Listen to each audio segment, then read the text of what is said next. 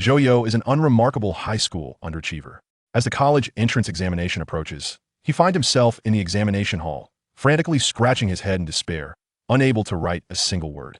Just as he is about to submit a blank paper, a cold, mechanical voice resonates in his ear. Ding! Congratulations on successfully loading the Research God system. Newbie gift package accepted successfully. Congratulations on obtaining the Controlled Nuclear Fusion Research Plan. In a desperate bid to avoid failing, Zhou You decides to gamble on a miracle and begins to scribble scientific theories on the exam paper. That day, the upper echelons of the Dragon Kingdom were set ablaze with excitement. A few days later, a military helicopter quietly descended in a certain neighborhood, and from that moment on, there was no trace of Zhou You in the world. Shortly thereafter, groundbreaking technologies such as controlled nuclear fusion, curvature engines, exoskeleton suits, and gene editors emerged in the Dragon Kingdom, completely rewriting the history of Blue Star. That day, people referred to him as the God of Research. Chapter 1. The Silent Examination of Nuclear Fusion. It's over. I can't answer a single question. At this rate, I won't even qualify for a junior college. Damn, nobody told me the exam would be this difficult. In an examination hall in Jiangnan City, a handsome young boy named Zhou You anxiously faced his exam paper, his eyes nearly ablaze with worry. He is 18 years old and a senior high school student preparing for his final exams. Before him lies an examination capable of determining the fate of his life. Unfortunately, the results clearly indicate that Zhou You is destined for a dismal existence. The reason is simple. He realizes he cannot answer a single question. The consequences of 3 years of neglecting his studies have manifested at this moment. He had thought that relying on his wits would suffice to at least secure a place in junior college, allowing him to find a mundane job in a private company and meander through life. However, it now seems he has overly inflated his self-assessment. Or perhaps he underestimated the significance of this examination, which determines the fates of generations of students in the Dragon Kingdom. Before him now lie only two paths. First, submit a blank paper. Then he could return home, pack his belongings, and work in a factory. Second, he could randomly scribble on the paper. After the examination results are released, he would still return home, pack his belongings, and work in a factory. The distinction between these two choices lies in the fact that the second option would cost him a month's salary. Zhou You is on the verge of tears, his mental state completely shattered. If I had known the examination would be this arduous, I would have at least flipped through a few pages of my textbooks. Yet, there is no remedy for regret in this world. Student, why aren't you writing? Have you not found any questions you like? The invigilator approached with concern. Zhou You couldn't help but roll his eyes. Does he think sarcasm will kill him? Yet, the invigilator's taunts only ignited his frustration further. I refuse to believe it. I have once won a gold medal in the children's division of the Olympics, a prodigy well known in the Welfare Institute. I should at least be able to guess a few answers correctly. How will I face the director otherwise? Just as Zhou You mustered the courage to write the character solution, a voice suddenly echoed in his ear. It was an incredibly cold mechanical voice, detecting that the host meets the system activation conditions. System loading. Loading successful. Congratulations, you have successfully loaded the Research God system. The newbie gift package has been credited. Do you wish to accept it? Stunned by the sudden voice, Zhou You stood frozen in place. What? A system? In an instant, incredulous elation surged in his eyes. No way. What incredible luck. As a contemporary high school student, he was well acquainted with the concept of a system, a common trope in numerous online narratives. Once upon a time, he had dreamt of becoming the protagonist endowed with a system, rising against all odds to reach the pinnacle of life. And now, it seemed that dream was coming true. After a fleeting moment of euphoria, Zhou You realized he was still in the midst of the college entrance examination. I must quickly see what this newbie gift package contains.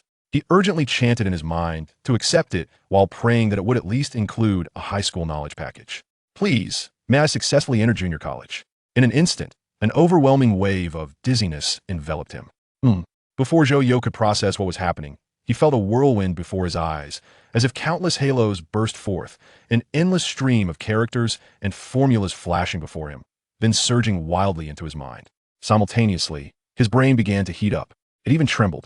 It felt as though those incredibly complex pieces of information were merging with his brain cells and evolving. This strange sensation persisted for an unknown duration. At last, the dizzying feeling gradually subsided. Zhou You opened his eyes in a daze. Ding! You have successfully received the newbie gift package. Congratulations, you have successfully acquired the knowledge package, Controlled Nuclear Fusion. Wishing you a pleasant life.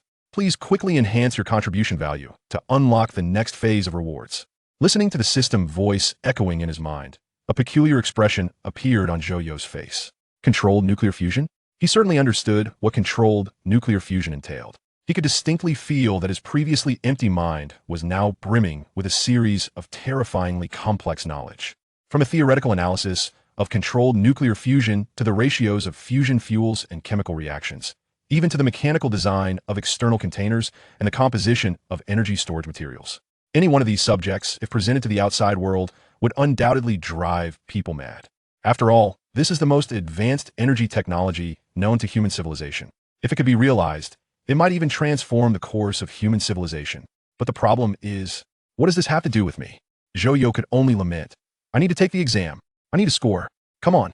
You can't expect me to concoct a nuclear fusion process on the spot and present it to the teacher, saying, look, grant me full marks for my nuclear fusion. For heaven's sake, all I have acquired is knowledge, not divine powers. The system's enhancement cannot enable me to manually create nuclear fusion or fabricate chips from sand. Just as Zhou Yu was unable to suppress his complaints, he suddenly paused. Oh, that's right. I may not be able to create nuclear fusion myself, but surely others can manufacture it. If I submit the nuclear fusion technology, will the state not recognize my contribution and grant me special admission to university? The more Zhou Yu pondered, the more sense it made. Are not those students who gain admission to university through their inventions and patents engaging in precisely this manner? Although I am uncertain of the validity of my thoughts, the current technology of nuclear fusion remains my sole lifeline. If I can grasp this opportunity, there lies a glimmer of hope for my entry into university. Should I fail to seize it? Zhou Yu could not help but envision the grim scene of tirelessly tightening screws in the factory. No, this simply will not do. Zhou Yu shuddered and hastily raised his hand. The invigilator approached and inquired, is there something you need, student? Teacher, I require some sheets of paper. The invigilator cast a glance at Zhou Yu's utterly blank examination paper, revealing a look of disdain. Just wait, I will fetch you 2 sheets. Zhou Yu promptly interjected, Teacher, 2 sheets are insufficient. How many do you require? Zhou Yu, feeling somewhat embarrassed, scratched his head before extending 2 fingers. At least 200 sheets. In that moment, the expression of the invigilator became remarkably vivid, his eyes widening in disbelief as though he could not fathom what he had just heard. 200 sheets? Do you think this is a supermarket? Faced with the invigilator's incredulous gaze, Zhou Yu could only feel helpless. After all, controlled nuclear fusion is no trivial matter.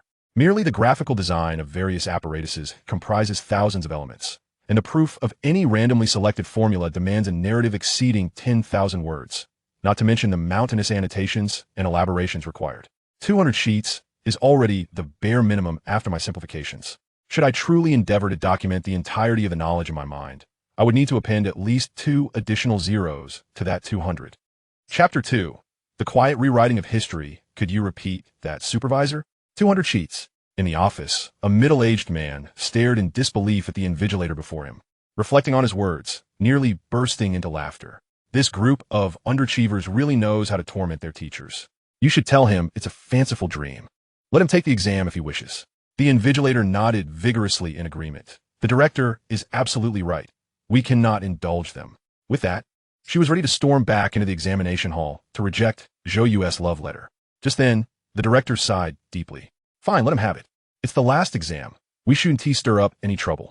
Just yesterday, a student in Magic City caused a ruckus in the exam room and ultimately jumped to his death. What if, in the realm of high-stakes examinations, students reign supreme? No matter what chaos ensues, it is invariably the teachers who shoulder the blame. Thus, 5 minutes later, when the invigilator returned to the examination hall, she held a thick stack of draft paper in her arms. Under the watchful gaze of all the students present, she slammed it down on Zhou Yu's desk. Here, don't waste a single sheet, she said through gritted teeth, harboring deep resentment for having to scavenge the entire school for those 200 sheets. Zhou Yu smiled politely. I will fill them all. A wave of unrest rippled through the examination room. Everyone looked at Zhou Yu with disdain, murmuring amongst themselves, brother, you really know how to show off. Filling 200 sheets? Do you think you're writing a thesis? I wonder which school produced this oddity. Zhou Yu couldn't help but think, perhaps everyone believes I have a screw loose. Even he felt that his actions today were somewhat eccentric. I hope this is worth it. He closed his eyes, images of the knowledge about nuclear fusion imparted by the system flooding his mind. Taking a deep breath, he began to sift through what to inscribe on the draft paper. This process lasted several minutes. When he finally opened his eyes, they burned with an unprecedented intensity. Let us begin. Under the astonished gazes of those around him, Zhou You picked up his pen and forcefully struck the first sheet, not inscribing numbers or formulas, but rather a peculiar polygonal design. TCH, he is clearly just messing around. The invigilator rolled her eyes and turned away. Meanwhile, Zhou Yu was oblivious to the reactions of those around him, writing with an unparalleled speed. From that moment onward, he would battle against time. Whether he could successfully defy fate would depend on his ability to write as many nuclear fusion technical proposals as possible within the limited time. The more detailed the proposal, the greater the likelihood it would be comprehended. Thus, the greater his chances of rewriting his destiny. Seconds ticked by. Zhou Yu's hand transformed into a blur. The classroom reverberated with the frenetic sound of pen against paper. No one realized that a groundbreaking technology never before seen in the world was being birthed. Occasionally, the invigilator curiously approached to investigate. Yet, to her eyes, the content on Zhou Yu's draft paper was merely a series of bizarre designs and nonsensical formulas. What on earth is this student doing? At that moment, Zhou Yu was utterly absorbed, oblivious to his surroundings. The sensation of constructing a temple of knowledge with his own hands entranced him. He was even unaware of the searing pain radiating from his arm. Faster, even faster. Ding ding. It was only when the bell, signaling the end of the examination, rang that Zhou Yu snapped back to reality. Before him lay a thick stack of draft paper, nearly all filled, save for a few blank sheets. Exhaling deeply, Zhou Yu set his pen down, a rare sense of satisfaction gleaming in his eyes. Without a moment's hesitation, he submitted the blank exam paper and all the draft sheets to the invigilator, leaving the examination hall without a backward glance, under the astonished gazes of his peers. He had given his all, but what happened next was beyond his control. After Zhou Yu departed, the invigilator casually glanced at the draft papers. What a hassle to clean up. Normally, these papers would be sorted and discarded, but strangely, just as she was about to toss them into the pile, she hesitated. Out of curiosity, she decided to take a look at what this peculiar student had written to fill 200 sheets. Flipping open the first page, a bold title caught her eye: Simplified Proposal for Controlled Nuclear Fusion. Huh. The invigilator stood frozen, holding the thick stack of papers. Back home, lying on his bed, Zhou Yu eagerly opened the system interface to begin his research. In the examination hall, he hadn't had the time to grasp what this phenomenon was. I think I heard the system mention something about contribution points. As he focused his thoughts, a blue holographic screen unfolded before him. Host: Zhou Yu, age, 18, IQ, level B, special talent, none, knowledge repository, controlled nuclear fusion technical proposal, contribution points, 01000, initial understanding. Zhou Yu gazed in bewilderment at the contribution points before him. Just as he was about to inquire what this was, pertinent information promptly appeared. The host's scientific achievements can increase contribution points by 1 for every 100 people impacted. Completing random tasks can yield contribution points or special talent rewards. Accumulating sufficient contribution points will unlock the next phase of the system, granting access to more knowledge packages. The information provided by the system was clear and comprehensible, elucidating the operational rules of the entire system. In essence, it was about using scientific achievements to influence more people. The greater the influence, the more significant the impact. The greater the impact, the more influence it would yield, an infinite positive cycle. However, correspondingly, the challenge was formidable. One needed to influence 100 people to earn a single contribution point, which meant Zhou Yu would need to touch the lives of at least 1 million individuals to unlock the second stage of the system. Wow. Zhou Yu couldn't help but gasp. Can I really achieve that? Since the death of his parents during his childhood, he had been sent to live in an orphanage. Although he had shown flashes of talent at times, for the most part, he had been an inconspicuous shadow, always near the bottom of his class and living in poverty. It was questionable whether even 100 people would remember him. Forget it. I won't dwell on it. Zhou Yu lay on his bed, staring blankly at the ceiling. Whether he could even attend a vocational school remained uncertain, not to mention whether they would discover what he had written. If it were discarded as waste paper, it would all be for naught. The young man hoped that the arrival of the system would bring about a shift in his life. Little did he know, change had already begun. As the gears of his life slowly turned, the trajectory of civilization was quietly being rewritten. Suddenly, ding ding ding. The sound of his phone ringing interrupted his thoughts. It was a text message. Zhou Yu, don't forget the graduation party in a few days. The venue is Dawson Hotel. Lin Susu. Zhou Yu couldn't help but curl his lip. After all these years, that girl was still as nagging as ever. Do you think my memory is that poor? Chapter 3. The National High-Level Stir. To be honest, Zhou Yu had little interest in this so-called graduation party. The high school he attended was one of the more renowned key schools in the city. The students in his class were either top scholars from various universities or the privileged offspring who could afford to pay their way in, completely different from him. A penniless orphan ranked at the bottom of his class. If it weren't for Lin's Susu's invitation, he wouldn't have even considered attending. Sigh. Attending that gathering would be less enjoyable than staying home and sleeping. Days passed by lazily, while Zhou Yu indulged in his daily routine of eating and sleeping. The grading of the college entrance examination commenced in earnest. In a park located hundreds of kilometers away, trucks filled with escort vehicles from across the nation were parked. As box after box of examination papers was delivered into the building, subsequently arranged in meticulous order according to region. Each group was poised and ready. I shall reiterate, should anyone fail to submit their mobile phone, the consequences will be met with criminal penalties. Hurry. Transport the examination papers from the southern provinces to this building. Here, the culmination of 12 years of arduous study awaits its conclusion. The Battle of the Gaokao, in which millions of students participate, will ultimately discern its victors. The winners shall gain everything, becoming the elite among men and ascending to the pinnacle of life.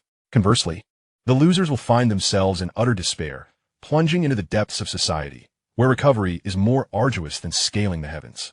At this moment, Wang Weichong, the head of the grading team, having just extricated himself from the burdens of his duties, returned to his office. His gaze fell upon a stack of manuscript papers on his desk, and irritation welled within him. Did I not instruct that everything be cleared to the lower floor? Why is there still paper here? His assistant hurriedly replied. These were sent over by a teacher from the Jiangnan Old District. What purpose does this serve? He inquired. They wish for you to review the contents. Wang Weichong furrowed his brow as he picked up the stack of manuscript papers. This is examination paper from the testing venue. Is it not? What could possibly warrant my attention? Surely it does not contain information on nuclear fusion? His eyes widened suddenly.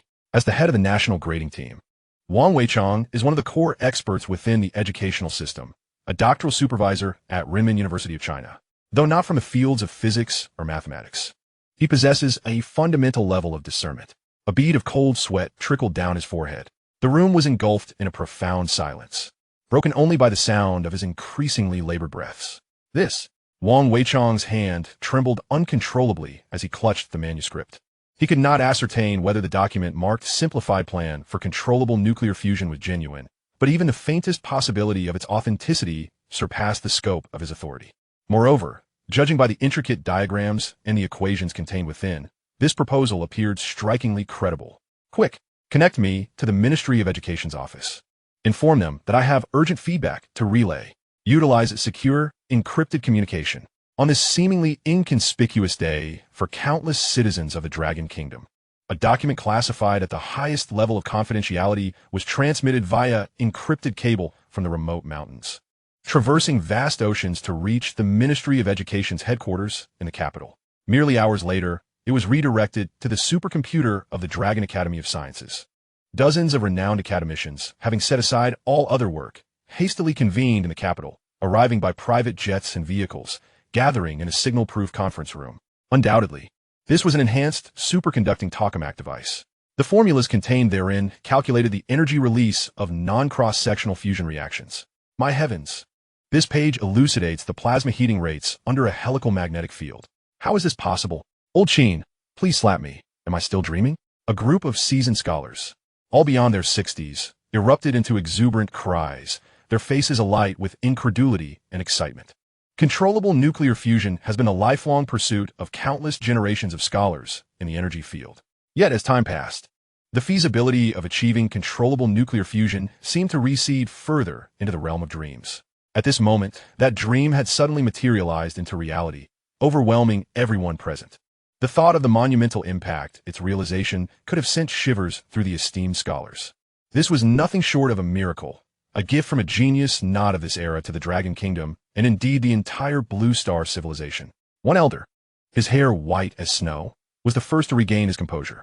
Taking a deep breath to steady himself, he suppressed the tremors of excitement in his left hand and spoke hoarsely. There is no doubt. This proposal is authentic. This matter exceeds our capacity to handle. We must escalate it. But there are so many departments involved. We report directly to the highest authority. I will bear all consequences. Thus, nearly half a month after the Gaokao concluded, an ordinary sheet of manuscript paper from the Jiangnan examination venue traversed half the expanse of the Dragon Kingdom, crossing countless mountains and rivers, covering a distance of over 1.3 billion people. Ultimately, in the deep of night, as countless citizens entered the realm of sweet slumber, it appeared on the desk of an elder who embodied the nation's will. Alongside it, the name of an unremarkable high school student emerged. Chapter 4. Classified Information. In the days that followed, the Dragon Kingdom underwent a series of transformations. Citizens frequently observed massive military helicopters soaring over cities, and vehicles with license plates that would instill fear appeared regularly in the capital, igniting fervent discussions online. Many speculated whether the world was on the brink of war. However, attention was soon diverted by an even more significant event, the announcement of the Gaokao results. All else pales in comparison. Only education reigns supreme. This phrase has become the ultimate belief for countless families in the Dragon Kingdom. Consequently, every year, millions of students engage in the Gaokao battle, marking the culmination of 12 years of relentless study. Today is the moment of reckoning. At this time, nearly all candidates were seated before their computers, accompanied by their parents, anxiously logging onto the results website, entering their examination numbers and passwords. Please grant that my son is accepted into a university. My expectations are modest. Just 500 points will suffice. Soon, cheers and lamentations echoed through the streets of the Dragon Kingdom. Zhou You was no exception. He entered an internet cafe, apprehensively typing in his examination number at the computer. Uncertain of the score he might achieve, he felt a twinge of doubt, unsure whether his nuclear fusion proposal would bear fruit. Previously, a student had received over 100 points for a poem written in Oracle Bone script. Surely, his nuclear fusion concept was no less impressive than that. Perhaps, just perhaps, he might earn a perfect score? Zhou You meticulously calculated. If he truly received full marks in mathematics, and with some random scores in other subjects, he could accumulate over 200 points. 200 points would be sufficient for a college diploma. Zhou You harbored no grand ambitions. He simply wished to avoid working in a factory, a place that haunted him due to the tragic loss of his parents in an industrial accident. Come now, let me see what my score truly is. With several deep breaths, Zhou You decisively hit the enter key. In the next moment, he stood frozen in place. The screen did not display a results table. Instead, a single line appeared. No relevant information found for this candidate. Please verify and re-enter. Huh? Zhou You stared at the screen, scratching his head in disbelief. He had never anticipated such an outcome. It made no sense. Although he had left a few subjects blank, he had neither cheated nor violated any examination rules. How could there be no score? Could it be that his request for so much manuscript paper had angered the examiners? At Jiangnan No. 1 High School, the computer room was filled with the sounds of frantic typing. Principal Liu Tianwen paced nervously, while a dozen teachers sat before their computers, diligently inputting candidate information. This was a necessary procedure for every high school following the Gaokao. Schools must promptly verify candidates' information to estimate their admission rates. Occasionally, cheers erupted within the room. Principal Fang Luan scored 730. This year, the city's top student is assured. That kid Lu Meng from Class 7 is impressive. He even achieved full marks in physics. Who is this student? He only lost 8 points in the humanities. He has quite the dark horse. Overall, Jiangnan No. 1 High School had an exceptionally fruitful year, with at least dozens of students poised to enter top universities, even competing for the title of city or provincial top student. Smiles adorned the faces of all, including the principal. After all, the academic performance of students is intricately linked to their futures. The more students excel, the more generous their rewards become, increasing their chances of obtaining titles and elevating their prospects for promotion. Amidst this atmosphere of jubilant celebration, a sudden expression of bewilderment broke the silence. Principal, why can't we find any information on this student? A young teacher pointed at the screen and inquired. What do you mean there's no information? Principal Liu Tianwen furrowed his brow and approached. Has his score been annulled due to cheating or? The young teacher shook his head. There's simply no information. It states that the candidate does not exist. Without hesitation, Principal Liu Tianwen dismissed the notion. Impossible. There are no discrepancies with the records of registered students. Even if a student scores 0, there should still be a record. It is inconceivable that there is no data on this candidate. Come see for yourself. Upon examining the screen, Principal Liu Tianwen indeed found that it displayed no information regarding the student. He picked up the form with a slight perplexity. Zhou You. Isn't he the orphan from Class 9? I recall his grades were rather poor, yet this should not be the case. Could something have transpired? The teachers exchanged anxious glances, fully aware that the college entrance examination is a cornerstone of national policy in Longguo, and any issues arising from it would incur severe repercussions. Should there be an error on the school's part in reporting a student's examination registration, a scandal could ensue, jeopardizing the careers of all staff, at Zhou. One high school. Promotions would be out of the question, and even titles might be suspended, potentially impacting salaries. As for the principal, as the primary responsible party, the consequences he would face would be dire. Remain calm. The issue likely does not stem from us, Principal Liu Tianwen reassured the teachers while instructing his secretary. Zhou You, please call the Municipal Education Bureau and inquire if they are aware of why there is no information on a candidate named Zhou You. Before long, the call ended. The secretary turned back, bewildered. Principal, the bureau said they do not know who Zhou You is and cannot find any relevant data. Principal Liu Tianwen, losing patience, retorted. Can't they check the student registry? Ask them to see where the registration process stands. They said they cannot find the student registry. What do you mean they can't find it? Principal Liu Tianwen was momentarily taken aback, and all the teachers in the office exchanged incredulous glances, assuming they must have misheard. How could a living student, who has attended high school for 3 years, not have a record in the educational system? Was this some sort of haunting? Could it be that the municipal server was malfunctioning? Principal Liu Tianwen pondered this possibility, but to ease his mind, he resolved to clarify the situation. Under the watchful eyes of the teachers, Liu Tianwen retrieved his phone and dialed a number, his face adorned with a respectful smile. Hello, Uncle Song, it's me, Tianwen. I have a small matter to trouble you with. It seems there is an issue with the student registration server in our city. I would like to request your assistance in checking a student's registration information and examination results. Thank you so much. As the principal of a prestigious high school and a government official himself, it was evident that those he referred to as elders were not ordinary individuals. All the teachers gazed with eager anticipation, eager to learn how the esteemed figure on the other end would explain this perplexing incident. However, as seconds turned into minutes, Principal Liu Tianwen's expression grew increasingly rigid, and he hastily hung up the phone. What's wrong, Principal? Did you find anything? Yes, but... Principal Liu Tianwen lifted his gaze, his demeanor clouded with confusion. They said Zhou Yu's data has been sealed by higher authorities, and they lack the authorization to access it. The room was filled with gasps of disbelief. It was important to note that the principal had just spoken with a leader from the provincial education department. The only entities capable of imposing such a restriction would be those in the capital. Even the slowest among this group of educators from Zhou. One high school could sense that something was amiss. The ability of a national-level authority to block the information of an ordinary high school student, rendering even provincial officials powerless to investigate, indicated a matter of extraordinary significance, far beyond anyone's imagination. Principal, what has transpired? A female teacher, pallid and trembling, dared to ask. It was no wonder she was so anxious. She was Zhou Yu's homeroom teacher. If Zhou had truly caused some grave incident, she would be held accountable. Cheating? That seems unlikely. Cheating wouldn't lead to such severe consequences. Perhaps he caused a ruckus during the examination? No, that doesn't seem plausible either. The teachers exchanged worried glances, struggling to comprehend the situation. What could have led a national authority to seal the records of an ordinary high school student? A young teacher, who had kept up with various online news stories, tentatively suggested, "Do you think this child might have committed treason?" The moment those words were uttered, the atmosphere in the office froze, the air growing as frigid as a tomb. Surely not. Principal Liu Tianwen managed a forced smile, yet he found himself unable to conjure any alternative explanations. Upon reflection, treason did appear to be the most plausible answer. However, even if treason were the case, how could a student who consistently ranked at the bottom be implicated? From any perspective, Zhou Yu seemed to be a societal discard, devoid of any value to the state. This situation was utterly bizarre. Ultimately, after much contemplation, Principal Liu Tianwen devised a plan. You all should contact the teachers of each class to see if anyone shared an examination room with Zhou Yu, and inquire if anything unusual occurred. In that moment, the teachers sprang into action with remarkable urgency. Calls were made, and 10 minutes later, they finally reached a male student who had shared an examination room with Zhou Yu. Zhou Yu? A tall, slender boy, right? He didn't do anything out of the ordinary. Oh wait, I remember now.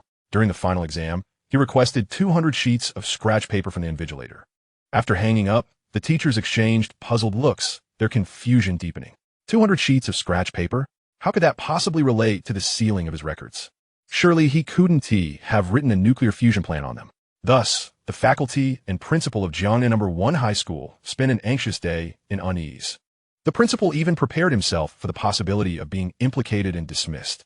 Yet, as time passed, nothing occurred. No higher authorities came to question them, nor did any relevant agencies provide updates.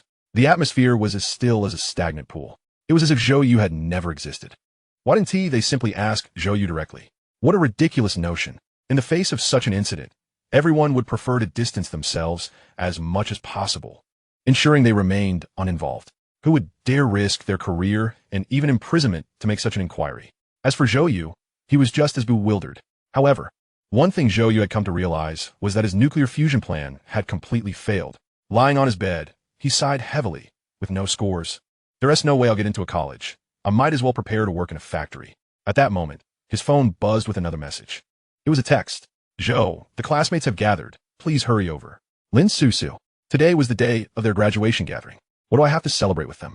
Zhou Yu scoffed, going there just to listen to those top students brag about their scores. How dull. Despite his complaints, Zhou Yu couldn't help but get up and prepare himself. After all, it was Lin Susu who had invited him. He held a deep sense of gratitude for this childhood friend who had supported him greatly after the passing of their parents. After the passing of his parents, Lin Susu became the closest relative he had in this world. He also understood her kind intentions. Hyangnan-no. One high school is a provincial key high school where the students are either academic prodigies or the children of affluent families. As an orphan without any background, he saw the opportunity to build relationships with them, which would greatly benefit his future. Alas, the one skill I have never mastered in my life is flattery. Zhou Yu stood before the mirror, adjusting his shirt and tousling his hair, nodding in satisfaction. Not bad, quite presentable. With a resounding slam, the door closed behind him, and Zhou Yu swiftly vanished down the corridor. Meanwhile, on the rooftop of a neighboring apartment complex, a woman clad in a black suit lowered her binoculars and activated her earpiece. Report, Subject 0 has left the house. A commanding voice responded from the other end of the device. Follow him. Ensure his safety before the plan is executed. Our team is already en route. Upon hearing this, the woman's striking features sparkled with determination. Do you mean? Precisely, came the voice, laced with satisfaction. After a protracted debate, the commander and the elders have finally decided that we will temporarily take charge of Subject 0. During the Ascendance Plan, he will be under our authority. Once the Dragon Squad arrives, you will assist in his swift extraction. By the way, the Ascendance Plan is a matter of utmost secrecy. You are free to fulfill all of Subject 0's requests without hesitation. Should any issues arise, handle them as you see fit. The woman inquired. What if someone tries to obstruct us? To this question, the voice on the other end remained calm and icy, as if discussing a trivial matter. It's simple. Anyone who interferes will be treated as a traitor. Chapter 6. A Heroic Rescue? The Dawson Hotel is a renowned 5-star establishment in Jiangnan City. Situated by the precious shores of South Lake, surrounded by lush greenery, and fashioned into an opulent estate. The clientele here is exclusively affluent, with luxury cars worth millions frequently gracing its entrance. Occasionally, one might even spot a license plate reading 0001, a true emblem of extravagance. It is undoubtedly one of the most prestigious venues in Jiangnan City. At this moment, a small courtyard within the Dawson Hotel is adorned with tables and festooned with various lights, resembling a grand banquet scene, exuding an air of sophistication. Young women in elegant dresses flit about, while the men don formal attire, some even in suits, engaging in lively conversations punctuated by bursts of laughter and compliments. Zhou, I heard you scored over 630 this time. The top tier is a sure thing. I'll have to curry favor with you in the future. Oomph. You with your 650 score still try and play coy. You'll probably make it to 211. I heard the class monitor didn't fare well this time. Shoo. Keep your voice down. He barely scraped by the second tier and is in a foul mood. This was indeed the scene among the students of Class 9 of Jiangnan No. 1 High School. Amidst their chatter, their eyes occasionally drifted toward a white Porsche parked nearby, filled with envy.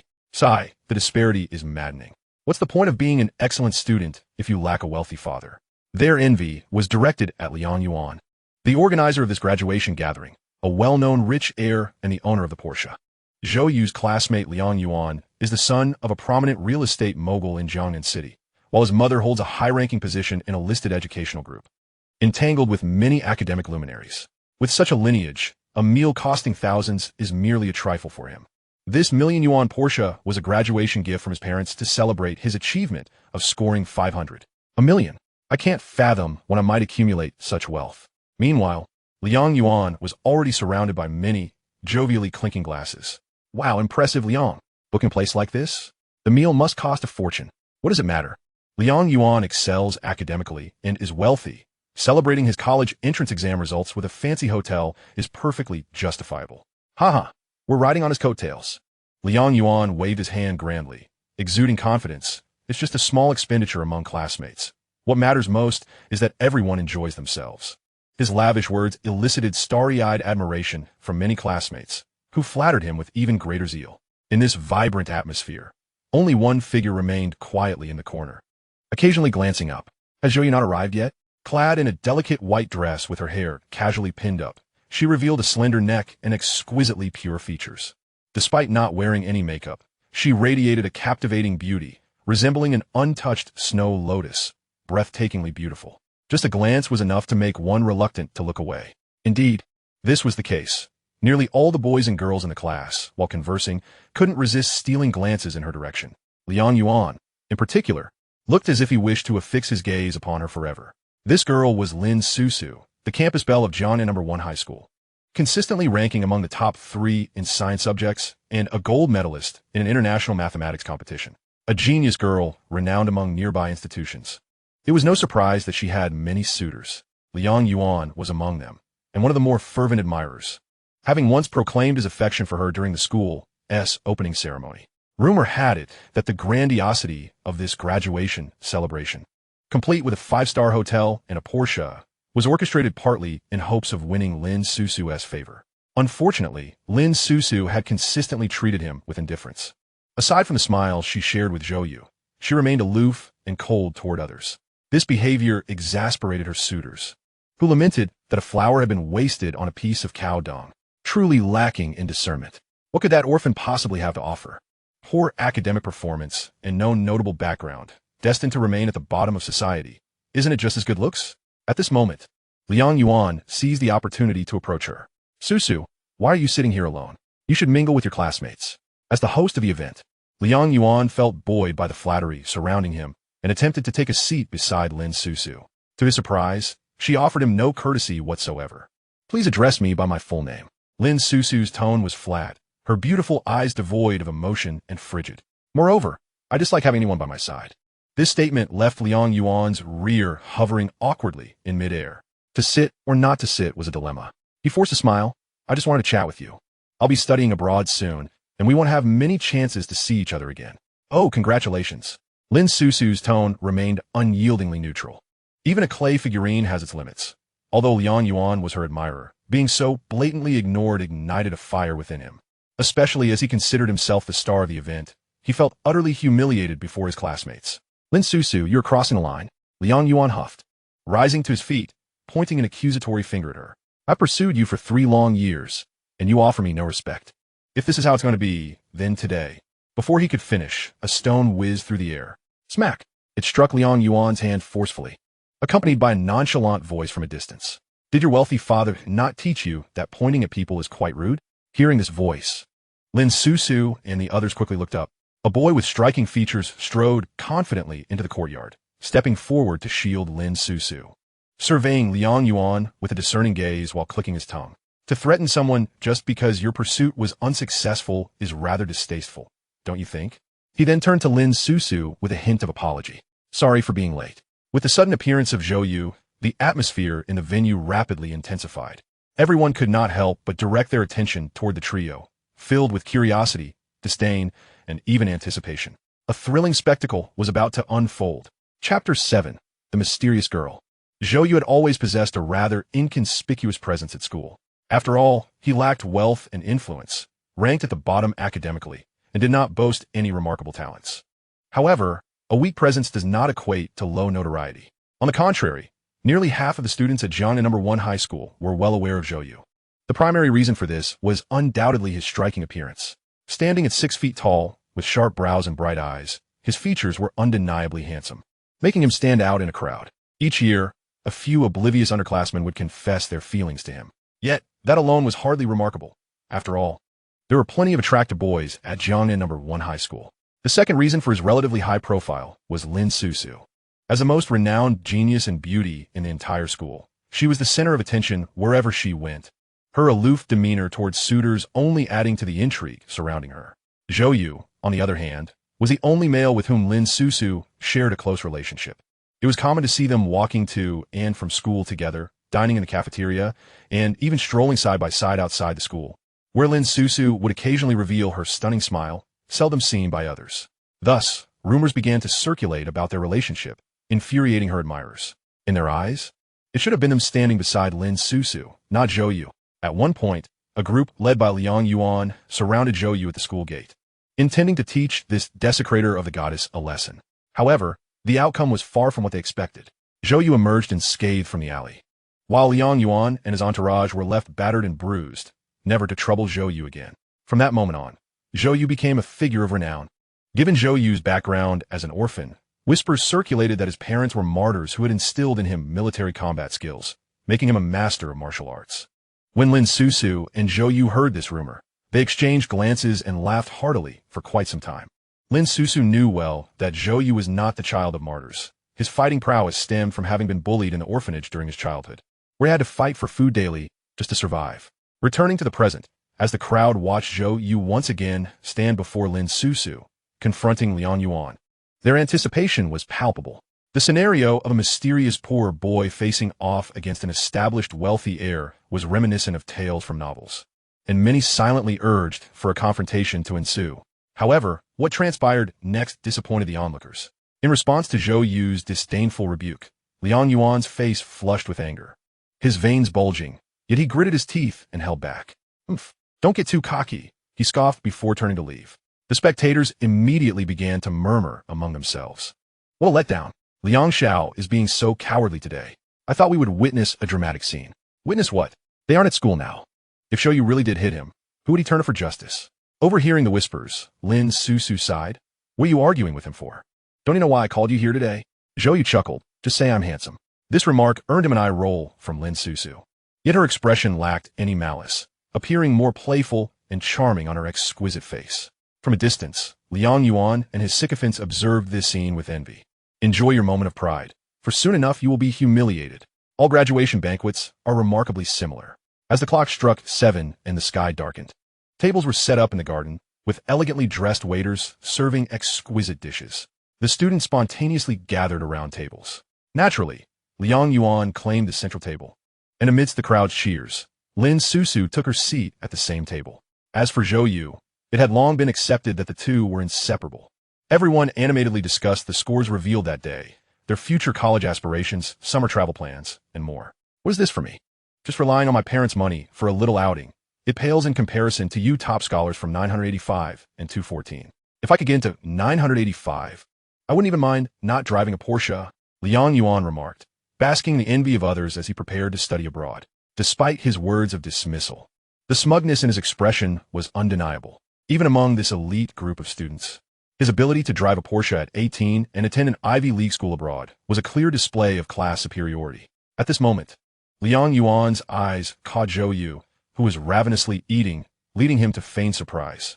Oh, I almost forgot. We haven't asked Zhou Yu about his scores yet. He's the most unique among us. Laughter erupted around them. Zhou Yu is indeed the most unique. It was nearly unheard of for anyone at Jiangnan, one high school, to have such abysmal grades. Zhou Yu, why don't you share your score with everyone? Liang Yuan was clearly eager to see Zhou Yu embarrass himself publicly. Anticipating such a situation, Zhou Yu remained unfazed, taking another bite of his cod and letting out a contented burp before leisurely replying, I have no score. Everyone paused in confusion. What do you mean you have no score? 200 is 200, 100 is 100. What does having no score mean? Liang Yuan pressed further. We're classmates. Just be honest. No one will laugh at you. What was your score? Zhou Yu shrugged. I truly have no score.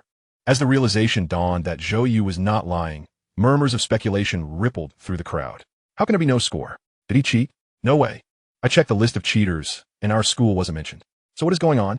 More and more curious eyes turned towards Zhou Yu, causing him to inwardly curse. Why are you all so interested in my affairs? Damn Liang Yuan. Even Lin Susu displayed a hint of concern, quietly asking, is that true? Yes, it's true. Zhou Yu fabricated a serious yet absurd story to avoid upsetting Lin Susu. It's just that my exam paper was so spectacular that it was sealed for review, hence there's no record of my score. Cut it out. Lin Susu rolled her eyes at his answer, exasperated. When will you ever grow up? However, unbeknownst to Zhou Yu, his light-hearted words had caught the attention of a woman in black in the corridor of the Dawson Hotel, who was anxiously listening through her earpiece. Did Zero find out? That can't be. Our security measures are foolproof. Suddenly, a realization struck her. Zero developed a complete nuclear fusion system at such a young age. He is undoubtedly a genius of unparalleled caliber. It is entirely possible for someone of his intellect to deduce impending events from subtle clues. As this thought lingered, her respect for Zhou You grew. The helicopter from the Dragon team was soon to arrive. Originally, she had been troubled about how to explain this matter to Zero. But since he had already guessed, there was no need for subterfuge. They could simply land in the courtyard and take him away, saving time and avoiding prolonged complications. At that moment, a loud crashing sound resonated through the earpiece. Bang! Then an angry voice echoed. Zhou You, what are you pretending for? You, a worthless wretch who couldn't even gain admission to a university. Do you truly believe you have the right to share a table with us? It was Liang Yuan's voice. Chapter 8, The Arrival. Graduation Banquet. Bang! A cup was violently smashed onto the table, shards scattering everywhere as Liang Yuan stood up, his face contorted with rage. Pointing at Zhou You. Zhou You, what are you pretending to be? You, a mere failure who couldn't even pass the university entrance exam. If it weren't for our shared status as classmates, do you think you deserve to dine with us? The entire room fell silent, intimidated by Liang Yuan's explosive outburst. The catalyst for this confrontation was a remark made by Zhou You just a minute prior. During a discussion about Zhou Yu's lack of academic performance, a classmate jestingly suggested that perhaps he was destined for greatness and that they would all be vying for his favor in the future. This immediately irked Liang Yuan, who fancied himself the protagonist of the evening. Even in jest, he could not tolerate Zhou Yu stealing his limelight. Thus, he sarcastically remarked, I think so too. That's why I ordered such an extravagant feast today to curry favor with Zhou Yu. Make sure you eat plenty, Zhou Yu. Intended as a jab at Zhou Yu's habitual focus on his meal, the comment backfired when Zhou Yu, unperturbed, glanced at the bread in his hand and calmly responded. Next time you wish to curry my favor, please choose something different. Today's fare lacks flavor and is quite unappetizing. This retort elicited laughter from many classmates, but thoroughly enraged Liang Yuan. I spent several thousand on this meal for everyone, and you dismiss it with such a flippant comment? What do you think you are? Fueled by rage, Liang Yuan unleashed his vitriol. Yet, it was not just Liang Yuan. His words echoed the sentiments of many. It is important to note that Zhou Yu had not earned his place at Jiangnan No. 1 High School through conventional means. He had entered as a motivational student through a quota from an orphanage, which later contributed to his academic struggles and poor performance. For many, Zhou Yu was simply not in their league, be it in terms of academics, family background, or future prospects. To put it bluntly, sharing a meal with me is a privilege for you. What are you pretending to be? In that moment, as Zhou Yu was heartily eating, he abruptly paused, placing his chopsticks down. Liang Yuan, noticing this, laughed maniacally. Well, does it sting to hear the truth? With a resounding clap, Lin Susu stood up, her eyes ablaze with fury, admonishing Liang Yuan, don't go too far. Just as she prepared to continue, a hand gently rested on her shoulder, and a calm young man rose, his gaze sweeping over the laughing crowd. Zhou Yu, typically characterized by a laid-back demeanor, now bore an intense gaze that resembled a sharpened blade, rendering the atmosphere eerily silent. His eyes finally fixed on Liang Yuan. Liang Yuan, the despicable stance you've adopted is merely an attempt to force me out, unwilling to see me tarnish your gathering of so-called elites. Do you think I wish to be here? Zhou Yu spoke with a sardonic tone. To be frank, if it weren't for our camaraderie as classmates, given my temperament, do you honestly believe you could leave here unscathed? Do you recall how you once knelt at my feet, begging me to go easy on you? Should I recount that tale for everyone? Confronted by Liang Yuan's aggressive demeanor, Zhou Yu finally erupted from silence. Lies cannot inflict harm. It is the truth that cuts deeply. His expression remained calm, yet his words sent shockwaves through the crowd, drawing their attention to Liang Yuan. Was there truly such a history? Liang Yuan's face turned ashen. Although his pride was shredded by Zhou Yu's words, he had to concede that it was an undeniable fact. Years ago, he had sought trouble with Zhou Yu and ended up begging for mercy. This was a stain on his life. Liang Yuan, in light of our shared history, I advise you with these 4 words. The future is long. Your distance from me is merely due to your affluent father. Who knows who will need to look up to whom in the end? Zhou Yu's emphatic words resonated with everyone present. Zhou Yu Lin Susu tugged at his sleeve, her eyes glistening with unshed tears, having never witnessed Zhou Yu in such a serious light. Liang Yuan gritted his teeth, glaring at Zhou Yu. Accustomed to being the center of attention, he had never before faced such public humiliation from a peer, his body trembling with rage. My father is worth billions. I am about to study at an Ivy League school, and at 18, I'll be driving a $1 million Porsche. A mere trifle of pocket money could buy your very life. Do you think you deserve my respect? The only time you might gain my respect is when I'm on a plane. Liang Yuan grew increasingly animated. What a pity, with your pitiful appearance. You'll likely never afford even the cheapest ticket, as he relished the moment, laughing heartily at the thought of Zhou You awkwardly squeezing onto a bus. His sycophants joined in the laughter. Unable to even afford a taxi, yet you speak of a long future? With poor grades and a destitute outlook, you may never rise. They mocked, suggesting Zhou You had likely never even seen a plane. With a barrage of biting insults raining down, Zhou You remained unfazed. In contrast, Lin Susu could no longer tolerate it. Her anger flaring, she seized Zhou Yu's arm, declaring, "Ignore these petty people. Let us leave."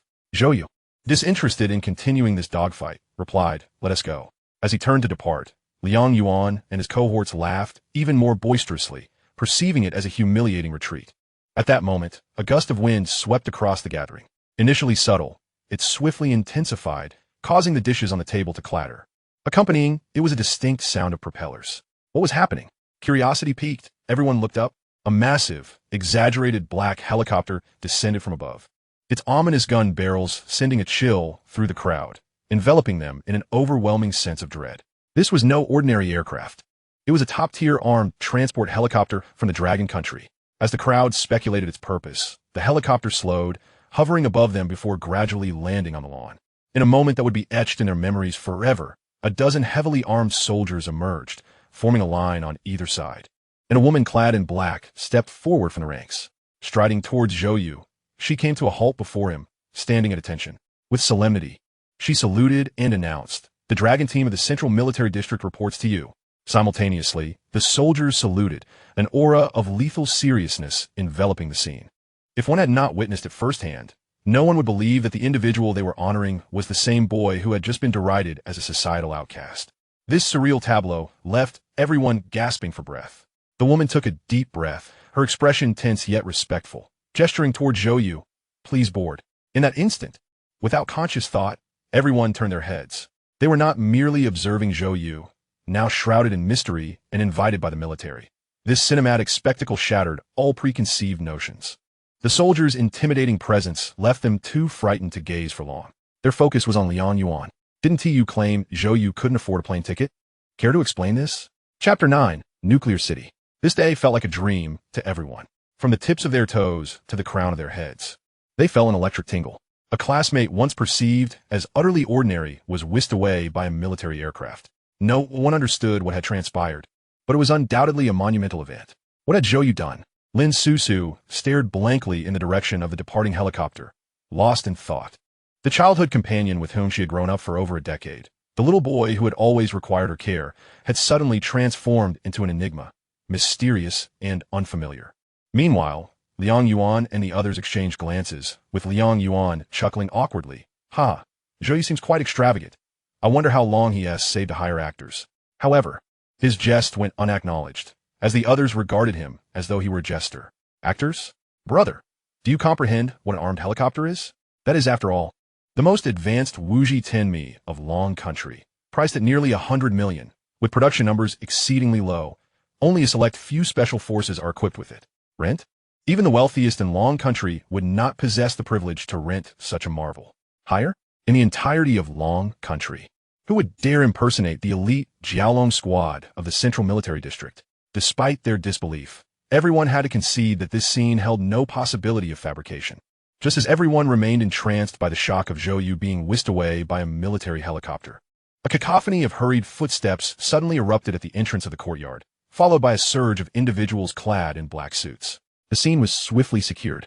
A commanding middle-aged man ordered all present to be taken back, instructing them to maintain confidentiality. The students stood frozen, watching as the area was plastered with sealing tape. Subsequently, they were ushered onto a bus destined for a distant suburb. Clearly, this was to ensure they did not divulge what they had just witnessed. This night was destined to be sleepless. Above in the skies, Zhou Yu sat within the confines of the military helicopter. Beside him were a group of fully armed soldiers encircling him. A woman in black stood before him, respectfully stating, "We are from the Strategic Operations Department of the Central Military District. They are the Jiaolong Squad, tasked with your safety from now on. I will serve as your aide. You may call me Colonel Ning." Colonel? Zhou Yu could not help but be taken aback. This woman appeared to be merely in her mid-20s, yet she had attained the rank of colonel. How impressive. He soon realized the implications of the term aide. All tasks, Colonel Ning respectfully continued. Specific details will be introduced to you by others upon arrival, but if you have any needs during the journey, feel free to communicate with me. Zhou You calmly nodded, turning his gaze to the window. This demeanor did not escape Colonel Ning's notice, and she marveled internally, recognizing him as a prodigy who could remain composed in such circumstances. Little did she know, Zhou Yu was merely feigning calmness.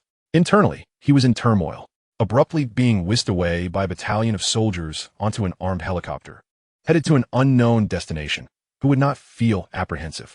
However, having grown up in an orphanage and witnessed the darker sides of society, Zhou Yu understood.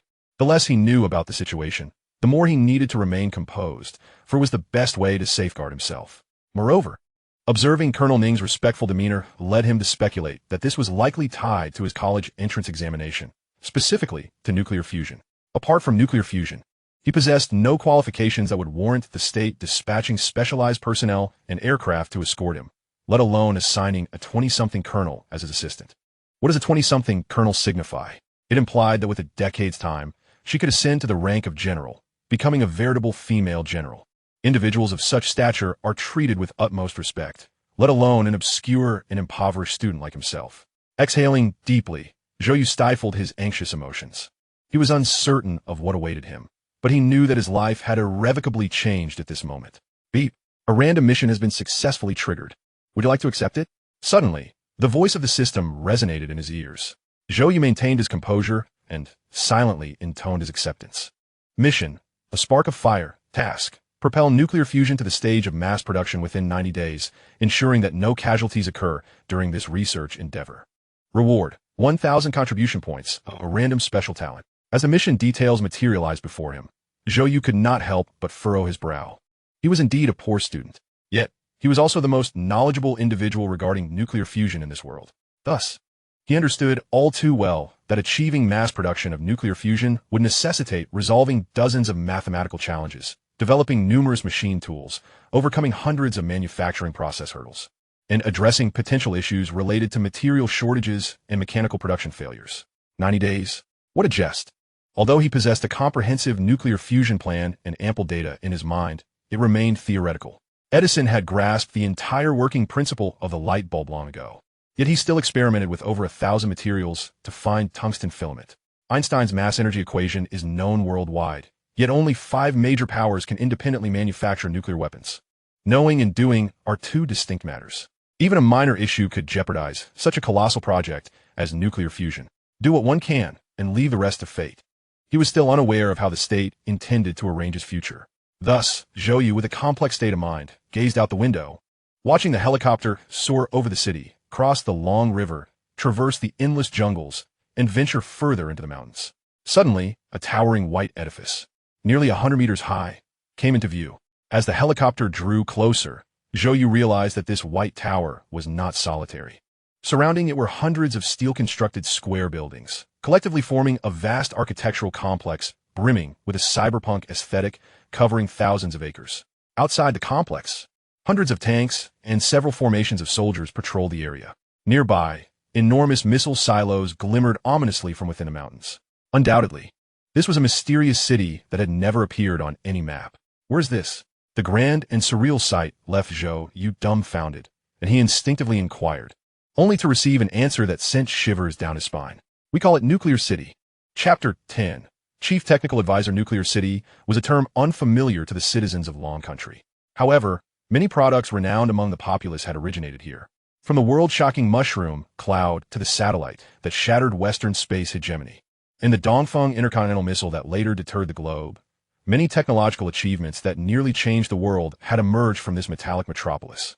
The name Nuclear City was a tribute to the pioneers who had initially established it. Beyond the name, the architecture exuded a distinctly military ambience. As the helicopter flew overhead, Zhou Yu noted that nearly every building entrance was guarded by soldiers. Surprisingly, he occasionally spotted restaurants and convenience stores nearby, actual eateries serving Huangmin chicken and Sha County snacks. Zhou Yu rubbed his eyes in disbelief, astonished to even glimpse a Mishu at Bingshan. What on earth? Colonel Ning, noticing Zhou Yu's confusion, smiled and explained. Nuclear City has been continuously engaged in various projects, with a permanent population exceeding 20,000. Over the years, living facilities have developed quite comprehensively. There are even cinemas and bars within the city. Zhou Yu could not help but be taken aback. Yet, upon reflection, he understood. Projects undertaken in nuclear city typically spanned years, with some extending over 5 or 10 years. Many individuals had dedicated their prime years here, and some had even lived in obscurity, devoting their entire lives to this place. It was due to these individuals and the existence of this city that Long Country had risen from being a vulnerable nation to a formidable presence on Blue Planet, even earning the right to challenge the status of a hegemon. Zhou Yu knew that, barring any unforeseen circumstances, he would soon become one of them. This sensation is simultaneously exhilarating and profoundly intricate.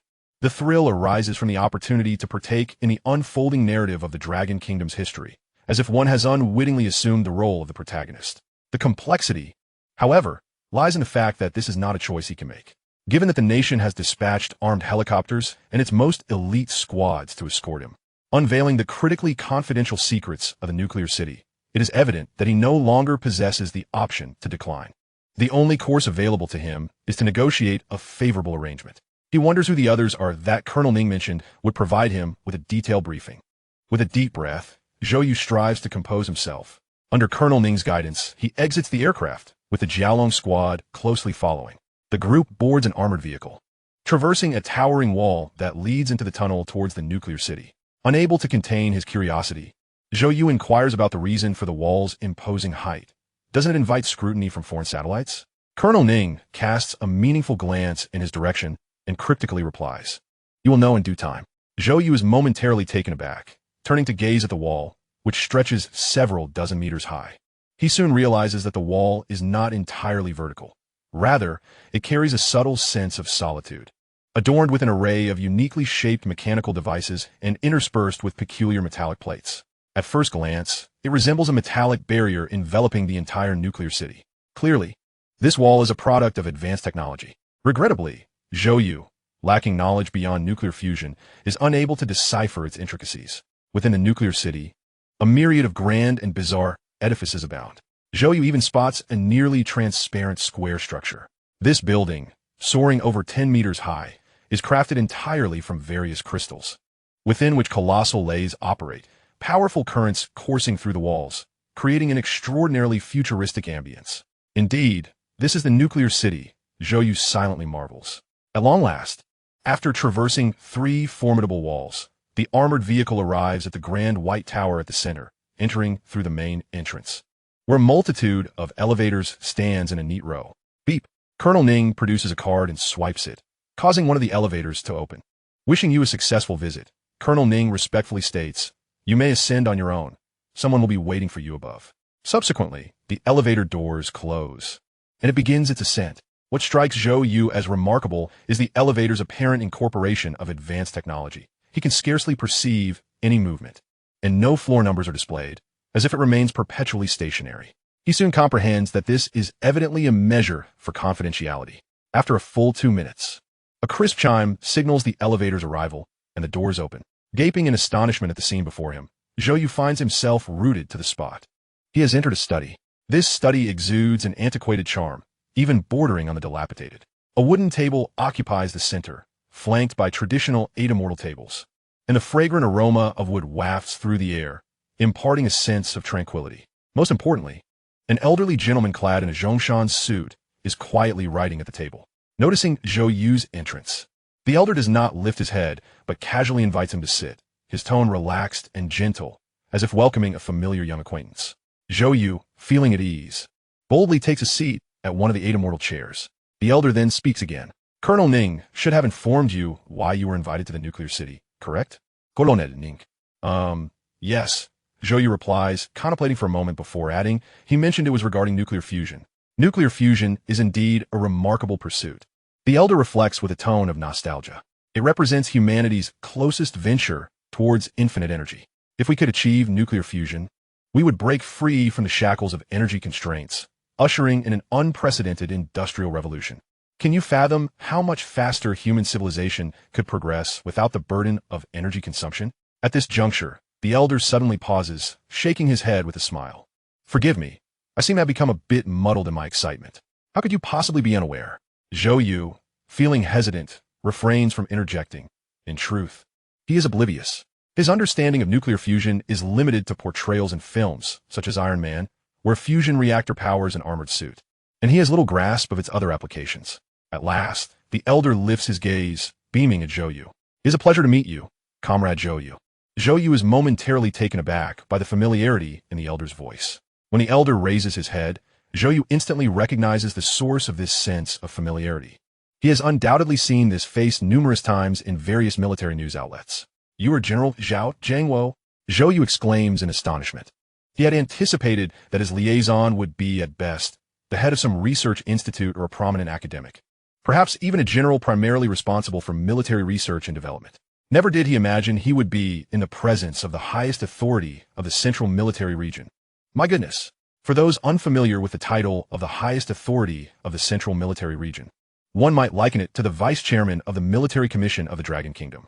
It is safe to say that the individual seated before Zhou Yu is one of the wielders of the sword for the entire Dragon Kingdom, a figure embodying the national will. Even the most jaded individuals would find themselves drenched in cold sweat in such a moment. "Do not be anxious, my child." The elder chuckles, pushing the completed document towards Zhou Yu. "Take a look, and if you have any questions or concerns, feel free to let me know."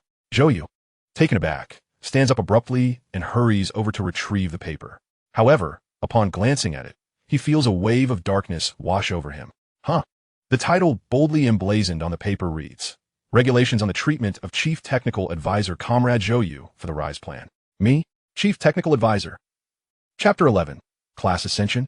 Ascension. Me, Chief Technical Advisor. Zhou Yu exclaims in disbelief, his astonishment evident. The elder looks at him quizzically and asks, "Is there a problem?"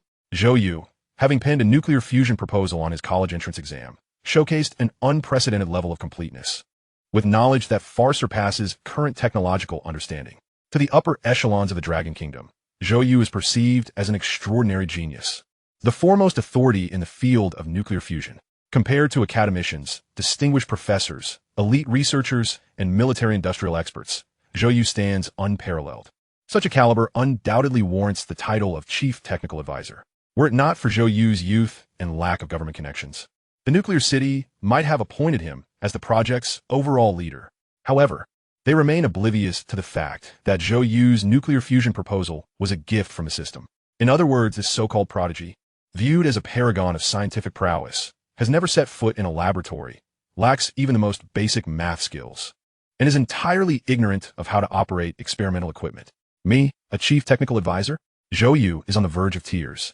What am I even qualified for? Yet, faced with the elder's puzzled inquiry, "Is there a problem?" Zhou Yu can only muster a strained smile, responding, No, it's perfectly fine."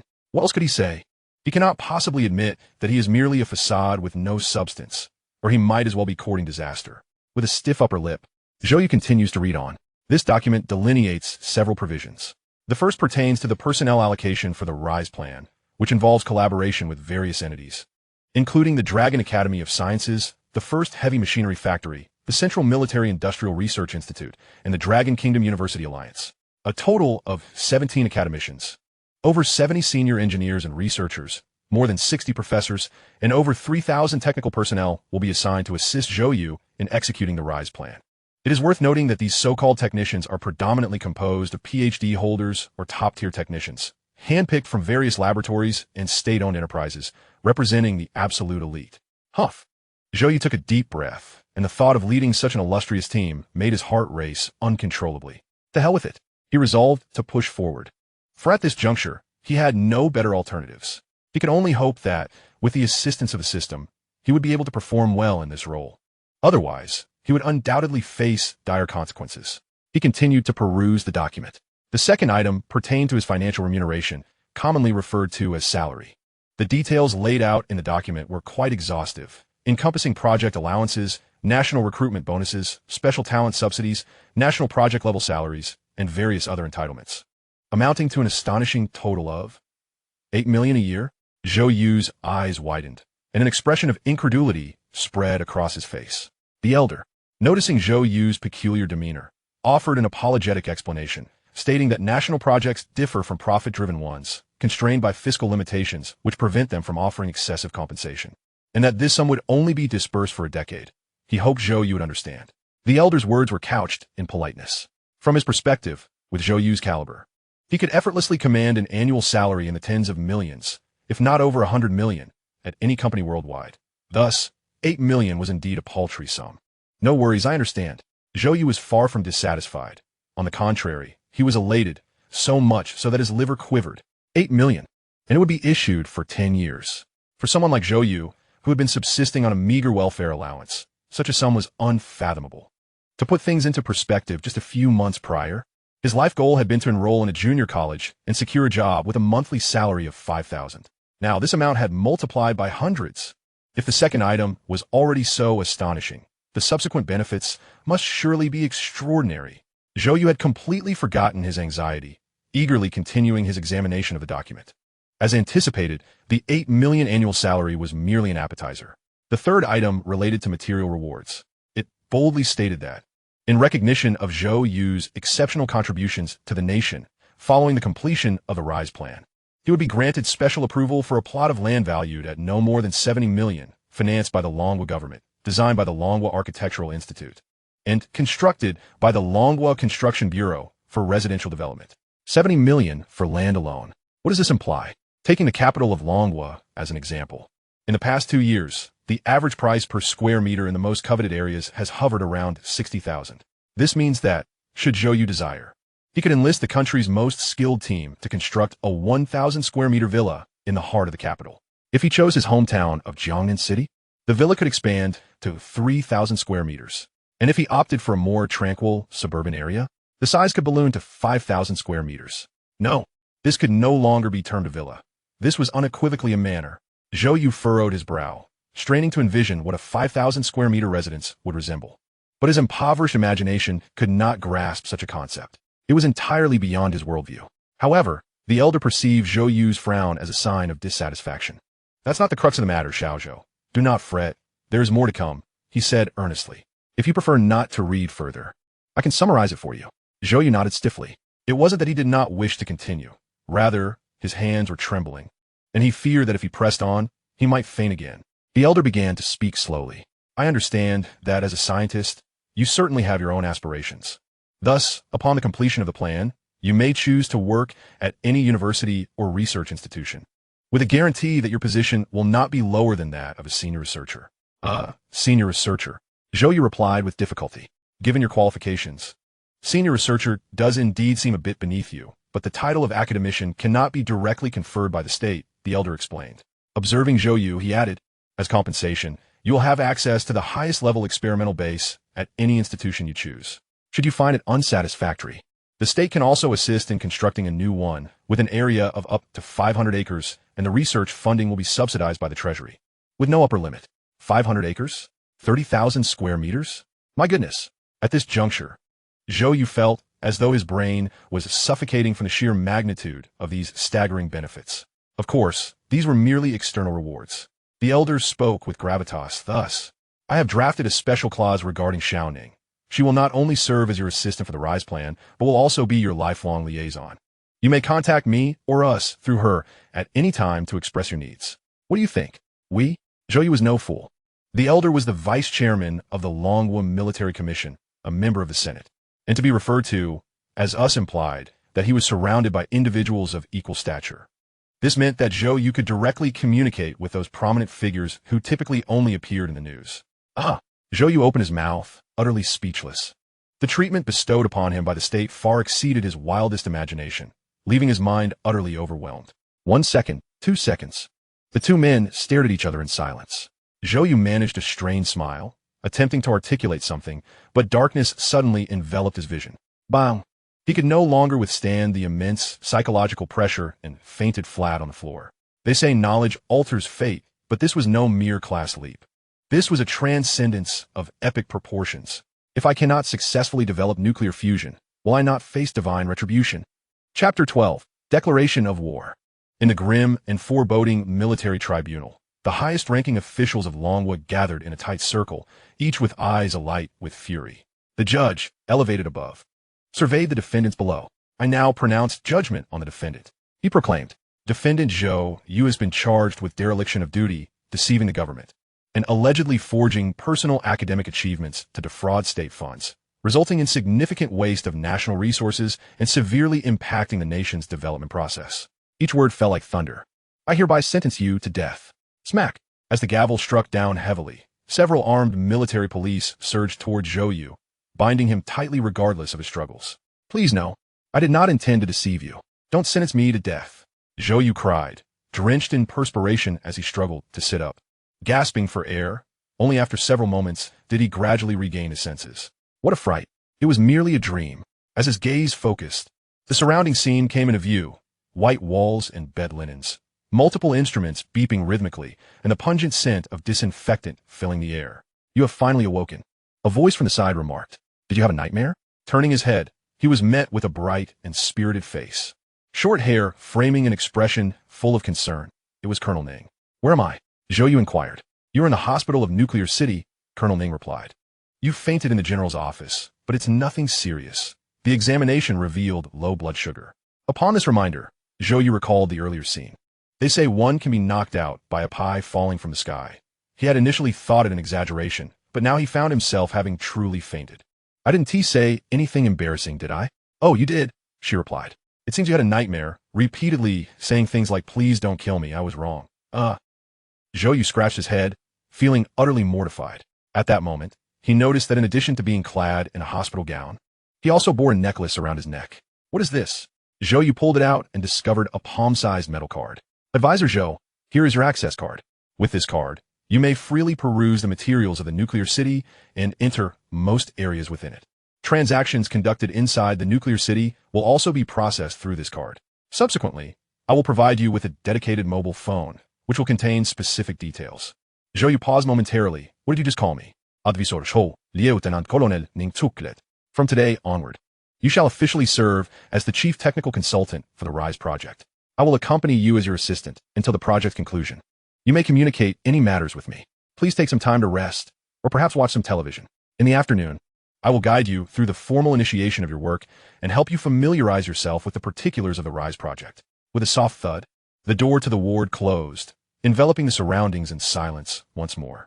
Chief Technical Consultant, RISE project, nuclear fusion.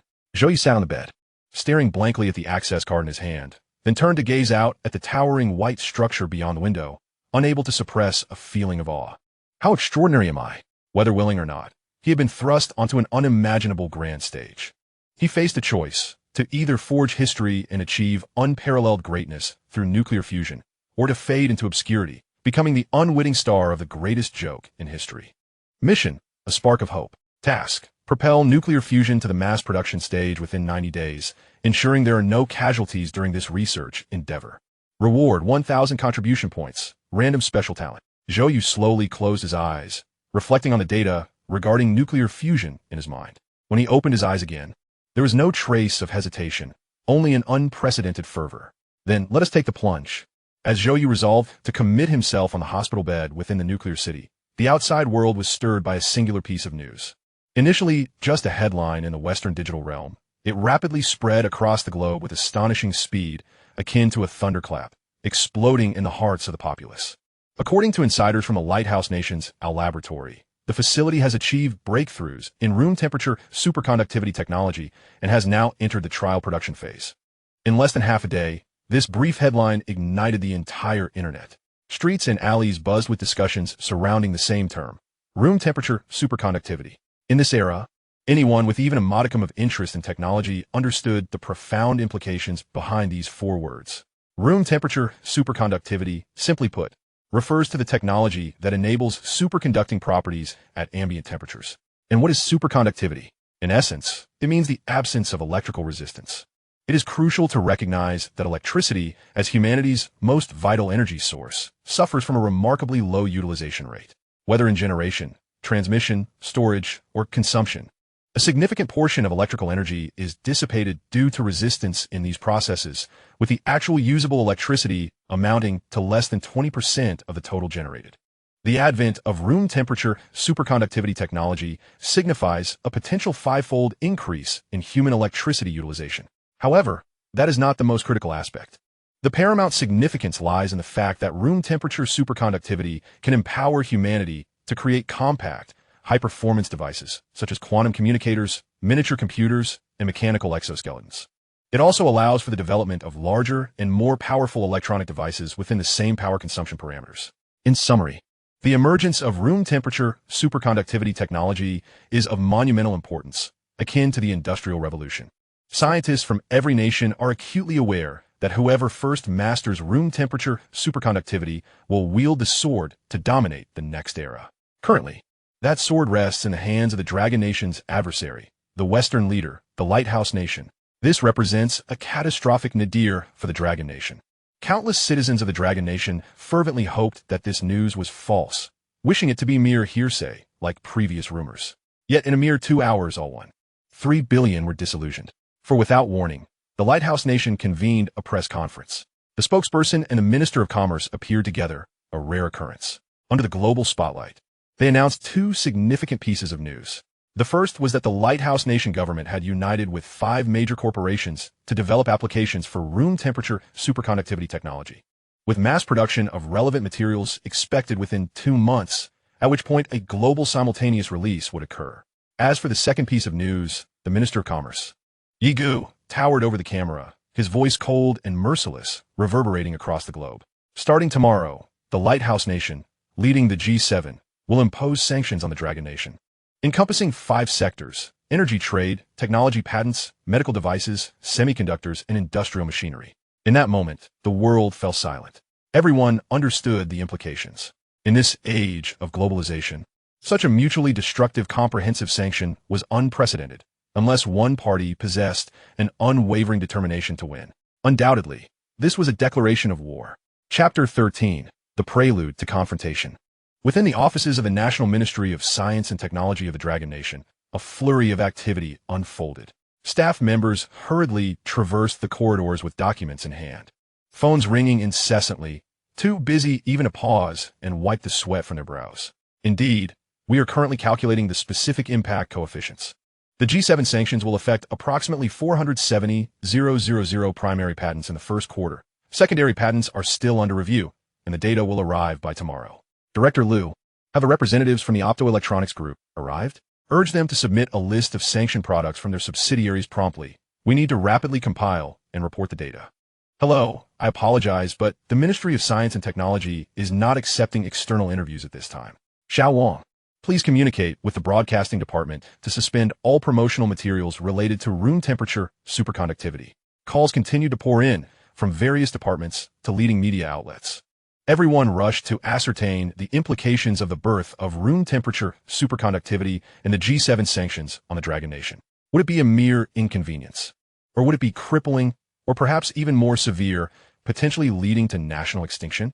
However, no government department provided any answers, for the truth was too harsh.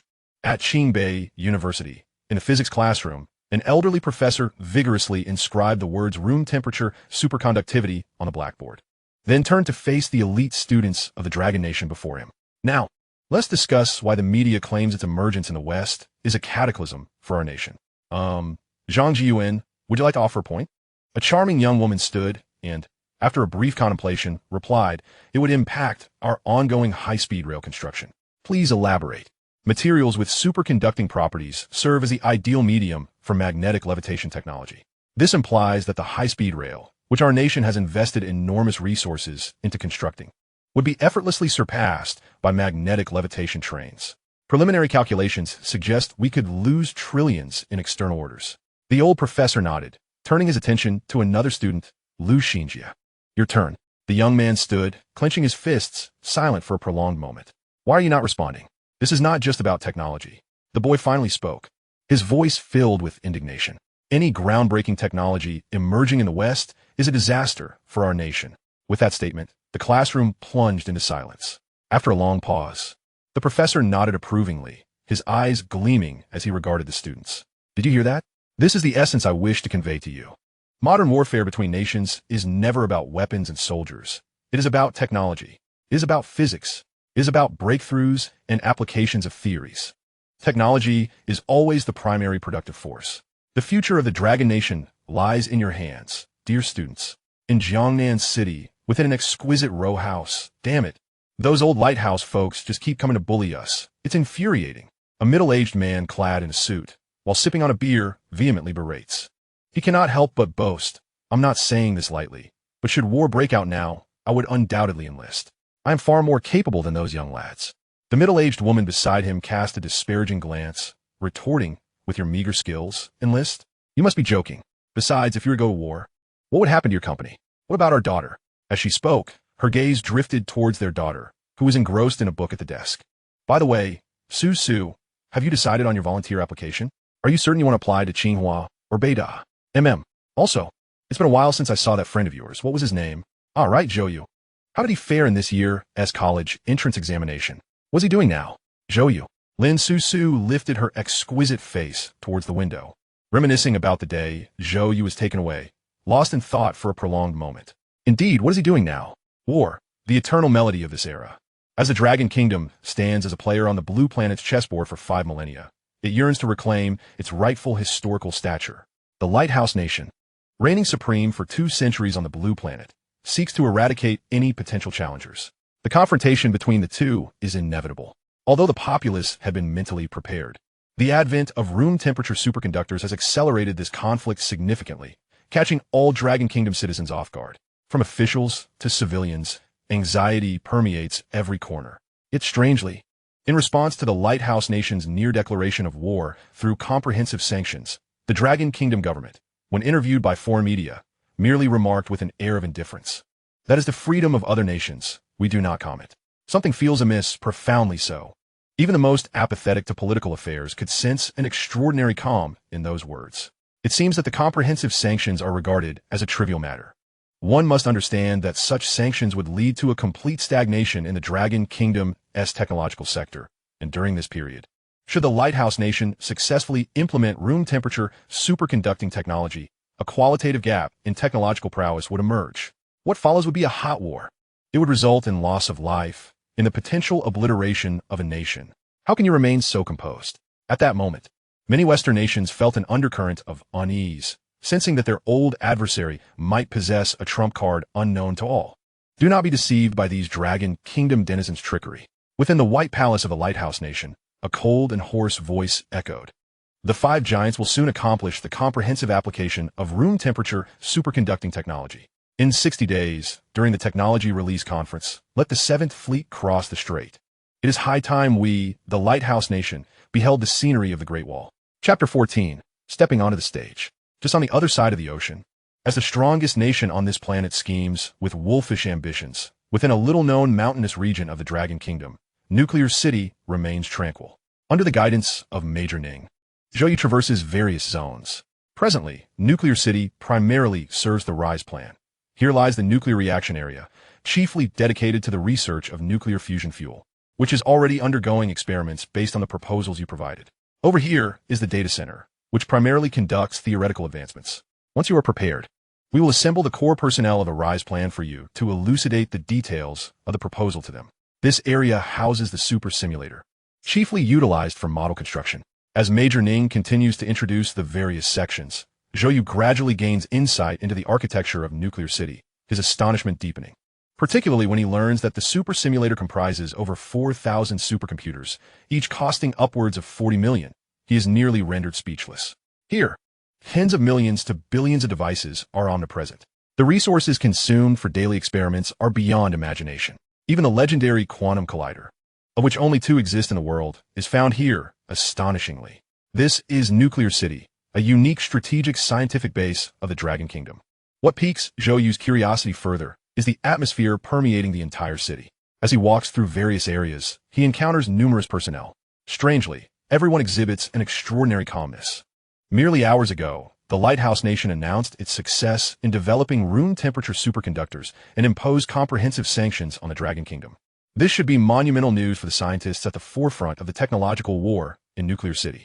Yet not a single individual engages in discussions about it. Everyone carries on as usual, working calmly, sharing laughter as if the threat of national ruin were non-existent. They appear even less concerned than the average citizen. Major Ning perceives Zhou Yu's bewilderment. Do you find everyone's reaction too subdued? Zhou Yu nods. Major Ning replies, you will grow accustomed to in time. Zhou Yu furrows his brow, asking, what do you mean? Nuclear City is unlike other places. Years ago, to avoid being reduced to ruins, we developed atomic bombs here. Later, To prevent enemies from locking down our space domain, we researched satellites here. Subsequently, to avoid being confined by other nations within the first island chain, we began missile development. The same reasoning applies to the subsequent advancements in anti-radar technology, including the practical application of Qian-style ballistic missiles. Over the years, we have faced numerous crises more dire than the present one. Major Ning pauses, smiling, but we have emerged victorious each time. We have triumphed every single time. This simple phrase encapsulates boundless confidence in Nuclear City and the Dragon Kingdom. It is this unyielding belief that has allowed the Dragon Kingdom to endure for 5 millennia upon this land. Zhou You is at a loss for words. He cannot yet grasp the weight of such emotions. Yet he is acutely aware of one fact. The success of nuclear fusion is pivotal to the Dragon Kingdom's victory. 60 days. Zhou You cannot help but feel a headache. He initially thought the system's task limit of 90 days was ludicrous, but now it has been shortened by a third. This is truly maddening. Regardless, he must not allow the Dragon Kingdom's undefeated legend to falter under his watch. Taking a deep breath, he resolves, let us begin. Major Ning, please gather the technical personnel for the Rise plan. We shall commence the detailed proposal explanation promptly. Received. News of the formal initiation of the Rise plan swiftly spread throughout Nuclear City. The Rise plan is, in essence, the nuclear fusion plan. Over the past half-month, it has been the most fervently discussed topic throughout Nuclear City. After all, the abrupt announcement of the formal development and breakthrough of such a groundbreaking technology as nuclear fusion, without prior warning, is indeed outrageous. During this half-month period, numerous experts have been summoned from all corners of the world, and countless pieces of equipment have been transported via dedicated supply lines, transforming a significant portion of Nuclear City into a nuclear fusion specialized base. The scientists within Nuclear City soon made a surprising discovery. This plan remarkably lacked a technical leader, or rather, a chief technical advisor. This was perplexing. Typically, the inception of a project involves a prominent figure achieving a theoretical breakthrough, followed by assembling a team for research. However, the peculiarity of the Rise plan lies in the fact that, despite over a dozen academicians arriving, none held the position of chief technical advisor, indicating that the decisive figure for the Rise plan has yet to appear. Consequently, these esteemed figures in the scientific community have grown increasingly dissatisfied, frequently approaching the management to express their grievances. Who on earth is that person? Is the plan even going to commence? After all, these luminaries are titans in their respective fields. Unless historical supergiants were to resurrect, no one could command their respect. However, this situation was soon alleviated. The Nuclear City Committee distributed a streamlined nuclear fusion proposal to them. Upon glancing at it, all were left dumbfounded. What is this if not a research proposal? This is undeniably a manual for nuclear fusion production, and from the proposed plan, it appears to be nearly 80% complete. Although numerous issues still require resolution, they are primarily technical challenges. Remarkably, the most fundamental, theoretical questions that have plagued the scientific community for countless years are addressed within this document. In an instant, silence enveloped the room. The eminent figures at the pinnacle of the scientific realm effortlessly recognized the vast chasm that separated them from the author of this plan. In the field of nuclear fusion, they were on utterly different levels. The disparity between them was akin to an insurmountable divide. Thus, the question arose, who exactly is this individual?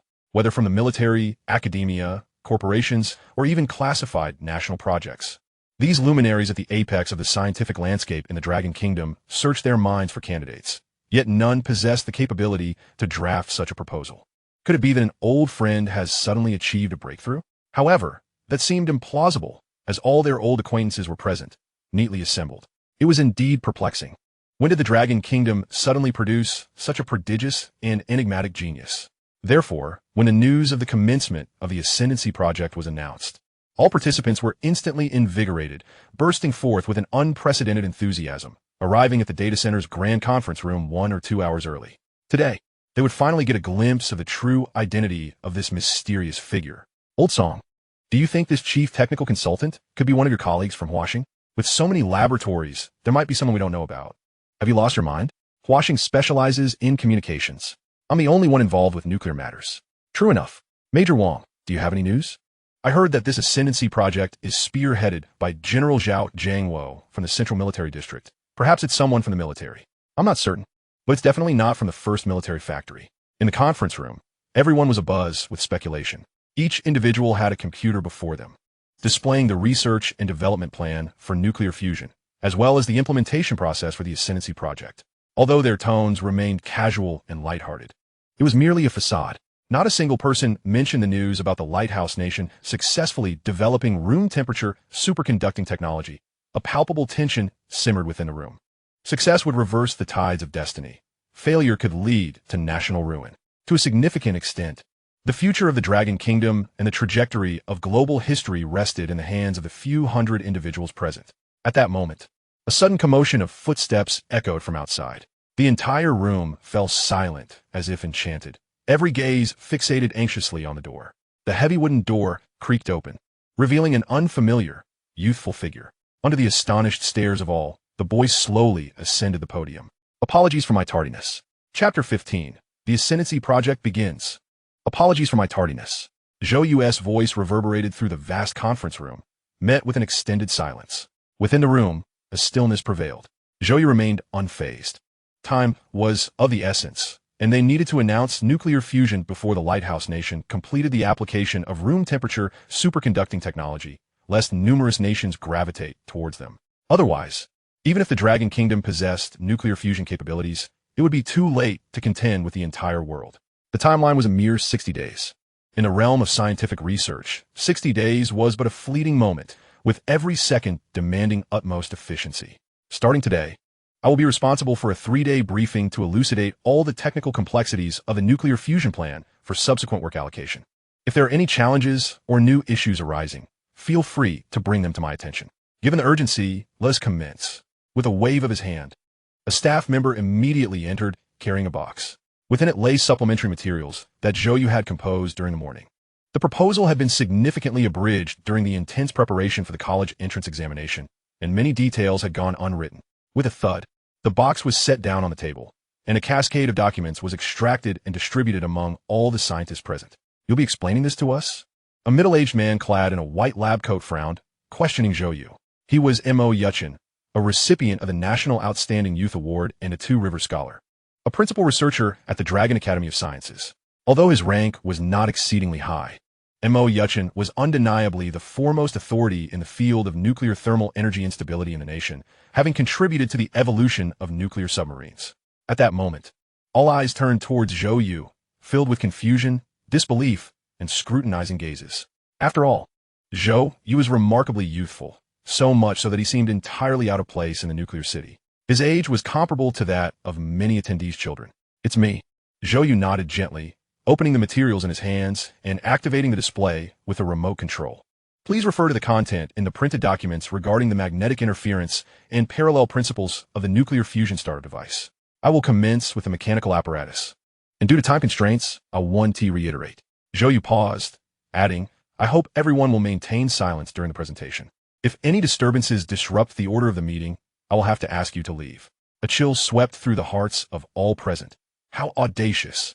Each attendee was among the nation's elite researchers, the creme de la creme, individuals who would command respect even from high-ranking officials. Yet now, someone was asserting that excessive noise could lead to their expulsion. It felt akin to a homeroom teacher reprimanding elementary students. It was undeniably somewhat humiliating. Little did they know that Zhou Yu bore no intention of insulting them. The only figure he could think to emulate in such a meeting was a homeroom teacher. As a less-than-stellar student, he had heard the phrase, get out, more times than he could count. On the other hand, the initial dissatisfaction among the crowd escalated when this seemingly inexperienced youth entered, unconcerned with the gravity of the situation, intending to explain the proposal. Who are you? They thought. Such dissatisfaction reached a peak following Zhou Yu's blunt remarks. Suddenly, a military officer adorned with a golden medal rose to his feet. The Ascendancy project is of utmost importance, and nuclear fusion is a groundbreaking technology, not something for amateurs to meddle with. He glared at Zhou Yu, stating, the explanation should be delivered by the chief technical consultant himself. Although the surrounding crowd remained silent, they nodded in agreement. To them, this youth must surely be a newly appointed presenter or perhaps an assistant to the chief technical consultant, and it was utterly preposterous to have him speak. Did they not realize that the Lighthouse Nation was sharpening its blades across the ocean? We demand to see the chief technical consultant. If a mere child is allowed to prattle on, it would be better to terminate the meeting, asserted another distinguished academician. With his lead, the murmurs of discontent grew louder. Zhou Yu observed the commotion in silence, refraining from speaking. When the cacophony had subsided, Amid skeptical and derisive looks, Zhou Yu finally smiled helplessly and raised 3 fingers. First, the explanation meeting lasts only 3 days, and you have wasted 20 precious minutes. If anything is missed thereafter, please investigate on your own. Second, each of you has expended a speaking opportunity. If anyone else speaks, they will be escorted out of the conference room. Third, some of you may wonder why I am qualified to train you. He surveyed the assembly with a smile. This is my oversight. I neglected to introduce myself amidst the urgency. My name is Zhou Yu, the chief technical consultant for this ascendancy project, and the author of the nuclear fusion research proposal before you. It is a pleasure to meet you all. Chief technical consultant. As Zhou Yu revealed his identity, a profound silence enveloped the room, akin to a sudden cessation of sound. Every individual was left momentarily agape, as if struck dumb. The atmosphere was thick with disbelief. Countless astonished and even horrified gazes fixated on Zhou Yu, as if they could scarcely believe their ears. The legendary chief technical advisor was, in fact, this obscure youth. This was not merely illogical. It was a violation of biological principles. Before them lay a fusion proposal encompassing 7 domains, 49 distinct research directions, over 300 classifications of disciplines, and more than 6,000 scientific achievements. If the knowledge underpinning these achievements were to be compiled into a tome, it would occupy nearly half a library. Yet, how could such a youth, regardless of having read incessantly since birth, solely focusing on fusion-related materials, ever hope to absorb this vast expanse of knowledge in a single lifetime, let alone comprehend it fully? Thus, when Zhou Yu entered, not a soul believed he was affiliated with the Ascendancy Project. After all, no individual of such prodigious talent had ever graced history, even the likes of Gauss or Bohr. Those super geniuses seemed incapable of such feats. Yet, the truth lay starkly before them. In an instant, the minds of all present buzzed with incredulity. I shall now formally commence, he declared, with the magnetic interference parallel principle of the first part of the activation device. I have expanded the negative values using the Gorny formula, followed by interpretive diagrams. The scientists gradually emerged from their stupor. When they next regarded Zhou Yu, their eyes were filled solely with profound reverence. Only Zhou Yu's voice resonated softly within the conference room. The Ascendancy Project had officially begun. Chapter 16. Dignity resides only at the edge of the blade. The subsequent meeting proceeded with remarkable fluidity. The relentless advancement of human civilization, which has wrought miraculous achievements in the annals of biology, owes its progress to the existence of science. While science is not devoid of phenomena, such as seniority hierarchies and resource monopolies, in the face of true prowess, all must bow their heads, for science is, in essence, the domain of the genius. An average scientist may toil throughout their life, contributing merely enough for a future genius to save an afternoon of effort. If other professions resemble a mountain, where ordinary individuals dwell at the base, elites reside midway, and magnates reign at the peak, then the realm of science is akin to a boundless sky. Ordinary individuals are but mayflies and seaweed adrift in this expanse, while elites are the small fish striving for survival. But what of the genius? Are they the leviathans of the ocean? No. The genius is the very essence of the sea itself. The significance of ordinary individuals within the scientific realm lies solely in their role as spectators, offering applause and companionship as the genius forges paths for civilization, nothing more. Undoubtedly, Zhou Yu epitomizes this caliber of genius.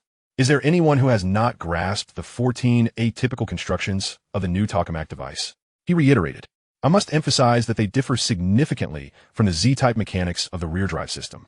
It is crucial to note that the oscillation rate of these 14 configurations must not exceed 5/10,000ths, and the thermal deviation must not surpass 6 core decay values. Additionally, one must be mindful of the stability of the agama during the construction process. I have provided 7 formulas for reference. As for the material ratios for the nuclear magnetic flow needles, the proposal includes 9 sets of experimental data under varying conditions, with the third experiment yielding the most ideal ratio, namely PN 96 gym. This can be understood through the logic of Stettle's equations. Within the spacious conference room, Zhou Yu's methodical voice reverberated continuously. Initially, as he began to present the proposal, he felt a twinge of nervousness. After all, he had seldom stood on a stage to speak in his lifetime, let alone before an audience comprising esteemed professors and academicians, some of whom were even nominees for the nation's highest scientific achievements. However, this anxiety swiftly dissipated. The reason was simple. It was the confidence bestowed upon him by the knowledge in his mind. despite the presence of super experts in their respective fields. Any knowledge they might casually dispense was something Zhou You could scarcely hope to comprehend with his utmost effort. Yet, within the domain of fusion, Zhou You is the closest being to omniscience in the history of Blue Star. Even if a Nobel laureate were to attend, they would be compelled to sit quietly and listen, like students in the presence of Zhou You, incapable of contesting his brilliance. In the realm of science, the adept take precedence. Advisor Zhou, may I pose a question? A hand was raised by Mo Yuchen, the recipient of the National Outstanding Youth and Liangjiang Scholar accolades, who had been the first to question Zhou You. His demeanor now bore no trace of arrogance, appearing exceedingly humble. The rapid transformation of these seasoned scholars was remarkable. Zhou You mused internally.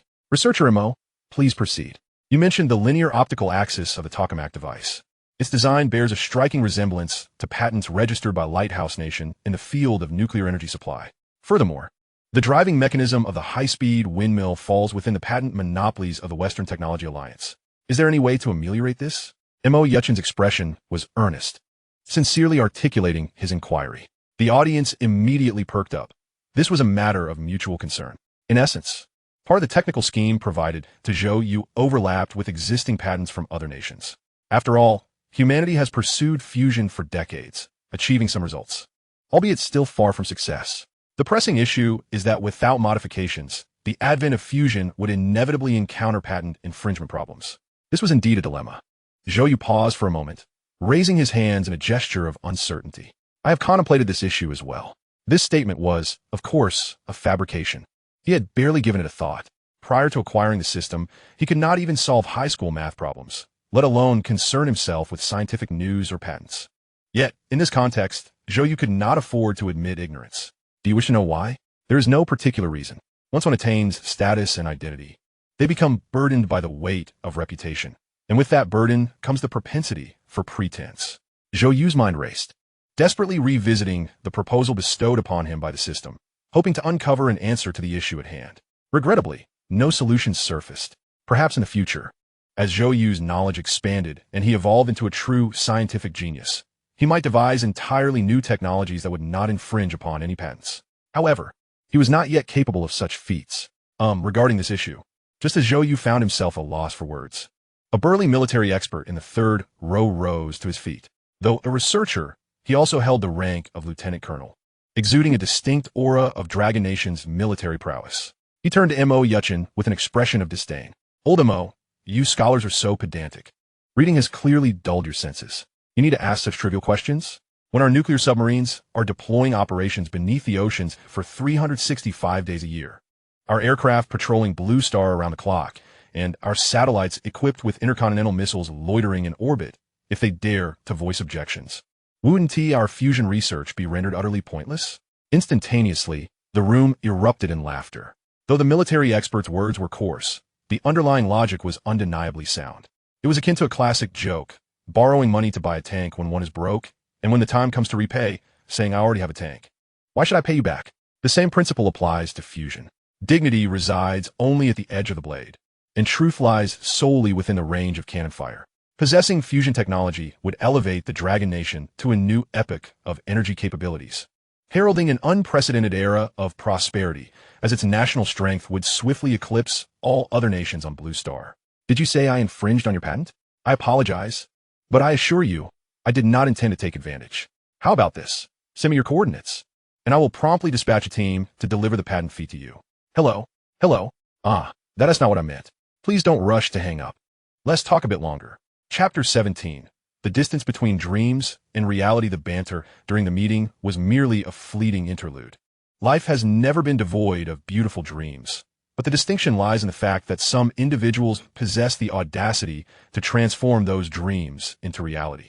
At this moment, seated in the conference room were some of the most courageous individuals in the Dragon Kingdom. As they inspired one another, the formidable challenges seemed trivial. However, it soon became evident that this was merely an illusion. Advisor Zhou, I have a question.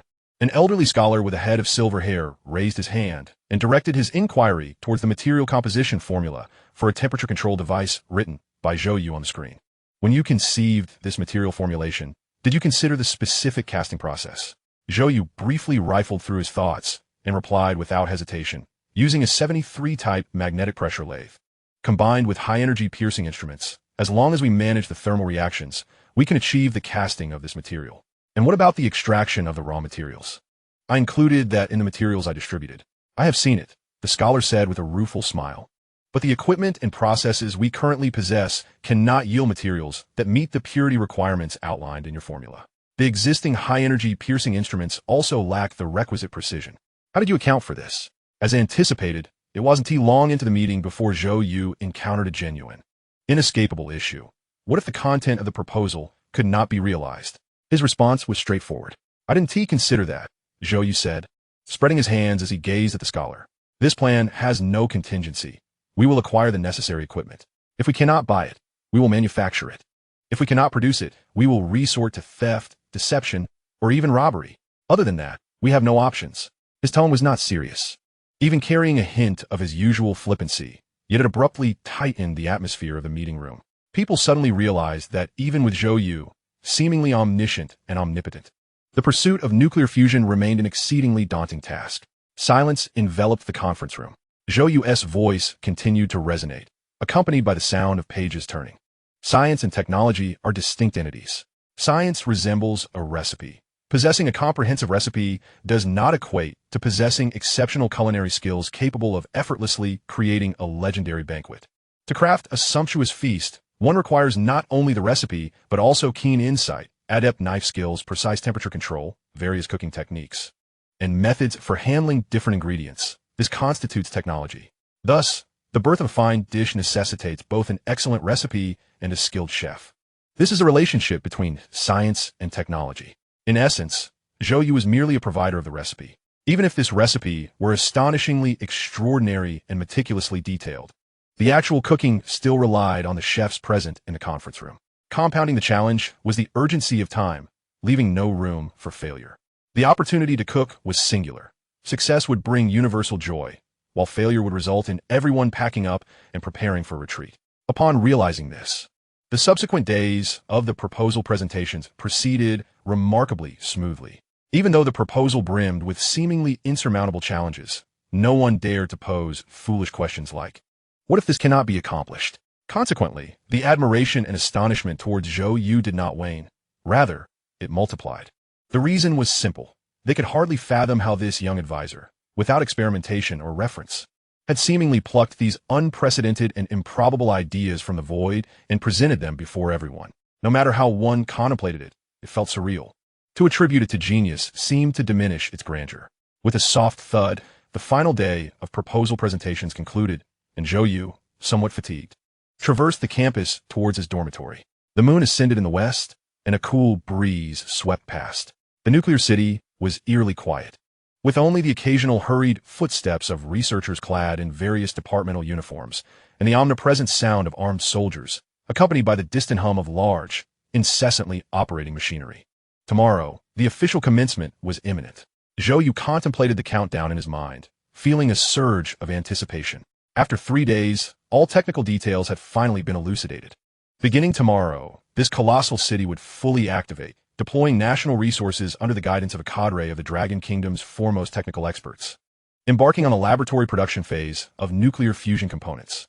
In simpler terms, it was about testing whether these components could be produced in the perfect conditions of a laboratory. If successful, they would transition to a precision industrial context to assess the feasibility of formal production. If that too succeeded, they would then move to a conventional industrial setting to explore mass production methods. This encapsulates the 3-step approach of modern technology. The difficulty escalates exponentially between each step. Nevertheless, this cog, capable of influencing the future landscape of Blue Star, was finally set in motion. As the instigator of this endeavor, Zhou You naturally felt an indescribable sense of fulfillment.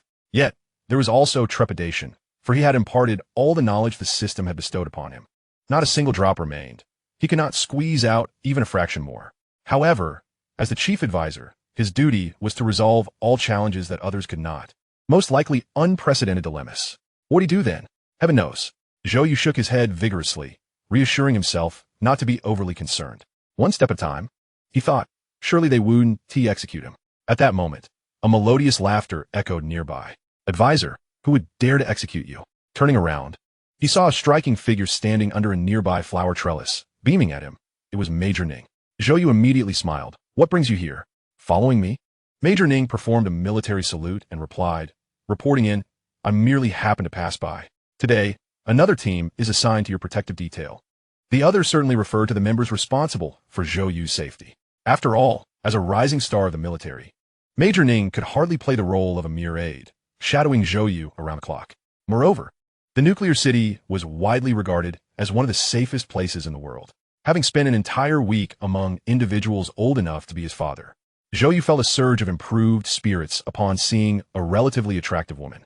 There's a saying, 3 years in the army, and even a sow becomes a beauty. Noticing the uncontainable joy on Major Ning's face, he curiously inquired, what good fortune has befallen you? You usually wear a long face. Why are you so cheerful today? Puffed. Major Ning burst into laughter at the mention of her long face. Indeed, something good has happened, and it pertains to you.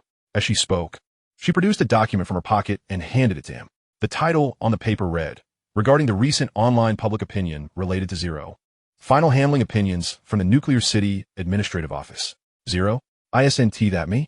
Zhou Yu remarked, flipping open the document, his expression suddenly turning perplexed. Chapter 18. The secret incident turmoil. The content of the document was straightforward, essentially stating that in response to the various online discussions surrounding Zhou Yu, it was decided that after the conclusion of the laboratory production phase, he would be dispatched to participate in external activities for a public appearance. The message was unequivocal. Every word was comprehensible. Yet, how they fit together remained a mystery to him. Observing Zhou Yu's look of bewilderment, Major Ning rummaged in her pocket and produced a hefty phone resembling a black box. Zhou Fan's countenance betrayed little emotion, yet internally, he undertook a profound reassessment of Major Ning's stature. For reasons of confidentiality, all personnel within the nuclear city were mandated to surrender any means of external communication. Thus, the number of individuals privy to specialized communication devices was exceedingly scant. Even Zhou Yu, in his capacity as chief technical advisor, was devoid of such privileges. It was a revelation, then, that Major Ning possessed one. Advisor, take a look at this, and it will become apparent, Zhou Yu remarked, accepting the phone. The screen displayed a comment section from a social media platform, where hundreds of thousands of users fervently engaged in discussion. In my opinion, that Zhou Yu fellow is undoubtedly a state-sponsored talent, recently whisked away by a clandestine agency. Is it conceivable that he fell victim to foreign assassination? Have you all lost your minds? He is merely an underachiever. Where do you conjure such elaborate tales? Then explain why his examination papers have been classified as top secret.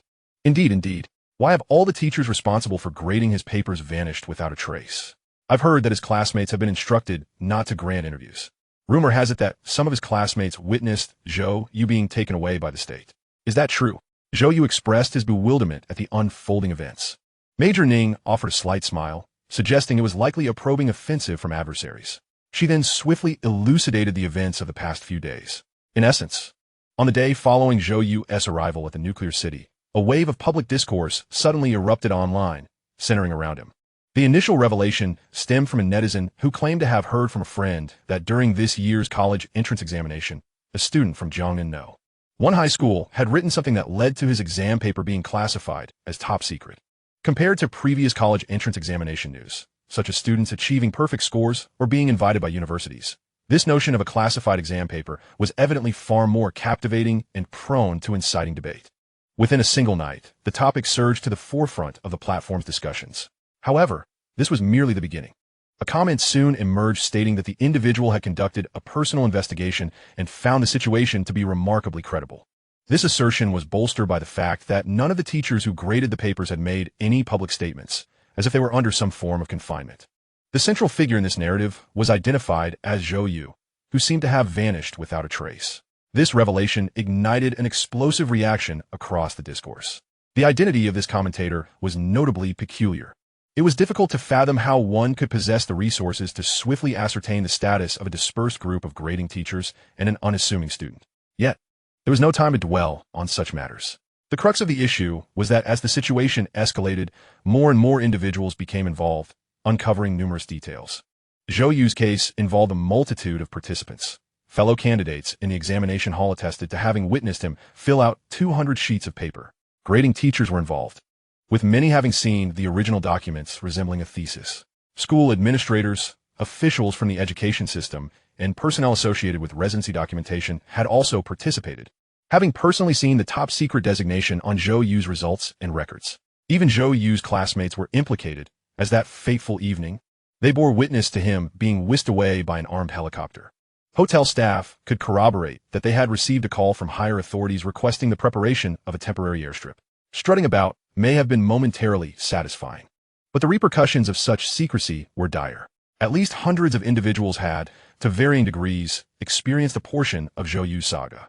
Even if the authorities executed their confidentiality protocols flawlessly, it was implausible to confine them all, whether parents and families. Thus, in the face of rampant online speculation and investigation, aside from the symbol of utmost secrecy, nuclear fusion, virtually every other detail surrounding the incident was painstakingly pieced together. This was undoubtedly exacerbated by foreign forces fanning the flames. Yet, the rapidity of the situation's escalation meant that by the time the authorities recognized the need for widespread censorship, it was already too late. Zhou You, a name that must remain concealed, symbolizing the nation's highest secrets, had been thoroughly dissected online overnight. Should they attempt to quash the discourse now, it would be tantamount to an admission of the veracity of the discussions. Conversely, if they allowed it to continue unchecked, it was conceivable that someone might eventually trace the threads back to nuclear fusion. If the West were to gain foreknowledge of the nuclear fusion initiative, it would spell utter disaster. Confronted with the uncontrollable online narrative, the nuclear city swiftly resolved that Zhou You would participate in external activities following the completion of the laboratory production phase, making a public appearance. This was the reason Major Ning appeared so elated. For a soldier, the opportunity to engage with the outside world was akin to a vacation. One side was a vibrant, modern society, while the other offered only the desolation of a nuclear city, save for the factories. What choice would you make? The only obstacle was the significantly heightened difficulty in ensuring Zhou Yu's protection. However, for the Dragon Kingdom's most elite combat units, this was hardly an insurmountable challenge. The only individuals truly burdened by this entire affair were Zhou Yu and the authorities. No, it would be more accurate to say just the authorities. For Zhou Yu was acutely aware of his own limitations. As long as he appeared in public and refrained from discussing nuclear fusion, he could effortlessly demonstrate his true capabilities, revealing himself to be a mere lightweight, a performance devoid of any embellishments. It must be noted that the execution capabilities of the Dragon Kingdom's officials have always been unparalleled globally. In just a matter of days, they identified the singular and most effective means to dispel external speculation. What activities am I to participate in? Zhou Yu inquired with curiosity. The specifics have yet to be determined. I will notify you when the time comes, Major Ning replied. In that moment, Zhou Yu found himself filled with a sense of anticipation, pondering what sort of narrative and identity the authorities had in store for him. Meanwhile, the controversy surrounding the classified examination papers continued to proliferate across the internet. Within the nuclear city, the nuclear fusion project officially entered the laboratory production phase, and Zhou Yu finally faced the genuine challenges he had anticipated. Damn it, how am I supposed to understand this? On the third day of the laboratory production phase, Zhou Yu in his office was tearing his hair out as he attempted to decipher the arcane literature before him when he was abruptly startled by a series of urgent voices. Advisor, you must come quickly. Bursting through the door was researcher Mo Yuchen, a distinguished young scholar and a two-river scholar. At the tender age of 38, he had established himself as an absolute authority in the realm of nuclear thermal energy instability within the country. Yet at that moment, the face of this eminent scientific figure was awash with panic. What has happened? Zhou Yu inquired. Mo Yuchen replied, Advisor, we have encountered a problem. The first batch of raw materials has been completely incinerated. Zhou Yu's heart sank. Truly, one fears what one dreads. While he was aware of the substantial gap between theoretical plans and practical production, he had not anticipated that mere days into the laboratory production phase, such a significant catastrophe would occur. Mo Yuchen ranked highly among the technical personnel involved in the Ascendancy project, holding a leadership position. He was responsible for the customization of materials for the nuclear reactor. In simpler terms, he was tasked with adapting the nuclear materials to align with the specifications required for the nuclear fusion apparatus. This encompassed a series of disciplines, including the deformation of nuclear materials and the control of their specific properties. It represented both the initial and foundational step towards the birth of nuclear fusion. Now, however, the very first step had encountered a grave complication, and a particularly challenging one at that. As Zhou Yu followed Mo Yuchen to a laboratory, he braced himself for the unfolding crisis. A multitude of researchers, numbering in the dozens, anxiously gathered around a colossal machine resembling a nuclear magnetic resonance device, fervently tinkering with its intricate components. Upon noticing the arrival of the two individuals, they silently parted to create a space. Observing the chaotic black markings within the machine, Zhou You initiated an introduction. An introduction? Mo Yuchen was momentarily taken aback, quickly realizing that the chief technical advisor lacked experimental experience. Pointing to the apparatus, he explained, "This device is known as the photomagnetic microsculpting nuclear energy supply chamber. Utilizing the power of photomagnetic compression, it sculpts nuclear raw materials while infusing specific elements to achieve the desired performance." And then, Zhou You inquired, "Then, we encounter a problem?" Mo Yuchen replied with a bitter smile. "Logically, this step should pose no difficulty. We merely need to input the production parameters outlined in the plan and await its completion." However, shortly after entering the data, the device indicated a parameter conflict, leading to an explosion of the raw materials already introduced, causing the entire apparatus to halt due to excessive radiation. After speaking, Mo Yuchen hesitated, ultimately letting out a sigh. Zhou You discerned the unspoken implications behind his words. What did it mean for the device to indicate a parameter conflict? Wasn't that simply indicative of incorrect parameters? Yet all parameters were derived from the formulas provided in the plan, rendering the likelihood of error minuscule, unless the formulas themselves were flawed. This was precisely why the atmosphere in the laboratory was steeped in an eerie silence. During the Ascendance project, only a small fraction of mid-level personnel had attended the presentation meeting, witnessing Zhou Yu's genius firsthand. The vast majority of those who had not attended harbored a degree of skepticism towards this remarkably youthful chief technical advisor. The emergence of what appeared to be a parameter error further deepened their doubts. Are you capable of handling this? If basic parameters are prone to issues, does that not render the remaining aspects of the plan entirely nonsensical? Faced with the skeptical and disgruntled gazes of the assembled researchers, Zhou Yu raised an eyebrow and confidently declared, "The formulas are infallible. Rest assured." Instantly, a flicker of surprise crossed Mo Yuchen's eyes. "Are you certain?" Zhou Yu responded with unwavering certainty, "Absolutely certain. Perhaps you should consider the possibility of an operational error." Before he could finish, a younger researcher interjected, visibly dissatisfied. "Advisor, isn't that a rather presumptuous statement? At the very least, we should recheck the calculations before making such assertions." The surrounding individuals nodded in agreement. "Indeed, you haven't even recalculated. How can you assert the formulas are correct while blaming our operational process? Isn't that rather rash?" As top-tier researchers, they collectively disapproved of Zhou Yu's apparent lack of rigor. In an instant, murmurs of discussion erupted. "What are you all whispering about? Montak yuhon atmonisit. The advisor has his reasons. Let us first heed his counsel." Though this statement ostensibly defended Zhou Yu, it was in reality a means of appeasing the group. He recognized Zhou Yu as a prodigious talent, yet that did not imply his agreement with every judgment made. "You assert the formulas are correct. Then, at the very least, provide a rationale." The evidence lay plainly before them. The parameters calculated according to the formulas had resulted in an explosion of materials and a malfunctioning machine. How could this be explained? The skepticism on the faces of the assembled individuals deepened. Were it anyone else, even most confident, they would have wavered at this moment. Yet Zhou Yu remained unfazed.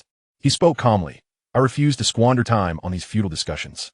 Mo Yuchen, promptly initiate a self-inspection process with your team, and submit a report to me upon its completion."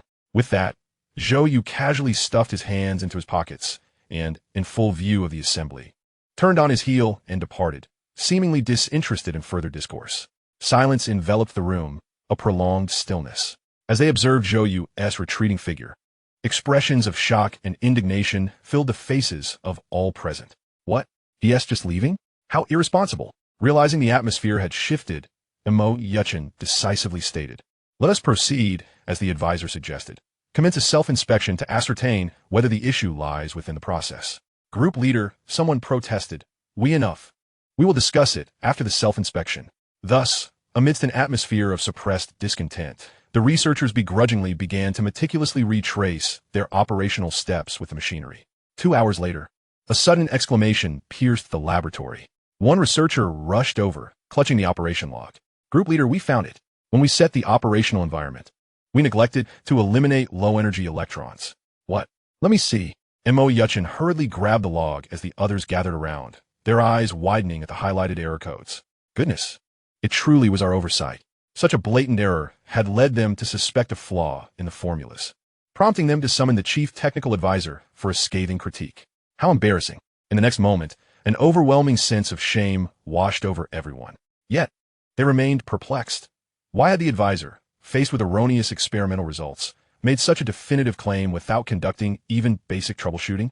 Where did this seemingly irrational confidence originate?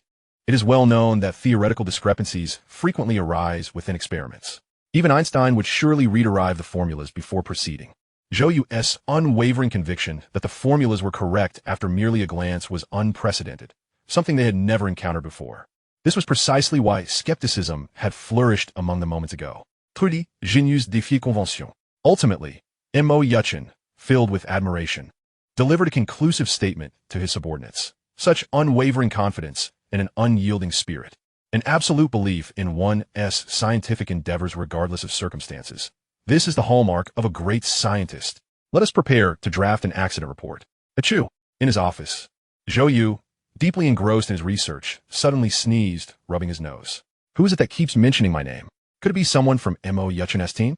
Recalling the earlier scene where they questioned the formula's validity, Zhou You felt somewhat exasperated. The formulas are flawed? Nonsense. This is not merely misplaced confidence. I have no doubt whatsoever. The formulas were provided by the system, unchanged down to the last punctuation mark. How could they possibly be erroneous? Even if my sexual orientation were mistaken, these formulas would remain intact. What a waste of time. Chapter 20. Contribution Value. In the aftermath of Mo Yuchen's group incident, the subsequent phases of the nuclear fusion project's laboratory production proceeded without further complications. Everything unfolded in an orderly manner. This outcome surprised Zhou You, yet upon reflection, it was to be expected. After all, his plan was bestowed by an all-knowing system. In other words, as long as ideal conditions were met, the plan was bound to succeed. The laboratory production essentially created such artificially ideal conditions. Is the lathe precision subpar? No matter. I can adjust it nanometer by nanometer using precision engraving techniques within a lab. Is the synthesis of materials excessively challenging? A trivial matter. I can utilize heavy ion devices to forcibly amalgamate the required elements. Is the mechanical design overly complex and difficult to realize? Simply recruit dozens of skilled craftsmen to meticulously grind, weld, and assemble. Surely that will suffice. Thus, within merely a week, the components of the entire nuclear fusion apparatus were manufactured with remarkable efficiency. This brought Zhou You a sigh of relief.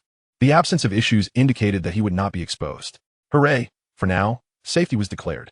Naturally, ignorance breeds fearlessness. While Zhou You exhaled in relief, scientists throughout the nuclear city were left in a state of utter shock. A large-scale apparatus involving hundreds of systems and thousands of components.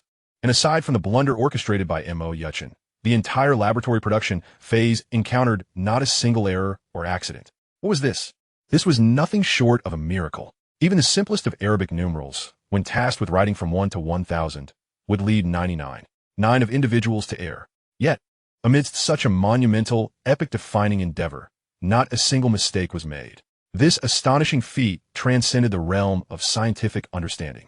Were it not for the presence of the proposal's author, Zhou You, standing before them, they might well believe they were confronting an infallible superintelligent AI. In truth, from a certain perspective, such a notion is not entirely unfounded. At this moment, Zhou You, the foremost scientist in the nuclear city sequence, a historical genius in the eyes of many, and the true leader of the nuclear fusion project, was engrossed in reading a rudimentary mathematics text with a perplexed expression. Indeed, it was as basic as it gets. This was an undergraduate-level textbook on advanced mathematics, which Zhou You had painstakingly unearthed from a plethora of top-tier academic journals in the Nuclear City Library. After a week of grappling with various publications, he despairingly realized that he could not comprehend it at all, not due to the complexity of the content, but rather because he could not even recognize many of the words and symbols. Thus, he resolved to start from the foundational elements. What constitutes the bedrock of science? Naturally, it is mathematics. However, an even more disheartening predicament ensued.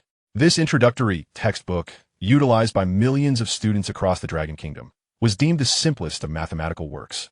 Yet it still appeared as inscrutable as an ancient script to him. "I am simply not cut out for learning," Zhou You lamented despondently. This situation was untenable. To speak frankly, when he first arrived in the nuclear city, he felt as if he were being thrust into an unfamiliar realm, compelled to masquerade as a prodigious genius for the sake of his career. As the nuclear fusion project unfolded, witnessing the world's most eminent scientists laboring tirelessly to alter the course of humanity, and observing the once fantastical devices gradually materialize through his contributions. He began to truly appreciate the allure of knowledge. If he could return to campus now, while he wouldn't dare claim to study with fervor akin to hanging by a beam or pricking himself with a thorn, he would at least earnestly dedicate himself to his studies. However, there exists no remedy for regret. The reality is that he must impersonate a scientist and take each day as it comes. System, oh system, could you not show yourself a bit more? Zhou You mused as he rubbed his throbbing temples, flipping through the system interface with a sense of futility. You can't just hand me a proposal and call it a day. That would be utterly irresponsible. I've read enough web novels to know that protagonists who receive systems are typically showered with rewards, one after another. Yet here I am, left in silence after you assign a task. And with an 80-day countdown looming, do you really think I can endure for that long? Suddenly, Zhou Yu's mutterings came to an abrupt halt. His gaze fell upon the information bar in the bottom right corner of the system interface, and he rubbed his eyes in disbelief. Host, Zhou You, age 18, IQ, level B, special talent, none, knowledge reserve, controllable nuclear fusion technology proposal, contribution value, 5,210,000, initial insights, task, flickering flame, in progress. Task description, advance nuclear fusion to mass production stage within 90 days and ensure no casualties during this research endeavor. Countdown, 80 days. Task reward, 1,000 contribution value. Random special talent. Though this barrage of information was dizzying, he distinctly remembered that the contribution value had consistently been 0 until it suddenly transformed into 53. Had he accrued contribution value without completing the task? Zhou Yu was perplexed. He quickly perused the detailed explanation regarding contribution value and was struck by enlightenment. The description clearly stated, the system awards 1 contribution value for every 100 individuals affected by research achievements. An additional note indicated that the standard for impact was defined as altering the course of their original life trajectories.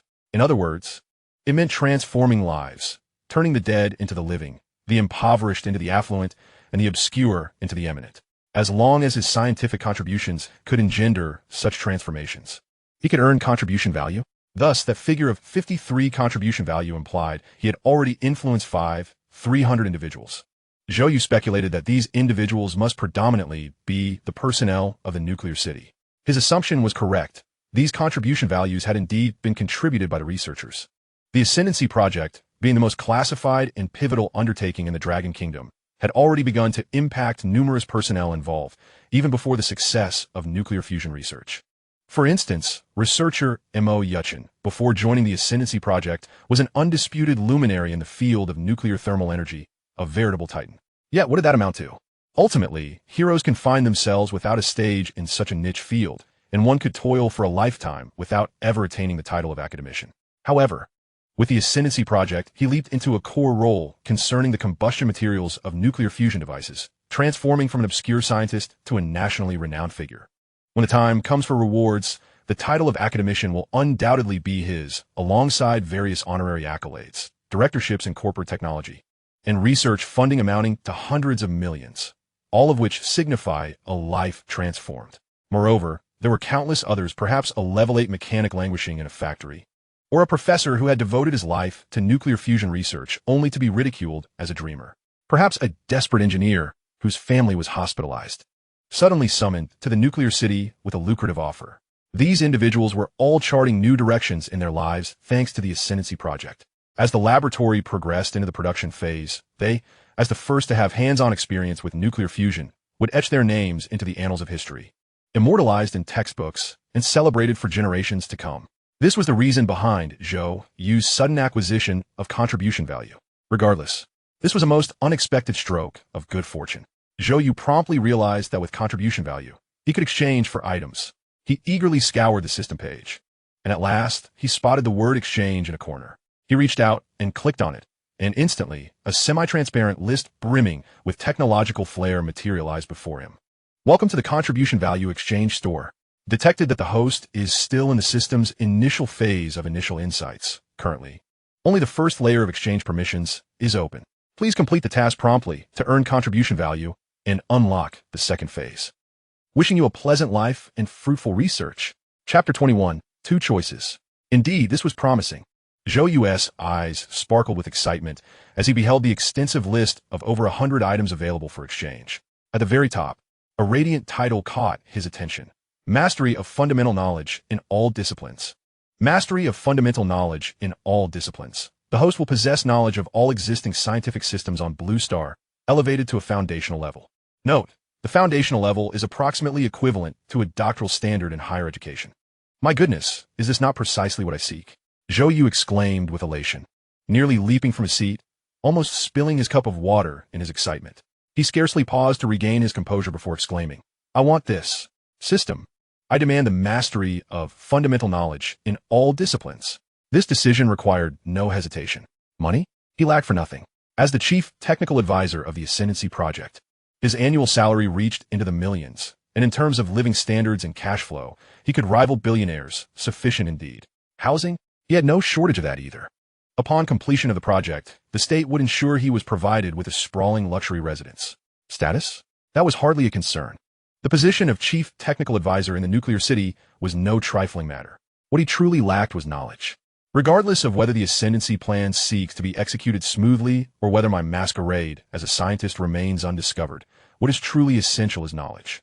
Otherwise, what is the point of someone like Zhou You, a mediocre student, torturing himself by studying incomprehensible literature and textbooks? Fortunately, this nerve-wracking charade as a faux scientist is about to conclude.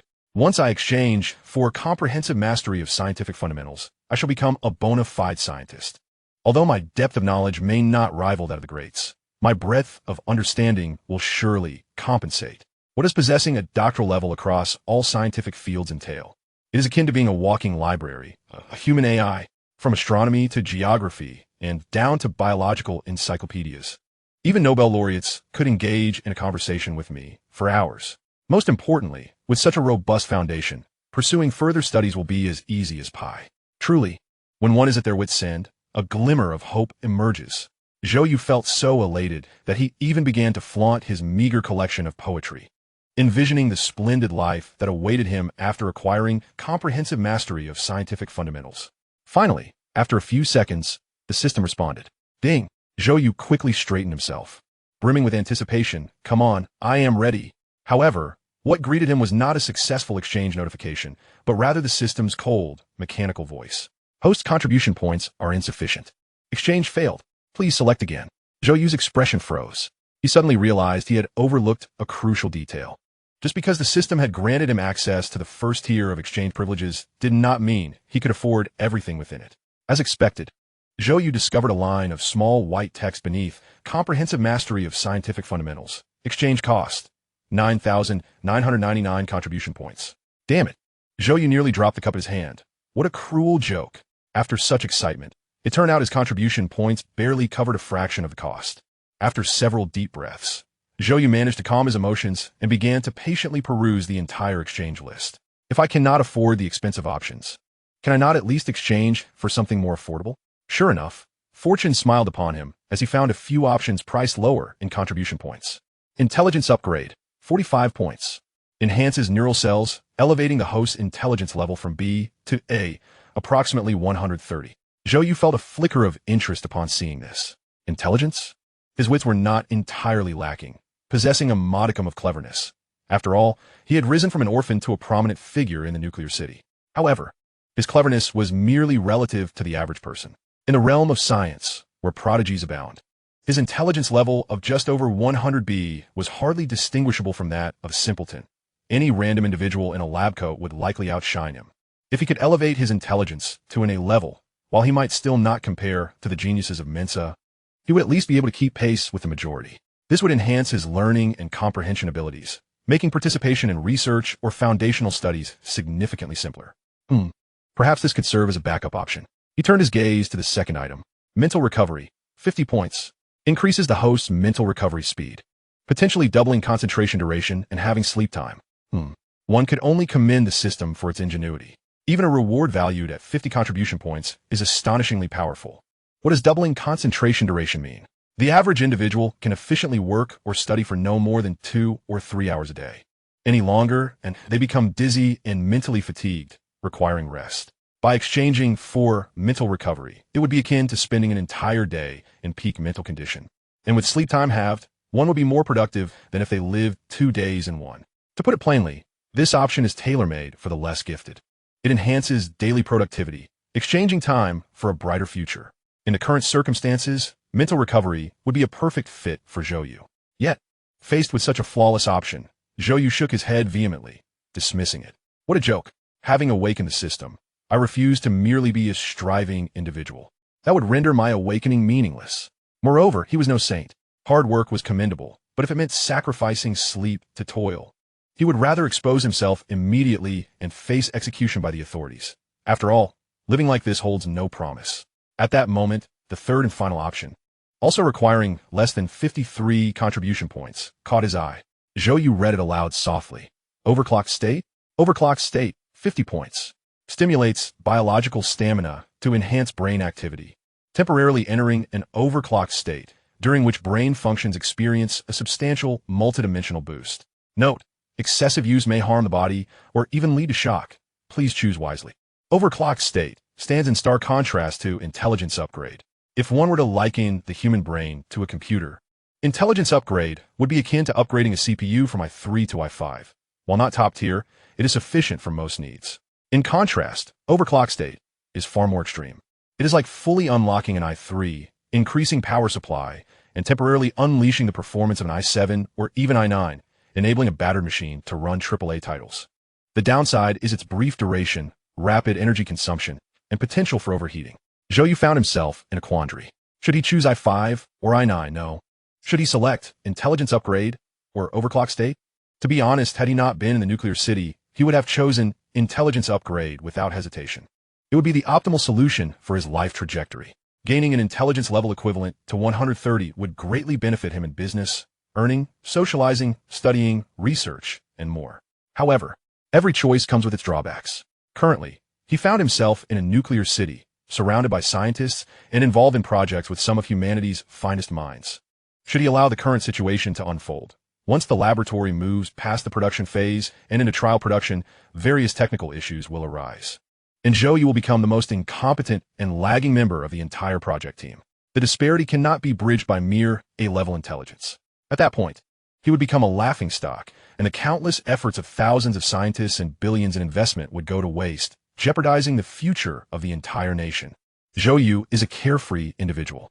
Yet, there's a distinction between being carefree and lacking conscience. When an entire nation places its hopes on him, even the most carefree among us cannot help but feel the weight of responsibility. If he were not feeling this pressure, how could he endure hiding in an office, racking his brain to study various literature and textbooks, having not even opened a textbook during his 3 years of high school?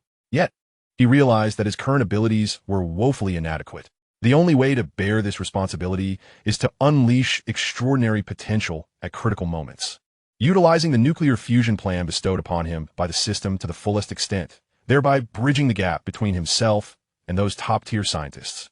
Now, such an opportunity lay before him. With this thought, Zhou Yu felt no trace of confusion on his face. He took a deep breath, his gaze sharpening with determination. Like a sword, the youth finally revealed his brilliance at this moment. If that is the case, let me discover where my limits truly lie. If I still falter, it simply means I am a man of little worth. At that time, whether I become a laughingstock or a national disgrace, I shall accept it.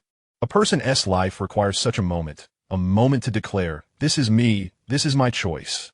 I choose overclock state. The system's cold, mechanical voice echoed softly. Exchange successful. Buzz. In an instant, a luminous halo suddenly expanded before his eyes. Chapter 22. The final outcome of the first phase. As the halo broadened, a familiar sensation of dizziness enveloped him. Zhou Yu felt as if his entire brain were swelling with heat. As though countless brain cells were boiling and surging, the violent tremors nearly causing him to faint. Simultaneously, an indescribable force surged within him. Suddenly, almost in the blink of an eye, this dizziness abruptly vanished. Zhou Fan, who was on the verge of shaking his head and groaning, froze mid-motion, nearly toppling from his chair. Was that it? To recall, the first time he activated the system to obtain nuclear fusion data, the dizziness lasted a full several minutes. But that made sense. Infusing knowledge was akin to cramming a massive compressed file into the brain within a short span. Now, it was merely a matter of altering a program. Ding. Overclocking status successfully loaded. Wishing you a pleasant life and fruitful research. The mechanical voice of the system resounded once more. Meanwhile, in the system interface, the contribution value column changed from 53 to 3. The first contribution value exchange concluded. Zhou You endeavored to delve into his mind, seeking to sense any changes within himself. Unfortunately, no matter how hard he tried, he felt nothing. Alas, he yearned to experiment immediately. Zhou You resembled a child who had just acquired a new toy, eager to open his mathematics textbook, activate the overclocking status, and test the effects of this newfound capability. However, he abruptly dismissed this thought. The system's description was quite clear. Activating the overclocking status would deplete physical stamina. An excessive consumption could harm bodily functions, potentially leading to shock. It was evident that this phenomenon was not to be trifled with. Furthermore, although Zhou Yu's academic performance was lacking, he possessed a fair amount of scattered knowledge. Generally, it is believed that muscle movement in the human body expends the most energy. However, this is a misconception. The brain is, in fact, the most energy-consuming organ. A small head, engaged in daily thought, can account for over 1/3 of the body's total caloric expenditure. During intense cerebral activity, this ratio escalates dramatically. This explains why, after a couple of hours of high-intensity cognitive tasks such as studying, working, gaming, or planning, individuals often feel physically drained and easily succumb to hunger, with severe cases leading to hypoglycemia. Even ordinary mental exertion can be so taxing on one's stamina. If the overclocking status were activated, the energy consumption would soar to astronomical levels. Nonetheless, on the other hand, perhaps I could try it briefly. Just a quick test, 5 minutes or no. Even 1 minute would suffice to activate the overclocking status and see the effects on mathematics. Just as Zhou Yu wrestled with his impatience, the computer suddenly emitted a series of rhythmic beeps. Beep, beep, beep. This was the daily schedule reminder set for him by Major Ning. At a designated time each day, it would sound off, alerting Zhou Yu to his tasks. Ironically, a major officer from the elite combat unit of the Dragon Country, a rising star in the military, was playing the role of a personal secretary, assisting him with these scheduling reminders. Zhou Yu shook his head and chuckled, muttering that this was truly the treatment befitting a national hero. As he spoke, he glanced at the schedule on the screen. Then in a spring-like motion, he leapt from his chair. Oh no, I forgot. Today is the final day of the laboratory production phase. The overall assembly must take place. Zhou Yu slapped his leg in frustration and dashed out. Please don't let me be late, I beg you. Otherwise, as the chief technical advisor, I'll be humiliated. The computer screen froze on the schedule section, which displayed a reminder. Dear Chief Technical Advisor, the overall assembly process of the RISE plan's first phase will commence in 15 minutes. The nuclear city is certainly not a city in the conventional sense, but in terms of area, it bears no difference from a town. The central research area stretches an impressive 7 to 8 kilometers deep. Zhou Yu's office is situated in the tallest building at the core, not far from the nuclear experimental zone. Nevertheless, it is still a distance of 3 kilometers. Upon reaching the ground floor, Major Ning was already waiting by a military vehicle. Zhou Yu shot her a glare, climbing into the vehicle and thinking that she must be deliberately trying to embarrass him by only providing a 15-minute head start. Major Ning immediately stood at attention, saluting. Report. The 15-minute advance was your instruction. You mentioned that arriving too early would disrupt others' work. Therefore, barring any special circumstances, a 15-minute advance is sufficient. Zhou Yu was momentarily taken aback. It seemed he had indeed made such a statement. That was because if he arrived too early, he might be ensnared by some researcher seeking his advice. If he failed to provide satisfactory answers, it would be disastrous. Thus, he had specifically instructed to remind him 15 minutes in advance. However, Zhou Yu arched an eyebrow and reprimanded.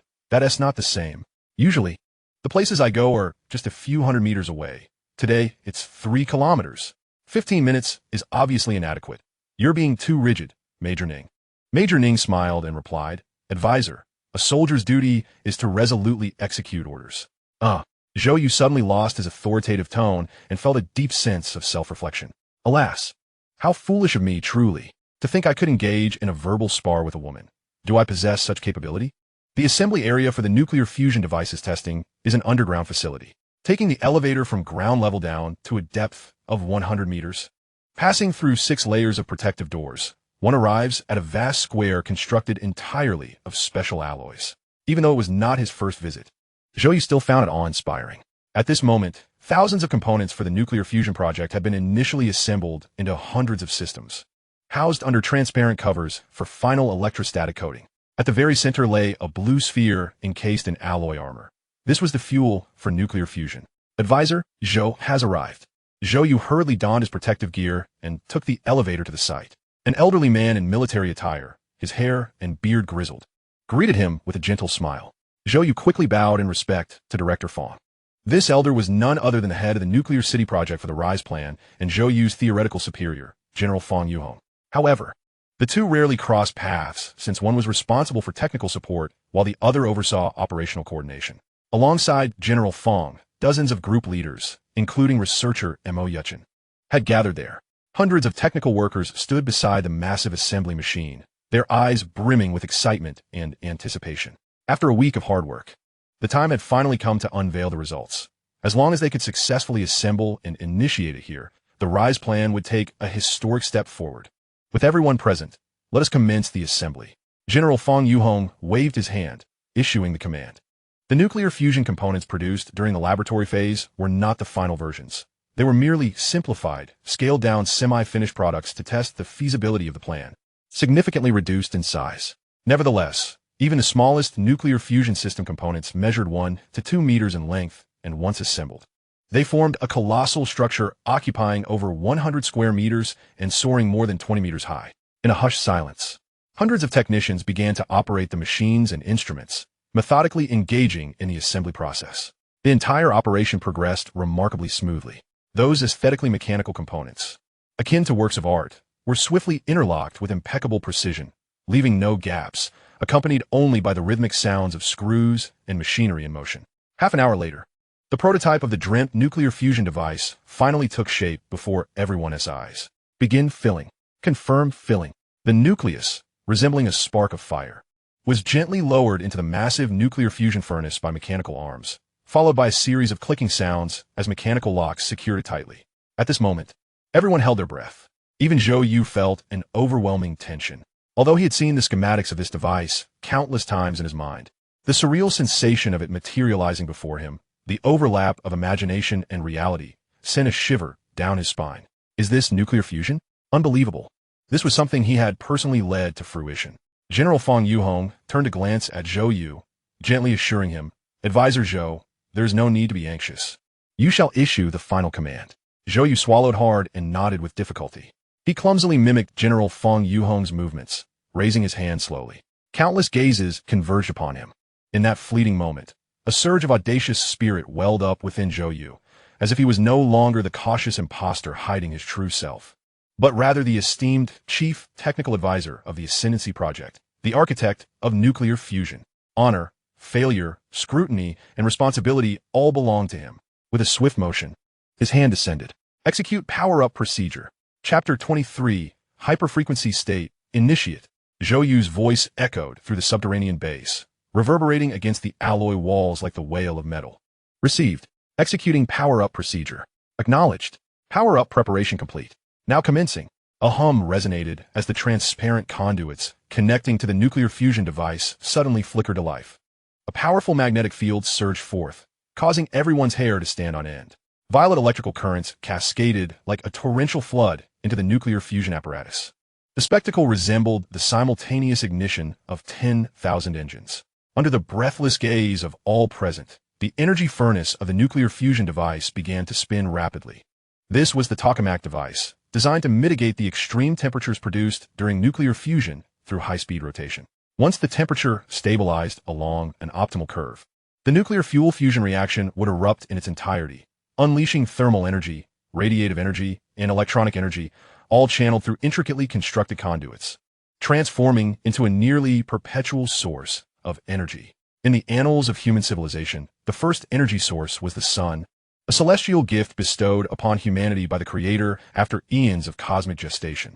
And now, humanity was poised to possess its own sun. Success must be achieved. Zhou Yu dared not blink, his tightly clenched fists drenched in perspiration. It was not only Zhou Yu. The technicians present were equally tense. Far away, at the White Tower of Nuclear City, those great figures who had salvaged the Dragon Kingdom time and again, and even faces that only appeared in the news from miles away, watched the surveillance footage with solemn expressions. All eyes were fixated on the indicator light of the thermal conduits. At that moment, this small green symbol represented not merely an indicator, but the guiding beacon for the Dragon Kingdom to emerge from its plight. With the fervent devotion of a materialist, I pray, let it illuminate. Finally, accompanied by the crescendo of heavy breaths, the external converter of the nuclear fusion device flickered into motion. Then nothing. Under the hopeful gazes of everyone, the green indicator light remained utterly still, dim and silent. Meanwhile, the entire subterranean base fell into a silence so profound that a pin drop could be heard. 1 second, 10 seconds, half a minute. Suddenly, a disturbance shattered the stillness. Impossible. What is happening? A man in his 50s with a buzz cut, his face a mask of disbelief, lunged forward but was swiftly restrained by those beside him. Old Jew, have you lost your mind? There's a malfunction in the device. If radiation leaks, you'll be doomed. Thud. The buzz-cut man collapsed to the ground, dazed, shaking his head in disbelief. Impossible, impossible. I personally inspected the converter. It can't have failed, it can't. Why isn't it lighting up? Seeing his distraught state, all the team leaders present sighed, yet no one could utter a word. They had failed. No one knew why. Perhaps the converter was faulty, perhaps not. Yet, regardless, the collective efforts of 7 days had been rendered futile. Once the nuclear material fusion reaction commenced, it could not be halted. Before them stood a nuclear fusion apparatus that had inexplicably failed to supply power, and there was no means to diagnose its issues. This epic-making technological marvel, which bore the hopes of countless individuals, could only be disposed of safely and detonated, reduced to a heap of scrap metal. Sigh. General Fong Yuhong exhaled deeply, placing a comforting hand on Zhou Yu's shoulder. As a high-ranking official of Nuclear City, he understood that failures in scientific exploration were commonplace. It was rare for a device like the nuclear fusion apparatus to reveal no issues during the laboratory production stage, only to falter at the final assembly. It was in fact a miracle. It's all right. We still have time, he reassured, turning to command his security detail to summon the logistics team to handle the device. As he prepared to leave, the other scientists wore expressions of dejection. Heads bowed as they moved toward the elevator. Tomorrow would herald a new round of laboratory production. Yet, how much time could the West allow them? At that moment, an unexpected turn of events transpired. In a flash, a figure darted forward. The guards shouted anxiously, but it was too late. The slender silhouette, heedless of danger, surged through the crowd, racing toward the nuclear fusion device. Then, he pressed his hand against the alloy outer wall of the apparatus. All of this unfolded in the blink of an eye. No one had time to react. Advisor Zhou, what are you doing? Everyone was stunned, hastily calling out in alarm. The figure was unmistakably Zhou You. Even General Fong Yuhong, usually composed despite the assembly's failure, turned pale at that moment, cursing. What the hell is the defense team doing? Get Advisor Zhou away from there. At that moment, no one knew Zhou Yu's intentions, but they understood that he was the linchpin of the entire ascendancy project. With the nuclear fusion device malfunctioning, no one could ascertain whether there would be a radiation leak. If he were to perish due to radiation, the birth of nuclear fusion would be forever thwarted, rendering everyone present culpable in the eyes of the Dragon Kingdom. As the soldiers scrambled to intervene, Zhou Yu's voice rang out, "Stay back. I'm fine." "Zhou Yu, what are you talking about?" General Fong Yuhong lost his composure. Directly calling Zhou Yu by name, and seeing the guards hesitate at Zhou Yu's command, he shouted, "Move now. Do you wish to defy military law?" It was evident to all that General Fong Yuhong was genuinely panicking. At that moment, Zhou Yu suddenly turned his head. His eyes, sparkling like stars, shone with an intensity never before witnessed under the illumination of the lights. "I said stay back." This stern rebuke instantly froze everyone in place. It dawned upon them that this young man was not only a prodigy pivotal to the future of the Dragon Kingdom, but also the zero-number figure of the Ascendancy Project, the chief technical advisor at the forefront. His word was law. Whatever he intended to do, those present had no authority to intervene. This was Zhou Yu's first display of formidable presence before the crowd. The impact was immediate. As the onlookers halted their movements, Zhou Yu exhaled in relief. He turned back, caressing the alloy outer wall of the nuclear fusion device, attuning himself to its resonant vibrations. What could possibly be amiss? Zhou Yu was certainly not there to court death. He was the proponent of the plan, the chief technical advisor, having witnessed the project evolve from conception to realization. Every component had been scrutinized and approved under his watchful eye, matching precisely with his mental blueprint. Hence, he was acutely aware that the parts of this nuclear fusion apparatus were undoubtedly flawless. If the components were sound, yet the operation failed, it could only mean that an unforeseen oversight had occurred during assembly. At this moment, the device has just commenced its operation. While the precision of its components remains unscathed by mechanical vibrations, there exists a fleeting opportunity for rectification. This is the sole chance that may slip away in the blink of an eye. Otherwise, one must start anew, unwittingly sacrificing precious time to the adversary. As for the resolution, he has long devised a plan in his mind. System: initiate the operational simulation of the nuclear fusion knowledge package. Instantly, a vividly realistic, semi-transparent nuclear fusion apparatus unfurled before his eyes, intricately detailed. If one were to listen intently, they could even discern the operational hum emanating from this model. This representation is a showcase of achievements embedded within the knowledge package. Zhou You has watched it countless times during those restless nights. Let us hope for a comparison. He mused, and now, I place my trust in you. Taking a deep breath, he gradually closed his eyes. A silent incantation resonated within his heart. Hyperfrequency state activated. Chapter 24. The Miracle. In the Dragon Kingdom, within the capital city, lies a time-honored courtyard that has withstood the test of millennia. Its wooden facade weathered and mottled by time, exuding an aura of historical gravitas. This unassuming wooden structure is eternally guarded by 2 rows of fully armed soldiers at its entrance. Every passerby cannot help but cast a glance inward, filled with envy, reverence, and awe. For this is the apex of the Dragon Kingdom's administrative apparatus, housing individuals of monumental stature who govern billions. At this moment, the usually serene courtyard buzzed with an unusual commotion. I have heard that flaws have emerged in the first phase of the Rise plan. Zhou You? How could you allow him to act so recklessly? He is but a child. An elderly voice, heavy with urgency, echoed from the study. No matter what, he must not come a harm. Even if nuclear fusion fails, what of it? We can merely start over. We've weathered far greater storms. Surely, you and I know what is of utmost importance: nation building. On the other end of the line, General Zhao Jiangwo remained silent for a considerable time before murmuring. We cannot stop him. 2 venerable elders, symbols of the Dragon Kingdom's supreme authority, were separated by miles, one in the nuclear city and the other in the capital, deliberating over matters concealed from the world, 100 meters beneath a mysterious city. They sighed at the name of the same youth, lamenting his impulsive actions. Their words steeped in profound concern. The fervor of youth drives him, risking his very life as he plunges toward the fiercely burning nuclear apparatus. Such a scene inevitably conjured memories of the past. Years ago, deep within the desert, as the nuclear city was being established, a dear friend had once ventured into the heart of nuclear radiation to retrieve a failed detonator, ultimately meeting his demise. Now, the present echoed that bygone time.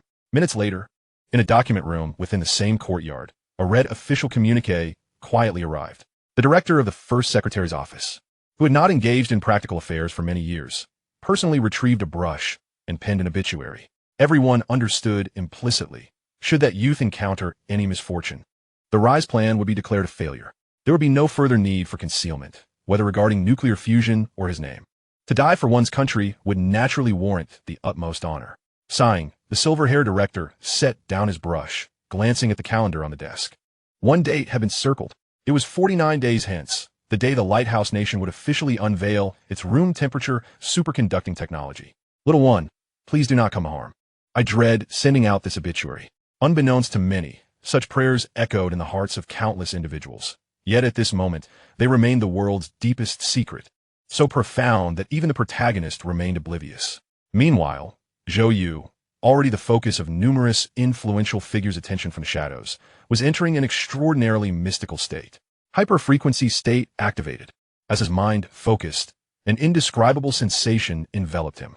Every cell in his body trembled involuntarily, as if countless warm currents surged from each cell into his brain, leaving his forehead burning yet accompanied by an inexplicable clarity. At this moment, his senses were heightened to their utmost potential. Zhou You could distinctly feel his brain becoming astonishingly clear, operating at unprecedented speeds, every nuance of thought sharply perceived. Those documents that had previously eluded his understanding now flowed into his consciousness with remarkable clarity. He felt as though he had transformed into a supercomputer. Is this what the hyperfrequency state entails? He was aware that such a state could not be sustained for long and dared not waste time. With full concentration, he focused on his palm, meticulously perceiving the vibrations emanating from the nuclear fusion device's exterior. Buzz. The Martokar device was spinning at an incredible pace. Crackle, crackle. The sound of the diversion drive system at work, the friction at its joints audible. Hiss. A sound akin to electricity, a barely perceptible hum, was the negative vibrations generated by the interplay of high-energy electromagnetic fields and nuclear energy. as he strove to absorb these sensations. He meticulously compared them to the operational simulation of the nuclear fusion apparatus in his mind, leaving no detail overlooked. Should any outsider witness his actions, they would undoubtedly exclaim that this was a miracle. Yet for Zhou You, he was merely performing a task within his capabilities. At this moment, the personnel within the underground base observed Zhou You drawing ever closer to the nuclear fusion device, his ear nearly pressed against its outer wall, holding their breath in anxious anticipation. General Fang Yuhong furrowed his brows tightly. No one knew what Zhou Yu was truly attempting to accomplish, but at this juncture, all he could do was wait alongside him. Time ticked by. Zhou Yu could feel his energy rapidly depleting. His legs were visibly weakening, and his hand pressed against the nuclear fusion device began to tremble slightly, an indication of physical exhaustion. However, in stark contrast, his mind remained extraordinarily lucid, processing information at a staggering pace, calmly dissecting the vibrations transmitted to his hand into distinct pieces of information. Suddenly, Zhou Yu's eyelids flickered. He perceived a barely discernible sound amidst the rhythmic hum of the transmission system, reminiscent of a distant cabinet creaking open.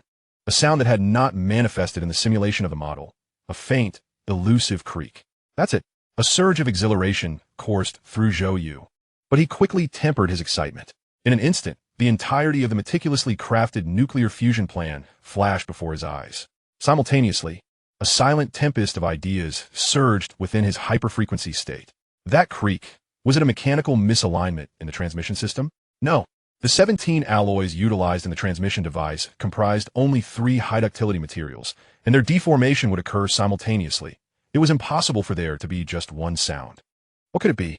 Was it a generalized reaction in the high-energy radiation circuit? The duration was too brief. Eliminate that possibility.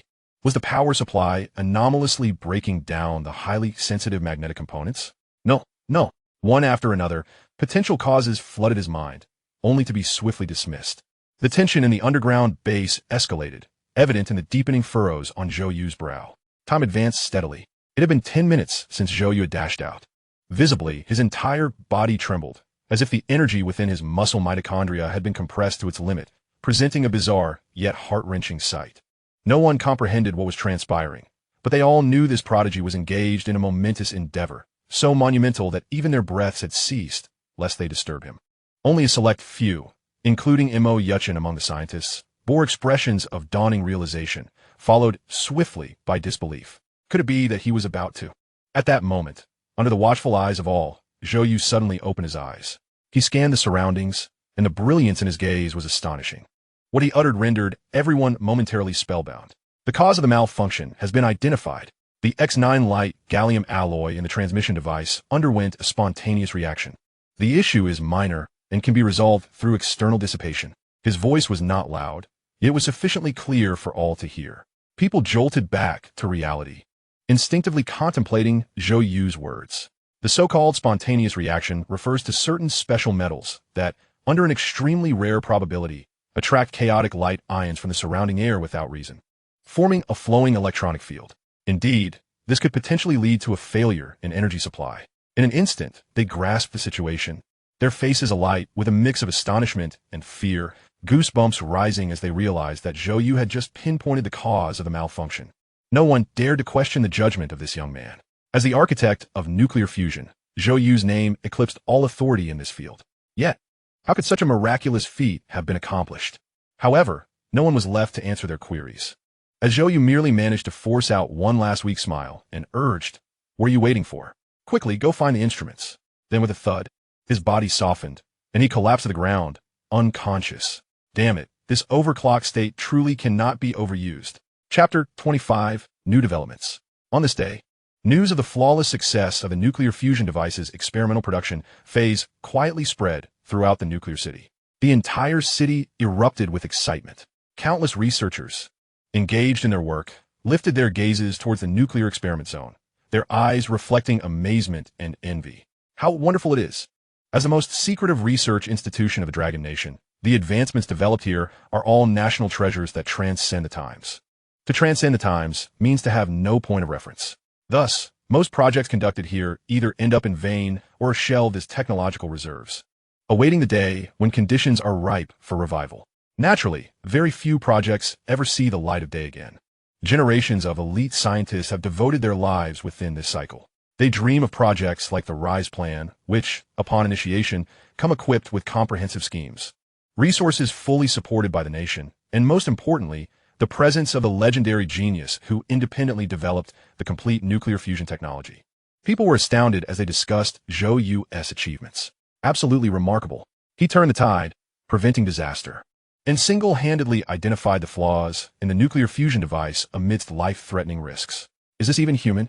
Throughout human history, there have been very few capable of such extraordinary feats, experience, knowledge, a disjointed yet rapid information processing speed, an unimaginable capacity for detail synthesis, and superhuman calmness and audacity, all manifested in a young man barely past his teenage years. No matter how many times they heard it, they could not help but marvel. At that moment, every member of the nuclear city workforce shared the same thought. If only he were the leader of our project. Of course, Zhou Yu's ability to achieve such a miraculous feat was primarily due to the system's assistance. The system's comprehensive animated model of nuclear fusion operation effectively provided him with the correct answers. The overclocked state skill endowed by the system further allowed him to transcend human limits, transforming him into a human supercomputer. In summary, it can be encapsulated in 4 words: extraordinary and transcendent. Had any top-tier scientist been given the same conditions, they could have likely achieved something very similar. To a certain extent, Zhou Yu is a chosen fortunate one. A fortunate one must repay such luck through actions. Thus, in that circumstance, he completely disregarded his own safety, driven solely by the desire to salvage whatever he could. However, he did not anticipate that this overclocked state could be so terrifying. Within mere 10 minutes, he had fainted. Had he persisted for just 2 more minutes, he might have faced a fatal collapse. Beep beep. At the nuclear city hospital, Zhou Yu lay in special care ward, his body connected to numerous life-monitoring devices. It's nothing serious, just exhaustion leading to slightly low blood sugar, the doctor concluded, visibly relieved. It was indeed alarming. When the renowned chief technical advisor of the RISE plan was brought in, everyone was nearly terrified. Not only did General Feng Yuhong arrive, but even the notoriously elusive General Zhao Jiangwo came in person to inquire about Zhou Yu's condition, lingering for quite some time before departing. The hospital's communication room was inundated with incessant ringing. Each caller was a figure whose mere name sent shivers down spines. All these individuals held a uniform status, categorized as national-level officials. It is understandable why so many prominent figures were so anxious. The chief technical advisor of the RISE plan had fainted after examining the malfunctioning nuclear fusion device. This inevitably reminded people of the predecessors who perished after exposure to nuclear radiation. After Zhou Yu was admitted to the nuclear city hospital, the doctors conducted a thorough examination using the most advanced instruments. To everyone's surprise, there were no signs of radiation exposure, no internal injuries. From head to toe, there was no issue whatsoever. This left everyone in a panic, fearing they were facing some novel and perplexing ailment. Eventually, they discovered it was merely low blood sugar. Oddly enough, a robust young man who consumed the nutritious meals provided by the nuclear city daily and engaged in no strenuous labor had somehow developed low blood sugar. This outcome was both amusing and a relief. With no physical labor involved, the only conclusion must be that he had overexerted his mental faculties. What kind of spirit is this? To think he could exhaust himself mentally to such an extent. How many hours must he have been engaged in thought? He likely didn't even sleep at night. No wonder he could develop nuclear fusion at such a young age. Of course, this was merely a delightful misunderstanding. After all, outsiders were unaware of the energy consumption monster that was the overclocked state. There was no need for excessive mental strain. A mere 10 minutes was sufficient. Those who utilized it would inevitably faint. Those who engaged would find themselves bedridden. The direct consequence of employing the overclock state was that Zhou Yu lay unconscious for a full day and night. It was not until the early hours of the 3rd day that he finally opened his eyes groggily. Did I fall asleep? Contrary to his expectations of being surrounded by a crowd at his bedside, the surroundings were quiet and dark. After several minutes, he regained his senses, recalling the entire sequence of events. A dull pain pulsed in his head, reminding him of what had transpired. Wait, how long have I been unconscious? The system is quite convenient. To check the time, there's no need for a watch. The interface appears at the mere thought. Zhou Yu glanced at the system interface, displaying the time and countdown, and was immediately taken aback. A countdown of 76 days. What the hell? I've been out for so long. Zhou Yu was distraught. How precious time is. The system task countdown reads 76 days. And the Lighthouse Nation room temperature superconducting conference countdown is at 46 days. Time flies and days pass swiftly. In this interval, the second phase of the RISE plan's trial production must have surely commenced. If I am not present, how can a nuclear fusion continue? Oh wait, Zhou You scratched his head. Whether I am here or not, it seems there is not much difference. Although he indeed managed to avert disaster and save the first phase of the nuclear fusion malfunction, allowing the entire plan to proceed smoothly. This was largely due to the blessings of the overclocked state. It did not signify that he had genuinely become remarkable. Zhou You was aware of this self-awareness. However, it must be said that the skills provided by this system are truly remarkable. One can only wonder if they will prove useful during the trial production of the second phase. As Zhou You was lost in a myriad of thoughts, contemplating how he could contribute in the second phase, the door suddenly creaked open, revealing a strikingly handsome figure who strode in. Advisor, you are awake. Are you feeling unwell? She leaned down, her brow furrowed with concern as she gently touched Zhou Yu's forehead, her gaze intensely focused on him. The fragrant aroma of soap mingled with her natural scent wafted from the collar of her military uniform, filling his nostrils. Why this sudden display of intimacy? Is this a test for the cadres? Who among them could withstand such scrutiny? Zhou Yu felt his face flush as he subtly turned his head away. Major Ning, what brings you here? Seeing that Zhou Yu was unharmed, Major Ning relaxed and softly assured him, before the conclusion of the Ascendancy project. I am the primary person responsible for your safety. Zhou Yu was at a loss for words, finally managing to stammer out. You've worked hard. Perhaps it would be better if you refrain from speaking if you have nothing to say. Rest and recuperate. Major Ning shot him a pointed glance. For some reason, Zhou Yu felt that Major Ning seemed somewhat different today. It was hard to pinpoint exactly what had changed, but her tone was notably softer, almost feminine. This sensation was not unwelcome. It was certainly preferable to conversing with an icy military figure, though it felt a bit strange. How is the Ascendancy project progressing? Zhou Yu deftly shifted the topic. You need not worry, Major Ning replied. The second phase has officially commenced, and preparations will take several days. For now, there is nothing you need to concern yourself with. You can take a break. Zhou Yu discerned a deeper meaning in her words. Take a break? Major Ning's face lit up with a radiant smile, her lips a vivid red, exuding both valor and a touch of feminine charm. Do you remember the incident that stirred public opinion a few days ago? Zhou Yu nodded, fully recalling the incident. The revelation of his classified examination paper had sparked rampant speculation, leading to plans for him to make an appearance to quell public doubts and ensure the confidentiality of the nuclear fusion project. However, the specifics of how this would be executed were still under deliberation. The higher-ups have reached a decision. You will be arranged to participate in a program, during which they will help you establish a suitable public persona. You will receive detailed information when you visit the administrative office in Nuclear City tomorrow. Hearing this, Major Ning appeared distinctly cheerful. However, you must be mentally prepared, as we will be doing this together. Zhou Yu, puzzled, replied, haven't we always been together? You still have to bring the Jiaolong team to ensure my safety. No, Major Ning chuckled, shaking her head playfully and batting her eyelashes. Her eyes, in the dim light, sparkled like clear springs, drawing one's gaze irresistibly. This time, in addition to ensuring your safety, I will also serve as your companion. How do you feel about my current state being suitable for the role? In an instant, Zhou Yu was left speechless. A companion? Goodness. How did this iron-willed soldier suddenly acquire such a feminine charm? It turned out that there had been a task rehearsed in advance. Chapter 26. Zhou Yu's News. In Jiangnan City, amidst a torrential downpour, as July reached its midpoint, the oppressive heat combined with the relentless rain, transforming the once bustling streets into a scene of flooding.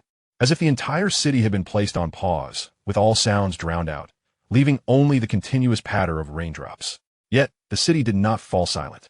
In every street and alley, from reality to the online realm, everyone was engrossed in discussions about recent events.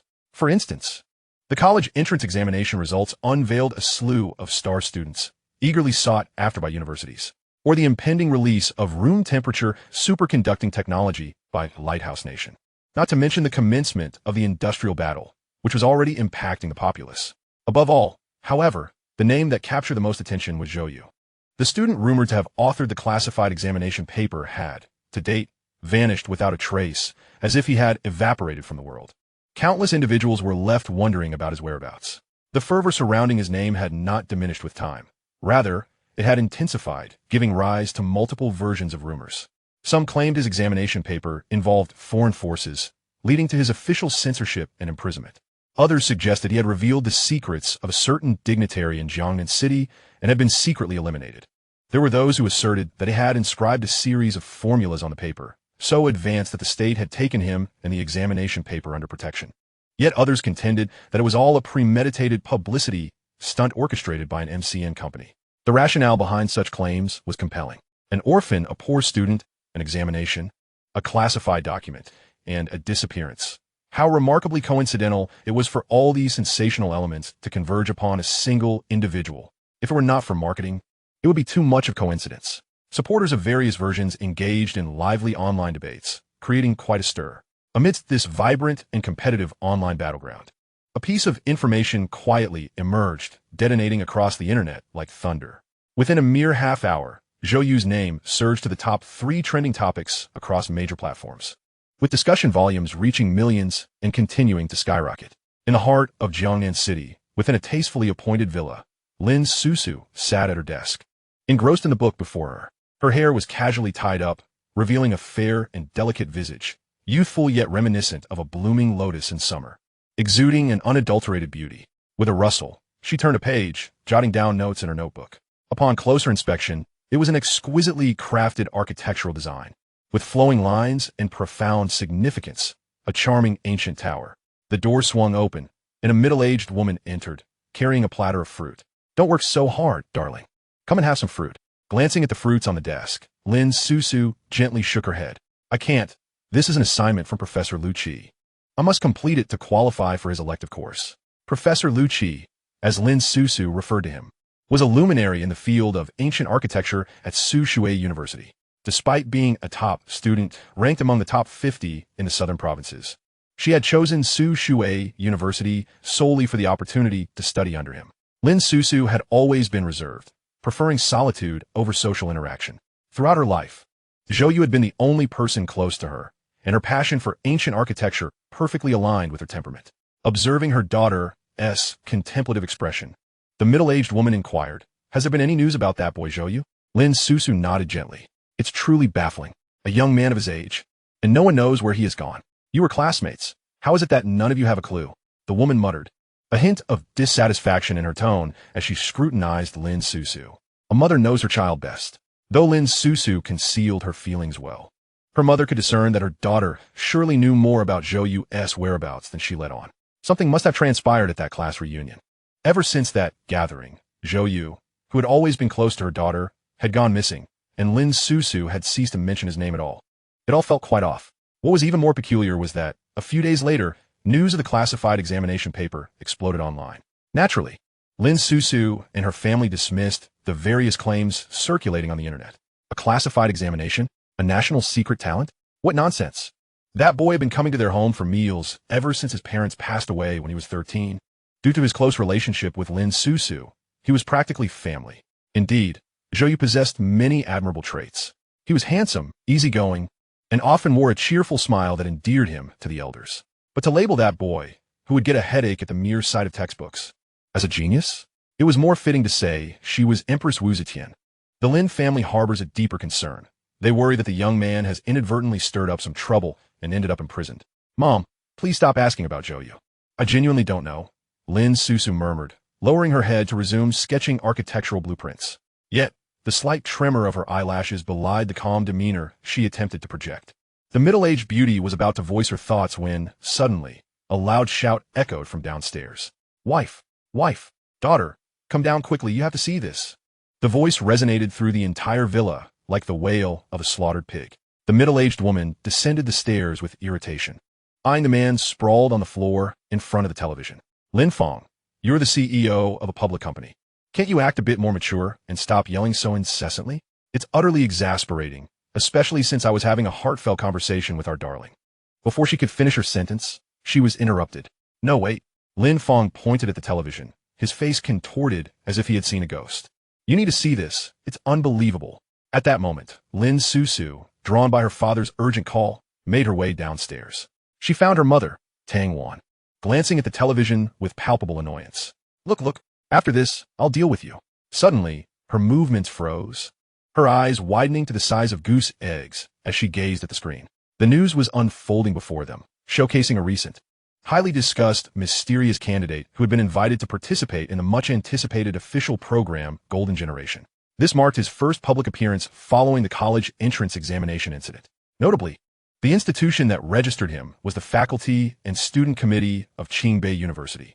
The television screen displayed a news report featuring a handsome, well-defined identification photo of a young man, his features striking and his mouth adorned with a languid smile. Wasn't he that Zhou You? Chapter 27. A sudden turmoil. Zhou You? This guy is participating in Golden Generation? My heavens! I thought he was extraordinary, and he is backed by the Faculty and Student Committee of Qingbei University. Impressive. No way. Could the secret exam paper be real? Bro, do you think it's all a fabrication? This is insane. I absolutely must watch the live stream this weekend. The entire internet of Longguo was ablaze. The name that had sparked fervent discussions online suddenly appeared without warning on the list of the most watched programs. Such a development was unexpected for everyone. Even more astonishing was that this name, previously unheard of just a week ago, was now linked to Qingbei University. Qingbei University, the most prestigious institution in Longguo, renowned throughout the world. Beyond being an educational establishment, Qingbei University ranks among the top research institutions globally, on par with the likes of Longguo Institute and NASA. In the eyes of the people of Longguo, who have historically held education in high regard, it stands as a veritable temple of knowledge. Even the most ignorant illiterate or the most irreverent ruffian would instinctively show respect when faced with an individual from Qingbei University. The birth of a Qingbei scholar in any clan is a monumental event, worthy of a page in the family genealogy. Although Zhou Yu's name had been widely discussed online in connection with a secret exam paper, with conspiracy theories and ludicrous speculations abounding, some even claiming he had developed Nobel-worthy research. This was merely a fleeting frenzy of the internet age. Few took it seriously, as even the matter of the secret exam paper was shrouded in ambiguity, lacking any substantiation. In essence, netizens were merely engaging in playful banter. Yet at this moment, the situation had shifted dramatically, with Zhou Yu's name appearing on the recording list for Golden Generation, appended with the Faculty and Student Committee of Qingbei University. It seemed to validate all the outrageous speculations that had previously circulated. It should be noted that Zhou Yu's name was not present on the official admission list of Qingbei University. In that instant, the name Zhou You transcended mere internet labels, no longer gossip fodder, nor an ephemeral trending topic, but rather emerged as a tangible, living prodigy, a mysterious talent stepping into the limelight. The only lingering question was how he had become part of Qingbei University. Could it be that he had been admitted through the fabled special recruitment? Or was there truth to the secret exam paper, prompting the state to open doors for him? Regardless of which possibility it was, the level of astonishment was immense. Amidst this nationwide excitement, reporters from all corners of the land gathered at the Capitol Television building, eager to cover the production of Golden Generation. Armed with cameras and microphones, the journalists surrounded any staff member who exited the building. Excuse me, are you a member of the production team for Golden Generation? Can you share any information about Zhou You? We understand he was not on the candidate list just days ago. What has transpired since then? Is Zhou Yu's participation part of a premeditated plan? Or is it an unexpected development? Is there any information regarding the authenticity of the secret exam paper? All viewers are keenly interested in this matter. Do you possess any other details about Zhou You? However, the beleaguered television staff, bewildered, waved their hands dismissively, indicating they knew nothing, before hastily retreating. The reporters waited for hours, only to realize that none of the employees frequenting the television station were members of the Golden Generation recording team. Even more bizarrely, the station's leadership had mysteriously vanished, their phones switched off, and their offices empty.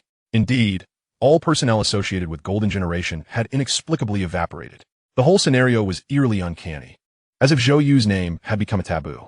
To prevent any information about him from leaking, all relevant individuals had voluntarily secluded themselves. How peculiar. Golden Generation was a program hastily launched by the nation after the advent of room-temperature superconductivity technology in the Lighthouse Nation, aimed at bolstering national confidence. The program invites several young scholars who have recently gained prominence in academia, allowing them to collaborate, innovate, and showcase their learning and research through live broadcasts. These scholars, averaging 20 years of age, are some of the most exceptional talents hailing from prestigious institutions. There are prodigies who entered university at 16 and published 3 national-level academic papers within 4 years. Mathematical geniuses invited to intern at the National Academy of Sciences at 20. Industry leaders hired as artificial intelligence algorithm engineers by the top technology firm, Huaxing Group, immediately upon graduation. and even those designated as assistant researchers for key national scientific projects before graduating. Each of these exceptional individuals boasts remarkable backgrounds and achievements, having attained extraordinary success at a young age, representing the pinnacle of talent among the billions in Longguo. They symbolize a golden future for the nation. It is easy to imagine that they would be prime targets for foreign forces seeking to poach talent, with countless spies lurking in their vicinity. Nevertheless, the production team did not shy away from discussing the backgrounds of these brilliant young minds, even actively promoting them across major media outlets. The sole exception was Zhou You. Until this moment, aside from the whispers of speculation, the public only knew that Zhou You had once been a struggling student at Jiangnan No. 1 High School. And beyond that, no one had come forth to divulge any further information. This matter is utterly bizarre, transcending the bounds of reason. Moreover, the journalists are not fools. They have already begun to sense the underlying discrepancies. Firstly, the incident surrounding Zhou You appears rather illogical. From the initial top-secret examination paper to the subsequent array of explosive viewpoints, the trajectory of public opinion is remarkably peculiar, as though someone is deliberately guiding the narrative, compelling the authorities to make a statement. The official response is equally strange. Although the authorities have acquiesced to Zhou Yu's participation in the Golden Generation, they have exercised an extraordinary level of discretion concerning his information to an almost absurd degree. This suggests a covert struggle between the officials and certain factions regarding the secrets surrounding Zhou Yu. Another disconcerting detail has emerged, sending shivers down the spines of those astute journalists. They have observed that while Zhou Yu's registration information includes the student committee of Qingbei University, there is no indication of which college or major he belongs to. The information field is completely devoid of content, and furthermore, the production team did not refer to him with the suffix typically used for other university attendees in the Golden Generation, from promotional posters to news broadcasts. And even on the official website for the Golden Generation, all references to Zhou Yu are direct, calling him by name alone. This has inevitably led the journalists to entertain an incredulous thought. Could it be that he is not a student at Qingbei University? Chapter 28, What on Earth? A train races across the wilderness. This train is neither a greenskin carriage nor a commonplace high-speed train adorned with its train number. It is unusually short, resembling an extraordinarily elongated ceremonial vehicle, hurtling along the ground at speeds of hundreds of kilometers per hour. Should any official be present, they would immediately recognize that this is a special train reserved for the travel of significant national figures. Inside a compartment arranged like a luxurious hotel suite, a man and a woman sit on a deep sofa, flanked by 8 men standing rigidly. Although they're dressed in casual attire, their every movement exudes a lethal aura, unmistakably reminiscent of elite military personnel. They are none other than the Jiaolong team. The man and woman in question are, of course, Zhou Yu and Colonel Ning. Goodness, this is exceedingly warm. Zhou Yu continually scrolls through his phone screen, the torrent of trending updates inducing a sense of anxiety even in someone as ostentatious as he, leaving him scratching his head in confusion. Colonel Ning, observing his bewilderment, responds, "Have you ever considered why the top-secret examination paper was leaked?" Zhou Yu ponders for a moment. Perhaps someone within the educational system divulged the information. After all, there are many eyes and ears. Colonel Ning gently shakes her head with a smile. "From the moment we accessed your examination paper, we implemented confidentiality measures for everyone involved, including proctors, your classmates, and the faculty and administration. Everyone from top to bottom has been under our surveillance. And, as of today, we can ensure that no information has leaked at the grassroots level." Furrowing his brow in confusion, Zhou Yu queries, "Then how did the netizens find out?" Pointing upwards, Colonel Ning replies in a calm tone, "The issue lies above. There are certain high-ranking individuals beyond our surveillance who have provided this information to hostile forces." Hostile forces? Zhou Yu's mouth drops open. The Lighthouse Nation? Perhaps, Colonel Ning concedes. In any case, the buzz surrounding you is undoubtedly orchestrated by the West. Their objective is to uncover what you are truly engaged in. During your time in the nuclear city, many spies have been exposed, all due to you. I'm still unclear on how this relates to thrusting me into the public eye. Zhou Yu expresses his continued confusion. Noting his perplexed demeanor, Colonel Ning teasingly remarks, "Advisor, I thought you understood everything." Zhou Yu shoots her a glare. "Even you have learned to be sarcastic." Her playful demeanor elicits a suppressed laugh from Colonel Ning, who quips, "I am no longer a soldier. My current identity is Ning Weilu, your companion, so I must learn to behave like an ordinary person." Ning Weilu, named after the famous phrase by the talented woman Xie Daoyuan from the Jin dynasty, signifies a literary lineage. Perhaps her father intended for her to embody the elegance of a cultured young lady, yet fate led her to become a distinguished figure within the military. Nevertheless, at this moment, devoid of her uniform, Colonel Ning indeed exudes a gentle, youthful charm. Perhaps this is her true nature. Let's not dwell on it, Zhou You huffs. Turning away. Enough of the teasing, advisor. Let me explain. Colonel Ning's tone shifts to seriousness. The Rise plan encompasses an extensive range of implications. The West is approaching with great intensity, employing every means to ascertain the underlying strategies of the Dragon Nation. One must remember, is there truly such a thing as an impenetrable wall? Sooner or later, they will acquire some genuinely useful intelligence and discern our intentions, and when that day comes, we'll be in trouble. At this juncture, a glint of severity flashes in Colonel Ning's eyes. Thus, rather than waiting passively, it is wiser to take the initiative. As the art of war states, while we repair the road in plain sight, we must also maneuver clandestinely. Our plan involves intentionally exposing you, and doing so in an exceptionally high-profile manner. At that point, you need only showcase talent in other fields, and the world will recognize that the Dragon Nation has produced an extraordinary genius, oblivious to the fact that this is merely a smokescreen. Upon concluding, Colonel Ning gazes at Zhou Yu with palpable excitement, as if already envisioning the scene of their adversaries being successfully misled. Zhou Yu is momentarily taken aback. What do you mean by other fields? I have heard the general mention that the nuclear fusion project encompasses mathematics, high-energy physics, quantum physics, mechanical design, material science, and various domains in which your expertise is world-class. At that point, you can select any field to showcase, and they will never suspect that this is merely the tip of the iceberg. They cannot fathom that your true mastery lies in nuclear fusion, for you have already developed a comprehensive nuclear fusion plan. Colonel Ning's tone brims with confidence in this strategy. Indeed, the enemy's elaborate machinations to sway public opinion and deploy spies stem from a desire to ascertain Zhou Yu's significance to the Dragon Nation. Let us provide them with an answer, an erroneous answer. Allow them to believe they have grasped the entirety of Zhou Yu's situation, while the Rise plan unfolds covertly beneath their very noses. It must be said that the Dragon Nation's aptitude for strategic maneuvering is unparalleled. In essence, this entails Zhou Yu masquerading as an ordinary member of the Golden Generation, entirely unrelated to nuclear fusion. Such a ruse would readily account for the encryption of his examination paper and conveniently explain his prolonged absence with a trivial excuse, such as undergoing an internship for a national key project or participating in a talent training program. Individuals of his caliber do exist within the Dragon Nation. It is entirely plausible and would raise no undue suspicion. The entire scheme is virtually flawless. Most importantly, to all observers, executing this plan at Zhou Yu's level is a mere walk in the park, devoid of any difficulty. Thus, even Colonel Ning, typically composed, becomes invigorated by the impending triumph. To the extent that she fails to notice the young man seated across from her, his expression betraying an awkward hesitance. In all honesty, Zhou Yu is bewildered. What on earth? He realizes he has landed himself in a predicament. Despite his efforts to remain cautious and conceal his true capabilities in recent days, the very scenario he had long feared has materialized, and in an irrevocable manner. Covert maneuvers? Performing talents from various fields before the world? I scoff at the notion. Beyond my ability to recite nuclear fusion schemes, I am utterly lacking in any other skill, falling short even of an ordinary high school student. What other talent could I possibly possess? It is not merely a misguided attempt to mislead adversaries. Should I reveal my true capabilities, my peers would likely suffer a shattering of their faith.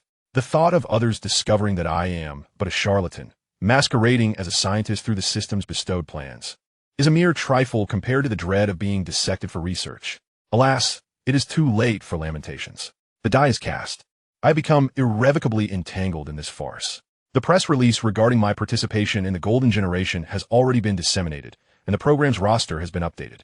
The state has mobilized vast resources to orchestrate this spectacle on my behalf. At this juncture, the entire nation eagerly anticipates my entrance as the protagonist. To suddenly declare my inadequacy would be nothing short of a slap in the face to all. Moreover, from the government's perspective, my achievement of developing a comprehensive nuclear fusion plan across multiple disciplines signifies a historical genius. How, then, can I claim ignorance at this critical moment? Is this not deliberate? To be candid, I find myself in a state of profound despair. Utterly hopeless. I feel the urge to weep. Oh heavens! I have sworn in this lifetime to renounce all association with gambling and drugs. Please, deliver me from this plight. I beseech you, I do not wish to be dissected. Chapter 29, An Emergence. On July 12th, the countdown to the room temperature superconductor press conference in the Lighthouse Nation stands at 44 days.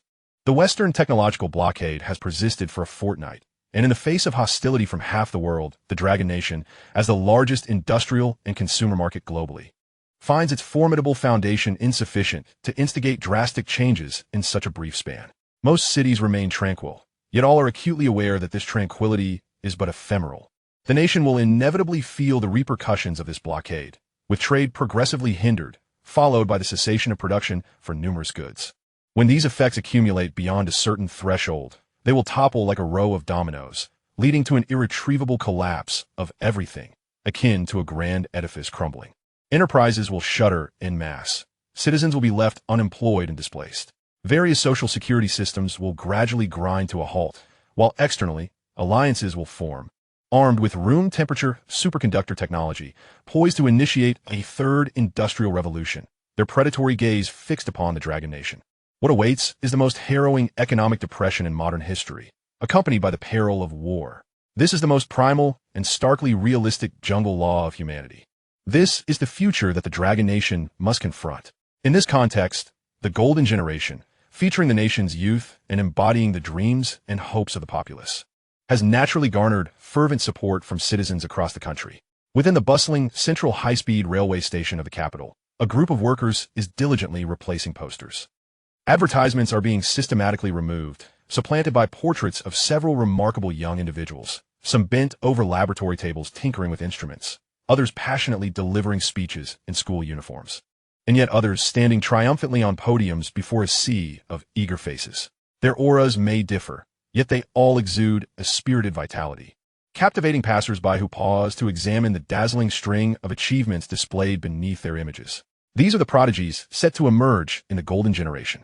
Little Bao, look at how impressive these older brothers and sisters are. You must learn from them in the future, okay? All right, such a good child. So, how do you plan to do that? I want to attend Qingbei University.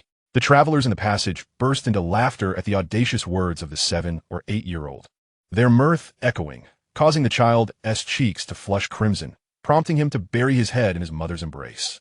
Who could have anticipated that this little one, despite his tender age, possessed such strength? Like a cannonball, he dashed forward, catching the young mother off guard, her balance faltering as she exclaimed, and mother and child tumbled towards the ground. The station's floor, composed of highly resilient tiles, posed a risk. In the summer heat, their thin attire offered little protection, and a fall could result in severe injury. This scene momentarily stunned the onlookers. However, burdened with luggage, they could neither run nor lend a hand. Just as calamity loomed, two hands reached out, one from the left and one from the right, grasping the arms of mother and child, pulling them back from the brink of disaster and helping them to their feet. Thank you, the young mother exclaimed, clutching her child, only to realize that their saviors were a young man and woman. The woman, in her 20s, donned a simple short-sleeved shirt and jeans, her tall and slender figure accentuated by strikingly bright and spirited features, akin to a graceful bamboo, captivating all who beheld her. The young man, upon hearing the mother's gratitude, waved his hand dismissively, indicating it was a trifling matter. As he spoke, his handsome features unfurled into a smile, his bright eyes radiating youthful vigor.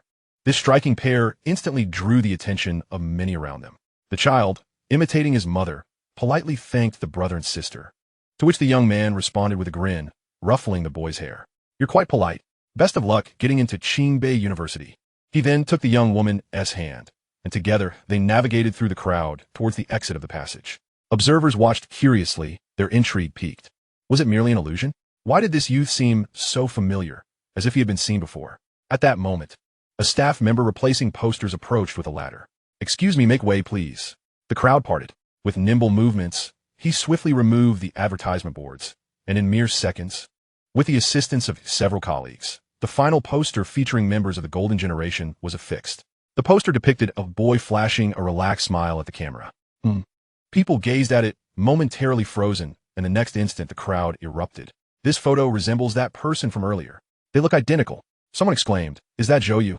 Oh, that little brother was Zhou You. I can't believe I didn't recognize him. No wonder he seemed familiar. Is that beautiful girl beside him his girlfriend? What a missed opportunity. I should have asked for his WeChat. You? Perhaps you should check a mirror. Look at the girl next to him, and besides, he's from the golden generation. For goodness sake, wake up. The already lively high-speed railway station passage was thrown into chaos by Zhou Yu's emergence. As this name has reached the pinnacle of celebrity status, comparable to that of top-tier stars. Yet, whether one sought gossip or wished to idolize, it was too late. The duo had already vanished through the VIP exit at the end of the passage. Before long, news of Zhou Yu's appearance at the capital's high-speed railway station spread across the internet via smartphones, with the media promptly disseminating updates. Mysterious candidate Zhou Yu spotted in the capital, rumored to participate in the Golden Generation recording. The true visage of the first member of the Golden Generation unveiled. He looks like this. Zhou Yu appears at the high-speed railway station with a mysterious woman, igniting public discussion. Headlines flooded social media platforms instantaneously. Regrettably, no one at the scene managed to recognize him, and few had the opportunity to capture a photograph. Only one traveler hurriedly snapped a blurry shot of Zhou Yu and his companion from behind, hardly discernible. This only heightened the public's curiosity. According to reports from those present, Zhou Yu was far more handsome in person than in photographs, and his female companion was stunningly beautiful, further inciting the insatiable curiosity of netizens in the Dragon Nation. At a distant airport on the eastern Black Plain, within the waiting area, a young man clad in a white shirt snapped his phone shut. Should anyone be present, they would instantly recognize him as one of the luminaries of the Golden Generation. Qi Ji, age 21, a graduate of Renmin University, had, at the tender age of 18, participated as an intern in the development of new mechanical structures for the National Space Program, contributing to the very satellites that now soared through the skies. In the subsequent years, 3 of his independently authored research papers were published in prestigious international journals, earning him the exceptional title of researcher from the Dragon Institute of Technology. The industry widely speculated that he might set a record for the fastest attainment of the Changjiang Scholar's title. Yet at this moment, this renowned prodigy found himself in a rather dour mood. As he reflected on the recent news, a glimmer of hostility flickered in his narrow eyes. That attention-seeking individual, as expected, was the first to arrive. Top secret? Humph. This time I shall see just how capable you truly are. Chapter 30. The Secret of Colonel Ning on Chang'an Avenue. A black Maybach cruised steadily amidst the flow of traffic. At the wheel was a composed, middle-aged man, his gaze unwavering. In the back seat sat Zhou Yu alongside Colonel Ning, the former visibly anxious and somewhat restless. How much farther do we have to go? Zhou Yu inquired. The driver replied, approximately 10 kilometers. A sense of trepidation gripped Zhou Yu as he swallowed hard, thinking of the approaching destination. Peking University, the pinnacle of national academia, the dreamland of countless scholars. Who would have thought that one day he would become a part of Peking University? Zhou Yu mused, marveling at the unpredictability of life. Were it not for nuclear fusion, his capabilities would have never allowed him to forge a connection with such an esteemed institution. Moreover, this time, he was not heading to Peking University as a student, but rather as a teacher, a role mandated by the state. According to the provisions laid out by the government, following the conclusion of the RISE plan, he would be recommended for a faculty position at a higher education institution, with a rank no less than that of a professor, and Peking University had been designated as the chosen establishment.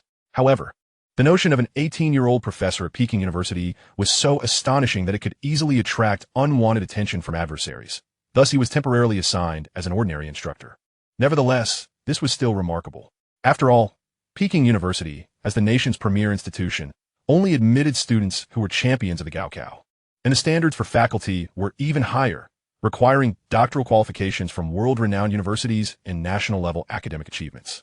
Only a select few could meet these 2 criteria, and in the century since its founding, fewer than 30 staff members have been under 30 years of age, with the youngest being a 23-year-old mathematical prodigy from the university's gifted program. Zhou Yu, however, was poised to shatter that record by 5 years. One could only imagine the uproar this revelation would incite. With a smooth deceleration, the Maybach came to a halt, its internal combustion engine tuned to deliver an electric-like smoothness. Under normal circumstances, Zhou Yu would have taken a moment to appreciate this luxury. Yet, at this moment, he was devoid of such sentiments. For just a few dozen meters away stood a grand archway comprised of 8 towering stone columns, adorned in blue bricks and white pillars, exuding classical elegance. The weathered granite bore a sense of gravitas, as if it had stood the test of time. Beside it was a massive mural inscribed with the name of the university. Peking University, pinned by a great leader. At this moment, 4 figures awaited at the entrance. Zhou Yu sat in his seat, taking deep breaths, while Colonel Ning, noticing his demeanor, chuckled. What's wrong? Surely you're not nervous? Zhou Yu remained silent, merely managing a strained smile. Of course, he was nervous. He had come to assume the role of a teacher, preparing for the recording of the Golden Generation just days away. Although he trusted that the state would manage the arrangements flawlessly, one could never be too cautious. This was not the nuclear city where he could call the shots. If the eminent figures of Peking University decided to test him unexpectedly, it could spell disaster. Besides, as someone who had struggled academically throughout his life, he feared little in the world, yet the presence of esteemed educators, mere meters away, weighed heavily on him. The food chain was indeed oppressive. At that moment, Colonel Ning grasped his arm and offered an encouraging glance. Don't worry, I'm here.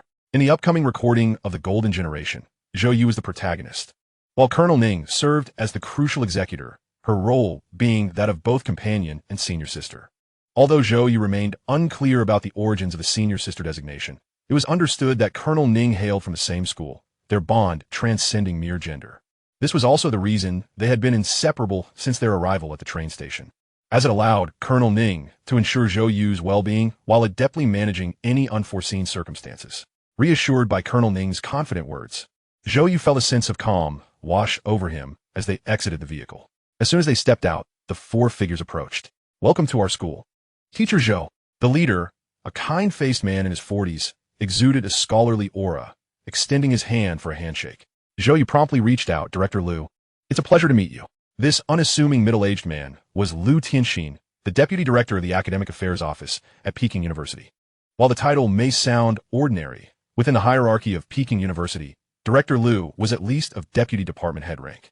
This was not akin to the ceremonial deputy ministerial positions, but rather a powerful official overseeing all faculty at the university.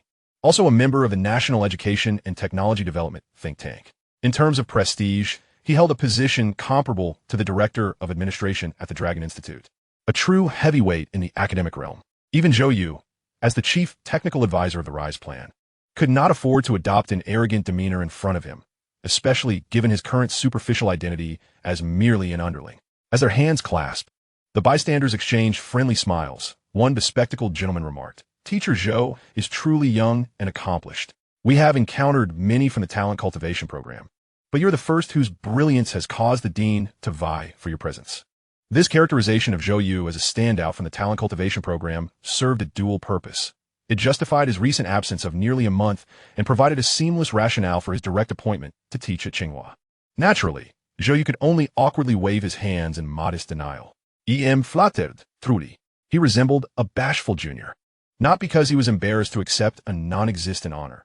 After all, he was a daring individual who had audaciously presented the nuclear fusion proposal to the state, masquerading as a genius scientist in the nuclear city. What was there to be ashamed of?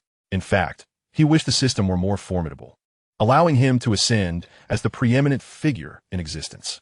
Alas, the system was lacking, failing to grant him such prowess. The reason he refrained from interjecting was that while the talent cultivation program was indeed real, it had no bearing on him, and engaging in the conversation might inadvertently expose him. Ha ha ha, Teacher Zhou is being humble. Several members of the Peking University administration laughed heartily. Fortunately, Director Liu Tianxin promptly came to Zhou Yu's aid. All right, let us not tease our young talent any longer. Director Liu Tianxin waved his hand and said, Don't ask if you shouldn't. Be careful not to cross the line. This statement is neither light nor heavy, but it immediately made everyone realize, right? Teacher Xiao Zhou has no resume, no educational background, and no academic achievements that can be included in the talent cultivation program. Obviously, it can only be related to the legendary top secret exam paper. Since it involves top secret information, it is naturally not something they should inquire about. The people present are all elites who have mixed up in the officialdom and academic circles, and there is still some political sensitivity. With the suggestion of Director Liu Tianxin, everyone immediately changed the topic. All right, let's not chat anymore. Time is tight, and Teacher Zhou still needs to attend the recording of the Golden Generation.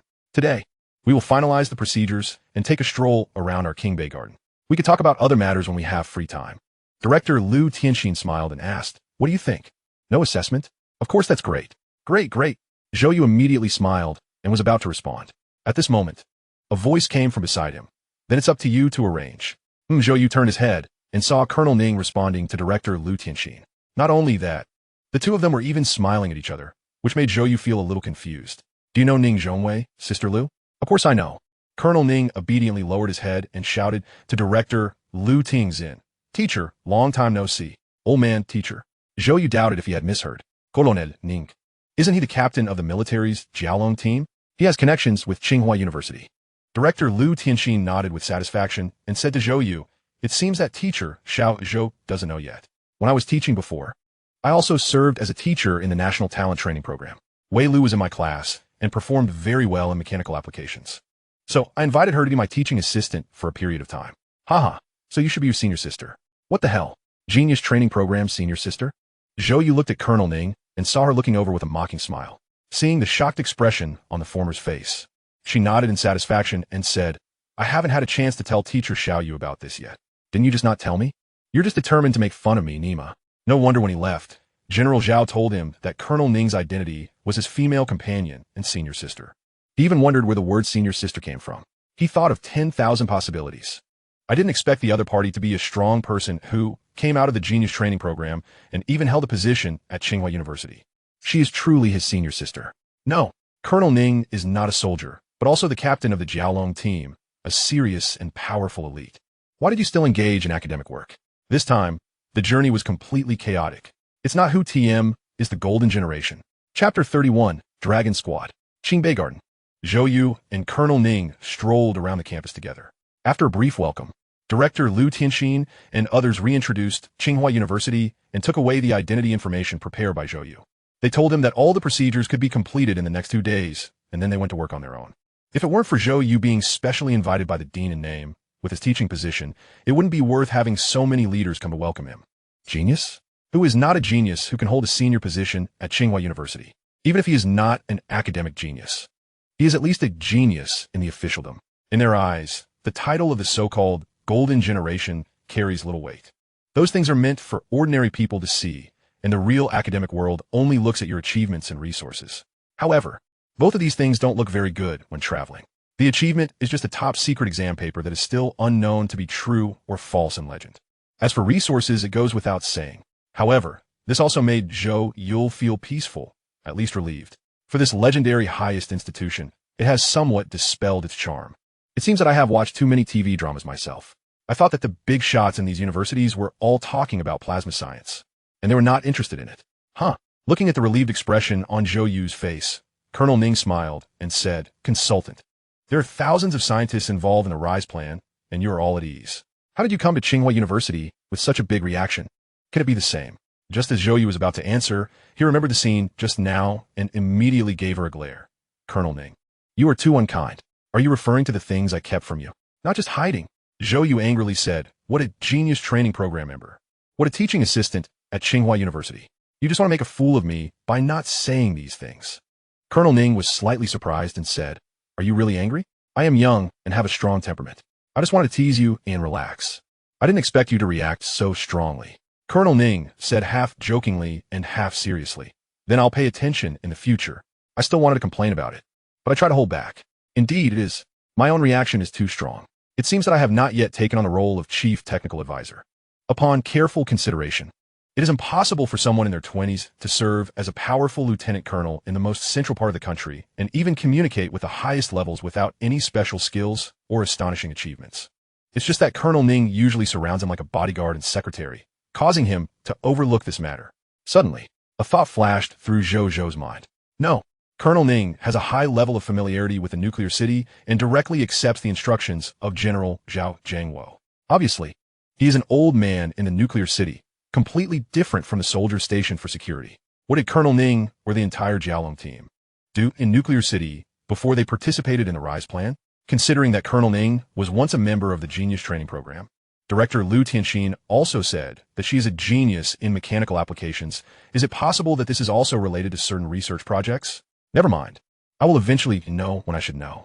Thinking of this, Zhou Yu no longer cared and asked, Colonel Ning, what are we going to do now?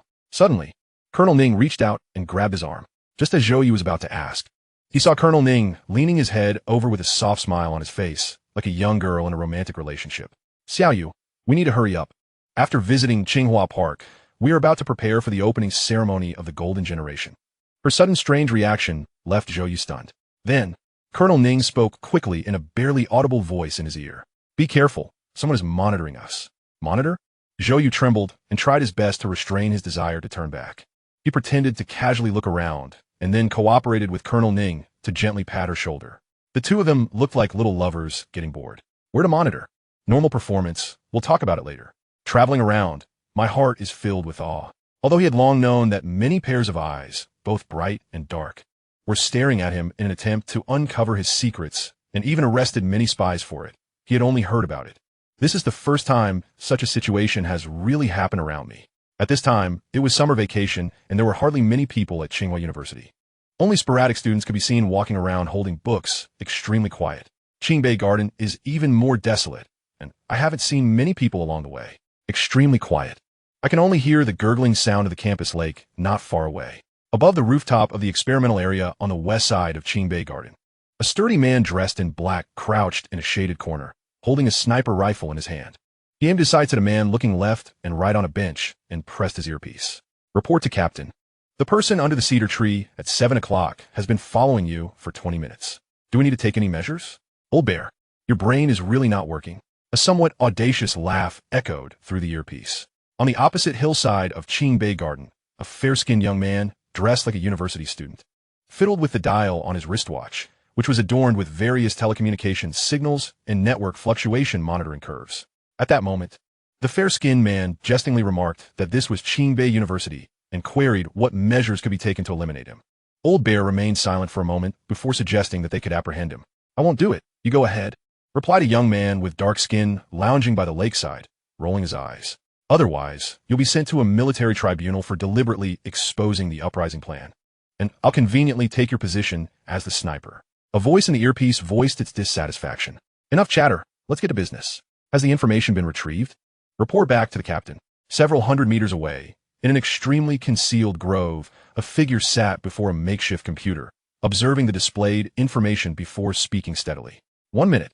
I will soon infiltrate the database of Qingbei University. Their encryption level is quite high, which has cost us some time. After a brief silence, the individual suddenly brightened up and announced, I found him. Liu Zhixuan, male, 34 years old, deputy director of the dispatch room at the Qingbei University History Museum, with 7 years of study abroad experience. He once participated in a private dinner with the ambassador of the Lighthouse Nation in France. Let me locate his personal account for further confirmation. Before he could finish, a low command from Lieutenant Ning crackled through the earpiece. Since the danger level is low, suspend the investigation. Fan Yu, check if there are any surveillance devices along the route and neutralize them immediately. Eagle, Xiao Jiao, ensure no one approaches. The advisor and I will leave shortly. As the captain spoke, everyone immediately responded with a serious tone. Understood. Soon, several figures suddenly emerged from unseen places, briefly revealing themselves before quickly vanishing from sight. Meanwhile, Liu Zhixuan, who was diligently tracking, suddenly experienced a crackling noise in his eavesdropping device, reminiscent of an old television. The electric sound piercing his ears painfully. What is happening? Is it broken? It hasn't been that long since it was set up. Didn't the Lighthouse folks guarantee it would operate continuously for 90 hours? He irritably removed the earpiece and glanced at the swiftly departing figures of Zhou Yu and the others, momentarily taken aback. Weren't they supposed to be touring for half the day? Why are they leaving so soon? I haven't even heard what they were discussing. He hurriedly stood up from the bench, preparing to follow them. Suddenly, a jogging figure collided with him, resulting in a tumble. Thud! Both fell to the ground. The young man with dark skin quickly helped him up, apologizing. I'm sorry, teacher. I was exercising and didn't notice you. It's all right, Liu Zhixuan replied hastily, brushing off his clothes as he stood up, eager to continue trailing Zhou Yu and the others. However, his vision was empty. There was no trace of Zhou Yu to be found. Chapter 32. Student Zhou? Teacher Zhou. The square outside Qingbei University was filled with vehicles. Dozens of reporters, armed with cameras, anxiously peeked into the school gate, creating a bustling scene. Zhou Yu, just arriving at the school gate, was taken aback by the sight. What's going on?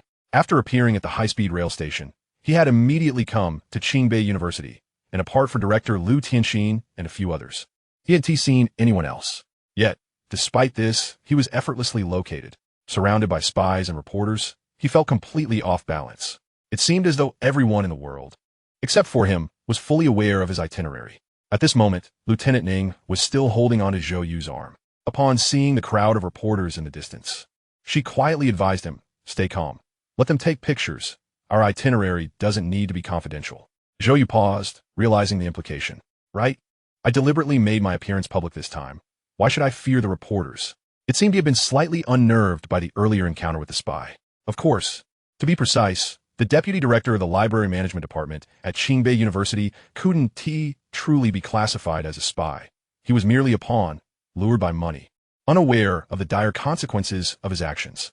Had he known that Zhou Yu was entangled in secrets vital to Longguo's survival, he wouldn't have dared to continue his surveillance, even if given 10 times the courage. Thus, the Jiaolong team merely disrupted the situation without proceeding further. Zhou Yu, having fully grasped his predicament through this incident, understood that there was no escaping or hiding. He was currently standing in the spotlight of the outside world, under the scrutiny of countless eyes, and living a tranquil life was impossible. Given this reality, he resolved to act swiftly. Zhou Yu glanced at Lieutenant Ning and quietly said, "Let us go." Then, with determination, he took her hand and strode confidently toward the school gate. Lieutenant Ning, clearly taken aback by Zhou Yu's sudden physical contact, quickly composed herself, donning a sweet smile as they exited the school gate, only to be surrounded by a throng of reporters wielding microphones. The security personnel at Qingbei University were seasoned. Immediately, they led a few team members to separate Zhou Yu and the reporters, loudly proclaiming, "Step back. Maintain order." However, the reporters were undeterred. A young female reporter forcefully squeezed through, thrusting her microphone forward. "Excuse me, are you student Zhou Yu?" Zhou Yu replied, "That's me. You're participating in the Golden Generation project. May I ask why? Is it related to the rumored top-secret examination paper?" Upon hearing this question, all eyes turned eagerly toward Zhou Yu. He had rehearsed the answer to this question countless times. "This is entirely a misunderstanding," Zhou Yu began. "I did include some scientific research achievements on my college entrance examination paper, which garnered praise from many esteemed figures in the scientific community. But it is far from being classified as top secret. However, my participation in the Golden Generation does, indeed, relate to the content of the examination paper." Immediately, others pressed on. "What did you write on the paper?" Zhou Yu smiled and responded, "I was instructed not to discuss the content of the examination paper before coming here. I apologize." The reporters quickly seized upon the phrase "was instructed." Instructed? Who instructed you? Was it the authorities? Zhou Yu feigned a look of distress, seemingly hesitating on how to respond. At that moment, Lieutenant Ning interjected, saying, "Zhou Yu, this is permissible. It's all right." Zhou Yu exchanged a glance with her, nodded, and turned to the crowd. "All right. I was requested by the teachers involved in the Genius Training Program. I hope everyone can understand." The Genius Training Program? The reporters present were well-versed and recognized the term immediately. The Genius Training Program, as its name suggests, is an initiative wherein Longguo selects a number of scientifically gifted youth from across the country each year, allowing the top experts to cultivate their potential for better development. It is somewhat akin to the genius classes offered by various prestigious universities. However, the Genius Training Program is not about attending classes, but rather engaging in projects, effectively immersing a group of scientifically promising individuals in significant projects led by influential figures to fully stimulate their talents. This method of providing top-notch experiential learning has ensured that nearly all who emerge from the Genius Training Program possess practical capabilities, making them highly sought after by universities, laboratories, and companies alike. Over the years, many holders of new invention patents have previously participated in the Genius Training Program. This also clarifies why Zhou Yu had been missing for a while. After all, during the program's duration, members are not allowed to communicate with the outside world. The reporters, astute as they were, ceased their inquiries upon hearing about the Genius Training Program. After all, activities of such caliber are not open for reporting. There is no point in asking unless one wishes to jeopardize their career. At that moment, another journalist from the television station posed a question to Zhou Yu. "We have noticed that the application for the Golden Generation was facilitated by the Student Committee of Tsinghua and Peking University. However, as far as I am aware, the application and selection process for the Golden Generation has already concluded. Is your participation the result of behind-the-scenes maneuvering? Furthermore, all the netizens are curious about how you managed to gain admission to Tsinghua and Peking University without Gaokao scores. Were you a special recruit?" Before he could finish, Zhou Yu raised 2 fingers, interrupting him. "Your statement contains 2 grave errors. First, my involvement in the Golden Generation is not the result of any underhanded dealings. It is simply that the confidentiality requirements of the Genius Cultivation Program precluded the public disclosure of the application process earlier. As a television journalist, you ought to be more precise in your speech. Although Zhou You was merely an 18-year-old youth, he held the position of chief technical advisor for the RISE program, interacting with influential figures day in and day out, exuding an aura that belied his age. The moment his words left his lips, the journalist's expression shifted. Realizing he had misspoken, Zhou You, you misunderstood. The young man disregarded the journalist's attempt at clarification and calmly stated, I am indeed a member of Tsinghua and Peking University, but neither due to special recruitment nor in relation to the Gaokao.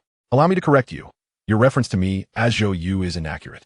This statement left everyone in a state of bewilderment, exchanging glances in confusion. What could it possibly mean? If he is not to be called Zhou You, what else could he be called? Just as everyone was grappling with the implications of Zhou's words, the nearby Colonel Ning produced an identification card from his clothing and handed it to Zhou You. The two exchanged a subtle nod, and then Zhou, before dozens of cameras, slowly unfolded the document. Accompanied by his calm words, it struck the hearts of all present like a boulder. To be precise, you should refer to me as Teacher Zhou. A hum of astonishment filled the air. Teacher Zhou? Zhou You is not attending Tsinghua and Peking University as a student, but as a teacher? An 18-year-old official faculty member? This is absurd. Let me process this. Chapter 33, Romantic Gossip. With Zhou Yu's revelation of his identity, the entire square fell into a prolonged silence. The sound of a pin dropping could be heard. In comparison to being a member of the so-called genius cultivation program, the title of an 18-year-old teacher at Tsinghua and Peking University seemed trivial. After all, while the genius cultivation program is indeed impressive, it has seen dozens of sessions over the years with hundreds of participants, totaling over 2,000 individuals. Yet, an 18-year-old teacher at Tsinghua and Peking University? Not a single one, nor anyone of similar age. Only those historical geniuses who merited a page in textbooks could rival such a feat. It was utterly outrageous. Compared to the lengthy accolades of other members of the Golden Generation, the 6 characters Tsinghua and Peking University teacher might seem unremarkable.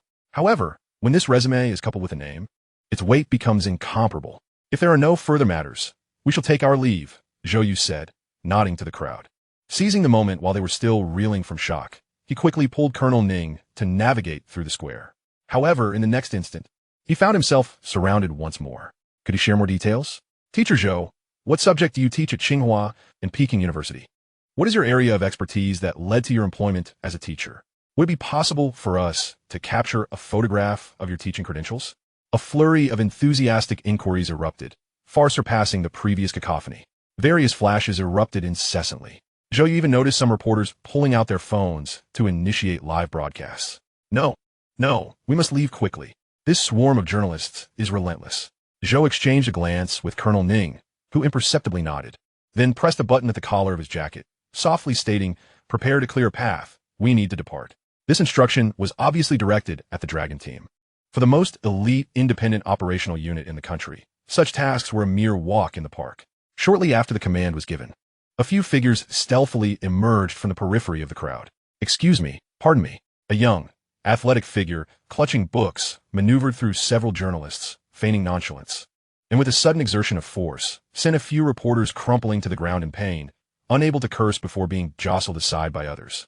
The same scene unfolded across the square. In a matter of minutes, reporters found themselves either pushed aside, knocked down, or scrambling to retrieve their fallen equipment. Everything transpired seamlessly, leaving no trace. The security personnel, who had been struggling to maintain order, suddenly found the pressure significantly alleviated. Glancing back at Zhou You, he had already grasped Colonel Ning's hand and was leisurely making his exit. They traversed half the square, reaching the awaiting Maybach, and just as they were about to enter, a journalist who had just risen from the ground shouted out one last question. Teacher Zhou, what is your relationship with the girl beside you? Are you dating? Dating? Zhou paused, gazing at the expectant faces before him, and replied ambiguously, not at the moment. The square erupted in a frenzy. Everyone was astute. Who could fail to comprehend the veiled implications of his words? Not at the moment.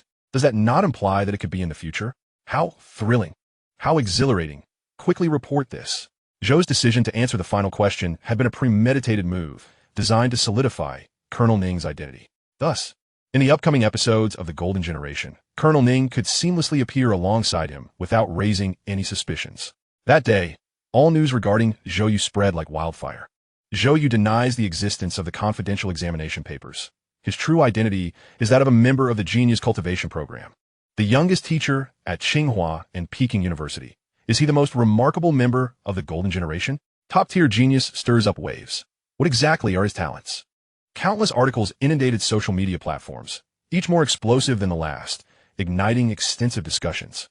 On one hand, this was due to the impressive nature of Zhou Yu's experiences, far more intriguing than the elusive confidential examination papers, presenting a genuine template of a super genius.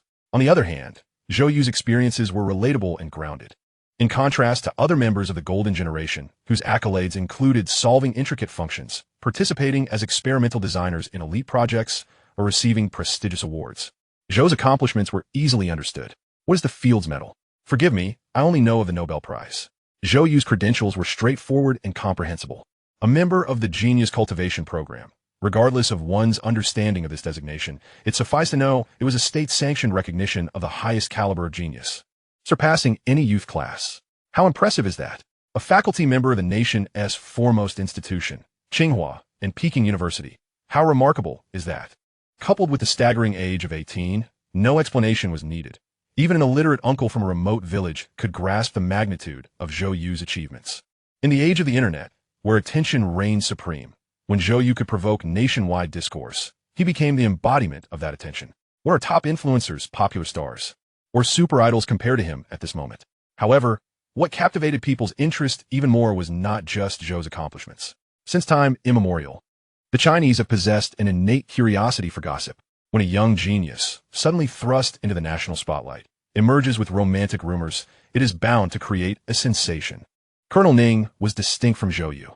In the years preceding Zhou Yu's emergence into the limelight, he remained an inconspicuous student, an orphan, devoid of attention and leaving no digital footprints on the internet, with scarcely a handful of friends to his name. Following a state-sanctioned operation of secrecy, his past could be characterized as a blank slate. And what of Major Ning? Let us not forget that Major Ning is a bona fide member of the Genius Training Program, a paragon of excellence from childhood, truly an elite. After a modest investigation by netizens, they were astounded to discover that the strikingly beautiful elder sister, who held Zhou Yu's hand and radiated charisma, possessed an equally impressive resume. Ning Weilu, age 25, hailing from Shanghu City, entered the prestigious Longguo University at the tender age of 17 with the third highest score in the city, majoring in mechanical engineering. By 19, she had secured the second prize in the National Mechanical Application Competition and was subsequently selected for the Genius Training Program. At 20, she completed her undergraduate education, graduating early, and commenced her career at the National First Heavy Machinery Plant, where her rank is suspected to be that of senior engineer. The reason for the uncertainty is simple. While the initial details are verifiable, the latter claims remain unproven. The truth is that shortly after her induction into the National First Heavy Machinery Plant, she was reassigned to the Strategic Defense Department of the 4th Military District, entering the military ranks, and subsequently became involved in a classified project in the nuclear city, ultimately ascending to the position of team leader of the Jiaolong Squad. What transpired in the interim, transforming a promising engineering prodigy into a hardened soldier, remains unknown to Zhou Yu. However, based on her resume and accomplishments, she undoubtedly rivals the golden generation in prowess. Thus, this talented and alluring woman, under Zhou Yu's growing fame, skyrocketed to prominence, particularly on platforms dominated by female users. Her popularity surged overnight, surpassing even Zhou Yu's. What defines an exceptional woman? This, indeed, epitomizes excellence. With elevated academic credentials, impressive achievements, and a glittering history, she is a quintessential six-sided warrior, devoid of weaknesses. Most significantly, she possesses striking beauty. Human nature can be undeniably superficial at times. Why has Zhou Yu sparked such fervent discussions? Beyond his own sensational narrative and the external influences of Western forces, a pivotal reason lies in Zhou Yu's handsome appearance. His looks have led many to engage in incessant discussions, treating him like an idol, thereby facilitating organic dissemination of information. Conversely, if he were less aesthetically pleasing, people would be inclined to avert their gaze, precluding any buzz. Major Ning's case is no different. Blessed with remarkable beauty and an enviable physique, her intellectual prowess as a mechanical genius combined with her military career endows her with an extraordinary charisma and intelligence, akin to the goddess Athena from mythology. To encapsulate in 4 words, radiant and resplendent. And again, in 4 words, universally appealing. Even Zhou Yu, who considered himself aloof and disinterested in complications, found no objections when he learned that Major Ning would be his companion, feeling rather pleased, in fact. especially during their occasional physical contact, such as hand-holding. Oh, it was a delightful sensation, exquisite. To what extent, you ask? Let me put it this way. It was only the following day. As Zhou You perused the myriad discussions circulating on various platforms regarding their burgeoning romance, that he began to sense something amiss. Had he forgotten something? No, not something, but someone. Oh no, he had completely overlooked Lin Susu. Chapter 34. Their worlds apart. After the rain, the sky cleared and the sun shone brightly. Within a villa in Jiangnan City, a graceful middle-aged woman stood in the kitchen, her knife chopping vegetables with a rhythmic thud. That scoundrel Zhou You was utterly ungrateful. This rascal comes to our home daily, enjoying our hospitality, and, just when he finally strikes it rich, he turns around and flirts with someone else. That heartless wretch. Just like your father. Lin Susu's mother, Tang Wan, scolded while glancing sideways. There sat Lin Susu, her demeanor typically tranquil, now sullen and silent at the desk in the living room, her fingers gripping her phone tightly, the screen displaying a photo of Zhou You with Major Ning. The whiteness of her knuckles betrayed the tumult of emotions within her, akin to a volcano on the brink of eruption. As the owner of a publicly traded company, Lin Tian sat like a docile child on the sofa, too afraid to watch television or speak, fearing any noise might disturb his daughter. Even when his wife chided him for being ungrateful, he endured it in silence. Darling, let's not take offense. Tang Wan, brandishing the knife, stormed out, indignantly declaring that if she were upset, they should head to the capital and confront Zhou You, demanding an explanation for his actions. Lin Tian could no longer restrain himself, retorting that she should not complicate matters, as Zhou Yu was not their childhood betrothed. Before he could finish, he was met with a fierce glare from Tang Wan. You call him little you so affectionately. If he is not your childhood betrothed, why does he accompany our darling everywhere, leading the entire school to believe they are in a relationship, and visiting us during festivals, addressing us so intimately? Isn't this akin to burning bridges after crossing them? Hearing her mother's increasingly harsh words, Lin Susu felt her face flush. Mom, how could you say such a thing? Yet, at that moment, Lin Susu's spirits were indeed quite low. Since Zhou Yu's parents passed away, leaving him an orphan, her family had become his surrogate kin over the past 5 or 6 years, providing him with food and drink, even gifting him red envelopes during holidays. As for her relationship with Zhou Yu, while it had not yet evolved into something particularly special, it could be said that she had endured 3 years of rumors, standing by his side as his closest friend and genuine childhood companion. In essence, she was one of the most significant people in his life, aside from his parents. However, now, Zhou Yu had mysteriously vanished for an extended period, only to reappear suddenly with a new female companion. To be honest, it felt like a betrayal. Lin Susu, a wealthy heiress, a school beauty, an academic prodigy, appeared to bask in the glow of admiration from countless onlookers. Yet, she was merely an 18-year-old girl. She had witnessed Zhou Yu being taken away by armed helicopters, yet remained unaware of the reasons. She scrolled through the incessant gossip about Zhou Yu online, oblivious to what was true and what was false. She watched as Zhou Yu reemerged in the news, undergoing a dramatic transformation, transitioning from a mischievous underachiever to a qualified participant in the Golden Generation program at Tsinghua University. As if in a dream, she observed a remarkably accomplished woman, once so admirable that she felt dwarfed in comparison, standing beside Zhou Yu. All these occurrences left Lin Susu perplexed, unable to comprehend how they had transitioned from being inseparable companions, sharing everything openly, to seemingly existing in separate worlds. What transpired in between? She could not fathom. Suddenly, Lin Susu rose, startling the couple engaged in a tender exchange. Mom is right, she declared. What? The couple momentarily failed to grasp her words. You should have kept secrets from me. The usually calm and collected Lin Susu bit her lip forcefully, leaving deep imprints from her teeth, defiantly lifting her chin as she proclaimed, I will go to the capital. I demand an explanation from him. With that, she turned and dashed upstairs, her white dress swaying as she vanished. Tang Wan and Lin Tian exchanged glances, both taken aback. Oh no, Tang Wan, you had to stir the pot. Now our darling daughter is genuinely angry. What shall we do? What shall we do? I think this is perfectly fine. Tang Wan shot Lin Tian an exasperated look, snorted, and returned to the kitchen. Only Lin Tian remained in place, sighing heavily. What is this all about? Each day feels like an endless cycle of despair.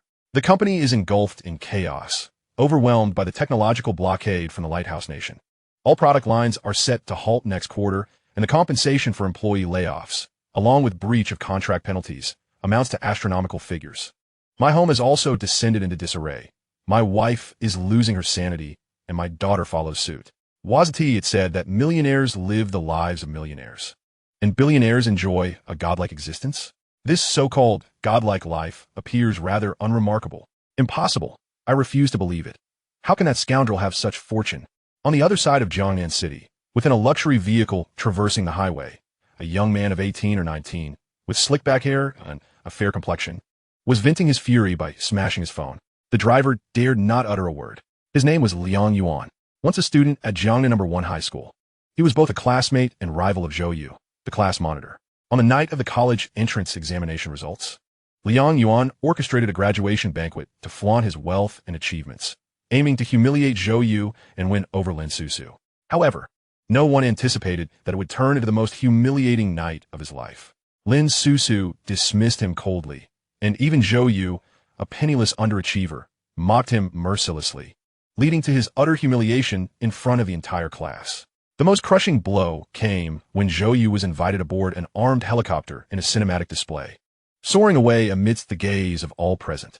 Subsequently, official personnel confronted Liang Yuan with an attitude that belittled him, demanding he sign a confidentiality agreement while sternly warning him not to reveal anything about Zhou Yu, lest he face imprisonment. This left Liang Yuan in a state of torment, unable to comprehend it all. How could that scoundrel, Zhou Yu, possibly deserve such treatment? In terms of wealth, academic performance, family background, and talent, I surpass him in every aspect. Just as his confusion and resentment spiraled into near madness, Liang Yuan awoke one morning to the latest news about Zhou Yu. The content pierced through his heart like an arrow. A member of the Genius Cultivation Program, the youngest professor in the history of Qingbei University, and rumored to be involved with someone as exceptional as Lin Susu. Damn it, this makes no sense. On the bustling streets, Liang Yuan's anguished and bewildered shout echoed. Yet, he and Zhou Yu were already separated by two disparate worlds. His obsession and hatred, his seething fury, could not transcend the layers of social class, eliciting no response, nor drawing any concern. At most, in a luxurious hotel in the capital, Zhou Yu sat before his computer, reviewing the daily progress report for the second phase of the Nuclear City's Rise plan. Suddenly, he felt an itch in his nose. Achoo! Colonel Ning timely placed a glass of water on the table, expressing concern. Consultant, don't work too late tonight. You still have to attend the opening of the Golden Generation tomorrow.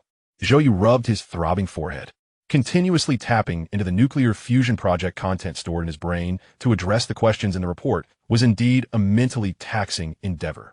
Fortunately, everything was proceeding relatively smoothly. As of now, no incidents beyond his control had occurred in the second phase of nuclear fusion research. In contrast, the impending Golden Generation event seemed far more troublesome. He felt a lingering sense of insecurity akin to a bride meeting her in-laws. I understand, Zhou Yu nodded. Colonel Ning, you should return to your room and rest early. Colonel Ning paused, then smiled. You seem to have forgotten. There are reporters outside eager to capture your news. To avoid unnecessary complications, we only booked one room. You expect me to share a bed with you?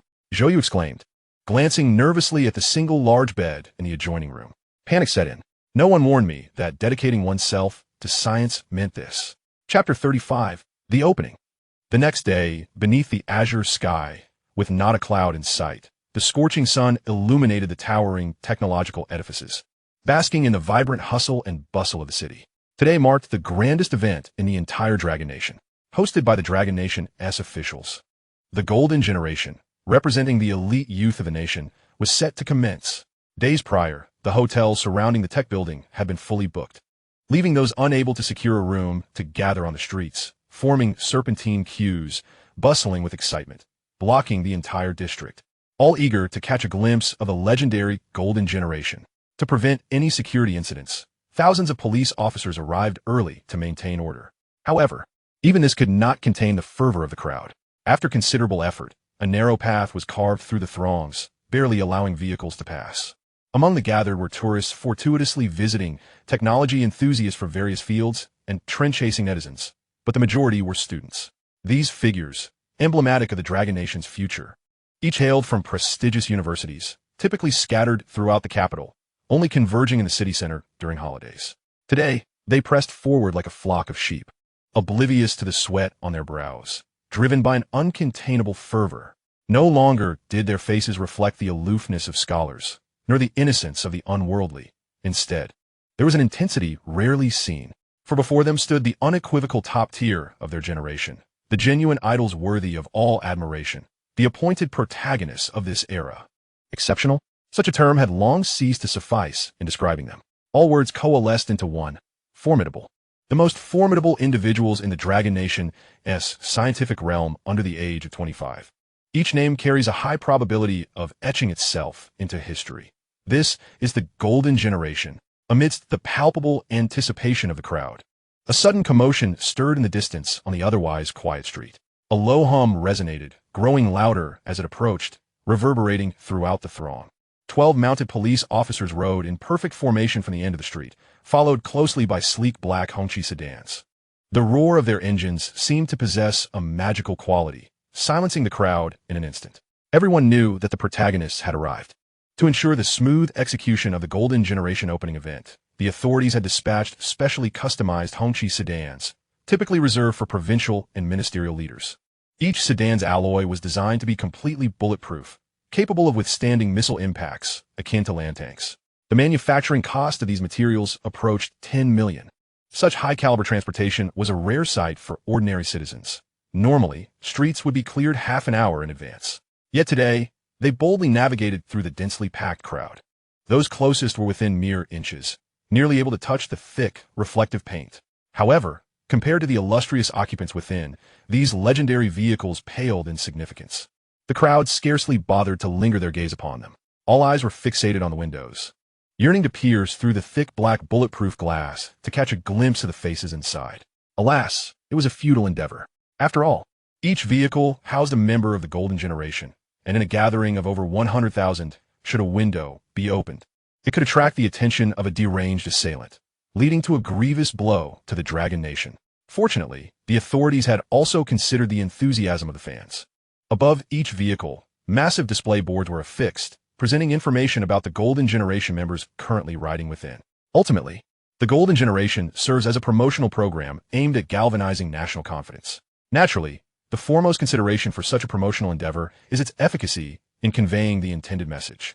Although affixing display boards atop a specially crafted vehicle worth millions renders it somewhat ludicrous and lacking in sophistication, the necessity to respond to public enthusiasm and maximize the sensational impact of the opening ceremony of the Golden Generation necessitates this compromise. This initiative proves to yield immediate results.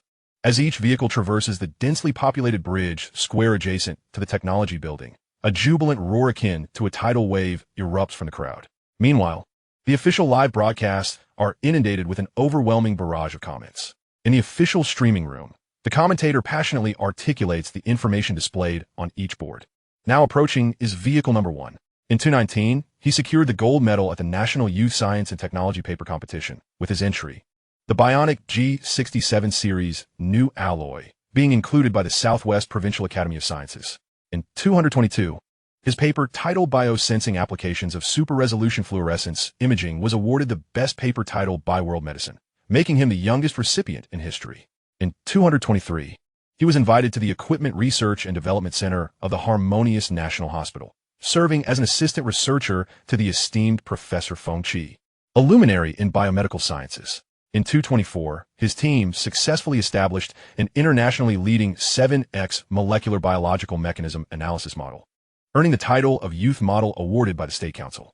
He is Wang Shiji, a doctoral student in biotechnology at Southwest University, only 21 years of age. The moment the announcement concludes, a resounding chorus of admiration reverberates through the streets of the nation. At this juncture, the red flag sedan glides past the square, halting before the grand entrance of the technology building, under the watchful eyes of a cadre of high-ranking officials, and amid a flurry of countless flashbulbs. A young man clad in a Zhongshan suit and adorned with spectacles, unremarkable in appearance, reminiscent of a background actor from an era of vintage television, exits the vehicle, bowing calmly in response to the frenzied cheers. The first member of the Golden Generation steps onto the stage. Chapter 36, I am Zhou You. With Wang Shiji as the precursor, one vehicle after another enters the square, as the spotlight shines upon the Golden Generation beneath the technology building. Each appearance elicits a tsunami of applause that echoes throughout the street. Wang Luan, I love you. Go, senior song Qiming. Wang on you. It's really Wang You. Her portrait still hangs at the entrance of our high school. Prior to this, the golden generation had already become a hot topic of discussion on the internet. Over the course of a fortnight of build-up, each member of the golden generation accumulated extraordinary popularity. Much like various sports leagues, each team has its own dedicated fan base, and the golden generation is no exception. For instance, one of the most vocal supporters is Song Chiming, whose high school alma mater is the capital's most prestigious foreign language experimental school, from which countless elite students have graduated. Consequently, a vast number of students from renowned institutions spontaneously became his devoted fans, affectionately referring to him as Senior Song Chiming. Similarly, the first to take the stage, the bespectacled Wang Shiji with his crew cut, is a disciple of Professor Feng Qi, a revered figure in the medical field associated with the Harmonious Hospital, naturally garnering the attention and acclaim of innumerable medical students across the nation. As each member of the golden generation establishes extensive fan bases based on their fields, backgrounds, and educational institutions, the traditional proclivities of the Chinese populace come into play, leading to rankings based on popularity. The golden generation is not a competitive program. Yet this does not deter eager viewers from fervently debating who among the 8 is superior. However, in the realm of literature, there is no first, and in martial arts, there is no second. Each member of the golden generation possesses unique strengths. Some boast exceptional academic credentials, having earned degrees from prestigious institutions worldwide. Others have rapidly ascended the ranks, attaining positions as legitimate researchers at the Dragon Academy at a young age. Some are adorned with numerous accolades, while others have developed patents that have already proven their worth in commercial markets. In the absence of a unified standard and amidst the presence of formidable fan bases, discussions gradually devolve into contentious disputes. Wang You is the best in the world.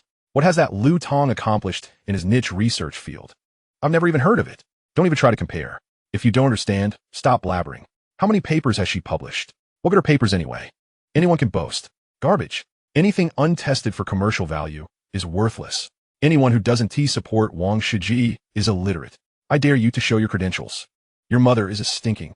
Such exchanges unfold daily across the internet. Perhaps this chaotic din is one of the underlying purposes behind the official organization of this event. Despite the bedlam, these disputes serve to illuminate the remarkable qualities of these young individuals, thereby reinforcing faith in the nation as a whole. In an era where the world seems adversarial and the edifice of society appears precarious, confidence is a treasure more precious than gold. Curiously, while people fervently engage in daily comparisons and discussions about the golden generation, one name is consistently overlooked, as if it were never included in the list: the 9th contestant, Zhou You. Zhou You is exceptionally unique. Lacking a distinguished resume, accolades, research accomplishments, or even examination scores, until yesterday, his sole achievement was the rumored top-secret examination paper. Naturally, such a person cannot be ranked, even after it was revealed that he was a member of the Genius Training Program and a teacher at Qingbei University. The information about him remains pitifully scant compared to others. In other words, everyone acknowledges his brilliance. Yet, to what extent remains a mystery. Is he genuinely exceptional, or merely a facade? What is his specific area of expertise? No one knows. So, why continue the discussion? Let's just set him aside. Thus, a peculiar situation arises. Zhou You, a phenomenon dominating trending searches for 2 weeks, the youngest teacher at Qingbei University in history, the focal point of countless discussions, finds himself with the least fanfare at the event of the golden generation and in various live streaming rooms. With few fans, naturally, his cheers are subdued. Consequently, when the red flag sedan bearing Zhou Yu's display board makes its appearance, the massive square, which had been fervent since dawn, descends into an eerie silence. Be vigilant. Many eyes are on us. Ensure security measures are executed. Old Bear, you and the security team take positions at sites 6 and 7, monitoring the perimeter of the square. Fang Ning, Xiao Jiao, swiftly activate the electronic barriers. Ensure that all electronic devices are under our surveillance when the consultant disembarks. Eagle, continue your outer surveillance. Inside the vehicle, Major Ning issues commands with unwavering composure. At this moment, her gaze is sharp as she scans the exterior, her tone devoid of emotion, resembling a cold machine, exuding an unsettling sense of authority. This demeanor starkly contrasts with her usual warm and vibrant disposition, such as the professional poise of the elite soldiers of the Dragon Soul. When the nation calls upon her, she can be the charming companion, the loyal aide, or an object of admiration for countless citizens. Yet, both Zhou Yu and Major Ning are acutely aware that this is merely a mission. The playful banter is part of the task. The camaraderie is also part of the mission. Even their shared presence in the same vehicle is a component of the assignment. Only this calm, lethal state reveals the true nature of Captain Ning of the Dragon Squad. Each time Zhou You witnesses Major Ning in such a serious state, he discreetly closes his mouth, silently praying that if others are eliminated, he will be spared. Of course, at this moment, Zhou You is devoid of any similar mental preoccupations. He gazes dreamily out of the window, lost in thought. Outside, the technology square is enveloped in an eerie stillness that stretches for hundreds of meters. Inside the vehicle, the atmosphere mirrors that of the square. Both sides seem to maintain an unspoken understanding, an unarticulated accord that is difficult to describe. At this moment, after arranging her duties, Major Ning turned around and was struck by the sight of Zhou You, who remained silent and impassive. In her heart, she couldn't help but marvel at his composure. Indeed, a consultant is a consultant. She had initially presumed that in the face of such a globally watched spectacle, even a genius like him, a mere youth, would reveal some semblance of longing or excitement. Yet he did not. When Zhou Yu finally made his entrance, the audience, rather unusually, fell into an eerie silence, instead of the raucous cheers that greeted other members of the Golden Generation. Any ordinary individual might have felt a sense of imbalance or indignation under such circumstances. However, Zhou Yu remained unfazed. From the moment he awoke that morning, he had donned this inscrutable facade, silent and expressionless, devoid of any emotional fluctuations, entirely absent of his usual playful demeanor. It was impossible to decipher him. As the saying goes, one who harbors thunder in their heart, yet presents a face like a tranquil lake, deserves to be revered as a general. Major Ning felt a profound respect welling within her, vowing to support the consultant in accomplishing their mission, vowing to protect him at all costs. At that moment, Zhou Yu, who had been as still as if in meditation, suddenly stirred. "Consultant, we are about to disembark. I will tug at your sleeve, and, if anything arises, just pinch my arm." All right." Zhou Yu attempted to show some emotion, but quickly retracted, returning to his taciturn demeanor. There was no other choice, for he was on the verge of stepping into the limelight to validate his true abilities, yet he was painfully aware that he possessed none. Other than feigning an air of inscrutability, what else could he do? Sigh. Zhou Yu had never wished for the vehicle to proceed more slowly than he did at this moment. The distance from the street to the end of the square was approximately 800 meters. As they traversed through countless gazes, approaching the imposing edifice, he could see the official leaders beneath the science building drawing ever closer. Not far off, on the steps, stood the 8 figures of the Golden Generation, their shadows adorned with golden edges. Closer and closer they came. Creak! With a faint sound of brakes, Zhou Yu's contemplative musings were abruptly halted, as the driver swiftly approached and opened the car door. In that instant, the entire world surged toward him. Zhou Yu could see the radiant smile of Major Ning mere inches away, observe several officials with thinning hair advancing toward him, and the blinding flashes of cameras made it difficult to keep his eyes open. In the distance, the members of the Golden Generation scrutinized him with piercing gazes, some of which harbored an unmistakable hint of hostility. Meanwhile, the cacophony around him felt like a mountain, weighing heavily on his heart, causing his heartbeat to slow. He inhaled deeply. In the midst of the throngs, this youthful and poised boy grasped the microphone, handed to him by an unknown individual, and gently uttered, "I am very pleased to meet everyone. I am Zhou Yu." This simple statement instantly restored a sense of order to the square. "My goodness, he is so handsome," a young lady murmured. Voices began to emerge throughout the square and beyond, escalating into an uncontrollable uproar, a resounding wave that stretched for miles. This was not merely due to Zhou Yu's status as a long-standing topic of conversation on the internet, an almost mythical figure, but rather with the conclusion of his words. The highly anticipated national event, the Golden Generation, was officially set in motion. Chapter 37, The Point of No Return. In the distance, a massive loudspeaker echoed the announcer's voice. "Let us welcome the youngest teacher in the history of Qingbei University, a member of the Genius Training Program, Zhou Yu. I am very pleased to meet everyone. I am Zhou Yu." His slightly youthful voice resonated through the loudspeaker, reaching the surrounding science square and transmitting across the globe via countless waves of signal. Not only in the Dragon Country, but in the offices of dignitaries worldwide, the same program played. Yet, unlike the passionate and proud expressions of the Dragon Country citizens, the atmosphere within these offices was somber and oppressive. Zhou Yu, a middle-aged man in a suit with blonde hair, awkwardly pronounced his name in stilted dragon language, before smoothly transitioning to fluent English. "Is this the member of the 49th Eastern Intelligence Strategy?" Another individual promptly replied, "Yes, sir. To be precise, he is a key intelligence figure in the first echelon of the 49th intelligence strategy. Previously, we were informed that his college entrance examination papers exhibited signs of encryption, after which he vanished. We suspect he is linked to a certain confidential research strategy of the Dragon Country and have been attempting to ascertain his information through various channels. And the result? No result. His background appears unblemished, and the period of disappearance likely corresponds with participation in the Genius training program, with no findings in related research fields. It should be a misjudgment." Listening to his subordinate's report, the middle-aged man's gaze flickered with a hint of derision. Suddenly, he slammed the document down with force. "Incompetent fools!" The abrupt outburst startled those nearby, revealing that the room broadcasting the television was an expansive castle-like structure, surrounded by 20 or 30 Caucasian individuals, with 4 armed soldiers stationed at the entrance. Should any avid news follower be present, they would instantly recognize this room as the very building frequently featured in news reports, the Ceylon Embassy in the Dragon Country. The man referred to as Sir was none other than the Irish ambassador to the Dragon Country, Sir Wells. At this moment, Sir Wells's expression grew increasingly sardonic.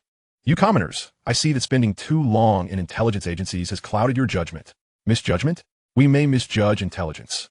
But would we misjudge the duplicitous people of the Dragon Country? If this young man were truly harmless, why would the Dragon Country go to such lengths to ensure he appears on camera? Look at this so-called golden generation. He is the only one who greets everyone with an untroubled demeanor. What does this indicate? Sir Wells surveyed the room, selecting a demure female staff member, and coldly inquired, "You, answer." The female staff member gasped, hastily responding with trepidation, "Perhaps this. This indicates he has experienced similar situations before." "Precisely." A glint of cold determination flashed across Sir Wells's face as he turned back to the television screen, where Zhou You stood surrounded by officials, calmly listening to their opening remarks. "He is different. His aura is distinct," Sir Wells asserted. "This boy undoubtedly harbors secrets. Even if they do not pertain to the future of the Dragon Country, we must unearth them. We shall tear apart everything they wish to conceal. We will ruthlessly shatter their ambitions. We will dismantle their plans from top to bottom, ensuring their every endeavor fails and plunging them into despair. Only then, when the Lighthouse Nation's room-temperature superconductivity technology is unveiled a month from now, will we qualify as the vanguard and reap the most significant and sweetest victory. Do you understand? From now on, gather all intelligence regarding Zhou You, regardless of its veracity, all of it." "Yes, sir." Zhou Yu remained oblivious to the fact that in his attempt to mask his insecurities by adopting the enigmatic persona he had cultivated in Nuclear City, he had inadvertently played himself. Although his initial public appearance was deemed successful, showing no signs of fear or embarrassment, on the other side of the blue planet, the world's most intelligent and cunning adversaries, akin to keen-sensed foxes, could detect every anomaly about him. This did not signify the exposure of the Rise plan, nor did it herald the failure of his public debut. Rather, it indicated that in the time to come, the scrutiny upon him would multiply exponentially, for he was about to confront not merely the intelligence agencies lurking like rats, but the formal first step of an entire Western strategy driven by national will aimed at the annihilation of the Dragon Country. One misstep, and one is irrevocably lost. At this moment, Zhou Yu remains blissfully unaware of the perilous predicament in which he finds himself. All he comprehends is a pang of despair, thinking, "Damn it, it's over." For just after the opening declaration was read, the event swiftly transitioned to its second segment. The esteemed members of the Golden Generation were summoned to address the nation's most pressing concern, amidst the technological blockade, where lies the path forward for Longguo. As thunderous applause resonated through the square, a benevolent female official gestured invitingly, suggesting that participants share their insights based on their expertise. Zhou Yu stood there, utterly flabbergasted. His domain? No, my friend. Must we delve into substantial discourse so soon?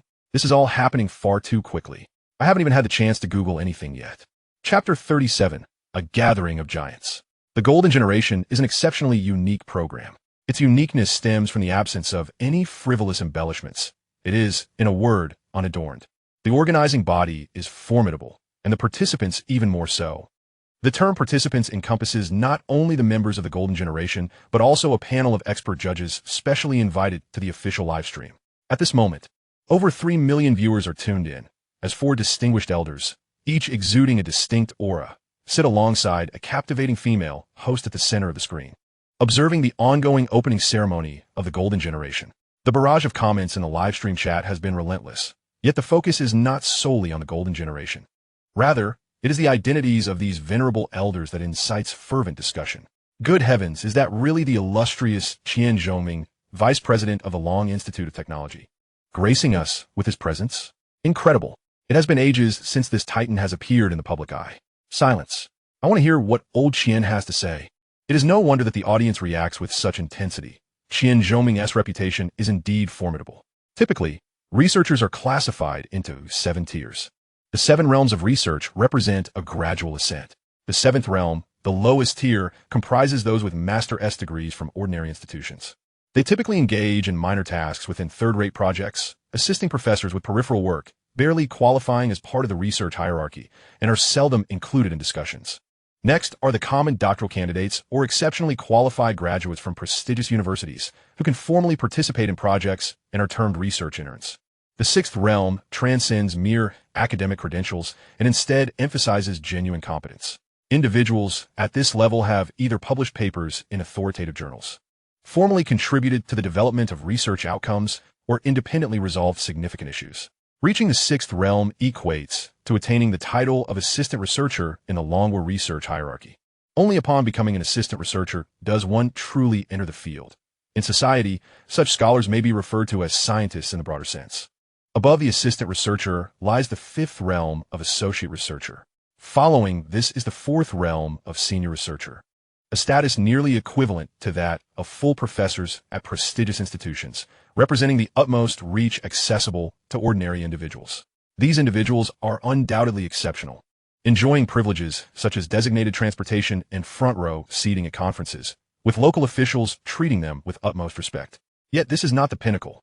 In the 3rd realm reside those distinguished individuals who have earned the titles of Chongjiang scholars and outstanding young scholars. These accolades signify their position at the forefront of their respective fields, possessing an undisputed world-class caliber and forming the backbone of all technological breakthroughs. In academic settings, they lead projects as subject heads. In the corporate realm, they establish pioneering research teams as industry authorities. For instance, Professor M.O. Yuchen, responsible for nuclear materials in the RISE plan, is a formidable presence of the 3rd realm. Over the nearly century-long history since the founding of the nation, a mere 4,000 individuals have attained these honors, illustrating their immense prestige. The 2nd realm, widely recognized, is comprised of academicians who stand at the zenith of their fields, capable of propelling entire industries forward. Their positions and compensations are akin to those of regional lords, revered as luminaries, even commanding respect from national leaders. Yet, even this is not the apex. There are always astonishingly gifted prodigies who transcend the limits of humanity, embodying the 1st realm.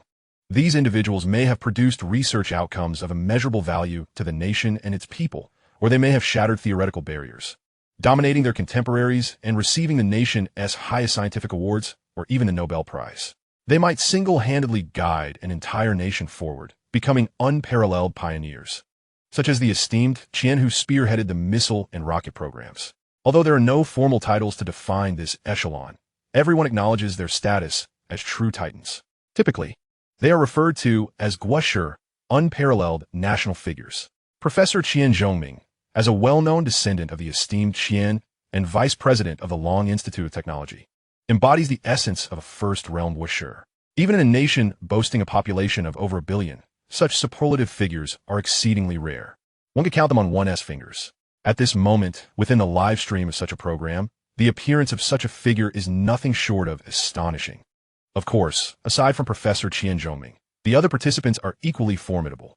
One is the esteemed academician Shi Sunming, a titan in the field of engineering management, clad in black, emanating an aura of authority. The remaining 2 include Wu Qianni, a former member of the youth class at Qingbei University and now the editor of the nation's best-selling popular science series, and Zhou You, the research director of Huaxing Group, the most valuable technology enterprise in Longguo. If Zhou You and his contemporaries represent the burgeoning golden generation, then these individuals in the live stream exemplify the true gold standard of this era. From any perspective, their qualifications to evaluate the golden generation are indisputable. At this moment, these titans are observing the resumes of the golden generation with amused expressions, engaging in light conversation as the screen broadcasts the words of the female official. Amidst Longguo's predicament and technological blockade, where lies the path forward?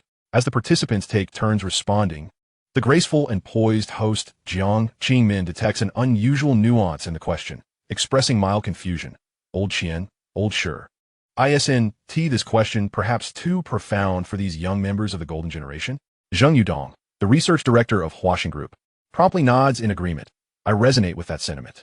While each of them is indeed exceptional, with many having already achieved notable accomplishments in the scientific community, their youth may render it inappropriate to tackle such a broad question on the very first day of the program.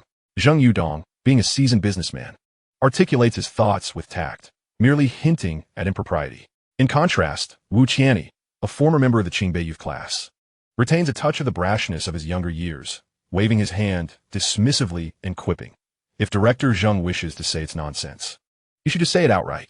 Zhou You pauses, scratching his head, neither confirming nor denying the assertion. The chat erupts in laughter. Wu Qianni remains true to form, his words sharp as ever. Indeed, at just 14, his achievements rival those of top scorers in the National College entrance examination, as he was among the first cohort of the Qingbei youth class. Though he ultimately did not pursue a career in research, his editorial work on 100,000 research dilemmas and unsolved mysteries in the scientific community is well known. Certainly, he has the credentials to comment on these young talents.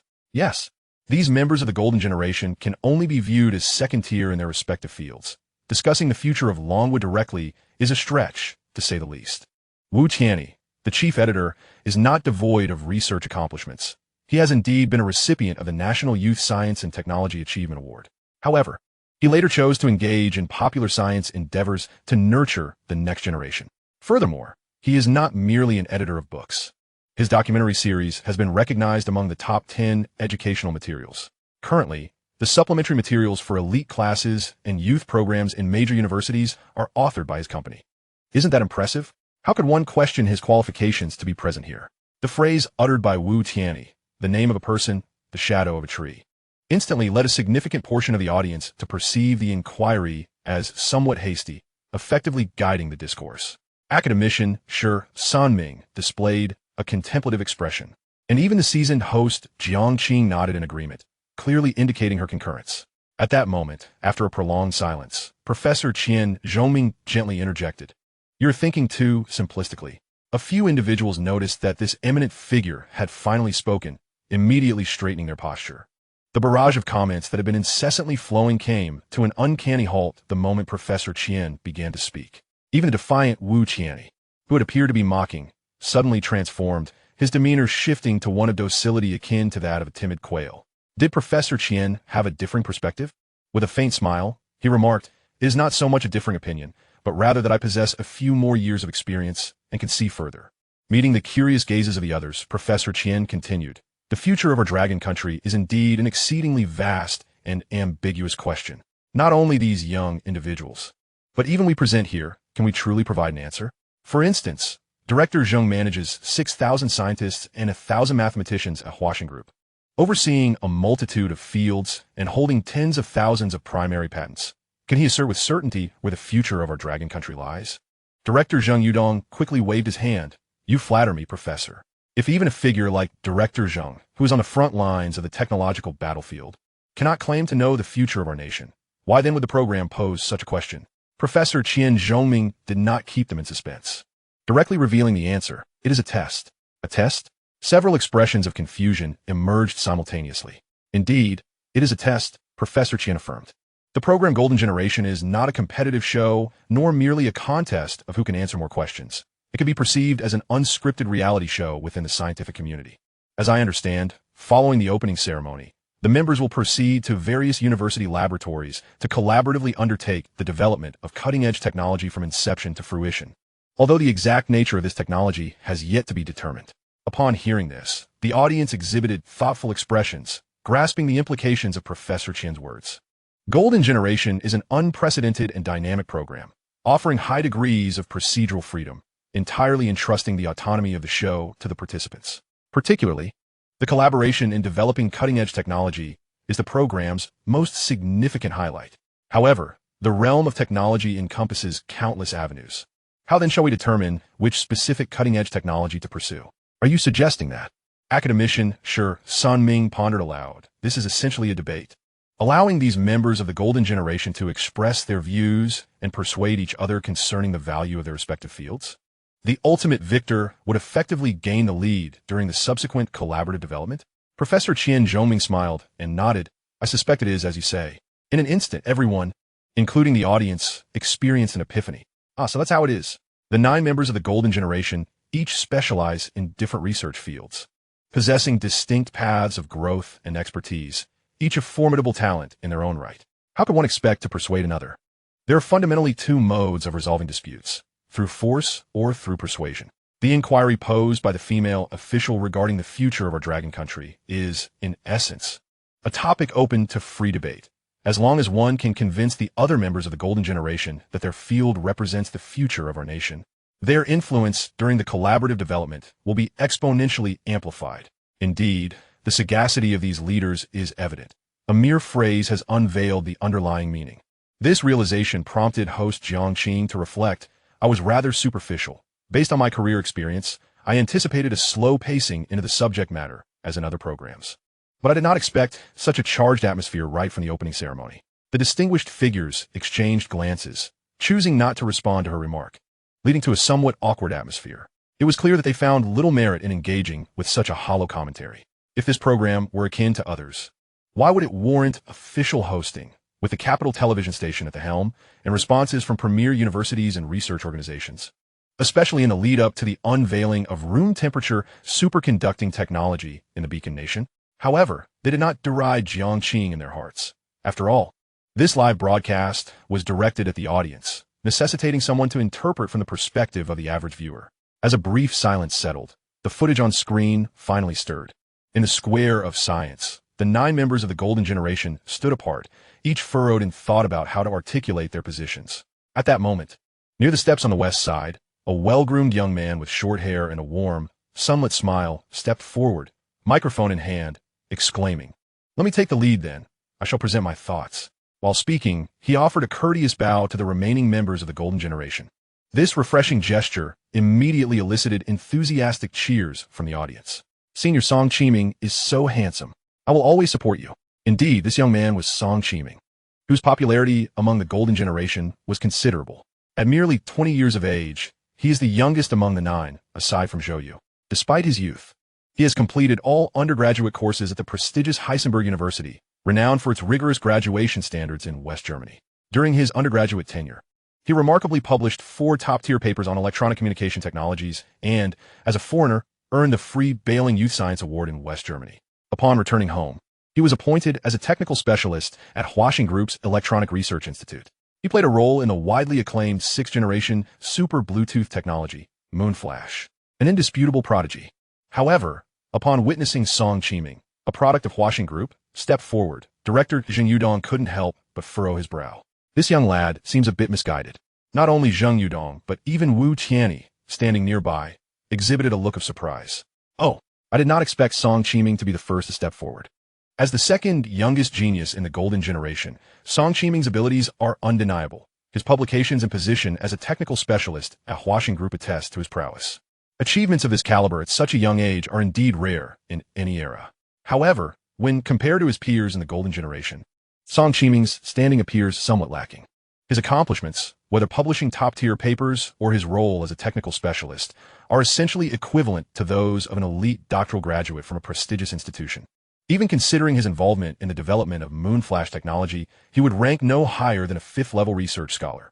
Such prowess allows him to shine in the ordinary world, to command a 6-figure salary, and to earn the admiration of countless young individuals, but within the golden generation, he is undoubtedly among the least distinguished.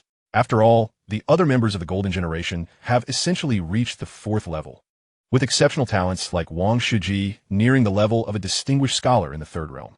It is evident that Song Qiming has failed to perceive his own shortcomings.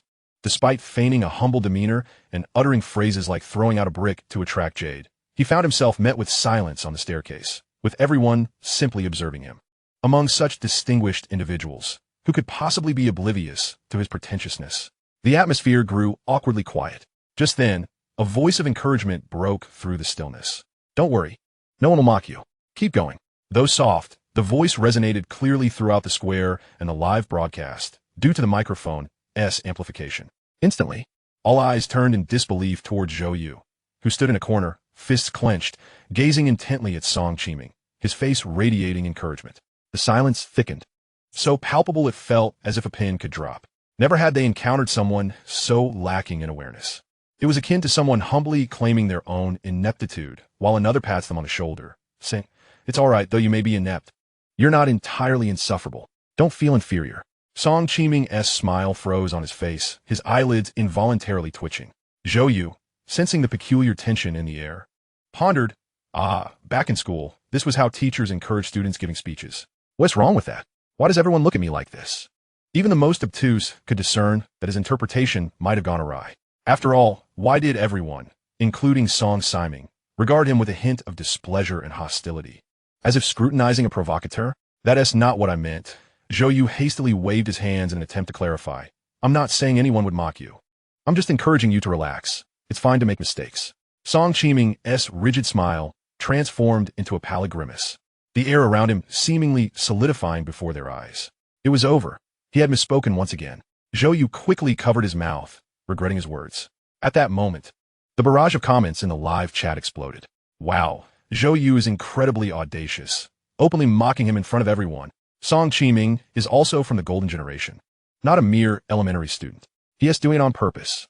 He is taking advantage of Song Qiming's good nature. If it were someone else, they would be pointing fingers and asking, who is being mocked? What a scoundrel. Just because he is a professor at Qingbei University, he thinks he is something special. If he has the guts, let us speak up. As one of the most popular contestants in this golden generation, Song Qiming had a multitude of fans, and Zhou Yu's remarks were immediately interpreted as a provocation, subjecting him to a barrage of ridicule. However, many found the spectacle amusing. Let them fight. I love watching geniuses clash. Indeed, every one of these golden generation members has their strengths. Why does Song Qiming pretend to be humble by saying throwing out a brick to attract jade? Just say it outright. I think Zhou Yu is doing splendidly.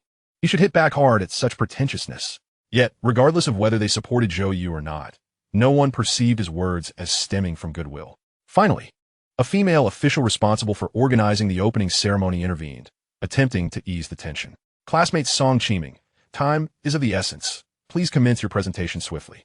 We all believe in you. This statement brought a slight improvement to Song Qiming's ashen countenance. He cast a deep glance at Zhou Yu before turning away, pondering for a moment, and once again donning his signature, sunny smile. Thank you for the encouragement, teacher. I shall begin my response now. Upon hearing this, the middle-aged female leader from the capital television station broke into a radiant smile, clearly pleased, while several prominent scientists in the live broadcast room furrowed their brows. Teacher? Schopenhauer once remarked that if young people gain insight into human nature too early and become worldly wise, it signifies mediocrity. Song Qiming's words were indeed well articulated and thoughtful. A simple address of teacher not only bridged the gap between them, but also elevated the other's status, suggesting that they indeed possessed considerable expertise, which explained their significant following online. It would not be an exaggeration to say he was quite adept at navigating social dynamics. However, in the realm of science, such qualities are not requisite. Scientific endeavors demand an unwavering boldness, an unshakable belief in one's own prowess, a rebellious spirit that questions everything, and the audacity to challenge the world's truths. Clearly, Song Qiming was at odds with these essential traits. Academician Sun Ming suddenly spoke up, his tone lukewarm. No wonder this young man from a large corporation is quite polite. This remark instantly deepened the crimson hue on director Zhang Yudong's face. Who could fail to detect the sarcasm embedded in those words? It was evident that such a brief exchange had already marked Song Qiming with a glaring cross in the minds of these scientific luminaries. Zhou Yu's remarks are quite entertaining. Professor Qian Zhoming remarked with a faint smile. The others exchanged glances and nodded in agreement. Clearly, Zhou Yu was no ordinary individual. His words were elusive, and even with their considerable intellect, they found it challenging to discern whether his intent was benevolent or malicious. If his intent were indeed malicious, it would be sharp and scrutinizing. While such an approach could be harmful, it could also yield significant accomplishments. If it were goodwill, then it would be a rare display of untainted sincerity, truly a valuable asset. Chapter 39. The Golden Generation, the duel begins. Of course, such sentiments could only be harbored internally. It would be inappropriate to voice them in front of the live audience. After all, Song Qiming merely exhibited a hint of cunning. Discounting this negligible flaw, he was undeniably deserving of the title of a prodigy within the golden generation, having reached the fifth realm of scientific research at merely 20 years of age. In the grand scheme of things, those who achieve such feats at a young age are indeed remarkable. As for Zhou You, whether by fortuitous accident or an astute awareness perceived by the scientific elite, as a high-ranking technical advisor in the nuclear city, surrounded by eminent scientists and capable of conversing with the highest echelons, found the spectacle akin to children playing house. Even amidst nervousness, he would not take it to heart. Had it not been for a genuine lack of knowledge, fearing exposure might lead to social embarrassment. He might have even been indifferent. This mindset fostered an extraordinary sense of ease, which in turn allowed foreign powers and the scientific elite to recognize his exceptional qualities. Meanwhile, the live broadcast room remained lively and vibrant, with all eagerly anticipating Song Qiming's forthcoming remarks. Host Jiang Qing looked on, bewildered, as the prominent figures exchanged knowing glances. Or were they communicating? This young man, Song Qiming, was performing admirably. Why did the atmosphere feel so off? The chasm between different realms is akin to a vast divide. Even though Jiang Qing was one of the most distinguished female hosts in Longguo, standing before these towering figures of humanity rendered her little more than a simple organism, let alone grasping the nuances of their conversation. From a macro perspective, electronic technology is progressively constructing a highly advanced new world.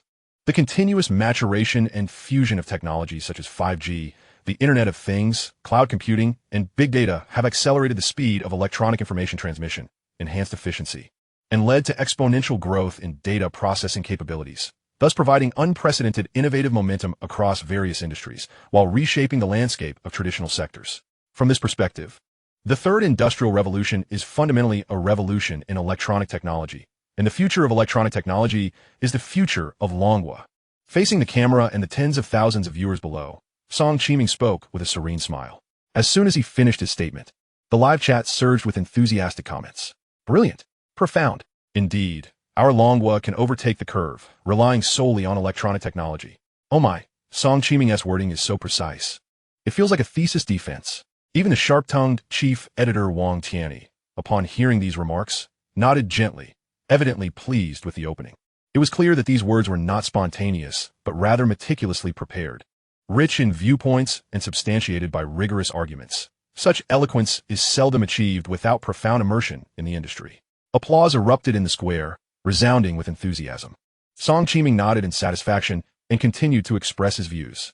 Everyone was acutely aware that our nation, Longguo, is currently facing tribulations, with certain countries imposing blockades on our high-tech sectors, significantly impacting our developmental prospects.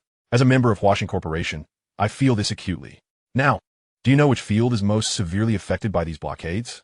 Without waiting for the crowd to respond, he firmly asserted, electronics. More specifically, the pinnacle of the electronics sector, the industrial jewel of humanity, the embodiment of human ingenuity, semiconductors. Each component, from chips to lithography machines to sensors, represents a vulnerability for Longguo, each capable of generating hundreds of billions in industrial value. Yet, at this moment, confronted by relentless adversaries, we find ourselves unable to mount a formidable counterattack in this domain, perpetually constrained by external forces. As he spoke, Song Qiming lifted his gaze, his expression imbued with longing as he remarked, if one day, our motherland could ascend to become the foremost nation in electronic technology. On that day, every mobile phone across the globe would contain our chips. On that day, the most advanced aircraft carrier control systems of the lighthouse nation would be scripted by us. On that day, every vehicle on the streets, every life support device in hospitals, and every spacecraft in the cosmos, from sensors to integrated circuits to perhaps commercially viable quantum computers, would be crafted by Longguo. On that day, Longguo would usher in a radically transformed global landscape, and we would proudly proclaim, the future of Longguo has arrived. For this future, I am willing to sacrifice everything. As his words resonated, he deeply bowed to the crowd, eliciting a thunderous applause that swept through the square. It was a tide of support, surging from north to south.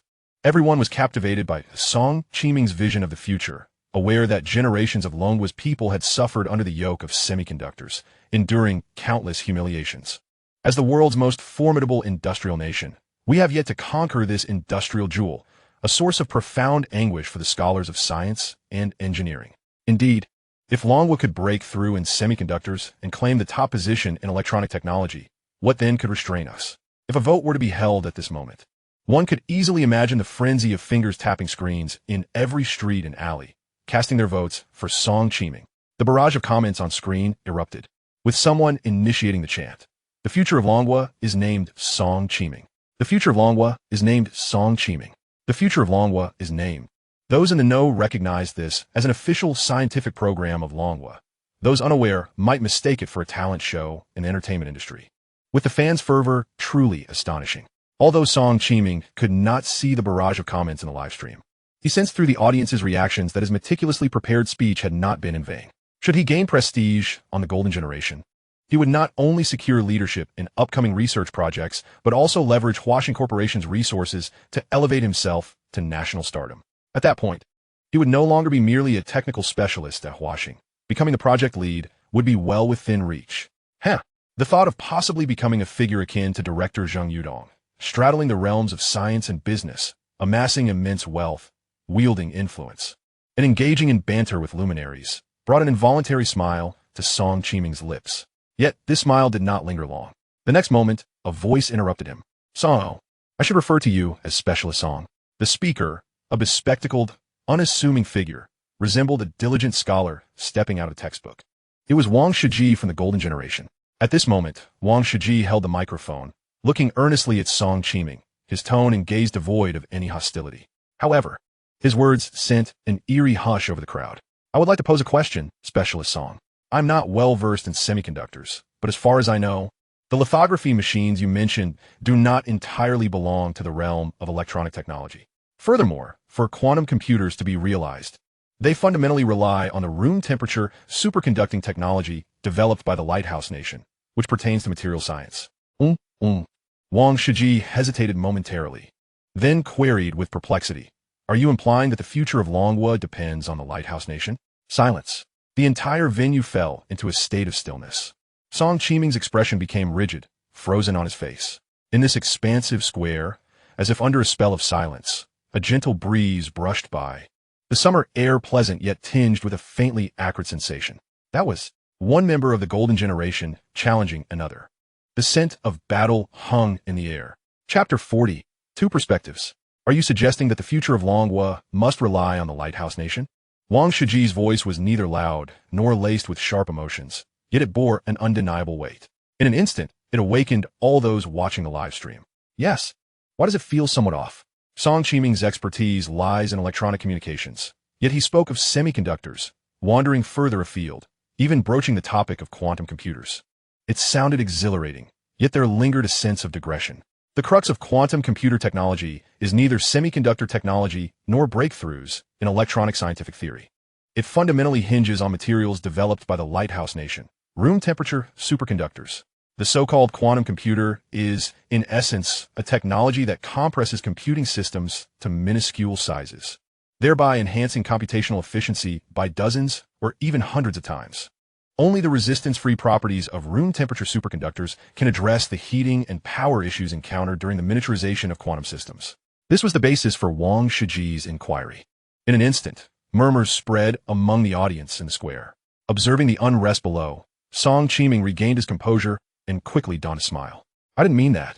You can't pin such a label on me, Dr. Wang. In truth, Wang Shiji was already serving in a significant research project.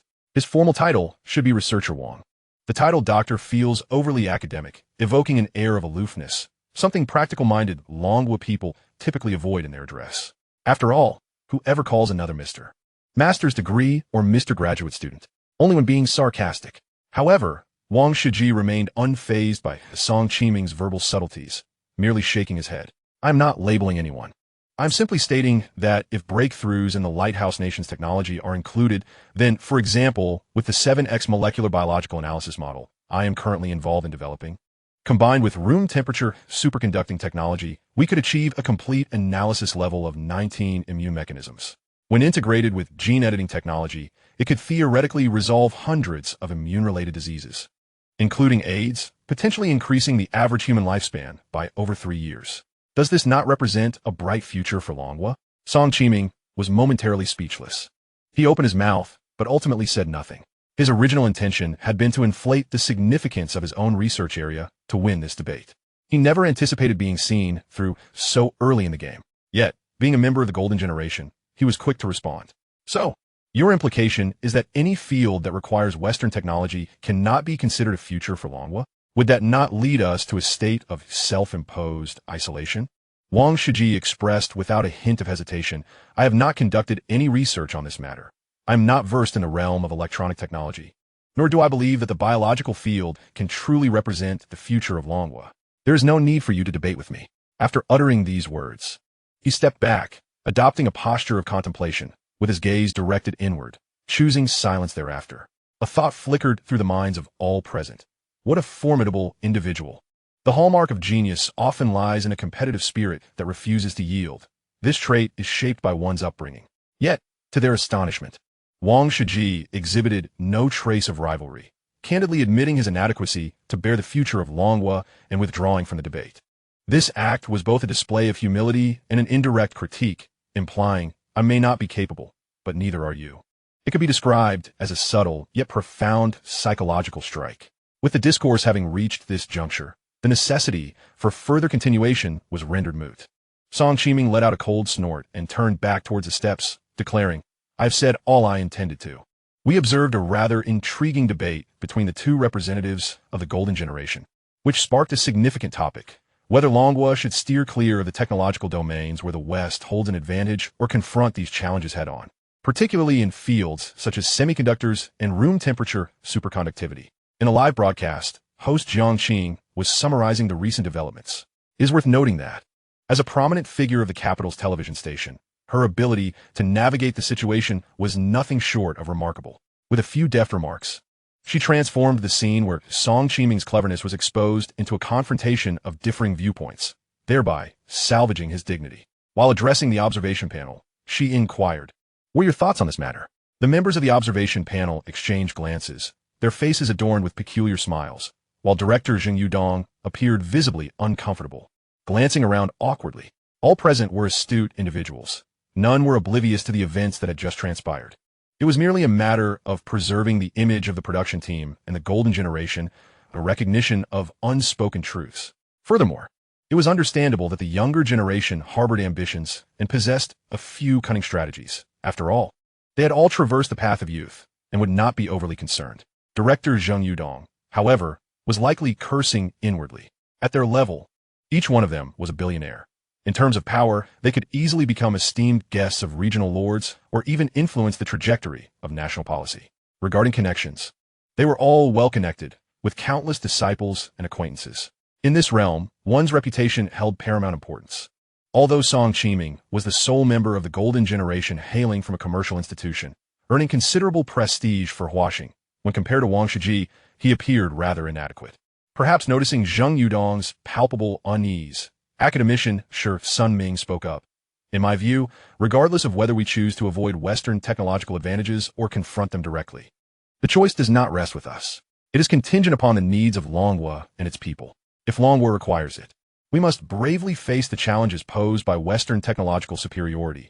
If one generation cannot, then the next will have to persevere. Ultimately, we advocate for science without borders, where the technological advantages of the East and West can converge to pave the way for human civilization. That would indeed be the most favorable choice.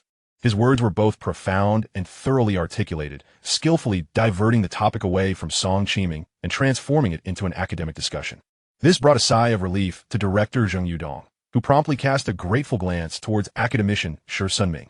The audience in the live broadcast remained largely unaware of the underlying dynamics, fervently discussing the recent debate between the two Golden Generation representatives, each expressing their opinions.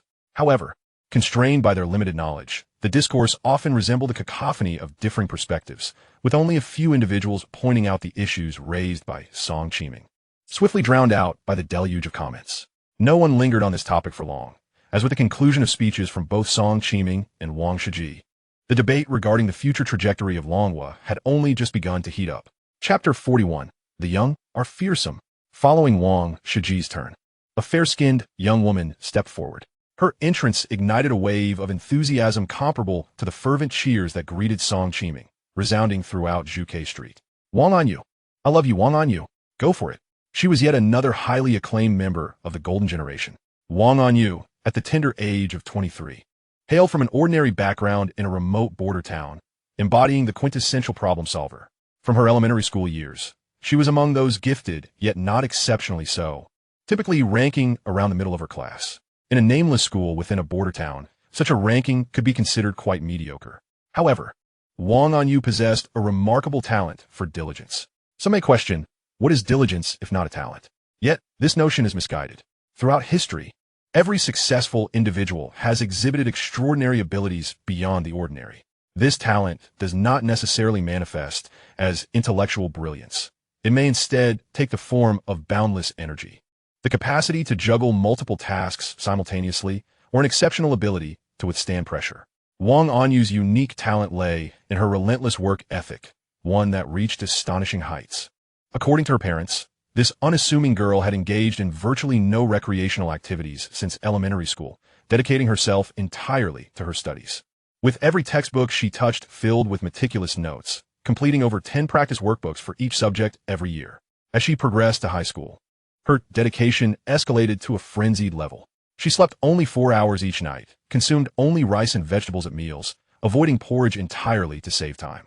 To focus solely on her studies, she even chose to cut her hair short like a boy's, eliminating distractions. One can only imagine the sheer willpower and concentration required to achieve such feats. Her tireless efforts ultimately bore fruit. In the Gaokao, Wang Anyu ranked third in the province, securing her admission to Zhou You University as a student of mechanical design.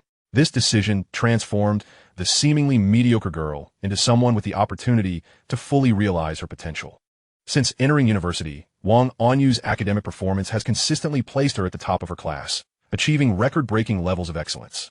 By her sophomore year, she had self-studied all undergraduate courses from her second to fourth years, and her thesis astounded the entire management team of the mechanical engineering department, who unanimously agreed it reached a doctoral entry-level standard. Consequently, Wang Anyu made history as the only undergraduate student at Zhou You University to participate in doctoral research projects. The ensuing narrative is straightforward. This small-town problem solver achieved a remarkable leap in her career over the subsequent 5 years. From the doctoral laboratory at Zhou You University, she was recommended to the Engineering Design Institute of Zhou You Province as a research and development engineer, subsequently being called to work on a national project, where she achieved astounding results 2 years later. This accomplishment catapulted her to internet fame and secured her place in the golden generation. The academic term she pioneered, the self-folding vacuum drive structure, may sound obscure to the layperson, yet its significance is well known among the citizens of Longguo. The reason is simple. The self-folding vacuum drive structure is employed in the nation's premier Dongfeng intercontinental missile. From that moment onward, Wang Anyu firmly established her position as the foremost young talent in mechanical design across the nation. Now, at the forefront of various cutting-edge scientific fields, with big data and intelligent models serving as engines for numerous industries, she stood confidently before the crowd, articulating her thoughts. Her tone was neither subservient nor arrogant, imbued with a profound seriousness, akin to that of a student addressing a teacher's inquiry. However, if I were to choose, I would undoubtedly select mechanical engineering as the field in which the future of the Dragon Kingdom lies. This is not merely due to my professional background, but because the Dragon Kingdom, as the most formidable industrial nation in the world today, relies on its unparalleled steel production and the preeminence of its engineers, which together yield a formidable capacity for basic machinery production.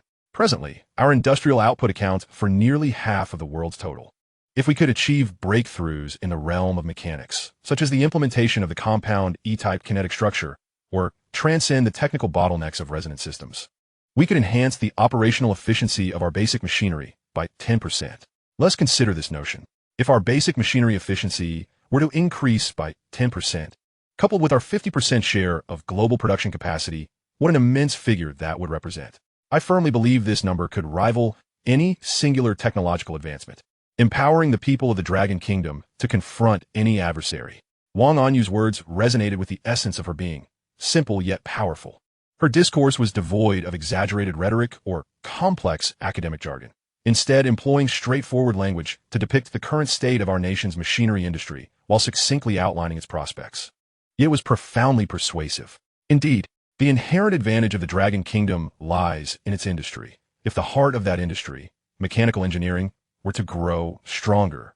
To what extraordinary heights could the Dragon Kingdom ascend? However, one point remains perplexing. Many do not comprehend the significance of the compound E-type kinetic structure in the resonance system. Are they truly as remarkable as suggested? This is an understandable predicament as it pertains to specialized fields, while the majority of the audience consists of laypersons.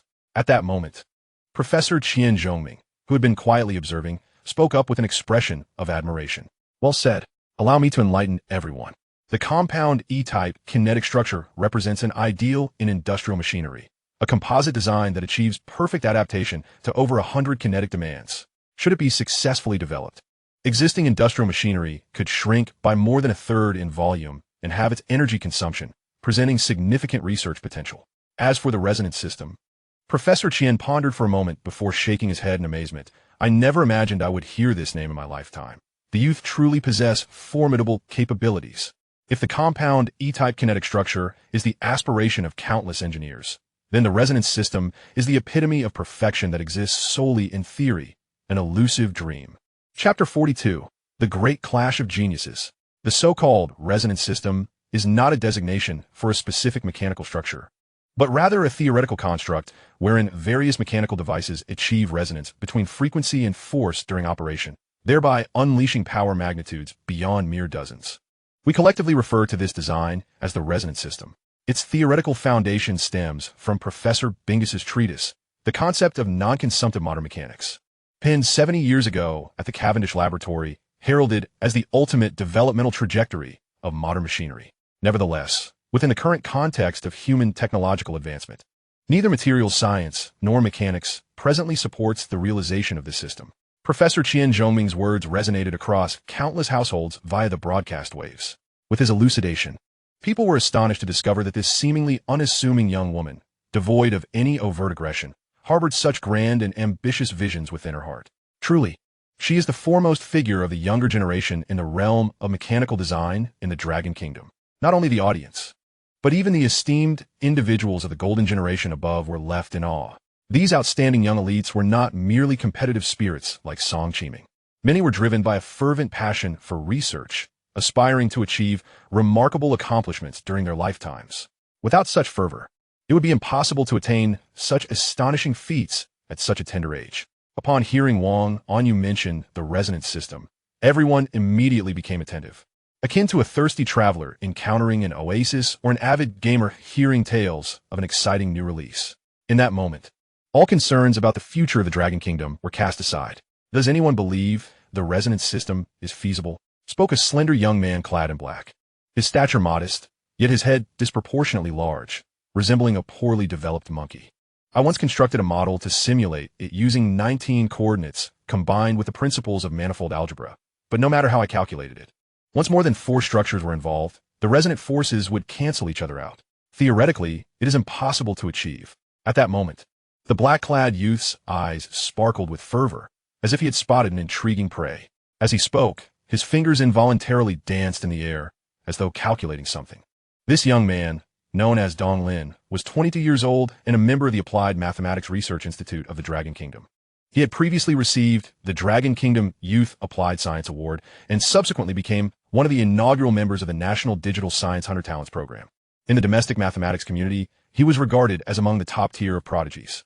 Not only was he unmatched by his peers, but outside of a few esteemed scholars, few could rival his exceptional talent, marking him as a true genius of historical caliber.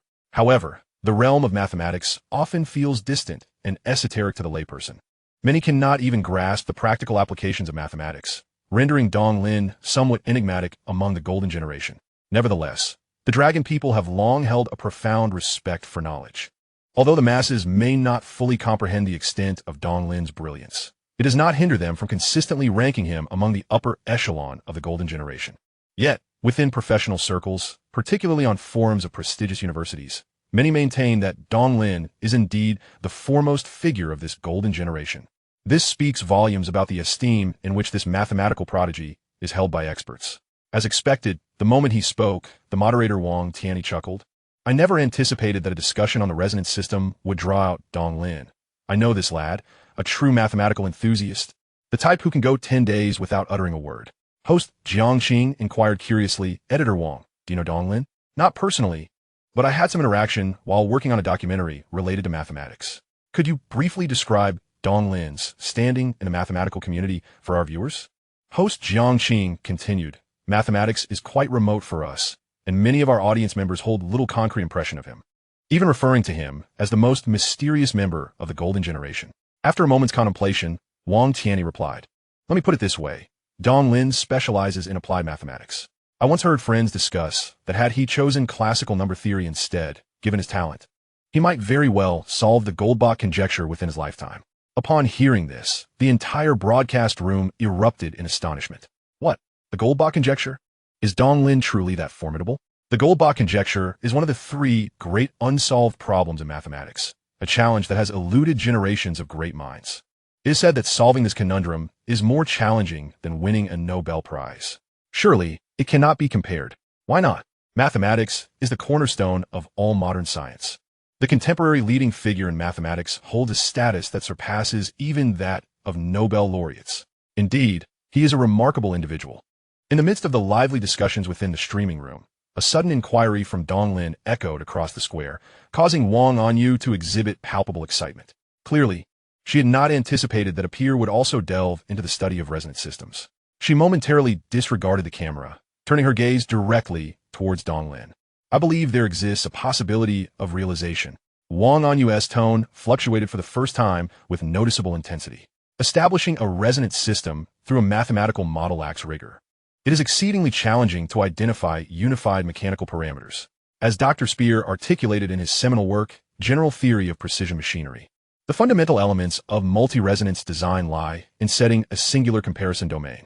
By adhering to this approach, as long as the relative enhancement of the comparison domain is determined, an ideal model can be constructed. Have you experimented with it? I have attempted the Abbas system, though it ended in failure. However, the results were remarkably close. ISNT proximity, still a failure? No.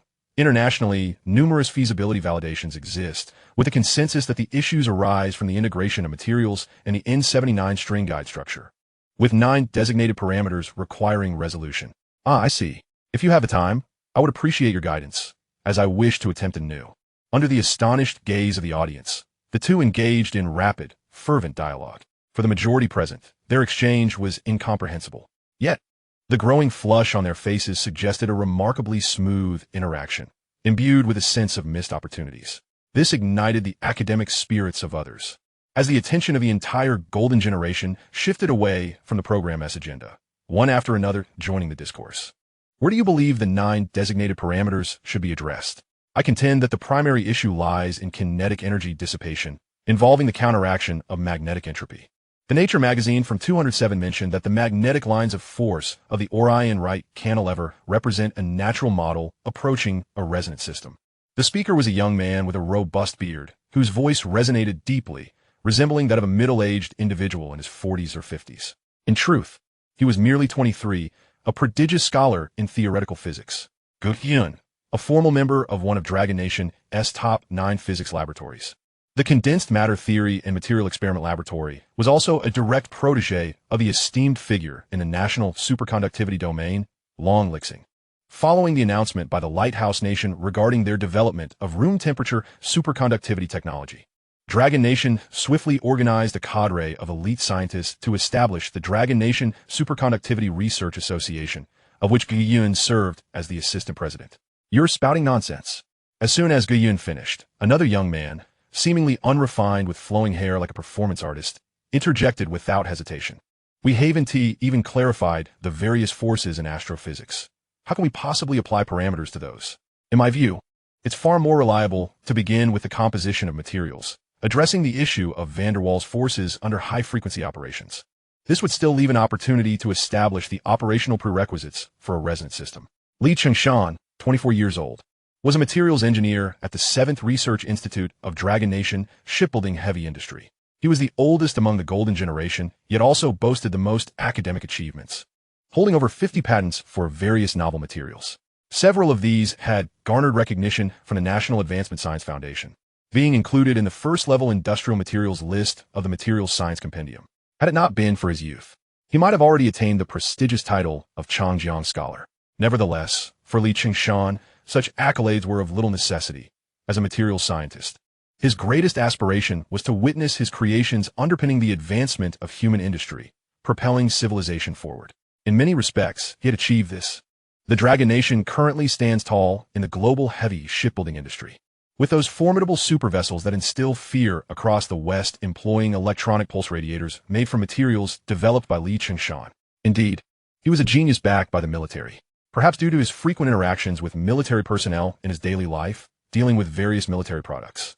He bore an unrestrained demeanor that set him apart from others in the Golden Generation, often laced with coarse language. Such behavior naturally irked his peers. As soon as he spoke, a delicate voice from the edge of the steps chastised him sharply. Li Qingshan, can you not curse for once? Constantly droning on about your materials. Do you think the issue with the resonance system is merely a material problem? If you lack such basic rigor, perhaps you should consider resigning. And how much do you truly understand about the van der Waals forces of dissimilar metals under high-frequency operations? You can't even compute a formula, you fool. It was difficult to fathom that such a scolding voice emanated from a rather charming young girl. Describing her as charming stems from her petite stature, round face, sparkling eyes, and an adorable pink dress, making her resemble an immature porcelain doll at first glance. Yet, it was precisely this seemingly harmless girl who rendered the defiant Li Qingshan speechless. Shang Xiao, can you give me a break? Shang Xiao showed no signs of relenting, her face awash with dissatisfaction. Give you face. Have you given anyone else face? It's evident that your research field diverges from everyone else's. While we discuss theory, you insist on inserting yourself. If this continues, I'll have to report you. Upon hearing the word report, Li Qingshan's expression wilted like a withered eggplant.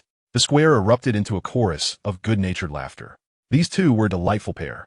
It's worth noting that the 9 members of the Golden Generation were selected from a vast pool of tens of millions of elites under the age of 25 from across the nation. A process so stringent that it bordered on the extreme. Yet, remarkably, they managed to select childhood friends.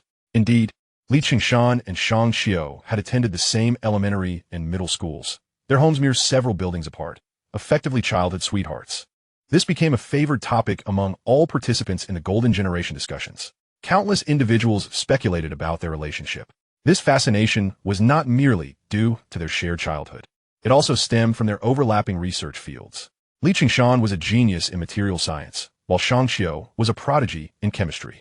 Both their domains primarily focused on the study of elements, the source, preparation, structure, properties, changes, and applications of pure substances and inorganic compounds, making them akin to relatives in academia. The distinction lay in Li Qingshan's focus on military applications, whereas Shang Xiao's research was entirely civilian-oriented, encompassing aerogels, fiber batteries, and other practical innovations. The rapid advancement of Dragon Nation's new energy vehicle industry significantly benefited from breakthroughs in battery technology, with the initial development of the most advanced sodium-ion solid-state batteries being attributed to Shang Xiao's innovations. For this achievement, she received the National Advancement Science Award S Group prize a year ago, becoming one of only 2 individuals under 30 in the award's history to earn such recognition. At this moment, all members of the Golden Generation present, with the exception of the recently chastised Song Qiming, had joined the lively discourse. A cacophony of voices reverberated through the microphones, rendering it impossible to discern who was speaking amidst the chaos. The atmosphere was a muddle of sounds. In the streaming room, several esteemed researchers observed the disarray with smiles that could only be characterized as a blend of amusement and exasperation. As for the host, Jiang Qing, her smile had frozen on her face, reflecting a profound sense of disillusionment. She had experienced it all. Not only was she the top female host in Dragon Nation, but even Divine Intervention would struggle to narrate this program. It's a complete mess.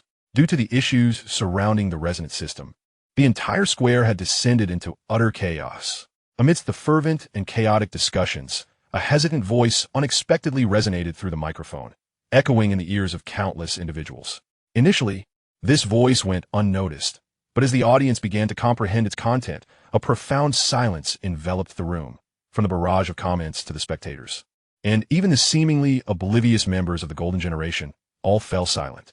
Excuse me, is the resonance system difficult? Perhaps realizing the simplicity of his inquiry, Zhou You shyly scratched his head after speaking. Chapter 43. The Charlatan Zhou You.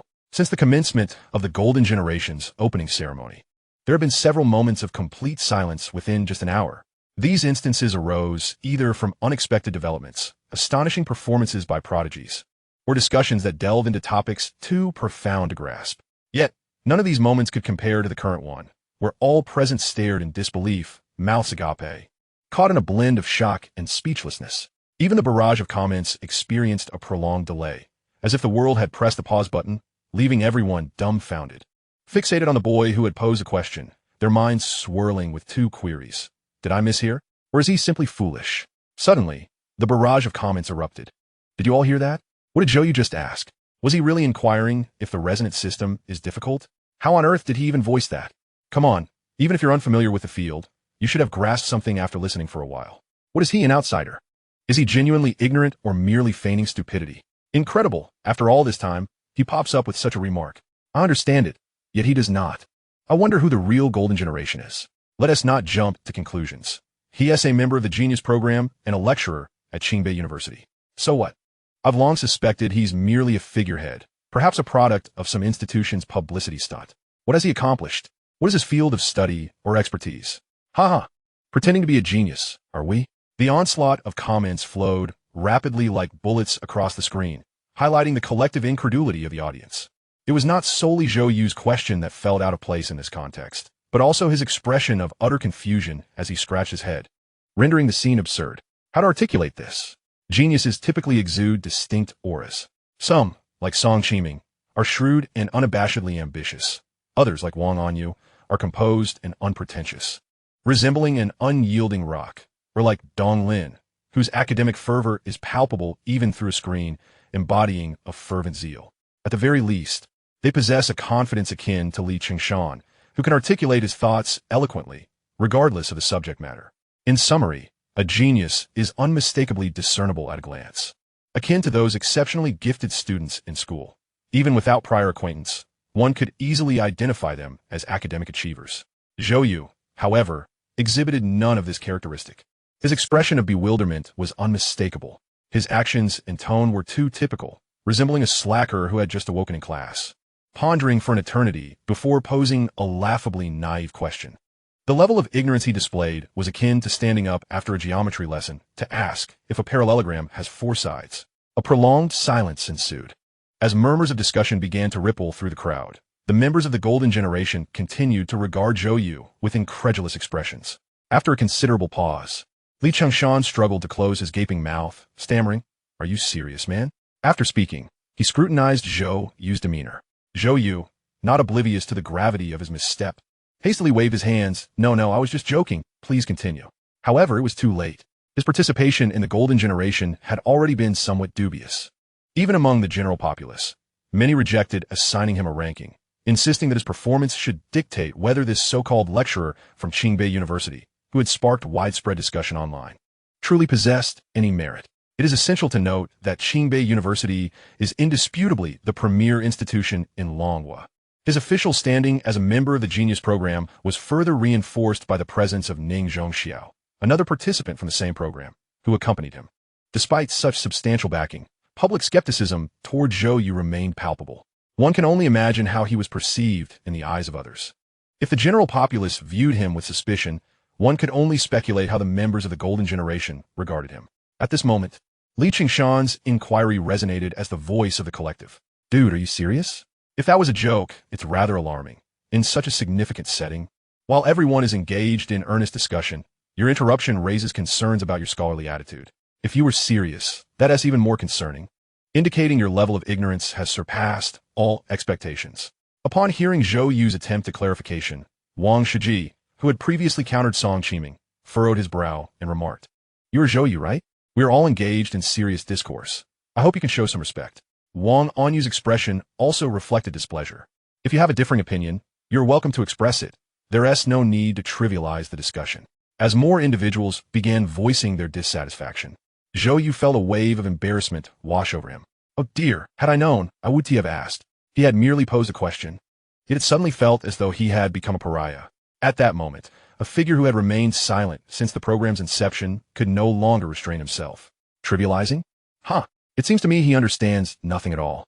Just a charlatan seeking attention, masquerading as a lecturer from Qingbei University, daring to join the golden generation without any self-awareness. The speaker was Qi Ji, a 21-year-old researcher from Longguo University and a member of the National Aerospace Project Development Team. He possessed a striking appearance, albeit with an air of coldness. His narrow, elongated eyes exuded a sense of intimidation, complemented by a white shirt that accentuated his scholarly demeanor. However, at this moment, his eyes were filled with profound disdain and hostility. Once he finished speaking, not only Zhou You, but even the other members of the Golden Generation were taken aback. Is this really necessary? Are we resorting to personal attacks? While many harbored disdain for Zhou Yu's foolish question, believing him to be either a disruptor or a genuine simpleton, they still held a baseline respect for his background. Qi Ji's remarks effectively branded Zhou You as an academic fraud. Let the battle begin. Ha ha ha, Qi is truly something. Let the debunking commence. Oh no, these two are at it again. I relish such confrontations. They are exhilarating. Someone needs to challenge Zhou You to reveal his true self. That is a bit excessive. Isn't it? He is indeed a member of the Genius program and a lecturer at Qingbei University. Even if you doubt the program, you should at least trust the state. What do I care? I just enjoy watching geniuses clash. Why does Qi Ji harbor such animosity? It seems there is a history there. I sense it too. Good call. I love watching handsome men fight. The barrage of comments erupted in excitement almost instantaneously. Even the chemist prodigy, Shang Xiao, who was seated farthest from the stage, wore an expression of eager thrill, stretching her neck to get a closer view. This startled Li Chengshan, who quickly grabbed his childhood friend. Hey, don't get so excited. Let us keep our distance and watch together. Let go of me. I want to see. We'll watch from afar. Witnessing the onlookers don expressions of morbid curiosity, while the individual in the white shirt seethed with palpable hostility. As if he would not rest until his adversary lay vanquished, Zhou Yu sighed in exasperation. What had he done to provoke such animosity? This was utterly perplexing.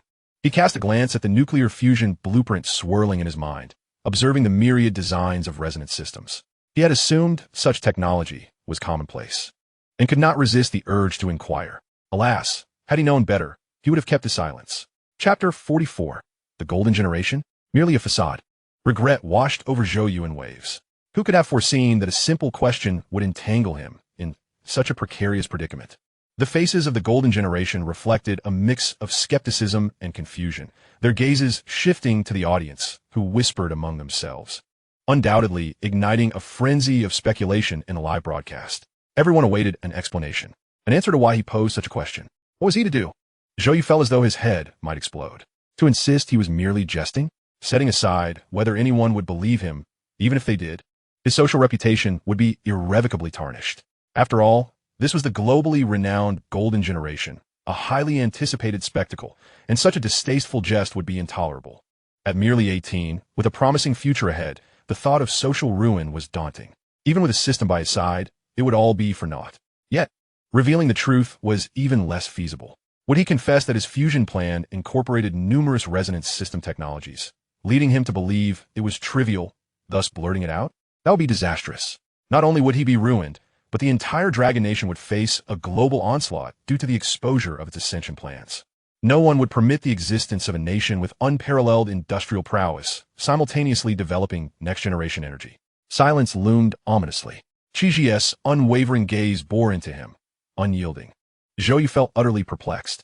What had he done to elicit such malice? He needed to devise a strategy, a plausible explanation. Now, engaging hyperfrequency mode. Faced with this insurmountable challenge, Zhou Yu activated hyperfrequency mode without hesitation. In an instant, an unprecedented storm of ideas surged within his mind, thoughts swirling, only to be dismissed. Having spent considerable time among the great scientists of Nuclear City, his thought process had evidently evolved. Could he claim to have conducted research on resonance systems? No. The resonance system was a complex design comprising hundreds of components. He possessed neither relevant research findings nor a credible background. If pressed for his sources, he would be utterly defenseless. Could he feign ignorance of the preceding conversation? No, that excuse would not hold water. So what then? What was his purpose in participating in the Golden Generation? To dispel external doubts and conceal the existence of the Ascension Plan. How would he achieve this? By convincing others that he lacked the capability to develop nuclear fusion, thus avoiding any discussions that might evoke thoughts of nuclear fusion. Yet, he had no other knowledge to draw upon. Was that truly the case? Was he really to refrain from discussing it? His mission was to make others believe he and the Dragon Nation lacked the capacity for nuclear fusion development, not that the Dragon Nation was not researching it at all. Every nation globally was exploring nuclear fusion, This was not something that required deliberate concealment. These colossal thoughts, though intricate, occupied only a matter of seconds under the influence of hyperfrequency mode. To an observer, it was merely a heartbeat. Just moments ago, Zhou You appeared bewildered, but now his eyes sparkled with newfound clarity. He understood. In that case, let us make a bold move. He lowered the hand that had been scratching his head, his expression shifting from confusion to tranquility. As the crowd pondered his sudden change in demeanor, Zhou Yu slowly raised his head. Feigning mystery? Seeking attention? Zhou Yu repeated these phrases, a smirk forming on his lips.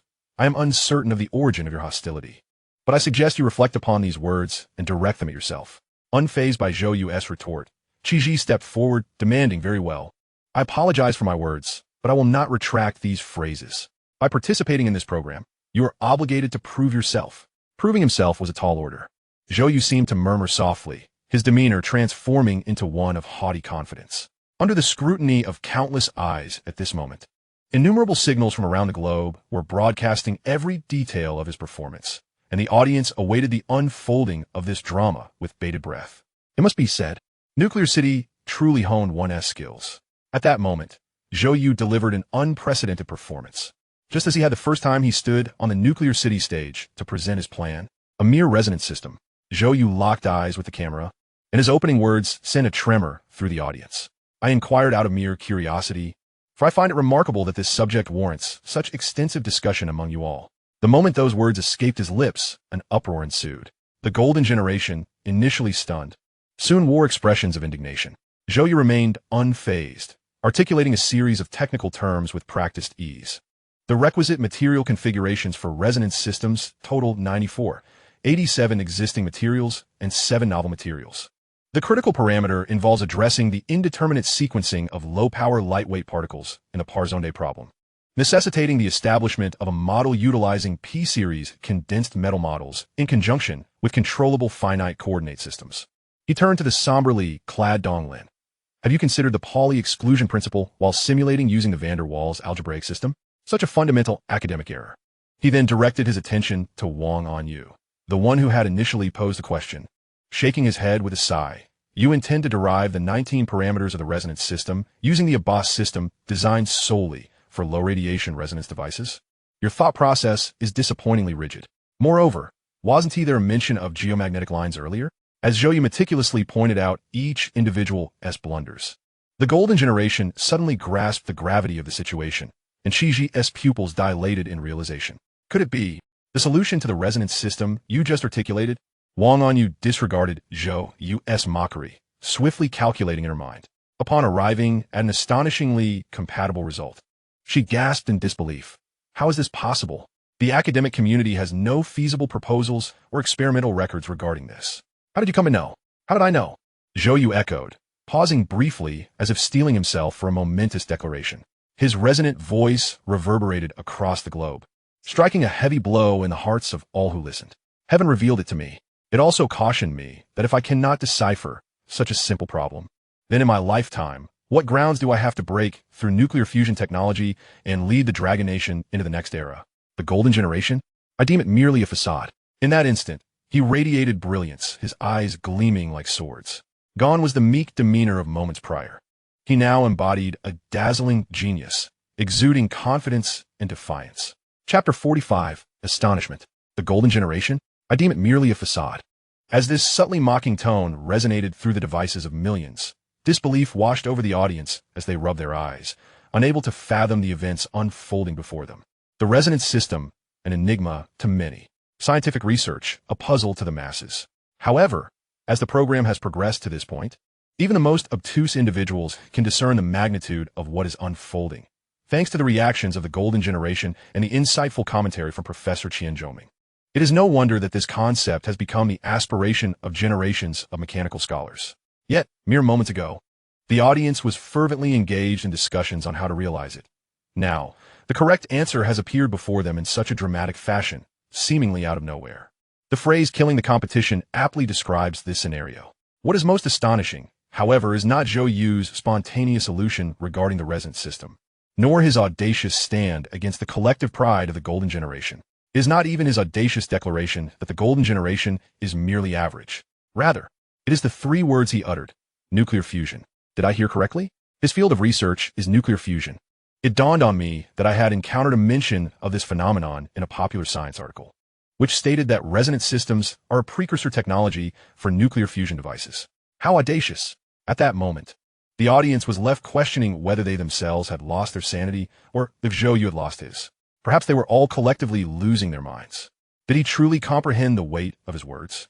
Even if one belongs to the golden generation, even if one is a professor at Tsinghua University and a member of the Genius Program, even if he is indeed that formidable to have developed a resonance system at the tender age of 18, the fact remains, this pertains to nuclear fusion.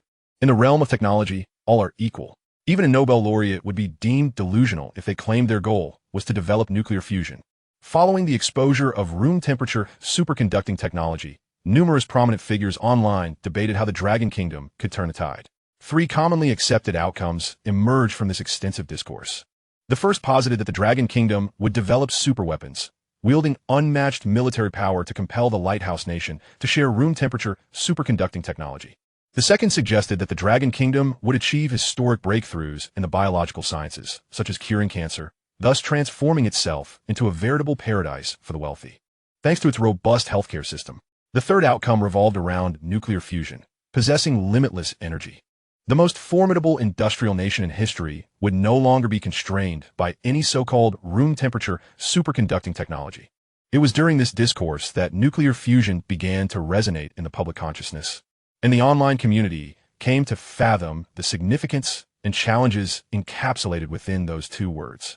Ultimately, the consensus leaned towards the first two possibilities being more plausible, as the complexity of nuclear fusion seemed to transcend the realm of science, bordering on science fiction. Throughout modern history, research into nuclear fusion has never ceased. Yet significant breakthroughs have eluded us. Optimists speculate that humanity may achieve nuclear fusion within a century, while pessimists fear it may remain unattainable until the extinction of our species. Thus, when those three words escaped Zhou Yu's lips, a wave of disbelief washed over the audience. I must concede, my friend, you are indeed impressive, far more so than I had anticipated. Yet, are you serious? Unlike the barrage of question marks in the comments, the official live stream room was shrouded in an eerie silence. The four esteemed scientists sat motionless, transfixed by the screen. Even academician Shi Sunming, who had been sipping water, found himself so engrossed that hot water trickled down his trousers, dripping to the floor with a soft thud. It was only when he heard the sound that he abruptly regained his composure, hastily wiping the dampness from his pants. This moment of distraction jolted the audience, pulling them back from their reverie. What he just articulated was that the solution for the resonance system. Director Zheng Yudong wore an expression of skepticism. This question mirrored the curiosity of all present, their gazes shifting to Professor Qian Zhongming, expectation etched on their faces. Among the attendees, there were no mechanical engineers capable of answering this query. Only the erudite vice president of Longguo Academy could provide insight. Professor Qian surveyed the room, his earlier joviality replaced by a grave demeanor, and then shook his head. I do not know. This was the first time throughout the broadcast that anyone had heard those three words from the mouth of this esteemed figure. In that instant, a collective sense of dread gripped the audience. Science is grounded in common knowledge. Although Professor Qian may not be an all-encompassing scientist, he is undeniably one of the leaders in the technological realm of the Dragon Kingdom, intimately familiar with the dynamics of cutting-edge technologies and their bottlenecks. The absence of an error on his part suggested a high probability of correctness, at least in a general sense. This realization was terrifying. Academician Shi Sunming, the quietest and most serious among the scientists, had exhibited signs of disarray multiple times since Zhou Yu's appearance. Now, he stood up abruptly, his gaze riveted to the screen. Excellent, excellent. His eyes seemed to sparkle with excitement, and the muscles on his weathered face quivered as he pointed at Zhou Yu, astonished that such a prodigy existed among the younger generation. Notably, he referred to Zhou Yu as part of the younger generation rather than the golden generation. For ordinary individuals, the golden generation represents an unattainable pinnacle of genius that defines an era. However, to luminaries like Professor Qian Zhongming and academician Shi Sunming, they were merely commendable juniors, as they themselves were the gold medalists of the previous era. Zhou Yu, however, was different. His insights into the resonance system revealed a talent that transcended to another level, a rarity that could not be cultivated through traditional educational systems. If the other 8 members of the golden generation were generally at the 4th tier of research scholars, possessing the qualifications to become academicians. Then Zhou Yu's brief exposition on the resonance system was sufficient to earn him the title of Changjiang Scholar and firmly establish him as a third-tier research scholar. Such a performance might even guarantee him the title of the youngest academician in history. This is an immensely terrifying prospect. Let's not forget, Zhou Yu is only 18 years old. This is the reason why the audience was rendered speechless in shock. As for nuclear fusion, while the term sparked a frenzy in the live stream, the scientific elites seemed unfazed. After all, what young person lacks ambition? In my youth, I vowed to develop a time machine and create materials for strong interactions. Without such ambition, one could hardly achieve such prowess at a young age. In an instant, admiration for Zhou Yu brimmed in their eyes. Chief editor Wang Tianyi, ever forthright, remarked that with such talent, if he did not aspire to work on nuclear fusion, I would consider him to be mentally deficient. I, too, have had aspirations of that nature. How wonderful it is. Director Zheng Yudong reminisced, expressing that in his youth, he was filled with determination to lead Huaxing in developing a 3nm chip microarchitecture, only to find that his talent fell short, leading to years of struggle before barely scraping the surface. Their conversation was filled with affirmations for Zhou Yu. Meanwhile, the female host, Jiang Qing, sat to the side, unable to interject, her refined and elegant visage nearly frozen in a smile. She suddenly felt she had no business being there. The words exchanged between the contestants and the commentators were utterly incomprehensible to her. It was a rather despairing experience. While the live stream and studio erupted with excitement surrounding Zhou Yu, in a quaint study located several dozen kilometers away, an elderly man, also watching the broadcast, abruptly lost his grip on his cup, causing it to shatter on the floor. The nearby security personnel rushed over to clean up the debris and promptly called Zhao Jiangwo, inquiring about the situation. Had he not informed them? How dare they speak so openly about nuclear fusion? This elder, clearly of a fiery temperament and garbed in a loose-fitting Zhongshan suit, slammed his hand on the table. How the people in Nuclear City lost their minds. Chapter 46, A Clash in Shadows. At this moment, across the nation and indeed around the globe, the mere utterance of the term nuclear fusion by Zhou Yu has stirred tumultuous waves. Within the confines of the Nuclear City's White Tower, a guard hastily entered the office. General, we have received 7 encrypted calls. Do not bother me. General Zhao Jiangwo waved his hand dismissively. What is there to discuss? Isn't it just Zhou Yu's trivial matters? But there is no but. Let them wait. The guard, observing the general's impatient demeanor, quickly swallowed the remaining words. Contemplating the blunt and brusque nature of these high-ranking officials' communications. Far across the ocean, intelligence agencies from numerous countries were also engaged in frenetic activity. Zhou Yu had already been under stringent surveillance due to the highly classified examination papers, and countless intelligence operatives had exerted every effort to uncover the secrets he harbored. Yet, under the impenetrable defenses of the Dragon Nation, they had remained fruitless. However, today, Zhou Yu had seemingly exposed himself.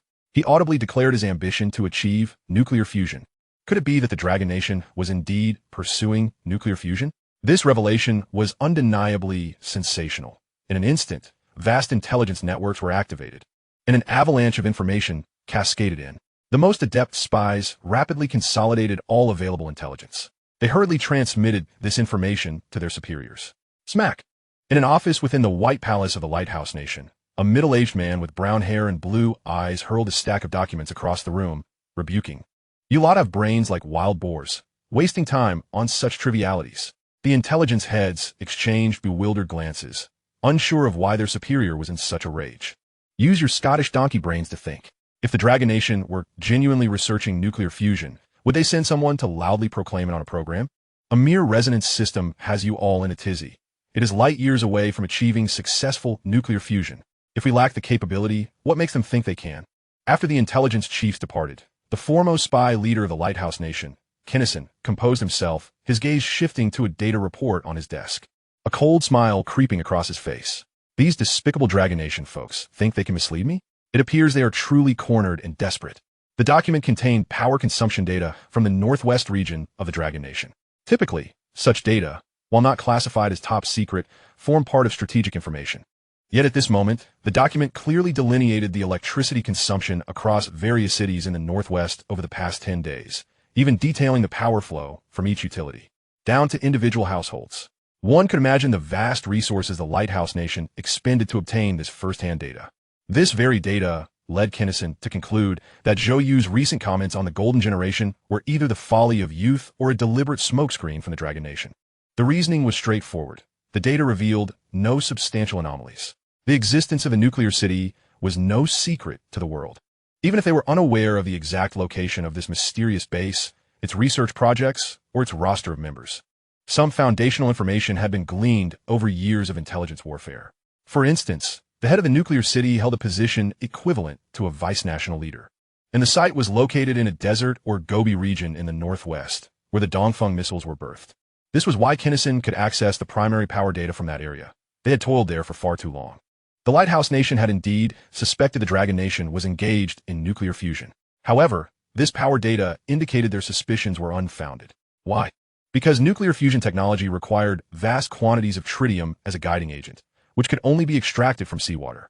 If the nuclear city were genuinely conducting nuclear fusion, they would need to transport seawater from the coast 800 kilometers away, necessitating significant electricity for tritium extraction. Thus, the electricity data would undoubtedly reflect this. After all, such immense power consumption could not be casually concealed. It would reveal telltale signs. This was science. Although Kinnison was not a scientist, he trusted in the judgments of science. However, these elite scientists and intelligence analysts overlooked one crucial detail. The data they possessed was from the past 10 days.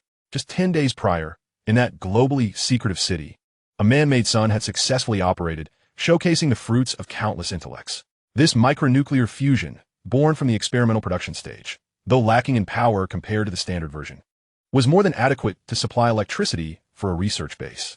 Pulling the wool over our eyes? A voice exclaimed from an elder in a Zhongshan suit, his silver hair contrasting sharply with his sudden, affable demeanor. Just moments ago, he had been furiously demanding an explanation from General Zhou Jiangwo. Now, his face radiated goodwill. With his status, such a cheerful disposition could only arise from a notably good mood. Oh, Jiangwo, you should have said so earlier. Even old friends like us were kept in the dark. That micronuclear fusion, is that useful? Are you sure you won't leak this information to them? On the other end of the line, General Zhou Jiangwo's voice was resolute and steady. We have intentionally leaked a portion of the power data. It should suffice to lead them to a misjudgment. Upon hearing this assured guarantee, not only the elder in the Zhongshan suit, but also the other high-ranking officials on the call collectively breathed sighs of relief. It was indeed a false alarm. At that moment, another voice interjected. Jiangwo, was it you who intentionally had the kid say that on the Golden Generation? General Zhou Jiangwo fell into a momentary silence before responding slowly. Yes, I instructed him to say it. You are all aware of the hubris of those Westerners. They are excessively confident in their judgments. Only by allowing them to reach the conclusion that we lack the conditions for researching nuclear fusion will they truly relax, ensuring the resurgence plan remains unscathed. Thus, I deliberately had Zhou You disclose his research into nuclear fusion during the program, coupled with the leaked power data. They will instead think we are merely bluffing. This logical and well-founded analysis convinced everyone. The seasoned elders, who had battled on the international stage for decades, felt a wave of admiration for their old comrade's foresight, realizing they had been overly sensitive. Little did they know, after hanging up the phone, General Zhou Jiangwo sighed, shaking his head. That rascal, always stirring up trouble. He had indeed spoken falsely. Who would have anticipated Zhou You would so audaciously announce the nuclear fusion matter on live television? Yet, as a leader who had weathered countless storms, he was not merely a politician with exceptional leadership skills over research projects. He was also an expert in the shadowy realms of intelligence and counterintelligence warfare. In that fleeting moment, General Zhou Jiangwo comprehended Zhou Yu's intent. He promptly disseminated the previously arranged power data to be leaked. In a seamless and audacious collaboration, the elder and the youth achieved an unprecedented deception. However, one could not help but ponder, hoping for fewer such successes, as they were exceedingly taxing. At this very moment, the audience, engrossed in the thrilling narrative of Golden Generation, remained blissfully unaware of the perilous game of intelligence unfolding beneath the turbulent surface between East and West. What captivated their attention was the startling Zhou You, who was about to commence yet another adrenaline-pumping performance. Chapter 47, Breaching Defenses, redirecting our focus back to the stage of the Golden Generation amidst the perilous undercurrents swirling throughout the world during those tense minutes. The format of the opening ceremony underwent yet another transformation. The catalyst was a remark made by Zhou You. The Golden Generation is merely that. Upon uttering this, The countenance of every member of the Golden Generation shifted dramatically. Even Zhou You, the most emotionally stable among them, was not exempt from this reaction. Who among them lacked their own pride? Regardless of the institution, enterprise, or school they belonged to, they were all celebrated prodigies. Even Song Qiming, who held the seemingly lowest position, was a specialist at Huashan Company's research center, equivalent to a mid-level manager. This collective, faced with Zhou Yu's unabashed and blatant mockery, especially in front of the entire nation, who could endure it? What if you could indeed resolve the resonance-type system? We have our own achievements in our respective fields. Furthermore, the validity of your solutions remains unverified. Thus, the most straightforward and impetuous among them, Li Dongshan, launched a verbal assault. Buddy, I advise you to temper your arrogance. At such a young age, where does all this fury come from? The correctness of your statements cannot yet be substantiated. Shang Qiu echoed in agreement. Exactly, exactly. Everyone turned to her in disbelief. Though their interaction was brief, it was evident that this girl thrived on chaos, relishing any opportunity for amusement. Nevertheless, Li Dongshan's words articulated the sentiments of the group, and no one dared to counter him. Yet, Zhou Yu's retort left Li Dongshan at a loss for words. You don't understand, and yet you interject? Zhou Yu surveyed the crowd. You all doubt my words? Just when everyone anticipated a continuation of his harsh rhetoric, he unexpectedly shrugged, uttering something that left everyone astounded. All right, if you don't believe me, so be it. What? You're just giving up? Everyone felt as though they had struck a pillow. Having just endured severe humiliation, they were ready to gather their resolve and reclaim their dignity, only to find their opponent retreating. This sensation was almost unbearable. The most affected, of course, was Qi Zi. To him, Zhou Yu was nothing short of a Waterloo in his life. His participation in the Golden Generation was laden with the hopes of the entire aerospace project team. After all, while the aerospace initiative might sound grand, its priority within the research hierarchy of Longguo was relatively low, with annual funding hovering around 2 to 3 billion. Quite meager indeed. However, if Qi Zi could gain renown through the program and elevate the visibility of the aerospace project among the public, popular sentiment would naturally lead to increased funding from the government. Do not mistake the discussion of finances as trivial. Often, scientific advancement is built incrementally through financial resources. Yet, this aspiration was ruthlessly obliterated by Zhou Yu. The almost nonsensical, indiscernible secret exam incident drew all attention and discourse towards Zhou Yu. Following his announcement of participation in the Golden Generation, discussions reached a fever pitch, akin to a black hole consuming a majority of the spotlight. With the goal of garnering attention now thwarted, Qi Zi resolved to confront Zhou Yu, aiming to rectify the scientific community's ethos and uphold the dignity of his title within the Golden Generation. To him, Zhou Yu was fraught with discrepancies. Firstly, there were no research achievements. Secondly, no discernible growth history.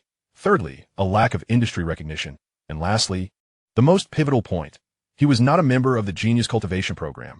Qi Zi was acutely aware that Zhou Yu was not part of this esteemed initiative. His knowledge stemmed from his own involvement in the Genius Cultivation Program. Typically, due to the vast array of projects, members remained unaware of one another. However, Qi Zi was an exception. His father, Qi Hongyong, though not widely recognized in the public eye, was a name that resonated profoundly within the realms of science and education. The reason was simple. Qi Hongyong was the head of the think tank for Longguo's educational system and a contemporary executor of the Genius Cultivation Program. The roster of members for this program was not classified. It was displayed on the wall of Qi Hongyong's study, and Qi Zi, possessing an extraordinary memory since childhood, could recall that Zhou Yu's name had never appeared on this list, even in the most recent iteration of the Genius Cultivation Program. This elucidated why Qi Zi was so unabashed in his disdain for Zhou Yu. To him, Zhou Yu was nothing but a charlatan, and he was there to uphold the truth, to expose the fraud. Then, the events that unfolded became known worldwide. Zhou Yu was not revealed as a fraud. Rather, he became the jester who targeted a true prodigy. As a young man in the throes of internet culture, Qi Zi could easily envision the subsequent comments likening the situation to a circus, with remarks such as the real joker is Qi Zi. Of course, these setbacks were within Qi Zi's capacity to endure. Did the project fail to secure funding? No matter. After all, the aerospace field in Longguo had been struggling for quite some time. The project team, relying on exceptional engineering execution and unparalleled cost-effectiveness, could sustain itself for a while longer. Did he become a fool? It was of little consequence. He was an aerospace scientist, not a debunking blogger. Even Sherlock Holmes made mistakes. It was not a significant issue if Qi Zi occasionally misjudged. However, what truly fueled Qi Zi's animosity toward Zhou You, what truly breached his defenses, was another matter entirely. How could senior sister Wei Lu possibly be interested in someone so arrogant and self-important? Why do you not take responsibility for your opinions? Do you not possess the dignity of a scientist? When Zhou Yu nonchalantly stated, "Fine, if you don't believe me, so be it," Qi Zi, almost in a fit of hysteria, shouted this.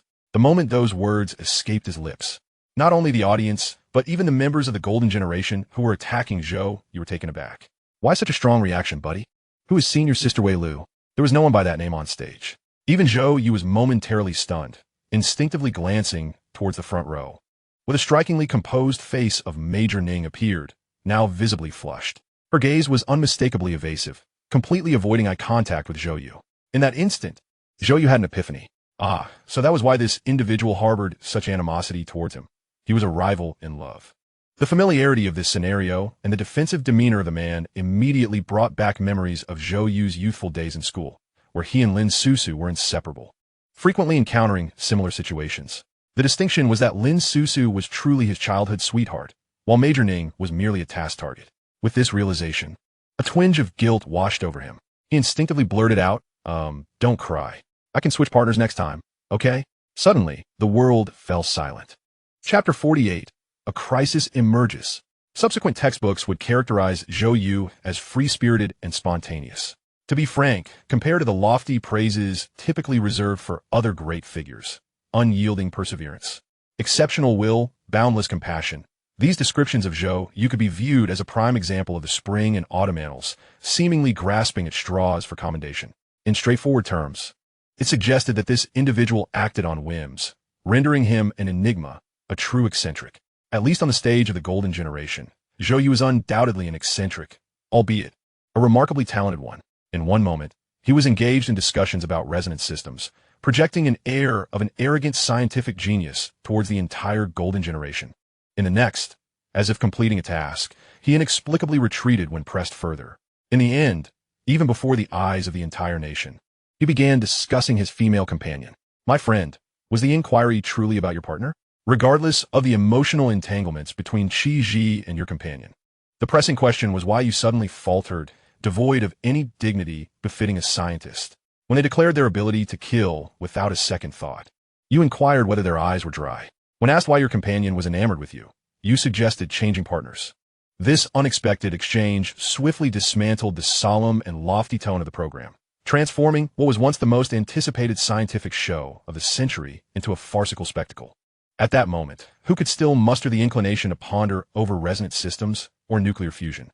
Everyone seemed to forget the true purpose of the opening ceremony for this golden generation. It was evident that after Zhou Yu's remarks, Qi Zi fell into utter disarray, shedding any semblance of a genius scholar as he rolled up his sleeves and charged forth. "What did you say, you scoundrel?" he exclaimed, only to be swiftly restrained by the vigilant security personnel. These guards, originally dispatched from the capital's armed police to prevent any overly intense reactions from the audience or other unforeseen incidents, found themselves intervening in a confrontation involving a member of the golden generation. Fortunately, they were indeed elite figures. Otherwise, the global audience might have witnessed a brawl between two scientists on live television. Given the chaos Zhou Yu had wrought, there was little point in continuing the program. Moreover, whether among the audience, the commentary team, or the members of the golden generation on stage, everyone understood a singular fact. The discussion at this opening ceremony had already yielded a conclusion regarding the future direction of Longguo, which was the industrial technological breakthroughs proposed by Wang Yu. It was this acknowledgement that had led the golden generation to deliberate for so long on resonance systems. However, no one had anticipated the sudden disruption caused by Zhou Yu. Indeed, a disruption. Even at this moment, no one genuinely believed that Zhou Yu's proposed solution was feasible. At best, it could be considered correct direction. To truly validate its viability, considerable human and material resources would need to be invested to streamline the processes of materials, models, and techniques, ultimately leading to mass production.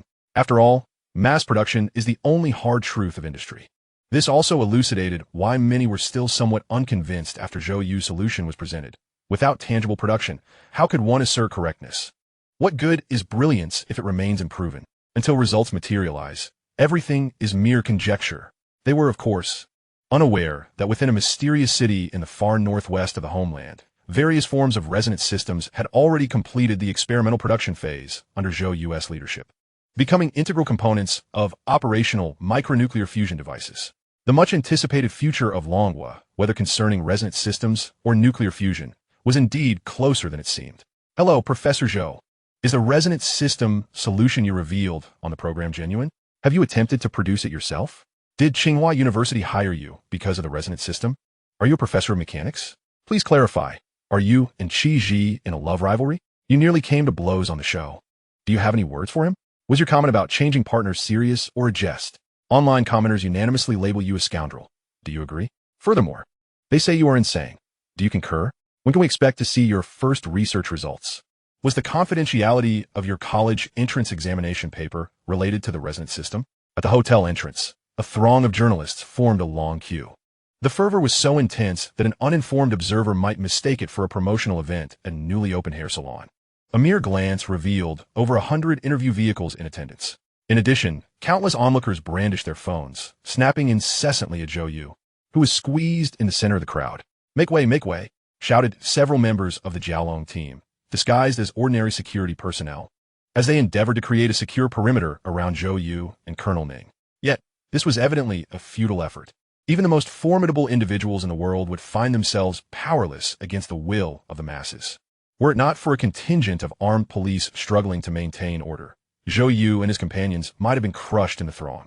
At that moment, even Zhou You, with his usual composure, was taken aback by the scene before him. Goodness, are these people this enthusiastic? He had thought the earlier crowd at Tsinghua University was overwhelming, but now, standing at the hotel where a member of the Golden Generation was staying, he truly grasped the meaning of being a top-tier celebrity. As the term suggests, a top-tier celebrity must navigate through throngs wherever they go. After expending considerable effort, he finally traversed a mere 100 meters in the span of over an hour, and upon entering the hotel, the door shut behind him, plunging the world into silence. Exhaling deeply, Zhou You flopped onto a nearby sofa, panting. Without waiting for orders, the Jiaolong team members instinctively dispersed throughout the lobby to commence their safety protocols. Colonel Ning approached, holding 2 cups of water, and handed one to him. You've had a long day. It's not so arduous. Zhou You replied with a smile as he accepted the water, adding, I just feel a bit guilty toward your little romantic interest. Colonel Ning nearly choked on her water, which spilled from the corner of her mouth. What little romantic interest? You mean Qi Ji? Zhou You shrugged nonchalantly. Of course. I saw your face turn so red on stage. It was quite adorable. I've never seen you like that. Colonel Ning, momentarily flustered, responded, I was just embarrassed. Noticing Zhou Yu's lingering skepticism, she clarified, I'm not familiar with him. It was merely during the genius training program that his father, Mr. Qi Hongyong, was very kind to me. I helped him with his homework for about 5 or 6 days, and then I went to Nuclear City and never saw him again. Zhou Yu nodded. Only 5 or 6 days. Yet he seems to hold you in such high regard, calling you senior with such warmth. Quite the charm you possess. What? Colonel Ning paused, her gaze fixed on Zhou Yu, and a thoughtful smile crept across her strikingly radiant face. Advisor, didn't you say you wanted to change partners? Why do you seem jealous? Zhou Yu, caught off guard by the revelation of his feelings, quickly turned his head away. I would never admit to that. In truth, both of them were in good spirits, which allowed for their playful banter. Despite the numerous interruptions, the purpose of attending the Golden Generation had been achieved, successfully diverting Western attention. Particularly with Zhou Yu's final performance, he had successfully established a persona as a talented, yet frivolous genius in the eyes of the world. This image was sufficiently strong to render his claims about nuclear fusion as mere jest. Regardless, the objective had been met. If not for the program's inability to terminate mid-broadcast, Zhou Yu would have relished the chance to leave immediately. Back to Nuclear City, back to Jiangnan City, anywhere but here. Engaging with these journalists and genius scholars was mentally exhausting. Requiring him to be in overdrive mode at all times, it was utterly exhausting. Sighing, Zhou Yu lay back on the sofa, staring at the ceiling, lost in thought and relaxation. It had been 2 days since he last inquired, and he wondered how the second phase of the RISE plan was progressing. They should have begun attempting the procedural chemical process for high-pressure cold casting of external devices by now. Theoretically, that shouldn't be too difficult, and issues were unlikely. Suddenly, a flash caught his eye. Without any forewarning, the system's blue holographic interface abruptly sprang to life before him. What the? I didn't summon you. Just as Zhou Yu was left bewildered, he noticed an exclamation mark icon in the lower right corner of the interface. With a thought, the system's cold mechanical voice resonated in his mind. Warning, warning. The system has detected significant danger factors in the task, sparks of fire, which may lead to personnel casualties. Please address this promptly. Failure to do so will result in the task being deemed a failure. Before Zhou Yu could fully comprehend the situation, a crimson countdown materialized before his eyes. It began to pulse silently. 3,000, 2959, 2955. Chapter 49. The Countdown. The sudden appearance of the countdown left Zhou Yu momentarily stunned. What on earth was happening? At that moment, the system's notification chimed in his ears once more. The system detected that the task, Spark of Fire, had encountered significant peril, which could result in casualties. Immediate action was required, or the task would be deemed a failure. Meanwhile, members of the Golden Generation were gradually returning to the hotel. Having just navigated through a throng of fervent crowds, they were utterly exhausted, and upon entering the hotel, they immediately relaxed, sprawled in groups throughout the lobby. Although this hotel was one of the most renowned upscale establishments in the capital with a vast lobby, soon all the available seating was occupied.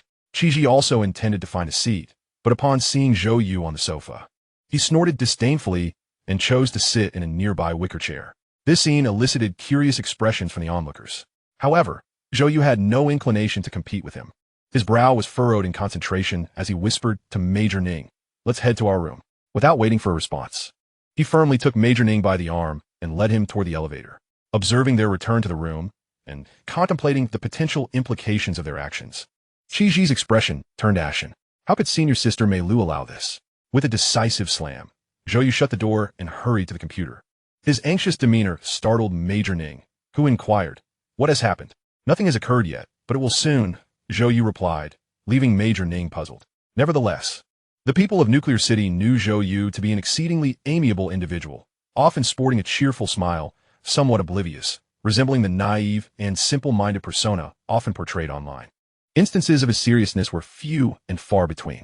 The first was during the initial briefing of the Ascension Project, and the second occurred when a team responsible for material synthesis repeatedly reported failures, only to discover they had made a basic error in formula input. And now, this was the third time. Something significant must have transpired. Major Ning surmised it might be related to the nuclear fusion research underway in Nuclear City. Sure enough, as Zhou Yu logged onto the communication system with haste, he accessed the project report page and began to scrutinize the research logs uploaded by the project members with utmost seriousness. The Ascension Project comprised numerous teams, each with several subdivisions. Having not reviewed the logs for 2 days, the unread notifications had accumulated to 3 or 4 pages. Where could the issue lie? Zhou Yu took a deep breath to calm himself and began to click through each entry. Time ticked away. Before him, the countdown continued its relentless march. 2541, 2329, 2304. This countdown felt like a suffocating noose, tightening inexorably, igniting a growing sense of urgency within him, even causing his normally calm demeanor to reflect a flicker of panic. This was the first time he had encountered such a formidable dilemma since the inception of the Ascension Project. Even during the last experimental phase, when the micronuclear fusion device malfunctioned, the gravity of the situation had not been as dire, for this directly impacted the success or failure of the Spark of Fire task. The Spark of Fire was the first mission assigned to him when he met Major Ning. The task was straightforward: complete the mass production of nuclear fusion technology within 90 days. Zhou Yu had executed this directive with commendable diligence. Given that the announcement of room temperature superconducting technology from the Lighthouse Nation had come 30 days ahead of schedule, he had been managing the project timelines with a 60-day benchmark. From the current status, as long as no major errors occurred, completing the task within the stipulated time frame should not pose significant difficulty. The only uncertainty weighed on his mind was the system's definition of successful mass production. Did it merely require the development of a viable process, or was there a specific quantity that needed to be produced? Yet these concerns seemed trivial, as the answers would naturally reveal themselves in due time. However, he had overlooked the second stipulation of the Spark of Fire task, which suddenly loomed large: the requirement for 0 casualties throughout the duration of the mission. Initially, Zhou Yu had dismissed this condition. Although the nuclear fusion apparatus was exceedingly intricate and advanced, the research process, unlike military or chemical products, did not inherently involve hazardous factors. The top-tier technicians in Nuclear City were not prone to operational errors that could lead to accidents. Thus, when the system's alert appeared before him, Zhou Yu was caught completely off guard. Significant peril? From where did this threat arise? Should the task fail, not only would he lose the opportunity to earn contribution points and rewards for special skills, but he would also sever his connection with the system, reverting to the status of an uninformed, low-achieving student. Yet, this was not the most pressing concern. The gravest fear lay in the implications of what could be classified as a significant threat and the magnitude of casualties it could entail. He could not bear to envision the scientists with whom he had shared his days, the prodigious talents who had forsaken their once privileged lives to come to Nuclear City and labor in the desolate wasteland for the advancement of nuclear fusion. They harbored hopes of contributing to the transformation of their nation, only to be met with the specter of death amidst the barren landscape. Far removed from their families and the world, Zhou Yu shuddered at the thought. What was even more terrifying was the ongoing geopolitical rivalry that had escalated into an intense intelligence war, with countless eyes scrutinizing every corner of Dragon Nation, especially the northwestern region where Nuclear City resided. If the system's warning of significant peril referred to an explosion or a large-scale incident, it would undoubtedly be detected by satellites above. At that moment, the coordinates of this super research base, harboring countless secrets of Dragon Nation, would be laid bare before its adversaries. Such a revelation would precipitate an unparalleled catastrophe for the people of Dragon Nation. As he contemplated this, Zhou Yu's heartbeat quickened. Despite his usual nonchalance, he was, after all, the chief technical advisor of Nuclear City. Authority also entailed responsibility. The weight of this responsibility suddenly bore down upon him, rendering him nearly breathless. I will not allow such a calamity to occur, he fervently declared within himself, while striving to stabilize his emotions and focus all his attention on perusing the project logs, seeking the root of the potential threat, the source that could precipitate an accident in just 30 minutes. No, in 23 minutes. Yet, disappointment washed over him. Amidst the dense array of project logs, a sea of green indicated normal progress. From beginning to end, no project teams reported anomalies. Progress was steady. Everything appeared as it should. One could only imagine the exuberance of those researchers as they witnessed nuclear fusion nearing success.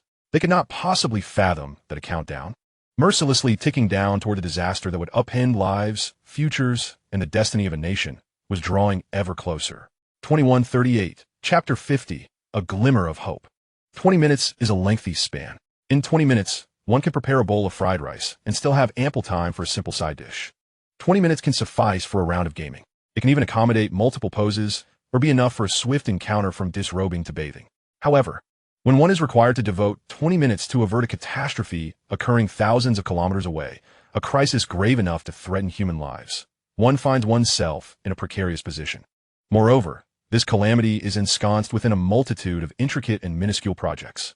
Merely identifying it is a Herculean task, let alone resolving it. At this moment, Zhou Yu is confronted with such a predicament. What is it, consultant? Has something happened? Observing Zhou Yu's increasingly ashen complexion, particularly after perusing all project logs, the pallor has deepened into an ominous hue, as if one could wring water from his countenance. Lieutenant Colonel Ning, too, recognizes the gravity of the situation and states earnestly, "Is it related to Nuclear City? Do you need me to request communication access? Who must you contact?" Before she could finish her sentence, Zhou Yu firmly interjects, "Help me contact General Zhao Jiangwo." Lieutenant Colonel Ning is taken aback, and she hears Zhou Yu reiterate, "Assist me in reaching General Zhao Jiangwo. The general may not have time today. Please remain calm. I will inquire with his communications office immediately." Just as she prepares to activate the communication device, a hand gently grasps her arm. She looks up to meet Zhou Yu's gaze. His eyes are a vivid crimson, aflame with urgency, determination, and a fervent plea, imbued with an unprecedented fervor that hints at madness. "I must speak with General Zhao Jiangwo at once." Zhou Yu articulates each word with gravitas. A grave matter has arisen. Lieutenant Colonel Ning's heart sinks at that moment. It is the first time she has witnessed such an expression on Zhou Yu's face. Even without knowing the specifics of the grave matter he refers to, she promptly nods. "Understood. I will find a way for you immediately." General Zhao Jiangwo is no ordinary figure. As the vice chairman of the Dragon Nation Military Committee and the highest authority in Long City, he ranks among the top 12 in the national echelon. There are but a handful of individuals in the world who wield greater power than he. Even though Zhou Yu serves as the chief technical consultant for the Ascendancy Project, he is leagues away from Zhao Jiangwo in status. The request for direct communication at this juncture is not merely abrupt, it is utterly outrageous. Yet, before she could hesitate for even half a second, Lieutenant Colonel Ning resolutely halts her actions of dialing the Nuclear City Communications Office. After a brief moment of contemplation, she pivots to dial another number. Soon, the call connects. A composed, youthful voice greets her. Comrade Lieutenant Colonel Ning Weilu. Hello. This is the Nuclear City Affairs Office, Officer Number 7. Hello, Lieutenant Colonel Ning responds swiftly. Please verify my access. I need to inquire about General Zhou Jiangwo's engagements today. You have only one access attempt, and it will only allow you to check up to level 3. Do you confirm? Confirmed. Please hold. 10 seconds later, the voice returns, stating evenly. There are no recorded engagements for General Zhou Jiangwo today in Nuclear City below level 3. Thank you, I understand. Lieutenant Colonel Ning hangs up and turns to Zhou You. The general is not in Nuclear City today. We must use other means to contact him. Zhou You surmises that Lieutenant Colonel Ning may have just utilized some exceedingly valuable privileges, but he has no time to feel grateful. He simply nods and murmurs a thank you, committing her kindness to memory. The ability to directly inquire about the whereabouts of such a high-ranking individual is undoubtedly a rare privilege. Yet, she has sacrificed this opportunity to expedite his contact with General Zhou Jiangwo, circumventing the time typically required for an appointment. This has transcended mere duty. Countdown, 1944. Before long, Lieutenant Colonel Ning dials another exceedingly complex number. This time, the voice on the other end exudes a palpable military gravitas, evident even from her introduction, which reveals the caller is from the military district. This is Ning Weilu from the Dragon Team, ID number 491-6778. Hello, Comrade Colonel, please proceed. I am requesting special communication access from the 4th Military District Strategic Development Department. To what level do you require access? The highest level. Please hold. Although she states please hold, the efficiency of military operations is astonishingly swift. In under 10 seconds, the voice on the line responds. Access has been successfully granted. Please prepare for connection. You have been assigned to Major General Fong Luan, ID number 328-8464. Zhou You is not well versed in military ranks, yet he understands the significance of a liaison officer of such high caliber.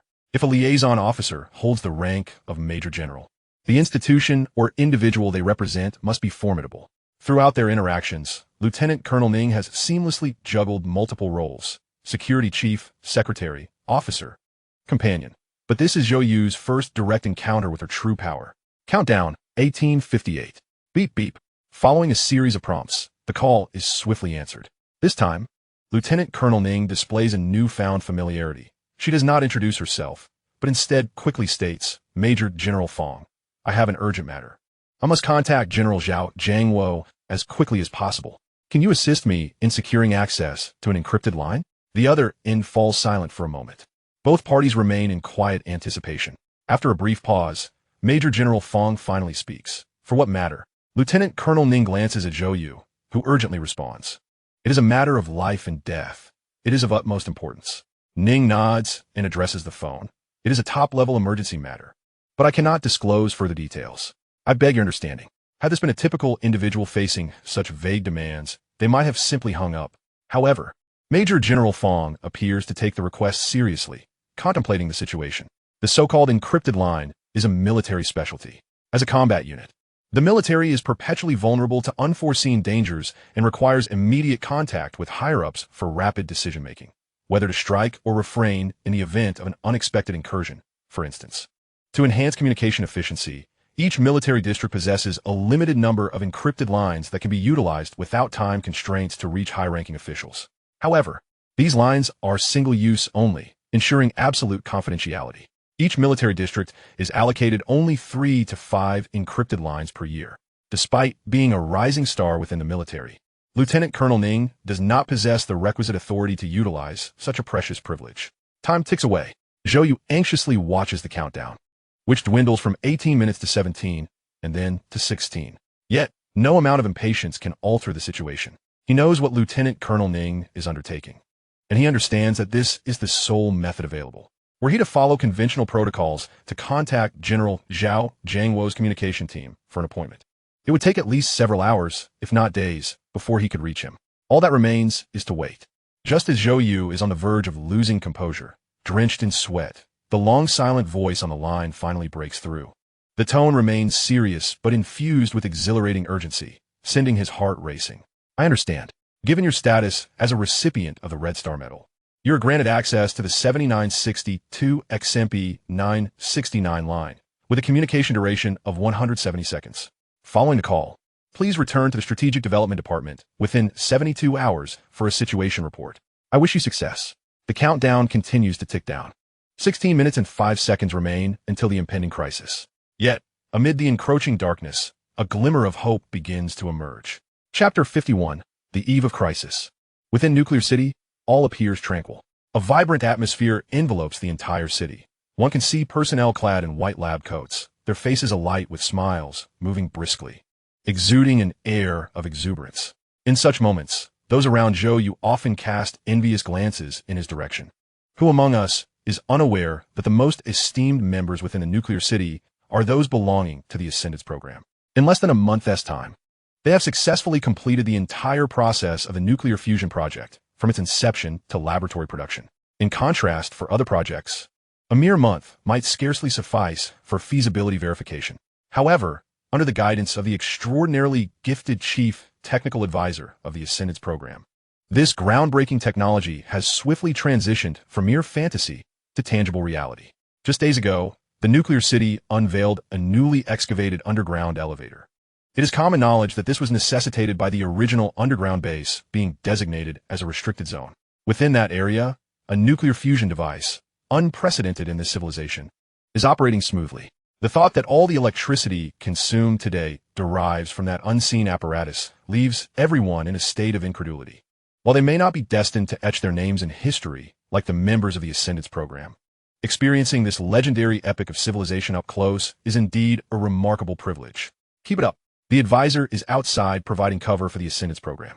Let us strive to ensure that when he returns, we can successfully advance to the second phase. In a laboratory, a military-industrial technology expert draped in a golden mantle encouraged his subordinates. Faced with such a demanding expectation, not a single person in the lab dared to voice dissent. Rest assured, Chief Engineer, we have yet to encounter any errors.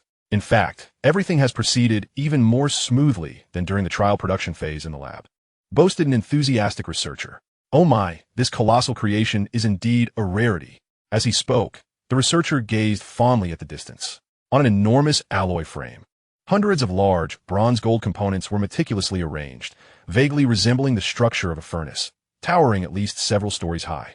This behemoth is the outer components of the complete Mark Tokamak device. Although less than half of the necessary parts have been produced thus far, the awe inspires far surpasses that of any technological marvel. Each day, as these researchers enter the laboratory and behold this gigantic mechanism, an overwhelming sense of satisfaction and motivation fills their hearts.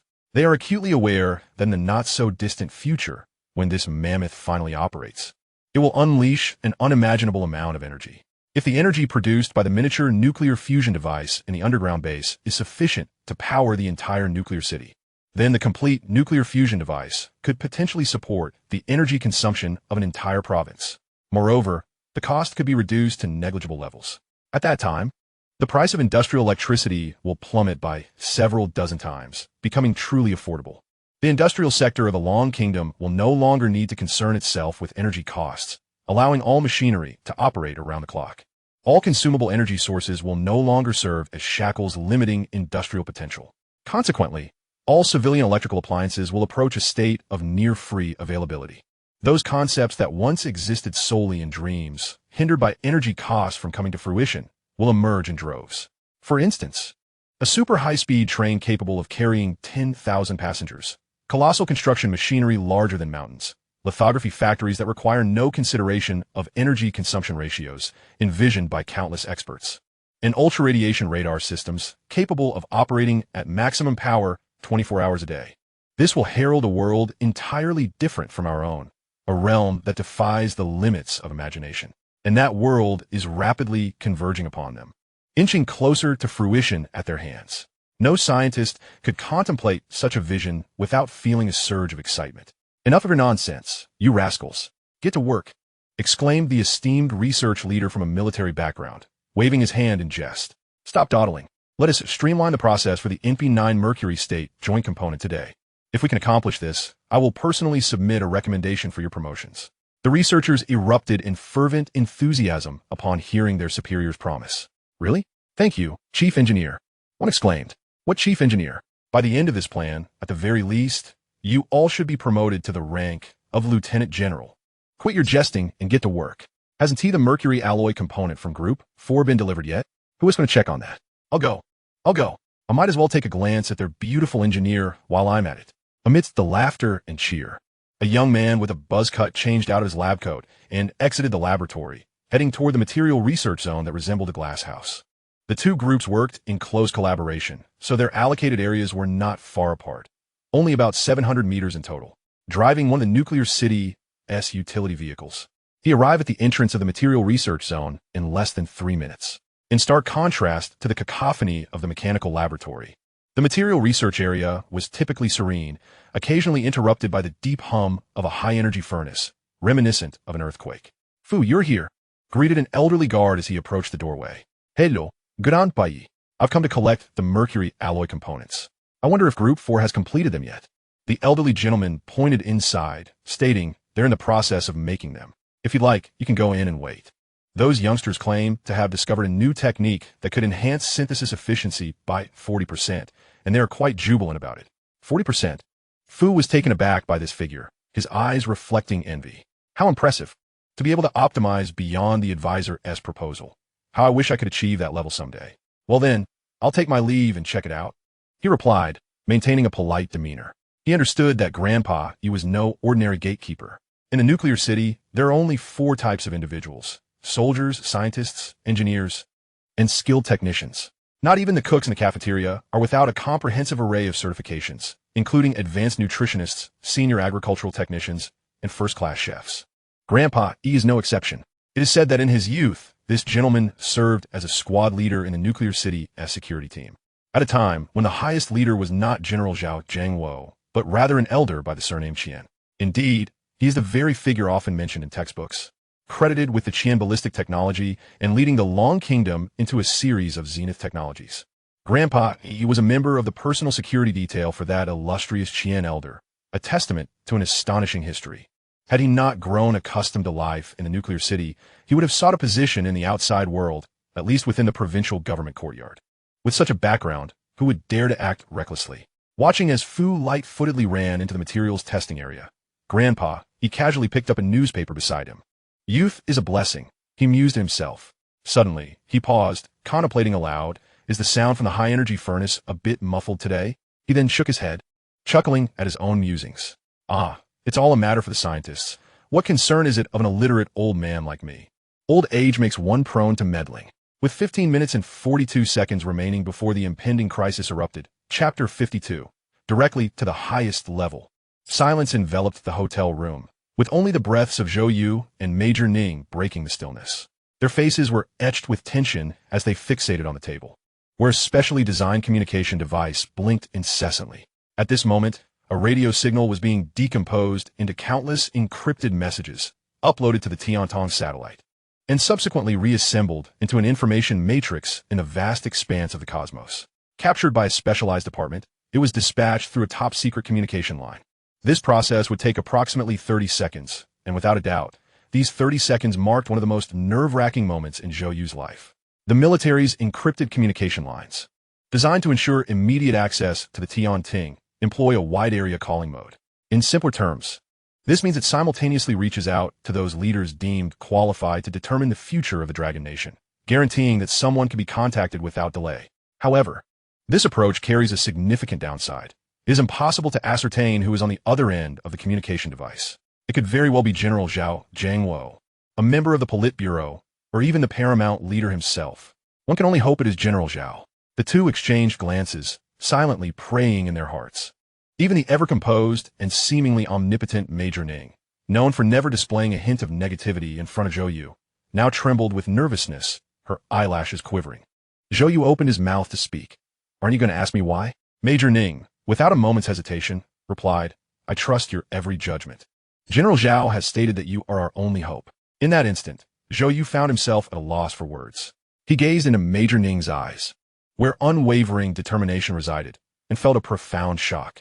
This captain of the Jiaolong team, renowned for her meticulousness, was willing to risk everything, gambling her future to assist him in contacting the highest echelons, all while being oblivious to the truth of the matter. The reason was astonishingly simple. There was no personal gain involved. She had completely transcended the demands of the task at hand. As a soldier of the Dragon Nation, she was prepared to stake everything in this smoke-free battlefield for the nation's future. In comparison, Zhou You felt diminutive at that moment. Despite being the chief technical advisor of the Ascendancy Project and appearing to be the harbinger of the Dragon Nation's future, having single-handedly conceived a nuclear fusion project capable of changing the world, he was ultimately just a fortunate individual endowed with a system. His endeavors were largely motivated by personal ambition and future prospects. At this moment, Zhou You experienced an epiphany. He realized why, despite possessing a system, he still stumbled along, precariously balancing on a tightrope, perpetually fearful of exposing his true capabilities. Why, even in an advanced nuclear facility, collaborating daily with the world's foremost scientists, had he failed to achieve any growth, remaining unchanged from the anxious student he once was during the college entrance examination? It was because he had never possessed the same awareness as Major Ning, a willingness to protect what one cherishes at all costs. Such awareness is an essential step on the path to becoming a true powerhouse. Major Ning, Zhou You called her name for the first time, then, with a smile directed at her astonished expression, declared with a near oath-like fervor, "From this day forth, I will safeguard everything that you wish to protect." Major Ning was momentarily perplexed, just about to inquire who he meant by you all. Suddenly, a long, deep, and bright alert tone sounded, and a countdown of 170 seconds appeared on the screen. Instantly, both felt a jolt of apprehension. "Hello, please speak," came a rough voice from the communication device. Without introducing itself, the voice bore no discernible tone, reminiscent of an ordinary elder, yet it exuded an overwhelming pressure akin to a mountain crashing down. In that instant, Zhou Yu's breath nearly halted. He recognized that voice. Goodness, are we really going this far? Zhou Yu swallowed hard, quickly regaining his composure as he delved into the matter at hand. "Hello, I am Zhou Yu, Chief Technical Advisor of the Ascendancy Project. I urgently need to communicate with General Zhao Jiangwo." The other party clearly did not anticipate that the name on the other end of the line would be Zhou Yu's. Even more startling to him was the unmistakable indication that the elder was aware of his identity. However, given the urgency of the encrypted line, both parties understood that idle pleasantries and bureaucratic formalities would only waste precious time. If this communication was taking place, it was undoubtedly of the utmost urgency. "It is me." Zhou Yu dared not waste words and swiftly stated, "Based on my calculations, the ongoing second phase of the Ascendancy Project presents significant safety hazards that require immediate investigation, or we may face a catastrophic incident." He succinctly outlined the gravity of the situation. There is no need to worry about whether the person on the other end was familiar with the Ascendancy Project. Such matters concerning the future of the Dragon Nation would surely be well known to them, perhaps even more detailed than the reports Zhou Yu received. The communication device fell silent for 3 seconds. With the elder's wisdom, those 3 seconds were likely sufficient for him to contemplate the entire situation thoroughly, perhaps even deducing that this was Major Ning's suggestion through the encrypted line of the 4th Military District Strategic Research Institute. "I understand. He will respond to you in 1 minute." After uttering that sentence, the communication device abruptly disconnected. Zhou Yu remained holding the device, still in disbelief that he had indeed conversed with the legendary elder known as Number One. Those fleeting seconds felt dreamlike. From the elder's slightly fatigued voice, it was evident he had just dealt with an exceedingly challenging matter. Nevertheless, when he spoke his final words, his tone brimmed with undeniable resolve, instilling an unexplainable sense of reassurance. When he said 1 minute, it was certainly going to be 1 minute. Few dared to question his promises across the entire blue planet. 1 minute, Zhou Yu murmured. The countdown before him continued its relentless ticking. In the midst of this silent yet anxious wait, the communication device suddenly vibrated. "It's here." Zhou Yu hastily scrambled to connect. After traversing the entire Dragon Nation, from the military to the highest echelons, during this long wait, at last, the voice he longed to hear emerged from the device. "This is Zhao Jiangwo. Advisor Zhou Yu. Please report the situation immediately." At that moment, there were still 13 minutes and 58 seconds remaining until the crisis erupted. Chapter 53. Ensuring the mission's completion. "This is Zhao Jiangwo. Advisor Zhou Yu. Please report the situation immediately." Upon hearing this voice, Zhou Yu exhaled a breath he didn't realize he had been holding. A wave of tension followed. The critical rescue operation was about to commence. "General, based on my calculations, the ongoing second phase of the Ascendancy Project presents significant safety hazards." Before he could finish, General Zhao Jiangwo interjected decisively, I am already aware of this. Tell me what you need me to do.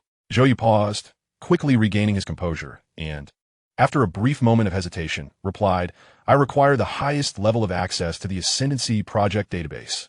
General Zhao Jiangwo was evidently taken aback by Zhou Yu's request. Following his statement, a moment of silence ensued. The Ascendancy Project was, to date, the largest and most classified super research endeavor of the Dragon Nation. Such a project could not succeed solely based on Zhou Yu's proposal. Although he served as the chief technical advisor, it did not imply that he had access to all project documentation. This was easily understandable. For instance, a particular integrated chip required for a fusion drive device involved the synchronous processing of parallel electronic parameters. To save time, it would be impractical to start from scratch. What, then, was the solution? One would have to seek out existing components and modify them. Such a chip capable of handling parallel electronic parameter synchronization was not utilized in civilian contexts. It only bore similarity to chipsets used in missile defense systems. Thus, it would need to be sourced and adapted from the military. However, the data concerning this chip, aside from its parameters, was classified information pertaining to national defense and could not be disclosed, even to Zhou Yu, the chief technical advisor. Moreover, the project contained numerous other materials that required high-level clearance. Perhaps a certain metal smelting device was borrowed from the space program. Perhaps one of the engineers involved in the development had previously worked on maintaining a nuclear arsenal. It is conceivable that an unremarkable paint shares the same formulation as that used on stealth aircraft. Such information can only be obtained by acquiring the highest level of access to the RISE project, and in the entire nuclear city. The sole individual with such authority is General Zhao Jiangwo. This is precisely why Zhou Yu is determined to engage in dialogue with General Zhao. Though he may essentially be a mediocre scholar, his prolonged exposure to the RISE project has bestowed upon him a profound understanding of the nuclear fusion initiative itself. The system's alert regarding a catastrophic danger, having found no reflection in the project logs, leaves us with only two possibilities. The first suggests that the researchers could be careless and overly ambitious, neglecting certain perilous parameters or anomalous reports. This, however, is patently implausible. Just as Major Ning utterly trusts Zhou Yu holds an unwavering faith in the scientists of the nuclear city. Compared to himself, these top-tier scientists of the Dragon Kingdom are the true guardians of the nation and the genuine architects of nuclear fusion. He is acutely aware that the members of the RISE project meticulously investigate even the slightest deviation of a nanometer. They would never commit such a fundamental error. Thus, we are left with the second possibility. Some external materials or equipment intended for the second phase of industrial trial production must harbor an issue or anomaly that had previously gone undetected. And this anomaly was overlooked as it was not reflected in his proposal. This is the only conceivable explanation. To resolve this crisis, the sole recourse is for Zhou Yu, being the most knowledgeable about the proposal, to utilize the highest level of access to pinpoint the problematic links and immediately halt them. The thoughts above, though lengthy in expression, transpired in the blink of an eye. Zhou Yu swiftly conceived a solution. For General Zhao, as Zhou Yu articulated his request, he too comprehended why Zhou Yu sought the highest level of access. After all, who is General Zhao Jiangwo? The paramount leader of the nuclear city. Countless achievements have emerged under his stewardship over the years, impacting the entire world. To put it plainly, he has witnessed far more than Zhou Yu has encountered. His silence stems from hesitation. The highest level of access is not something a person of Zhou Yu's rank should wield. Indeed, Zhou Yu is the figurehead of the RISE project, ranking among the foremost talents in the national talent pool. Yet this recognition pertains to his scientific identity. It does not equate to absolute trustworthiness. These are two distinct matters. Zhou Yu has only recently entered the upper echelons of the Dragon Kingdom and has not undergone any form of scrutiny in the past month. Neither party can be considered even acquaintances. To speak bluntly, what if Zhou Yu were to acquire the highest level of access and suddenly betray the nation? After all, a leak of the RISE project would merely render the Dragon Kingdom a target for global enmity, facing overwhelming odds, though still possessing the capacity to fight back. But what if the information pertaining to the highest level of access were to be divulged? It is no exaggeration to say that numerous top-secret military technologies across the Dragon Kingdom's army, navy, and air force would fall into enemy hands. At that point, the Dragon Kingdom would truly become a defenseless civ, utterly ravaged and relegated to the annals of history. This is not selfishness. Rather, as the future helmsman of the Dragon Kingdom, General Zhao Jiangwo must make a fateful decision. Should he sacrifice the lives of some researchers, even forsaking the RISE project? To ensure the utmost security of other national secrets? Or should he place his trust in Zhou Yu to avert this calamity? This is an exceedingly arduous decision. After a full half-minute of silence, General Zhao Jiangwo finally inquired, "What is the magnitude of the crisis?" "I'm not entirely sure," Zhou Yu replied with a wry smile. This was the truth. After all, he had learned of the crisis only through system notifications, remaining completely oblivious to the incident itself, and could only speculate that it might involve an explosion. But how extensive might this explosion be? What did the system mean by significant? No one knows. He understands that his request is exceedingly audacious, so even as the countdown continues to tick down from 13 minutes to 12, he can only await General Zhao Jiangwo's decision in silence. He comprehends the weight of the pressure the other bears, which far exceeds his own. An old man and a youth, they sat in silence across an indeterminate distance. Each could hear the sound of the other's breathing. It is easy to imagine that both hearts raced to their utmost limits at this moment, engaging in a silent gamble capable of influencing the course of the entire world. Frankly speaking, Zhou Yu finds himself regretting this moment. Had he awakened sooner, relinquishing his selfishness and embracing the resolve to safeguard all, the nation might have placed its trust in him. But now it is far too late. What could he possibly say? "Please trust me. I would never divulge secrets. Please trust me. I have reformed and have resolved to become a true guardian of the people as a scientist." Beep. This is the sound emitted by the communication device every minute when it connects to satellite signals, reminding the holder that with each passing minute, the probability of their conversation being intercepted increases by 0.4%. At this moment, it also signifies that the final moments are almost upon them. Crisis imminent. Countdown at 12 minutes and 41 seconds. Exhaling deeply, Zhou Yu, overwhelmed by suffocating pressure, nearly gives up, deciding to seek alternative solutions.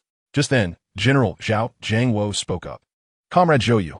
The simple address instantly made Zhou Yu tense, his heart racing. "From this moment on, you shall become the second holder of the highest level of access to the RISE project. The nation and its people will forever place their trust in you." After a brief pause, General Zhao's tone relaxed as he continued, "Time is of the essence, my child. Move swiftly and ensure that none of those scientists encounter peril."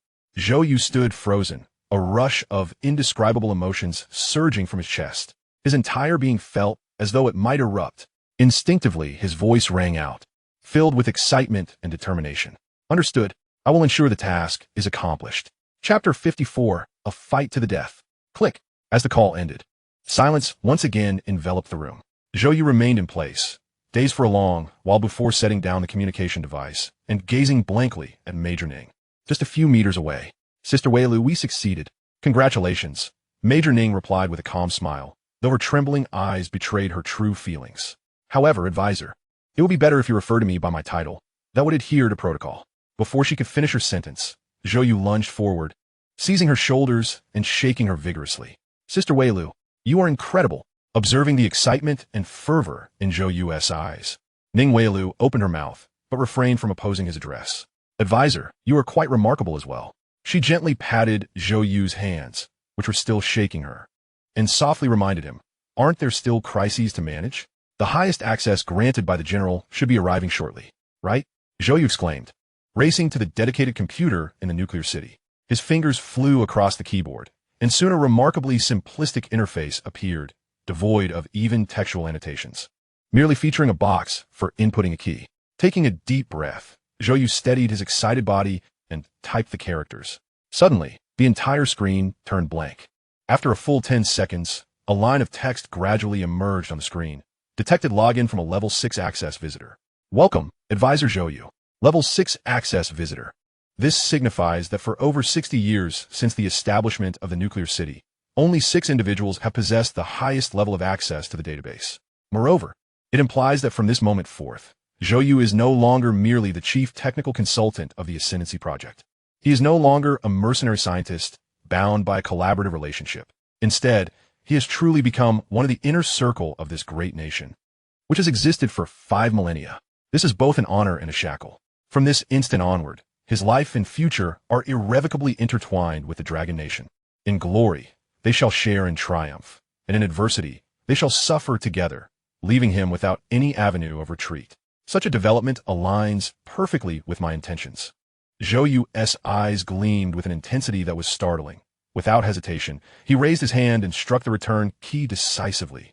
In an instant, A colossal list reminiscent of an archaic information website materialized on the screen, showcasing an array of alarming report documents quietly amassed. This collection contains the entirety of data pertaining to the Ascendancy project since its inception. A cursory glance reveals even the classified, red-headed document approving the execution of the Ascendancy project. The signatory is none other than the esteemed Elder One, with whom Zhou You had conversed mere moments ago. Ning Weilu, upon witnessing this scene, allowed a fleeting smile of satisfaction to grace her radiant visage, before silently exiting the room and gently closing the door behind her. Zhou You remained oblivious to her departure. He focused intently on the data before him and the countdown timer, acutely aware that all assistance had reached its limit. The ensuing battle would be his alone. He hoped it was not too late. No, it must not be too late. The overclocking mode is activated. In that moment, the temperature within the room seemed to rise subtly. This was the manifestation of Zhou Yu fully engaging the overclocking mode, igniting every ounce of glucose within his body to fuel his brain, resulting in an overflow of heat. The crisis was upon him. With a countdown of 10 minutes and 14 seconds remaining, nuclear fusion, a feat destined to be inscribed in the annals of civilization, could rightly be deemed a miracle in the history of human industry. Such a project encompasses a myriad of fields, ranging from various military technologies to peculiar equipment sourced through unconventional channels, and even some patents unearthed from grassroots investigations.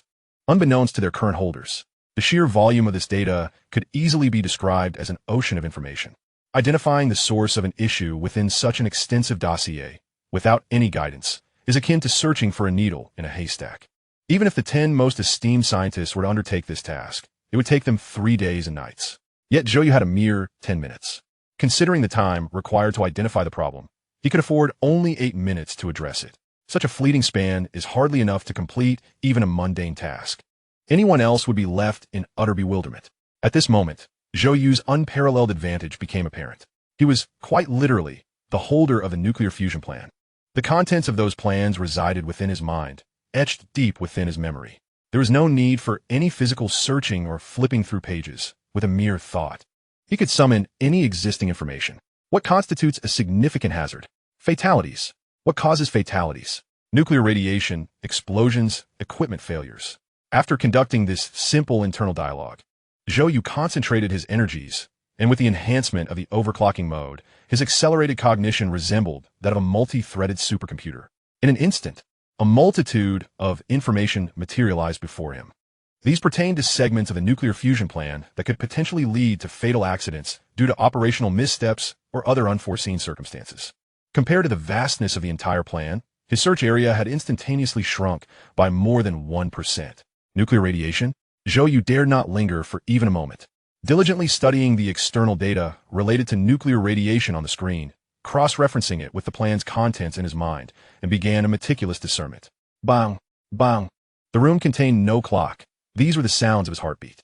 His pulse raced at 87 beats per minute. With each heartbeat, he drew closer to the impending crisis by 0.69 seconds.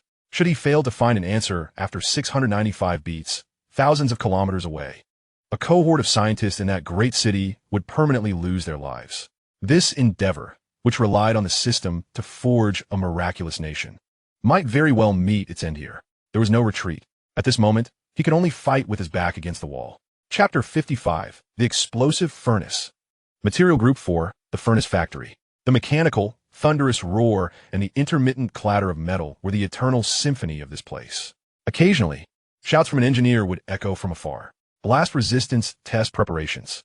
Report on fracture surface parameters. High-pressure environment is ready. Materials science, unlike other branches of science, does not dwell solely on theory or cutting-edge concepts. It is predominantly a realm of experimentation, seeking the most suitable materials through exhaustive combinations.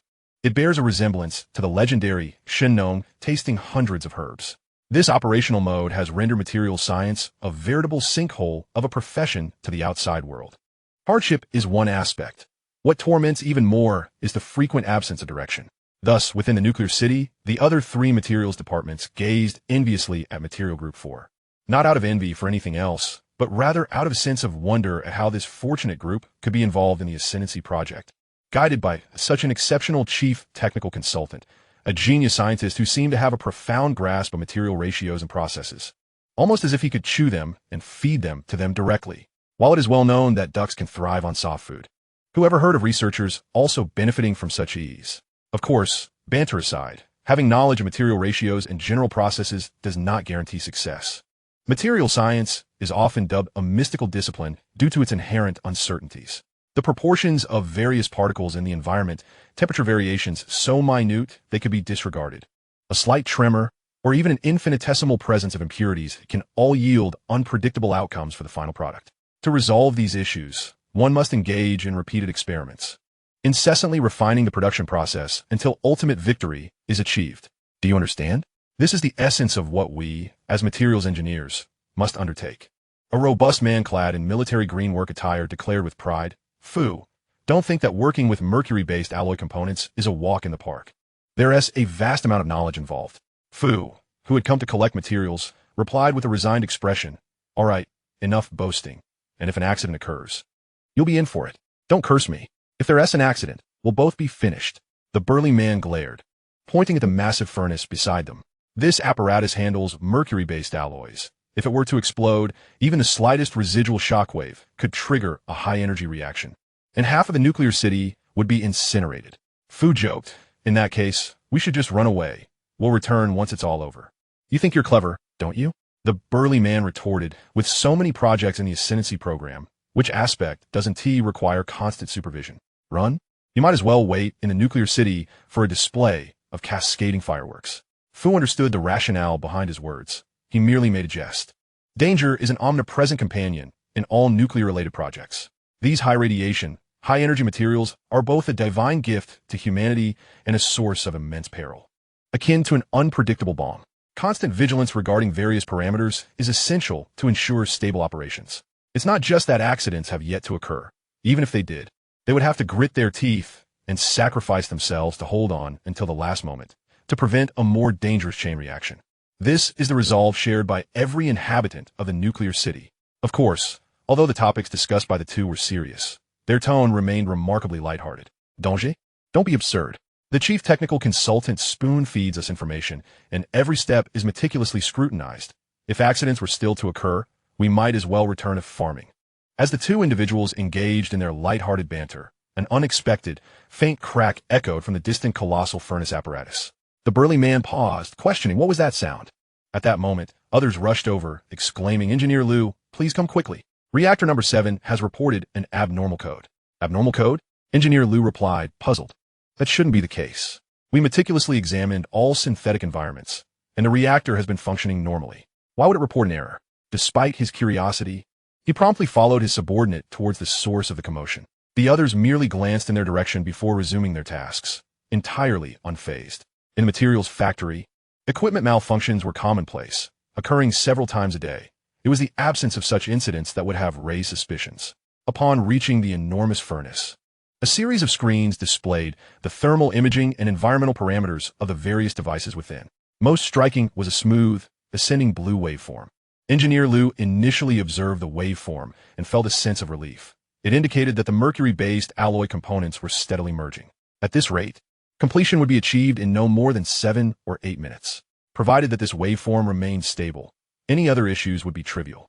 He then glanced at the faulty device and issued a command. "The TUR error code, correct? Check the T-zone of the low-pressure spray system. It must be due to uneven spraying, causing thermal imbalances and stress conflicts." "Understood," replied a young engineer, who promptly gathered a few colleagues and hurried toward a mechanical apparatus at the back of the furnace. Engineer Fu approached, inquiring, "Is there a problem?"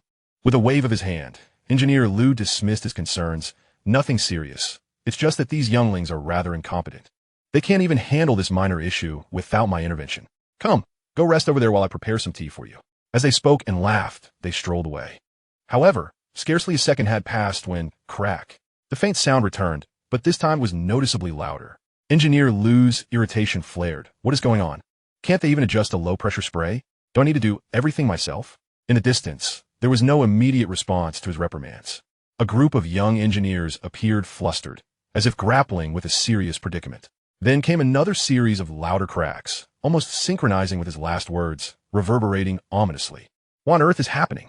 Engineer Liu sighed, feeling a sense of inevitability. "It seems they're in over their heads. I should investigate.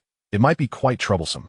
As Engineer Fu nodded in agreement, he casually glanced aside and suddenly froze. Lu, look at that.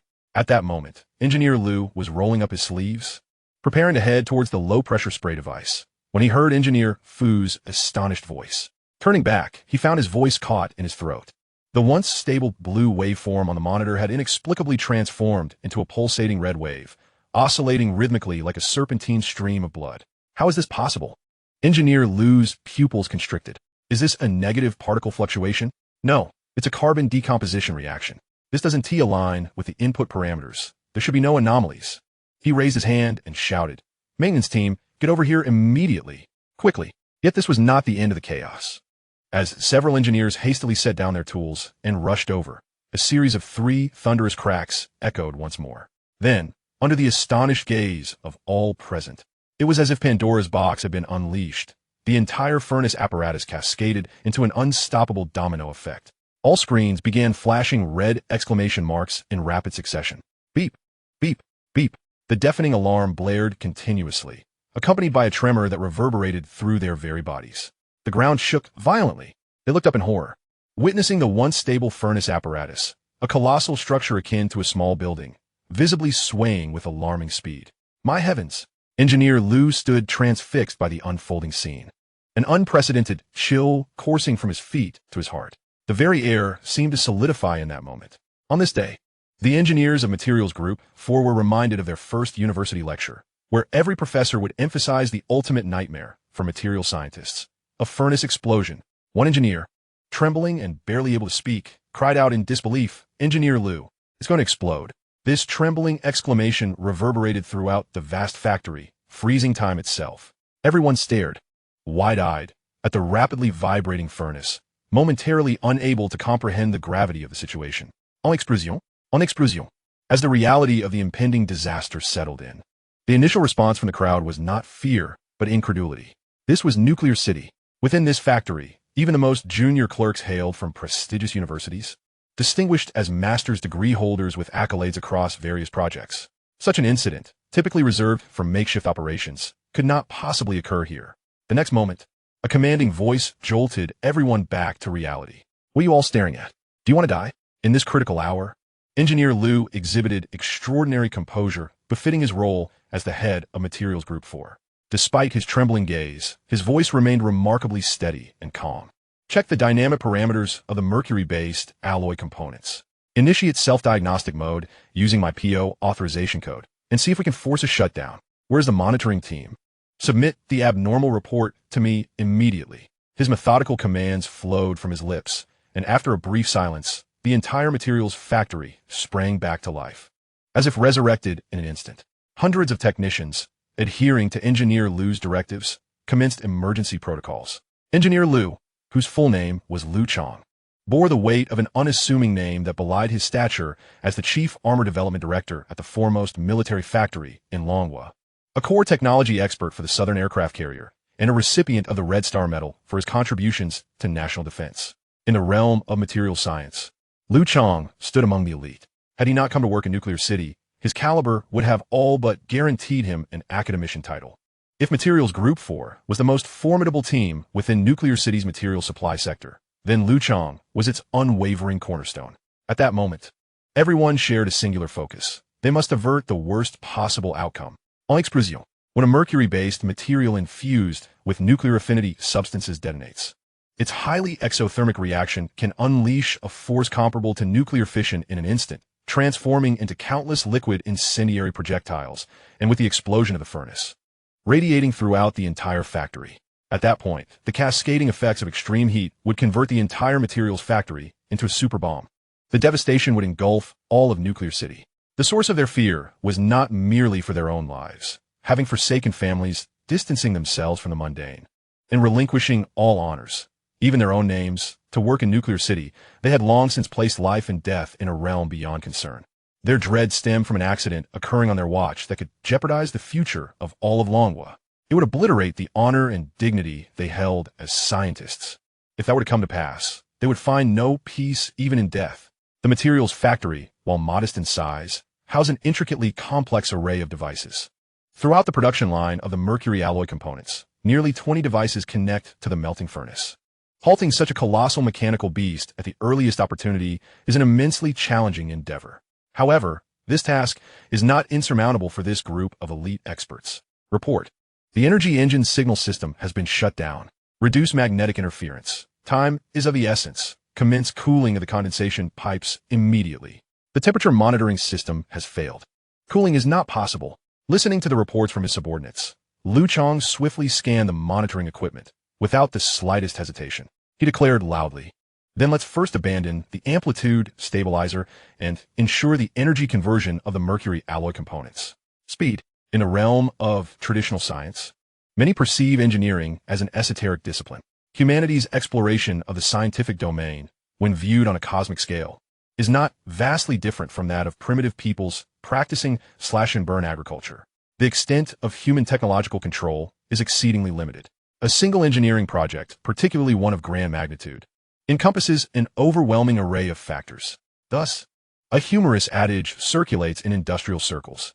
If a senior engineer advises you to bow 3 times to the production line each morning for it to operate normally, it would be prudent to comply. This seemingly ludicrous solution, upon reflection, reveals the terrifying depth of knowledge and industrial intuition required to distill a solution as simple as bowing 3 times from an ocean of chaos. The potential for furnace explosions is similarly complex. The factors contributing to a furnace explosion during material fusion and smelting are innumerable. Where does one even begin? Only someone as knowledgeable and experienced as Lu Chang would dare to make a decision in such a brief time frame. This demands not only strength, but also an unwaveringly calm and composed heart. Surely, it must be an issue right here. Yes, it must be this, Lu Chang mused, gazing intently at the furnace, his eyes shimmering with unprecedented brilliance. His gaze resembled that of a swordsman at a fateful juncture, both reckless and self-assured. This was a gamble of monumental stakes, played with the currency of life itself. Is there anything more exhilarating in this world? Moreover, he had confidence that he would not falter. With all other possibilities eliminated, only victory remained. Observing Lu Chang's frenzied demeanor, his team erupted with unbridled confidence. They were all too familiar with their leader. From the development of next-generation armor to the electromagnetic catapult plates for aircraft carriers, whenever faced with adversity, the moment their leader exhibited such fervor, all obstacles would be surmounted. This had been repeatedly validated in the crucible of research warfare. Engineer Lu, the calculations are in. Just as a group of engineers diligently followed Lu Chang's directives, pushing all equipment to their limits to enhance the energy conversion ratio of the mercury alloy components in an attempt to avert the explosion, another staff member rushed over. Panic etched on his face. Clutching a document filled with data, evidently just printed from the equipment, he approached Lu Chang. "Just give me the results." Lu Chang waved his hand dismissively. "This is our countdown to the critical reaction point," the staff member gulped, struggling to articulate, based on all monitoring equipment's comprehensive tests. "The furnace is nearing the explosion critical point." He paused before revealing a number. Less than 6 minutes remaining. At that moment, aside from those operating the equipment, nearly everyone had gathered around Lu Chang, and the staff members' reading of the results resonated in their ears. Instantly, the previously bustling factory fell into a hushed silence. Lu Chang's voice resonated solemnly. 6 minutes? We'll see if our lives are more resilient or if it proves troublesome. As long as we can suppress the energy conversion ratio of the mercury alloy components, we will prevail. Do not cease, continue. His words undeniably erected a pillar of resolve in everyone's hearts, providing a sense of reassurance. In the next moment, an engineer responsible for monitoring the furnace's dynamic parameters exclaimed in delight from a distance, "Director, it's dropped." After we disconnected the DWS thread, the energy conversion ratio of the mercury alloy components has fallen below 0.7, reaching a safe threshold. Everyone's eyes widened in astonishment. Uncontainable joy radiated from their expressions. In an instant, the entire factory erupted in thunderous cheers, with some embracing one another in ecstatic exclamations. "Haha, we VE truly won. En explosion, Brennan. We're alive. Our nuclear fusion project has been saved. The exhilaration of narrowly escaping death and overcoming immense adversity brought tears of joy to many, rendering them speechless. A female researcher, wiping her tears, vigorously shook Lu Chang's arm. "Professor Lu, did we succeed? Engineer Lu is incredible. The director is a god." Amidst the jubilant celebrations, the team suddenly noticed that Lu Chang, typically the most expressive of all, exhibited no discernible reaction. He stood there, as still as a statue, devoid of any sign of emotion. "What is wrong? Is silence your way of showing prowess? This ISN to your style, Director. Engineer Liu, celebrate with us. You can't just save the day and then retreat into silence. A more seasoned engineer approached with a smile. I told you. Our materials group, 4, would never experience an explosion like this. Before he could finish, a quavering voice emerged from the crowd. It hasn't stopped. What hasn't stopped? The engineer lifted his gaze, his smile freezing in place, transforming into sheer horror in an instant. If surviving calamity is one of the most beautiful phrases in the world, then at this moment, the members of Materials Group 4 faced an utterly unacceptable nightmare. Indeed, the energy conversion ratio of the mercury alloy components had decreased. Yet, the trembling furnace apparatus showed no signs of abating. On the contrary, it was visibly accelerating with increasing amplitude. In this moment of silence, the growing resonance of metal reverberated in their ears. The explosion was still imminent. How is this possible? Liu Chong could not utter a single word. Clenching his teeth, he fixed his gaze on the metallic behemoth, his typically confident eyes now filled with confusion and despair. For he understood that he had squandered the precious time remaining. With the countdown to the explosion now under 5 minutes, how could this be? How could this not be an issue of energy conversion? Yet, regardless of his bewilderment, the truth lay bare before him. This impending explosion had now become an insurmountable predicament, for in the end, he had not even discerned the cause of the explosion. As if a cruel joke had been played by the divine. After a tumultuous 15 minutes of struggle and chaos, the factory of Materials Group 4 finally fell silent. The stillness was palpable, as if a pin drop could be heard. Thud!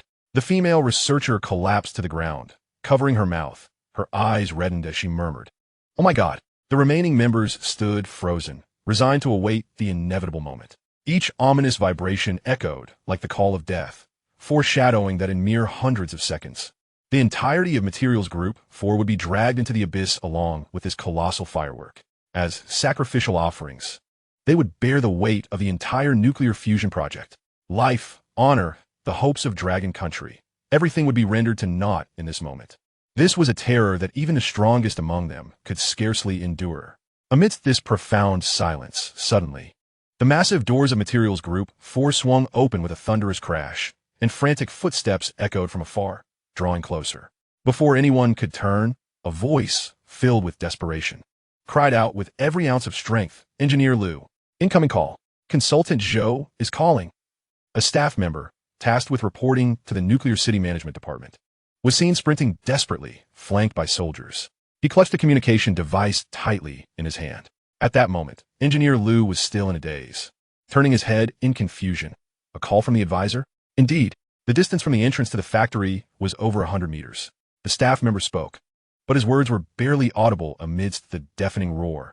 And at this moment, who had the presence of mind to concern themselves with any advisor? The project was on the brink of collapse. There was no face left to answer an advisor's call. Seeing that no one was responding, he steeled himself and decided to defy the confidentiality clause regarding communications. Damn it! With resolve, he pressed the intercom button. In the next moment, within the factory, where only the sound of the vibrating furnace could be heard, Zhou Yu's voice resonated. "There are 5 minutes left. Engineer Liu, immediately follow my instructions. There is still time." His voice was filled with urgency, even strained and breathless, almost on the verge of collapse. Yet, the words he uttered at that moment rang like a divine whisper, a thunderous echo in everyone's minds, pulling them back from the depths of despair to stark reality. It's a parameter issue with the military's PIU filtering device. Immediately conduct reverse operations and inject the excess low-entropy materials back. Hurry! Engineer Liu, command them to execute the operations. Boom! The vibrations returned once more, but this time, the oppressive silence seemed to retreat with a thunderous roar. In the final moment, a glimmer of light pierced through the vast, dark barrier of death. In a hotel room thousands of kilometers away, Zhou You, utterly exhausted, lay collapsed on the carpet, clutching the communication device, gasping for breath. Yet even in his fatigue, his eyes sparkled with joy. He had made it in time. Chapter 57. Your Mother's Happiness. While the 4th Materials Group endured this monumental crisis, countless individuals both within and beyond Nuclear City were gripped by anxiety. In fact, the moment the furnace exploded, the communications officer of the 4th Materials Group promptly reported the incident to the higher-ups. To ensure personnel safety, the Nuclear City Command issued an urgent order, mandating the immediate cessation of all ground projects within an 8-kilometer radius and the swift evacuation of portable data computers. Faster, faster. Squad leader song. Escort them to the explosion-proof shelter. We can still squeeze one more in. A long line of researchers under military guidance boarded vehicle after vehicle. Yet even so, within just a few minutes, only a handful managed to evacuate successfully. The majority could only watch the unremarkable white square building in a city adorned with grand structures. The fourth materials group's plain white factory appeared insignificant, akin to an ordinary civilian factory. Who could have imagined that it had transformed into a colossal time bomb at this moment? Do you think old Lou can handle it? A middle-aged man asked, his expression complex. I hope so. Another sighed. Everyone understood that if the furnace could not be salvaged in just a few minutes, they would be privileged to witness a once-in-a-lifetime fireworks display, a cataclysm of high-temperature mercury mixed with nuclear fusion materials, unleashing a torrent of fire that would surpass incendiary bombs, engulfing everything in sight and seeping through every crack until everything was consumed. Yet, the most heart-wrenching aspect was not the losses the furnace might incur. Buildings could be rebuilt, production lines could be reconstructed, and nuclear fusion projects could be restarted. Even if an explosion were imminent and escape was impossible, they could still take refuge in military armored vehicles, ensuring their safety. What truly rendered everyone despondent was the fate of the engineers in the fourth materials group. Nuclear City was vast, yet personnel movement was limited. Many of the core technical staff had been here for 3 to 20 years. Over such an extended period, through collaboration on various projects, even without knowing each other's names, they had grown intimately familiar, sharing a bond of camaraderie forged in battle. If the furnace could not be salvaged, it would mean that hundreds of their comrades, with whom they had spent countless days and nights, would vanish forever, turned to ash by the searing heat, their remains irretrievable in the most tragic of fates. As this thought permeated the atmosphere, a somber mood enveloped Nuclear City. Silence reigned as everyone quietly formed lines to board vehicles, gazing at the fourth materials group from a distance, silently offering their prayers. Just then, a military vehicle suddenly sped against the tide of the crowd, barreling towards the fourth materials group. Inside sat a soldier and a young man clad in the engineering uniform of the fourth materials group. Yes, advisor, we're almost there. He held a standard communication device. Turning to the soldier, his face a mixture of elation and urgency. Drive faster. We're running out of time. The advisor has a solution. Hearing his voice, tinged with excitement, the surrounding people paused in astonishment. An advisor? Within Nuclear City, there were countless advisory positions. Yet, one who could be so succinctly referred to as the advisor, directly linked to the fourth materials group. Could it be that one? Before they could process this further, the military vehicle sped away, leaving behind the echo of the advisor has a solution resonating in their minds.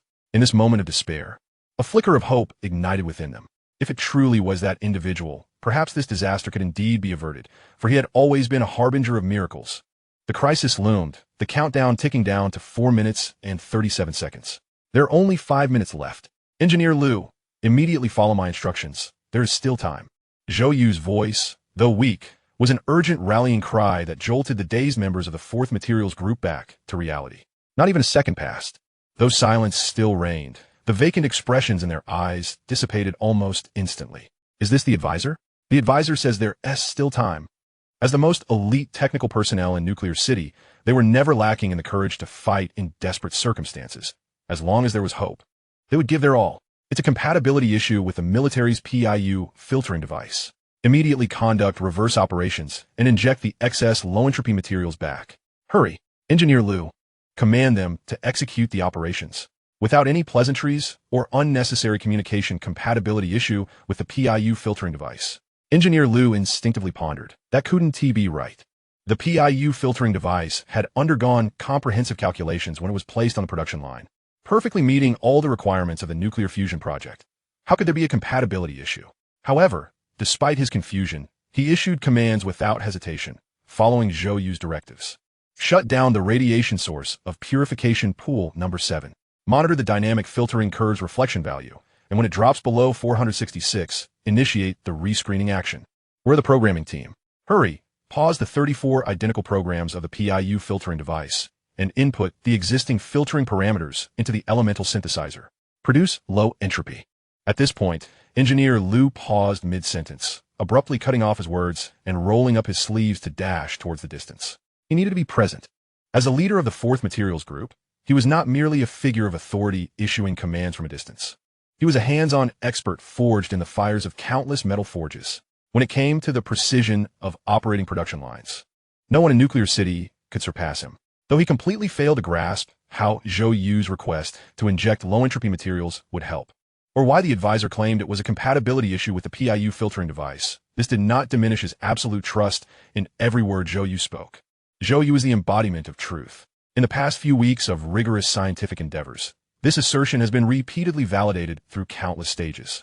Regardless of the meticulous calculations yielding results contrary to the fusion scheme, regardless of how nonsensical the research parameters provided by the consultant may seem, and regardless of the nature of the accidents that transpired, the ultimate conclusion has invariably reaffirmed that the consultant is indeed correct. There has not been a trace of error, resembling a truth machine operating with flawless precision.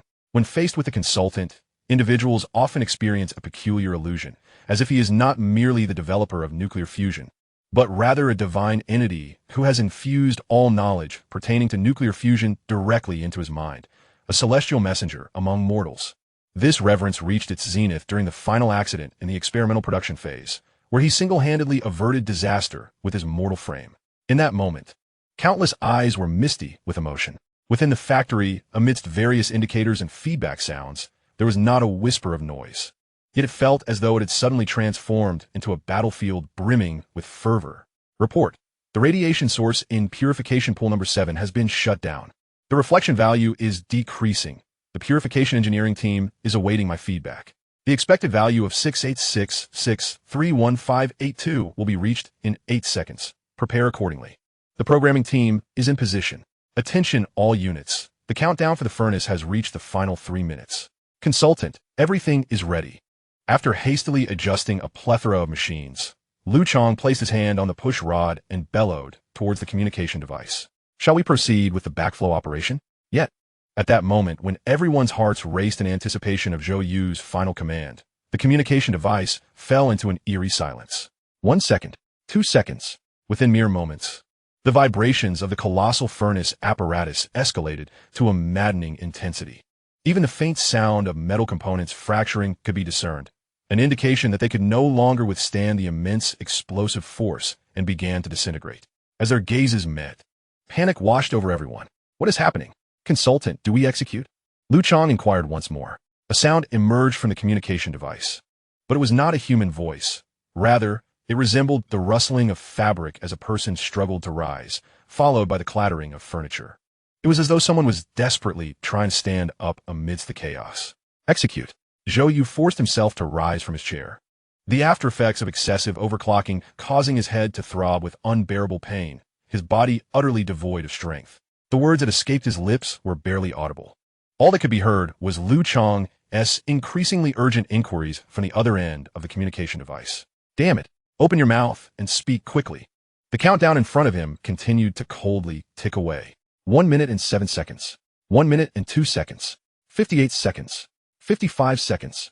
Yet his strength to speak waned, and no matter how he opened his mouth, not a single word emerged. Instead, waves of dizziness washed over him, his vision blurring to the point that he could barely hold onto the communication device. Suddenly, the door swung open with a loud crash. A tall figure leaped in, catching the falling communication device and cradling the faltering Zhou Yu in their arms. The two exchanged a glance. Zhou Yu finally caught his breath, summoning the last vestiges of his strength. In that fleeting second, his voice resonated at last. Execute. With a resounding thud, the push rod descended. The Crimson Countdown, after a life-and-death race spanning thousands of kilometers, came to a silent halt at 32 seconds. The next moment, a cold mechanical voice echoed in their ears. Congratulations. You have successfully completed the task Spark of Fire, Level 1 Achievement Medal, Turning the Tide. Contribution rewards have been credited. Please check your account. Wishing you a pleasant life and successful research. Zhou Yu rolled his eyes and uttered his final words before losing consciousness. Enjoy it, you old hag.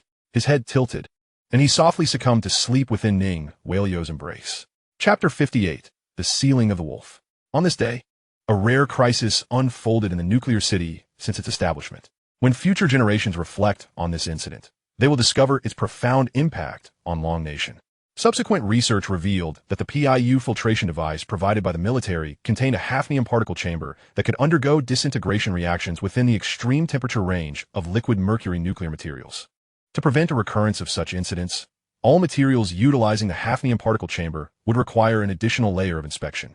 Yet, as the saying goes, a blessing in disguise. Years later, in an effort to reduce the testing costs of liquid mercury nuclear materials, an engineer attempted to substitute with a mixture of 4 common metals, serendipitously discovering the first mass-producible nano-extensible material. This material would later become the load-bearing cable of the space elevator, playing an immeasurable role in establishing the world's first Mars base for Longguo. It was precisely due to this incident that the operation of backflow for low-entropy materials became the primary choice inscribed in textbooks for preventing nuclear reaction furnace explosions. However, due to the intricate nature of the operation, even with Liu Chang, the then director of the Materials Institute at Longnation's Defense University, personally teaching the subject, the pass rate remained below 20%. The undergraduate graduation rate of the entire institute plummeted from 100% to 89%. This became a laughingstock among the top 10 universities. Countless candidates would curse the merciless grading teachers under the cover of night. Damn it, this was developed by that individual. Are we mere novices supposed to master it? Yet amidst all this, what astounded people the most was how, in an era devoid of even ultramicroscopic monitoring equipment, that illustrious super scientist managed to ascertain the issue with the PIU filtration device without any data, references, or even being present at the scene. It should be noted that subsequent scientists in the nuclear city spent an entire month conducting various tests to investigate this incident. The military compiled relevant, detailed documents totaling millions of words for this purpose. More terrifyingly, he managed to comprehend the cause of the accident and even pioneer a solution in less than 10 minutes, a feat unprecedented in history. Even decades later, people still struggled to grasp the principles behind the low-entropy backflow operation. Was this mere genius? It was akin to a fantastical tale. After the advent of nuclear fusion, the officially reserved for personal heroism broke with tradition, categorizing this event as a monumental achievement. From that point onward, all obstacles to the birth of nuclear fusion were surmounted, single-handedly leading to the creation of the first large-scale nuclear technology project in human history without casualties. The indirect repercussions were profound. Thereafter, the highest aspiration for many scientific practitioners shifted from being unparalleled national heroes to aspiring to become another officially recognized individual who reshaped history, comparable to the legendary figure of Zhou You in the scientific realm. However, no amount of discussion could penetrate the passage of time to restore even a fraction of the astonishment felt at that moment. Let us return our focus to the timeline before nuclear fusion had been successfully developed, when the aforementioned figure of Zhou You was still dozing in the embrace of a beautiful woman. As reports of the furnace incidents from the 4 material groups were transmitted, an unprecedented upheaval erupted at the highest echelons of Longguo. Chapter 60, Reactions from All Directions. Rewinding time to 10 minutes before Zhou You lost consciousness at the Long Institute of Technology. The president of the institute, Zhou Chunsheng, hung up the phone, his expression a mixture of shock and gravity. Just moments ago, a call from an exceedingly high level had reached his office. President Zhou, I am sending you a document concerning the melting furnace disintegration phenomenon of 60 types of mercury state alloy components. I will immediately send the relevant parameters to your email. Please resolve this to the best of your ability within 8 minutes. As the president of the Dragon Academy of Sciences, one of the foremost authorities in the scientific community of the Dragon Nation, he was undeniably well-versed in the realms of knowledge. Nevertheless, this phone call left him utterly perplexed. 8 minutes? Am I growing old? Or has the scientific community evolved to such an extent? When did research tasks become measured in minutes? Of course. Such absurd thoughts flitted through his mind for only a fleeting moment. He quickly realized that this was not a mere research task. Rather, a cataclysmic explosion had occurred in a critical project somewhere within the Dragon Nation. Had it not been of utmost importance, the state would never risk a breach of confidentiality to seek his assistance in such a haphazard manner. I understand now. Upon hanging up, Zhou Chenshang wasted no time and swiftly jotted down several names on a piece of paper, instructing, contact them immediately, no matter what they are engaged in. They must convene in the Academy's online conference room. Without a moment's delay, he proceeded to upload the parameters in the conference room. Those who could be reached by President Zhou at this moment were all superlative experts in the field of material science. Within 2 minutes, all participants logged into the online conference room, only to be met with expressions of utter astonishment much like Zhou You himself. 6 minutes remaining? What project is this mercury phase alloy component part of? It had only been discussed in a theoretical paper authored by Professor Farah from the Eldon Laboratory in the journal Nature, and had never been produced before. The parameters were utterly chaotic. Even through the computer screen, one could discern the confusion in their voices. Fortunately, among the 6 academicians present, one named Yuan Tianlang had previously worked on a similar liquid alloy project. After meticulously examining the parameters, he promptly concluded this explosion was entirely unavoidable. Even aside from the time constraints, it is impossible to reverse engineer the malfunctioning device from 80 anomalous items, let alone address the volatility of the mercury phase alloy component. My heavens! There must be nuclear affinity materials involved, complicating matters further. Following academician Yuan Tianlang's insights, the other esteemed scholars began to grasp the gravity of the situation. They speculated amongst themselves that this could potentially be a new national nuclear project, a third-generation nuclear power plant, next-generation nuclear weapons, or components for the newly developed nuclear-powered submarines. Although they recognized the paramount importance of the issue, they unanimously concurred with Yuan Tianlang's assessment. Science always has its boundaries, especially in the field of material science. Often regarded as a chaotic discipline, deciphering the source of a problem is challenging even with a single anomalous parameter. Is it an issue of material composition? Has a mechanical component malfunctioned? Or is it a sudden conflict between the material and the environmental conditions? The myriad of potential causes was overwhelming. The more knowledgeable the scientist, the more acutely aware they were of the limits of human capability. Within mere minutes, the explosion thousands of kilometers away was effectively sentenced to death. Simultaneously, similar narratives unfolded across various locales. The Materials Laboratory at Qingbei University, the Advanced Materials Department of the Military Factory, and the headquarters of the Dragon Nation's Engineering Breakthrough Program. An increasing number of responses flooded into Nuclear City, all echoing the same refrain. We regret to inform you. We are unable to resolve this. One forthright professor candidly remarked, this is beyond human capability. If we had several months, we might conduct a detailed analysis with supercomputers and reconstruct the material melting model, thereby uncovering the issue. As for solutions, that was an entirely different matter. Then, they received a reply from Nuclear City. We appreciate your efforts. The explosion incident has been perfectly resolved.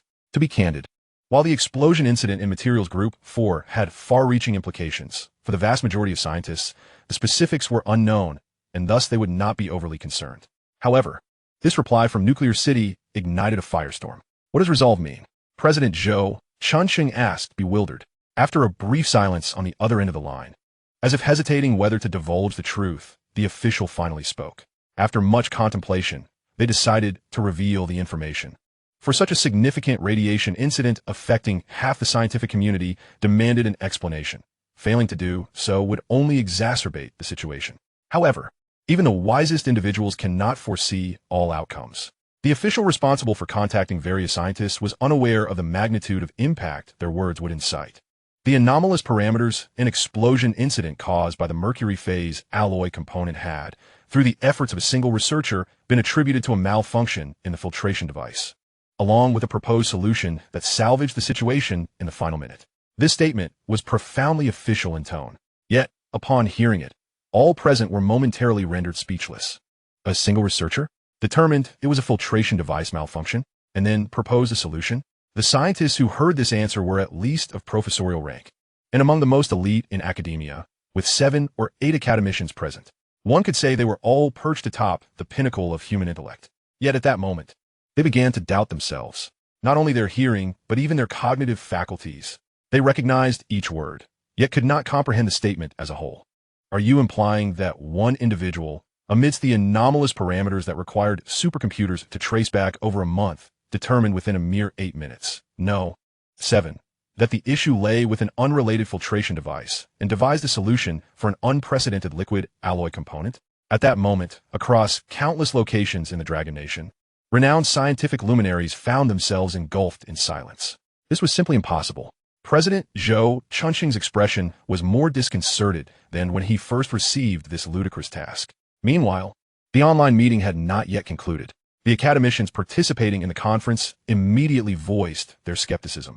President, this is utterly implausible. It is simply impossible. Even with first-hand access to all the equipment data, it is inconceivable to analyze the limited connections between different parameters. How could it possibly be resolved? Unless it were Einstein, no. It would take the Jade Emperor himself. It's not that I, who, am small-minded. I believe the authorities are playing us for fools. Exactly. I was busy with my work before being dragged into this. I thought this so-called 8 minutes was a joke, and indeed it seems that way. In an instant, a chorus of discontent reverberated through the conference room. Zhou You, who usually possessed remarkable composure, could no longer contain himself after enduring 10 minutes of psychological turmoil. He remarked, "Regardless, this is what the authorities claim. If you do not believe it, verify it yourselves," and abruptly ended the meeting. The remaining academicians exchanged glances, and the forthright academician who snorted in disdain. Who are they trying to intimidate? If verification is necessary, so be it. I see the authorities have lost their senses. Across the Dragon Nation, many echoed academician Hu's sentiments. They unanimously believed that the entire situation had been orchestrated by the authorities, deliberately mobilizing everyone to raise so-called crisis awareness or to serve other purposes in a drill, commonly referred to as playing tricks. These scientists were figures at the apex of their fields, and even when faced with the authorities, they maintained their pride. Fine, if you wish to toy with me. Do not expect me to grant you any face. Once I produce the verification results and present them to you, regardless of which department of the authorities it is, you shall owe me an apology. Thus, an incident that should have remained confined within a small circle of the scientific community saw its parameters shared in a fit of indignation by these distinguished figures with their project teams. Laboratories, students, and R&D departments. They all halted their current projects, urging, "Help me verify how long it will take to trace back the cause of this incident from these parameters. Come, my dear brothers, gather round and lend me your insight. Assemble in my office, so we may deliberate on whether this incident holds a solution. Whoever unravels it shall earn my endorsement for this year's prestigious scholarship." Principal Wang, is your institution not currently cultivating a team of exceptional young talents? I happen to possess a pertinent research topic. A bounty awaits. By the time the official authorities of Nuclear City grasped the situation, the feasibility study regarding the mercury-based alloy component's catastrophic failure has already reverberated throughout half of the scientific community. Like a thunderclap, it erupted uncontrollably in a remarkably brief span. Chapter 61. Contribution points credited. My head feels quite dizzy as the world outside stirs up a tempest over the mercury-based alloy components. Zhou You slowly awakens in a hotel room, blissfully unaware of the chaos. He surveys his surroundings. The room is deserted, and on the table lies a medical kit, a sign that a medical team attended to him during his unconsciousness. The night has fallen outside the window. This hyperfrequency state truly cannot be overused. Zhou You, clutching his forehead, struggles to sit up, acutely aware of his physical weakness, and sighs helplessly. Each time it drains me to the point of fainting. It's utterly terrifying. After all, the principle of the hyperfrequency state is to instantaneously expend all bodily energy, channeling it directly to the brain.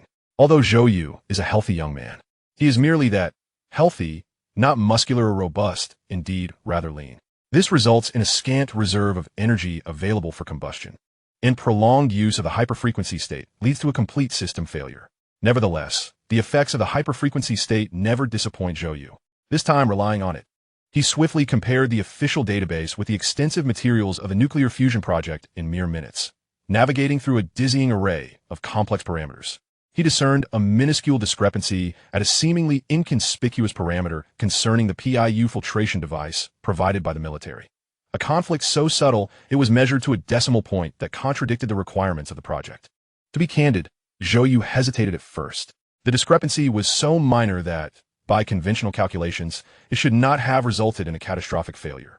Fortunately, in the hyperfrequency state, his cognitive faculties were operating at their zenith, embracing the philosophy of better to be wrong than to miss an opportunity. He summoned the full text of the nuclear fusion project for a comprehensive comparison, sifting through millions of characters. The immense energy expenditure in that instant left Zhou You utterly drained. Fortune favors the diligent. It was precisely due to this thorough comparison that he uncovered the precise decimal point discrepancy, which, albeit with a minuscule probability, could trigger instability in the characteristics of nuclear affine materials, consequently leading to compatibility issues with the mercury-based alloy components. The solution was inscribed in the annotations: the use of a substantial quantity of low-entropy substances to stabilize its properties. However, the precondition for this issue was exceedingly obscure. Who would have imagined that in this world, there exists a device that, amidst hundreds of parameters, is missing precisely one decimal point? The odds are slimmer than winning the lottery. Consequently, when Zhou Yu was drafting the nuclear fusion project, he inadvertently omitted this detail. Little did he know that such a decision would nearly precipitate a catastrophic disaster. As this realization dawned upon him, dread welled in Zhou Yu's heart. He must heed the system's guidance more faithfully. Suddenly, Zhou Yu froze, recalling that just before he fainted, he perceived the system's voice announcing his completion of a task. He promptly called upon the system. The familiar blue interface unfolded before him in an instant. As expected, a delightful notification lingered on the homepage. Congratulations! You have successfully completed the task, Spark of Fire, and earned the first-level achievement medal, Turning the Tide. Your contribution points have been credited. Please take note of them. Beneath this notification, a gift icon flickered incessantly. Zhou Yu gently clicked on it. Ding! The contribution points balance in the lower right corner surged from a mere 3 to an impressive 203. 200 points. Zhou Yu was momentarily taken back, his eyes sparkling with delight. Goodness, the system has been exceedingly generous. I'm rich. To put this into perspective, he had only spent 50 contribution points to exchange for the hyperfrequency state. This newfound bounty of 200 points would allow him to redeem the previously unclaimed intelligence upgrade and mental strength enhancement twice over. It was enough to effect a transformation of monumental proportions. However, Zhou Yu was no fool. The system's greatest strength lies in its ability to offer rewards that are utterly unattainable in the real world. The higher the contribution points, the more precious the rewards. Rather than exchanging for a multitude of trivial items worth a few points each, it would be more prudent to opt for something substantial all at once. With the experience from his previous redemption, Zhou Yu navigated the exchange page with ease, meticulously scanning the dense array of over 100 items available for redemption. Let me take a look. Soon, several enticing options caught his eye. Mechanical Mastery, contribution points, 180. Gain a historical level talent in mechanical disciplines and possess top-tier research intuition in mechanical sciences. The succinct description stirred Zhou Yu's excitement. If I were to acquire this, why not transform into the next Wang Yu? Wang Yu, the prodigy who proposed the resonance system, is hailed as the leading figure of the younger generation in mechanical design, having become a key engineer for national projects at the tender age of 23. Should he attain mechanical mastery, Zhou Yu could envision himself reaching her level within 2 to 3 years. At that point, even without relying on the system, he could carve out a niche in the scientific community, becoming a veritable prodigy. The very thought thrilled him. Such a valuable asset, nearing 200 points, was indeed formidable. Yes, it must be considered a primary option. He then shifted his gaze to the second item. Basic Mathematics Knowledge Package, contribution points, 200, elevates the host's mathematical proficiency to a foundational level, equivalent to a doctoral degree on Earth. The fewer the words, the greater the value. Zhou Yu's eyes gleamed upon encountering this option. Mathematics? Although he had previously struggled academically, his recent research endeavors had instilled in him a profound appreciation for why mathematics is regarded as the mother of modern science. Regardless of the discipline, delving into its depths invariably intertwines with mathematics. The most advanced 3 nanometers chips. How do we achieve the optimal arrangement of transistors within a confined space? That is a mathematical problem. A supercomputer built on physical models. How do we determine the algorithms for various parameters? That too is a mathematical conundrum. Even the mercury-based alloy component's catastrophic failure he had just experienced. The solution involved the infusion of low-entropy materials, but how much should be infused? And how does one ascertain the precise quantity from a myriad of disorder parameters? This remains a mathematical question. Mathematics is the quintessential tool in modern science. The most commonplace technological products, be it autonomous driving, image recognition, or Go AI, ultimately boiled down to mathematics. This is also why Huaxin Company, renowned for its technological innovations, employs more mathematicians than engineers or physicists among its largest research teams. Moreover, mathematics is notoriously difficult to master. Achieving a doctoral level in mathematics is exponentially more challenging than in any other discipline. By selecting Basic Mathematics Mastery, Zhou Yu would require no further effort. In just 1 second, he could become a bona fide scientist. A true scientist indeed. Most importantly, a mathematics PhD can seamlessly participate in any research project. Yes, any research project. This signifies that from this moment forth, Zhou Yu would no longer be merely a mouthpiece for the system, able only to relay plans for others to execute. He could genuinely contribute. At this moment, Zhou Yu decisively removed mechanical mastery from the list of options. It was settled. He opted for the Fundamental Technology Knowledge Package. I am determined to become a PhD in mathematics. I can scarcely wait a moment longer. I shall become a scientist immediately. Just as he was about to finalize his selection for the exchange, another option caught his eye, and upon a mere glance, his eyes widened in astonishment. This, Chapter 62, Exchange. Photographic memory. It is often said that an abundance of choices can be a source of distress. Zhou You had never believed this before, but at this moment, he was experiencing this torment firsthand. In that instant, he could hardly believe his eyes. Photographic memory? Photographic memory contribution value, 200 points. Non-causal ability that significantly enhances memory capacity. Achieving effects akin to photographic memory. The system's description was remarkably restrained. It even kindly reminded him, please note, this is not a causal ability. It merely resembles photographic memory. However, it was precisely this restraint that left Zhou You in utter shock. As the host, he was acutely aware of just how reliable the system was. Even theoretical incidents with a probability of less than 1 in 10,000, such as a mercury alloy component explosion, had been preemptively annotated and addressed by the system. The outcome, as if foretold, indeed occurred. The system is not human. It does not lie. The fact that the system dared to assert that it could achieve effects similar to photographic memory indicated that, even if it did not replicate 100%, it could at least recreate 70 to 80% of it. Any individual of average intelligence could comprehend how terrifying this prospect was. There may be those who dismiss it, saying, so what if one has a good memory? There are countless memory masters on various shows, yet they haven't achieved anything particularly remarkable. In truth, these two matters are entirely distinct. The memory masters in the public eye utilize a technique known as the memory palace.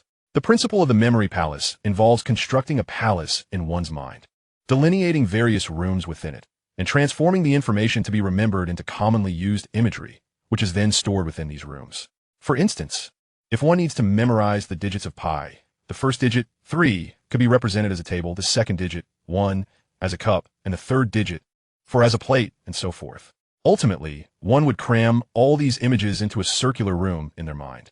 Thus, when one needs to recall the digits of pi, they merely need to subconsciously locate this circular room, push open the door, and sequentially observe the table and its contents, reciting the digits represented by those items in order. The principle is, in essence, quite simple, and anyone can master it with training. However, this method of memory has significant drawbacks. Firstly, to ensure clarity, it partitions different pieces of information into isolated compartments in the mind, effectively fragmenting knowledge. This approach forcefully disintegrates knowledge into fragments. As for the utility of fragmented knowledge, those who frequently scroll through videos should be well aware. Secondly, the memory palace fundamentally retains images, not information, rendering its knowledge utilization rate exceedingly low. For example, if you memorize the digits 1 and 1 by visualizing them as 2 bananas, how long will it take to learn addition? In summary, the memory palace technique is utterly useless for the vast majority of people. It is at best a clever shortcut akin to life hacks. The enhanced memory gained through this method does not contribute to learning knowledge and may even have adverse effects. This is precisely why no so-called masters dare to claim that learning the memory palace technique can improve academic performance. For researchers and scholars, learning the memory palace method is akin to self-sabotage. It is simply not comparable to photographic memory. True photographic memory effectively transforms the brain into a computer with exceptional download speed, capable of retaining any information in an instant. Even monumental literary works comprising millions of words can be memorized in merely a week. With such an ability, Zhou, you could swiftly become a living library, effortlessly recalling a plethora of data, documents, experimental records, patent details, and more across various fields. Naturally, this ability is not omnipotent. Its limitations lie in disciplines such as mathematics or cutting-edge physics, which rely less on memory and more on comprehension. Zhou You found himself in a profound quandary. Should he choose fundamental technology knowledge package or photographic memory? What to do? He desired both. However, Zhou You was not one to dither. After a brief period of indecision, he resolutely made up his mind. He would choose photographic memory. His immediate priority was to swiftly enhance his knowledge base. With photographic memory, elevating himself to a doctoral level across various disciplines would merely be a matter of time. As for physics and mathematics, he could always memorize the textbooks. Once he had mastered the textbooks, he would at least be at the level of a graduate from a prestigious university in those subjects. He would not lag behind. Taking a deep breath, Zhou You declared, "Exchange for photographic memory." The system's cold, mechanical voice resonated softly. Exchange successful. Buzz. In an instant, A luminous ring expanded before his eyes. The familiar sensation of dizziness washed over him, unlike the previous experience during the exchange for the hyperfrequency state, where his brain felt swollen and overheated. This time, Zhou Yu distinctly sensed that his mind was becoming lucid at a visibly accelerated pace. As if a veil of mist had been torn asunder, the dizziness gradually dissipated. Zhou Yu opened his eyes, acutely aware that his brain had undergone an evolutionary transformation. He immediately sprang from the bed and dashed to the computer, eager to access the database and test his newfound abilities. However, to his dismay, it was not that his photographic memory had failed to activate. Rather, the computer was utterly out of power. Damn, how could he have forgotten to charge it? Zhou Yu felt a wave of disappointment wash over him as he cursed silently. The work computer he had brought from the nuclear city was already equipped with numerous security measures, resulting in substantial power consumption. Previously, in his haste to address the mercury alloy component explosion crisis, he had not even had the opportunity to charge it before collapsing. Now, several hours later, the battery had long been depleted. Click! Zhou Yu plugged in the power supply, only to see a message on the screen stating, "Power level below minimum for use. Please wait patiently." Sigh. Zhou Yu let out a breath, rubbing his flat stomach, only then realizing that he had not eaten all day and was now thoroughly famished. Well then, perhaps it would be best to step outside for a bite to eat. He could also inquire at the hotel for some books to test his abilities. He wondered where Ning Weilu had gone. Zhou Yu glanced around, but found no sign of Ning Weilu in the room. Even the communication device was missing, leaving him no choice but to exit the room alone. Upon stepping out of the elevator into the first-floor lobby, he immediately heard a lively commotion. This time, participants in the Golden Generation, including members, judges, officials, and staff, were all residing here. From a distance, he could see a group of people gathered around the lobby sofas, passionately engaged in discussion. He paid them no mind and walked directly to the front desk, inquiring, "Hello, do you have meal service available at this hour?" "Hello. Please hold on. I'll check with the kitchen," replied the receptionist with a sweet smile, picking up the phone to dial a number. "Kitchen? We have an important guest who requires meal service. May I ask if it is still possible to prepare something?" All right, could you please check?"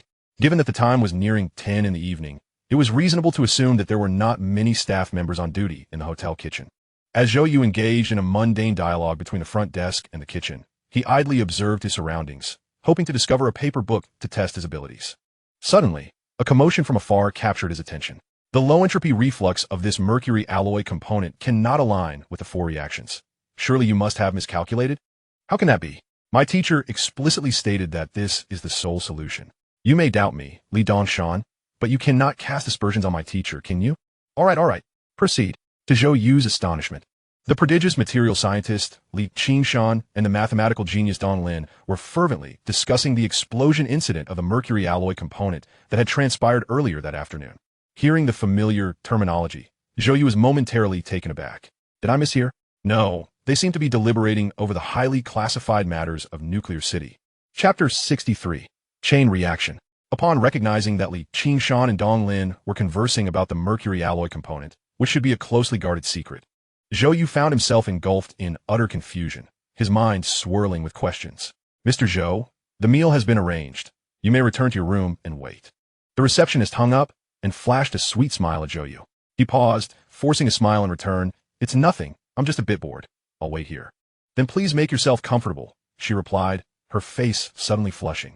Lowering her gaze, she stole glances at Zhou Yu, leaving him perplexed. What is this? Why is she blushing just because I said I would wait? Unbeknownst to him, his earlier remark in the Golden Generation about changing his female companion had left a significant impact. To the online community, he had become synonymous with the archetype of a playboy. At that moment, a renowned playboy stood at the front desk, making excuses to linger, which inevitably sparked the imagination of onlookers.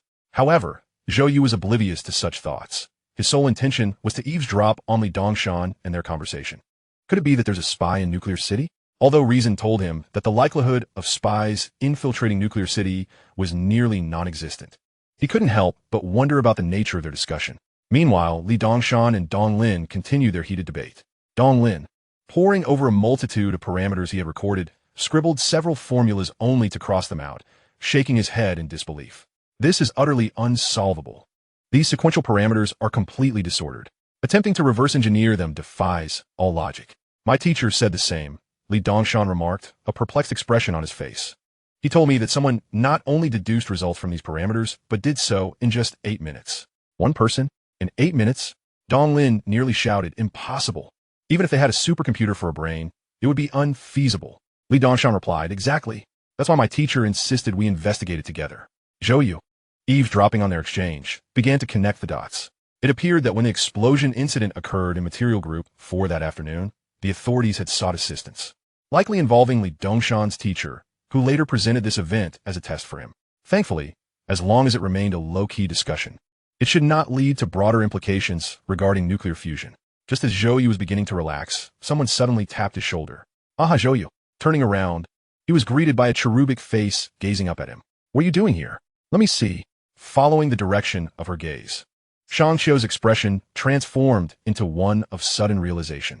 Are you also interested in the 8-minute reverse engineering hypothesis of the mercury alloy component? Zhou Yu was about to dismiss her inquiry when he froze, looking at Shang Qiu. The 8-minute reverse engineering hypothesis of the mercury alloy component. Shang Qiu, puzzled, replied, you don't know about this? It's quite the hot topic today. Zhou Yu couldn't help but swallow hard. What does hot mean? After a moment of contemplation, Shang Qiu's eyes lit up with an idea. She abruptly waved at a figure in the distance, calling out loudly, Director Zhu, what are your thoughts on the 8-minute reverse engineering hypothesis of the mercury alloy component? The individual referred to as Director Zhu, a middle-aged staff member from the Golden Generation production team, turned at the sound of Shang Qiu's voice, chuckling, please don't tease me. I know nothing about such matters. I can only indulge in the gossip, as this should be the domain of you young scientists. While speaking, he nodded in Zhou Yu's direction. Ah, mister. Zhou is here as well. Zhou Yu managed to muster a strained smile. Why is it that even the television station staff are aware of this? At this moment, the commotion caught the attention of Li Dongshan and Dong Lin. Upon seeing Shang Qiu standing nearby, Li Dongshan's expression brightened. Yet, as he noticed Zhou Yu beside her, his demeanor shifted to one of discomfort. Earlier that day, Zhou Yu had publicly challenged the group, leaving Li Dongshan and Qi Ji particularly embarrassed. While it wasn't a matter of deep enmity, there were certainly past grievances, not to mention the unexpected sight of Zhou Yu with his childhood friend. Shang Qiu, you should keep your distance from this bad man. At that moment, Shang Qiu said, Li Dongshan, look at you all. Why are you discussing the mercury alloy component hypothesis without including our Mr. Zhou? He could easily handle resonance systems. Researching this would surely be a trivial matter for him. Her words dripped with sarcasm, yet her adorable and innocent demeanor made it hard to be truly offended, merely eliciting a sense of amusement. However, Zhou Yu had no time to ponder over such trivialities, as Li Dongshan's next statement left him utterly astounded. If you want to research it, then do so. Li Dongshan, wishing to avoid Zhou Yu while also refraining from contradicting Shang Qiu, could only mumble, now that it's trending, all the relevant information is readily available online. There's no need for me. After a moment's hesitation, he turned his computer screen towards them. Well, just take a look for yourselves. What appeared on the screen was a social media platform. A prominent headline dominated the page, beneath which was a flurry of parameters and a continuously refreshing stream of comments. The title read, Reward of 2 million yuan. The 8-minute reverse engineering hypothesis of the mercury alloy component sparks debate. Upon seeing the trending topic, Zhou Yu felt a wave of dizziness wash over him. He slapped his face. That stings. No, this isn't a dream. Isn't Nuclear City a classified facility? Isn't the content of the Ascendancy plan top secret? Then who can explain to me why the events that transpired in Nuclear City just a few hours ago are now common knowledge worldwide? What the hell happened while I was asleep? 5 minutes later, Zhou Yu sat in stunned silence as he listened to Li Dongshan and the others recount the entire incident. So, what you're saying is that an academician has issued a reward and the entire internet is in a frenzy discussing it. Whoever can deduce that the issue lies with the filtration device or reconstruct the sequence of the explosion event will receive 2 million yuan. Zhou Yu's mouth hung open in disbelief. Is there truly any value in discussing this? It's absurd. Li Dongshan scoffed. You are not from the material science field. You have no idea how difficult it is to achieve this. The complex computations of hundreds of disordered anomalous parameters, the coordination of thousands of different material system reactions, the filtering and deducing of parameters from tens of thousands of mechanical components, all while having a comprehensive understanding of the mercury alloy component, a new material that has scarcely appeared in the scientific community down to minute decimal level properties. Can you believe that someone managed to accomplish all of this in a mere 8 minutes? That surpasses the limits of the human brain. It is precisely because this endeavor is utterly unattainable that the titans of the scientific community have united to express their skepticism regarding the matter. Li Dongshan cast a glance at Zhou You, scoffing. Do not think that our status as a golden generation renders us exceptional. Take, for instance, the enigmatic researcher posited in the hypothesis. If such a person indeed exists, even if the 9 of us were to mature for another 20 years, collectively, we would not even come close to matching his prowess. Do you understand? Both Shang Xiao and Dong Lin nodded in agreement. Dong Lin quietly sighed. It is indeed too incredible. Unbeknownst to them, while they were lost in their musings, Zhou Yu stood nearby, visibly flustered, his face flushed. The more outsiders marveled at the genius and extraordinary nature of the mysterious researcher, the more he wished he could burrow into the ground. Zhou Yu was acutely aware that this seemingly miraculous occurrence was entirely the result of the system's efforts. The alerts from the crisis management system, the data filtering provided by the overclocking state system, and even the comparative analysis of anomalous parameters and the final solution were all pre-existing components of the system's plan. Although he could not claim to have no connection to it, the relationship was tenuous at best. Listening to the praises, he felt utterly mortified.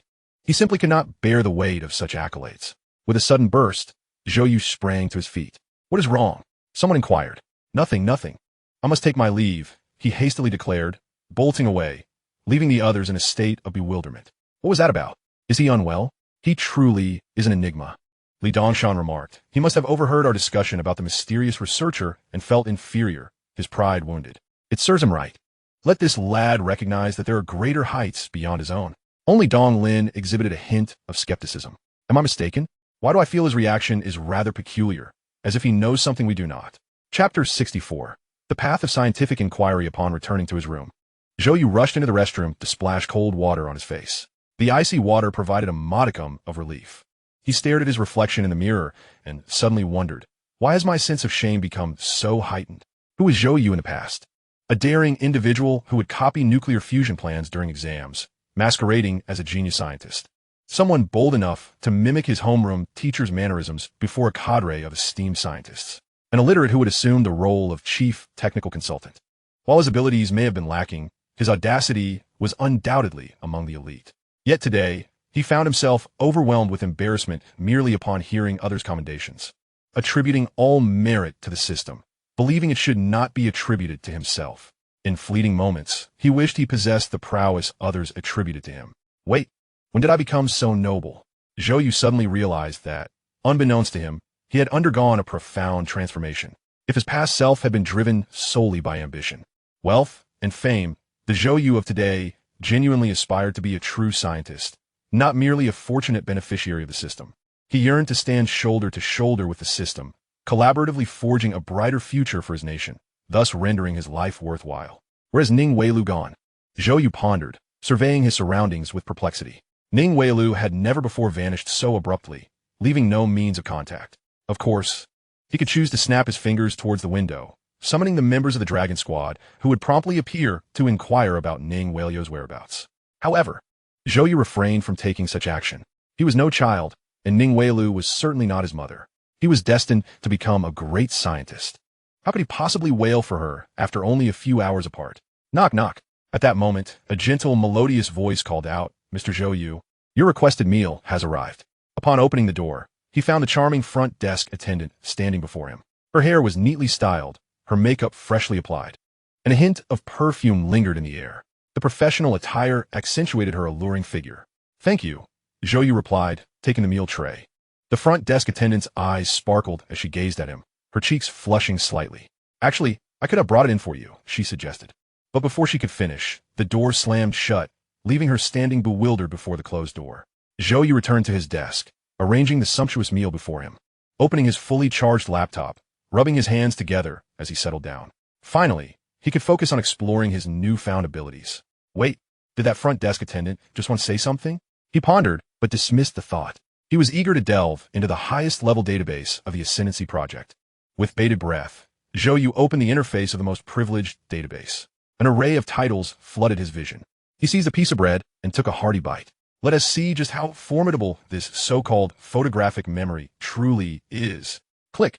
With a crisp sound from the mouse, a massive page filled with various data and academic terminology materialized, replete with countless charts and photographs, interspersed with numerous names. This was the highest level information. Every secret pertaining to the Ascendancy Project lay within, Its complexity surpassed even that of premier academic papers. One paragraph might detail the technological origins of a certain device, while the next would present the accolades received by relevant personnel. Then, it would shift to current research achievements and theoretical advancements of similar technologies. In essence, it was a veritable cornucopia of information. Not only was it a challenge to memorize, but even reading through it without stumbling was no simple feat. After all, this compilation had never been intended for casual reading since its inception. Its purpose was to maintain comprehensive records, preserved under the strictest confidentiality. It represented the clearest lineage of Dragon Nation's technological domain, a veritable spark of hope. Should a significant upheaval ever befall the Dragon Nation, the highest-level database would ensure that future generations could at least find a way to reconnect with relevant entities, equipment, personnel, and patents, thereby resurrecting essential yet lost technologies. This was the very reason for its existence. One could say that if one were to test the efficacy of photographic memory, this highest-level database would be the ideal candidate.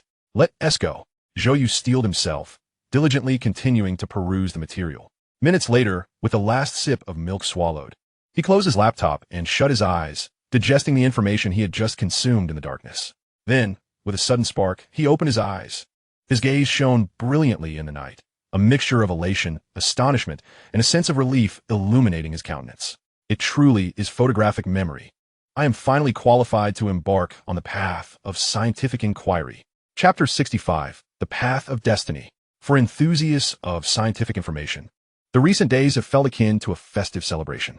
Whether it be the airing of the Golden Generation, featuring those exceptionally gifted prodigies, the meteoric rise of the youngest Tsinghua and Peking University lecturer Zhou You, or the recently sensational hypothesis regarding mercury alloy components, all have captured the public's attention. Each morning, these topics dominate the trending searches. Even the news of a top-tier celebrity with millions of fans holding a concert has been overshadowed by this overwhelming fervor. It seems that overnight, the entire Dragon Nation has transformed, shifting its focus from sensational entertainment news and gossip to the advancement of scientific progress, which has become the foremost concern of all. The reason for this shift is clear to everyone.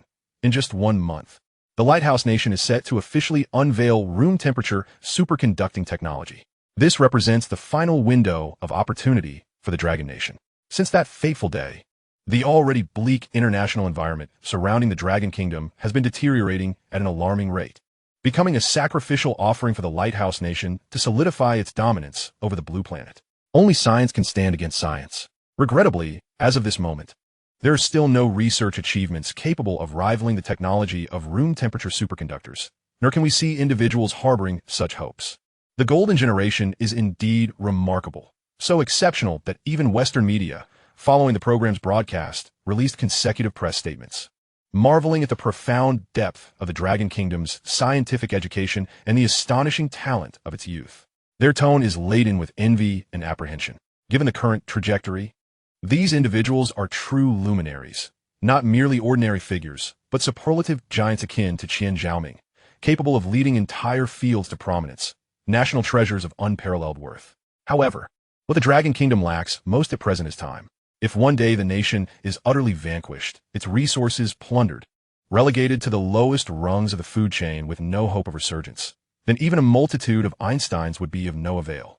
How one wishes for their swift maturation, to reach a point where they can uphold the hopes of an entire nation.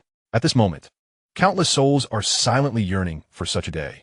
2 full days have elapsed since the live broadcast of the Golden Generation's opening ceremony.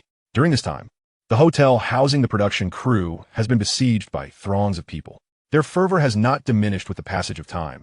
Rather, it has intensified, with many traveling specifically to catch a glimpse of the Golden Generation. Such fervor has caused prices at nearby hotels to skyrocket exponentially. Yet, all were left disappointed. Over these 2 days, not only have the members of the Golden Generation seldom emerged, but even the production team has largely remained indoors. The reason for this is quite simple. The crew has been tirelessly working on discussions regarding the forthcoming main feature of the Golden Generation, with scarcely a moment to spare, even for a restroom break, let alone a leisurely stroll outside. According to the original plan, the production team intended to determine future collaborative research projects based on the debate outcomes from the opening ceremony. However, unexpected developments altered the course of events entirely. The debates had scarcely begun when Wang Anyu's proposal for a resonance-based system garnered unanimous agreement, leading to protracted discussions. This in itself should have been a positive development. Since the Golden Generation had collectively endorsed the resonance-based system, they could proceed to study it together. Yet, soon an unforeseen complication arose. Zhou You emerged with a dismissive attitude towards contemporaries, proposing a research direction for the resonance-based system while audaciously pinpointing everyone's errors. The insights he offered were so compelling that even the venerable Qian Zhaoming did not contest them. This predicament left the production team in a quandary. Should they continue to pursue collaborative research on the resonance-based system? If Zhou Yu's assertions proved true, the entire program would devolve into his solo showcase, overshadowing the brilliance of the other Golden Generation members, relegating them to mere supporting roles. This was not a scenario the production team or the authorities wished to witness. Otherwise, they might as well rename the show Zhou You is impressive. Conversely, if they were to dismiss the resonance-based system option, there appeared to be no viable alternatives. This convoluted situation left the production team, a collective of professionals from the Dragon Kingdom's media industry, feeling somewhat helpless, compelling them to seek counsel from esteemed scholars. Ultimately, it was Professor Qian Zhaoming who stepped forward to offer a decisive suggestion. There is no need to confine the research focus. We are creating a science popularization program for the general public, not a state research project. If we are to encourage collaboration among the Golden Generation, why not select a topic that is highly recognized and vocally supported by the populace? He suggested Wang Anyu's proposal in the industrial sector, which was deemed quite suitable. Following this advice, the production team reached out to over 100 scholars in the ensuing 2 days, ultimately arriving at a consensus. If they sought a widely acknowledged and popular topic, aside from the impending announcement of room temperature superconductors by the Lighthouse Nation, the only other contender was the recently heated discourse surrounding the hypothesis of mercury state alloy components and the 8-minute retrograde hypothesis. Yes, that was it. It was utterly fitting. First, it encompasses a broad array of fields, including mechanics, materials, chemistry, physics, mathematics, and electronics, allowing all 9 members of the Golden Generation to showcase their talents. Secondly, the difficulty level is appropriate.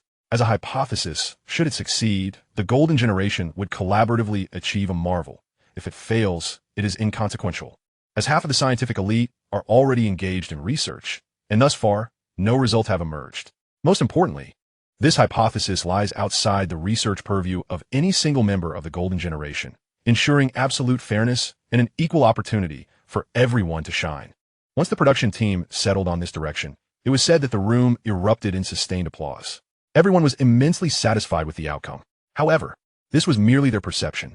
They could not fathom that the protagonist of this far-reaching scientific discussion, enveloping half the scientific community, was none other than the enigmatic researcher Zhou You, whose name remained unspoken. It can only be said that the machinations of fate can often be quite peculiar. When future generations reflect upon this chapter of history, rich in dark humor, they will observe that when the tide of an entire era converges upon a single name, regardless of the choices made or attempts to circumvent it, no matter how tumultuous the struggle, ultimately, they will find themselves on the same path orchestrated by the hands of destiny, a path forged by the weight of a singular name. Chapter 66, The Rapidly Ascending Zhou You. The hotel lobby remains as vibrant as ever. Over the past 2 days, the exterior has been inundated with fervent fans and spectators, rendering it nearly impassable. Naturally, the Golden Generation would not venture out to invite unnecessary troubles. Even if they wished to, the authorities and production team would not acquiesce. What if an incident were to occur? Even with security personnel safeguarding the Golden Generation, what of the public? Given the current density of people and their fervor, a stampede could very well ensue. Hence, the Golden Generation opted to remain indoors. After all, while this hotel may not be the most luxurious 5-star establishment, its amenities are quite commendable, offering a plethora of options from swimming, fitness, dining, and entertainment, even featuring a garden sprawling over dozens of acres, a veritable microcosm of comfort. One could easily spend not just 2 days, but even 10 or 15 without growing weary. Moreover, for the Golden Generation, as exceptionally gifted prodigies, they have long stood apart from their contemporaries, so far ahead that interacting with peers feels akin to conversing with baboons, leaving little room for commonality. Loneliness is an inseparable companion of genius. Now, through this program, they have suddenly discovered a multitude of kindred spirits, igniting a wave of excitement among them. Thus, each morning, the members of the Golden Generation typically make their way to the lobby or executive lounge, gathering places, eagerly awaiting the arrival of others to engage in fervent academic discussions. Even Qi Ji, known for his reclusive demeanor and temper, has been seen smiling more frequently. Li Dongshan, who thrives in lively environments, has found his stride, enthusiastically mingling with everyone, addressing them as Donglin brother and Miss Anyu with such familiarity that one might mistake them for siblings from different parents. Currently, the program is not under filming. Yet this does not prevent the production team from occasionally capturing their interactions and sharing them online to generate buzz for the impending official program. As expected, these photos and videos have ignited fervent discussions online, with themes revolving around what they are discussing, and comments such as XX and XX make a great pair. Gaining traction, our esteemed brothers and sisters of the golden generation are undeniably handsome and beautiful. One might wistfully ponder the notion of becoming a part of their illustrious circle. However, observant individuals have astutely noted the conspicuous absence of certain figures amidst this gathering of brilliance. For instance, Song Qiming, the prodigy from Huaxing Company who was mercilessly ridiculed during the opening ceremony, has since made infrequent appearances, even when he does show up. It is merely to exchange hasty greetings before vanishing into thin air. At such times, Li Dongshan would scoff, exclaiming, "Pa, a hypocrite." Naturally, the production team would be considerate enough to edit out such remarks. If Song Qiming's appearances have been sporadic, then another individual, Zhou You, has been utterly absent. This genius, adorned with countless labels and the subject of much discourse, has not been seen since he ignited a frenzy with his resonance-based system. It is as if he has evaporated from the earthly realm. Not only the golden generation, but even the production staff have yet to lay eyes on Zhou You. Were it not for the occasional phone call requesting meals from his room, one might even suspect that he had succumbed to a sudden demise. However, this does not align with the impression one has of Zhou You. He is not the reclusive or indifferent type. Though somewhat conceited upon reflection, isn't this merely the demeanor of an ordinary youth in their late teens or early 20s. It is illogical to deliberately shun social interactions. Speculations abound regarding whether he has fallen out with his rival, Qi Ji, prompting him to seclude himself, or if he has become so arrogant, believing himself to be superior in intellect, that he is disinclined to engage in casual conversation. Such musings are far from the truth. Unbeknownst to them, Zhou Yu has quietly ascended to the pinnacle of the golden generation in their hearts. During these 2 days of program hiatus, he has been immersed in fervent study within his room. Yes, study. At this moment, Zhou Yu sits in a dimly lit room, hunched over his desk. His hair, a chaotic nest, stubble a shade of ashen gray, eyes wide and bloodshot, and a bewildering smile curling at the corners of his mouth as he mutters to himself. He could easily portray a deranged killer without the need for makeup. Before him lies the highest authority database of the Ascendance Project. The 9 data points from a 1979 Yuan-Soth experiment laid the theoretical groundwork for the subsequent heavy shield tunneling system. Among these, the most crucial Bezout parameters were inspired by the general solution of the K-type Gaussian equation proposed by the mathematician Su Luan from the Dragon Kingdom. Zhou Yu murmurs these findings, relishing the experience. What a thrilling sensation! The youthful exclamation reverberates in the room, his eyes shimmering under the moonlight, radiating an unprecedented sense of fulfillment, confidence, and profound pleasure. Over the course of these 2 days, he has thoroughly absorbed the entire content of the Ascendance Project's highest authority database, amounting to a staggering 760,000 words, encompassing over 300 papers and reviews, more than 40 experimental designs and data results, over 100 names of associated individuals, and thousands of terms with relevant interpretations, totaling in excess of 10,000 technical details related to the Ascendance Project. Thanks to his photographic memory, these myriad details have been imprinted in his mind, clear and profound. It is as if he has constructed a library within his mind complete with an integrated retrieval system, rivaling even the clarity of the nuclear fusion plans directly infused by the system. In this moment, Zhou Yu finally comprehends why diligent students are so enamored with learning. Previously, he thought those who studied earnestly did so either to forge a future or due to their inherently serious nature. Now, he realizes it is something far more compelling. When one possesses a certain aptitude for learning, the exhilaration of feeling oneself grow and strengthen at an accelerated pace transcends all else. It is an achievement ingrained in one's very biology, surpassing any dopamine rush. It is akin to the epiphany experienced by cultivators in fantastical novels. As the vast reservoir of knowledge gradually structures itself within his mind, his perception of the world transforms anew. It is as if the secrets of the universe are unfolding before him. Zhou Yu can already envision that as he continues to expand his memory and knowledge framework, down to every term, every component, every theory, and every formula, synthesizing them seamlessly. He will become an incredibly formidable scholar. Even now, he has yet to fully grasp all the knowledge swirling in his mind. However, when he reflects upon it, just the various papers and experimental data not involving classified information appear to be sufficient for him to make a mark in specific fields. Holding his own in debates with ordinary scholars, he wonders what level he currently occupies. His gaze is ablaze with fervor, yearning to rush out and engage someone in discussion. Perhaps akin to a well-read undergraduate, a moderately accomplished master's student, or even more formidable. Chapter 67, Exposure. 2 days of relentless and fervent accumulation of knowledge have indeed been exhilarating. However, as he suddenly relaxes, Zhou You is struck by a dull ache in his head, a sign of mental fatigue. The sheer volume of 700,000 words of material, equivalent to the lifetime memories of most individuals, forcefully crammed into his brain within 2 days, is an inhuman endeavor. He cannot fathom the implications of encountering something extraordinarily complex that would necessitate operating in overclocked mode to drive his photographic memory, pushing both his physical energy and cerebral performance to the limit. The thought flits through his mind for but a moment, and he promptly shakes it away. Too terrifying. Zhou You cannot help but shiver at the prospect. If that were to happen, it might not merely result in fainting. He could potentially become a vegetable or even face sudden death. In this instant, Zhou Yu's desire to fortify his body intensifies. No, once Ning Weilu returns, I must have her devise a training regimen for me.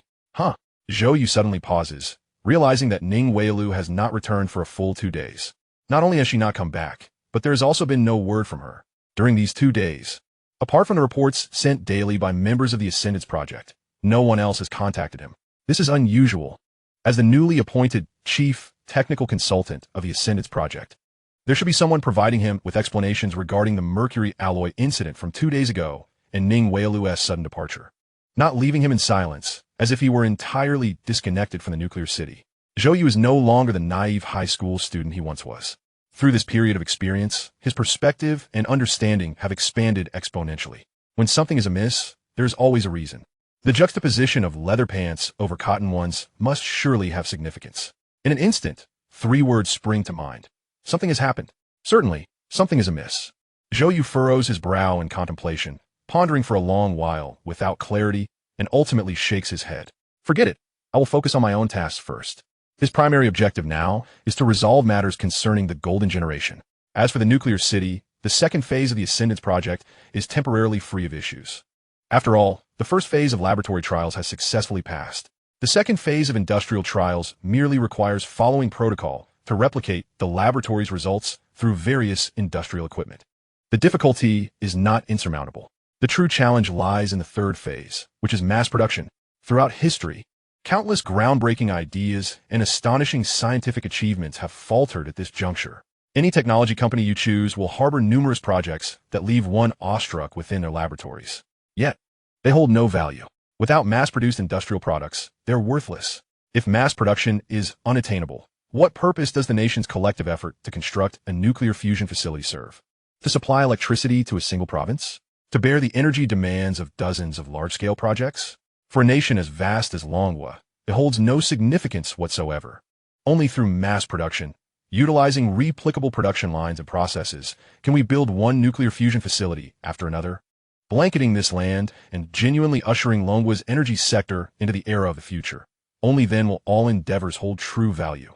This is precisely why, regardless of the successes achieved in the first phase of the RISE plan and the smooth progress of the second phase, the high-ranking officials of Longguo and the researchers at the nuclear city have refrained from any celebrations. Everyone is acutely aware that the decisive moment has yet to arrive. All that Zhou Yu can do is to efficiently manage all peripheral matters before the crucial third phase arrives, elevating his knowledge to its pinnacle, and genuinely mastering the nuclear fusion proposal. Subsequently, he shall bring forth this monumental achievement capable of rewriting the course of civilization for the coming centuries. As Zhou Yu made astonishing progress at a breathtaking pace, a figure clad in a service uniform quietly pressed against his door. Noting the silence within, he gently stowed away the item in his hand. It was a black box device, the size of a mahjong tile, displaying a steady ripple on its screen. The report indicated no anomalies detected. The man proceeded to the corner, whispering into a button-like communicator. The target has not left his residence these past few days, and there are no extraneous sounds detected inside. The woman is absent. Are you certain? Came a reply. In any case, no sounds have been detected.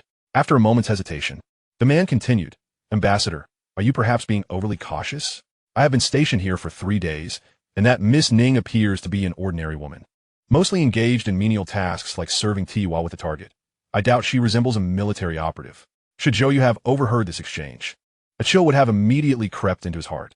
It is essential to recognize that Ning Weilu, whether as the leader of the elite special operations team or as a special operative within the nuclear city, holds a status that is shrouded in utmost secrecy. Moreover, Ning Weilu has been involved in confidential operations for an extended period. The state has meticulously crafted a comprehensive set of false credentials regarding her background, lineage, and social connections. This is why, despite the airing of the Golden Generation for several days, Ning Weilu, as a former member of the Prodigy program and Zhou Yu's companion, has sparked considerable discussion online, yet not a single individual has detected any irregularities. Yet this man knows of Ning Weilu's military identity. At this moment, a somber male voice resonated from the communicator, speaking in an aristocratic tone of Spanish. There is no possibility of error. We have intelligence sources confirming that woman is indeed a military officer. Continue surveillance. This Zhou You is truly not as simple as he appears. Managing to have a military officer masquerade as a companion by his side, he must harbor other secrets, and they are of great significance. Ambassador, the security measures at this hotel are stringent. It is challenging for me to proceed with the next steps. I grant you full authorization, if necessary. You may, the voice paused, adopting a chilling tone, remove any obstacles. With a snap, in a brightly lit room, Sir Wells, the ambassador of Sewerland to Longguo, ended the call on his communication device, swiveled his office chair, and gazed across the fine cherry wood desk at the young man seated on the opposite side, who was currently bowing his head. Mr. Liang, you should be aware of the consequences of deceiving me. The man referred to as Liang replied, I would never deceive you. I can assure you, I personally witnessed that woman. She flew in on an armed helicopter to retrieve Zhou You, and many people saw it. Moreover, afterwards, the officials insisted on our silence and dispatched numerous personnel to monitor. I only managed to slip out from the dedicated elevator during a family business shareholders meeting. If I were to deceive you, I, Liang Yuan, would meet a most unfortunate end. The young man lifted his head, revealing a face of 18 or 19 years, somewhat oily and powdered, filled with resentment, and quickly adopted a fawning demeanor toward Sir Wells. He was none other than Liang Yuan, Zhou Yu's class monitor from high school. The same Liang Yuan who had made Zhou Yu's life difficult at the graduation banquet that marked the turning point in Zhou Yu's fate. Chapter 68. Confrontation in the Dark Night. Hatred in humans often requires no justification and can appear utterly inexplicable. Such is the case with Liang Yuan and Zhou Yu. In terms of family background, they are worlds apart.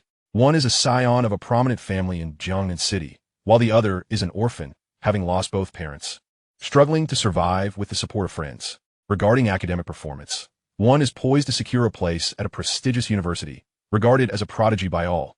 The other perpetually ranks at the bottom, consistently failing to pass even the most basic entrance exams. From any perspective, they inhabit entirely different realms, akin to parallel lines that shall never intersect. At least, Liang Yuan once believed this to be true. However, as he approached this perceived inferior with an air of superiority, he suddenly realized that the situation was not as straightforward as he had assumed. Through the intertwining of fate, the two found themselves on opposing sides. Whether due to their rivalry over Lin Susu or the recurring physical confrontations that ensued, including the unforgettable graduation banquet where the appearance of a military squad with armed helicopters rendered all of Liang Yuan's preparations a farce. Ironically, it was Zhou Yu, whom he deemed beneath him, who became the center of attention. If matters had ended there, it would have been one thing. However, upon witnessing Zhou Yu on television, celebrated as a distinguished teacher from Qingbei, adored by countless admirers as part of the Golden Generation, the last thread of restraint within Liang Yuan snapped. He found himself bewildered by the transformation of a person once destined to trudge through the mud into someone he now had to look up to. He could not fathom why he, a noble scion, had never bested Zhou Yu. As confusion intertwined with resentment, an absurd and audacious thought took root in his mind. I shall destroy him. Thus, when he learned from the news that Zhou Yu's companion was, in fact, a military officer from that night, he recognized an unprecedented opportunity had arisen. It must be said, Liang Yuan, as a privileged youth accustomed to the upper echelons of society, Possessed an astute intuition, he quickly began to piece together many elements. Why would a military officer masquerade as a companion? To ensure Zhou Yu's safety. Why would Zhou Yu be in danger? Because he harbors a secret that Longguo does not wish its enemies to discover. What secret? He did not know, nor could he ascertain. However, by connecting recent events, it was not difficult for Liang Yuan to deduce that the so-called enemies were likely Western forces. Thus, upon witnessing the appearance of Major Ning, Liang Yuan promptly leveraged his connections, utilizing every means at his disposal to contact the Superhuman embassy, which served as an intelligence center for Longguo and divulged everything he knew. Zhou You, you can only blame yourself. At this moment, Liang Yuan felt an overwhelming sense of satisfaction. Regardless of what secrets you possess, they're about to be exposed, ha ha ha. His resentful gaze resembled that of a somewhat deranged beast. Meanwhile, Zhou Yu remained oblivious to the genuine crisis encroaching upon him.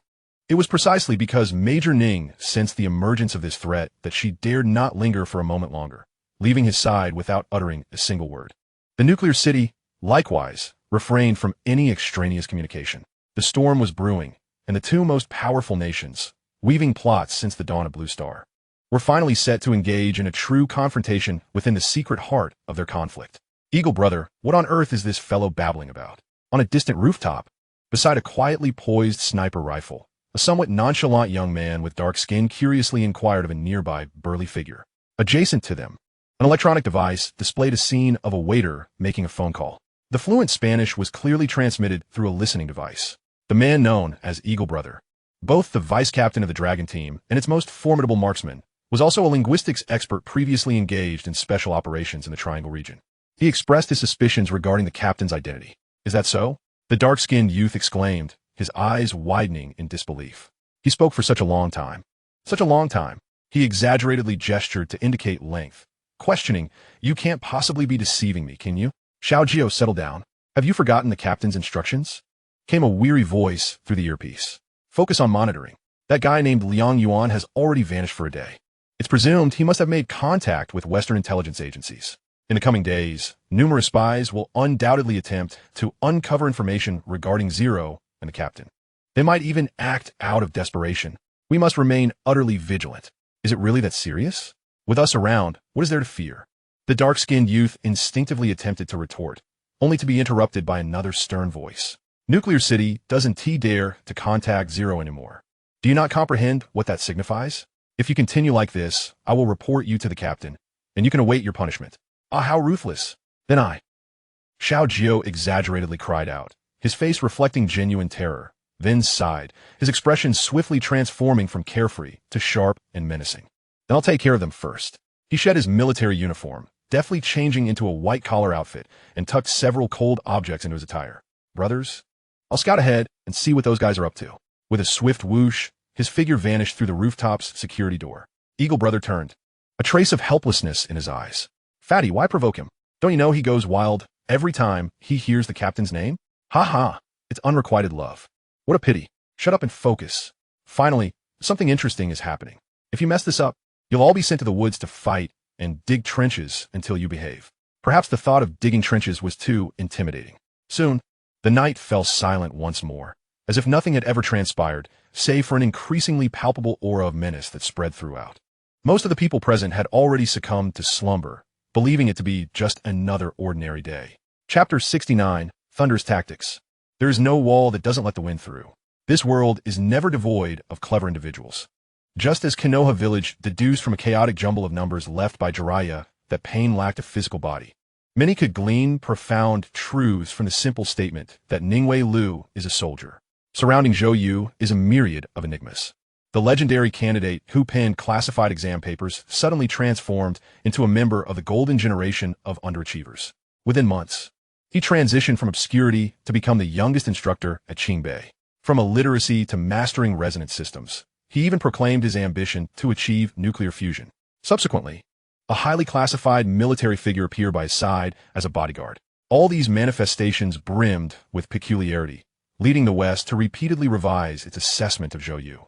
In just a few short weeks, several versions emerged.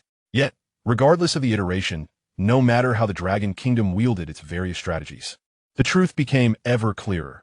Zhou Yu harbors a secret that even the entirety of the Dragon Kingdom struggles to conceal.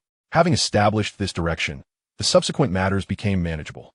This was not akin to the earlier incident involving the classified exam papers, where the entire West was oblivious to Zhou Yu's whereabouts, necessitating a broad deployment of spies to surreptitiously gather secrets, only to have their heads delivered one by one to the impenetrable fortress of the Dragon Kingdom. Now, Zhou You had been forced into the spotlight, standing under the scrutiny of all. In the interplay of light and shadow, the dynamics of attack and defense took on a peculiar shape. The imposter waiter who infiltrated the hotel was merely the initial thrust of this offensive. As a professional spy emerging from an intelligence organization, he was acutely aware of the significance and rarity of his current mission. The ambassador had issued direct orders, and the upper echelons of England were closely monitoring the situation. Even a sonic device in his possession had been dispatched specifically by the Lighthouse Nation. If he could successfully complete this task, riches and glory awaited him. First and foremost, he needed to devise a way to ascertain the situation within the room. The waiter's eyes darted around, surveying the surroundings. However, the target rarely emerged from his quarters, and the hotel management had strictly prohibited any staff from disturbing him without permission, leaving no opportunity to gain access. Suddenly, an idea struck him as he noticed the fire alarm device in the corner flashing rhythmically. Of course, he could trigger the fire alarm to force him out. In the ensuing chaos, he could thoroughly search his room. Though he was a citizen of the Dragon Kingdom, he had personally undergone specialized training at the English Military Intelligence Office during his university days, equipping him with top-tier abilities. From the moment he infiltrated the hotel, he meticulously memorized the architectural blueprints. As he contemplated, the connections of several ventilation ducts throughout the building sprang vividly to mind. "I refuse to believe you 1T come out this time." The waiter deftly evaded several surveillance cameras, arriving at a secluded dead end where he produced a piece of wire from his pocket and gently prodded the wooden door before him. Click! The door swung open, revealing a central ventilation fan used to circulate air to various rooms. If he ignited a fire here, allowing smoke to permeate the rooms, the fire alarm for the entire floor would blare, providing him the perfect opportunity to scour the hotel amid the evacuation. He wasted no time. He retrieved pre-prepared newspapers, poured a liquid from his pocket onto them, and then produced a cylindrical carbon rod. With a flick of a lighter, he ignited the material. In an instant, the specially treated newspaper erupted into flames, rapidly heating the carbon rod, producing a thick plume of smoke that billowed forth.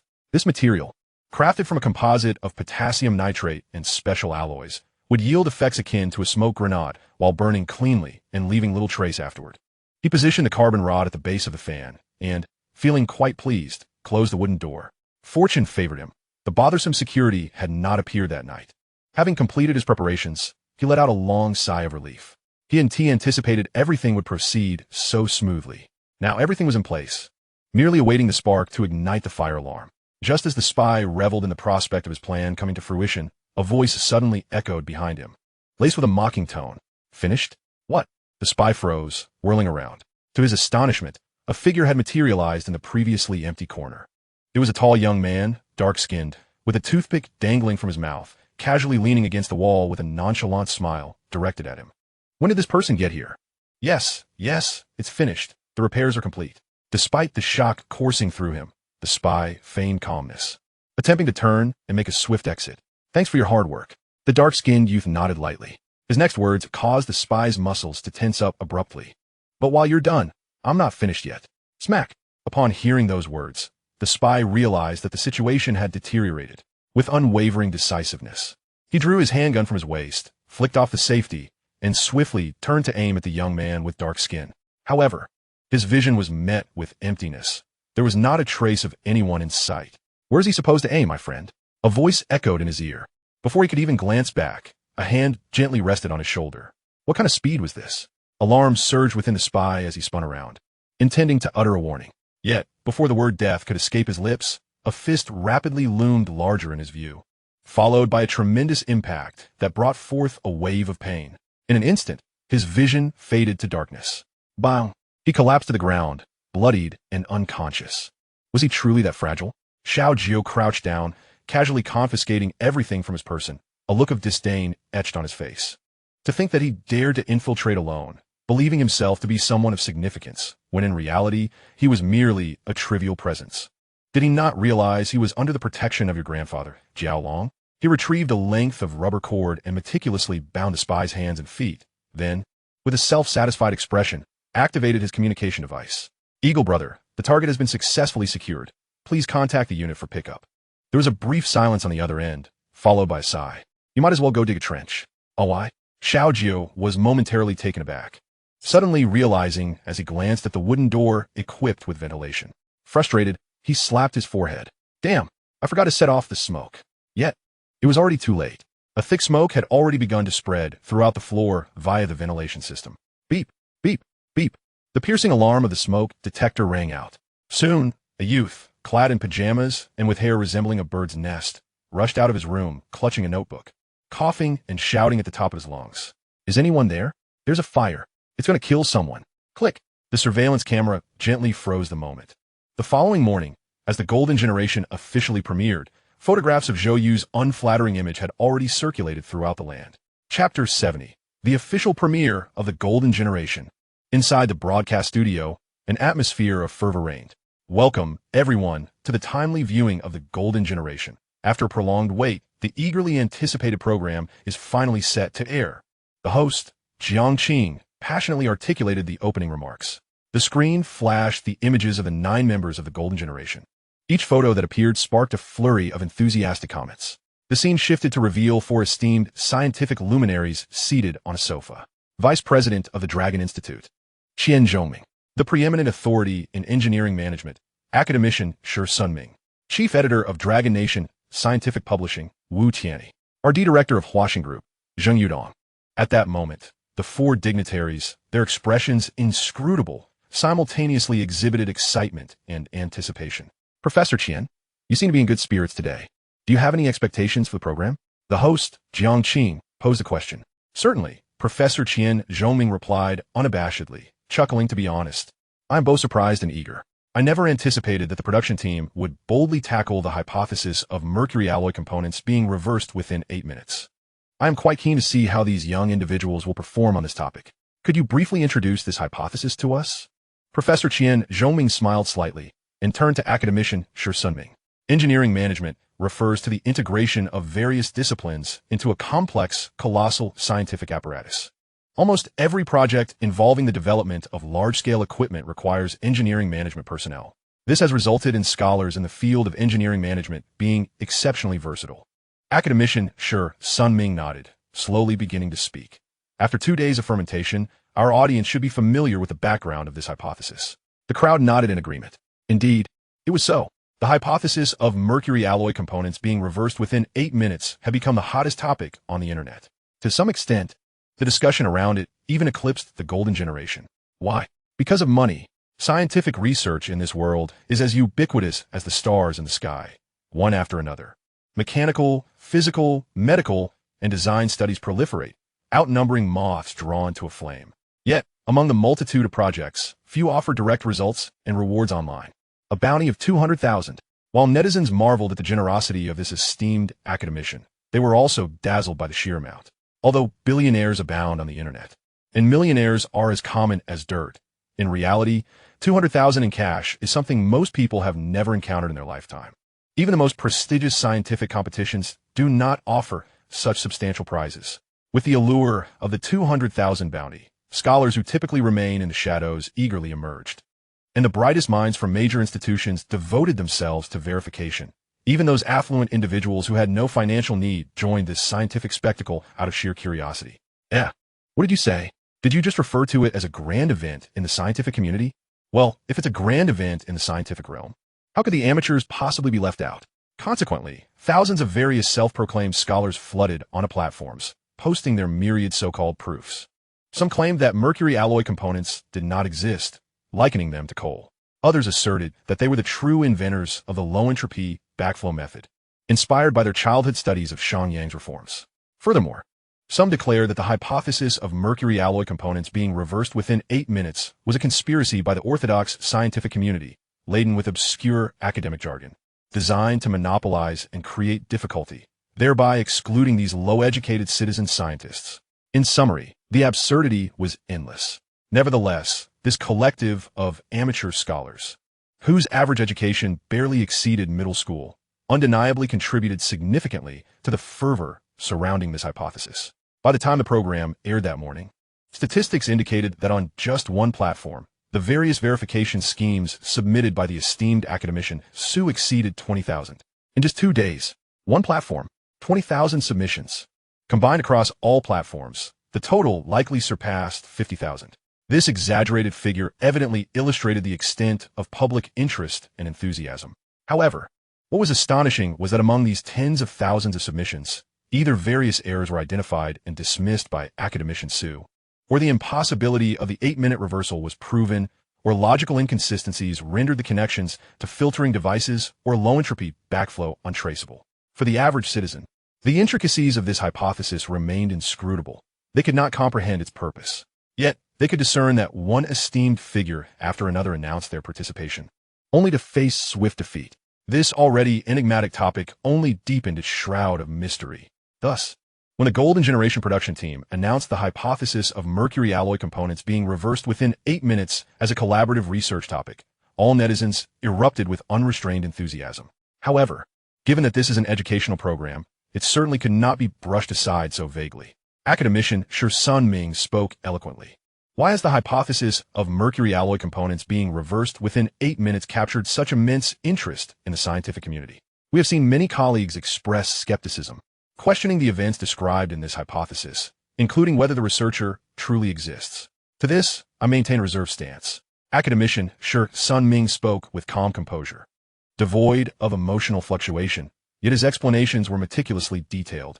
I will endeavor to succinctly clarify the core challenges of the hypothesis regarding mercury alloy components being reversed within 8 minutes. In truth, there are 3 primary challenges to validating this hypothesis. The initial challenge lies in discerning the intricate connections among the 1,490 anomalous parameters of the mercury-based alloy smelting apparatus. The interrelations are far from mere multiplication or addition.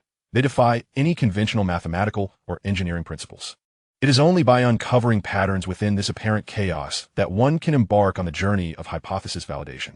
In my estimation, merely to achieve this step, these individuals must establish dozens of models and potentially fabricate corresponding devices. The audience erupted with excitement. Did academician to suggest the creation of devices? How thrilling! I had anticipated a dry session of problem solving. Were you naive enough to think that the state would summon such a brilliant assembly of geniuses merely for problem solving? I relished the prospect of witnessing innovation firsthand. Finally, I could behold how scientists conduct their research. Let me clarify, these are top-tier scientists. I must correct the previous assertion. Only our Professor Zhou qualifies as a top-tier scientist. The others merely belong to the first echelon of young scientists and should not be conflated. Silence. Where are your Professor Zhou's research achievements? Just the resonant system he speaks of? Assessment complete. Fool. If you can, propose an idea of your own. I surpass you. The second challenge is to uncover the operational mechanism of the PIU filtration device in this incident. Frankly, I too am somewhat perplexed by this. I have observed many colleagues utilizing supercomputers for simulations, yielding accurate results, yet the process remains obscure. In summary, discerning the operational mechanism of the PIU filtration device is an exceedingly arduous task. Academician Sun Ming continued his elucidation. The third challenge involves clarifying the principles of backflow in low-entropy materials and the confirmation of critical points. I harbor little faith that these young individuals will unravel this. Even considering my own acquaintances, the usually aloof academician Sun Ming displayed a wry smile. Ahem, I shall refrain from naming him. Suffice it to say, he is a formidable expert in material science. He remarked that this is akin to a blind cat stumbling upon a dead rat. The current academic progress does not support calculations pertaining to the backflow of low-entropy materials. Ha ha ha. One can only imagine the difficulty involved. As for the fourth, which scarcely qualifies as a challenge, it pertains to deducing whether it is feasible to accomplish all the aforementioned tasks within 8 minutes. Upon concluding, academician Sun Ming hesitated momentarily before adding, however, personally, I am skeptical regarding the existence of that enigmatic researcher mentioned in the hypothesis. I am more inclined to believe it is a novel supercomputer developed by some organization. Achoo! Just a few dozen kilometers away, en route to Qingbei University. Zhou You sneezed forcefully. Who is whispering about me? It must be that petty fellow, Qi Ji. Is it merely a matter of the mercury-based alloy? Even without the system, I could easily outshine you. Reflecting on the vast repository of knowledge within his mind, a flicker of fervor and anticipation danced in his eyes. This moment held profound significance for him. From this day forth, he would no longer merely exist as the chief technical advisor of the Rise plan, dependent on the system. He would emerge as Zhou You, a phoenix reborn upon the scientific stage. Chapter 71, a grand scheme. Even prior to the broadcast, many speculated about the primary battleground for the Golden Generation, with various opinions abounding. Ultimately, the inaugural location was determined to be Qingbei University. As the nation's foremost institution of higher learning and one of the 3 premier research entities, it possesses the requisite qualifications. Even disregarding these nebulous accolades, Qingbei University boasts 290 high-level laboratories across diverse disciplines and 37 national key laboratories, alongside over 60 ongoing first-tier national key research and development projects. These figures are tantamount to half of the Longguo Institute. This underscores the institution's profound academic caliber and resource richness. Aside from a select few large-scale projects such as cutting-edge particle research or supersonic wind tunnels, scientists of any field and rank can certainly showcase their talents here. At this moment, the vicinity of Qingbei University was teeming with spectators and security personnel, creating a spectacular scene. Of course, the production team learned from previous experiences. To prevent crowds from encircling vehicles, isolation barriers were set up along both sides of the roads in advance. Soon, amidst the cheers, a familiar black car convoy entered Qingbei Square. Under the gaze of all, it passed through the triumphal arch-style gates of Qingbei University and into the hallowed grounds of this century-old institution.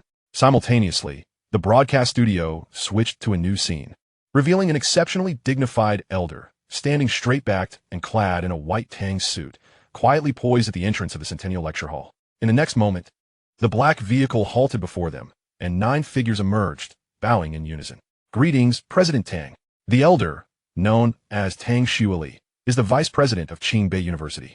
He is a prominent figure in the realm of education within Longguo and the de facto decision-maker for all operational affairs at Qingbei University. To ensure the smooth execution of the Golden Generation, this esteemed scholar made a special journey from a sanatorium hundreds of kilometers away, despite his ailing health, to personally oversee and coordinate all the university's research resources. The current utilization of the university's experimental equipment for the Golden Generation owes much to his efforts. Seeing is believing. Indeed, Elder Tang Xueli wore a gentle smile, reminiscent of a benevolent elder. As one of Longguo's most seasoned educators, his greatest joy lies in witnessing exceptional young talents flourish and shine. His gaze surveyed the crowd, inevitably landing upon Zhou You. You must be Professor Zhou. I have heard much about you. Upon meeting, I find you even younger than on television. Ha ha, truly a formidable successor. Zhou Yu responded with modesty, unsure of what he was deferring to. After all, this was how it played out on television. What else could he say? Regardless, he was aware that the other party was still his superior, so a touch of reverence was undoubtedly warranted. Elder Tang Xueli regarded him intently. I eagerly anticipate your first lesson. This, of course, referred to his upcoming role as a teacher at Qingbei University once the semester commenced. Truthfully, Zhou Yu was also quite eager. As someone who had once languished at the bottom of the academic hierarchy, the prospect of teaching the crème de la crème of society was exhilarating. However, he was acutely aware that this remained a distant dream, contingent upon the successful mass production of controllable nuclear fusion. Only then could a harmonious life of peace and prosperity continue. Otherwise, the entire Longguo would face devastation. And as the chief technical advisor of the Rise plan, he would likely be captured and enslaved by other nations, toiling as a scientific laborer of the new era. The mere thought of such a scenario sent shivers down Zhou Yu's spine. Terrifying. I refuse to become a traitor.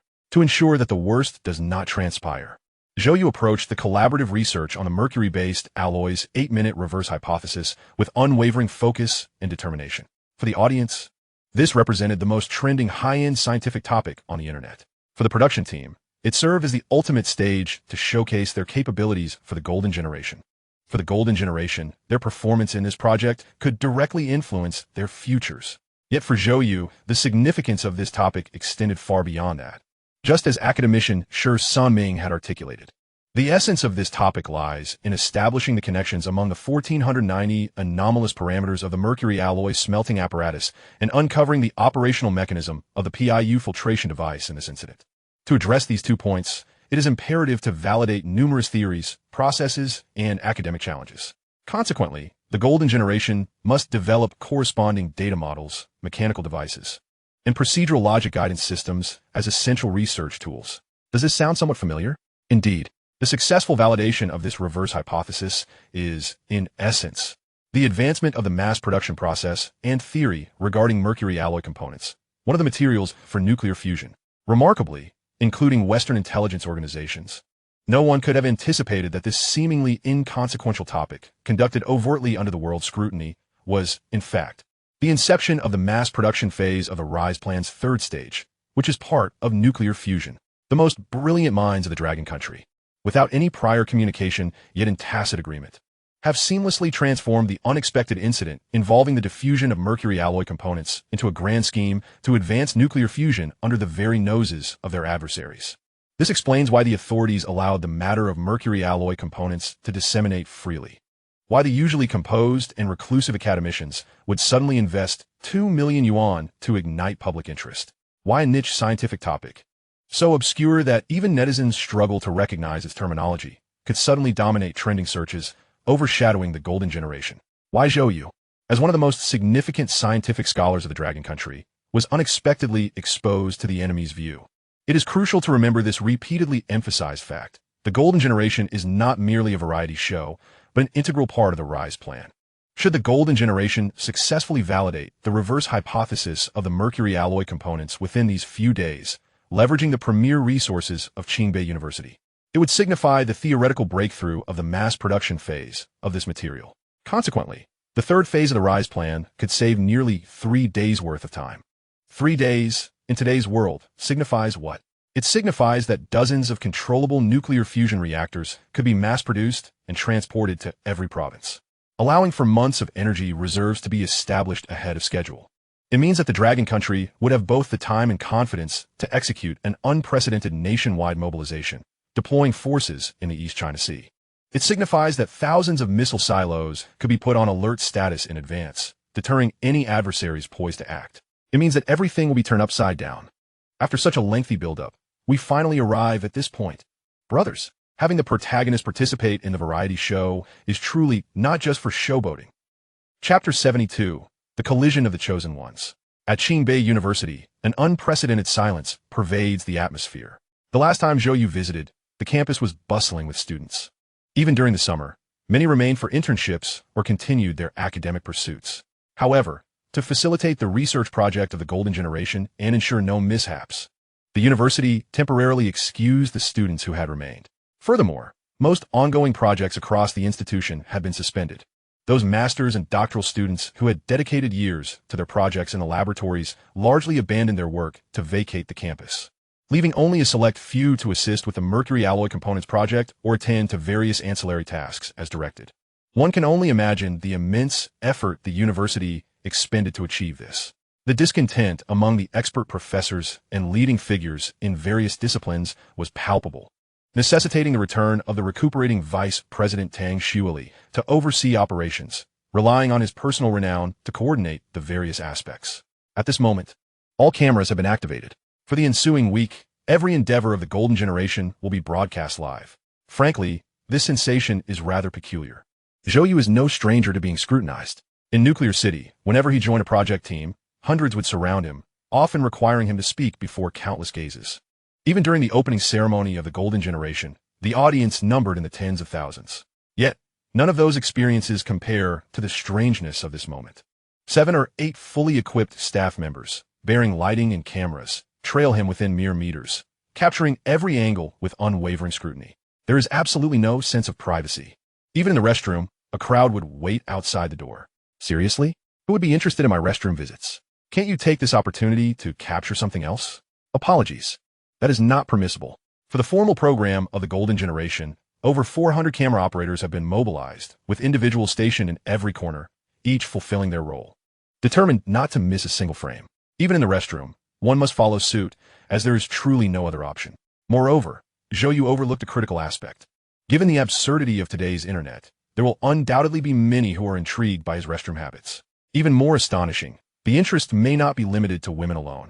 Another oddity that Zhou You encountered while awaiting the official commencement of the project was the peculiar glances from the few masters and doctoral students, along with a handful of undergraduates who had remained as assistants and executors. Their gazes were neither filled with admiration nor longing, and certainly not envy, but rather scrutinizing.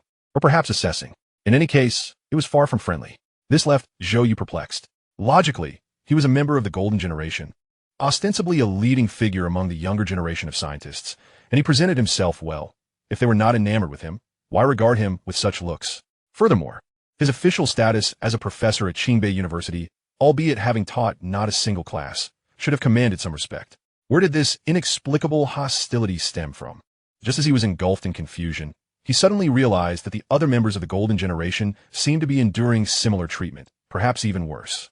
According to Li Dongshan's complaints to Shang Qiu, he had visited the library to familiarize himself with the locations of various academic materials for future reference in his research. Yet, the student on duty had dismissed him, even rolling their eyes, leaving him utterly baffled. Isn't this all rather strange? Li Dongshan pondered aloud in the meeting room where the Golden Generation was gathered. I did nothing to provoke them. Why would they treat me this way? I don't understand. The biological technology prodigy, Wang Shiji, shook his head in agreement. I just encountered a similar situation. Zhou You, how about you? Shang Qiu inquired from a distance. Zhou You nodded. I did as well. At that moment, a cold chuckle emerged from beside them, belonging to Qi Ji. Don't you all understand? Their hostility is perfectly normal. It's the absence of hostility that would be strange. Dong Lin, who had been engrossed in a Sudoku puzzle, looked up in confusion. Why? Think about it, Qi Ji replied, surveying the room before fixing his gaze on Zhou You. Is there anyone among us in the Golden Generation with a legitimate background from Qingbei University, including you? The group exchanged glances, only to realize that, indeed, among the 9 members of the Golden Generation, none hailed from Qingbei University. Even Zhou, you had only been declared a professor just 2 days before the program's launch, barely having settled in. The prestigious Qingbei University, the highest institution of learning in the Dragon Country, renowned for producing the country's most exceptional and proud talents, had not a single representative in the Golden Generation. How could they accept that? Moreover, the individuals currently present at the school are all accomplished masters and doctoral candidates, deeply rooted in practical project work. Many of them hold positions that are not inferior to ours. Yet now, not only have their projects been abruptly forced to a halt, but they have also been chosen to serve beneath us, subjected to our commands. How could they possibly accept this? They might even perceive us as mere fortunate pretenders, basking in borrowed glory. It must be said that Qi Zhiji, despite his somewhat cantankerous nature, is indeed a scion of a distinguished family, possessing insights into worldly affairs that far surpass those of these bookish scholars. His observations are strikingly accurate. Indeed, those who remain at Qingbei University are filled with discontent. As students of such prestigious institutions, who among them lacks a hint of pride? You may be superior, but not by much. You're a formal researcher on a national key project, whereas I'm a deputy researcher on the same project. You hail from a top 10 university, while I am from the premier institution. You have a plethora of 10 high-caliber international papers. I may not possess as many, yet I hold at least 3 or 4. Even our ages are comparable. By what merit are you deemed the Golden Generation, while I am relegated to a subordinate role? Even if I were lacking, is there truly no one among the illustrious talents of Qingbei University who could rise to the occasion? This reeks of conspiracy, an undeniable conspiracy. Thus, the Golden Generation realized they were facing their first challenge. They must find a way to win over this group of prickly Qingbei students. Otherwise, when the next order is issued, they might retort, stymieing the project's progress. However, everyone was utterly inexperienced in this regard, and for a moment, they exchanged bewildered glances. At this pivotal moment, the previously overlooked Song Qiming, who had been criticized extensively after his broadcast, even earning the dubious distinction of being rated the lowest, suddenly spoke up. Leave this matter to me. You need not worry. Though his expression appeared fatigued, he still wore his characteristic gentle smile as he addressed the assembly, asserting, I hail from a major corporation and possess experience in navigating such matters. As he spoke, he seemed to murmur softly, it feels quite unpleasant to be underestimated. Chapter 73. Strength is also a burden. The issue of ranking within the Golden Generation has been a topic of incessant debate online. In the days following the opening ceremony, as people gained a deeper understanding of this elite cohort, the contention over who deserves the top spot intensified. Some argue that Dong Lin should be ranked first. A universally acknowledged genius in mathematics, he is a prodigy in his early 20s, whose prowess rivals that of the venerable predecessors. His astonishing talent is indisputable.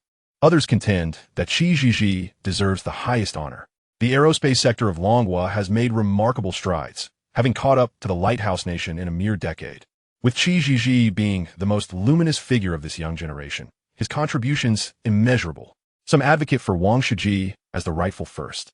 His extensive academic achievements and undeniable commercial viability have earned him global recognition. Many believe that Zhou You should be crowned the leader. At just 18, he is a professor at Qingbei University and a member of the Genius Program, a character whose meteoric rise is reminiscent of a protagonist in a tale. His casual remarks have resolved long-standing issues in the field, showcasing an unfathomable depth of knowledge that places him in a league of his own.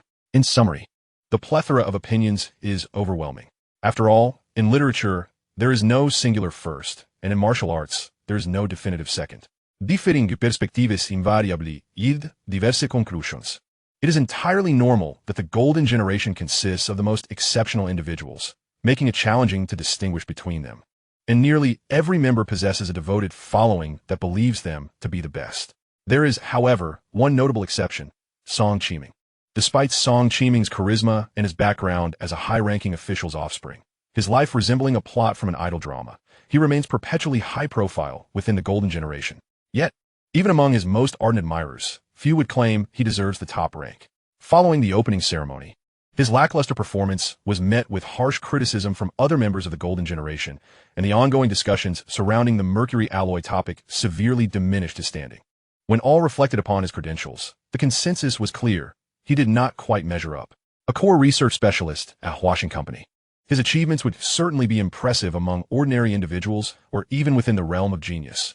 However, when juxtaposed against the illustrious accomplishments of his peers, he appeared somewhat lacking. Consequently, in various rankings, Song Qiming typically occupies the last position among the golden generation.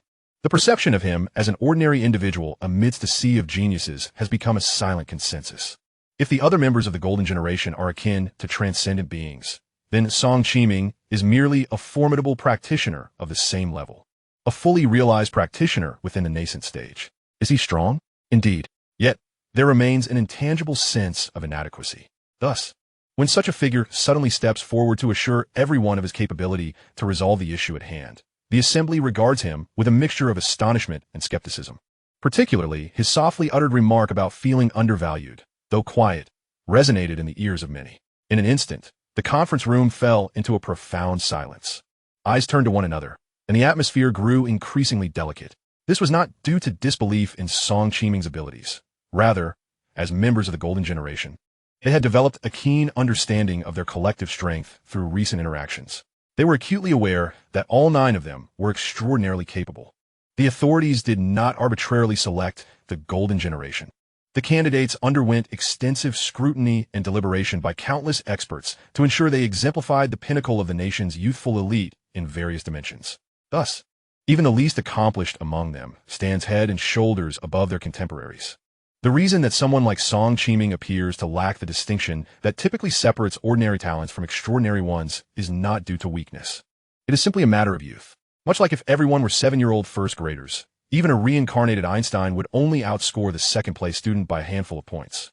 This is the constraint imposed by age. And Song Qiming's designation as merely a specialist level is a reflection of his youth, as he is only 20. From his departure from academia to his participation in the development of the super Bluetooth technology at Huaxing Group, only a year has elapsed. Within that year, he has achieved what many scholars from prestigious institutions might take a decade to accomplish. What if he were granted another year? Or rather, is what he has displayed in this brief period truly the entirety of his learning and talent? The reason for the current silence lies not in disbelief regarding Song Qiming's audacity, but rather in unfamiliarity.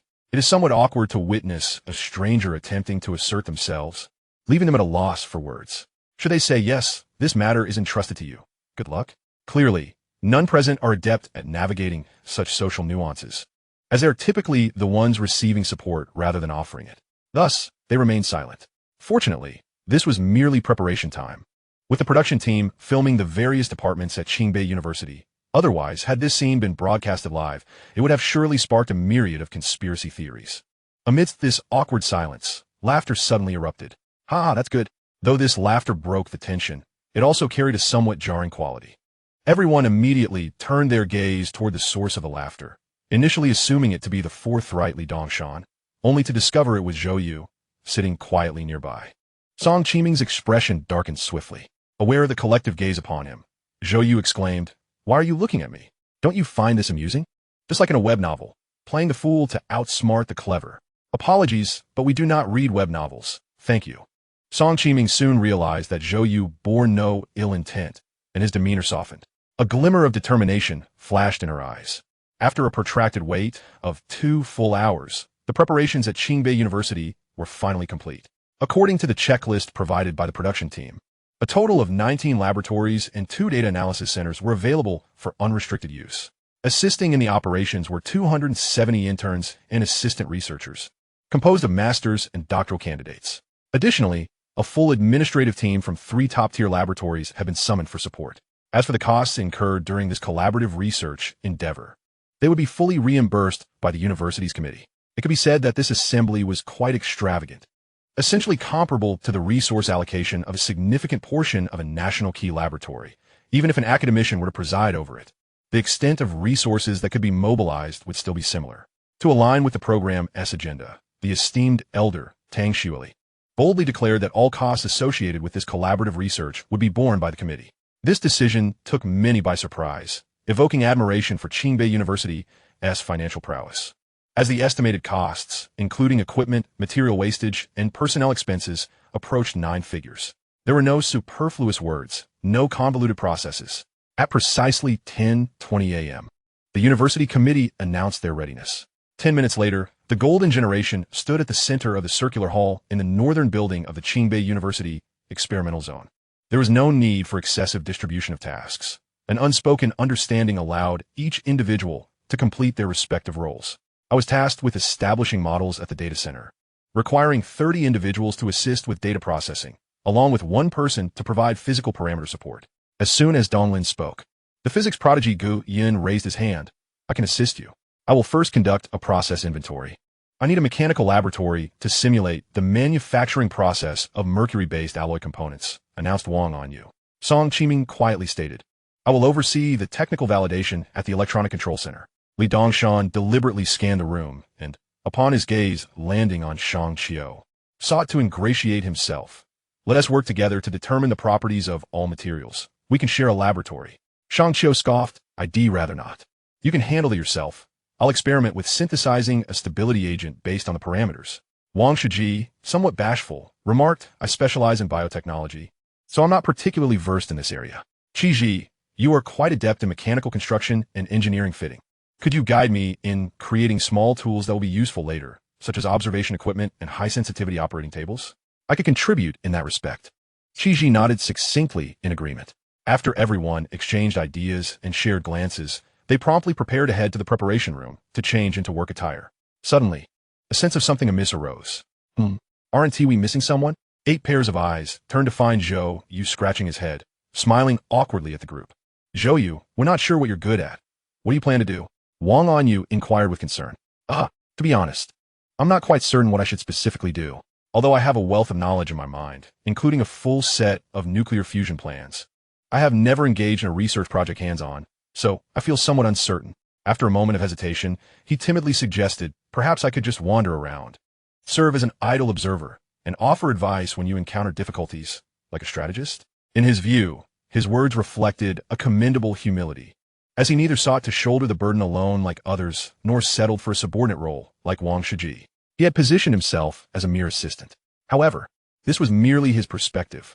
Given the context and Zhou Yu's typically arrogant demeanor, his remarks might easily be interpreted as a challenge to others, implying that he understood their fields and was available for consultation should they require it.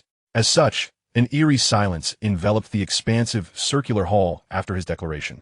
Even the previously excited and expectant barrage of comments in the live stream momentarily fell silent. What is this? Dude, are you being overly arrogant?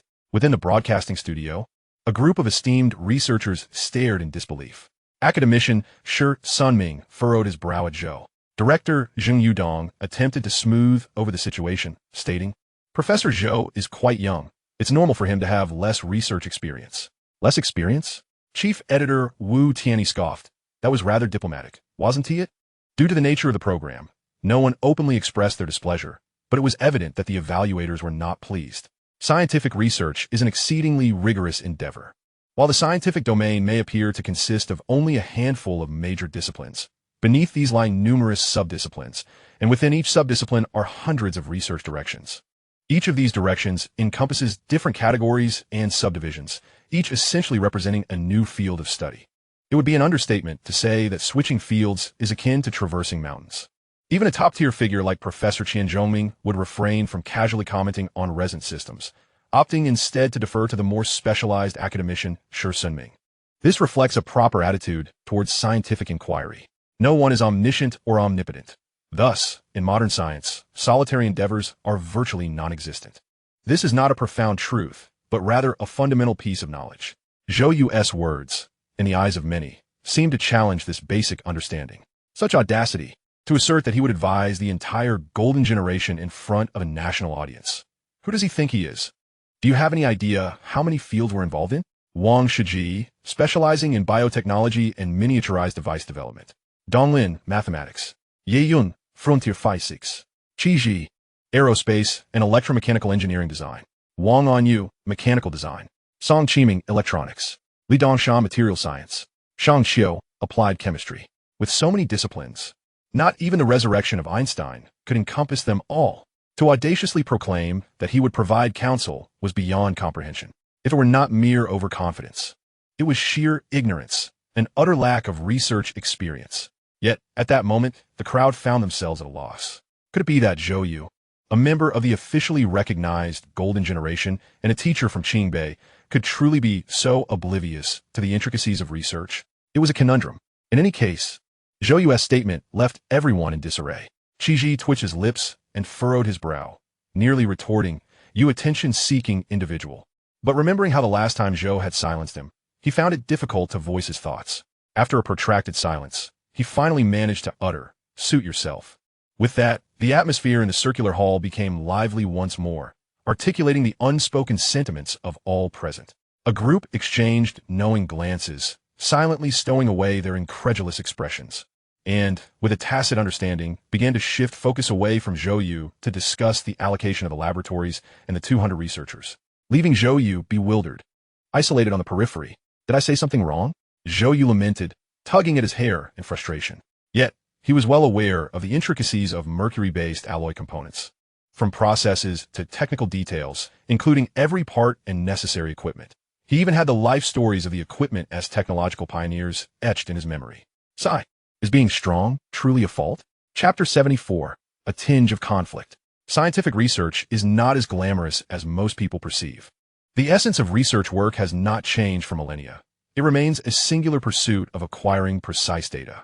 Some choose to employ numerical models and formulas to calculate data, which is mathematics. Others opt to deduce data through patterns and experiments, which is physics. Some individuals choose to enhance the precision of their devices to regulate data ranges. This is the essence of modern industry. In simpler terms, science is akin to a monumental arithmetic problem. Is solving such problems an impressive endeavor? Clearly, it is not. Thus, on the screen, the Golden Generation experienced the longest period of silence since the show's inception. After the 9 members, including Zhou Yu, discussed the allocation of their individual responsibilities, they swiftly selected the necessary personnel configurations based on the researcher data provided by Qingbei University, hurriedly assigning tasks before immersing themselves in their respective work. The distinction lies in the mediums employed. Some engage in their tasks on devices or computers, while others utilize paper. Even the graduate and doctoral researchers from Qingbei University, upon receiving their assignments, uniformly began typing at their computers. If it were not for the array of sophisticated, exorbitantly priced instruments reminiscent of a science fiction film filling the screen, one might mistakenly interpret this scene as a gathering of internet-addicted youths engaged in gaming. What were they doing? The host, Jiang Qing, inquired with curiosity. We are formulating plans and subdividing tasks, Director Zheng Yudong explained with a smile. This process mirrors our usual practice of writing work reports, albeit with greater detail, which we then submit for unified review by the project leader to align our research direction. However, wasn't the research direction already established? Jiang Qing questioned, puzzled. The hypothesis of the mercury alloy components being reversed in 8 minutes. That refers to the research topic. But what about their subsequent discussions regarding their respective responsibilities? Isn't that also part of the research direction? Director Zheng Yudong chuckled. That pertains to the research tasks. Noticing Jiang Qing's continued confusion, Professor Zheng pondered for a moment before clarifying. Allow me to illustrate with an example. If we are to develop a widely recognized technological product, such as a time machine, that constitutes the research topic. Within such a vast research topic, there are undoubtedly numerous technical challenges to overcome, which represent the research tasks. For instance, to study a time machine, we must first devise a method to measure the speed of light. The value of the speed of light is the research task. Xiao Jiang, let me pose a simple question. How would you go about measuring the speed of light? The host, Jiang Qing, hesitated. I am not knowledgeable in this area. Precisely, director Zhou You responded patiently, aware that he was not merely explaining to the host, but also to the audience of Longguo. It is not just you who lacks understanding. Even scientists often grapple with new research tasks. For instance, how does one measure the speed of light in an era devoid of radio telescopes to capture light? One must devise a method. Thus, some suggested observing the time difference when celestial bodies are obscured by the sun to calculate the speed of light. Others proposed modifying a microwave oven to measure the speed of microwaves, utilizing the wave-particle duality of light for calculations. Still, others believed in the necessity of constructing a large light refraction device to reduce the difficulty of calculating the speed of light through numerous refractions. All of these represent research directions. Jiang Qing said thoughtfully, I understand now. So your point is that the golden generation has yet to determine a specific research direction? No, the issue does not lie with them, Director Zhou You remarked, observing the silent researchers from Qingbei University typing away at their computers, a knowing smile on his face. The ones who have yet to ascertain their direction are these assistant researchers. They may not have grasped what their tasks truly entail. As if on cue, the tranquility of the screen, which had persisted for nearly 2 hours, was abruptly shattered by a voice of discontent. I do not comprehend why the 4 subcircuit groups are arranged this way. Even if I assemble the function set to form a cohesive logic, it utterly fails to achieve a complete information processing cycle. Your design is flawed. The director hurriedly shifted the camera. The speaker was a researcher from Qingbei University, appearing to be in his late 20s, wearing black-rimmed glasses. The surrounding tables were cluttered with electronic components, indicating that this was indeed the mechatronic laboratory responsible for validating the electronic control technology in the smelting process of the mercury alloy component hypothesis. As the researcher spoke, the surrounding dozen or so individuals ceased their activities and turned their attention to him, their eyes filled with derision, as if anticipating a spectacle. Someone finally voiced their concerns. This so-called golden generation, despite their youth, lacks substantial research experience, and the proposed pathways are utterly unreliable. And yet, we are expected to determine operational directions based on this. The researcher directed his criticism at none other than Song Qiming, the project leader of this segment. At that moment, Song Qiming, who was meticulously reviewing the schematics, looked up, inquiring, "Where's the problem?" The researcher was taken aback. "I just explained it clearly. The circuit combination you assigned to me simply cannot form a cohesive logic using functions. It is incorrect." As he continued, he couldn't help but scoff. "I wonder what you're thinking. It seems you can't even grasp what is being communicated." Upon hearing this, several prominent scientists in the studio furrowed their brows. Such words were rather excessive. Everyone understood that all the researchers selected from Qingbei University were the cream of the crop. Even the youngest master's student among them possessed 2 to 3 years of research experience. In the external world, their qualifications and backgrounds would easily allow them to hold doctoral positions. The speaker, in particular, was a seasoned PhD. Not only had he participated in numerous projects, but given his age, title, and the background of Qingbei University, he could easily serve as a master's advisor at other prestigious institutions. It is safe to say they were all exceptionally intelligent and experienced, top young scholars demonstrating outstanding performance in various projects, rather than inexperienced novices. Yet, since they were not inexperienced novices, how could one so impolitely tell Song Qiming, the project leader, that he did not know what he was thinking and could not comprehend what was being said? The underlying implications were unmistakable. This was a blatant provocation and disrespect. Seizing upon what seemed to be a misstep in task assignment, the disgruntled elite from Qingbei had found an opportunity to publicly express their long-simmering discontent toward the golden generation. In an instant, a palpable tension permeated the laboratory. Chapter 75, Unleashing Fury. In Longguo, there exists a well-known term, Winden, which signifies the ambition to ascend to the pinnacle.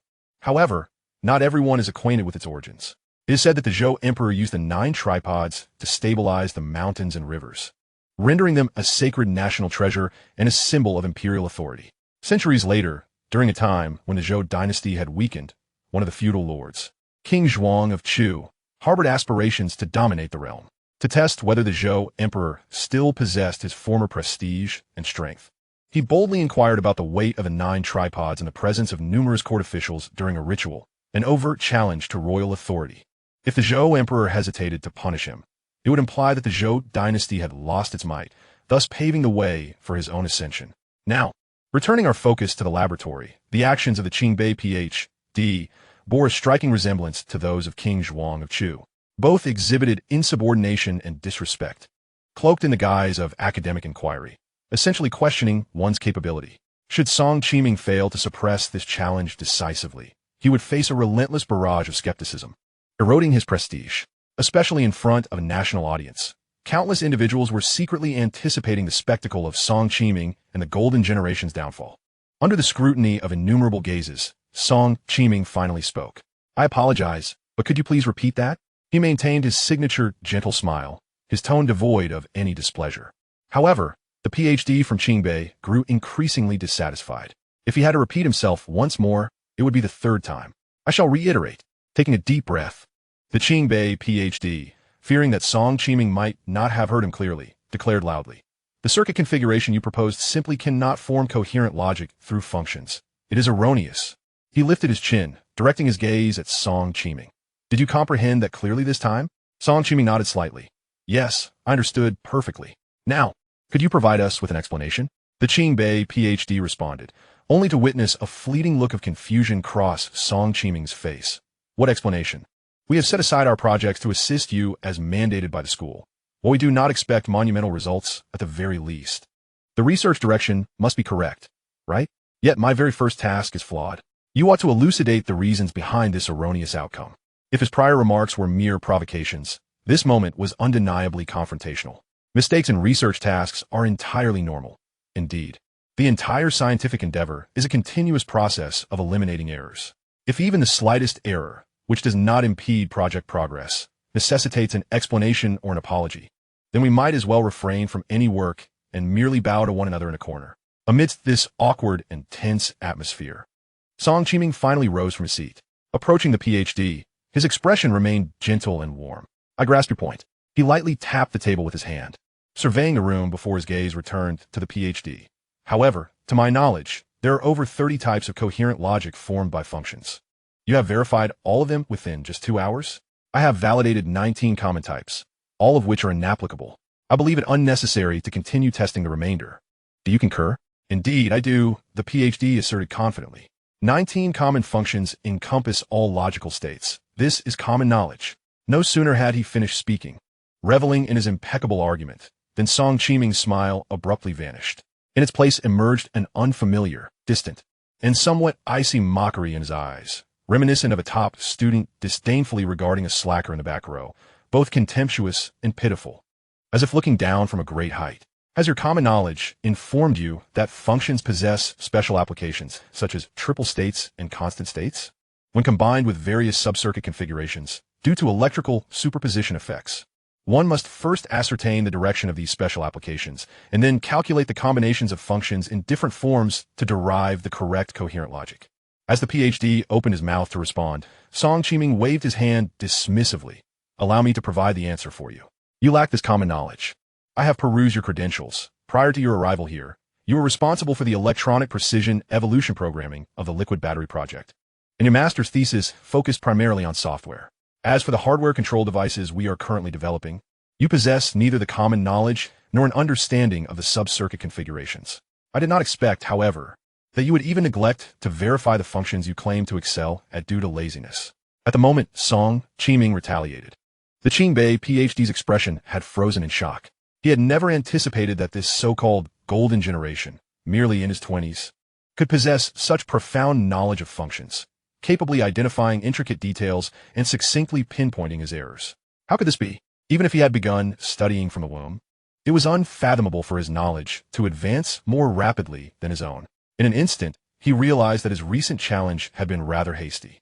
The level of discourse he had just witnessed was evidently superior to his own. But wait, was it not said that Song Qiming was merely an average member of this golden generation? Wasn't he just a development specialist at Huaxing? If Song Qiming's identification of his errors had merely astonished him, the ensuing words rendered his countenance visibly darkened. After uttering the previous statement, Song Qiming frowned. "Never mind. You are of no use here." He retrieved his phone from his pocket and dialed a number. Hello. Please assist me in adjusting the personnel configuration. I have a PhD here whose work capabilities and attitude are somewhat problematic. Yes, just send over anyone. Thank you.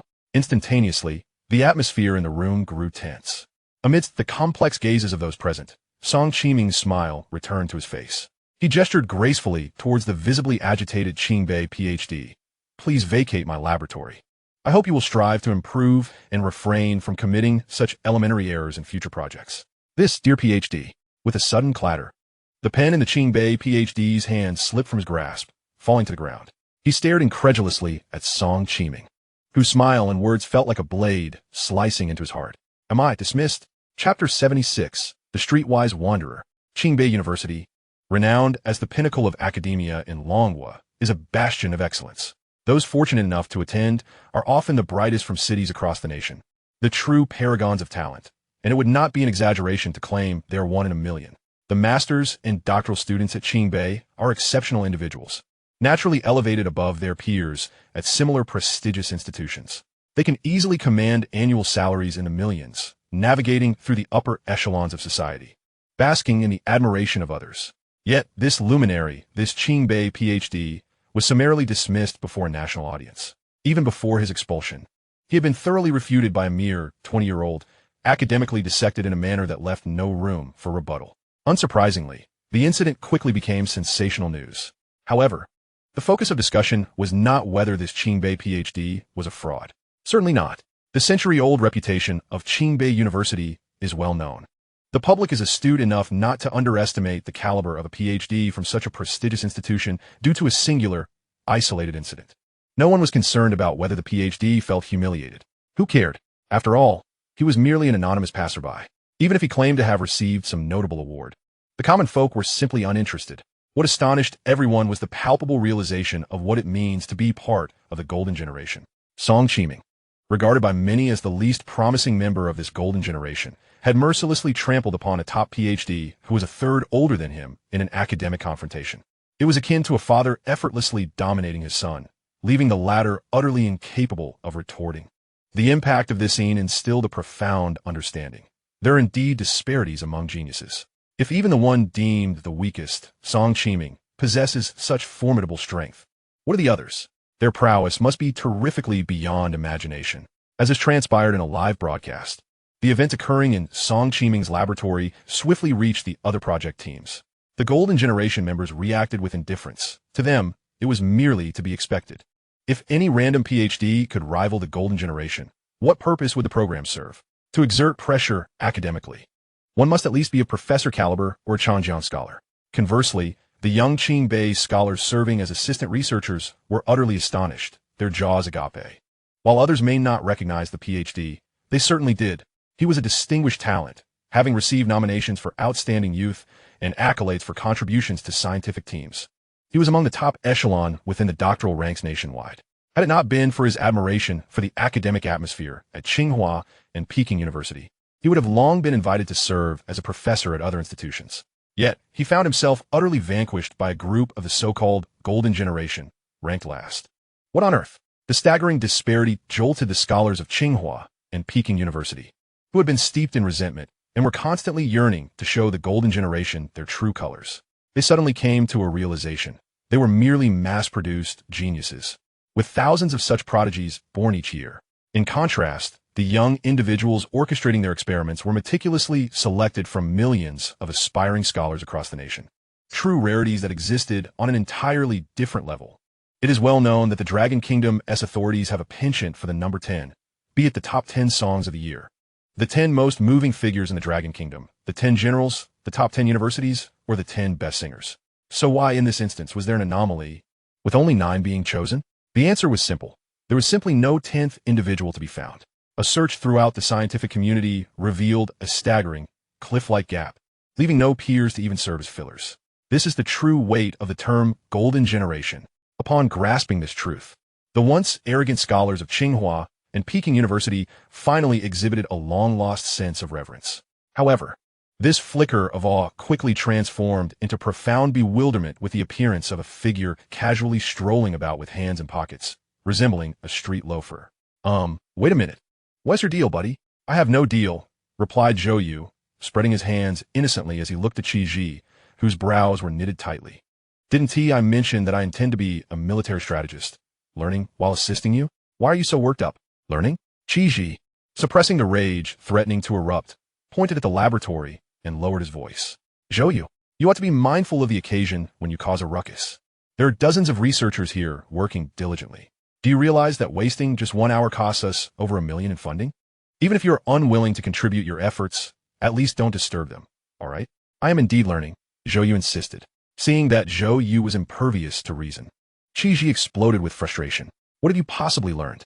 Forget it. Zhou Yu, I don't want to talk to you. Just go somewhere else. You, a member of the illustrious Golden Generation and a teacher at Tsinghua and Peking University, what on earth could you possibly learn from a student? Besides, who walks around with their hands in their pockets, idly observing as if they're just out for a stroll? Do you think conducting research is akin to visiting a park to watch old men play chess? Utterly absurd. I truly do not comprehend how Senior Ning could find value in such a person. Zhou Yu, noticing more and more peculiar glances directed at him, scratched his head helplessly, thinking that being a nuisance everywhere might not be conducive to leveraging his photographic memory to learn from others. Perhaps I should simply prove myself? Yes. How did that saying go? Show a little skill to establish some presence. Chapter 77, Replication. Zhou Yu is indeed quite an odd character. Haha. This guy, if you say he is not impressive, he is a teacher at Tsinghua and Peking University, a member of the Genius Training Program, and can casually articulate the key points of resonant systems. Yet, since the program began, he has accomplished nothing. He epitomizes a lackadaisical attitude. Dude, hurry up and get to something meaningful.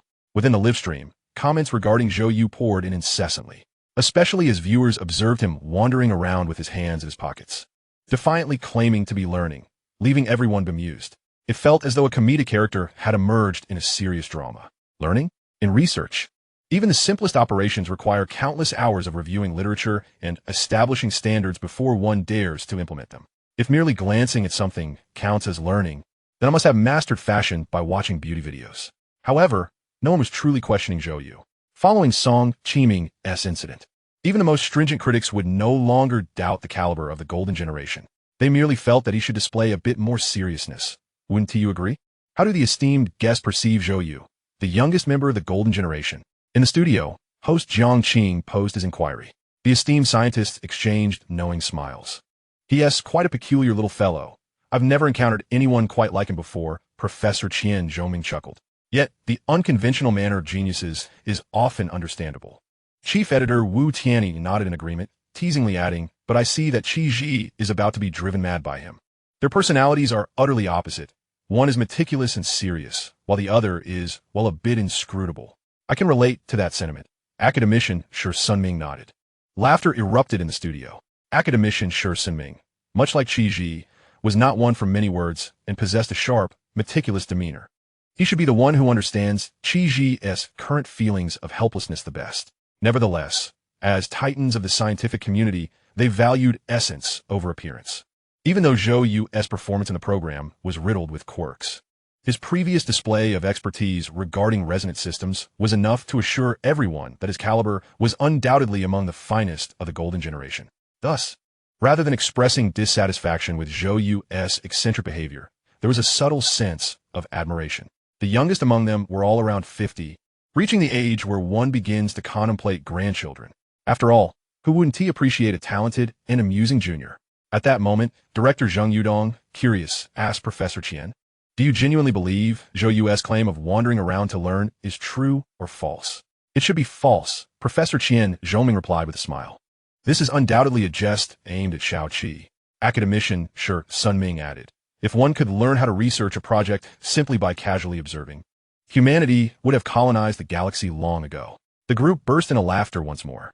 It was rare for the typically serious academician Shi Sunming to crack a joke.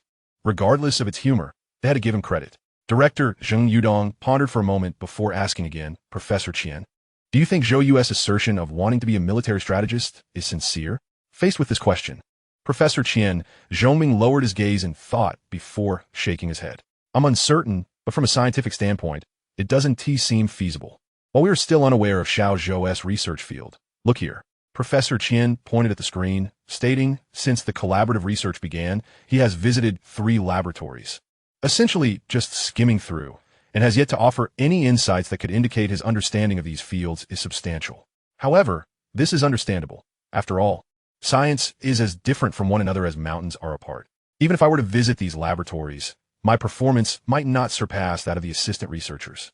Yet, I truly cannot fathom what Zhou You is attempting to achieve. The others exchanged glances, all nodding seriously in agreement. Indeed, several hours had passed. Yet there had been no signs of Zhou You presenting any substantial contributions. If you say he is just coasting, traversing multiple floors, and switching outfits in each laboratory, the amount of exertion involved is considerable. If he were merely coasting, there would be no need to exhaust himself so. But if he is not coasting, that simply doesn't add up. Just as everyone was bewildered and unable to ascertain Zhou Yu's intentions, Chief Editor Wu Qianni, gazing at the screen, suddenly exclaimed, "Oh, what is this little Zhou up to?" Everyone turned their heads, momentarily stunned. At that moment, the screen was broadcasting Qi Ji, his face full of disdain, urging Zhou Yu to leave. "What have you even learned? Zhou Yu, I don't wish to speak to you. Go somewhere else." Just as these words fell, everyone expected Zhou Yu to retort in kind, yet he surprisingly walked away in silence. To their astonishment, the direction he chose to walk was not toward the exit. Instead, he strode directly toward a workstation where a researcher was hastily assembling a complex circuit simulation device, fumbling with the arrangement of various components. "Excuse me, could you please step aside?" Zhou Yu said. Given his position, it was understandable for him to address this evidently older master's student as a peer.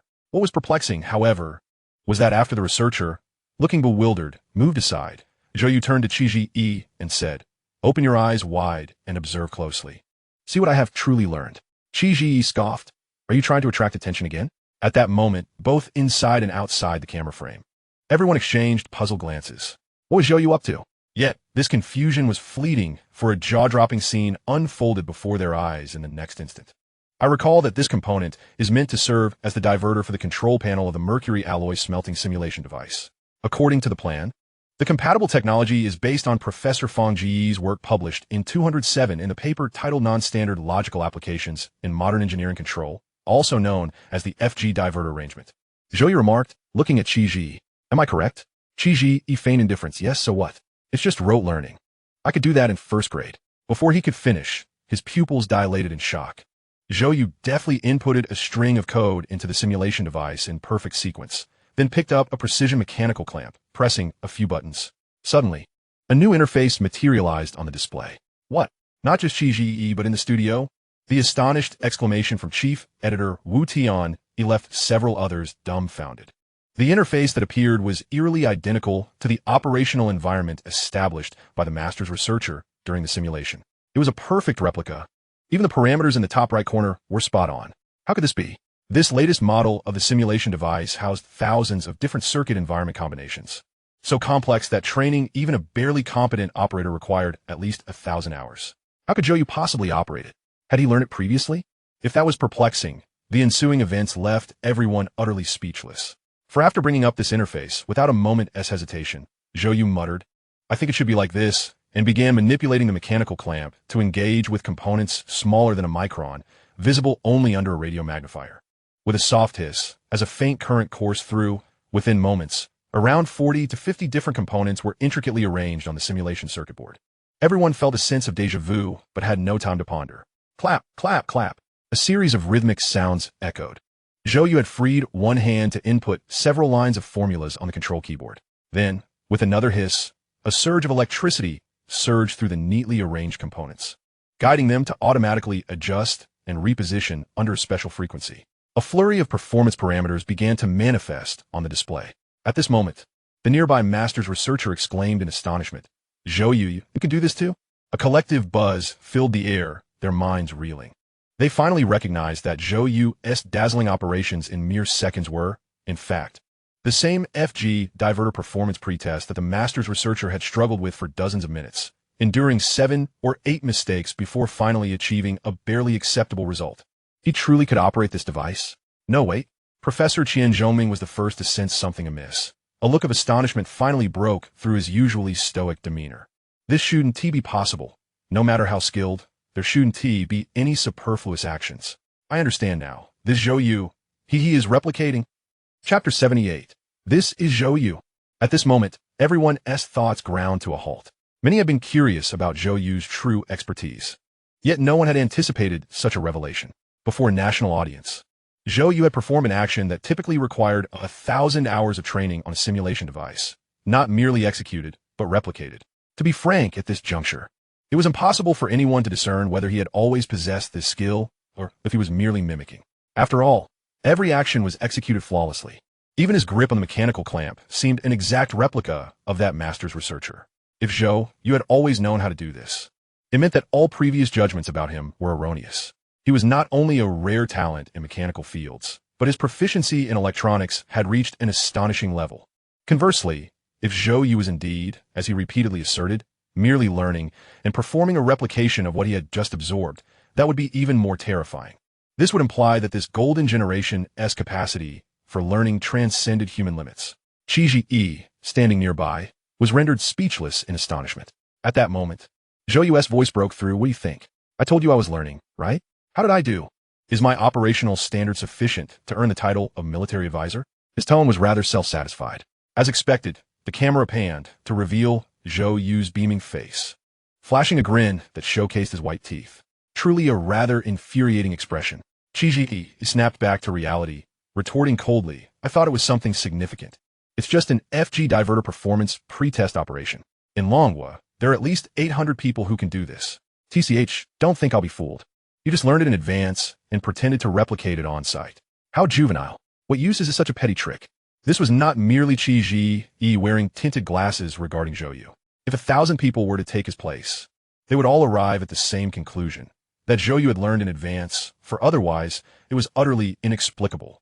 Moreover, prior to undertaking the operation, Zhou Yu had effortlessly recited a wealth of literature regarding the FG diverter, so detailed that it was clear he had committed it to memory. Yet, there remained a profound sense of curiosity. What was Zhou Yu attempting to achieve? Had he preemptively memorized the literature and mastered the exceedingly complex FG diverter performance pre-test operation, only to feign ignorance, to outsmart Qi Yi? It made no sense. Furthermore, how could Zhou Yu have known that the research direction Qi Yi had set would involve the FG diverter? If it hadn't been relevant, wouldn't his preparation have been in vain? In short, a myriad of questions swirled in everyone's minds. At that moment, Zhou Yu spoke again. You still don't believe me? He sighed. Come on, I've just demonstrated it for you. You still doubt me?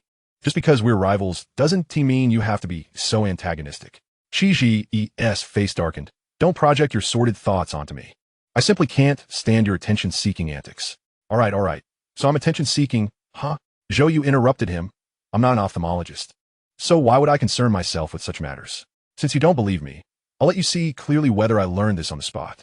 Zhou Yu stood up from the workstation and walked directly to another person nearby. Get up. Teacher Zhou, I was just halfway through. This is quite complicated. Whether out of nervousness or something else, this young doctoral student inadvertently addressed him as Teacher Zhou. That title instantly lit up Zhou Yu's face with delight. Don't worry, Zhou Yu said, patting the student's shoulder with a glimmer of confidence in his eyes. You've called me teacher. How could I let you down? What do you intend to do? Qi suddenly felt a wave of tension wash over him. What was happening? Humph. Zhou Yu's gaze sharpened as it fell upon the program being compiled before him. He reached out his hand. Snap. Everything was deleted. Just as the doctoral student was about to exclaim in shock, Zhou Yu calmly stated, this is the 7-band wave transformation program, derived from the commonly used 4-band radar numerical control technology, originally utilized on the naval information vessels of Frandong. It was adapted for civilian use by NASA's space project team in 217, consisting of a total of 971 characters and requiring 19 overlapping loop instruction sets. A remarkably precise stream of information flowed from his lips. Accompanying his words was the rhythmic sound of Zhou Yu's fingers dancing over the keyboard with the finesse of a pianist. As those obscure and intricate programming languages re-emerged almost instantaneously, identical to before. What? Qi was momentarily stunned. This program bore no resemblance to the nature of the FG flow device's performance pre-testing operations. No one would expend their energies on such seemingly unrelated fields. Zhou Yu had even learned this in advance. I know what you're thinking. Snap. He firmly pressed the stop button and turned to the doctoral student, coolly remarking, I return it to you. A hint of wildness flickered across his handsome features, yet his gaze remained fixated on the next person, who nearly stumbled to his feet in haste. Professor Zhou, Your responsibility involves the control components for diverting low-phase electricity, encompassing 7 energy modules and 46 temperature stabilization devices. The challenge lies in the series connection at the PGA slot, which may cause conflicts. Hence, you attempted to reduce the parallel connections to minimize the size of the energy modules. Without any forewarning, Zhou You spoke again. He swiftly donned a pair of insulating gloves and adeptly disassembled a series of devices, then reassembled them. The laboratory gradually fell into a state of focus. Only Zhou Yu's figure flitted about. Gradually, the expressions of all present began to shift. The onlooking researchers, upon realizing something, felt their scalps tingle with apprehension. This is the Central Unit's Information Input Sensor, model number 988A, produced last year by Huaxing Company S. Kira 90A. Disassembled to meet the performance requirements of the mercury alloy smelting device for this session. You were attempting to adjust its radiation power, thus calculating 19 functions. This was Zhou You seated before a high-energy computer, sketching mathematical images. Produced by Neon Takuro's number 79 magnetic micromachining tool. You were inscribing a high titanium plate equipped with a negative pressure module just now.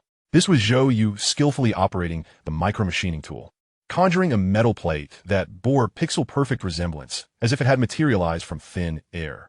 In fact, you need not make it so complicated. The process requirements for the analog-to-digital converter include 7 redundancy points. Well, never mind. Just watch me do it once, and you'll see where the errors lie. This was Zhou You standing before a transparent drafting machine, effortlessly sketching thousands of dazzling lines. I don't understand this part, but that's all right. I've committed it to memory. This was Zhou You, nearly with closed eyes, inscribing 9 lines of complex formulas on the whiteboard. The people around him could no longer contain their astonishment, crowding around Zhou You as he replicated, almost like a mirror, the work of everyone in the laboratory with breathtaking speed, their faces awash with disbelief. As if witnessing a miracle, having encountered the erudite, they had never before encountered someone so profoundly knowledgeable. Dozens of disparate trades and research fields, various unrelated research endeavors, were effortlessly wielded by Zhou You. At this moment, even the slowest of individuals could discern the truth. Zhou You was indeed replicating. His ability to recall and learn various research operations, combined with the comprehensive plans already residing in his mind, validated each other, achieving a state of unity between knowledge and action that felt as natural as enlightenment, and executed with unparalleled proficiency. It was not mere muscle memory. It surpassed muscle memory. For the first time, Zhou You experienced the exhilaration of knowledge flowing from his mind, manifested through his own hands. It was exhilarating.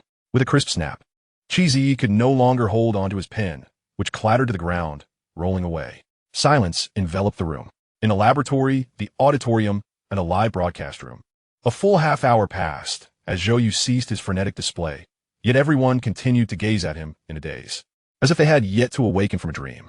Qi Zi struggled to speak. Did you truly learn all of this just now? No matter how hard he tried, he could not bring himself to believe it. Yet the evidence lay starkly before him. Zhou You smiled. What do you think? Qi Zi felt an unprecedented chaos in his mind. All right. Zhou You casually patted his shoulder, cheerfully walking toward the exit, but suddenly turned back at the door. I finished learning everything here. I could serve as a strategist now. If you encounter any issues, just come to me. Rest assured, I harbor no grudges. Bang! The laboratory door closed, and his figure vanished. Only the dozens of individuals in the laboratory exchanged glances, unable to regain their composure for an extended period. Even at this moment, no one was certain what Zhou Yu's area of expertise truly was, yet this did not hinder their judgment from soaring to new heights. In that instant, everyone reevaluated the weight of this name, a talent that transcended common understanding in an unfathomable depth of strength, elevated to a mysterious genius residing in another dimension. This was the golden generation, Zhou You. Chapter 79, Rapid Progress. Impressive. Although the audience was unaware of the specifics of what had transpired, the astonished expressions of Qi Zi, the researchers, and even the esteemed reviewers conveyed that Zhou Yu's recent series of operations were undoubtedly extraordinary. However, with many skilled individuals online, it didn't take long for someone to find the right words to describe Zhou Yu's recent feats. Do you know about the Sharingan? Zhou Yu is akin to having glanced once, and then replicating all the operations of everyone in Qi Zi's laboratory. It was then that the crowd suddenly realized. Oh, I see. So, it turns out Zhou Yu is like Sasuke's brother, Uchiha Yu. A person's reputation is built upon a myriad of accomplishments. If prior to today, many held a dismissive view of Zhou Yu's abilities, believing that whether it was the yet-to-be-lectured Qingbei professor or the so-called resonance system, They were merely theoretical discussions. Then after today, all doubts regarding Zhou You were dispelled. At the very least, from the perspective of talent, Zhou You is undoubtedly the foremost individual of the golden generation, and indeed, the undisputed leader. Life is not an anime world. Even if the real world possessed something akin to the Sharingan that allowed one to replicate others' actions with a mere glance, it still required an exceptionally profound foundation of knowledge to support it. From this angle, the depth of knowledge Zhou You displayed was something that others of the golden generation could hardly hope to match. It had reached a terrifying level. Thus, the question of ranking within the golden generation no longer posed any confusion. Zhou You was rightfully the first. Of course, it was not only Zhou You who shone brightly. The other 8 members of the golden generation all possessed standards close to that of Changjiang scholars. Even the slightly weaker Song Qiming was merely half a tier below. As of now, the total number of Changjiang scholars in the entire Long Nation was less than 1,000. Do not be misled into thinking this number is substantial. Understand that these 1,000 Changjiang scholars are distributed across dozens of academic disciplines and countless minute subfields. Averaged out, the number of Changjiang scholars in any specific research area could be counted on one hand, making them exceedingly rare. Even within the Grand Rise plan that concentrated the entire strength of the Long Nation, there were only a meager handful of scientists, like Mo Yuchen, at the Changjiang scholar level among the core researchers. Thus, when a group of research prodigies, each possessing an intellect akin to that of Semilongjiang scholars, converged on one of the sub-projects of the Nuclear Fusion Initiative, the study of mercury alloy components, their collective force was beyond imagination. In simpler terms, they had never engaged in such a well-resourced endeavor. The chief technical advisor of the Ascendancy Project was at the helm, alongside 8 Semilongjiang scholars joining forces. The most elite research capabilities from Tsinghua and Peking universities were at their disposal. With such a colossal force dedicated to a single sub-project, the pace of breakthroughs was enough to leave everyone astounded. Just a day after Zhou Yu's status as a strategist was acknowledged, the data center technical inventory work overseen by the physics genius Guiyun and the mathematical prodigy Dong Lin was entirely completed. Guiyun was responsible for process evaluation, while Dong Lin focused on establishing digital models. Together, they retroactively deduced over 100 physical principles involved in the smelting process of mercury alloy components. Of course, Zhou Yu's strategic insights were integral to this success. He casually, under the guise of study, divulged specific data from a nuclear fusion plan while discreetly mastering the operations of 7 large mathematical models. However, his performance here was markedly less extraordinary than at the Qiji laboratory. After all, the latter predominantly involved procedural operations, with rote memorization and corroboration from the wealth of information in the Ascendancy Project database. One could easily integrate the principles. In contrast, Dong Lin and Guiyun's work was almost entirely theoretical, leaving Zhou Yu somewhat at a loss. After all, it is well known among the people of Longguo that everything can deceive you, except mathematics, which is unwaveringly precise. This adage holds true even for the complexities of cutting-edge physics. Despite Zhou Yu's photographic memory, the lack of foundational theoretical knowledge could not be compensated for in merely a day or two. Alas, they were simply too formidable. Zhou Yu found himself marveling at this fact countless times internally. Yet, he was blissfully unaware that the astonishment he inspired in others far exceeded his own. What? This individual can recite data as if he were reciting a text, without even a trace of a calculation process? What kind of extraordinary mental calculation ability is this? Even esteemed academicians would not possess such terrifying prowess. What? He can articulate approximate results for the Caylor-Moore equation group, which only 7 individuals nationwide can comprehend. Without a moment's hesitation, Dong Lin, typically devoid of emotional fluctuations, appeared utterly flabbergasted. As people marveled at Zhou Yu's capabilities, their curiosity grew. What were the limits of this individual, who seemed to embody a library of knowledge? Most astonishing of all was that Zhou Yu was merely 18 years old, with no recorded scientific experience. Yet, he exuded an effortless command when guiding in various laboratories, issuing directives to researchers with a natural authority devoid of the awkwardness typical of young project leaders. He radiated a compelling aura of a seasoned leader, confident and composed, with a voice imbued with a persuasive strength that starkly contrasted with his usual demeanor. At first glance, he appeared not as a newcomer to the scientific realm, but as a superlative figure who had long immersed himself in the field of scientific research, standing at the pinnacle of the hierarchy. Chapter 80. The Decisive Battle Approaches. During the days of the Golden Generation, the world was undergoing unimaginable transformations at an astonishing pace. The Lighthouse Nation released 7 sets of parameters related to room temperature superconducting technology, both showcasing their strength and issuing a veiled threat. This signified that the most powerful nation on Blue Planet was a step closer to truly claiming dominion. In response, the Western Alliance nations, traditionally deferential to the Lighthouse Nation, swiftly enacted even harsher sanctions against Longguo that very afternoon. Sanction was not an unfamiliar term for the people of Longguo. However, as the tightening blockade from half the world became palpable, they began to truly grasp its implications. Previously, sanctions in the high-tech sector merely halted production lines for many high-tech companies and delayed the release of commonly available products, sparing daily life from significant impact. However, the second round of sanctions penetrated deeply into the essentials of daily existence. Most notably, the import of the majority of civilian foodstuffs was suspended. Overnight, the prices of soybeans and meat in Longguo surged. For instance, beef prices skyrocketed from a little over 30 to nearly 100 in a single night. Just the day before, people were happily enjoying hot pot with beef, only to discover the next day that this previously accessible staple had become exorbitantly priced. As domestic beef supplies dwindled, prices were destined to rise further, reaching levels that many residents could not bear. Moreover, Longguo's pride in its affordable and high-quality products began to wane as sanctions tightened. Various machine tools had to halt production due to a lack of parts. Malfunctioning equipment could not be repaired, and the import of oil plummeted by 70% overnight. The most immediate consequence was that the prices of clothing, typically inexpensive, soared by more than double. More alarmingly, as Longguo officially became the world's adversary under the Lighthouse Nation as authority, neighboring countries and regions within the first island chain aligned themselves with the Lighthouse Nation, disregarding sovereignty and systematically deploying missile defense systems, ground launch systems, and even beginning to construct military ports and bases, thus posing a tangible military threat. In just 2 days, hundreds of commercial cargo ships from Longguo were seized under various pretexts, obstructing even the most basic international trade.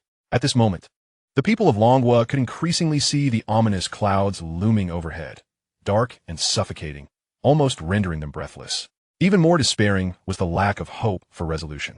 In terms of military strength, Longguo boasted the world's largest army, unmatched missile technology, countless missile silos, and a rapidly expanding navy. Its comprehensive power was unparalleled, at least second to none.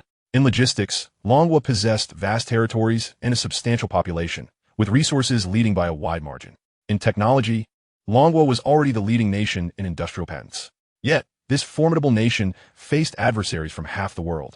Amidst such oppressive times, the Golden Generation emerged as one of the pillars to uplift the spirits of the people of Longguo.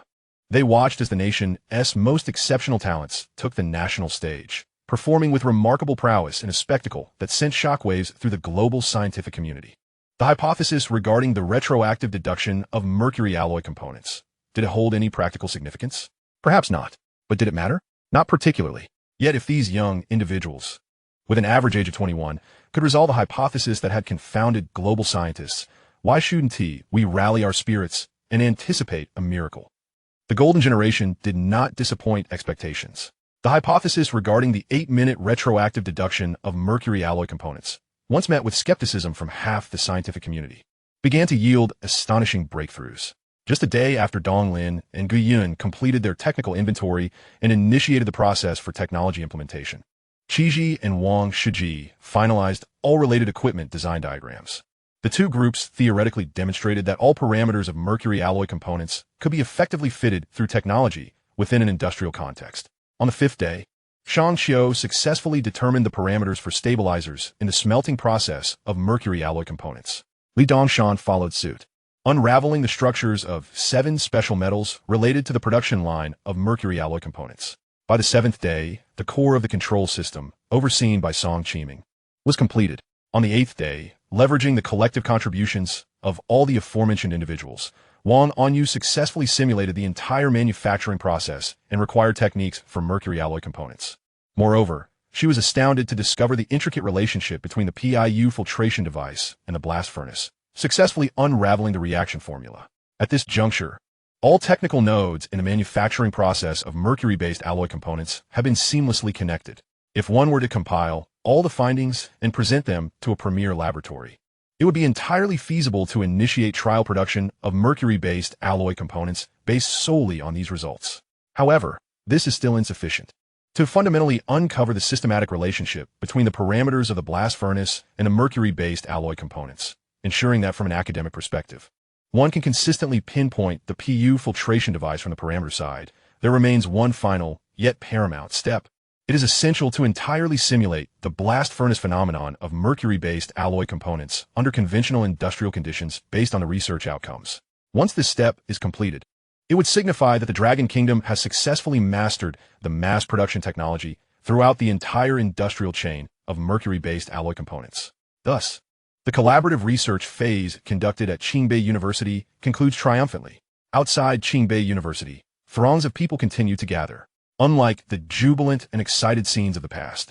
At this moment, the hundreds of thousands of spectators who have traveled from afar silently gaze at the center of the square. 9 figures stand in a line, side by side.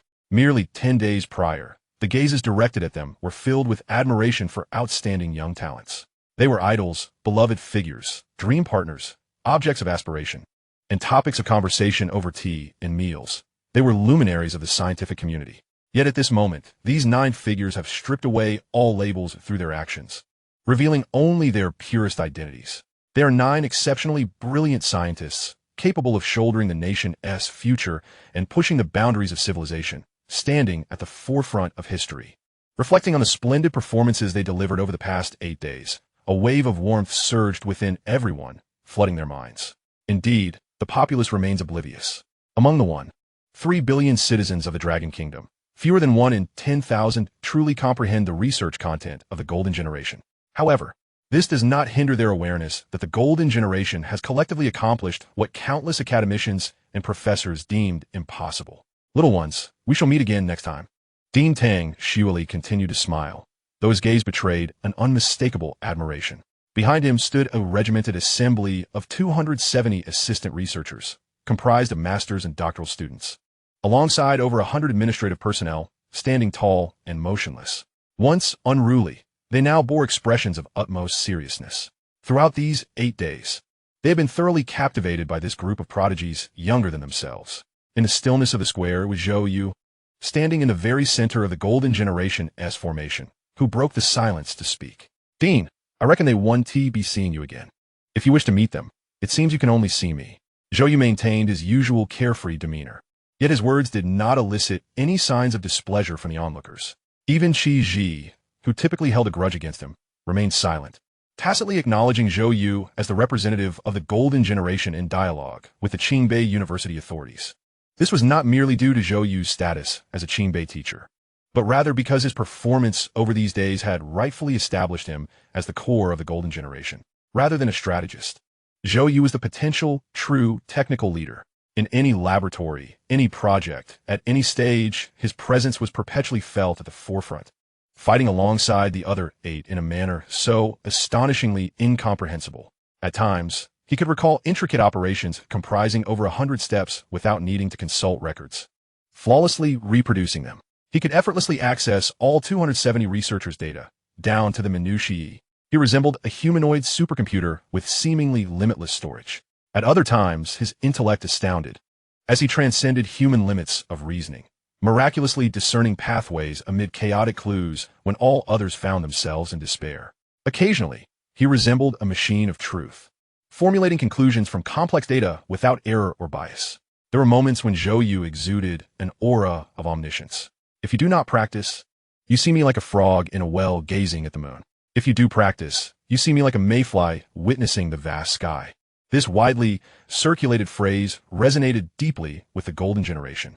Although they appear to be on the same level to outsiders, they were all top-tier talents. Through their daily collaborations, they had long grasped the staggering, insurmountable gap between themselves and Zhou Yu. It was precisely this awareness of disparity that led to an incredible thought repeatedly surfacing in the minds of the Golden Generation. Yet, this notion remained unspoken among them in perfect accord. That is to say, judging by Zhou Yu's performance and the results yet to reveal his true areas of expertise. The legendary top-secret examination papers were likely real. During the opening ceremony, his jest about researching nuclear fusion might indeed hold truth. Let us depart. With the program director's voice resonating through the loudspeaker, the Golden Generation once again entered the specially designed black sedan, departing into the sunset under the gaze of countless eyes. Dean Tang sheepishly watched their retreating figures, a profound smile gracing his face. Who would have thought? Such youth.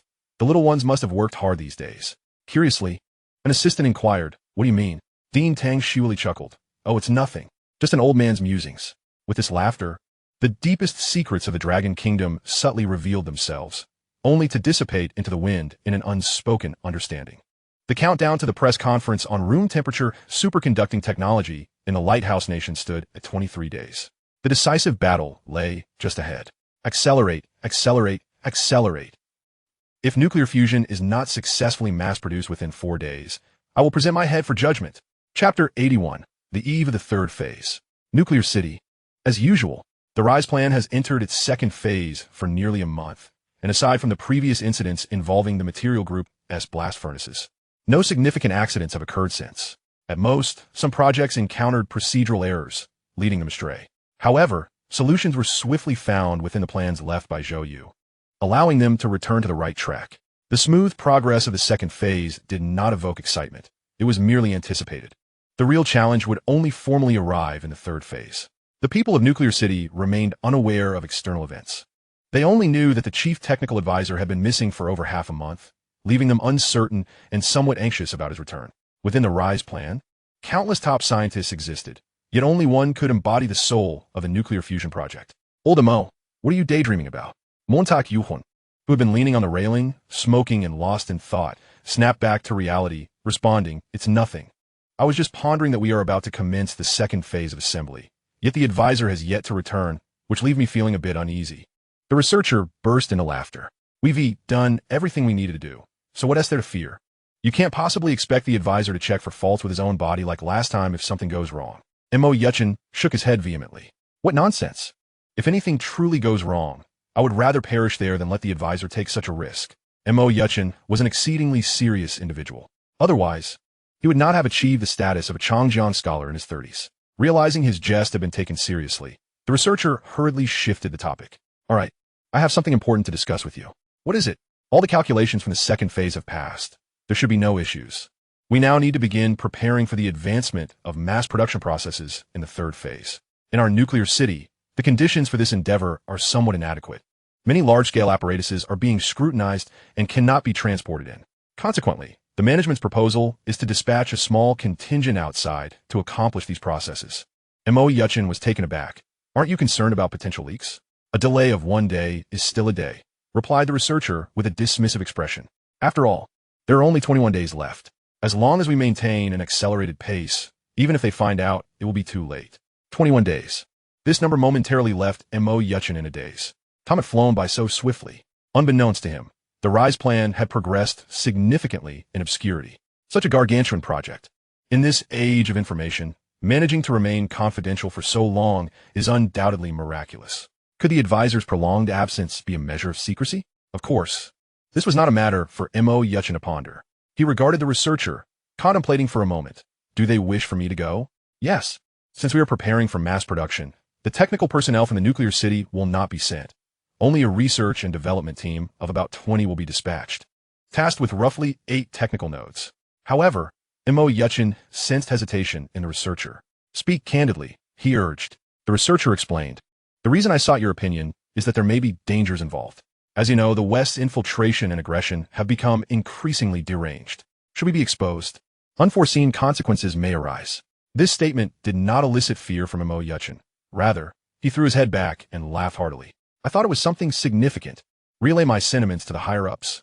I, Mo Yuchen, am not one to cower in fear. If our nuclear fusion research fails, it would be akin to death." At that very moment, similar dialogues echoed throughout the corners of the nuclear city. Early the next morning, 4 armed helicopters from a nuclear city security team descended upon the square, and over 20 figures, under the cloak of dawn, departed the desolate northwestern desert. There were no spectators, no farewells. The entire nuclear city lay silent, akin to a serene lake. Beneath this lake, hundreds of meters down within the familiar, alloy-constructed, vast underground base, numerous colossal components had been successfully delivered. Thousands of technicians lined the sides. With the advisor absent, we can only succeed, not fail. Complete it, then swiftly advance to the third phase, and prepare to embrace victory. Do you understand? Understood. The Rise Plan's second phase assembly officially commences. Chapter 82, A Common Destination. On this day, news of the successful assembly of the nuclear fusion device prototype in the industrial environment of the Rise Plan's second phase reached the capital, thousands of kilometers away, creating a ripple of excitement in a limited circle. However, this excitement was short-lived, quickly dissipating. Even within the nuclear city, no celebratory events were held, as everyone rushed headlong into breakthroughs for the third phase of industrial mass production. Zhou You was currently out of contact with the nuclear city. For 10 days, there had been no communication between the two parties. However, through the fragments of conversation from the Dragon team, he pieced together the circumstances, understanding that all of this was for his and the Rise Plan's safety. The only concern weighing on him was the lack of news regarding Major Ning. Even the members of the Dragon team were unaware of her whereabouts. Nonetheless, despite the disconnection, Zhou You could still access the encrypted computer daily to view the progress reports uploaded by various teams of the Rise Plan. Upon learning that the second phase had concluded successfully, he let out a sigh of relief. Excellent. However, this was swiftly followed by an intensified sense of urgency.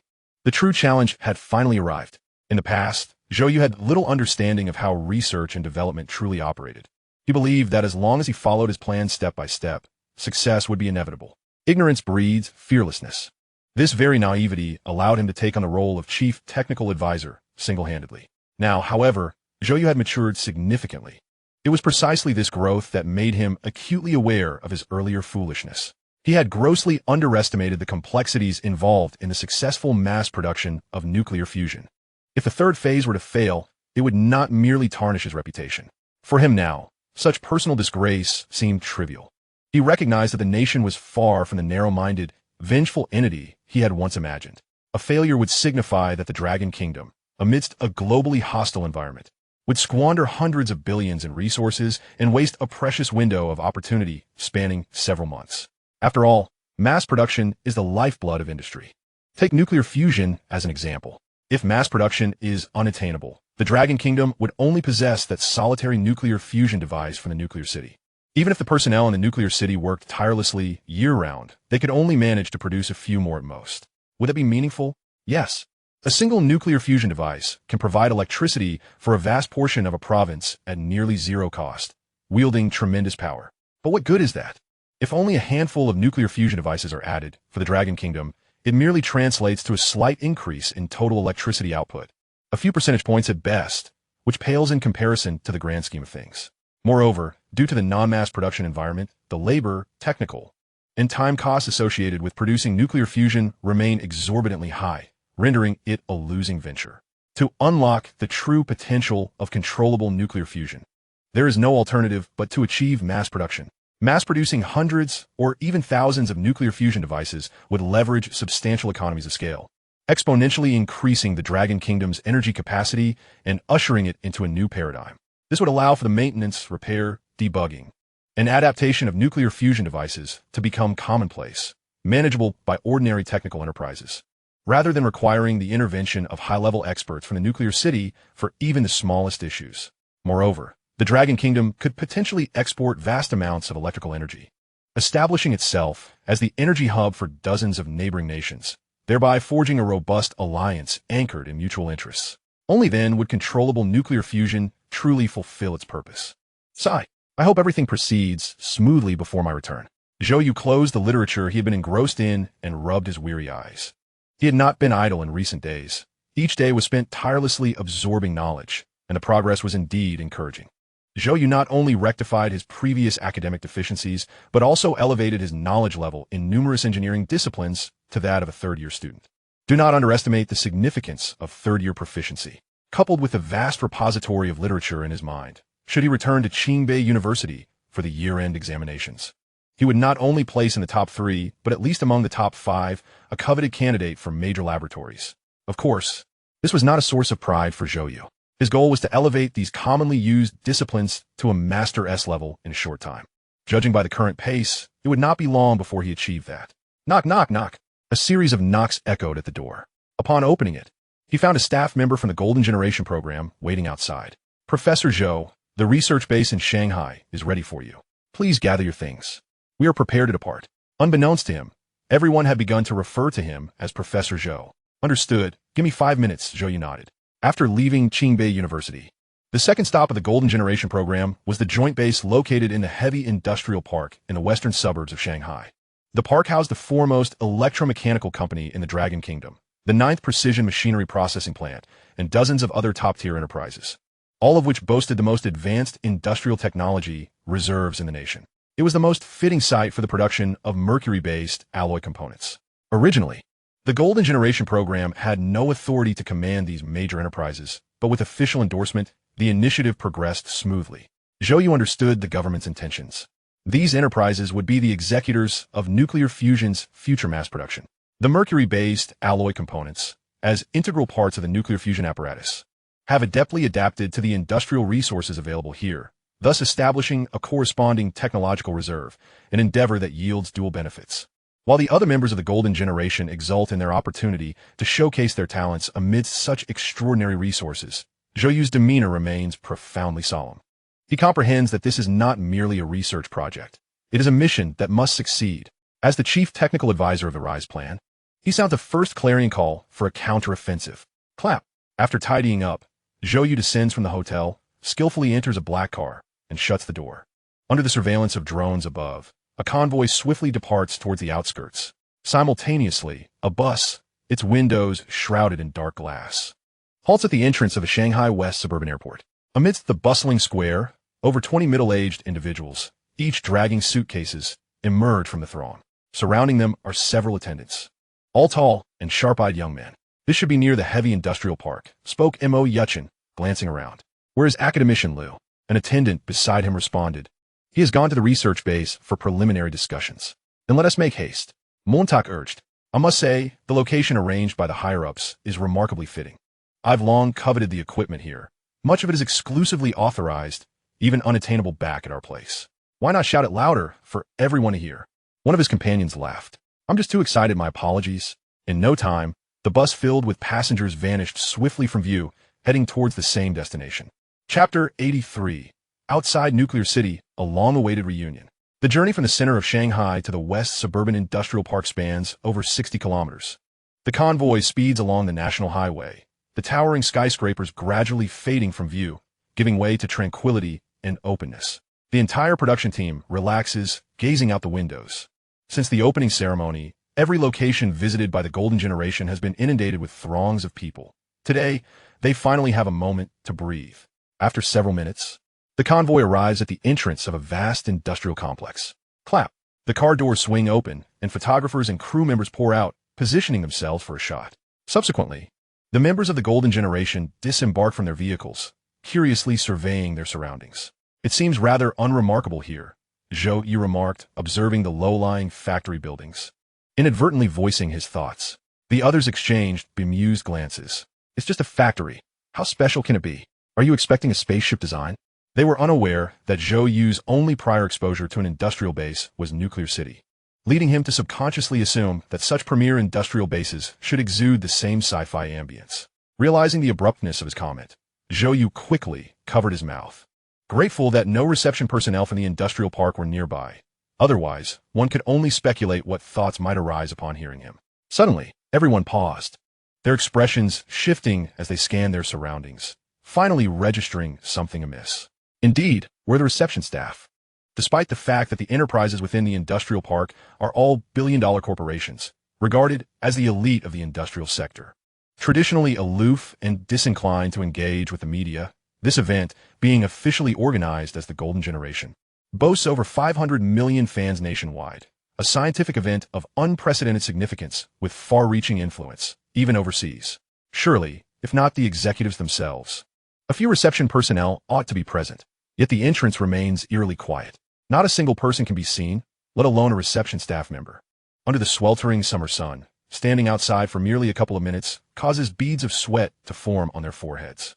Professor Zhou, perhaps you and your companions should wait in the vehicle while we inquire about this situation, a crew member suggested apologetically. Zhou Yu and his companions exchanged glances, just as they were about to nod in agreement when, in the distance, a figure came rushing towards them. Excuse me, are you the members of the Golden Generation?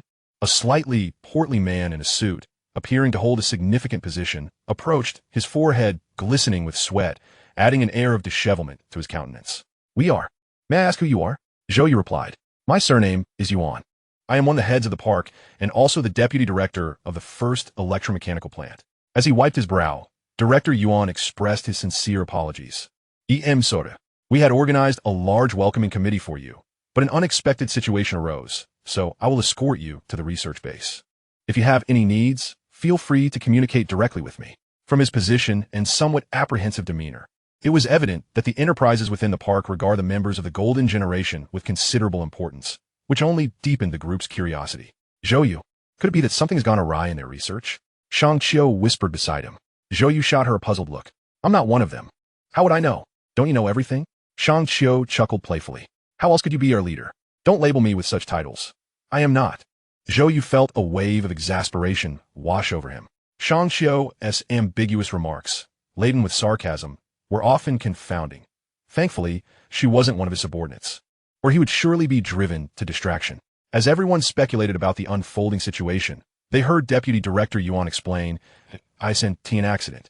It's just that an urgent directive came down from above. A large group of exceptionally talented scientists has arrived, necessitating access to the research base. We couldn't accommodate them, so we went to assist. Exceptionally talented scientists? This revelation piqued everyone's interest. To be considered exceptionally talented by a figure of such standing in a prominent enterprise suggests they are likely leaders in their respective fields. Perhaps from top-tier institutions or senior researchers of renowned academies, possibly even distinguished scholars or academicians. And a large group at that.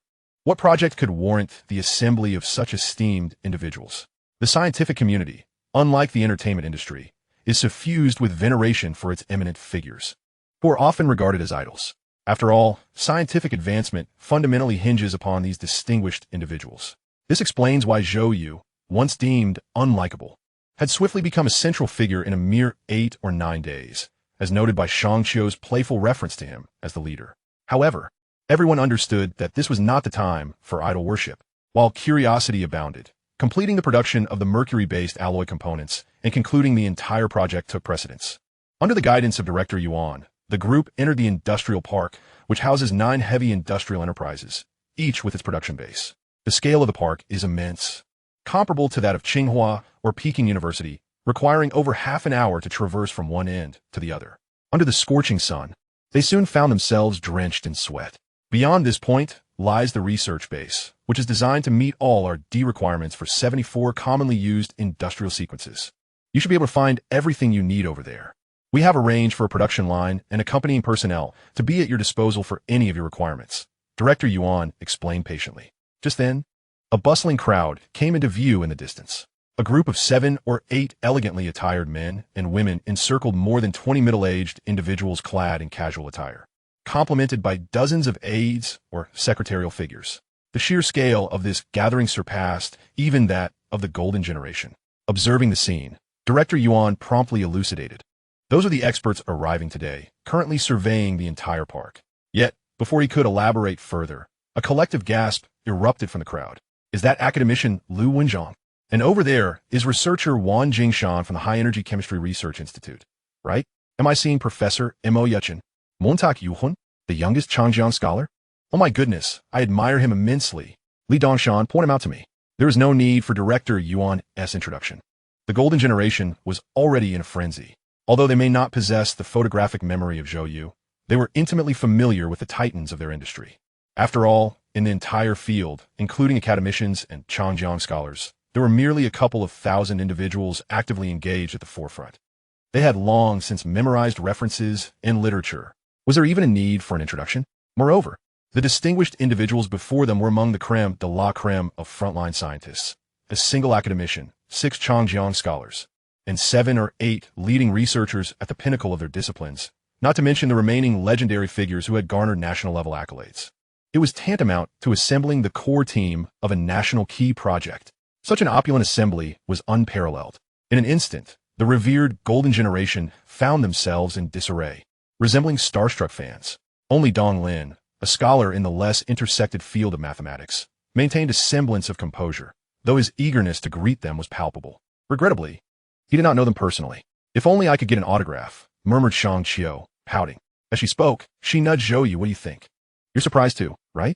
Yes, indeed, Zhou You replied, his tone oddly strained. Meanwhile, the commotion from the Golden Generation caught the attention of the Nucleo City team, who instinctively turned to look, only to be enveloped in an eerie silence as dozens of gazes locked in mutual astonishment.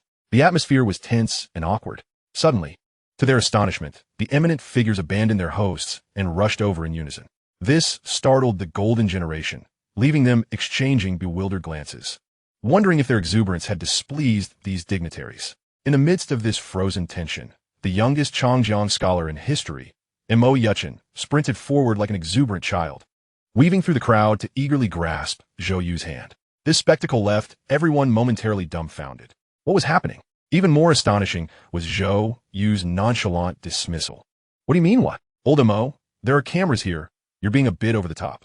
Chapter 84. The Formal Commencement. Often, encounters with Zhou Yu evoke a sensation of the world spiraling into madness. He resembles an imaginative chef serving up dark culinary creations, always leaving one guessing what the next bite will entail.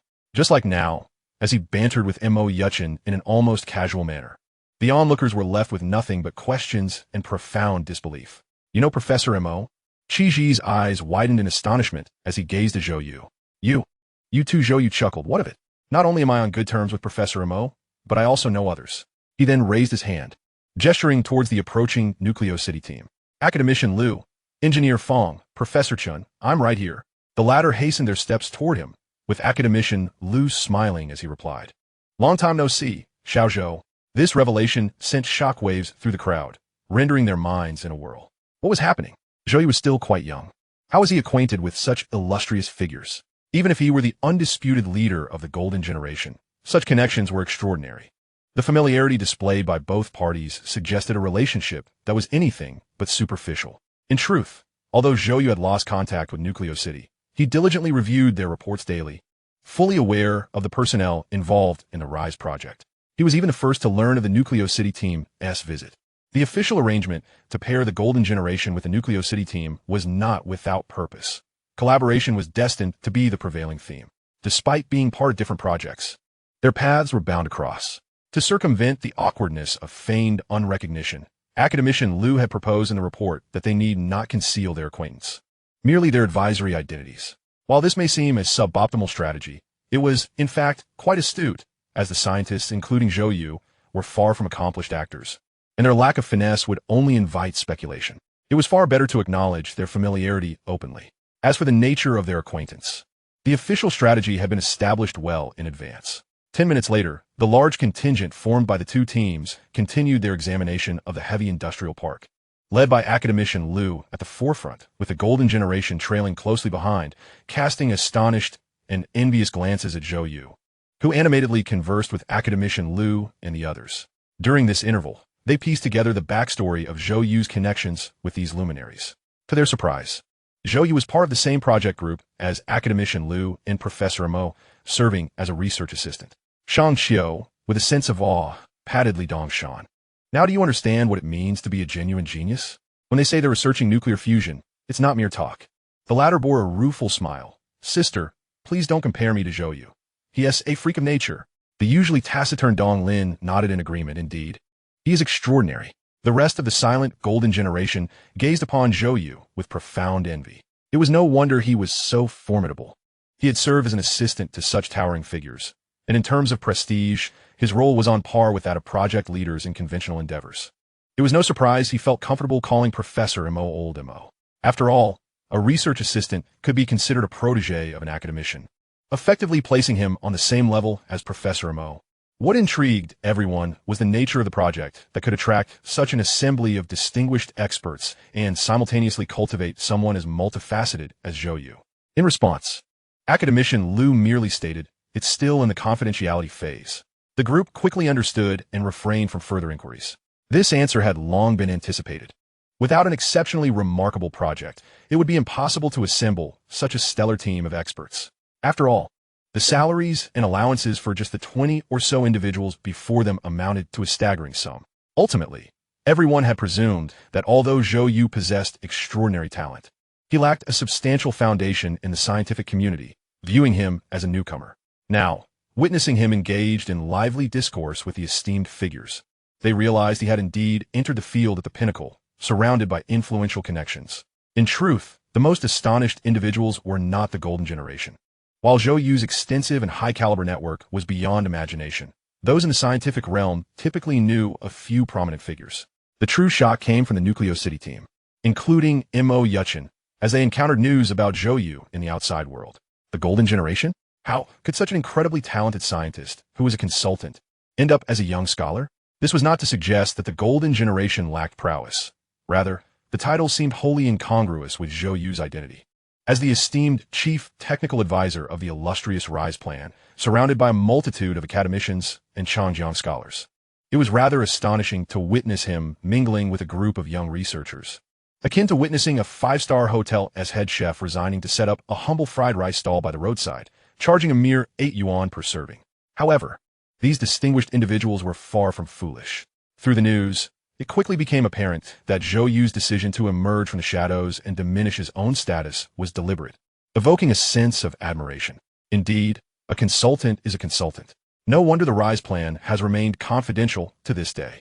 It turns out the advisor has made significant efforts behind the scenes. Astonishingly, right under the world's gaze, he has initiated the mass production phase of nuclear fusion devices, using the mercury alloy component topic as a catalyst. At that moment, Mo Yuchen and his companions felt a renewed determination.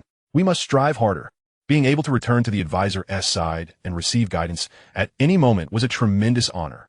Success is the only option. Failure is not permitted. Zhou, starting tomorrow, we'll be based here. Should any issues arise, please feel free to bring them forth for our collective discussion, Mo Yuchen declared, feeling a flush of warmth on his face. Why did he have to call the advisor Zhou in such a peculiar manner? Zhou Yu nodded in response, then turned to the members of the golden generation, his eyes finally reflecting a glimmer of resolute vigor. Let's commence then. Today, he issued commands with increasing confidence. We are now in the final sprint phase. Rather than maintaining secrecy through a shrouded approach, enhancing research and development efficiency is paramount. The third phase has officially begun. The sooner we achieve success in research, the sooner we can ensure our safeguard. The most effective defense is offense. By the time the enemy realizes what we are undertaking, it will be too late. At this moment, the members of the golden generation remained somewhat bewildered.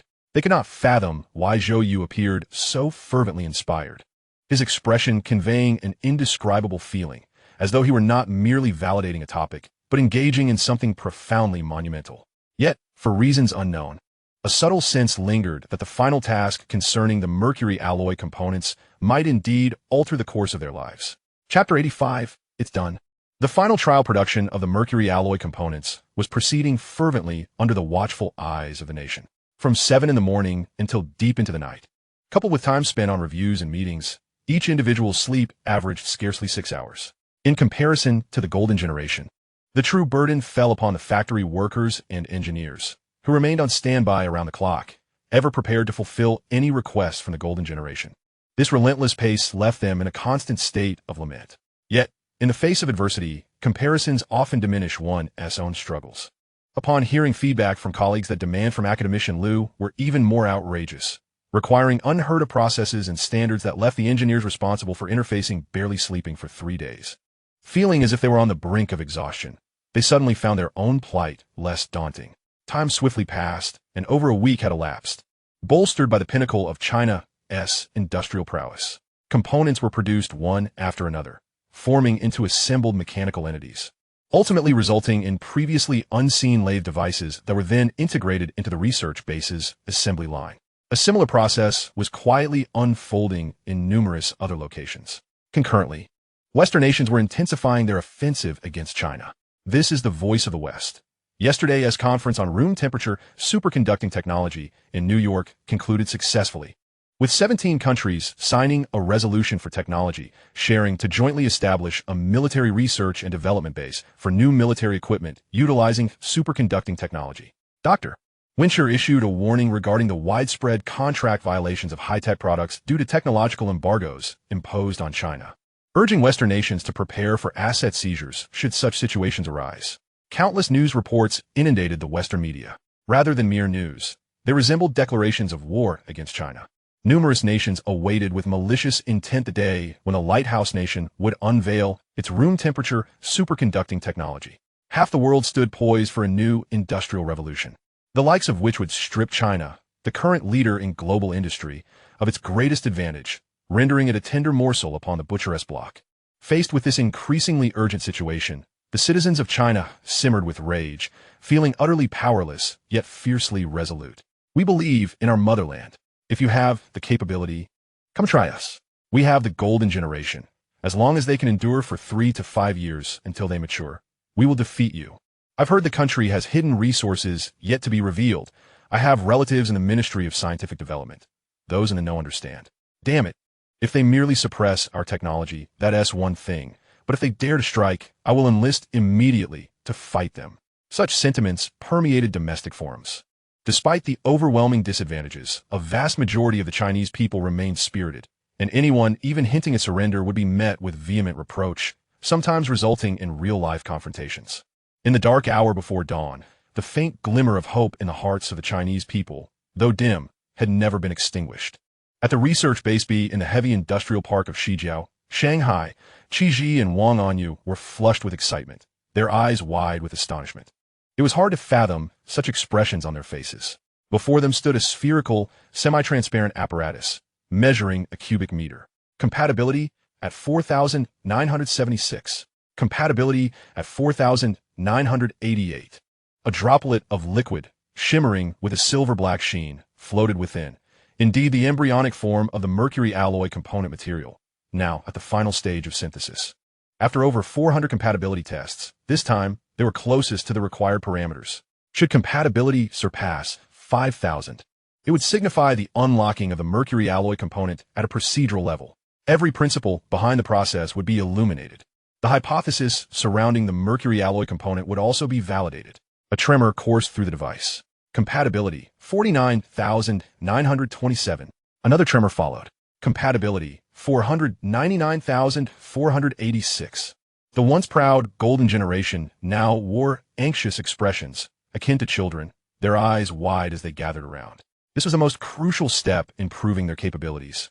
Achieving this would mean that the golden generation would no longer be merely young scientists, but would ascend to the pinnacle of China's scientific arena, possessing the strength to bear the future of their nation. The audience in the live stream held their breath. Finally, I can't believe it. It worked. The exclamation, uttered by an unknown individual, triggered an eruption of jubilant cheers throughout the base, almost lifting the roof off. Li Dongshan could hardly maintain his balance. Gazing at the compatibility value that had surpassed 5,000, laughing heartily, I told you I could make it happen. Ha ha ha. We truly succeeded in our simulation. Incredible. Zhou You. See, in the end, it was all thanks to my precise control of the trace amounts.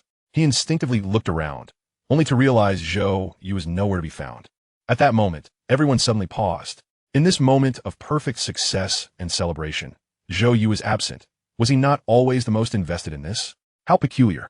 Since entering the research base, Zhou You had frequently been elusive, hastily completing his tasks before disappearing after brief discussions with everyone. It was rumored he had gone to academician Lu's side. Today was no different. What could he possibly be preoccupied with? What business did he have with a bunch of bigwigs on a project? Was he off to that place again? The members of the golden generation looked around in confusion. Suddenly, a figure dashed in, exuberantly exclaiming, "We did it! We succeeded! Who else could it be but Zhou You?"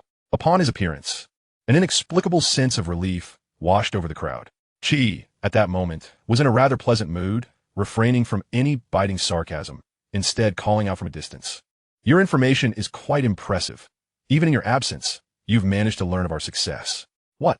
Zhou You hurried closer, his gaze darting between the curious stares of the onlookers and the equipment before him, utterly astonished. This place has succeeded too. In an instant, the expressions of the golden generation turned to one of bewilderment. Zhou You quickly covered his mouth, realizing he had spoken too eagerly. "Damn it, I never anticipated such fortune. It's truly a double blessing." Old Lu's side had also surmounted the most challenging 7 standardized processes, making the remaining tasks merely a matter of routine. Now, the only thing standing between them and the mass production of nuclear fusion technology was the nuclear city. Chapter 86. New technology. Zhou You had not felt such joy in a long while. To be candid, within a mere span of 10 days.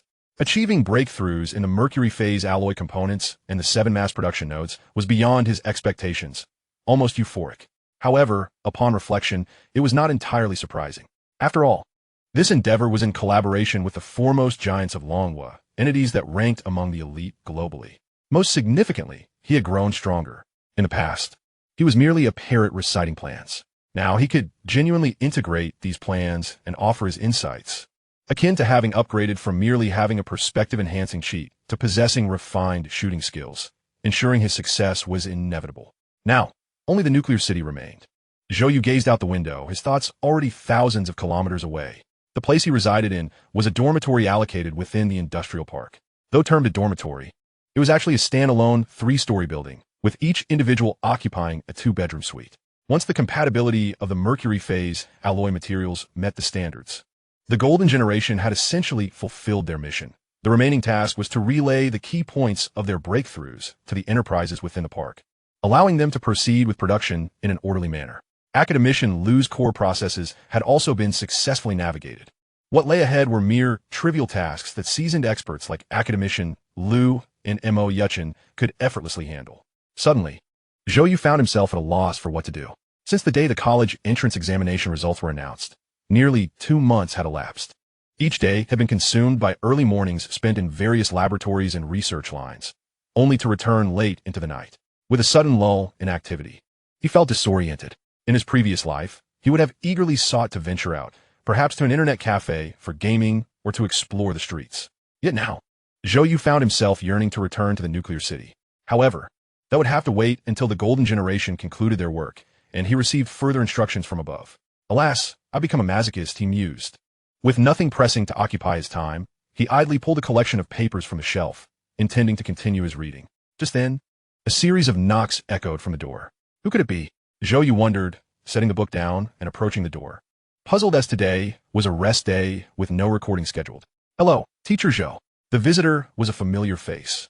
None other than Vice Director Yuan from the first electromechanical plant of Longguo, who had been responsible for their reception during their initial visit to the park. His face radiated cordiality. Are you busy?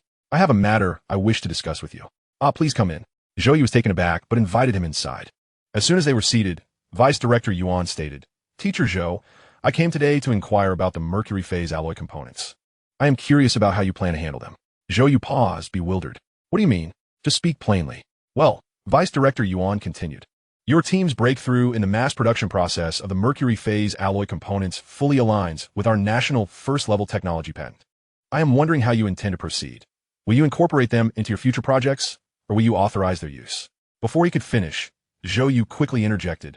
You got it wrong. This isn't just my team. We all worked on this together, and I can't make such decisions alone. Vice Director Yuan maintained his smile, replying, We have consulted various parties, and your technical contribution to the mercury phase alloy components is over 70%, granting you the right to make decisions. Your peers have also agreed to this outcome. The term peers clearly referred to the Golden Generation. Zhou Yu then grasped the implication. This man was here to negotiate for the patent. This was not surprising. The mercury phase alloy components had never before appeared in the industry, representing an entirely new material and application technology characterized by remarkable energy stability, making it suitable for various high-energy devices. Without significant merit, it could not possibly be deemed a key technology in nuclear fusion. Back when the Golden Generation was still at Qingbei University, there had been much discussion regarding the prospects of the mercury phase alloy components. The emergence of a new material would undoubtedly trigger new applications, facilitating breakthroughs in numerous technological projects. It was only natural for a large enterprise like the first electromechanical plant of Longguo to covet such advancements. However, the crux of the matter remained. Even if he had legal dominion over the patent, it was futile. After all, the true ownership belonged to the RISE plan. To nuclear fusion. I can't sell it, my friend, Zhou Yu thought, shaking his head without hesitation. You should hold off on considering this for now. I need to consult with the authorities below before determining how to proceed. Of course, this was merely an excuse. Ultimately, whether the technology associated with these nuclear fusion devices would be disseminated, to whom, and whether further development would be permitted were decisions made by higher authorities, entirely beyond his personal consideration, regardless of his status as the creator of these technologies. Now that he had become part of the RISE plan, he was obliged to adhere to the nation's arrangements. Vice Director Yuan, seasoned in the business world, remained unfazed by Zhou Yu's repeated rejections, still smiling. Please take a look before making a decision. This is a report we prepared based on the mercury phase alloy components. He produced a document from his coat and placed it on the table. Teacher Zhou, I won't take up more of your time. With a soft thud, the door closed behind him, and silence enveloped the room once more. Zhou Yu picked up the report, intending to skim it casually, yet found himself wholly captivated by its contents. Moments later, he set the report down, a glimmer of surprise in his eyes. If this were indeed accurate, then the golden generation would truly have a platform to showcase their talents. Wait, why am I referring to them as youngsters? I am, after all, the youngest among us. Chapter 87. The Winds of Change, August 19th. The autumn equinox has arrived, yet the sweltering heat shows no signs of abating. Nearly 2 months have passed since the college entrance examinations, and as people reflect on this summer, they realize it has been the most extraordinary summer in decades for the entirety of Longguo. Traditionally discussed topics, such as the top scores of the college entrance exams and their essays, have been overshadowed entirely by a legendary top-secret examination paper. Beyond that, public attention has been captivated by monumental events. The temperature superconducting technology of the Lighthouse Nation, the unprecedented technological embargo and trade decoupling enforced by the Western Alliance, Longguo's extraordinary golden generation, and the prodigious Zhou You, hailed as the strongest genius of contemporary times. The Genius Training Program, the Resonance System, the Mercury Phase alloy components. Each of these topics could dominate headlines for months, yet they all surged forth simultaneously this summer as if they were free of cost. Every day, upon waking and unlocking their phones, people were met with an overwhelming flood of news. This summer was not only the most fulfilling, but also the most exhilarating. Longguo experienced its first negative GDP growth in 20 years. Nearly 700 high-tech enterprises in Longguo collapsed, over 4,000 private businesses stagnated, and tens of thousands hovered on the brink of bankruptcy. For the first time in decades, the prices in Longguo, previously stable for years, soared dramatically. Each piece of data felt like a whisper from a demon, threatening to drag the people of Longguo into the depths of despair. This is but a prologue. For just a week hence, the day of the Lighthouse Nation's room temperature superconductivity technology press conference will arrive, at which point unimaginable challenges will truly unfold. In anticipation, the people of Dragon Country have long been prepared. Fear? Certainly not. Throughout the annals of Dragon Country's history, there have been far graver moments. There have been instances of the entire territory falling into ruin, nearly leading to national extinction, invasions by foreign tribes that almost obliterated civilization, and countless formidable enemies from the grasslands, snow-capped mountains, seas, and islands, causing rivers to run red with the blood of citizens. Dragon Country has faced such adversities in various forms. And the outcome? Each of those once seemingly invincible foes has crumbled into the dust of history. Only Dragon Country remains steadfast upon the Azure Planet, towering and timeless. At this very moment, it mirrors times past. At most, it is merely a touch more brutal. In an instant, the enlistment offices across Dragon Country are inundated with a surge of applicants. Countless eligible young men flock to volunteer, clamoring to serve their nation. The populace may not comprehend how to resolve Dragon Country's current predicament, but they are acutely aware of the binary choice before them, to kneel or to fight. Since they refuse to bow, they choose to battle, willingly offering their lives. This has left the authorities both amused and perplexed. Officials in various locales have repeatedly taken to the media to express their gratitude for the enthusiasm, clarifying that the nation does not currently lack personnel, nor are there any indications of impending war. Should the need arise, they would initiate conscription. The assertion of lacking signs of war, of course, is a mere facade, an official rhetoric employed by any government to soothe its citizens. After all, along the first island chain surrounding Dragon Country, 6 military bases and 3 missile systems have been established, accompanied by rigorous military exercises. Even the blind can see the enemy's intent. Yet, the truth remains that personnel are not in short supply. With a population of 1,300 million, even the recruitment of pilots requires them to be in pristine condition.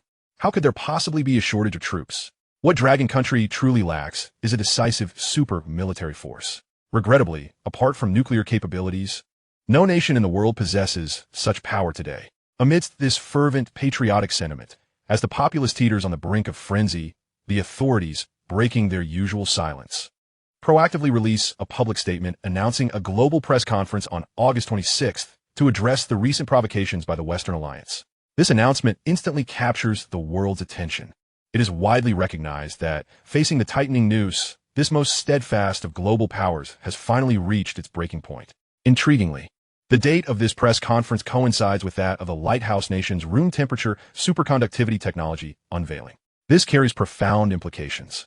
In no time, discussions ripple through the Western world and beyond, speculating on Dragon Country's motives for scheduling the press conference on this day. Is a call to arms? A capitulation? Or perhaps a tepid condemnation akin to previous instances? Or is it a stubborn desire to ascertain the nature of the lighthouse nation's room temperature superconductivity technology before determining their stance? The possibilities are myriad. Undoubtedly, this decision by Dragon Country has drawn the gaze of all, placing it at the epicenter of global scrutiny. At this juncture, another piece of news emerges, seemingly connected to Dragon Country's press conference, yet shrouded in enigma, leaving many perplexed. This news reveals that the much-anticipated conclusion of the Golden Generation will also take place on August 26th. This revelation has left many scratching their heads. The success of the mercury alloy components in the Golden Generation project has garnered global acclaim, with many asserting that these 9 individuals possess the caliber of world-class scientists, a rarity in the annals of scientific history. In terms of quality, it could even rival the illustrious era of human brilliance from 80 years ago. However, regardless of its significance, it remains merely a program.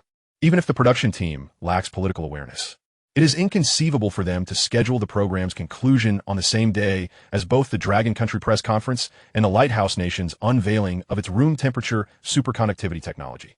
Even disregarding political ramifications, one must consider viewership ratings. From any perspective, this decision appears utterly irrational, akin to choices made under the influence of counterfeit spirits. In truth, it is not only the external world that is bewildered, even within the production team. The high-ranking officials of the state media are equally confused by the sudden directive from above. Director, is this real? A middle-aged woman holding the document announcing the conclusion date of the Golden Generation barges into the office of the Management Department Director, visibly agitated. This is utter chaos. The collaborative research phase of the Golden Generation concluded satisfactorily just the day before yesterday. We have faced considerable criticism for not holding the conclusion ceremony promptly, even halting the live broadcast. How could you make such a reckless decision for the 26th? Do you dare to schedule it for that day? The individual referred to as director is a middle-aged man of distinguished appearance. His demeanor and attire reveal a well-read individual seasoned in his position.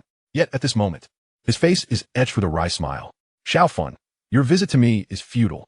How can it be futile? You must change this. If the higher-ups pursue accountability, we will all be in deep trouble. I truly cannot fathom your reasoning. The director sighs. This is the decision from above. What higher authority? I do not care whose decision this is. The middle-aged woman is momentarily taken aback. Above? Which above? The station chief? The director shakes his head and produces a document from his drawer, tossing it across the desk. The title boldly proclaims guidelines from the Dragon Country National Television Administration regarding the Golden Generation. In that instant, the office falls into a profound silence. In the capital's broadcasting and television building, on the top floor, phones ring incessantly. An elderly man with graying hair answers call after call, smoking, his face contorted with despair. Don't ask me anymore, Lao Su. I am not senile. Do you think I don't know what to meddle in and what not to? Yes. That directive was issued by me.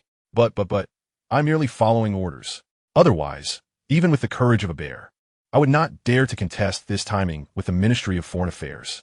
How was I to know why? Do not ask me. I dare not say. Well, let me share something with you, but do not tell anyone else. It was a big shot from the ministry who called me directly, instructing me to set the conclusion ceremony for this day. Understand? Do not ask who that big shot is. There are only 8 ministries and 8 big shots. Take a guess. I'm hanging up now. Click. The phone disconnects, and a deep sigh escapes from this titan of the national media landscape. He gazes out the window, pondering. Indeed, why must it be scheduled for this day?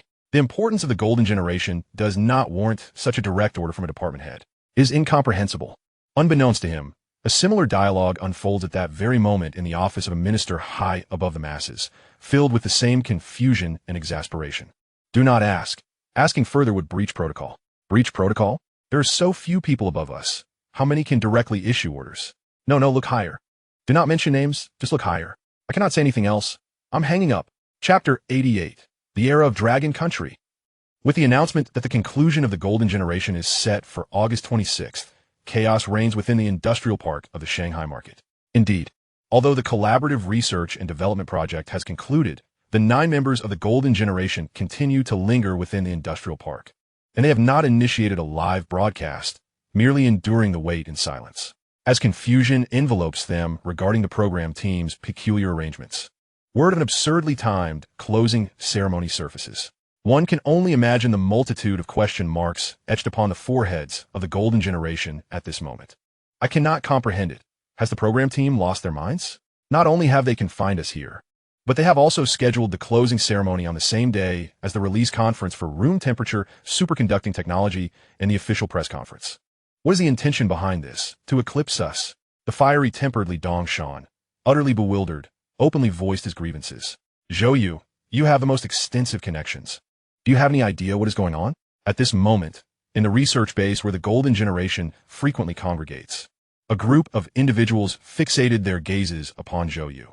They were not adverse to being ensnared in this location.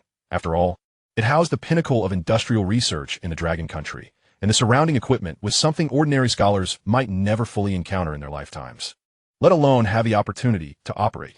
However, an undercurrent of unease lingered in their minds, as if they were on the cusp of a significant event, yet remained entirely in the dark. Zhou You, in their eyes, appeared to be the most likely candidate to possess insight into the truth. A member of the Genius Program, a respected scholar from Qingbei and well acquainted with academician Liu Yuchen. He was shrouded in countless inscrutable secrets. Who else could they inquire of but him?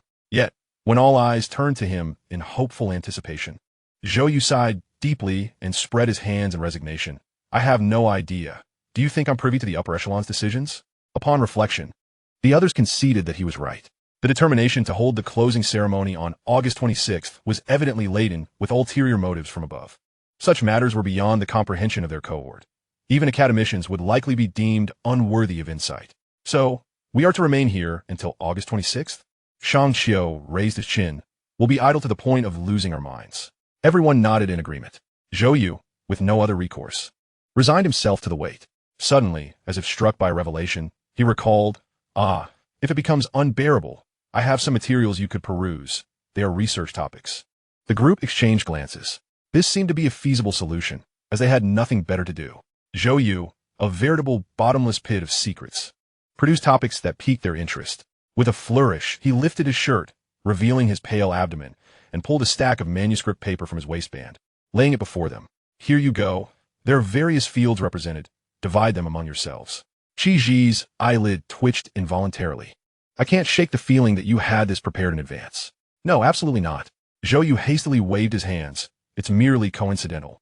I intended to work on these myself, but seeing you all so bored, I decided to share. What about you? Wang Shiji inquired. As for me, Zhou You replied, I tend to be rather lazy, so I'll just head back to my room for a nap.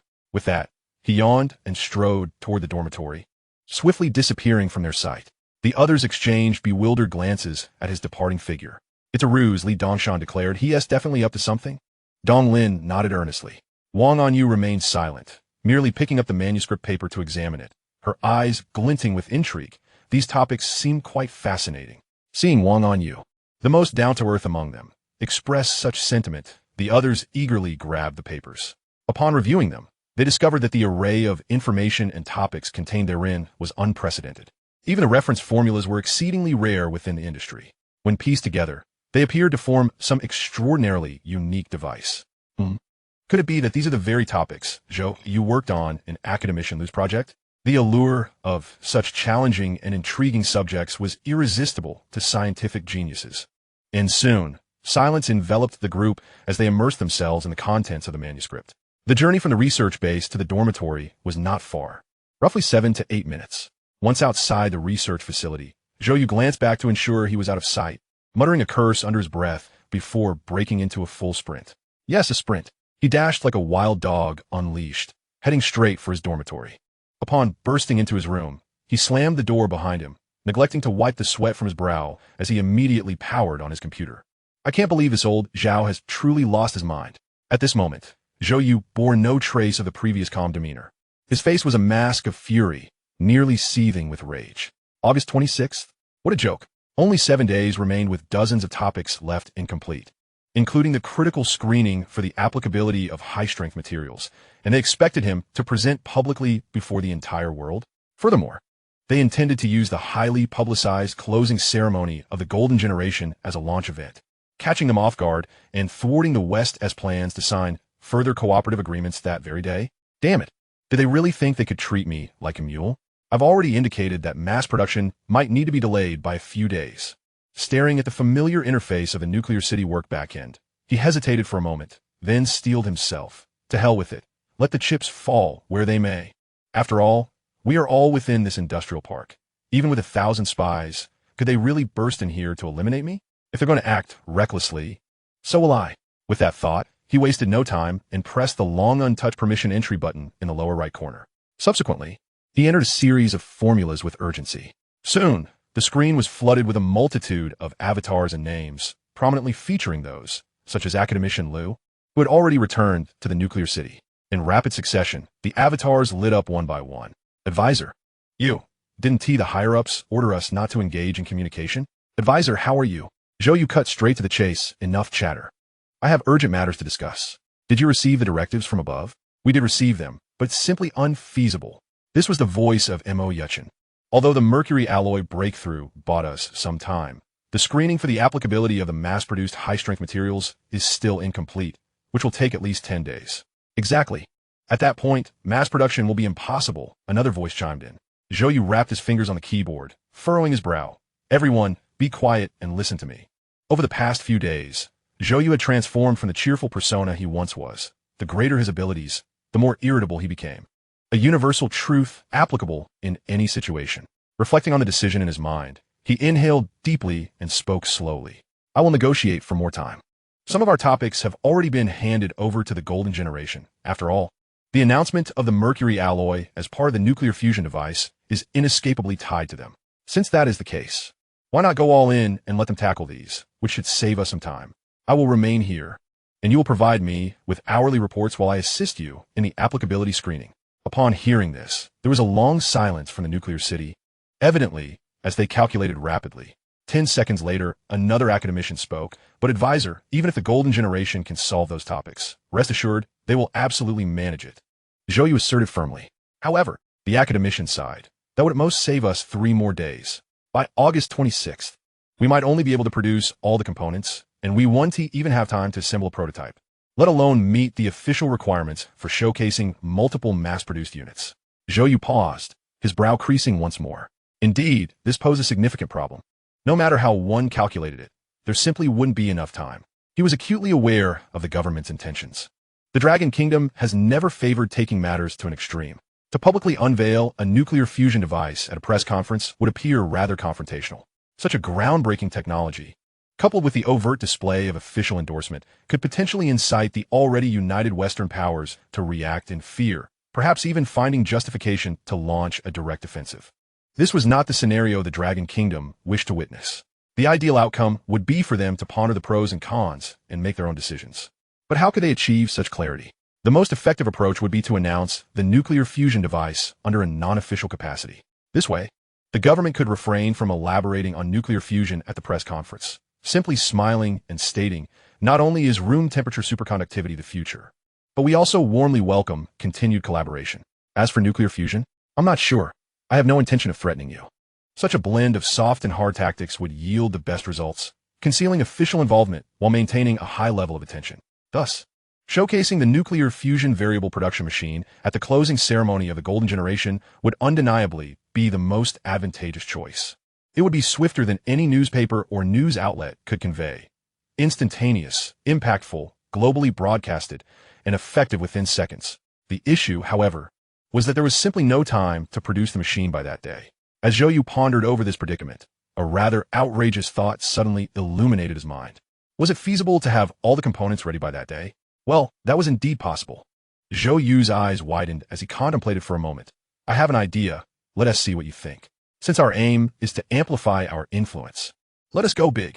A fierce glimmer emerged in Zhou Yu's eyes, so sharp that it seemed it could tear the heavens asunder. Let us transport all the components to the closing ceremony venue for assembly. I want the entire world to witness the birth of the first nuclear fusion variable production prototype from nothingness to its grand unveiling. Let this moment declare, from this second onward, the era of the Dragon Kingdom has truly arrived. Chapter 89. The Future of the Golden Generation. The intrinsic essence of the Dragon Kingdom's genetics is one of valor, aggression, and a touch of madness. Were it not so, history would not have recorded countless tales of individuals single-handedly annihilating nations, pursuing enemies for 3,000 miles, or dancing beneath the tent of a Khan in sheer arrogance.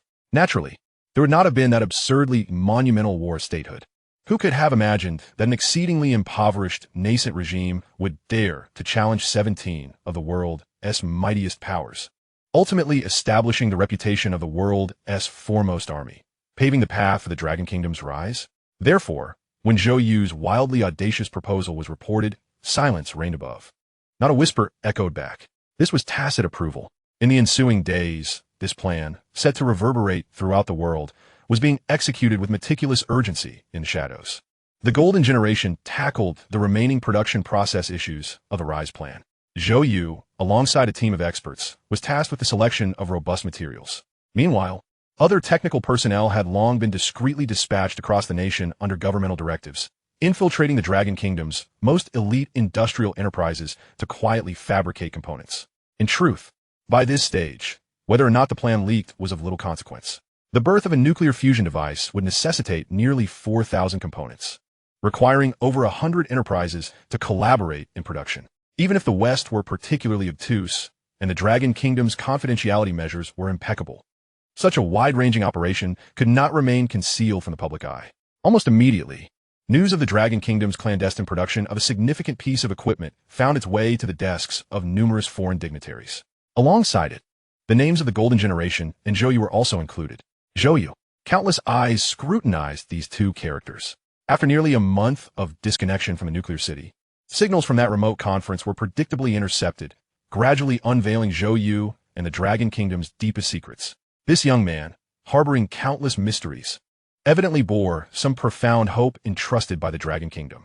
Otherwise, how could he have utilized the nation's top-secret research lines just days before the unveiling of the room-temperature superconducting technology by the Lighthouse Nation? The rationale behind the investigation into the Golden Generation was straightforward. They had remained within the Shanghai Industrial Park without venturing out, just as spies prepared to uncover their activities. They encountered unprecedented and thoroughly organized armed resistance. Wave after wave of armed police and soldiers established a perimeter, effectively encircling the entire western suburbs of Shanghai. Even when spies occasionally impersonated identities or attempted infiltration, they soon vanished without a trace. Clearly, an exceptionally elite security force was present around the park. Given the intensity of the protection, it was highly probable that this group of young individuals was intertwined with the Dragon Kingdom's most profound secrets. This left the upper echelons of the West in considerable confusion. They could speculate about Zhou Yu's secrets to some extent. This young man had already displayed remarkable capabilities during the Golden Generation, and his sudden rise must be tied to the submission of some formidable technology. But what of the Golden Generation? Had they merely developed a mercury-based alloy component? While impressive, its practical utility seemed limited, hardly warranting such stringent protection. Advisor, are you not concerned that these young individuals might become embroiled in this matter? Amidst the calculations, Mo Yuchen casually chatted with Zhou Yu during the remote meeting. We're safe within the nuclear city, but we fear that if they act out of desperation, their involvement with nuclear fusion could jeopardize their safety. Mo Yuchen's words were laden with uncertainty. In the eyes of many, Zhou Yu had always been someone who cared deeply for others, often prioritizing their safety over his own. In previous research endeavors, he had consistently chosen to delay progress rather than risk personnel casualties. During the first phase of the micro-nuclear fusion device assembly, when an accident occurred, Zhou Yu had bravely approached the device to assess the situation. Such a person could hardly be expected to disregard the lives of others merely for promotional purposes. Zhou Yu pondered for a moment before breaking into a wry smile. They have long been involved. What? Mo Yuchen replied, but the mercury-based alloy component can operate independently. Before he could finish, Zhou Yu interrupted. Old Mo, allow me to share a secret with you in advance. Have you considered what we might face if the nuclear fusion device becomes public? Arise? Certainly, but there is more. There are also adversaries. Indeed, the Lighthouse Nation would never simply relinquish its status as the dominant power of Blue Star.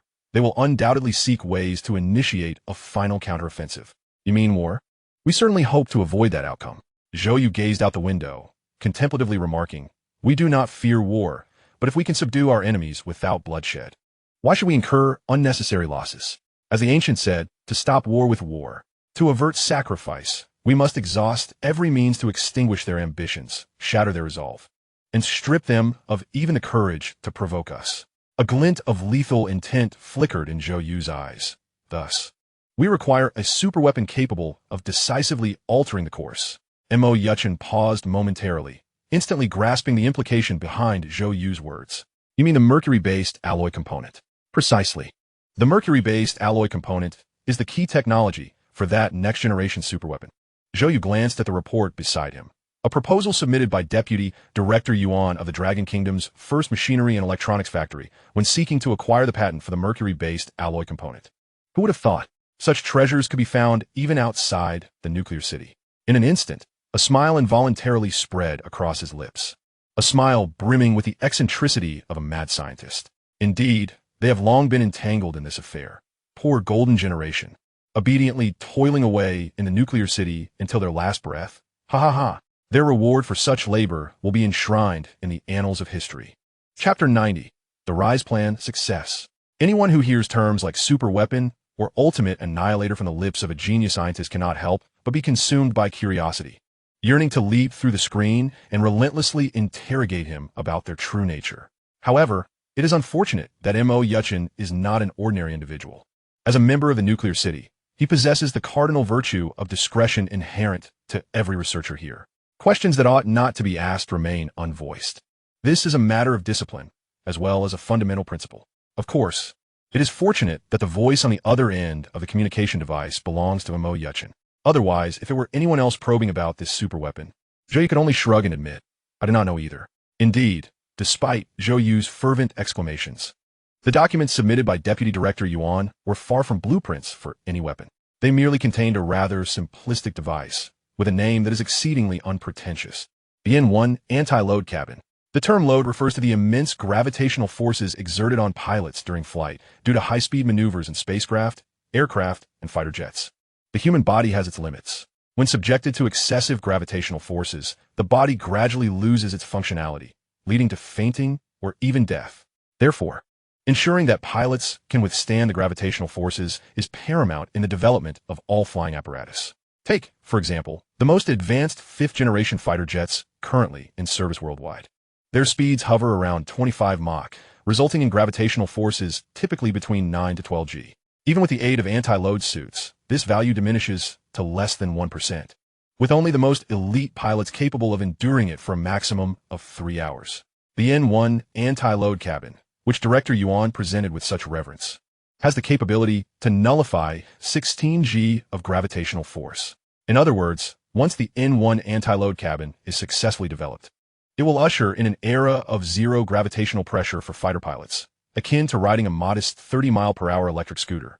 More significantly, with the N1 anti-load cabin, humanity can disregard the effects of gravitational forces on pilots, elevating aircraft speeds beyond 10 Mach without trepidation. What does 10 Mach signify? It translates to a staggering 400 meters per second, exceeding speeds of 10,000 kilometers per hour. However, merely developing an exceedingly fast aircraft does not qualify it as the superweapon Zhou Yu envisions. His excitement stems from a long-held hypothesis related to Colonel Ning.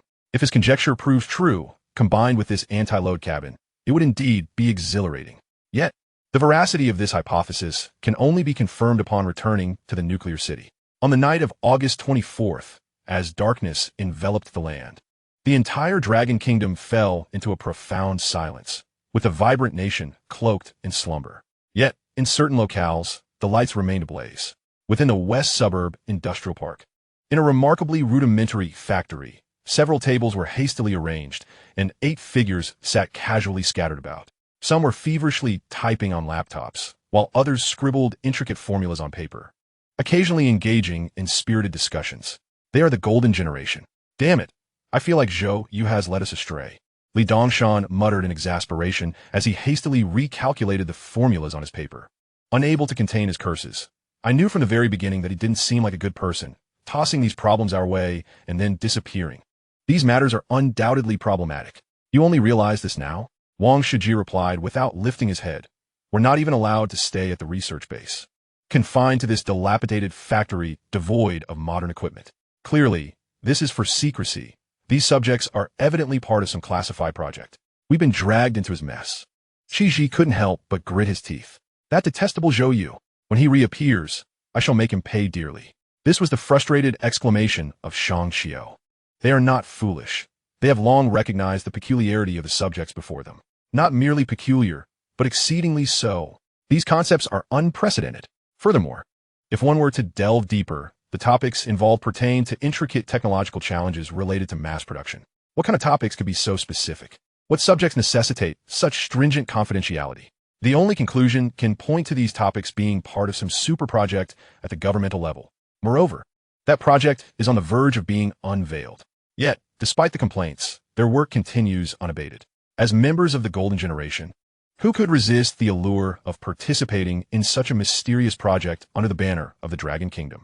It is inconceivable.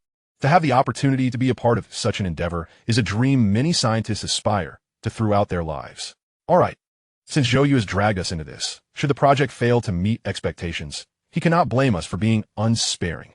We have 2 days. However, accounting for production and transportation time, we have less than 12 hours remaining. These numerical files are the results after screening for material strength. If we can compute all of them, we shall achieve great success. In the dimly lit dormitory, illuminated solely by the glowing screens, Zhou Yu's voice resonated softly.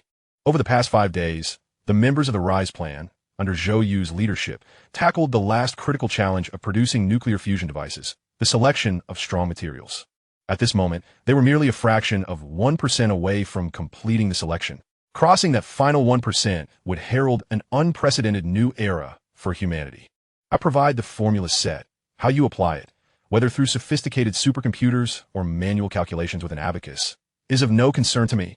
Zhou You, typically affable, spoke with an unprecedented sternness. Before dawn, I must have the numbers, do you understand? Understood. The voice on the other end of the communication device exuded unwavering determination. Had Zhou You been present at the nuclear city site, he would have witnessed a breathtaking scene. Thousands of individuals in a vast room, lined up like a military formation. Their eyes ablaze with fervent ambition. Everyone comprehended that the final moments had arrived. You may attempt to seek clues from the besto assumptions regarding the end values. Examine the broad area requirements for this segment. Zhou Yu's voice intermittently echoed. Now, he resembled a true consultant, becoming increasingly transparent along with the night outside. Hours later, as the first light of dawn broke, an older researcher suddenly sprang to his feet, wildly waving the papers before him as if Zhou Yu stood directly opposite him. Advisor, I've calculated it. It's a sequence of 19 constant arrangements.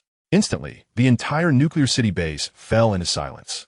The voice of Zhou Yu, still issuing commands from the communication device, came to a halt.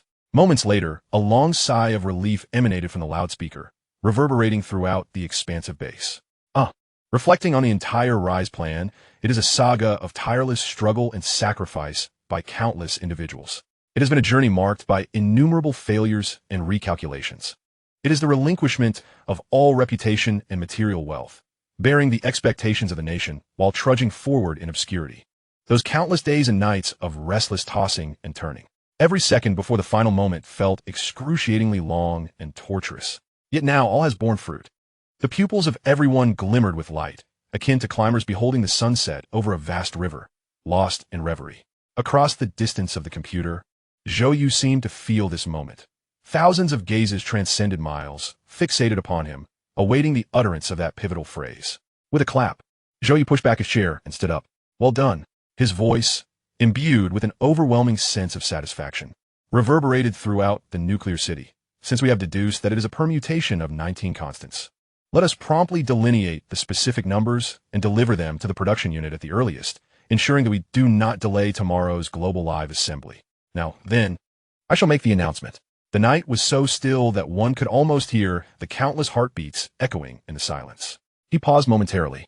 The Ascendancy Project and the Controlled Nuclear Fusion Variable Production Initiative have officially succeeded. Chapter 91. The Grand Performance begins. In the realm of human industry, there exist certain marvels that, due to their extraordinary craftsmanship and research complexities, are revered as the crowning jewels of innovation. Once, the industrial gem was the microchip. Subsequently, through the relentless efforts of numerous national enterprises, including Huaxing, the Dragon Nation successfully entered the 5 nanometers domain. The next industrial jewel became the lithography machine. Henceforth, the Dragon Nation's first electromechanical factory proposed the ingenious concept of a lithography plant, thereby effortlessly resolving the bottleneck in low-precision semiconductor production. Later, it evolved into room-temperature superconductivity, The entire world was aware that a new wave of technological revolution was poised to commence from the Lighthouse Nation. Riding this momentum, the Lighthouse Nation prepared to be crowned as the true sovereign of the Blue Planet. But what of nuclear fusion? Is nuclear fusion an industrial gem? This question had previously gone unanswered. In the eyes of modern civilization, controlled nuclear fusion appeared as an unattainable mirage, a phenomenon that was deemed impossible to manifest in this era. Even if one were to assign it a classification, it would hardly be regarded as an industrial gem. It is, in fact, the very crown capable of fundamentally transforming the contemporary industrial landscape and recreating a new world. Report. The results submitted by the Golden Generation have been approved. Please liaise directly with the relevant units. My task is complete, and the rest is in your hands. Zhou You replied calmly. During these 60 days, he had never felt such inner tranquility in nearly 19 years of existence. It was not merely a serene heart. Rather, it was a profound contentment following a joyous celebration. It felt akin to an exquisitely comfortable dream. The miracle that existed solely within dreams had been brought forth into this world by his own hands. On this night, some were so exhilarated they could not lift their glasses, causing them to shatter upon the ground, reminiscent of exuberant adolescence, racing around the study in joyful circles. Others excused themselves from meetings, claiming the need to use the restroom, only to weep profusely in the corridor. Some, convinced their aging ears were deceiving them, insisted on reconfirming the accuracy of the news, even at the cost of compromising classified communications. There were those who drank to the point of laughter-induced fainting, and others who sat before their desks in silence for an interminable stretch. Simultaneously, in the highest caliber industrial facilities across the nation, a fleet of trucks converged. Countless resources were transformed into brand new components along the production line, swiftly assembled and dispatched towards the northern reaches of the Dragon Nation. The Golden Generation, having been confined in the Shanghai market for half a month, finally emerged from the industrial park under heavy guard, boarding flights to the capital. They gazed upon the unprecedented spectacle before them, their expressions shifting from astonishment to anticipation. Like numerous spies and Western governments privy to this intelligence, they were eagerly keen to uncover what had transpired. Yet at this moment, regardless of the fervency of their emotions, everything was merely the inconsequential prelude heralding the birth of nuclear fusion. Only with the dawn would this grand performance, destined to astonish the world, slowly unveil itself. One could only imagine how each passing moment felt like an eternity. August 26th. From any perspective, this day was destined to be inscribed in the annals of history. The much-anticipated press conference for the Lighthouse Nation's room temperature superconductivity technology was scheduled for 9 in the evening, which coincidentally was 9 in the morning for the Dragon Nation. The busiest and most alert hour. The stage at the Times Tower in New City had been erected days prior. Global journalists and dignitaries flocked to the venue. The surrounding area under strict lockdown. The room temperature superconductivity technology press conference is about to commence. The moment that will change the world has arrived. The unveiling of a new era. The immense shift in global dynamics brought forth by room temperature superconductivity technology. We are the victors. Let the Lighthouse Nation be great again. Epic Times. Press conference on room temperature superconductivity technology. Check the national list. Even before the conference commenced, articles and news pieces spread like victorious battle reports across half the globe. On every social media platform, discussions swirled with unprecedented fervor surrounding the related topics. The scheduling of the Dragon Nation's press conference also became a significant facet of this global discourse, inciting mocking smiles on the faces of those with golden hair and blue eyes whenever it was mentioned. This was due to the sudden announcement from the Dragon Nation's officials, declaring that the press conference, initially set to follow the room temperature superconductivity technology release, would now take place an hour prior. To be candid, this decision bewildered many. The Dragon Nation had initially planned to hold the press conference after the room temperature superconductivity technology announcement, a strategy easily comprehensible from a Western viewpoint. In colloquial terms, this was akin to watching the dish before serving. They could observe the impacts of the room temperature superconductivity technology release before determining their external stance. Should the conference result in the entire world acknowledging the Lighthouse Nation as the sovereign, a mere call would suffice. They could then capitulate with softer rhetoric to mitigate losses. If, after the conference, some nations hesitated on whether to align with the Lighthouse Nation, it would imply that the Dragon Nation still had room to maneuver, allowing for a firmer stance during the press conference to rally nations sympathetic to their cause. Though viewed by the West as a desperate struggle, it was at least a rational decision. However, advancing the press conference raised questions. It contravened the principle of knowing oneself and one's adversary for assured victory. No matter how one analyzed this decision, its benefits remained elusive. If they were preparing to kneel, then submitting sooner would indeed be preferable to doing so later. Yet, the world was well aware that the Dragon Nation was not accustomed to kneeling. If they truly intended to submit, why bother with a press conference? A discreet communication to the White House expressing their willingness to serve as a subordinate would have been far more efficient. Confusion, utter bewilderment. Thus, after extensive discussions, a consensus emerged on Western internet forums. The Dragon Nation had gone mad, yet not in a frenzied manner, but rather in a foolish sense of madness. Before our formidable room-temperature superconductivity technology, any attempts at resistance would be futile, and within an hour, they would merely become a source of jest. Countless golden-haired, blue-eyed faces raised their remotes, donning expressions of expectant amusement as they tuned into the Dragon Nation's official channel, quietly awaiting the commencement of this press conference. Let us consider it a circus performance at the coronation of the Lighthouse Nation. The grand performance is about to begin. Chapter 92, The Trump Card. On this day, countless eyes were fixated on the Dragon Nation. The Great Hall of the Dragon Nation, the venue for the official high-profile press conference, was now filled with reporters from various countries. Countless spotlights focused on the stage, all gazes riveted in anticipation despite the absence of any figure upon it. Only a solitary line of text remained. Press conference of the Dragon Nation regarding recent international affairs. Aside from the reporters, the entire populace of the Dragon Nation, along with billions beyond its borders, including the ever-arrogant Western rulers who typically looked down upon others, were all fixated on this modest stage. In the Lighthouse Nation, within the White House, an elderly man with disheveled golden hair held a cigar, reclining in a massive armchair, swirling a glass of brandy in his hand.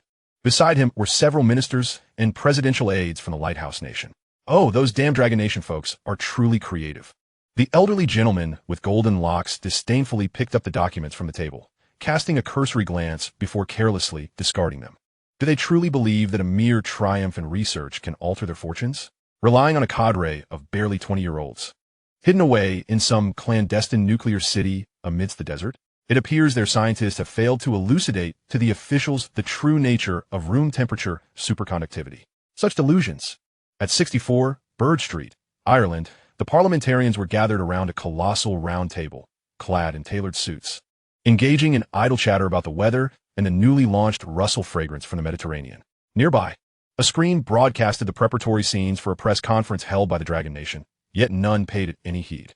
The lofty aloofness of the aristocracy rendered them indifferent to the plight of a nation grappling with defeat. I long to conclude this tiresome affair and retreat into Miss Sassel's embrace for a restful slumber. Sir James, do you not intend to observe what new policies the Lighthouse Nation might announce at the conference? Whatever policies they unveil, we're the victors, are we not? From the farthest reaches of the Pacific to the edges of the Atlantic, including those self-proclaimed elite nations scattered across the land, their leaders all sat before their televisions. Not to glean insights into the Dragon Nation situation, but rather to leisurely witness its desperate struggle, and then prepare to pounce, to devour that succulent prize they had long coveted for half a century. In stark contrast, the sentiment among the populace of the Dragon Nation was one of grave seriousness. Unlike the Western spectators who relished in the spectacle, every household across the streets bore expressions of utmost gravity, as if facing an imminent threat. The citizens of the Dragon Nation were not politically obtuse. They understood that this press conference would serve as the government's final declaration. Following its conclusion, the familiar world order would irrevocably transform, leaving only adversaries in its wake. Countless individuals sat glued to their screens, fervently praying for a miracle. They yearned for the government to unveil a trump card at the last moment, akin to the announcements of the atomic bomb, the Dongfeng missiles, and the J-20 fighter jets, a means to turn the tide. Yet, deep down, they recognized that such hopes were likely fanciful. For the room-temperature superconductivity technology was formidable, so powerful that few scientific breakthroughs could rival it, and its industrial implications could not be overshadowed by any nascent weaponry. But what if? Damn it, darling, come quick. These old bastards in the press are spewing news, claiming this is our nation's final struggle. Within the opulent residence of Lin Su. Lin Tian sat before the television, a bottle of liquor in hand, intermittently cursing. The screen of his phone was incessantly refreshing with Western news in pure English. I refuse to believe they still wish to confront us. My love, I implore you, do not hinder me. If the nation is poised to declare war at the press conference, I shall enlist tomorrow and fight tooth and nail. Not far away, Tang Wan, who was arranging fruit, turned her head, casting a look of exasperation at her husband. You're no longer a child. Why do you still behave like a reckless youth? You're not afraid of straining your back while battling them? Lin Tian shot back defiantly. What have I to fear? My company has been driven to bankruptcy by these old bastards. My daughter is missing, and now the nation itself is at stake. Should I fear fighting? You forget. I was once in the reconnaissance battalion. I'm more than capable of handling these pampered soldiers. Tang Wan merely pursed her lips, opting for silence. She understood her husband's profound loathing for Western nations, particularly the Lighthouse Nation. In earlier years, he had battled Western soldiers in the jungles of the Southeast, leaving many comrades behind. This was a matter of national enmity. After rising from nothing to establish a company worth hundreds of millions, he was now facing bankruptcy due to Western technological sanctions that had rendered his products undeliverable, leading to massive defaults and crippling penalties. His life's work reduced to ashes. This was personal grievance. In the throes of national and personal animosity, impulsive decisions were entirely plausible. Furthermore, their beloved daughter, the only one who could temper Lin Tian's fiery spirit, had ventured to the capital, likely attending the Golden Generation event. Sighing, Tang Wan resolved to avoid provoking this impassioned man further. Nestling into the sofa, she switched her phone to the channel, broadcasting the conclusion of the Golden Generation. You focus on your national matters, she remarked. I'll see if I can catch a glimpse of her daughter. That ungrateful little rascal. What is there to admire about being a so-called scientist of the Golden Generation? Lin Tian's curses continued to echo. Before I deal with those old bastards, I'll take it down first. Clearly, this man had lost his wits. His was but a microcosm of a broader sentiment. As the Dragon Nation teetered on the brink, fervor surged through its people. As the clock ticked towards 8, the Dragon Nation's press conference commenced. The Grand Hall was teeming with attendees as a diplomatically attired spokesperson ascended the stage, exuding calm and poise, bowing deeply to the audience, inciting a wave of applause, though it was primarily from the domestic press. The foreign reporters, however, wore expressions of barely concealed derision, mocking the Dragon Nation's perceived struggle in its final moments. Behind every national press delegation stood an individual donned with headphones, facilitating swift communication with their respective governments. Welcome esteemed journalists to the Grand Hall to partake in this press conference of the Dragon Nation. During this meeting, we will address the recent series of Western blockades and the impending announcement regarding room temperature superconductivity. The spokesperson's steady voice resonated through the hall. Yet before he could finish, a blonde reporter abruptly rose, unceremoniously interrupting, "We wish to know why your nation has suddenly advanced the conference time by an hour. This has caused considerable disruption to our operational planning." The tone was sharp, the words cutting, devoid of respect or decorum. It was hard to fathom such dialogue occurring in an official international press conference, yet it unfolded before them in stark nakedness. The blonde reporter's eyes glinted with a hint of mockery, igniting a storm of outrage among the Dragon Nation's viewers at home. Which country do you hail from? Did your mother never teach you how to speak? You dare claim our actions have inconvenienced you? Do you not grasp your own identity and status? How audacious! The frustration was palpable. Never before had they been subjected to such disrespect from foreign representatives. Yet, it was futile. They had long since allied with the Lighthouse Nation, spurred on by the formidable nature of room temperature superconductivity. Did they truly believe the Dragon Nation had already surrendered? A barrage of comments flooded the screen, brimming with indignation and resentment. Though the Dragon Nation was not the world's mightiest, its unparalleled industrial prowess and rich history had long secured its position at the pinnacle of global affairs. For decades, it had endured no such humiliation or affront. In response to the malicious inquiry, the spokesperson remained unperturbed, offering a slight smile. "We apologize for the disruption to your operational planning. However, your remarks do not conform to diplomatic etiquette. Hence, I must decline to answer your question." A ripple of laughter swept through the hall. "Mr. Spokesperson, do you truly believe that etiquette holds more significance than the future of the Dragon Nation?" queried a journalist from the Lighthouse Nation. If the previous inquiry was laced with malice, then this question was, in essence, a condescending affront that disregarded the dignity of the Dragon Nation. It was an unabashed display of threat. In an instant, the blood pressure of all those present from the Dragon Nation surged dramatically. However, the spokesperson, seasoned in the ways of the world, merely spread his hands and calmly stated, "What a coincidence. Our press conference today is precisely to discuss the future of the Dragon Nation." His words, tranquil yet resounding, brought silence to the venue. Everyone understood that the main topic had arrived. Recently, Our nation has been subjected to unwarranted blockades and assaults from numerous countries, which is neither logical nor in accordance with international law, nor does it align with mutual developmental interests. Such actions are exceedingly foolish and unethical. I shall refrain from naming the specific nations. Those present are likely more aware than I am. Upon hearing these words, all the journalists in attendance became transfixed. How audacious! No one anticipated that the spokesperson would launch into a merciless reprimand right from the outset. It is well known that communications between major powers are typically conducted with decorum. Even when two adversaries are at war, diplomatic exchanges rarely exceed certain bounds, maintaining at least a facade of peace. Yet at this moment, the spokesperson of the Dragon Nation dared to describe the actions of not just one, but a multitude of nations as foolish and unethical. Have they lost their senses? Are they unaware of the current circumstances? How dare they unleash such vitriol upon so many nations? A journalist from Ireland promptly stood and retorted sharply. Your nation is facing blockades due to its outdated industrial technology, which has monopolized too much of the market, failing to align with the current international development landscape. Thus, the dissatisfaction from others is justified. You should reflect upon your own shortcomings, or better yet, you need not bother. For once the room temperature superconducting technology is unveiled and the third industrial revolution dawns, the situation for the Dragon Nation will likely worsen. Is your nation prepared for such eventualities? From malice to threats, and now to the brink of war, within mere minutes, the atmosphere had escalated to one of stark confrontation.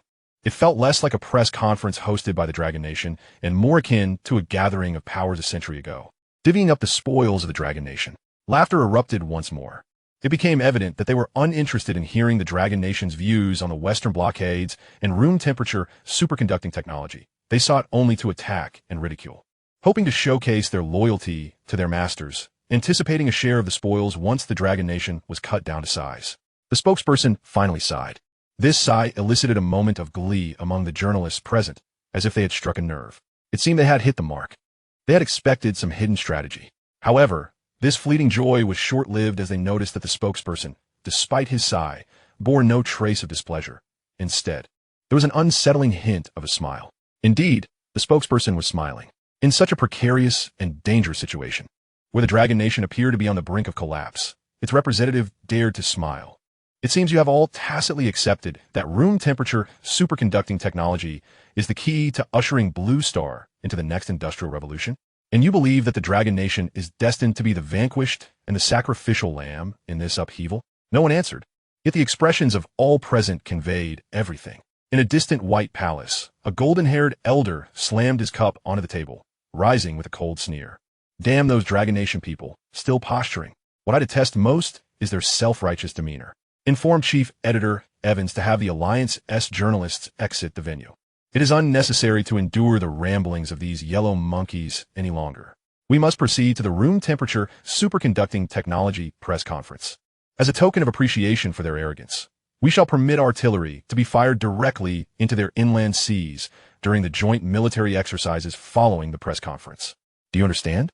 Understood. The surrounding ministers revealed expressions of excitement. They could hardly wait to see if the Dragon Nation would maintain such a calm demeanor when the time came.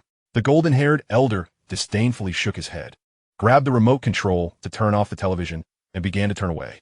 At that moment, the spokesperson's composed voice resounded once more from the screen.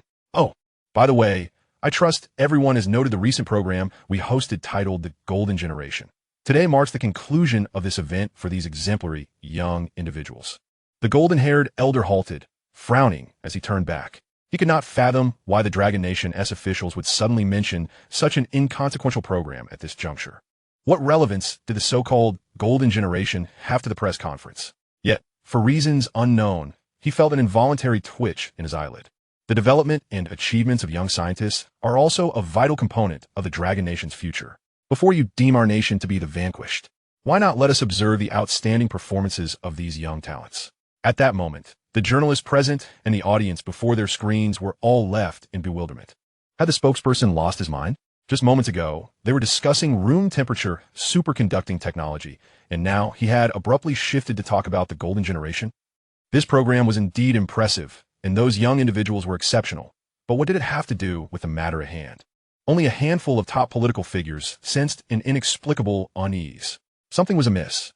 The Dragon Nation was behaving unusually today. If they were merely posturing, then they were doing so with alarming realism. Although they claimed this was a press conference, the spokesperson had not answered a single question from beginning to end, instead engaging in a near-mocking exchange of words with the multinational journalists. There was no intention to resolve any issues. Rather, it appeared as though they were merely stalling for time. As the press conference now approached the 20-minute mark, the only specific topic the spokesperson had mentioned was this unrelated conclusion of the golden generation. If they could not discern the underlying oddity now, then these political figures had no place in their roles. Was it possible that the conclusion of the so-called golden generation held the Dragon Nation's trump card? But what could possibly rival room temperature superconducting technology? Just as everyone remained perplexed, the spokesperson waved his hand, and the massive display behind him illuminated instantly. The words press conference vanished, replaced by an immense stage. On that stage stood 9 figures, all too familiar to the world. Mr. Spokesperson, we have no interest in these young talents from the Dragon Nation. The words had barely left the lips of a journalist from the Maple Leaf Nation when she froze in place. Not just her. At that moment, the entire venue fell under a spell of silence. The room swiftly quieted as they gazed at the colossal, house-sized machines behind the 9 figures on screen.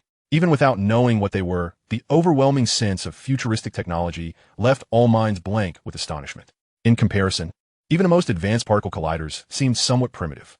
At the center, a glowing entity resembling a furnace emitted a low rumble, sending chills down their spines. What is this? Chapter 93. The Curtain Call of an Era. No, this was entirely wrong.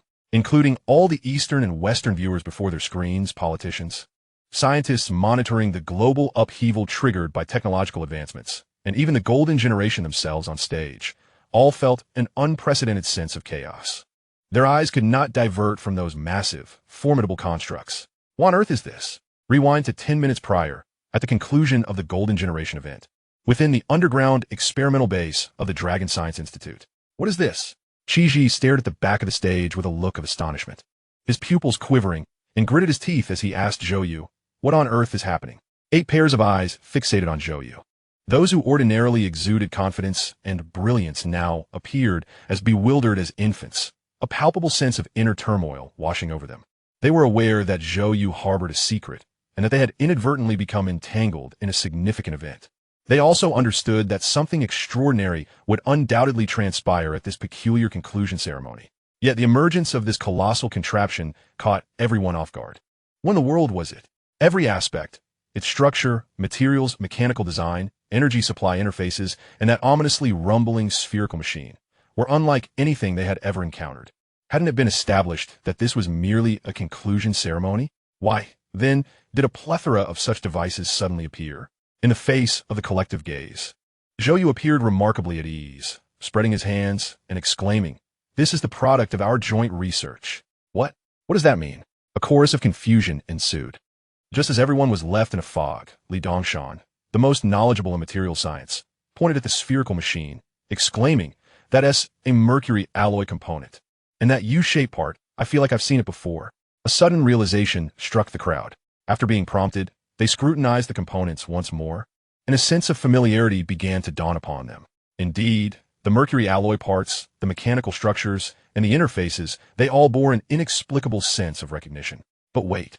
As members of the Golden Generation, they were supremely confident in their memories and were unequivocally certain that this was their first encounter with such items. Yet, if it was indeed their first time, why did it feel so familiar? Suddenly, the usually composed Wang Anyu reacted. However, her response was no longer the calm demeanor she typically exhibited. She spun around, her voice nearly cracking, laced with an uncertain hypothesis. "Zhou You, you told us about these things before, haven't you?" Zhou You grinned. "Ah, clever." Everyone froze for a moment as memories surged back, followed by an overwhelming shock. Yes, these components were precisely the examples Zhou You had casually mentioned as solutions during their validation of the mercury alloy hypothesis when he had taken on the role of their so-called strategist. They were also the finished products of the mysterious topics they had been researching just days prior. As they re-examined the components before them, especially the exaggeratedly designed central spherical device, countless pieces of knowledge converged in their minds. A furnace stabilization device crafted from mercury alloy. A temperature-controlled diversion device featuring high-speed rotating structures. A crystal controller for neutralizing nuclear atomic magnetic fields. Element transfer pipelines. an energy backflow line collection. All these elements began to coalesce, gradually forming a more concrete vision of a technological marvel. The hypothesis that had flickered through their minds countless times, yet had never been fully believed or dared to be spoken aloud, finally surfaced. Could it be? The usually lively and straightforward Zhou You stood there, her face blank as she mumbled, "Could it be controllable nuclear fusion?" The mere mention of controllable nuclear fusion seemed to possess an irresistible allure. As the words escaped her lips, the vast research facility fell into an eerie silence. Even the sound of breathing ceased. Only the bodies trembled in disbelief. Yes, setting aside all impossibilities, the only conceivable application for the aforementioned technologies was indeed that. The gazes of the crowd resembled those of the most devout believers witnessing a divine miracle. They instinctively began to approach the components, entirely disregarding the inherent dangers of the nuclear apparatus. In that moment, the phrase morning enlightenment, evening death finally took on a tangible symbol for the golden generation. True geniuses devoted to the pursuit of science. They had never dared to dream that they would one day witness nuclear fusion with their own eyes. Oh my heavens! They were right. After an indeterminate amount of time, Zhou Yu's voice finally broke the stillness, tinged with pride. Didn't he expect it, did you? I wasn't just boasting when I said we were going to achieve nuclear fusion. Ha ha. Yet at that moment, no one paid heed to the boastful youth. Even though he was the protagonist, he paled in comparison to the allure of this colossal metallic beast. Someone murmured, "They are merely components at this point." So, what we must do next is allow the entire world to witness the birth of controllable nuclear fusion. A sharp snap of fingers resonated. The crowd snapped back to reality, only to see the stage curtains slowly parting. Before them stood an immense camera, dozens of dazzling spotlights, and beneath the stage, a sprawling scientific research facility filled with countless figures and massive machinery, all clad in uniform attire, standing tall like a battalion, their piercing gazes fixed upon them, observing them.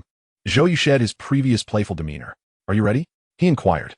The response was a thunderous cheer that seemed to reach for the skies. "Reporting, advisor. All technical personnel are ready." Zhou Yu nodded and slowly raised his hand.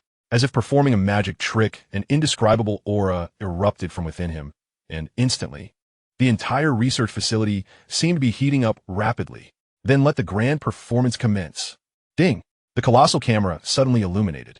The profound light and shadow lens transformed into the epicenter of the world, where the sounds of the historical wheels of the entire globe could be heard thundering. "Sir Spokesperson, we are not interested in these young people from the Dragon Nation." The voice of the reporter abruptly halted from the loudspeaker. Alongside the reporter, the entire blue planet fell into silence. Taking a deep breath, facing the gaze of the world, Zhou Yu stepped forward, bowed toward the camera, and offered a salute to the entire world, a greeting and a farewell to the old era. Regrettably, time was too tight. He didn't even have a chance to craft a cool opening line for the new era. All right, let us keep it simple and straightforward. The Dragonheart 1 controllable nuclear fusion device is now commencing assembly. Boom! The sound echoed like a clap of thunder. At that moment, the world fell into a daze. Chapter 94, Hysteria. The term nuclear fusion was by no means foreign to the civilization of the Blue Planet. Whether in various science fiction works, scientific journals, or discussions on the streets, including textbooks, it was frequently mentioned, belonging to the category of scientific terminology that was most commonplace. Everyone had undoubtedly heard it countless times. Even elementary school students could wax poetic about it. However, this time was different from all previous instances. The entire world was left in a state of bewilderment. What did it mean? What did it mean that the Dragonheart 1 controllable nuclear fusion device was beginning assembly? Was this controllable nuclear fusion the same as the one I know? Confronted with such unprecedented information, people initially felt not shock, but absurdity and ridicule, as if they were watching an outlandish farce. Ha ha ha ha. The Dragon Nation is quite creative. This so-called golden generation is also rather inventive. How did it turn into nuclear fusion out of nowhere? Do you think this is some kind of comedy show? After a brief moment of stunned silence, the Western journalists at the press conference erupted into laughter. "Sir Spokesperson, what exactly are you showing us?" "Wasn't it said that the young people of the golden generation are all exceptional scientists? How come they've started telling jokes as well? Controllable nuclear fusion, haha, truly creative. Are you putting on a show for us to lighten the mood?" Even a female journalist, notorious for her scornful remarks, let out a sharp laugh. "I simply do not believe it. You damn Dragon Country folks, do not think you could deceive us." The smiles on the faces of the Western journalists grew increasingly rigid, gradually transforming into expressions that struggled to conceal their incredulity. A cacophony of laughter, now more piercing and malevolent than before, enveloped the atmosphere. Yet, the spokesperson remained unfazed, his demeanor as serene as ever, not allowing even a hint of his smile to fade. He merely pointed cheerfully at the screen, indicating that we should continue watching. With this gesture, the laughter quickly dissipated. A series of rapid footsteps echoed from the television, followed by the thunderous roar of numerous large machines. The camera zoomed out in an instant, revealing 9 silhouettes diminished to mere specks. What came into view next was an impeccably organized, immense assembly line, accompanied by dozens of specially designed lathes and specialized engineering vehicles. Countless figures clad in Dragon Country engineering uniforms flitted about. At that moment, laughter vanished from the conference hall, replaced by a stifling silence. The atmosphere turned oppressive, laden with an unspoken tension. All previous smiles had merely masked an inner turmoil. However, as the assembly site was fully unveiled, they could no longer maintain their facade. A flicker of fear ignited within their hearts. While the Dragon Country may possess a less than favorable image in the international arena, one undeniable fact remains. Even its adversaries cannot refute the credibility of the Dragon Country's government, renowned for its reliability and commitment to action, rarely engaging in farcical antics. When the Dragon Country speaks, it acts. This principle has been repeatedly validated over nearly a century of confrontations. Could it be? Is this truly nuclear fusion? When the screen displayed the colossal components, particularly as Zhou You announced the commencement of the assembly of the Longguo, one controllable nuclear fusion device, a chorus of laughter erupted from the highest echelons of the Western world, echoing the incredulous reactions of the journalists at the conference. Nuclear fusion? And controllable at that? Quite the display of Eastern humor. Yet, curiously, as these officials laughed heartily, they noticed the scientists sitting beside them remained eerily silent, their eyes wide and fixed on the screen. Their lips began to quiver uncontrollably. Dr. Jackson, what are you trembling for? If you want to laugh, let out. Don't stifle yourself. In the White Palace, the golden-haired elder jested with the chief scientific advisor of the Lighthouse Nation. These Dragon Country folks are indeed full of surprises. It seems that desperation breeds absurdity. No one responded. You're not actually captivated, are you? Who knows where these large components were even sourced from? Still, no reply came forth. The entire team of scientists was as silent as a still pond, their only response being expressions of increasing disbelief and trepidation. No, speak up, all of you. The golden-haired elder forced a smile. A mere fake nuclear fusion has you all so terrified. It surely cannot be true controllable nuclear fusion, can it? Right? Am I right? Why won't you speak? Finally, his once jovial tone morphed into an uncontrolled fury. Why won't you speak? Crash. He smashed his cup against the floor. The most powerful man on Blue Star erupted into a near-desperate scream. Talk to me. Tell me it's not nuclear fusion. I will fire you all. Dragon Country. This thunderous revelation of nuclear fusion sent the Lighthouse Nation, poised to crown itself as the king of Blue Star, into a frenzy. A similar scenario unfolded across various corners of Blue Star. Those once arrogant figures, eager to carve up the Dragon Country, now realized that events were spiraling far beyond their control.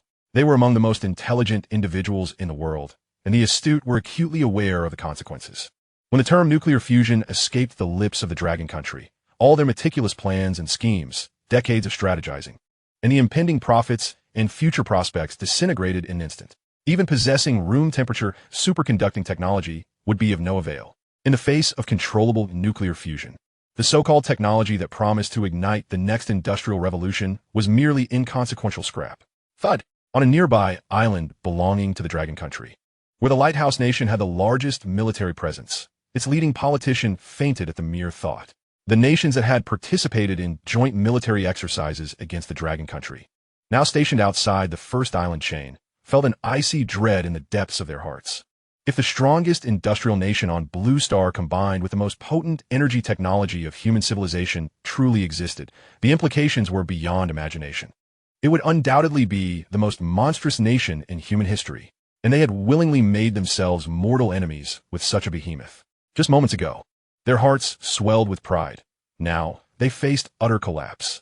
All they could do was pray that this was merely a dream, that upon waking, nuclear fusion would vanish. Who could have anticipated that the descent from heaven to hell could occur in the span of a heartbeat? The chasm between the two was aptly named despair. Chapter 95, The Diversity of the World. On the screen, the controllable nuclear fusion device, dubbed Longguo 1, was swiftly hoisted onto the assembly line under the watchful eyes of all. Hundreds of individuals operated in unison, assembling it with remarkable efficiency. Although these components were labeled as parts, in reality, they constituted a semi-assembled system. The remainder was merely a matter of fitting them together. Thus, as this futuristic super-energy device took shape, growing to the size of a small building and even beginning to emit operational sounds, another dagger pierced the hearts of those formidable figures steeped in despair.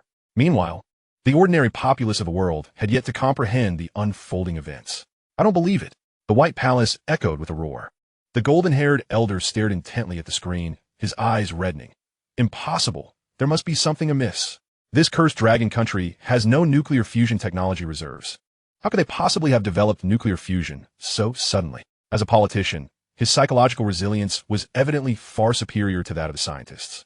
Even at this moment, with controllable nuclear fusion assembling before him, he desperately sought flaws and deception within it, if any existed. He was unwilling to accept it, nor could he. To maximize the potential of room-temperature superconducting technology and truly claim dominion over Blue Star, the Lighthouse Nation had paid an exorbitant price.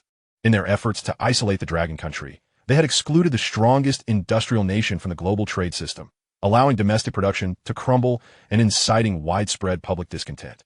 To encircle the Dragon Country, they had poured trillions of dollars to cultivate allies, uniting half the world, and had doubled their fiscal deficit within months, depleting all their reserves. To partition the Dragon Country, they had liquidated a century's worth of international prestige, relinquishing core interests, and had wildly expanded military bases across the First Island chain, gravitating towards militarism. All of this had nearly gambled away the very foundation of the Lighthouse Nation.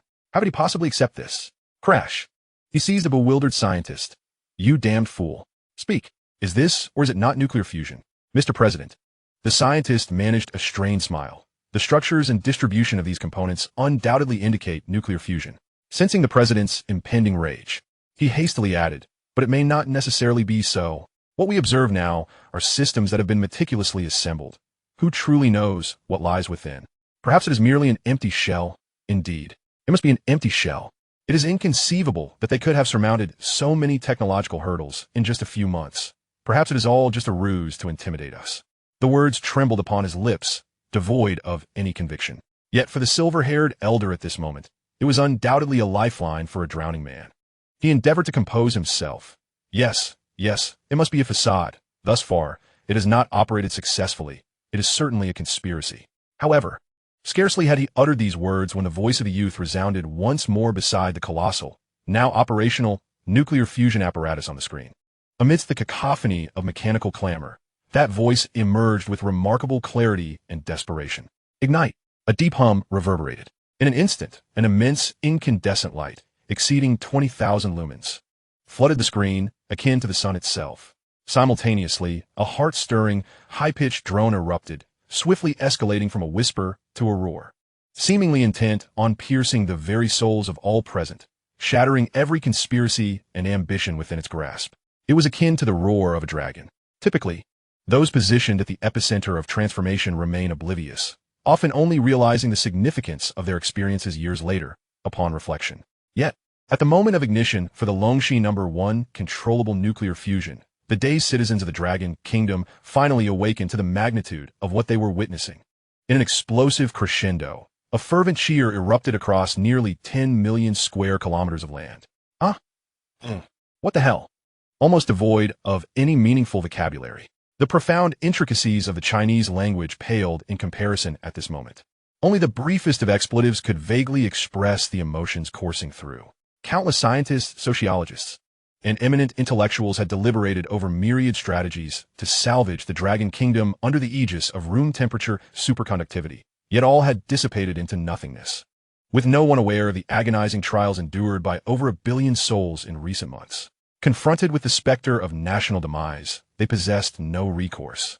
But at this moment, the dragon-like roar shattered all shrouds of darkness. Nuclear fusion, a concept that had been incessantly debated, a dream that had graced the slumber of countless individuals, had suddenly materialized into reality. Right here, right now, the Dragon Kingdom, after several minutes of silence. The barrage of comments finally exploded. Brothers, am I dreaming? Is this nuclear fusion? It truly is nuclear fusion. ISNT it? Good heavens. When did this happen? When did we succeed in controllable nuclear fusion? The Dragon Kingdom is formidable. Ha ha ha ha ha. I knew this press conference had something extraordinary, incredible. I asked the Westerners. Are they still in despair? Speak. Does this not signify our victory? Will we no longer be oppressed by the Western powers? Oppressed? Brother, do you even understand what nuclear fusion entails? It's our turn to take the lead. I am beyond exhilarated. Who is currently in Qingshui Street, Jiangnan City? I'm about to disperse a fortune, $1 million. First come, first served. To hell with room temperature, superconductivity. This is too delightful, a last-minute triumph. Ha ha ha ha. The power of words is feeble. Even such a frenzied barrage of comments could scarcely convey 1/10,000th of the exhilaration surging within the hearts of the citizens of the Dragon Kingdom. And compared to the cacophony of cheers filling the streets, it seemed utterly insignificant. Following those raucous laughter, an unknown multitude wept openly. Everyone understood that the era belonging to the Dragon Kingdom had arrived. So abruptly, so astonishingly, and so perfectly timed. At this moment, countless individuals surged into the streets. Akin to a stampede of wild horses galloping from the plains, some exuberantly shouting, others embracing strangers. Their words were indistinct, yet that mattered little. At this juncture, the Dragon Kingdom was more vibrant than the grandest of festivals. Every street and alley was teeming with jubilant crowds, punctuated by the incessant crackle of firecrackers. Among the throng were elated citizens, emotionally overwhelmed scientists, and businessmen who typically prioritize their public image. Amidst them sat a young girl, perched on the steps outside the Dragon Academy of Sciences, intently focused on her phone while the world celebrated the nuclear fusion device. Her gaze remained fixated on a barely discernible pixel in the corner, an image of someone. The Dragon Kingdom is formidable. We are on the rise. The jubilant crowd flowed past her, and a frenzied middle-aged woman, caught in a state of euphoria, noticed the quiet girl. Why are you sitting here alone, pretty girl? Ha ha. Come celebrate with us. She waved her hands in excitement. The typically aloof girl, for the first time, spoke with a blend of anger and pride. I'm waiting to settle scores. In truth, the imagery of nuclear fusion had abruptly ceased at the moment of successful ignition. Yet the press conference persisted. The journalists present remained in a state of stupor, while the spokesperson struggled to suppress an exhilarated smile, silently surveying them from a position of superiority, relishing the triumph of a victor. At this moment, any forthcoming announcements regarding room temperature superconductivity seemed utterly trivial. The stage hosting the Dragon Kingdom's press conference had become the focal point of the world. The only course of action for the others was to listen intently to what this representative of the Dragon Kingdoms will had to convey. After all, the moment of reckoning had arrived. Chapter 96, Perspectives. The international image of the Dragon Kingdom has long been characterized by loyalty and integrity. Even those Western nations that stand in opposition to the Dragon Kingdom must concede that throughout history, there has been no other nation that has risen peacefully without resorting to bloodshed like the Dragon Kingdom. However, this does not imply a lack of resolve. Quite the contrary. A multitude of historical victories attest to the fact that this is a nation steeped in martial virtue and unforgiving in its grudges. The adage that should one offend me, I shall retaliate, and those who harm the Dragon Kingdom, even if distant, shall face retribution is etched into the very essence of every citizen. Even in times of temporary impotence, the Dragon Kingdom ensures that humiliations are recorded in textbooks, passed down through generations until vengeance is realized. This is the code by which the Dragon Kingdom operates. It is this uncompromising national character that has drawn the ire of the entire Western world, spearheaded by the Lighthouse Nation. They are acutely aware that if the day comes when the Dragon Kingdom truly ascends, they will be compelled to pay dearly for their transgressions. This is why, after the Lighthouse Nation developed room temperature superconductivity, they risked the collapse of international order, expending tremendous political and material resources, determined to extinguish the Dragon Kingdom once and for all. Even if it does not lead to annihilation, they must shatter this nation completely. For as long as the Dragon Kingdom exists, a sword of Damocles, named revenge, will forever dangle over their heads, poised to descend at any moment. And now, that long-feared moment has arrived. The silence at the press conference endured for an extended period, even as the shock of controllable nuclear fusion's birth began to settle in. The journalists remained tongue-tied, exchanging bewildered glances. What would they possibly ask? The emergence of nuclear fusion had obliterated all their carefully crafted inquiries, rendering their prepared documents utterly worthless. Those tasked with liaising with their respective governments could only anxiously dial official numbers repeatedly, the sound of ringing echoing throughout the venue. Finally, after several minutes of profound silence, a journalist rose, managing a smile that resembled a grimace. "Excuse me, Mr. Spokesperson. May I inquire if what was just displayed on the screen is indeed the controllable nuclear fusion device?" This journalist had previously been among those denouncing the Dragon Kingdom as foolish and immoral. Yet, just moments ago, his demeanor was marked by haughtiness and indifference. At this very instant, it is imbued with humility. As he spoke, he instinctively hunched his back, adopting a somewhat obsequious demeanor. Nevertheless, the questions he posed revealed that both he and the nation he represented, the Lighthouse Nation, were loath to concede defeat. Even in the face of successful assembly and operation of nuclear fusion, they clung to a vestige of unrealistic hope. Under the gaze of the assembly, the spokesperson offered a slight smile. "As for your question," instantly, all ears perked up, eager to hear the ultimate response. "I'm afraid I cannot provide an answer."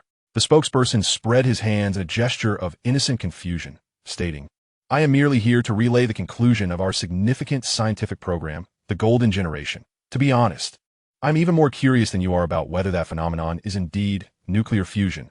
Regrettably, I am not a scientist. If the opportunity arises, I shall inquire on your behalf." His voice, consistently warm and steady, nevertheless bore a distinct undertone of mockery. It was this very mockery that plunged all who harbored a final flicker of hope into an abyss of despair. This posture was painfully familiar. It echoed the days when the J-20 was belittled as merely an iteration of the J-10, the DF-47 was dismissed as a short-range missile, and cruisers were mischaracterized as civilian fishing vessels, all delivered with such egregious disdain. Damn, it resembled a cat, high and mighty, toying with a hapless mouse. At that moment, an increasing number of journalists received directives from their official sources. "Excuse me, may I inquire whether the prototype we just saw on screen is a controllable nuclear fusion model or one intended for mass production? I'm not entirely sure. Does your nation have plans to develop controllable nuclear fusion technology, and are you prepared to share it with the world, akin to your advancements in room temperature superconductivity?"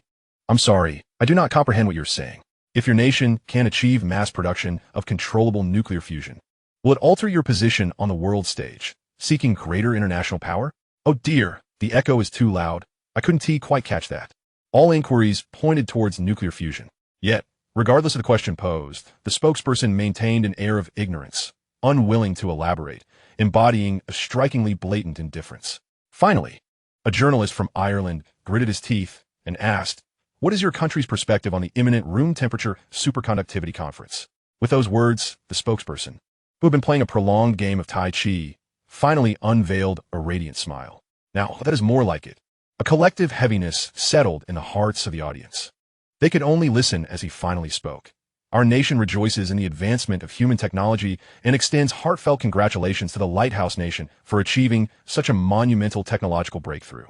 We hold great admiration for the selfless spirit of your nation in sharing such technology." Following this barrage of commendation, his expression abruptly turned frigid. The tone shifted decisively. However, this does not imply that the Lighthouse Nation can leverage this technology to pursue hegemony, nor does it suggest that certain nations, driven by their own interests, may become mere pawns, instigating international discord. The moment these words were uttered, the atmosphere of the press conference plummeted. Such a stern reproach undoubtedly tore the facade of cordiality asunder. Yet, at this moment, the Dragon Nation, which had successfully researched nuclear fusion, undeniably possessed the standing to make such assertions. In the face of the Dragon Nation's rebuke, not a single journalist dared to retort, nor did any exhibit signs of discontent. It was evident that the main event had arrived. Since you have invited my perspective, allow me to express it candidly. Over the past 2 months, the Western nations, led by the Lighthouse Nation, have imposed nearly 3,000 sanctions that contravene international law upon the Dragon Nation, inflicting immense losses upon us. Is this reasonable?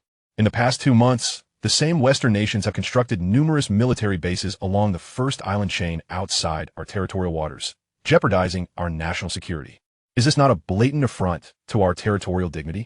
At this very moment, a coalition of Western naval forces, equipped with nearly 600 military units, is poised to conduct armed military exercises within mere dozens of nautical miles of the Dragon Nation. Is this not a provocation? I believe each of you knows the answer. This entire situation stems from an inappropriate technological breakthrough that has led to an insatiable surge of ambition, challenging and threatening the international order of the Blue Planet. Thus, the spokesperson finally cast aside all semblance of gentility, his voice resonating with an icy chill. The prerequisite for me to express my views is that the Lighthouse Nation must first cease all activities related to room temperature superconductivity technology. Let it not be said that I did not forewarn you. Ceasing all related endeavors? The subtext was unmistakable. Halt your conference, suspend technological development, disband your alliances, withdraw your military forces, and then I shall consider how to engage in dialogue with you. Otherwise, the consequences shall be yours to bear. Upon grasping the implications of this statement, the hearts of all present raced. A threat. This was an unabashed and blatant threat, shedding all pretense of cordiality. The Dragon Nation had finally revealed its inviolable and formidable nature. Chapter 97. Administrative Orders from the White Palace. Infuriating. Infuriating indeed. Within the White Palace, the politicians of the Lighthouse Nation were nearly driven to madness, their eyes fixed with intensity upon the screen displaying the imperious spokesperson from the Dragon Nation. Their pupils almost blood-red. Humiliation, resentment, and unwillingness. The Lighthouse Nation, since its inception, has been one of the most powerful nations on the Blue Planet. In just a few scant decades, it evolved into the foremost industrial power of its time. It played a savior's role in both world wars, consequently becoming a foundational architect of the post-war international order. It can be said that over the past century, the Lighthouse Nation has been the most formidable and affluent nation in the annals of Blue Planet history, commanding respect and obedience, truly a terrestrial paradise. Yet at this moment, this once mighty nation, standing at the pinnacle of the Blue Planet, was publicly threatened, and in such a humiliating manner, to demand that we cease all work on the room temperature superconductivity technology that we have painstakingly developed over decades, even to halt our conference, to dissolve the Western alliance that cost us trillions to establish, to dismantle all military bases, withdraw our coalition forces, and meekly concede defeat. This was no mere act of trampling the face of the Lighthouse Nation into the ground. It was an outright humiliation, pressing the Lighthouse Nation's face into a toilet before the eyes of the world, utterly disregarding its dignity. Yet in this moment, all fury seemed utterly impotent. Indeed, though the Dragon Nation had achieved successful mass production of nuclear fusion, it did not instantaneously elevate its national power to a zenith, rendering it the strongest nation on the Blue Planet. However, it was merely a matter of time. After all, an almost free, limitless energy source, coupled with a nation that boasts the largest population and the most potent industrial capabilities on the Blue Planet, is a concept that any individual with a modicum of understanding would grasp. It is akin to the Lighthouse Nation at its peak combined with the Russian bear, plus the vast markets of the entire Western world. This is a behemoth that has never existed before in the face of human civilization. And the most despairing aspect is that the Dragon Nation is primarily known for its formidable army and vast territory. What does this signify? It signifies that even if the combined might of the world were to launch an immediate attack against the Dragon Nation, it could not be decisively defeated in the short term. This period would suffice for the Dragon Nation to produce an abundance of controllable nuclear fusion technology and genuinely develop itself. An insurmountable dilemma, such as the predicament laid bare before the Lighthouse Nation. The Lighthouse Nation, which has been brazen and overbearing for over half a century, has finally come to understand the plight once felt by the Dragon Nation, that no matter what actions are taken, a breakthrough seems impossible. The politicians are acutely aware that there are now only two options available. First, to lower their heads, accept the demands of the Dragon Nation, abandon the room temperature superconductivity technology, and concede defeat outright. The consequence would be a catastrophic fall from grace for the Lighthouse Nation, a swift collapse of its influence, coupled with the obliteration of the immense investments made, plunging the nation into a state of Great Depression. From that point forward, the Lighthouse Nation would be irrevocably relegated to the status of a second-rate country, under the newly established order of the Dragon Kingdom. There exists no opportunity for resurgence for at least a century. Secondly, by rejecting the demands put forth by the Dragon Kingdom and maintaining a confrontational stance, we shall stubbornly retain our staunch allies, such as Neon in England, to oppose the Dragon Kingdom. The consequence of this defiance is clear. The Dragon Kingdom, wielding the formidable power of nuclear fusion, can single-handedly rival half the world, effortlessly expanding its sphere of influence to encompass dozens of neighboring nations, thereby forging an unprecedented super-technical alliance in human history. In terms of industry, population, energy, and developmental potential, their capabilities far surpass those of the Lighthouse Nation. Consequently, the alliance of the Lighthouse Nation would be utterly vanquished, reduced to a target for reckoning, ripe for division and disintegration, perhaps even on the brink of non-existence. Just as the Dragon Kingdom could not kneel, how could the Lighthouse Nation? This ideological war is one of life and death, devoid of any warmth. Both kneeling and standing would lead to demise. Should we kneel, the Lighthouse Nation, with its national strength, could endure for a few more years, allowing our politicians and tycoons to enjoy a semblance of stability. Faced with these two choices, no matter how bitter and painful, it seems that the more rational decision is to capitulate. Mr. President, perhaps we should consider temporarily acquiescing to the Dragon Kingdom's propositions, suggested a handsome middle-aged man. Let us first ascertain whether the Dragon Kingdom truly possesses the capacity for mass-producing nuclear fusion. This would be the most prudent choice for the future of the Lighthouse Nation. His demeanor and poise clearly indicated that he was an elite from a prominent political lineage. Even in such tumultuous times, he spoke with remarkable composure. However, in response to this seemingly reasonable suggestion, the golden-haired elder erupted with indignation. "You cowardly Lawrence. The Lawrence family is nothing but a bunch of weaklings. Do you think I am unaware of your thoughts? Damn it, do you truly believe that just because you have business ties with the Dragon Kingdom, those despicable people will grant you mercy?"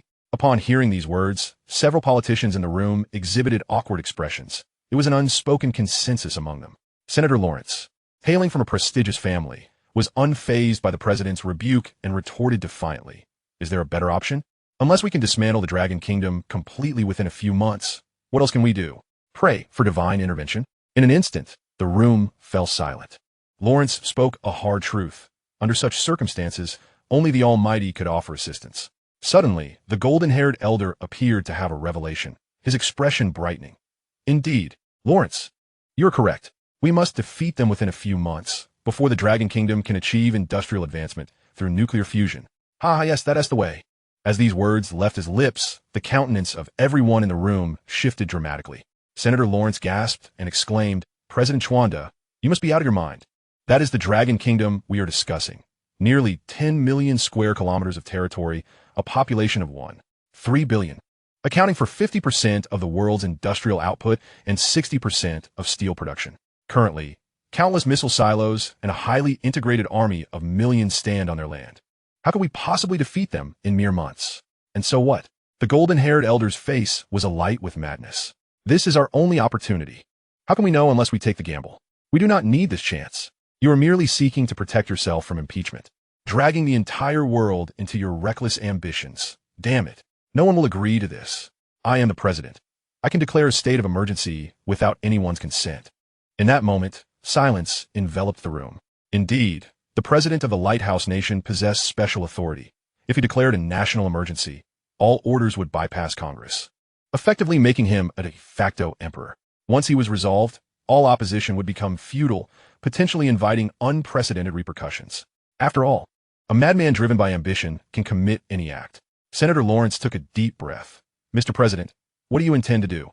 Observing his greatest political rival capitulate, the golden-haired elder grinned broadly. "Lawrence, you are indeed a clever man. Rest assured, I shall restore the Lighthouse Nation to greatness. No one can usurp our throne. Now, let us proceed as I have suggested." 10 minutes later, 2 administrative documents from the White Palace astonished the entire world. Statement regarding room temperature superconductivity technology. Due to critical errors and safety risks associated with this technology, the scheduled technology sharing conference has been postponed, and all related cooperation agreements have been nullified. We urge the resumption of global technological exchanges and trade to jointly foster the advancement of our beloved blue planet. Statement on the cessation of military exercises in the Western Pacific region. The joint exercise aimed at combating maritime terrorism in the high seas of the Western Pacific, which began on August 17th, has been declared an emergency halt due to inclement weather and other irresistible forces. And we extend our deepest apologies to the nations and regions affected by the disruption of commercial trade during this period. Chapter 98, the worst-case scenario. For the blue planet, this day is destined to be recorded in history. For the people of the Dragon Kingdom, it represents a historic moment of vindication after centuries of yearning. Many years later, as countless individuals have aged and lie upon their deathbeds, reflecting on this moment they personally experienced, they can scarcely contain their excitement and trembling. On this day, the once mighty Lighthouse Nation bowed its proud head before the Dragon Kingdom. When the 2 administrative orders were issued, the entire world erupted in chaos. At the moment the Dragon Kingdom announced its controllable nuclear fusion technology, the world recognized that the era of the West had come to an end, and the age of the Dragon Kingdom had unequivocally begun. Yet, no one anticipated how swiftly the Lighthouse Nation would capitulate, without a hint of resistance, without any struggle. Humbled to the extreme. Isn't it surprising?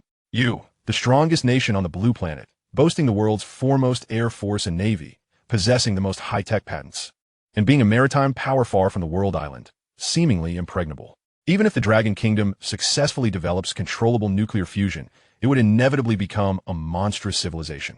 But if you were willing to resist, surely you could hold out for another decade or two, right? And yet, you kneel so readily.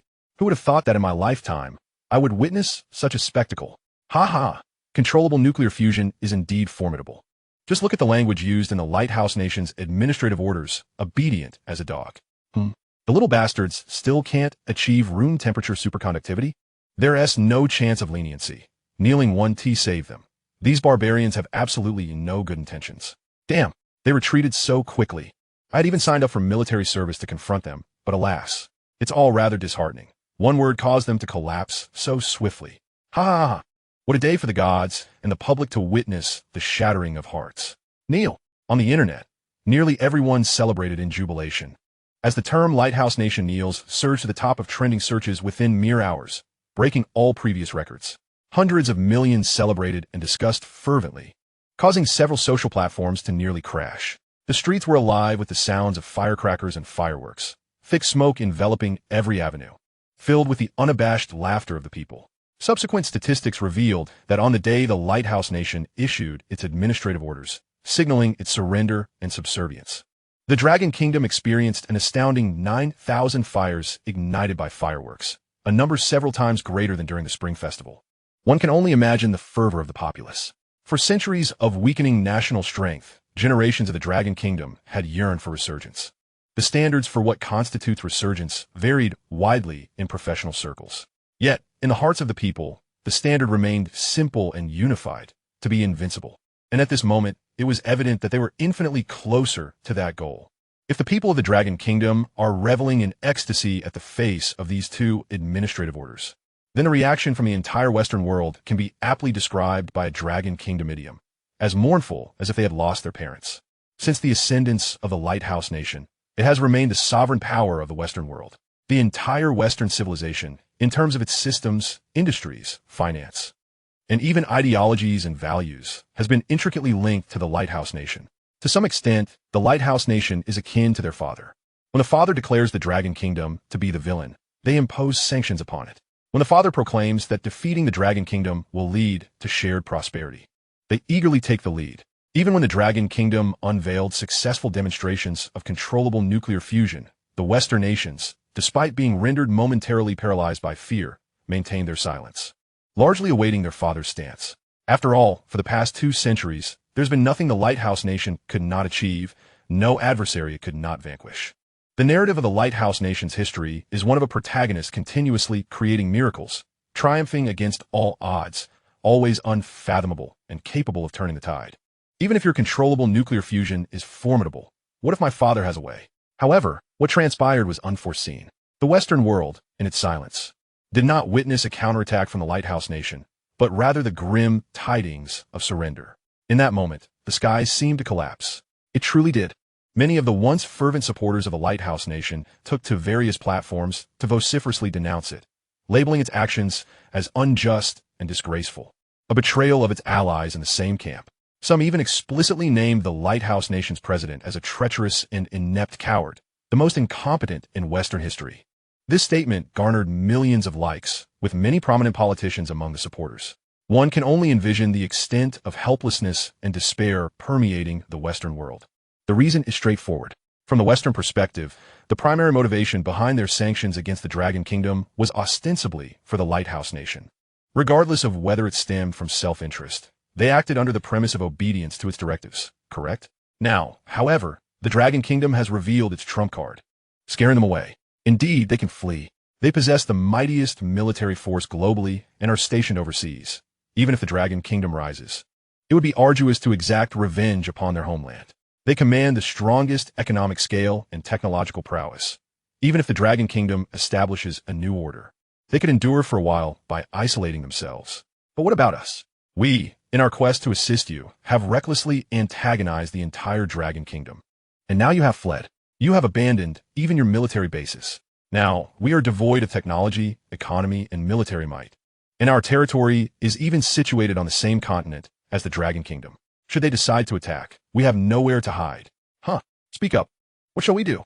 This feeling is akin to following your elder brother into a dead and to engage in a brawl with Tyson, only for your brother to abruptly turn and flee, leaving you to face Tyson, who is rolling up his sleeves, locking eyes with you. At that moment, what can you do besides scream fuck you? At least that way, death might come with a semblance of dignity. Just as both the Eastern and Western worlds trembled at the Lighthouse Nation's unequivocal surrender, the atmosphere within the ancient and solemn courtyard of the Dragon Kingdom's capital was exceedingly grave. 7 elderly figures, emblematic of the nation's highest authority, sat at a table, meticulously scrutinizing every character of the Lighthouse Nation's administrative orders, their expressions exceptionally serious. They were indeed unwilling to capitulate so easily, and they appeared to be attempting to numb us. This battle seems inevitable. Chapter 99. I come from Nuclear City. When it comes to schemes, the Dragon Kingdom is a repository of 5 millennia of wisdom. The historical records of cunning and stratagems surpass the entirety of Western history.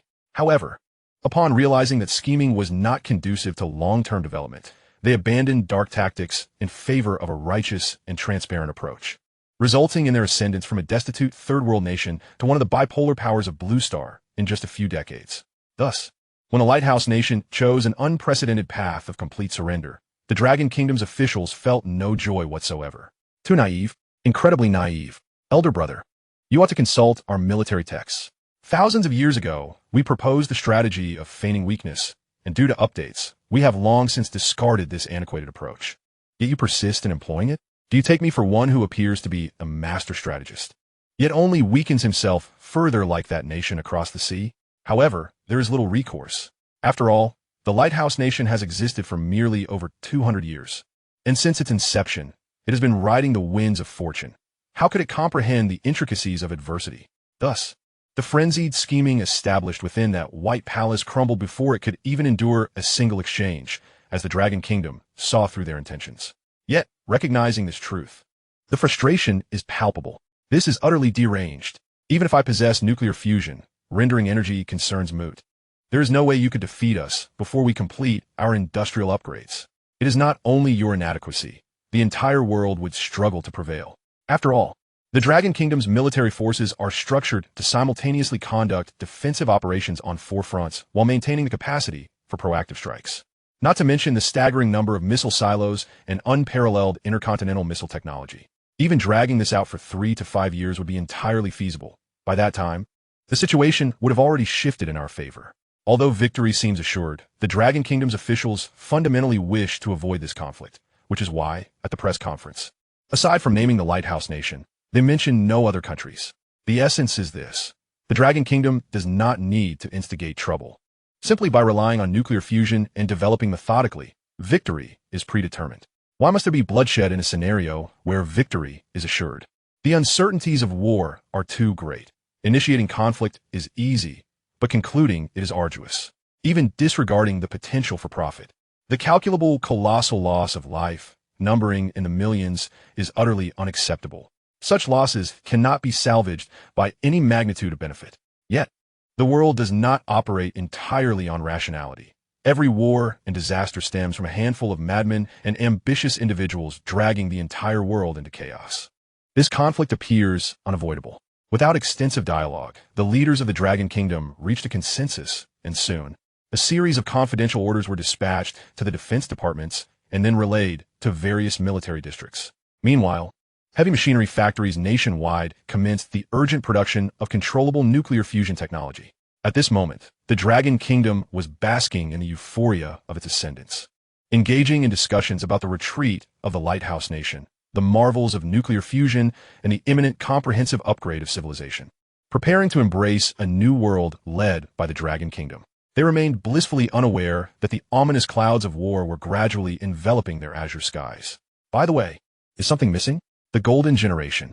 At this time, the phrase Golden Generation was scarcely mentioned in the trending topics or in casual discussions throughout the Dragon Kingdom, and even the names of its members were seldom brought up.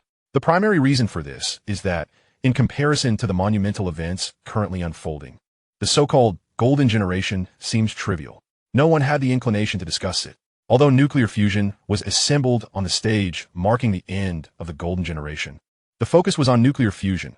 Who had the heart to pay attention to how these young scientists fared?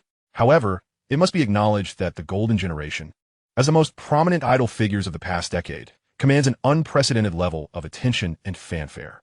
Even if the public's focus has shifted and only a mere fraction, perhaps 1% or even 1,000th, of the populace remembers these youths, it is inconceivable that their presence could fade into such utter silence, as if they had never existed at all. A search of the internet yields nary a mention of anything related to nuclear fusion. Everything seems to have come to a standstill since the successful development of the mercury phase alloy components. It is as if some unseen force has erased all traces of them, shrouding their existence in obscurity. In truth, this was predetermined the moment Zhou You decided to entrust the partial mass production of the nuclear fusion device to the golden generation. Their future, it appeared, would seldom grace the public eye. Initially, the members of the golden generation merely felt that Zhou You had drawn them into some clandestine affair. Yet, as they witnessed the successful assembly of the controllable nuclear fusion device before their very eyes, they finally comprehended the entirety of the situation. Who exactly are you? This question escaped the lips of Zhou You, his astonished gaze scrutinizing Zhou You, his emotions more intense than when he witnessed the successful operation of nuclear fusion itself. He was not alone. The remaining 8 members of the golden generation shared his sentiments. They recognized that Zhou You bore secrets, his enigmatic background, extraordinary talent, unfathomable knowledge, and intricate ties to nuclear fusion all pointed to the extraordinary nature of this youth. Yet, it soon became evident that they had underestimated Zhou You. While it appeared on television that countless technicians were operating the equipment to assemble the nuclear fusion device, the golden generation knew otherwise. They were present on site, witnessing firsthand that nearly every assembly process and supervision was orchestrated by Zhou You from a secluded corner. What was even more chilling was the familiarity the technicians seemed to have with Zhou You. Their cooperation was not only skilled but imbued with an almost reverential respect. Their glances were not those of admiration for a brilliant scientist, but rather of deference to an exalted superior. This was entirely beyond the realm of conventional understanding. Who exactly are you? In response to this inquiry, Zhou You did not provide a direct answer. Instead, he regarded them earnestly. Do you truly wish to know? Once you comprehend, there will be no turning back. His tone was not grave. Rather, it resembled that of a casual conversation. Yet, Zhou You was aware that this assembly of brilliant scientists would grasp the implications of his words. This was akin to Pandora's box. Once opened, one's life would inevitably be transformed. Although Zhou You had resolved to gather the golden generation into Nuclear City to pursue the next immensely significant research endeavor, ensuring their indelible mark in the annals of national history, this path was not without its costs. Perhaps it entailed a lifetime of anonymity, distance from the mundane world. Perhaps it involved unquenchable worldly desires. Perhaps it meant forsaking the so-called freedom and unshackled existence. Only they themselves were entitled to make that ultimate decision. The golden generation comprehended the essence of Zhou Yu's words. In an instant, their breaths grew heavy. Yet, there was no hesitation. They all nodded in unison. You have inquired multiple times about my field of research, Zhou You began. In truth, I have mentioned it before. My area of study, he raised a hand, gesturing towards the colossal, thunderous apparatus, and slowly continued, is precisely that. In a world of jubilation, a corner of this stage remained shrouded in silence. The expressions of astonishment etched on their faces were fixed upon Zhou You, who now wore a solemn countenance. Standing tall, he declared, "It is time to unveil this long-concealed secret. Allow me to reintroduce myself. My name is Zhou You, Chief Technical Advisor for the Nuclear Fusion Research Project. Hailing for Nuclear City. Chapter 100. Farewell." The word shock is far too superficial to encapsulate the sentiments coursing through the hearts of the golden generation at this moment. Nuclear City. This name was utterly foreign to the average individual. The vast majority of people would live their entire lives without any connection to this place. However, for top-tier scientists like the golden generation, their channels for information were evidently more extensive than those of ordinary citizens. Although their understanding of Nuclear City remained limited, even the faintest whispers about it were sufficient to forge a profound impression of this enigmatic locale in their minds. It is the most mysterious and prestigious research base in the Dragon Kingdom, the birthplace of mushroom clouds and a series of missile technologies. It is said that the overseer here is one of the highest leaders of the Dragon Kingdom. It is said that the master craftsmen here are as numerous as the fish crossing the river. It is said that even the Yangtze River scholars and academicians are but ordinary researchers within Nuclear City. It is said that this place has altered the fate of the Dragon Kingdom on multiple occasions. In the annals of history, any mention of Nuclear City is invariably linked to those illustrious scientific luminaries of the Dragon Kingdom, the true stars of humanity.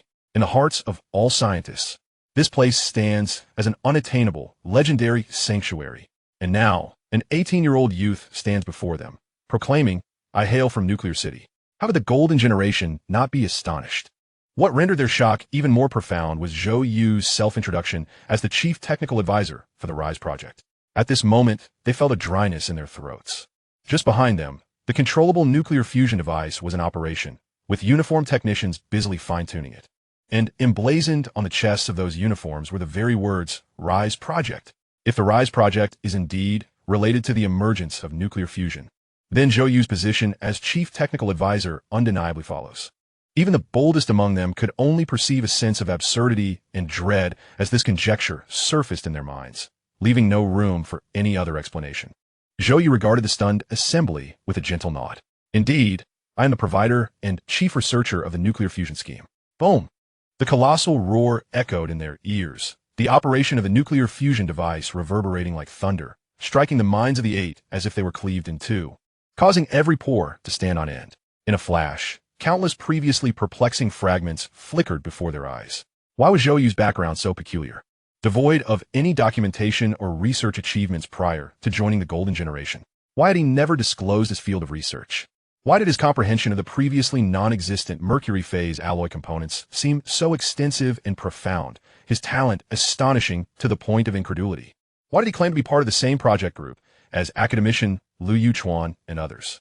Why did the topics he assigned them yield results that appeared in nuclear fusion? Why did he assert that he was part of the Genius training program? Yet his name was absent from the participant list? Why did the top-tier technicians assembling the nuclear fusion device regard him with an abnormal reverence? Everything at this moment coalesced in a strange manner, forming the ultimate answer. The 8 genius scientists, all in their early 20s, stood frozen like ancient ice sculptures, unable to utter a single word, needing time to digest this information. What they had witnessed and heard today had truly exceeded the limits of their comprehension. Zhou Yu did not compel them to speak or to declare their allegiance immediately. He understood that with their brilliance, they would grasp the implications of his revealed identity, and he trusted that they would make the most judicious choice. The sensation of unveiling the secret felt exhilarating. Zhou Yu gazed up at the immense nuclear fusion apparatus, his eyes brimming with satisfaction. "At last, I have brought you to fruition. I can be said to have lived up to the expectations everyone has placed upon me, correct?" In the past 2 months, although Zhou Yu appeared carefree, he was, in truth, burdened with immense pressure, and the weight of significant responsibilities left him no moment to relax. This sensation is beyond the comprehension of ordinary individuals. Once a lackadaisical student who only indulged in food, drink, and merriment, he astonishingly refrained from any form of entertainment for over 2 months, not even once unlocking his mobile phone.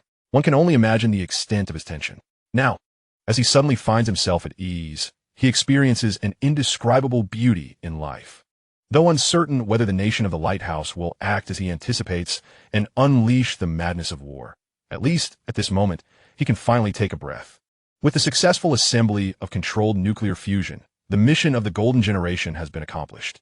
Seizing the moment while everyone else rejoiced, Zhou Yu patted the shoulders of the Golden Generation, signaling them to wait before turning to depart. The headquarters of the Longguo Institute, where the nuclear fusion assembly took place, is situated in an industrial area on the outskirts of the capital. It is not particularly remote, yet lacks the hustle and bustle of a busy locale. Upon stepping outside, he was greeted by throngs of jubilant and celebratory crowds in the streets. Fortunately, as people immersed themselves in the festivities surrounding the rise of Longguo, no one paid heed to the massed youth. General Zhao Jiangwo would likely not concern himself with Zhou Yu for the time being. As for the nuclear city, Zhou Yu suddenly chuckled to himself. Why bother worrying? I deserve a break after all this exhaustion. Alas, his phone remained locked within the confines of the nuclear city. The only item on his person was a communication device left by Major Ning. Observing the bustling crowd, he found himself at a loss as to where to go.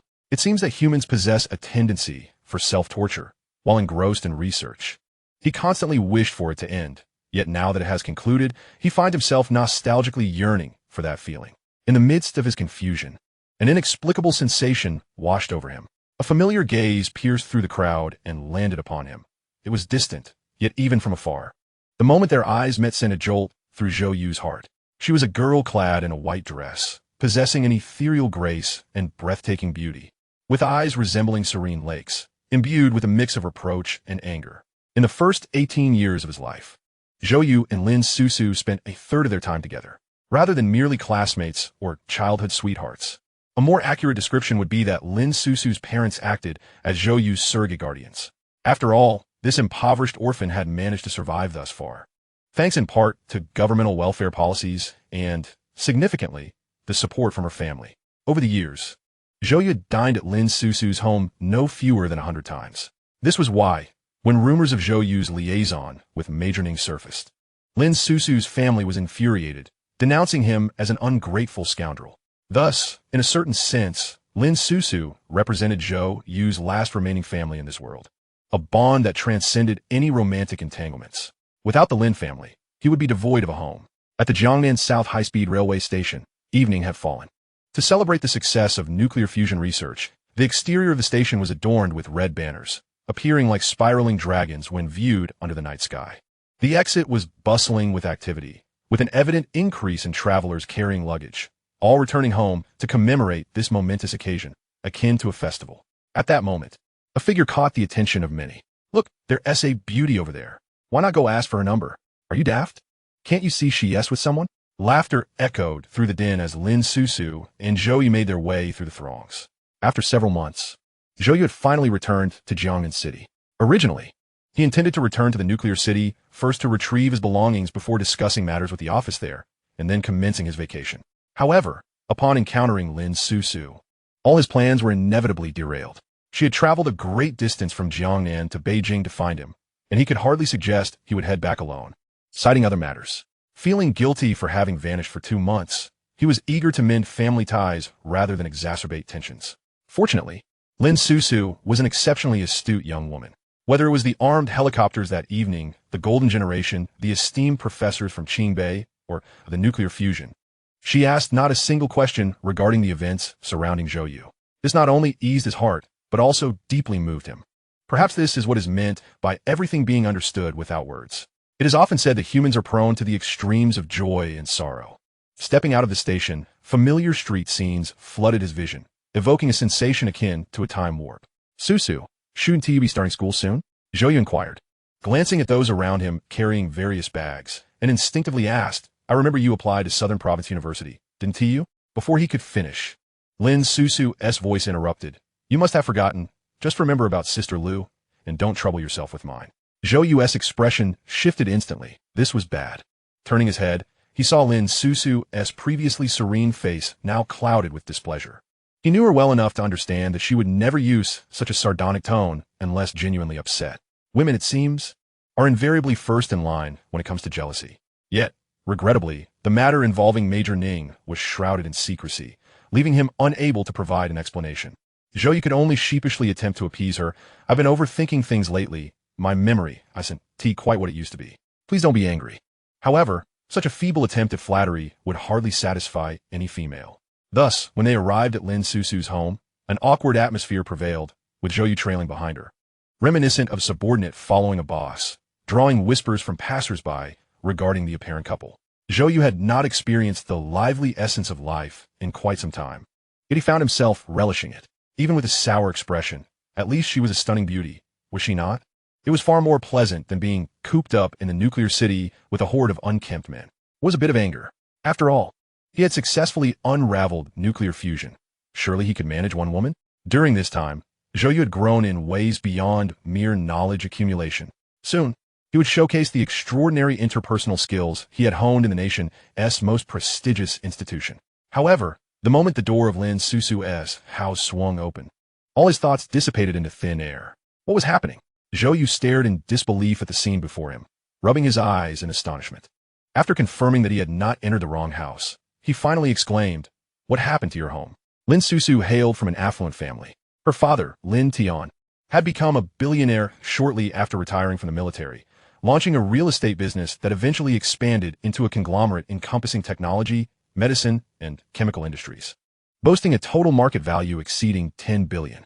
The first time Zhou Yu visited Lin Susu's home, he felt like a country bumpkin entering the city, left dumbfounded for several minutes by the opulent furnishings and exquisite collectibles within the lavish villa. Yet now, while the villa remained the same, it was astonishingly devoid of furnishings. The expansive living room contained only a solitary sofa and a television standing in isolation. There, I recall a vase on the wall that should have been adorned with 5 exquisite paintings. No, the sofa is incorrect as well. It ought to have been a classic Namu piece, rather than this leather one. The bookshelf has also vanished. Zhou Yu surveyed the surroundings and turned to Lin Susu, inquiring, "What transpired?" While changing her shoes, Lin Susu replied calmly, "My father's company has encountered some difficulties, and all the belongings in our home have been liquidated to pay off penalties. In a while, this house will be pledged to someone else." Zhou Yu furrowed his brow. "That can't be. I distinctly remember Uncle Lin Tian's company performing exceptionally well. Even if others are facing turmoil, his medical equipment division possesses exclusive patents. How could it falter?" As he spoke, Zhou Yu suddenly recalled something, his expression frozen in place. "Is it due to the technological sanctions?" Lin Susu, having finished changing her shoes, walked over to the water dispenser and poured Zhou Yu a glass of water, gently urging him to sit on the sofa before taking a seat beside him. "It's not that significant, really. Many businesses in Jiangnan City have collapsed due to the sanctions. Although my family is on the brink of bankruptcy, at least we are not in debt, and we are all safe and sound. You're doing quite well. I am grateful for that." Yet, Lin Susu was far from as composed as she appeared. A sudden misfortune had befallen her family, watching their home fall into disrepair. Who could bear such a burden? However, Zhou Yu had just returned, and she did not wish to dampen his spirits with grim tidings. Moreover, in her eyes, despite Zhou Yu's current fame as a distinguished teacher at Qingtian University and a brilliant scientist, the overwhelming debt far surpassed the capabilities of any scientist. Even if she were to confide in him, it would only serve to add to his troubles. However, fate had other plans. Just as Lin Susu contemplated how to change the subject and how best to welcome Zhou Yu, whether to call her parents back, a loud and aggressive knocking echoed through the door, accompanied by a man's curses. "Is Lin Tian home? Damn it! Open the door. Don't hide away. Open up right now. Today is the day for collecting the house. If you don't open the door, I'll break it down." Hearing the crude banging, Zhou Yu and Lin Susu exchanged glances. "What is happening?" Zhou Yu asked, bewildered. Lin Susu shook her head, "I don't know," and finally sighed, disheartened. Perhaps it's a debt collector. At that moment, Lin Susu's parents, Lin Tian and Tang Wan, were not at home, leaving the two uncertain about how to proceed. Zhou Yu hesitated before suggesting, "Perhaps we should open the door and inquire about the situation. It would be disastrous if that individual were to truly break it down." "All right," Lin Susu nodded. The two approached and opened the door. Standing outside were several burly men, led by a bald man adorned with a tiger emblem, exuding an air of brutishness. Upon seeing the door open, he immediately widened his eyes and demanded, "Where is Lin Tian? Let him come out. I'm here to collect the house today." Lin Susu frowned slightly. "My father is not at home today." The bald man scrutinized Lin Susu from head to toe, his tone softening somewhat. "You must be old Lin's daughter, correct?" As he spoke, he pulled out 2 documents from his pocket and waved them in front of her. "This concerns you as well. See these 2 documents? One states that your father owes our company money, and the other is an agreement to use the property as collateral. The deadline is today. You need to pack up. We are collecting the house now." Lin Susu took the documents, glanced at them, and handed them back. "My father has not mentioned this to me. Perhaps you could wait for him to return." Before she could finish, the bald man interrupted her impatiently. "Wait for what? He is drowning in debt, being pursued everywhere. His phone is unreachable. Who knows when he will return? Enough of this. I've shown you the documents. You either pack up or we will help you with that." With a wave of his hand, the bald man signaled for his companions to enter forcefully. Lin Susu, taken aback, swiftly positioned herself in front of the door, exclaiming loudly, "No, if you proceed this way, I will call the police." The sight of a slender girl attempting to block several robust men was both pitiful and laughable. The bald man chuckled, "Little girl, I advise you to step aside. I am a friend of your father. Consider me an uncle. Frankly, this house is ours to collect today. Even if you call the police, it will be of no use. If you don't step aside, I will have to resort to force. What are you all waiting for? Come."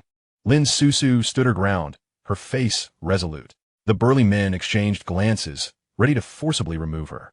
Zhou Yu, witnessing the scene, became anxious, preparing to pull Lin Susu aside and confront them himself. At that moment, a hurried voice echoed from a distance. Qintai, don't you dare touch my daughter. A pair of middle-aged individuals were hastening towards them. The foremost man, handsome and exuding an aura of maturity, was followed by a woman in her 40s, still possessing remarkable beauty. They were Lin Tian and Tang Wan. My dear, when did you return? Why didn't you tell me? Tang Wan et Galim, rushing forward to embrace Lin Susu, then casting a glare at Lin Tian. This is all you're doing. Lin Tian wiped the sweat from his brow, standing protectively in front of Lin Susu. Did I not say to give me a couple more days? Once the contract funds arrive, I will immediately cover the house's mortgage. Qintai let out a cold laugh. Lin, don't try to deceive me. Who doesn't know about the Lin family's current predicament? You're already preparing for bankruptcy. You can't even cover debts by robbing Peter to pay Paul. If I can't collect the house today, it may very well belong to someone else tomorrow. Qintai. Lin Tian's face flushed crimson. I beg you, just 2 more days. Is my lifetime of commercial reputation not worth this sum? Unmoved, Qintai shook his head dismissively. I have my timeline. Who gives me time? You are well aware of how many businesses have been affected by the recent sanctions. If you struggle, must we also suffer? If I can't collect the house today, tomorrow someone else will come knocking on my door. Should I ask them for more time? Lin Tian paused, about to speak when Qintai waved his hand again, his tone even more resolute than before. What are you standing around for? Get their belongings out and throw them out.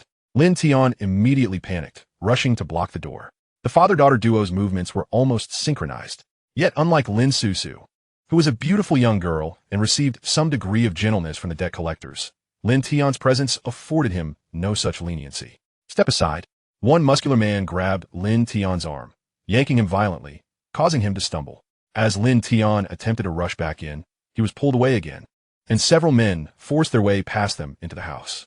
Lin Susu and Tang Wan watched the scene unfold in silence, their gazes filled with sorrow. At that moment, a youthful voice resonated from within the house. Uncle Lin, how much do you owe? Hearing this voice, everyone paused in surprise. Lin Tian turned around, his eyes widening. Zhou You, what are you doing here? Zhou You? Tang Wan gasped, rising to her feet. This was no time for pleasantries. Zhou You provided no further explanation, directly stating, Uncle Lin, how much do you owe them? I have a way to resolve this. You're just a child. Lin Tian was on the verge of declining, but suddenly recalled that Zhou Yu was no longer the ordinary child he once knew. He had transformed into a true luminary, a brilliant scientist in high demand. Yet, the thought of the enormous debt weighed heavily on him, and he could only manage a bitter smile as he said, Child, it's best you don't get involved. Despite Lin Tian's admonition, Qintai, being a shrewd individual, perked up at the mention of the debt. 80 million. Lin Tian owes our company 80 million. If he pays that, we won't take the house. Qintai, what are you telling the kids? Lin Tian roared in response. Zhou Yu stepped out of the room, gazing steadily at the group of debt collectors, and calmly declared, I will help them pay back that 80 million. When Qintai heard the first half of Zhou Yu's statement, he wore a wide grin, but upon recognizing the young man before him, he scoffed disdainfully. I thought you were here to settle the debt. Instead, you think mere words will make us leave? Little boy, what are you? Qintai's expression shifted from amusement to shock, as did those of the burly men beside him. They scrutinized the youth before them and grew increasingly convinced he looked familiar. Suddenly, one of the strongmen exclaimed, Brother, are you Zhou Yu? Another chimed in, Goodness, he is the one from the Golden Generation. Yes, Zhou Yu from the Golden Generation. I saw him on TV this morning announcing the assembly of nuclear fusion. A name carries weight. And upon hearing Lin Tian call him Zhou Yu, they had initially dismissed it. But now they recognized him as the most renowned prodigy in all of Long Country, a true superstar. Goodness, old Lin, why didn't you mention your connection to him sooner? Qintai, who had been so dismissive moments ago, now wore a friendly and somewhat ingratiating smile, his demeanor having undergone a complete transformation. If you had said Zhou Laosher was your relative, I would have given you a grace period of 10 days without a second thought. No need to make things so awkward. After saying this, he turned to Zhou Yu, exclaiming, what a stroke of luck today. I never expected to meet the real deal. My daughter is a huge fan of yours. At this moment, Qintai was in high spirits, not only because there was hope for recovering the money, but also because Zhou Yu, in a sense, represented a national pride. Even a most hardened ruffian would show him some respect. Noticing Qintai's sudden interest in Zhou Yu, Lin Tian quickly stepped forward, pulling Zhou Yu behind him. He has no relation to this matter. We are not relatives. If you want the house, take it, but this does not involve him. He then turned to Zhou Yu, saying, Little Yu, this does not concern you. His words were laden with protective intent. In essence, Zhou Yu is akin to his own child. Indeed, Zhou Yu is now a celebrated genius, known far and wide. Yet being a scientist does not inherently equate to wealth. Even the most distinguished academicians, without establishing a company, would take a decade or two to accumulate 80 million. Lin Tian was adamant that he would not allow Zhou Yu to pay such a price, even if he could muster the funds. However, Zhou Yu merely smiled gently, grasping Lin Tian's arm, and whispered, "Uncle Lin, trust me, I want need 10 days. Stepping forward with poise, he stated, "I can provide the funds immediately, but I would prefer not to have anyone disturb our reunion. Is that acceptable?" Upon hearing this, Qin Tai, fearing Zhou Yu might change his mind, eagerly replied, of course. I'll leave right away." "Ha ha, what a stroke of luck. If I tell others I met you, they will never believe it." "Zhou Laosher, old Lin, you two carry on." "Ha ha ha." Before his words could fully escape his lips, he and his companions hastily departed. Lin Tian finally grasped the gravity of the situation and sighed, "Child, you are being too impulsive. It's just a house. It's not worth such a hefty sacrifice." At that moment, Zhou Yu's expression softened into a smile, and his next words left Lin Tian and the others utterly speechless. 80 million? What is that? Uncle Lin, why don't you calculate all the debts? I have the time today, and we can settle them all together. Chapter 103. Who do you look down upon? Zhou Yu, filled with exuberance, urged, "Uncle Lin, let us tally all the debts today and resolve them together." At this moment, Zhou Yu felt immensely confident. He could almost envision how impressive he appeared, how admired he would be. "Ah, indeed, I am a man of considerable wealth and depth." The Lin family, momentarily struck dumb, finally regained their composure. Lin Tian reached out to touch Zhou Yu's forehead, comparing it to his own. "You don't have a fever, do you?" Tang Wan approached and gently said, "Little you must be exhausted. Come, let Annie prepare something for you to eat." As they turned to enter the house, Lin Susu and Zhou Yu exchanged glances. "I really can resolve all of them," Zhou Yu asserted. Lin Susu nodded in agreement. "Let us eat first. An empty stomach isn't good for the mind." At that moment, Zhou Yu appeared to the others as a brash young man, intoxicated by sudden fame and entering a phase of arrogance. If Lin Tian believed Zhou Yu could tackle the 80 million with effort, the idea of resolving all debts seemed utterly ludicrous. "Believe me, I truly can," Zhou Yu called out, chasing after them with reluctance. Lin Tian did not rush to speak, but instead invited Zhou Yu to sit on the sofa, pouring him a glass of water. After a moment of contemplation, he slowly began, "Little Yu, Uncle knows you are very capable now. But about the 80 million, if you can resolve that, I will remember your kindness. I'll pay you back even if it means selling everything I own. However, please refrain from talking about settling all the debts in the future." Fearing his words might discourage Zhou Yu, he pondered for a moment before asking, "Do you know the market value of the Lin Group?" Zhou Yu mused, "Perhaps around 1 billion? 14 billion. Lin Tian corrected him earnestly. Susu must have mentioned that the Lin Group is currently undergoing bankruptcy proceedings. "So, how much debt and penalties do you think we owe?" "I'm not really sure," Zhou Yu admitted candidly. Lin Tian sighed, patiently explaining, "If we calculate based on cash flow, including bank loans and penalties, that portion amounts to around 400 million. To maintain normal operations, we would need at least an additional 300 million to redeem all assets, adding in regular operating costs to sustain pre-sanction operations, patent fees, and other expenses. We are looking at an additional 200 million.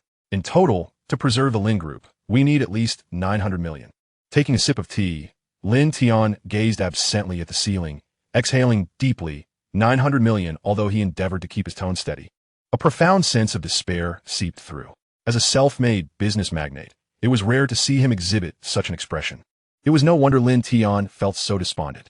While his company was valued at 14 billion, that was merely an estimation, stocks and assets. In reality, even at its peak, the cash flow available to him rarely exceeded 2 to 3 billion. To be able to mobilize over 9 billion in cash flow, one would typically need a company valued at 30 to 50 billion, and for a capital-intensive enterprise like Lin's, at least 100 billion in market value would be necessary. In all of Long Country, the number of individuals capable of producing 900 million in cash could be counted on one hand. Furthermore, even if someone could somehow muster that amount, like Zhou Yu, securing a loan of 900 million through official channels would still be impossible. After all, the annual interest on such a loan alone would amount to around 100 million. Just the interest would match the profits of his company at its peak.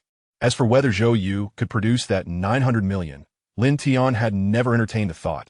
Such a notion was utterly implausible. He was acquainted with numerous scientists. Even though Zhou Yu is a top-tier magnate wielding billions in research funding, after all the machinations, The amount he can actually secure is a mere 3 to 500 million at most. Furthermore, such prominent figures are exceedingly rare throughout the entirety of the Dragon Nation. Regardless of the perspective one adopts, this 900 million presents an insurmountable conundrum. This is precisely why Lin Tian has succumbed to despair, even growing lethargic to the point of foregoing any struggle. At that moment, Zhou Yu spoke candidly, admitting, "I truly do not possess 900 million. Henceforth, refrain from uttering such youthful bravado, Zhou Yu. You are no longer an ordinary person. Countless eyes are fixated upon you, poised to lead you astray." Lin Tian sighed once more. "I believe that with your connections, you might devise a way to help me borrow 900 million. However, should you proceed in this manner, your reputation as a guarantor would be irrevocably tarnished." His tone was grave as he uttered this final statement, anxious that Zhou Yu might not grasp the gravity of the situation.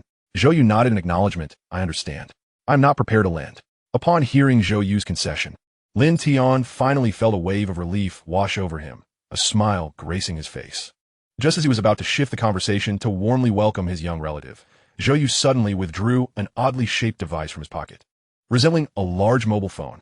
In an era where smartphones are nearing robotic evolution, the sight of such a retro gadget left Lin Tian momentarily dumbfounded.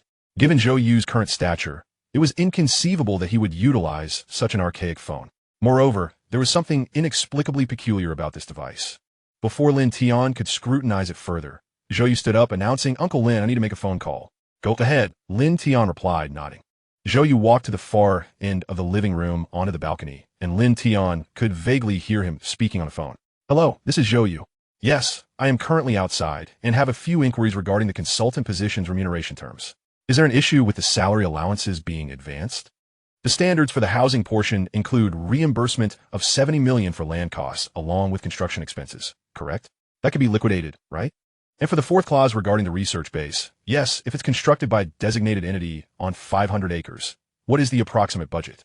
At that moment, Zhou Yu suddenly leaned out, inquiring loudly, "Uncle Lin, for a premier research base spanning 500 acres, what would the budget be?" "Approximately 2 billion. Lin Tian was uncertain who Zhou Yu was conversing with, yet he promptly began to calculate. If constructed according to the standards of the Dragon Academy headquarters or the Qingbei University experimental zone, excluding land costs, the construction expenses would amount to around 3 billion. For 500 acres, if high-energy physics laboratories are not built, this area could house 10 small processing plants along with 20 to 30 laboratories. And the procurement and installation costs for various equipment and lathes would likely total around 150 billion. Lin Tian quickly blurted out, "The maximum cost would be around 180 billion. Zhou Yu nodded thoughtfully, responding to the call. "Then let us set it in Jiangnan City.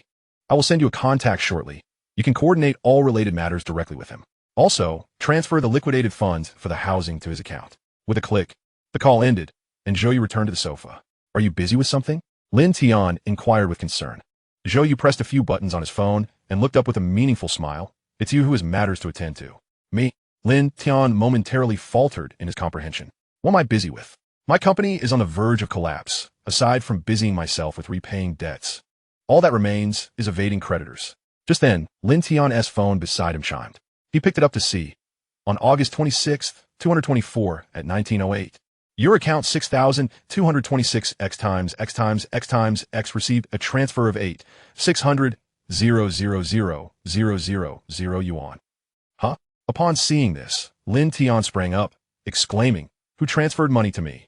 What's going on?" Before his feet had even touched the ground, the phone rang urgently again. He quickly answered, "Hello? Good day, is this Mr. Lin Tian?" "Yes, it is. May I ask who is calling?" "I am from the Ministry of Scientific Development of the Dragon Nation. You may call me Xiao Lu.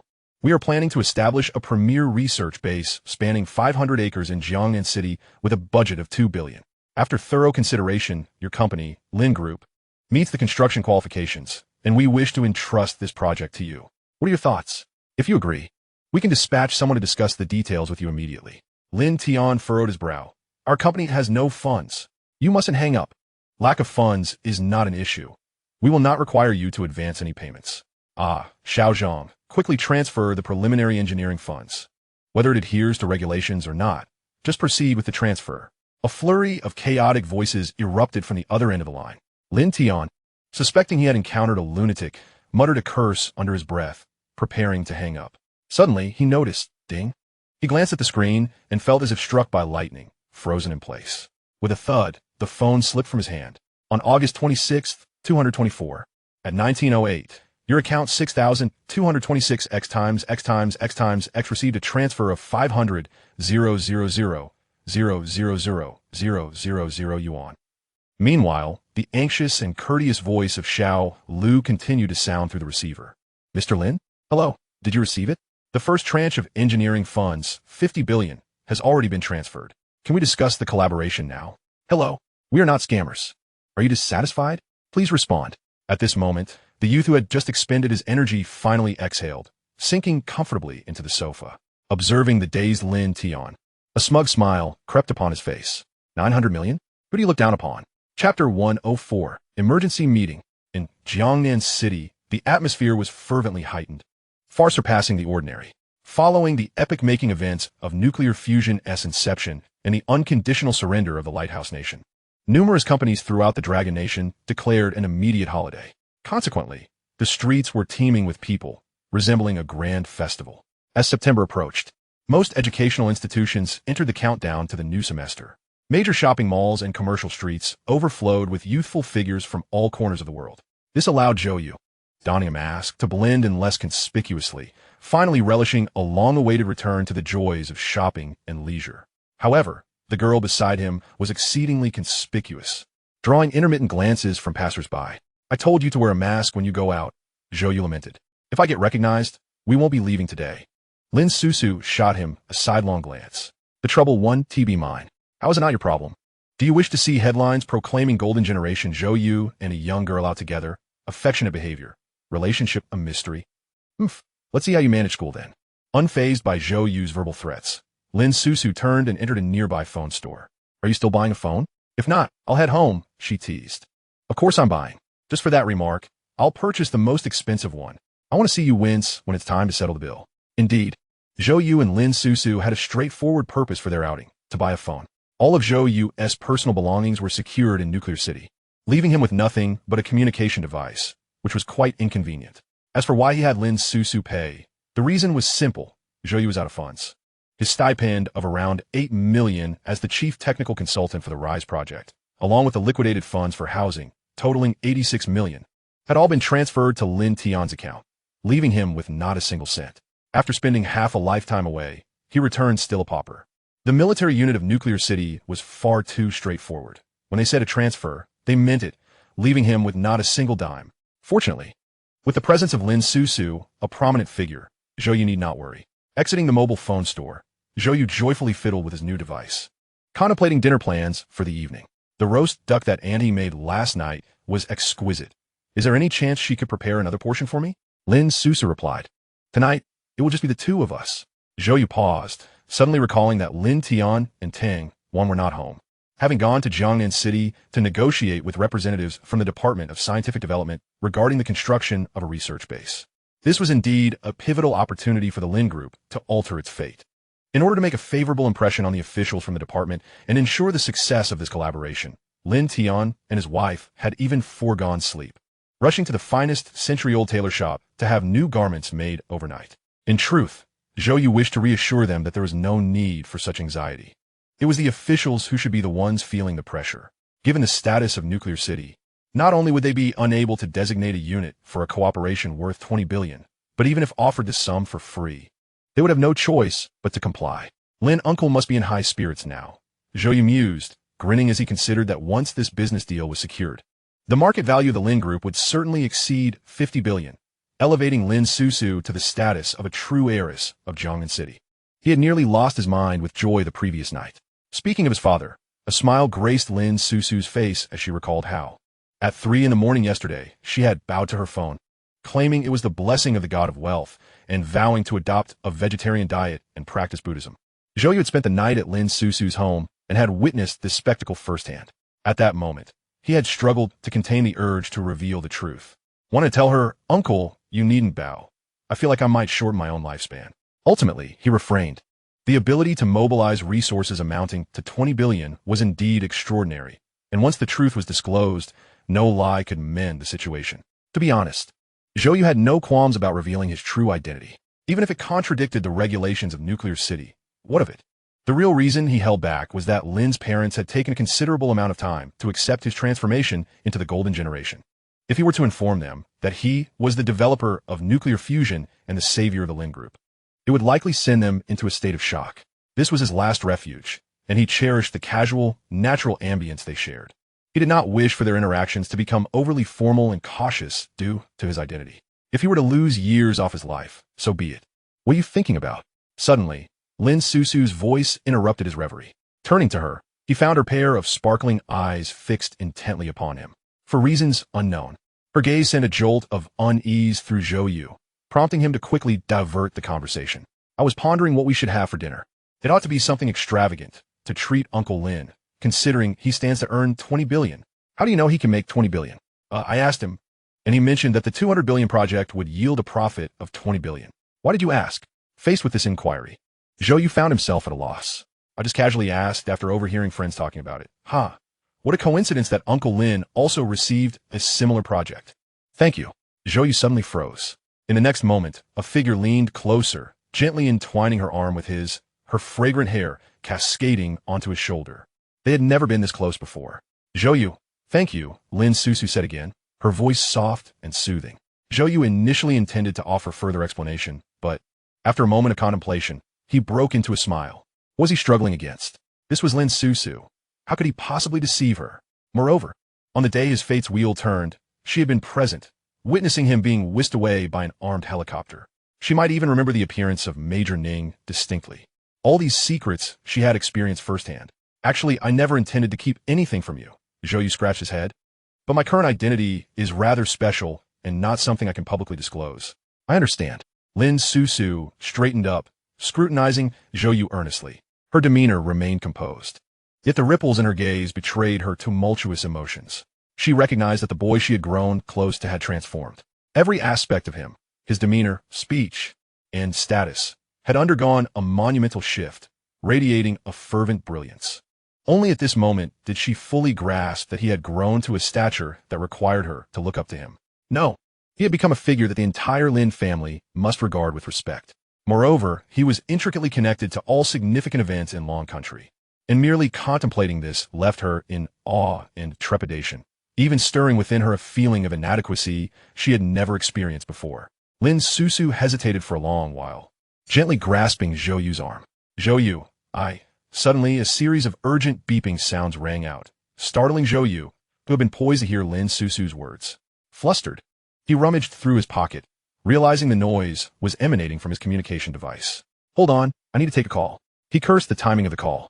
The girl was clearly in a vulnerable state, and this could have been the moment to make significant progress. However, upon reaching a secluded corner, the voice from the communication device shattered all his chaotic thoughts, awakening him with a jolt. Comrade Zhou Yu, came the steady and authoritative voice of General Zhao Jiangwo through the device. I apologize for the interruption. There has been an urgent situation.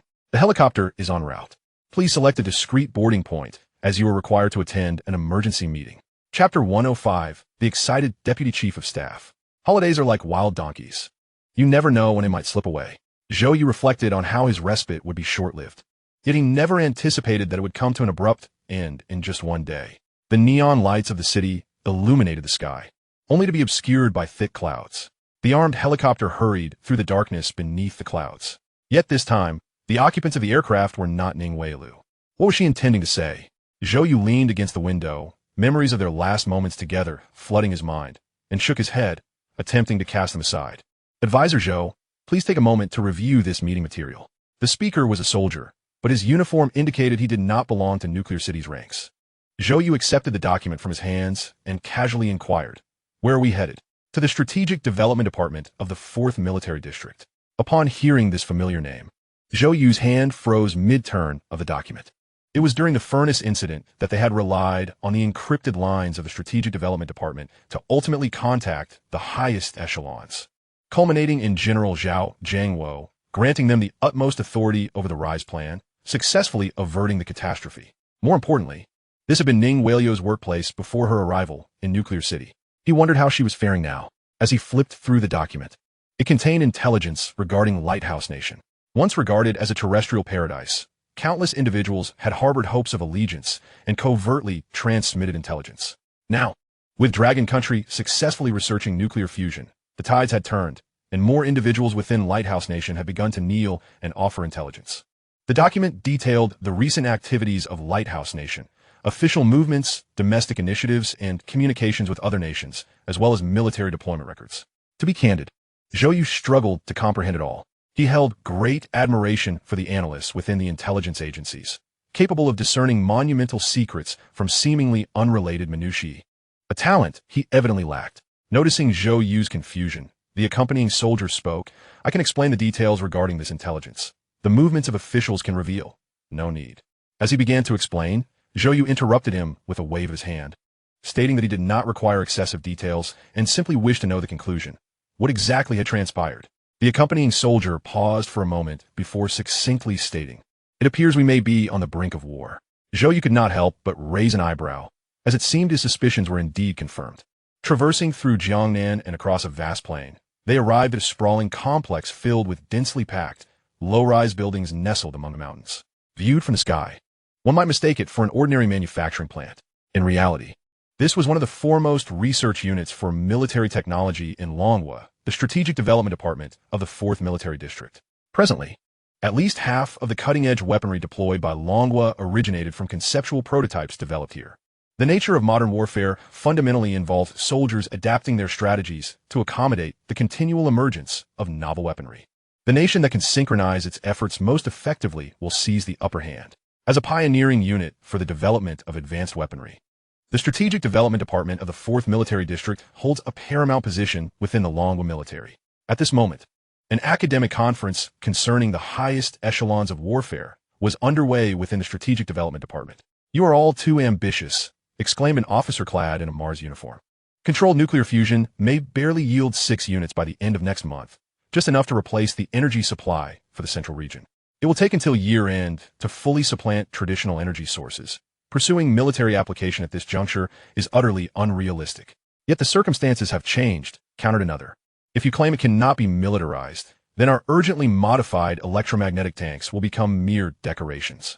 I propose we set aside considerations for Longshin nuclear fusion for now. Old Chung, how can we neglect the military applications? Those lunatics from the lighthouse are clearly deranged.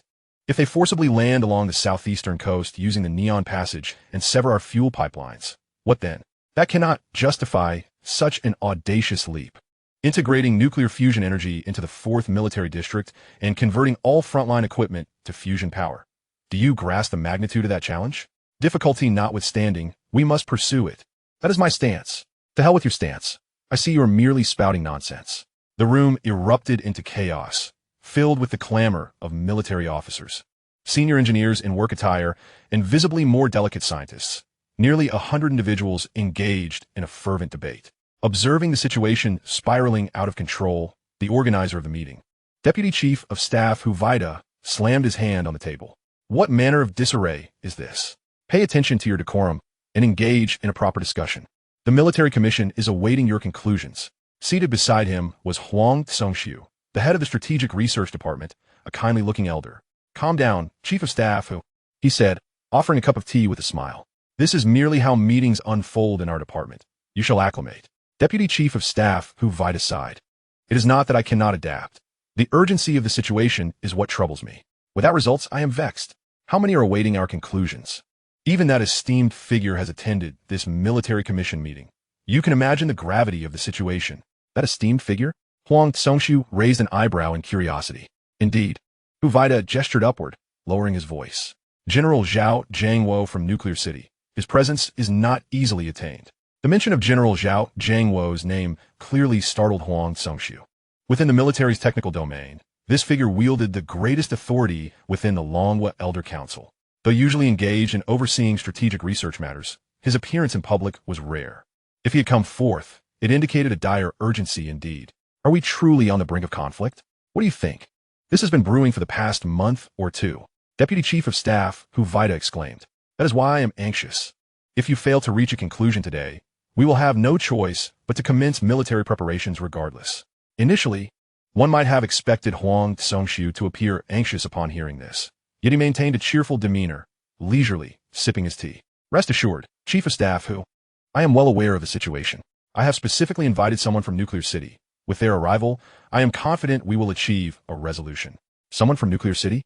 Deputy Chief of Staff Hu Vaida blinked in surprise. Could it be related to the Ascendance Project? Huang Songshu chuckled. It is far more than that. I have managed to secure the attendance of the Chief Technical Advisor for the Ascendance Project. They are currently on their way. What do you think? Impressive, old Huang. To have secured their presence is no small feat. They are a figure so elusive that even my previous attempts to send personnel for study were denied. Yet you have managed to arrange this. Upon hearing the title of Chief Technical Advisor, Deputy Chief of Staff Hu Vaida's expression brightened considerably. The public was largely oblivious to the origins of nuclear fusion, but the upper echelons of the military were acutely aware. The entire development of nuclear fusion was the brainchild of that mysterious advisor, culminating in the miraculous emergence of Longguo within a mere 2 months. A truly remarkable individual. They also happened to be one of the highest-ranking authorities in Nuclear City, possessing a wealth of confidential information. If such a person were willing to attend this meeting, what was there to worry about? Just as Hu Vaida and Huang Songshu were reveling in the news of the advisor's imminent arrival, a soldier hurriedly entered, whispering something in Hu Vaida's ear. Hu Vaida sprang to his feet in surprise. Excellent. Bring them in at once. No, wait. Have everyone pause and wait. Old Huang, we shall personally go to greet them. Chapter sans sisa? An elder at home is akin to a treasure. This adage is not only applicable in the realm of common folk, but remains an immutable truth in the scientific community as well. With age comes a wealth of experience and accumulated knowledge, enabling one to minimize errors in projects and propose swift solutions based on personal insight. This is why, despite the abundance of genius in Longguo, the average age of academicians has reached nearly 60, with leaders of national-level projects often in their 70s or 80s. Thus, when Deputy Chief of Staff Hu Vaida spoke of the elder, none present found it inappropriate.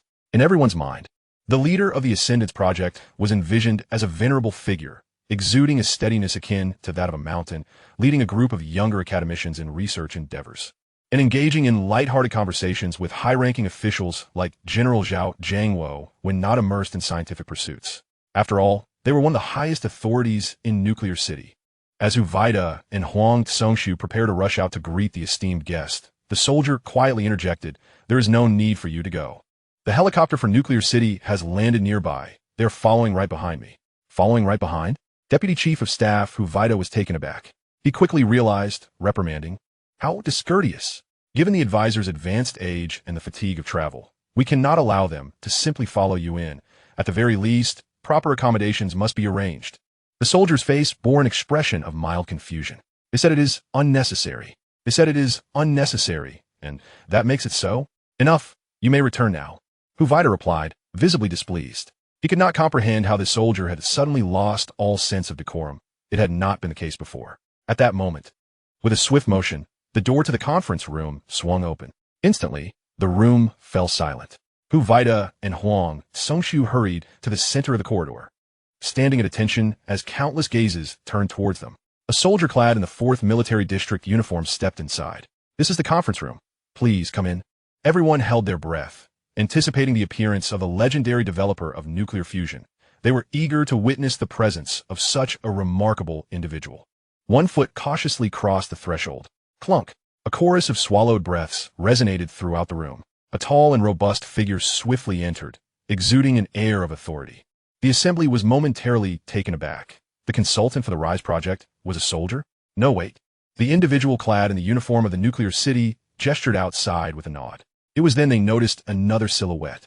A youthful, refined boy, not much older than a teenager, peeked in, glancing around and momentarily halting as he caught sight of the crowd, standing in anticipation, scratching his head in bashfulness. "Hello, everyone," he greeted. Instinctively, the onlookers froze, bewildered. How could this young man be the consultant? After waiting for what seemed an eternity, the outside remained eerily silent. "Are you that golden generation Zhou You?" Deputy Chief of Staff Hu Vaida blurted, triggering a stir within the room. They recognized him. He was indeed one of the remarkable youths who had recently made waves on television. How had he arrived here? When had he become associated with the RISE project? "It's me," Zhou You replied shyly. "Is the consultant behind you?" Minister Huang Songshu craned his neck to peer behind, but saw no one, perplexed. Did something happen to the consultant that he had to step away? Despite his status as part of the golden generation, to the assembled crowd, Zhou You was merely a junior, likely serving as the assistant or entourage of the consultant. They couldn't even muster the energy for small talk. Under the collective gaze of skepticism, Zhou Yu sheepishly touched his nose. "I am right here," he asserted. "We weren't referring to you. We were speaking of the chief technical consultant for the RISE project, who Wei Dao lamented, regretting he hadn't gone out sooner to fetch them. Look, now, they must be upset. They haven't shown their face." A soldier nearby whispered, "He is." "What do you mean he is? This golden generation little scientist knows nothing of nuclear fusion. You all must find the consultant and ensure you treat him with the utmost respect. Not an elder. It's him. What nonsense. Hurry and find out where he is." Suddenly, Hu Wei Dao and Huang Songshu froze. The youthful visage of the boy, tinged with a touch of naivety, broke into a smile as he nodded towards the podium, declaring, "I am indeed the chief technical consultant for the RISE project. Under the directives of General Zhao Jiangwo, I am here to participate in an urgent meeting regarding the military applications of nuclear fusion. May I inquire how far along the proceedings are?" Silence. A prolonged silence enveloped the room. All present exchanged dumbfounded glances, questioning whether this was some elaborate jest. This Zhou Yu claimed to be the chief technical consultant for the RISE project? Was he unwell? Had he perhaps emerged to cause a disturbance? The scene felt eerily familiar to Zhou Yu. He recalled his first visit to the nuclear city for a project presentation, meeting similar disbelief. However, armed with past experience, Zhou Yu handled the situation with remarkable composure. No one is responding? He strode confidently through the center of the conference room and took his place at the podium. Then, with a flourish, he produced a gleaming badge emblazoned with the emblem of the nuclear city and affixed it to his chest. "Time is of the essence. I have other engagements." Zhou Yu glanced at his watch, his gaze sweeping over the assembly, his expression shifting from amiable to increasingly formidable, embodying the arrogance of a genius scientist. "You have 10 minutes. The countdown begins now." Chapter 107. Unbelievable. Often, excessive explanations yield counterproductive results. Rather than squander time on the futile question of identity, it is far more efficient to let facts speak for themselves. When Zhou Yu donned the badge emblazoned with the nuclear city's insignia, the assembly still appeared bewildered, uncertain of the significance of this young, golden generation representative. What was he wearing? It bore a resemblance to the insignia on the military officer's uniform. However, when Zhou Yu's aura shifted dramatically and he declared the 10-minute countdown with an unyielding tone, the experts and senior officers from the Strategic Research Department finally grasped the gravity of the situation. "Are you truly the chief technical consultant?" Deputy Chief Hu Wei Dao blurted out instinctively, only to regret his words immediately as a frosty glare was cast in his direction.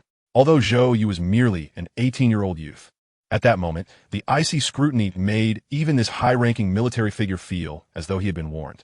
"I do not wish to elaborate further." Zhou Yu lowered his gaze to his watch once more. 9 minutes remain. As his calm announcement reverberated throughout the room, someone finally raised their hand hesitantly. "I would like to inquire if there is technical support for the military application of nuclear fusion?" Zhou Yu responded, "What specific military application are you referring to?" "The independent energy supply for small mechanized combat operations." This was precisely the topic they had been debating concerning the feasibility of modifying a fusion-powered electromagnetic tank battalion, which had nearly sparked a heated argument. It was evident how contentious this issue was. Yet, faced with a question that even the top military experts struggled to answer, Zhou Yu merely raised his eyes and shook his head. Such considerations need not be addressed at this time. Developing effective devices for harnessing fusion energy requires time. Even if safety protocols are disregarded for immediate activation, the practical benefits will be minimal. Upon hearing this, a stout officer immediately expressed his discontent. "Who said there wouldn't be significant improvements? If the energy supply for the electromagnetic tank could be enhanced by 7 standard points using fusion energy, it could penetrate the alloy of first-tier tanks and, to some extent, neutralize enemy aerial targeting devices, achieving cross-dimensional strikes." "Don't speak without understanding." His words were rather brusque. However, such was the nature of the military. Merit spoke volumes.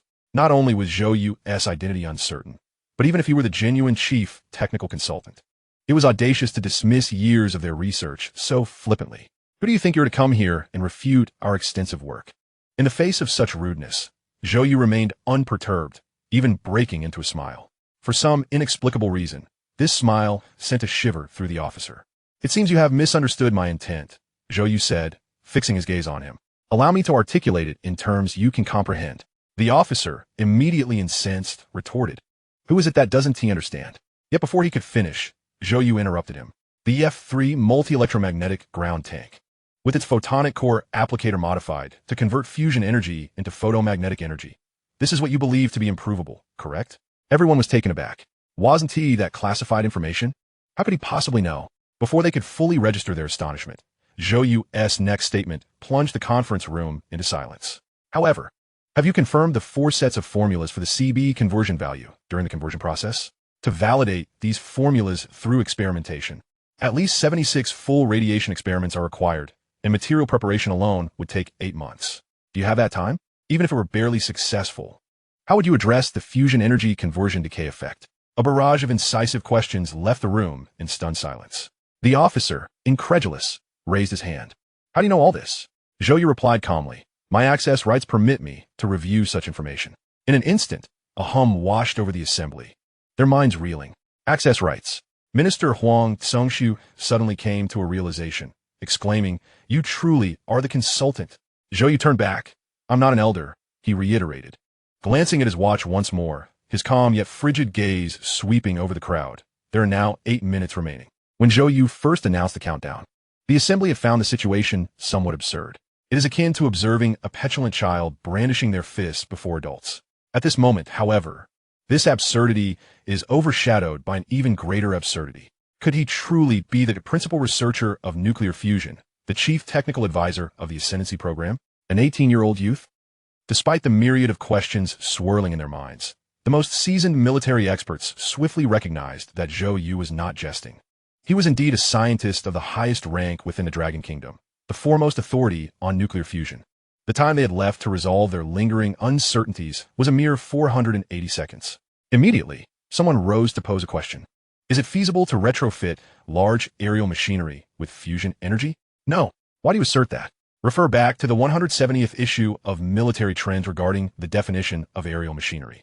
Aerodynamic trajectory takes precedence over energy output. Unless we construct a 4-fold supersonic wind tunnel, enhancing power limits is improbable. Greetings. We are from the Rocket Industry Department of the Second Institute. Please take your seat. Missiles currently lack the conditions for fusion integration. Do not squander time. Zhou You unemotionally dismissed each suggestion, and these disheartening refusals did not incite anger among the officers. Rather, their eyes sparkled with increasing admiration. Finally, after several rounds of discourse, a younger officer stood, his demeanor one of utmost respect. Sir, what is your perspective on the applicability of fusion materials in high-energy weaponry? This marked the first occasion in this setting where Zhou You was addressed as Sir, signifying that the youth's identity had finally garnered recognition. Zhou You smiled, inquiring, What is your relationship with General Zheng Zhongyan? Zheng Zhongyan is a senior expert at the military factory of the 4th Military District, one of the mentors in high-energy weapon classification. To invoke this name directly signified a certain status. For Major General Zheng was indeed one of the leaders of the Ascendancy program. The officer's attitude grew increasingly reverent. I am a student in General Zheng's technical training course. No wonder, Zhou You remarked with a smile. Since the inception of the Ascendancy program, old Zheng has been fixated on the weaponization of fusion materials. However, this is a novel topic, and I'm not well versed in it. I shall refrain from expressing an opinion, my apologies. By this point, the room was devoid of any trace of arrogance. All that remained was an overwhelming sense of awe that was inexpressible. It was astonishing. No wonder old Zheng and his colleagues had been reticent upon their return from Nuclear City regarding the chief technical advisor. They must have feared that revealing such information would terrify us. Indeed, there exists a genius of such caliber in this world. Chapter 108. The True Answer. Prior to this, what impression did people have of Zhou You? He was the record-setting figure who unexpectedly became a professor at Qingbei, the enigmatic prodigy who emerged from obscurity, the most gifted and knowledgeable among the golden generation, and a figure of national significance, even chosen to proclaim the assembly of Dragon Heart No. 1 during nuclear fusion assembly. To be candid, this series of accomplishments, regardless of who possessed them, would undoubtedly shine brilliantly, rendering one unable to gaze directly at such brilliance. Everyone was marveling at the emergence of this unprecedented genius, and in that moment, when the truth was unveiled, they suddenly realized that the so-called genius was merely the inconspicuous tip of an iceberg. Now, nuclear fusion had been successfully achieved. Many details regarding the Ascendancy program have been disclosed within the higher echelons of the Dragon Kingdom, and even some events that transpired have been declassified. 60 days from proposal to mass production, diagnosing fusion device malfunctions with bare hands during the assembly stage, resolving furnace explosions, and, due to its extraordinary nature, directly prompting the most fervent hypothesis regarding mercury-state alloy components in the scientific community over the past decade. As these extraordinary pieces of information surged forth, those outside Nuclear City, amidst their astonishment, had already elevated the image of this mysterious advisor to the highest pedestal. The title father of nuclear fusion seemed almost understated. He could justifiably be called the god of nuclear fusion. Throughout human history, it is rare to witness a scientist deliver such a breathtaking performance in a singular project. And you tell me that all of this was accomplished by merely an 18-year-old youth? At this moment, all senior officers from the Strategic Research Department of the 4th Military District exhibited an attitude of reverence even greater than that of the inhabitants of Nuclear City. This was the most instinctive form of awe towards an incomprehensible existence. More importantly, as the military operates as a strictly hierarchical entity, they understood better than anyone the significance represented by the legend of one who holds the highest authority in Nuclear City. This was a manifestation of absolute trust from the highest echelons, a trust that also bore the weight of unformalized authority. One day, no, not one day in the future. Even now, Zhou You was more than capable of being addressed as Sir by all present. After all, even the highest-ranking officer, Deputy Chief of Staff Hu Dao, a senior officer in the military hierarchy of the Dragon Kingdom, still had superiors above him.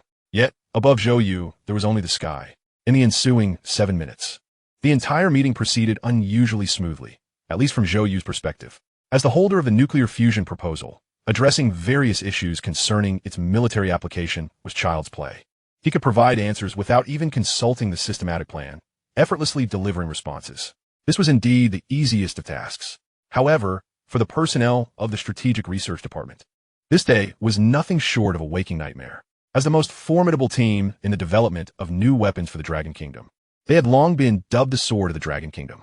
Yet at this moment, every suggestion regarding the military application of nuclear fusion put forth by this sword was unhesitatingly dismissed by Zhou You.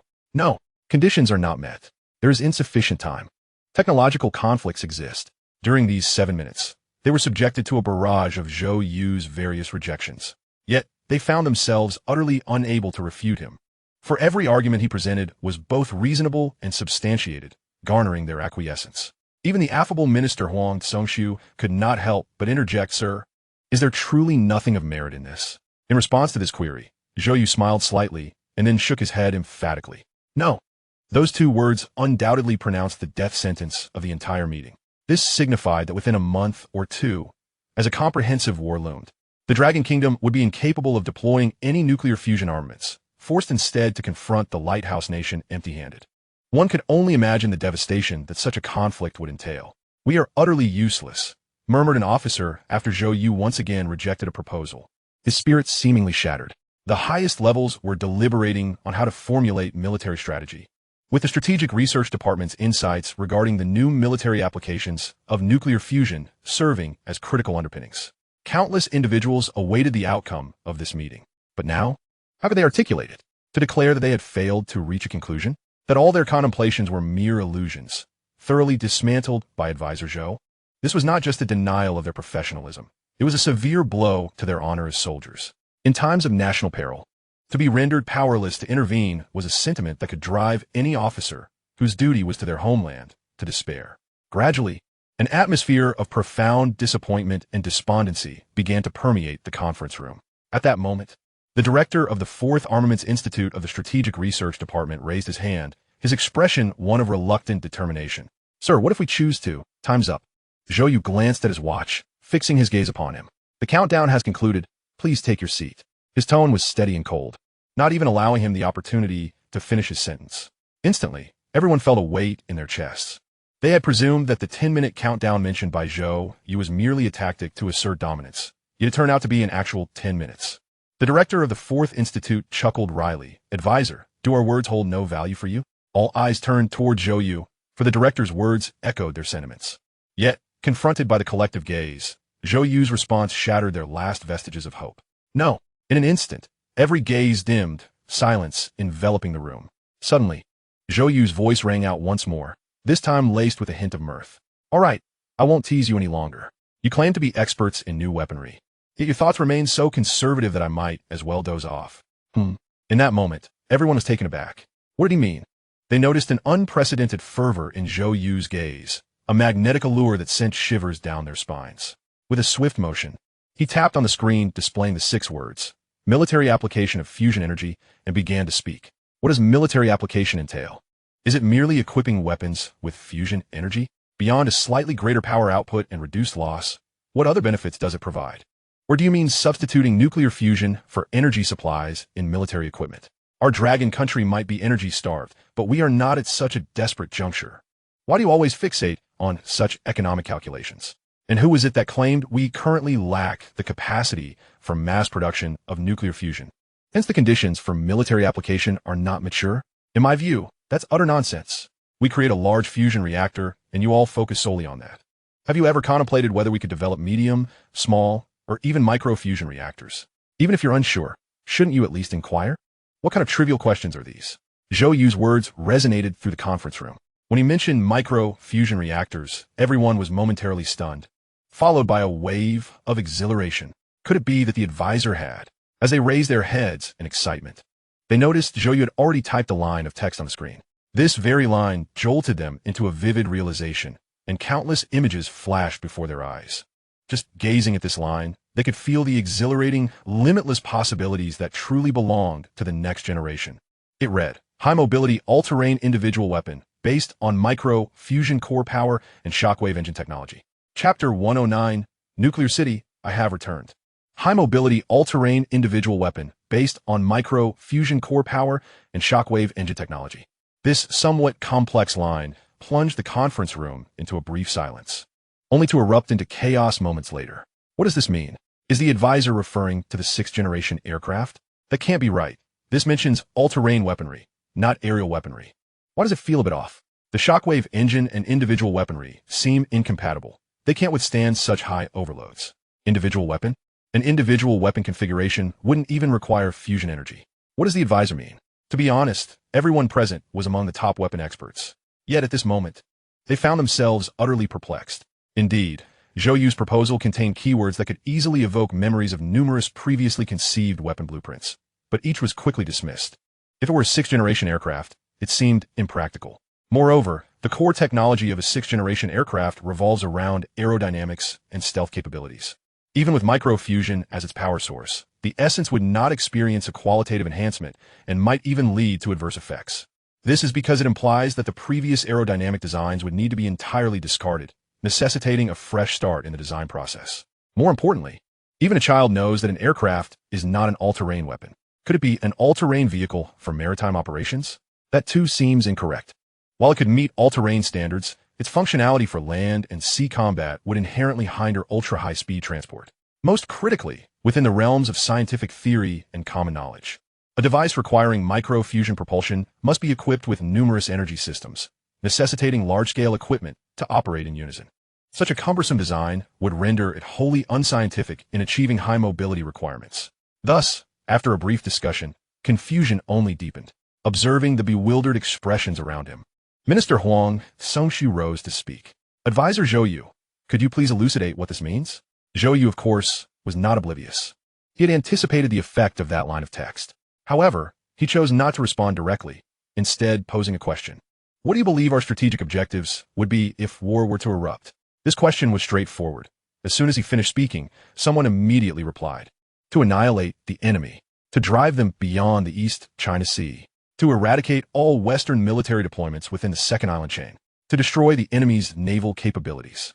In an instant, various answers poured forth from the weapon experts of the Strategic Research Department, a cacophony of diverse opinions filling the conference room with fervor. Zhou Yu stood on the stage, silent, quietly observing everyone with a mysterious smile gracing his face. The topic of strategic objectives was a perennial favorite among military discussions. And, for a time, everyone became engrossed, passionately sharing their interpretations. 2 minutes passed, and the fervor continued unabated, until Deputy Chief of Staff Hu furrowed his brow, exchanging a knowing glance with Minister Huang Songshu, both experiencing a moment of clarity as they began to grasp the underlying intent behind Zhou Yu's question. So that's it. It became evident why the meeting had stalled prior to Zhou Yu's arrival. After a prolonged discussion, The officers finally recognized that several key figures in the meeting had remained silent, leading them to gradually realize something was amiss, and the room fell quiet. At this point, Zhou Yu finally spoke. His simple statement left the entire assembly momentarily stunned. Have you noticed that everyone's strategic objectives differ? Zhou Yu pointed at one individual, earnestly stating, "You mentioned annihilating the enemy, correct? What does annihilating the enemy require? Most likely, it entails the systematic destruction of the enemy's heavy artillery ground forces. And you, who just spoke of driving the enemy beyond the East China Sea, from that perspective, shouldn't we need more naval vessels? And who mentioned obliterating the Western military bases within the second island chain? That sounds like it would necessitate more advanced missile technology." Zhou Yu named each individual, gesturing with his hands. "If we were to pursue your respective strategic objectives, I estimate that by the time we accomplished all this research, the war would have already concluded. You all seem to have become so engrossed in weapon research." If the first half of his statement was teasing, the latter half, "You all seem to have become so engrossed in weapon research," was a stern reprimand. Upon hearing this, the previously excited individuals discussing strategic objectives found their expressions frozen, and the atmosphere in the room plummeted to a frigid silence. Everyone felt like children caught in wrongdoing. They were not slow-witted with Zhou Yu's guidance. They suddenly comprehended where their errors lay. At this juncture, Zhou Yu chose not to keep them in suspense any longer and spoke directly. "War is merely an extension of politics. Thus we must consider warfare without losing sight of the political landscape. Who among you can tell me why the lighthouse nation seeks to instigate conflict now?" This time, no one answered incorrectly. A senior officer boldly declared, "They fear we will achieve industrial upgrades through nuclear fusion. They wish to crush us while they still possess a national power advantage." Exactly. Zhou Yu slammed his hand on the table, stating emphatically, "Thus, the matter is quite simple. What the enemy seeks to thwart is precisely what we must achieve. Since they wish to impede our industrial upgrades, we must find ways to complete those upgrades. Now that we have achieved nuclear fusion, as long as the industrial upgrade proceeds smoothly, the strategic objectives you just mentioned will naturally be realized. Therefore, before the final moment of industrial upgrade completion arrives, there is only one matter we must prioritize." Zhou Yu once again pressed the keyboard, typing 2 words before the assembly: "Invincible." The attendees were all officers. Although they were not the type leading troops in a battle, their expertise in weaponry endowed them with military acumen far beyond the ordinary. As soon as Zhou Yu typed those 2 characters, a mental simulation triggered in everyone's minds. Indeed, as long as we remain invincible, victory will follow. Under what circumstances are we most likely to face defeat? That would be if the enemy, disregarding casualties, breaches the missile defenses of the Dragon Nation and forcibly lands on the southeastern coast, engaging the Dragon Nation's army in close combat. While the Dragon Nation boasts the world's strongest army, this does not guarantee invulnerability, especially when the adversary consists of the most formidable nation on Blue Star or potentially an alliance of multiple nations. The risks would escalate exponentially. Furthermore, the outcome of close-quarters combat is notoriously unpredictable. Military configuration, air superiority, geographical constraints, and tactical decisions. Any one of these factors could easily alter the outcome of a battle. Throughout the annals of human warfare, how many powerful nations have found themselves ensnared in the quagmire of protracted land battles, succumbing to unforeseen circumstances? Countless. Moreover, even if the Dragon Nation ultimately prevails, becoming mired in a logistics-intensive war of attrition would undoubtedly bring suffering to the populace. This is absolutely unacceptable. Advisor, I do not understand. According to your statement, if we develop ultra-high mobility weapons powered by micronuclear fusion, can we guarantee invincibility for the Dragon Nation? Someone queried. Instantly, all eyes were upon him. This question encapsulated the collective uncertainty. Zhou Yu pondered for a moment, looking at the officer, and candidly replied that no weapon in existence could achieve such an effect. However, he swiftly pivoted his argument. But if we can prevent them from advancing in the short term, we will have the time necessary to complete our industrial upgrades. Once achieved, we shall be invincible. Thus, our primary research and development goal must be to ensure the annihilation of the enemy's heavy assault forces under any circumstances, while securing absolute superiority in urban warfare, thereby obliterating any possibility of their victory in land warfare. This succinct statement illuminated the minds of all present. In that moment, they felt they had grasped something significant. Nuclear fusion propulsion, high mobility, supersonic speed, all-terrain capability, the ability to annihilate enemy heavy assault forces under any conditions. Also, possessing absolute superiority in urban combat. All these elements coalescing together, the image of that weapon almost spilled forth, yet remained shrouded in a veil of mystery, elusive and indistinct. What could it be? Zhou Yu did not provide an answer, for even he had not fully confirmed the precise form of that weapon. Or rather, the time for the answer had yet to arrive. The only place that could provide clarity was Nuclear City. Well, my task this time has been completed. Zhou Yu's voice suddenly rang out, rousing the attendees from their reverie. Raising their heads, they found Zhou Yu smiling warmly at them. What I just articulated is merely my preliminary thought, not a mandatory directive. If you concur, I welcome you to submit the direction I have provided as the final resolution of this meeting. Of course, if you have any alternative ideas, I will not impede them. After all, Zhou Yu was neither a member of the Strategic Research and Development Department nor a weaponry sage. His participation in this conference was both to offer insights to the Strategic Research and Development Department and to have his concepts vetted by them. If this assembly of the Dragon Nation's foremost weapon experts endorsed his opinions, it would signify that his ideas were valid and could be formally established, ultimately influencing the course of the Dragon Nation's warfare. Conversely, if they did not endorse them, it would at least provide valuable insights to the Dragon Nation's most specialized weapon development institution, rendering his attendance worthwhile. He had conveyed all he needed to say. Now, it was up to the attendees to express their stance. At that moment, the entire conference room was enveloped in contemplation. They understood the implications of Zhou Yu's words. Whether to adopt his recommendations as the final outcome of the meeting essentially represented their willingness to contribute their full capabilities, wagering their honor and future to partake in a project that had yet to take shape. It was a formidable choice. After all, the Strategic Research and Development Department represented not just themselves, but millions of soldiers of the Dragon Nation. Their decision would alter the fate of countless lives. Silence, prolonged silence. In this atmosphere where a pin drop could be heard, a gray-haired technical officer in the front row resolutely raised his hand. I agree. I trust the advisor's judgment. As this voice resonated, the entire conference room sprang to life. I also concur. I represent the Second Institute and am willing to participate in Advisor Zhou Yu's project. I agree. One after another, resounding affirmations echoed through the room. In an instant, every attendee raised their hands, their eyes devoid of confusion. Having made their choice, clap. At the podium, Huang Zhongxiu, the Minister of the Strategic Research and Development Department, also stood up. At this moment, his expression was devoid of any semblance of a gentle smile, replaced instead by steadfast determination. As the highest authority of the Strategic Research and Development Department, he bore the responsibility and obligation to exercise his power and make the necessary choice at this moment. Thus, I hereby announce that the proposal for the ultra-high-mobility, all-terrain individual weapon powered by micronuclear fusion core shockwave engine technology, as presented by Advisor Zhou Yu, has passed unanimously. He turned to Zhou Yu, his voice resolute and powerful. The Strategic Research and Development Department is willing to comply with all your arrangements. Exhaling deeply, Zhou Yu took in the gazes of the assembly with solemnity, offering a slight bow. The arrival of this moment was anticipated. Yet even so, feeling the immense trust from these individuals he had only just met, he was deeply moved. No further words were necessary. Everyone understood the meaning of that bow. There was no way to repay this trust but through success. Half an hour later, a military helicopter ascended from the Strategic Research and Development Department's helipad, soaring into the depths of the blue sky, headed northwest. Zhou Yu sat by the window, meticulously reviewing the documents in his hands. This document was filled with a plethora of names, representing the list of technical personnel available for deployment from the Strategic Research and Development Department. Adjacent to it was a string of complex characters, denoting the complete database password for shockwave engine technology.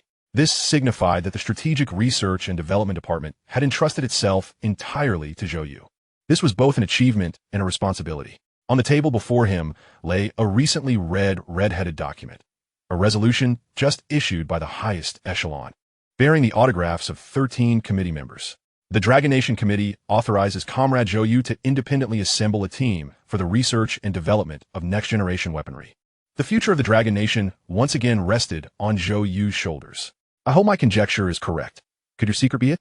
Zhou Yu set aside the documents, gazing out the window, his expression unwavering despite the immense pressure, instead radiating a simmering intensity. He was acutely aware of what he was undertaking. At this moment, he possessed an abundance of confidence. The mercury alloy components from the Dragon Nation's foremost electromechanical factory, the shockwave engine from the Strategic Research and Development Department of the 4th Military District, the controllable nuclear fusion from Nuclear City. The hopes and efforts of countless individuals were all concentrated here, destined to converge into a force that would ignite everything. He was not fighting alone. Zhou Yu's gaze pierced through the clouds, as if he beheld the colossal city amidst the desert. In the thunderous clamor of operations, the historical gears of the Dragon Kingdom were being propelled forward at an astonishing pace. Nuclear City, I have returned. Chapter 110, The Return. However, at this moment, Nuclear City was far from its former bustling vibrancy. With the culmination of the Dragon Kingdom's most ambitious rise plan, which had consumed vast human and material resources over the past 3 decades, a cadre of researchers and technicians had fulfilled their missions and were dispatched to various nuclear fusion enterprises for guidance. Though Nuclear City was the most clandestine unit of the Dragon Kingdom, it did not imply that every individual arriving here would be confined for eternity.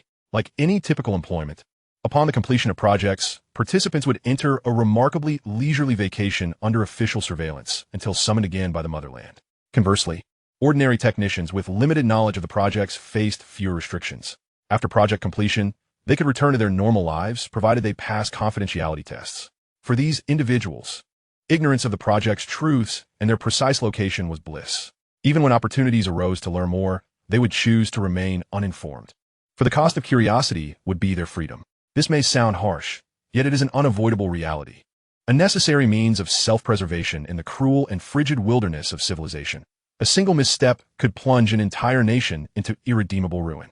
Following the conclusion of the Rise Plan, the departure of thousands left Nuclear City somewhat desolate, particularly during this unique juncture. As the nation's elite technicians were deployed across various factories capable of nuclear fusion production, Nuclear City appeared even more sparsely populated. Except for the occasional researcher in white lab coats traversing the streets, even the engineers, typically abundant, were now conspicuously few. The restaurants, tea shops, and cinemas catering to the Nuclear City staff remained open, yet were eerily empty. Board store managers could only sit outside on stools, engaging in idle chatter. With no external contact, their discussions revolved around stale gossip or news from within Nuclear City, tales of a long-absent genius consultant, the harrowing furnace explosion incident, or the night of revelry following the successful assembly of the nuclear fusion project, during which 2 inebriated scientists had to be rushed to the hospital. At that moment, a gathering caught their attention. A crowd? The store managers were taken aback. This was peculiar. Each lab in Nuclear City had barely 3 to 5 people left in its current projects. How could such a formidable group suddenly appear? 1, 2, 3, 4, 5. There were as many as 8 individuals, all strikingly youthful, resembling students. Accompanying them was a high-ranking official from the Nuclear City Administrative Office. Typically, only officials of this caliber were dispatched to welcome esteemed academicians. Instantly, this gathering piqued everyone's interest. "Is this all for Nuclear City?" exclaimed a somewhat mischievous young man. His mouth agape as he swore, "Wow, this is incredible." Beside him stood a sweet-faced girl with a round visage, her expression one of discontent. "Li Dongshan, mind your language. This ISN to your materials lab. I warn you, there are soldiers all around. Be careful, or you might get shot." The young man chuckled awkwardly and nudged the man in a white shirt beside him. "Qiji, back me up here. My reaction is entirely normal, right? How can I not marvel at such an impressive place?" Qiji's expression was one of evident displeasure. He cast a sidelong glance at him and responded coldly with a huff. This scene elicited laughter from the remaining few. "Don't tease, Qiji. Do you still harbor any grievances against Zhou You? Don't be so proud. Frankly, I'm quite delighted. This place is far more engaging than the Mathematics Research Institute." As the young individuals engaged in their lively banter, the official leading the introduction did not appear perturbed. Instead, he wore a remarkably affable smile. How long had it been since such exceptional young talent had graced Nuclear City? The last time so many young scientists had arrived in a single wave was during the mushroom bomb research decades prior. Zhou You, it seemed, was no ordinary person. Not only was he a first-rate researcher, but he was also unparalleled in attracting talent. This distinctive group of young individuals was indeed the golden generation newly arrived at Nuclear City. Following Zhou Yu's candid revelation of their identities at the nuclear fusion assembly site, official personnel swiftly connected with the golden generation. Little communication was necessary for a group of young prodigies who held science as their creed. What could be more enticing than undertaking a project that could alter the fate of their country in the most secretive and cutting-edge facility of the Dragon Kingdom? Thus, that very night, while the nation celebrated the comprehensive surrender of the Lighthouse Nation, The 8 members of the Golden Generation boarded a plane bound for Nuclear City under the moonlight. The reason for their delayed arrival was quite simple. As newcomers, they first underwent extensive confidentiality training at the transfer point and, with official assistance, addressed their social connections to avoid arousing suspicion. This process consumed a full 2 days. You may wonder why Zhou You did not undergo this procedure. Well, exceptional individuals are often afforded certain privileges. Naturally, such privileges can be a double-edged sword. Without any psychological preparation, Zhou You found himself lost in thought upon his first arrival at Nuclear City, taking a considerable time to accept his identity. In contrast, the Golden Generation emerged from their 2 days of training with a much steadier mindset. They were calm enough that even the officials responsible for their reception were taken aback, remarking that it was the first time they had seen newcomers to Nuclear City so composed, unlike others who were too frightened to speak. "Hello, may I inquire about our forthcoming tasks?" spoke Wang You, a girl who exhibited none of the wonder or curiosity displayed by her peers, but instead focused directly on her work. The others looked on with curiosity at the reception official. Since Zhou You had gone to such lengths to bring them to Nuclear City, there must be a monumental project awaiting their expertise. The mere thought of potentially engaging in a groundbreaking scientific endeavor on par with nuclear fusion ignited excitement among them. However, their anticipation was soon dashed. The reception official shrugged. "You will have to wait for Consultant Zhou's instructions. He is currently not in Nuclear City." Although the Rise plan had concluded, Zhou Yu's title as a consultant remained intact. On one hand, everyone had grown accustomed to addressing him this way, making it difficult to change. On the other hand, without a formal position, it was unclear what else to call him. After all, one could hardly address him as Comrade Zhou, could they? "When will Zhou Yu return?" Qi Ji inquired. "I'm not sure," the reception official replied, shaking his head while patting Qi Ji's shoulder. "Don't worry, you all should stay here comfortably for a couple of days. He should return soon." This answer evidently did not satisfy the Golden Generation. Having achieved such heights in their 20s, they had undoubtedly invested tremendous effort. And whether or not they toiled day and night, they were always demanding the best from themselves. To put it plainly, each one of them was a relentless striver, and the habit of striving had long since been woven into their very genes. To ask them to wait idly? Apologies, it truly is quite a departure from the norm. At this moment, Li Dongshan was about to inquire, "Shall we commence with the tour?" Yet, before he could finish his question, a formidable gust of wind, accompanied by a rhythmic rumbling, swept through the air. The sound drew nearer, and the wind intensified to such a degree that it became impossible to keep one's eyes open. One could only vaguely perceive the sky darkening momentarily as a colossal object descended from the heavens, landing not far away. In an instant, the dust stirred by the wind obscured their vision. "Is it a sandstorm?" Shang Qiu asked, rubbing her eyes in confusion. However, no one offered a response. Suddenly, the attendant beside them straightened his posture and respectfully declared, "You have returned." "You? What do you mean by you?" The crowd looked up bewildered, only to see his silhouette emerging through the swirling dust. As several armed soldiers in military uniforms jogged forward, lining up on either side, they resembled ancient poplars standing resolutely amidst the storm, exuding an aura of solemnity. A lean and upright figure gradually materialized, and a voice, tinged with mirth, simultaneously reached their ears. "Oh, am I truly so cherished? Look at this grand welcome." The somewhat irreverent tone unmistakably belonged to Zhou Yu. Chapter 111. The Strategic Mechanical Project G63. Certainly, Zhou Yu was not foolish. He had observed from the sky, noting the figures below, scanning their surroundings. With faint echoes of laughter and conversation reaching him, leading him to deduce that it was the cohort of the Golden Generation. Who else would dare to meander about in a place like Nuclear City? Thus, he had descended specifically to extend his greetings. By this time, the Golden Generation was already aware of Zhou Yu's true identity. Despite their past camaraderie, the disparity in their statuses left them somewhat hesitant regarding how to interact with him upon their arrival. However, with Zhou Yu's cheeky opening remark, their reservations dissipated. Although he was one of the highest-ranking individuals in Nuclear City and the principal developer of groundbreaking nuclear fusion technology, Zhou Yu remained quintessentially Zhou Yu. The perceptive attendant remarked, "Advisor, since you have returned, would you like?" Zhou Yu waved his hand dismissively. "You may attend to your duties. I shall entertain them." Instantly, the reception team scattered like birds, leaving the streets of Nuclear City empty save for Zhou Yu and the 8 members of the Golden Generation. At that moment, Li Dongshan circled Zhou Yu, scrutinizing him, and exclaimed, "Advisor Zhou, this reception is rather underwhelming. After such a long journey back, there seems to be no one here to welcome you." As he spoke, he animatedly gestured, In those dramas, when a prominent figure returns, don't thousands line up, bowing and shouting, "Welcome back, advisor." Now that would be fitting. Zhou Yu shot him a glance. "Shanzi, you ought to refrain from indulging in such trivial media." While he was indeed the chief technical advisor, the reality was that Nuclear City was not solely focused on the Ascendancy project. Not everyone was under his command. Besides, there were numerous influential figures in Nuclear City. If they were to line up to welcome each one, they might as well abandon all work and stand guard by the roadside instead. This principle was understood by ordinary individuals, and the Golden Generation comprehended it even more acutely. Ultimately, this exaggerated display merely expressed the joy of reuniting with an old friend. As anticipated, the atmosphere of reunion had only just begun when the prodigious physicist Dong Lin eagerly spoke up. "Zhou Yu, what project have you summoned us for? Hurry." I can hardly contain my excitement. Zhou Yu blinked. Patience is a virtue. After a moment's contemplation, he gestured, and a soldier approached swiftly from beside the armed helicopter. "Please inquire who is currently present at the management office," Zhou Yu instructed. Without hesitation, the soldier retrieved the communication device from his waist and, after a brief inquiry, replied, "General Zhao Jiangwo is unavailable, but Director Liu and others are here. Would you like to contact them?"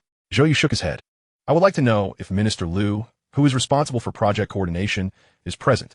"He is. Please ask him if I have access to past project data, the extent of my permissions, and, if possible, I would like a detailed list of projects within my purview." Zhou Yu had become quite accustomed to issuing orders. Whether in conversation or negotiation, he had grown increasingly adept. No longer was he the bewildered youth of mere months ago, reliant on Ning Weilu for assistance in all matters. More importantly, he was no longer merely a figurehead with the title of Chief Technical Advisor. He held the highest authority over the Ascendancy project, was the de facto leader of the Golden Generation, the architect of new projects within the Strategic Research Department, and the head of the Next Generation Weapons Team authorized by the upper echelons of Longguo. Unbeknownst to him, he had established an undeniable influence in certain realms of this world, an influence that was, in essence, power itself. Even in the absence of General Zhao Jiangwo in Nuclear City, he possessed sufficient clout to govern a portion of the city's affairs. Nuclear City's operational efficiency was renowned for its swiftness. Shortly after Zhou Yu's directives were issued, Minister Liu, responsible for project coordination, responded promptly, sending an exceptionally detailed list. It enumerated over 100 projects, most of which were clearly marked with summaries, current progress, team leaders, and other pertinent information. A few, however, were highlighted in gray, indicating projects beyond Zhou Yu's purview or those like the Ascendancy project, overseen directly by General Zhao Jiangwo without the coordination department's knowledge. Additionally, at the bottom of the list, several projects were marked in yellow. These did not display progress or designate a responsible party. They merely listed project names and the storage locations of related outcomes. These were projects that had encountered issues during development over the years and were ultimately deemed failures.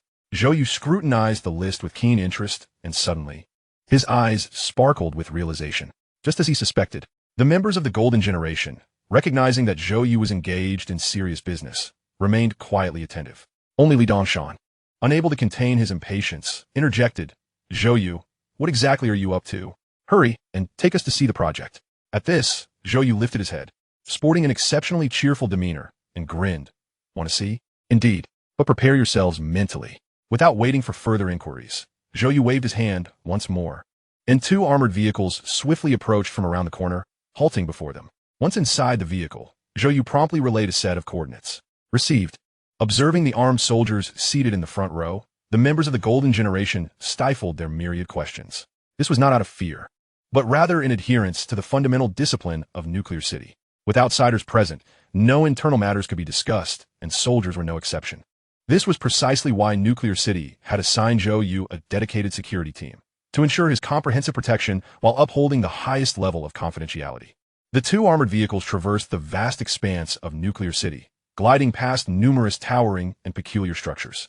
After passing through two checkpoints, they arrived at a gradually desolate and uninhabited corner, where concrete and steel were supplanted by yellow sand. Not far away stood several rows of gray metal warehouses encased in tall fences, each marked with large numbers, exuding an air of abandonment. Surprisingly, even in this desolate locale, countless soldiers were present. Soon, the armored vehicles halted at Zhou Yu's direction in a secluded corner of the last row. The gray warehouse before them bore the designation G63, unremarkable and utterly ordinary. Were it not for the nuclear city, one would find it entirely unremarkable to be informed that this place harbors a plethora of leftover steel pipes intended for construction. This is indeed the case. The onlookers gazed at Zhou Yu in puzzlement, uncertain of his intentions. Zhou Yu began to speak. This is a repository for the abandoned research outcomes of a nuclear city, which we refer to as a relic. Within each warehouse lies a testament to previously failed projects. The crowd's confusion deepened, as they failed to comprehend the purpose of visiting a location filled with failures. At that moment, Zhou Yu turned his gaze toward the warehouse before him and suddenly smiled. "You wouldn't have anticipated that you would once again see the light of day," he remarked. The others were bewildered by his seemingly nonsensical soliloquy, as if he were engaging in a dialogue across the fabric of time and space. Yet, within his eyes, there shimmered an indescribable sense of exhilaration. Is he unwell? What joy does he derive from this dilapidated warehouse? Without warning, he stepped forward and entered a complex code on the keypad situated before the derelict structure. With a resounding roar, the heavy alloy walls sprang to life, and amidst the tremors, a cloud of yellow dust surged upward. Zhou Yu watched expectantly, his heart racing. He had felt this thrill long before, when he received that list a mere 10 minutes prior. His suspicions had been confirmed. Longguo Yu, a brilliant engineer once part of a genius training program, had mysteriously transitioned through the strategic research department in the nuclear city, ultimately becoming the captain of the Dragon team. There must be a reason behind it all. Zhou Yu had long speculated that Longguo Yu's peculiar trajectory was intimately linked with a specific research initiative. It was this very study that had unveiled her extraordinary military prowess, propelling her from engineer to the helm of the Dragon team, earning her the rank of lieutenant colonel. Undoubtedly a rising star within the military. What kind of research could possibly relate to military capabilities, particularly in the realm of small-scale special operations? The answer seemed almost palpable. However, at this moment, Zhou Yu required final confirmation. The G63 Strategic Mechanical Project, the very site where Longguo had once fought as a mechanic, held all the answers behind the gradually opening massive gates.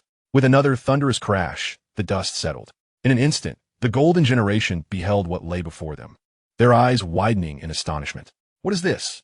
Before them stood a towering humanoid mechanical apparatus, approximately 4 meters in height. Its entirety was enveloped in a chillingly luminous black alloy armor, flanked by enormous wings reminiscent of blades, while its body, from the mechanical arms to the exaggerated jet nozzle configurations, seemed purpose-built for combat, exuding an aura of metallic ferocity. Indeed, this was it, the true identity of the G63 Strategic Mechanical Project, in which Longguo had participated as a developer. An unfinished mech. Chapter 112. The rapidly increasing contribution value. The concept of mechas is one that has pervaded numerous science fiction works, becoming so familiar that it borders on cliché. This is largely due to the overwhelming public demand for such technology. The scientific communities across the globe have debated the feasibility of mechas multiple times, yet the outcomes have rarely been optimistic. This stems from a fundamental question. What is the purpose of a mech's existence? If the goal is to outmatch infantry, tanks with superior armor and firepower are clearly the superior choice. If it is to achieve battlefield suppression, aircraft offer greater coverage and organization. For urban combat, drones and robotic dogs, as inexpensive industrial products, are evidently far more practical. And for naval battles, even if mechas are amphibious and possess unparalleled mobility, they seem helpless against vessels equipped with long-range weaponry, not to mention the formidable presence of aircraft carriers. Even setting aside these considerations, the technological demands necessary to realize a mech are unprecedented.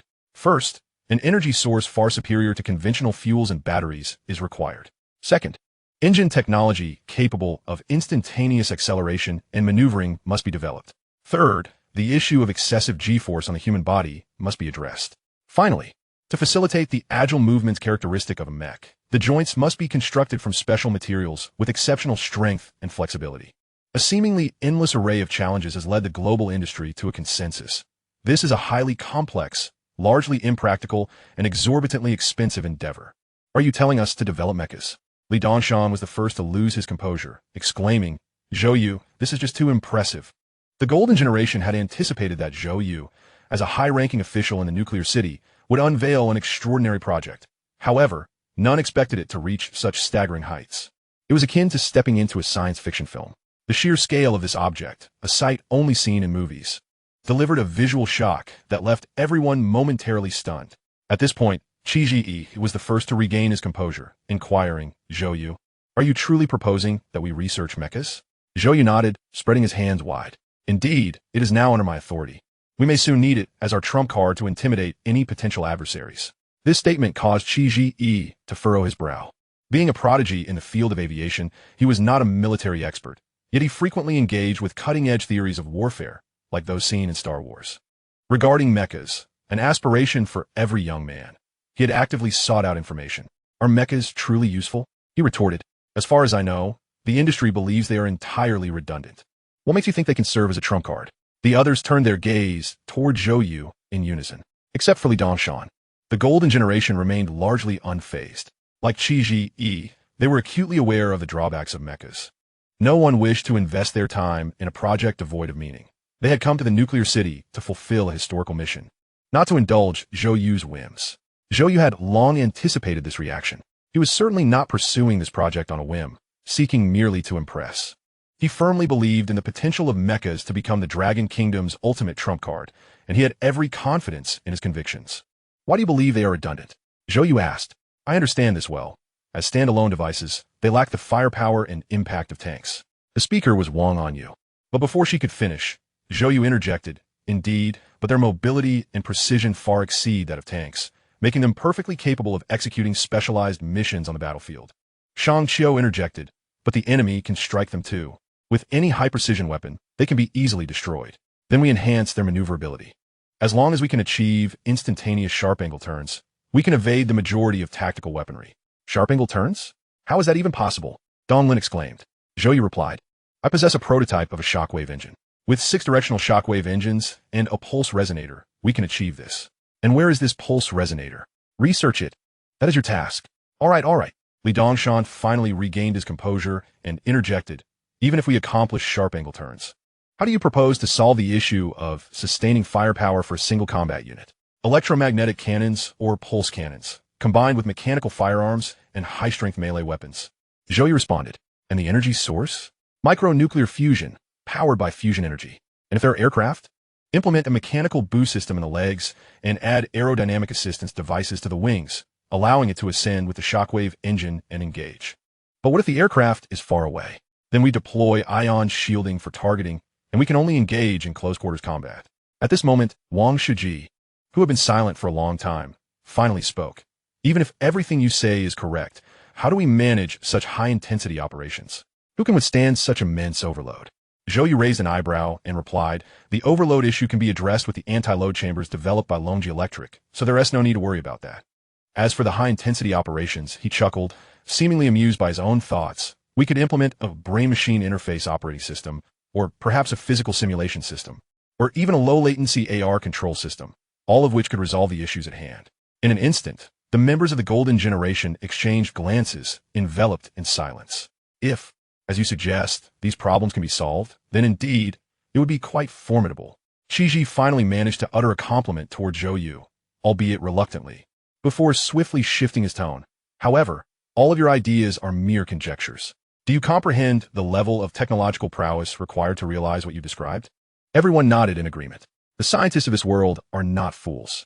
They certainly understand that if these issues with mechs could be resolved, the potential effectiveness of such units, possessing unparalleled agility and mobility, would be terrifying.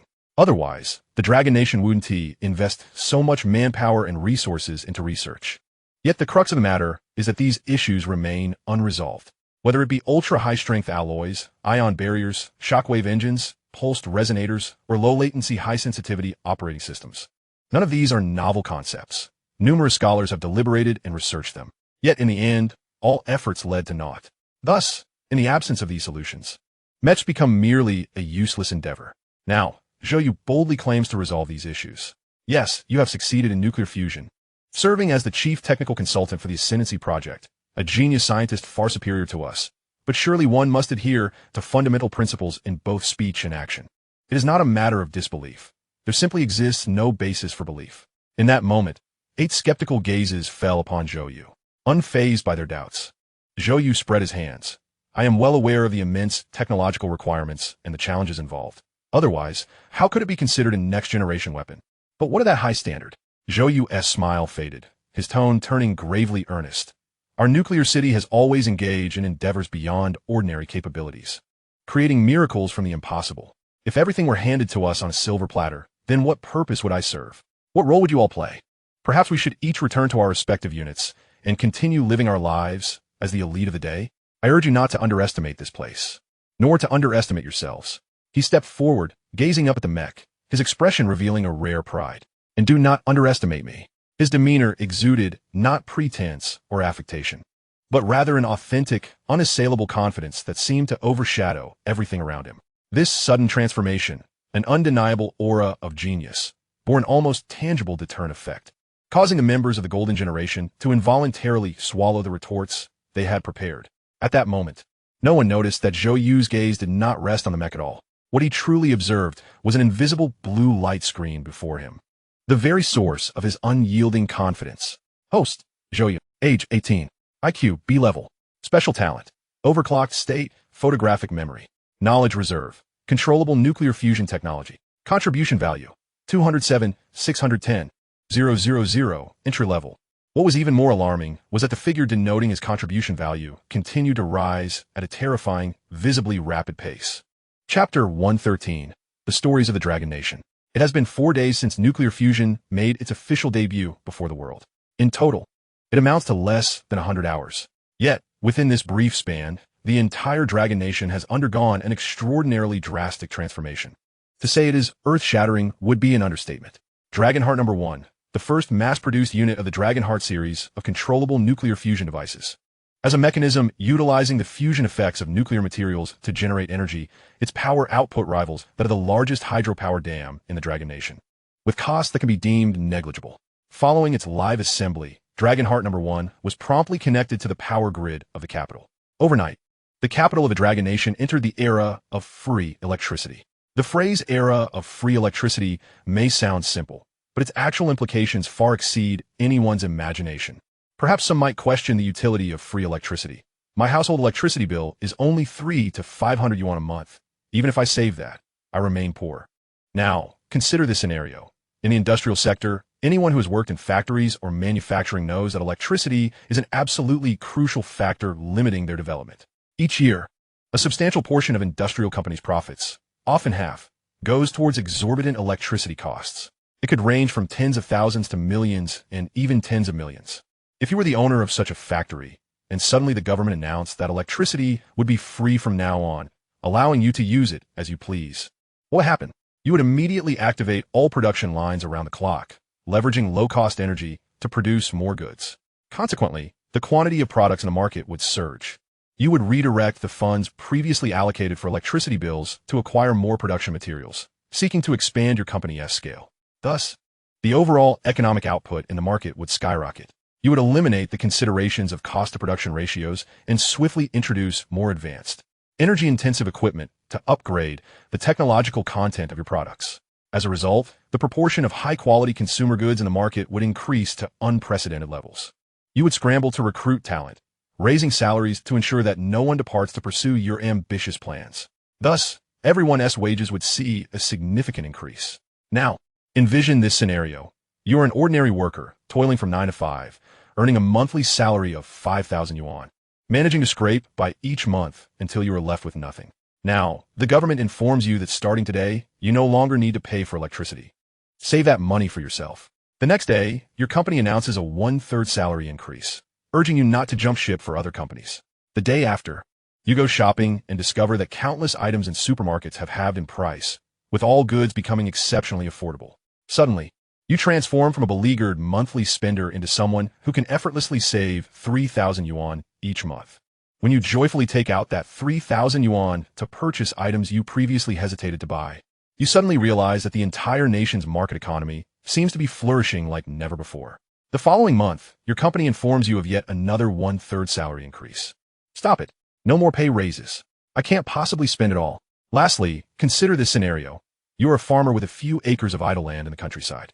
Each year, you toil from dawn till dusk, painstakingly constructing greenhouses to grow vegetables, only to be thwarted by unforeseen natural disasters. During times of drought, you ponder irrigation. Using a pump costs an exorbitant amount, draining your funds in no time. When the weather turns cold, you contemplate insulation. Even if you manage to build a greenhouse, the quality of your vegetables remains subpar, costing you even more. When harvest time arrives, you consider using a harvester, but the cost per acre is hefty, leaving you with yet another financial burden. As a result, your meager annual income becomes increasingly disheartening, leaving you to sit on the field with a cigarette, lamenting your fate, when suddenly the government announces that electricity will be free. Thus, a sudden epiphany struck you, and in a fit of rage, you smashed your cup, lamenting the wretched days of the past. In times of drought and water scarcity, I shall employ electric pumps to ensure that you, the worthless crops, are abundantly hydrated, all without spending a single cent. In the face of frigid weather, I will utilize heating devices to keep you, the feeble crops, warmly thriving, again at no cost, while profiting handsomely. When the harvest season arrives, I shall wield electric harvesters to reap effortlessly, allowing me to remain at home, conserving both energy and finances. At the end of the year, upon tallying the accounts, I discovered a reduction of over 10,000 in expenses, alongside an increase of an equal amount, suddenly propelling myself into a modest prosperity. Regardless of whether one is an employer, a laborer, or a farmer, people marveled as incomes in this city doubled overnight. Hundreds of thousands, even millions, experiencing this windfall. Countless lives transformed, and numerous industries were revitalized. Those sectors languishing under sanctions regained their vitality. Overnight, the prosperity of the capital's commercial market, the velocity of economic growth, and the pace of the tertiary sector's development surged to unimaginable levels. All of this merely marks the unassuming prologue to the advent of the era of nuclear fusion. Within just 4 days of the Dragon Heart 1's deployment, these events transpired in the capital of the Dragon Nation. Chapter 114. Commencement of Redemption. Of course, these changes were still confined to the capital. Given the power output of nuclear fusion, the Dragon Heart series can only provide energy to this extent for now. To radiate its benefits nationwide and usher the entire country into a new energy era will require some time.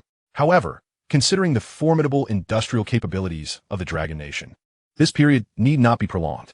The advent of nuclear fusion not only improved the lives of countless individuals, altered the fates of numerous enterprises, and expanded the economic development potential of the Dragon Nation, but also profoundly transformed the destinies of certain individuals. The 4,000 workers involved in the RISE plan, along with tens of thousands of state enterprise workers engaged in the initial mass production, ascended from ordinary technicians to officially recognized engineers. Their names permanently enshrined in the National Strategic Talent Database. As custodians of nuclear fusion's core technology, they became esteemed guests of numerous energy-related enterprises, showered with monetary offerings and invitations for training and lectures. A single lecture could command an appearance fee exceeding $1 million. This elevation in social class could benefit 3 generations. Previously, energy-related enterprises in the Dragon Nation had been at a disadvantage in the global market. Despite its abundance of resources, high extraction costs and low per capita reserves had kept it constrained, relegated to the lower echelons of the global food chain. With the public unveiling of Dragon Heart 1, however, the Dragon Nation's position in the energy sector suddenly surged to the pinnacle of global supremacy. Consequently, energy enterprises became the most coveted entities at the top of the food chain. Stock prices soared, valuations skyrocketed, and contracts flooded in. Investors from around the world flocked to these firms like moths to a flame, unstoppable in their pursuit. The core practitioners within these enterprises naturally reaped rewards and career prospects far exceeding their previous circumstances. Blue-collar workers transformed into white-collar professionals, white-collar into golden collars, and golden collars into tycoons. Even the energy institutions across various provinces and cities in the Dragon Nation saw departmental levels elevated by 2 ranks to facilitate the handling of subordinate affairs. A mere errand runner now became a position that once required a lifetime of effort to achieve. Moreover, the landscape and future of countless enterprises in heavy industry, manufacturing, power and energy storage, and machinery were revitalized. Even many traditional enterprises seemingly unrelated to nuclear fusion shook off years of stagnation to reclaim their status as market darlings. For instance, the real estate sector. The emergence of nuclear fusion heralded a new energy supply system, urban planning, construction demands, new factories, industrial bases, and transportation systems. This foretells an infrastructural demand exceeding trillions in the coming years for the Dragon Nation. Consider the big data industry. The arrival of nuclear fusion signifies the dissolution of the electrical constraints that previously hampered the advancement of AI, algorithms, and intelligent models. resulting in training costs plummeting by more than 100-fold. In the aviation equipment sector, an old adage states that power propels bricks to flight. This sentiment is equally applicable to the big data industry. As long as electricity is not an issue, what is the value of chips? I shall allocate the save electricity cost directly to chips, exponentially increasing their quantity. Surely, the results will surpass anything previously conceived. Consequently, the projected scale of the big data industry in the Dragon Nation surged from mere hundreds of billions to a staggering 3 trillion. As for the semiconductor industry, the arrival of nuclear fusion means that photolithography plants are no longer a mirage, but a tangible reality.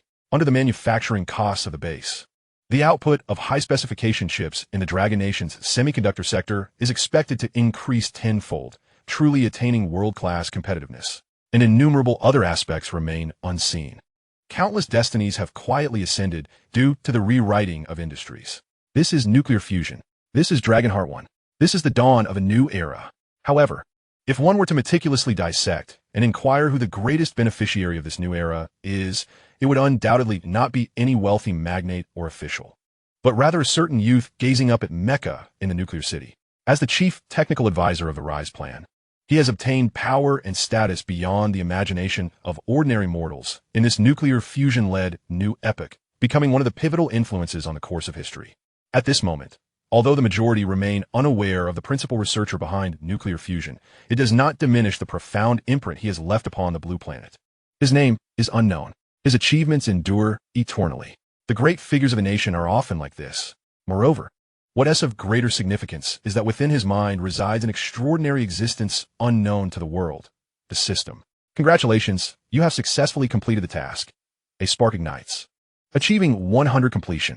A reward of 1,000 contribution points has been credited, and the system achievement has entered the next level, unlocking the second tier of redemption privileges. As this cold mechanical voice reverberated, Zhou Yu's previously depleted contribution points abruptly surged from 0 to 1,000. And this was merely the beginning. The standard for contribution point growth is, for every 100 lives transformed by tangible technological achievements, 1 contribution point is awarded. Although this unprecedented era of transformation led by nuclear fusion has only just begun its 4th day, at least 1 million citizens of the Dragon Nation have experienced significant changes in their lives. Thus, when Zhou You heard this proclamation and accessed the system interface, the contribution points displayed had already escalated to 2,000. Then it soared to 2378, 2699, 2984, 3185, 3437.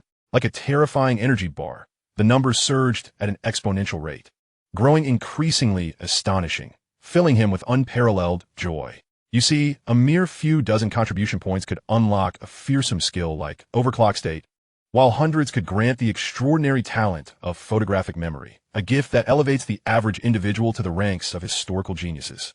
Yet Zhou You now possessed thousands of contribution points. Such an immense contribution value. One might say that it could suffice not merely for a humble mech, but even to delve into the study of a Dyson sphere and herald an era of interstellar exploration. However, it seems that such aspirations remain somewhat unattainable for the time being. In any case, when this colossal figure of contribution value translates into system exchange items, the ramifications are beyond imagination. Ultimately, under Zhou Yu's fervent yet restrained gaze, the contribution value displayed on the system interface stabilized at 3855. With a sigh of exhilaration, Zhou Yu turned to glance at the 8 young geniuses behind him, their expressions still etched with disbelief regarding the feasibility of mechs. And a knowing smile crept across his face, tinged with a hint of mischief. Did they wish to be proven wrong? This was indeed a consequence of their own insistence. At that moment, he silently vowed, "System, open the exchange interface." Chapter 115, Reward Exchange. To others, Zhou Yu appeared to be lost in a trance, gazing at the mech as if envisioning the new world that would emerge upon its creation. His mind was abuzz with incessant deliberations over the impending technical challenges, tirelessly seeking solutions. Yet, in truth, Zhou Yu was gazing at the long-awaited exchange interface before him. A grand shopping spree, with 3855 contribution points. A sensation of abundance washed over him, akin to a destitute individual suddenly transformed into a wealthy landowner. Those coveted items he had once yearned for within the system were now tantalizingly within reach. The second tier ought to be far superior to the first, he thought, swallowing hard with palpable anticipation. Suppressing the urge to delve into the first tier of the exchange shop, Zhou You directly entered the second tier's page, and in an instant, a bewildering array of options flooded his vision. Then, he found himself utterly speechless. The selections in the first tier primarily revolved around cognitive enhancements, such as intellect augmentation, memory enhancement, mental recovery, and knowledge assimilation, concepts easily explained by science. The entire layout aimed to mold the host into a top-tier human genius. Based on this experience, he had surmised that the second tier would simply be an advanced version of the first. However, upon truly entering the second tier's list, he realized how gravely mistaken he had been. The options presented were nothing short of sci-fi. Nay, they bordered on the fantastical. As Zhou Yu scanned the myriad choices, several options made his heart race. In comparison, the skills he had painstakingly chosen, once deemed extraordinary like overclock state and photographic memory, now seemed pedestrian and unremarkable.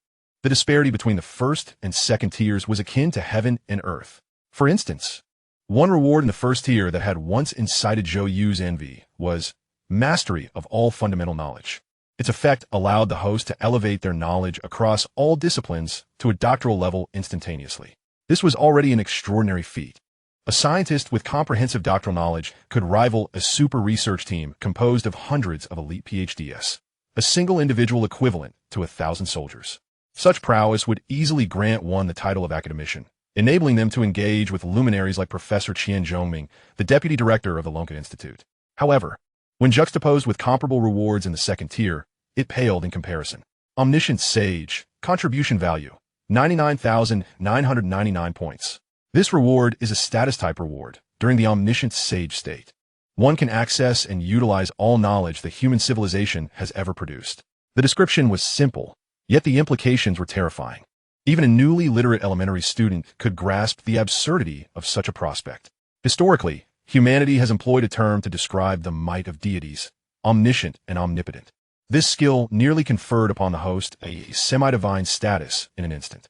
Countless sages of yore, embodying the collective genius of Nobel laureates, Pulitzer Prize winners, and all manner of prodigies, converged into one extraordinary being. In that moment, he was not alone in his struggle. In comparison, mastery of all fundamental knowledge seemed utterly trivial. Of course, Zhou Yu merely sighed at this option and swiftly moved past it. The reason was simple: he could not afford it. Forget the Omniscient Sage with its staggering 99,999 contribution points, even its lesser counterpart. Mastery of all fundamental knowledge required a daunting 9,999 points, far beyond his means. Damn this system. I suspect it delights in tantalizing me. Zhou Yu cursed inwardly. The frustration of witnessing unattainable rewards was unbearable. It was hard to shake the suspicion that the system was deliberately teasing him. When he had only a few dozen or a couple of hundred contribution points, a 9,999 point option appeared. Now, with thousands of points, a 99,999 point option materialized. Zhou Yu couldn't help but wonder if one day he amassed tens of thousands of points, only to find that the top reward in the third tier was a staggering 999,999, forever just beyond his reach. Nevertheless, it must be acknowledged that the system was astutely attuned to Zhou Yu's nature. Just before accessing the second tier, he had contemplated saving his contribution points to eventually exchange for mastery of all fundamental knowledge, once he reached 9,999 points. However, upon encountering Omniscient Sage, mastery of all fundamental knowledge lost its allure entirely. It seemed utterly insignificant. Who would wish to toil away as a mere doctoral candidate? More importantly, the benchmark set by Omniscient Sage indicated that the options in the second tier were of an entirely different caliber, their intrinsic value soaring to unimaginable heights, rendering one unable to look away. This was clearly designed to deter Zhou Yu from any thoughts of seeking downwards compatibility. Sighing, Zhou Yu conceded to the system's mastery over him. He set aside his distractions and began to earnestly browse the second tier's rewards. Sure enough, a few enticing options soon caught his eye. Warrior of War, contribution value, 3,000 points. This reward includes Knowledge Package Reward 1, all A-class weapon knowledge of Blue Star Civilization. Talent Reward 1. When researching weapon equipment, all basic attributes are enhanced tenfold. Skill Reward 1. Upon activation, proficient operation of various weapons and war machinery is achievable. At the first glance of this reward, Zhou Yu found his breath quickening. What a true warrior of war. Such exhilaration right from the outset. The A-class weapon knowledge of Blue Star civilization encompassed all conventional weaponry knowledge, excluding only the most secretive national armaments. Its research value was astounding, and even considering its intelligence-gathering potential was utterly remarkable. Moreover, the enhancement to attributes during weapon development, coupled with the ability to proficiently handle various war machinery, was invaluable. Zhou Yu pondered whether the system had tailored this reward to align with his mech research. However, he understood quite well that if he chose Warrior of War, successfully developing a mech would be a foregone conclusion. After all, even without utilizing any new technology, simply employing the A-class weapon knowledge from the knowledge package, combined with the attribute enhancements during weapon development, would allow him to piece together a mech. Not to mention, the accompanying effects of Warrior of War would enable him to become a true master of military equipment operation. For instance, he could very well become the first mech pilot in human history, perhaps even the most formidable one, as an 18-year-old youth, who has not dreamt of piloting an extraordinarily magnificent mech, soaring through the azure skies and traversing battlefields. The mere thought evokes a thrilling sensation that sends shivers down one's spine. Zhou Yu gazed at the war maniac for an extended period, unable to quell the tumult within. And after a deep, steadying breath, he resolutely diverted his gaze. Perhaps he would assume the mantle of the war maniac in his next life, he mused internally. Regardless of how enticing the notion was, he was acutely aware that this choice was far from optimal, both for himself and for the Dragon Nation. It was merely a matter of time before the Dragon Nation ascended to power. At that juncture, the Dragon Nation would not require any transcendental weaponry or technology. Its unparalleled national strength would be sufficient to effortlessly vanquish the world. Moreover, even if he opted for the war maniac in pursuit of the mech's creation, what would follow? Once the mech was developed, what path would lie ahead? Would he immerse himself daily in military research facilities, devising new machines of destruction? Or would he volunteer to pilot the mech, parading his might before various nations? Such pursuits were not his aspirations, nor were they the ambitions of the Dragon Nation. Most importantly, while the advent of the mech held immense significance for the Dragon Nation, a straightforward fact remained. Its emergence was unlikely to yield contributions as vast as those generated by nuclear fusion. Thus, it was highly probable that choosing the war maniac would render this his final exchange within the system. From that point onward, he would find it exceedingly difficult to gain further assistance from the system, stagnating at this juncture, with no prospect of advancement. To put plainly, it would be a one-time transaction. For someone like Zhou Yu, who had resolutely committed himself to scientific research, this was utterly unacceptable. As his thoughts settled, the allure of the war maniac was entirely cast aside, and the second option finally came into view. Dice of choice contribution value, 3,500 points. A reward of the item category. Once fully charged, it allows for a roll when faced with choices in the research route, with the outcome eternally pointing towards the option closest to the correct path. Is this not, in essence, a truth machine? In a previous time, a question had surfaced on the largest QA platform globally. If a truth machine existed in the world, capable of answering yes or no to any query, what benefits could it bestow upon humanity? One of the most upvoted responses posited that theoretically, humanity could achieve any technological advancement through such a machine. The principle lay in continually posing binary questions to the machine, such as whether the first bit of a nuclear fusion technology scheme, rewritten as a binary document, was 1, thus yielding ready-made solutions for any technology. Of course, everyone knew this was sheer nonsense. After all, no genuine truth machine exists in the world. Even the dice of choice within the system, while akin to a truth machine, is constrained by its charging mechanism, limiting the number of inquiries it can accommodate. However, this does not imply that the dice of choice is devoid of utility. Possessing the dice of choice signifies that one will never stray from the correct path in research. Should one ponder whether to develop electric or fuel-powered vehicles, it will provide an answer. When faced with the decision of utilizing a nuclear fusion engine or a solar curvature engine to propel a rocket, it will guide the choice. Even if one is merely idling, it will discern which of two sizes of screws is more likely to succeed. The sluggish pace of scientific progress in the human realm is largely attributable to the fact that 80% of the time, humanity traverses winding paths. In modern scientific exploration, endeavors often involve exhaustive searches through 100 failed projects to identify one or two that are not entirely unsuccessful, which are then further investigated. Through countless moderately successful projects, the truly groundbreaking scientific technologies capable of advancing human civilization are eventually filtered out. Imagine if Edison had possessed the dice of choice in his time. Would he have needed to experiment with thousands of materials? humanity would have long since entered the age of electric lighting. If Faraday had had the dice of choice, would he have spent his entire life perplexed over the utility of alternating current? Human civilization could have achieved the second industrial revolution decades earlier. If, hypothetically, the lighthouse nation had possessed the dice of choice, deducing that mercury-based materials were pivotal to nuclear fusion technology, would the Dragon Nation still have a chance to turn the tide? It would have truly dominated the Earth, becoming an unprecedented global sovereign. And now, such a miraculous artifact lay before Zhou You. With another deep breath, Zhou You stood resolute as the golden generation beside him remained oblivious to the unfolding drama. They merely observed Zhou You fixating on the mech, his expression growing increasingly solemn, his breath quickening, as though confronted with a monumental revelation. What ailed him? Was he angered by their doubts regarding the feasibility of the mech? Anger would be futile. One cannot simply acquiesce to his genius and abandon their own opinions.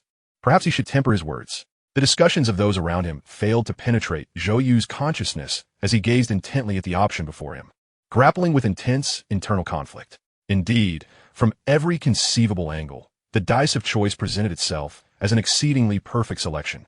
Although its charging mechanism imposed limitations on its usage, it remained extraordinarily powerful, a causative artifact that defied rationale. If employed judiciously, it might even yield results surpassing those of the omniscient sage. Yet, Zhou Yu still found himself unable to reach a definitive conclusion. This was not due to any inherent flaws in the dice of choice, but rather because he felt woefully inadequate. Were he a Nobel Prize-winning super scientist or possessed of genuine academician status, he would have unhesitatingly chosen the dice of choice. However, reality was harsh. Having departed from his area of expertise in nuclear fusion, even with his photographic memory allowing him to absorb vast amounts of knowledge in a short time, he was still, at best, merely at the level of an elite PhD.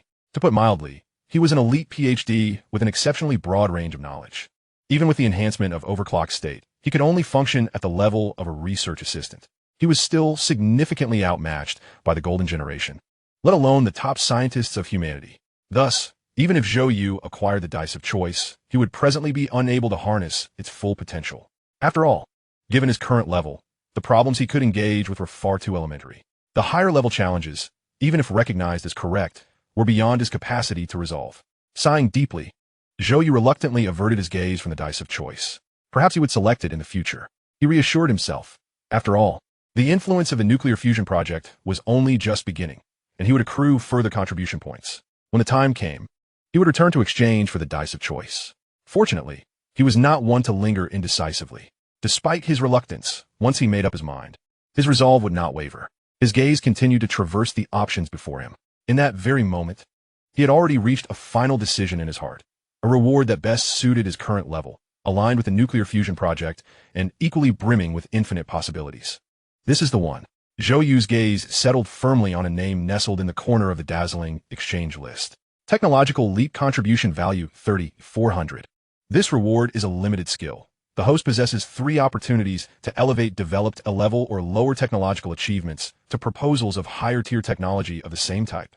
This skill required no further interpretation.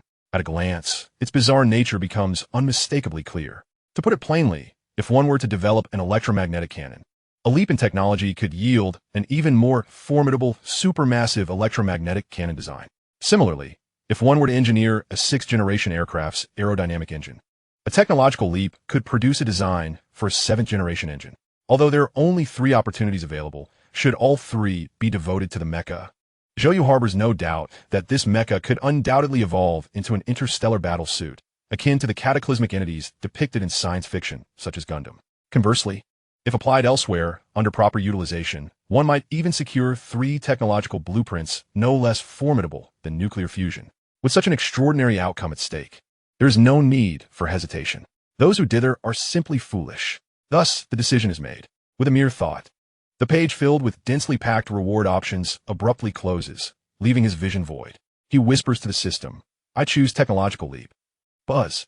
In the expansive G63 warehouse, a myriad of faint glimmers suddenly materializes, dazzling to the eye. In the blink of an eye, they swiftly coalesce, ultimately transforming into 3 neatly arranged blue star diamonds on Zhou Yu's wrist, each the size of a fingernail, adorned with an array of strange lines. Chapter 117. Technological leap. Initiate.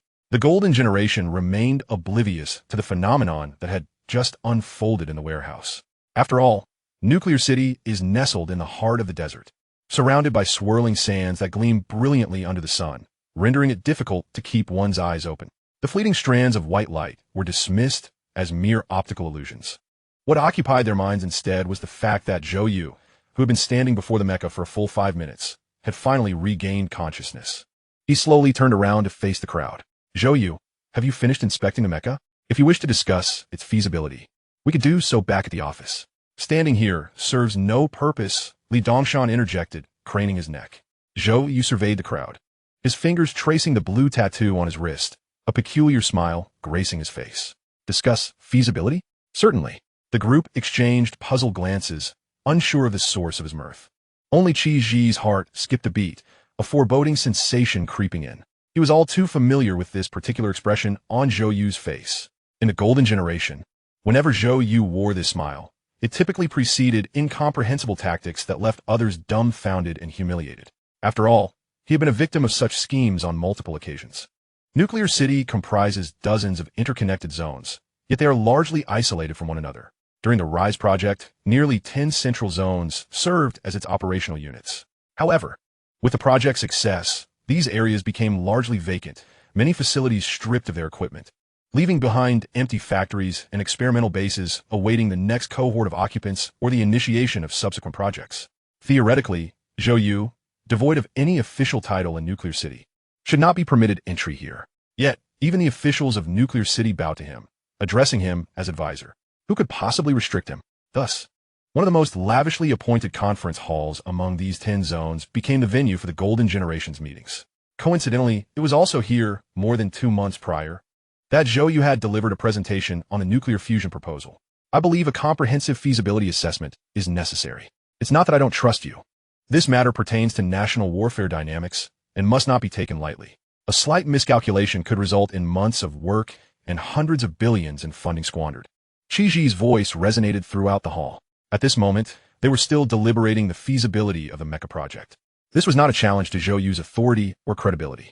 Quite the contrary, the very act of such discussion reflected an immense trust in him. Otherwise, for a project that had previously faltered, with uncertain prospects, daunting challenges, exorbitant costs, and reliance solely on Zhou Yu's verbal assurances, most scientists would have instinctively turned and fled. Even a pyramid scheme would sound more credible than this. At present, the Golden Generation's discussions surrounding the mecha align with a specialized term in scientific research, feasibility validation, an essential preliminary phase for the majority of projects. From aircraft carriers and space stations to bridge construction and pipeline laying, feasibility validation is indispensable. Only by passing this assessment, demonstrating that the potential benefits outweigh the investments and that technological challenges can be surmounted, does a project advance to the formal research and development stage. In some instances, particularly complex projects may endure prolonged feasibility validations. For instance, China's renowned Century Power Project, the Sanxia Dam, underwent 5 years of extensive deliberations, evaluations, and experiments regarding its feasibility. The Rise project was an exception. At that time, Zhou Yu had presented a complete plan, deemed reliable after review by a cadre of influential figures, prompting immediate implementation. Moreover, the circumstances then allowed no time for China to conduct feasibility validations. To put it bluntly, it was a case of trying to revive a dead horse as if it were still alive. There was no time for validations. They had to press forward with this sole path to survival. However, the current situation differs. While the mecha holds importance, it does not yet reach the critical level of nuclear fusion. Should substantial human and material resources be expended, along with hundreds of billions in our defunding, only to yield nothing, it would be far more prudent to allocate that budget towards the production of weaponry and artillery, thereby enhancing their chances in warfare. This does not reflect China's stinginess or the Golden Generation's excessive caution. Rather, it is a matter of reality. China's annual defense budget is merely 10 trillion, and dedicating even a tenth to this project necessitates commensurate returns. Otherwise, even if a state does not demand recompense, what are the scientists under its purview? Would they be inclined to join this project? Should they forcefully requisition resources under the auspices of Nuclear City? What about the esteemed academicians and leading researchers? Could they be compelled to comply? Would the myriad of major enterprises willingly cooperate without expecting returns? And what of the military? Would they be inclined to equip themselves with something lacking even a feasibility validation? In summary, Qi's remarks were far from baseless. As the undeniable core of the Mecha project, Zhou You must present a compelling plan, at the very least, possessing insights into the core technology.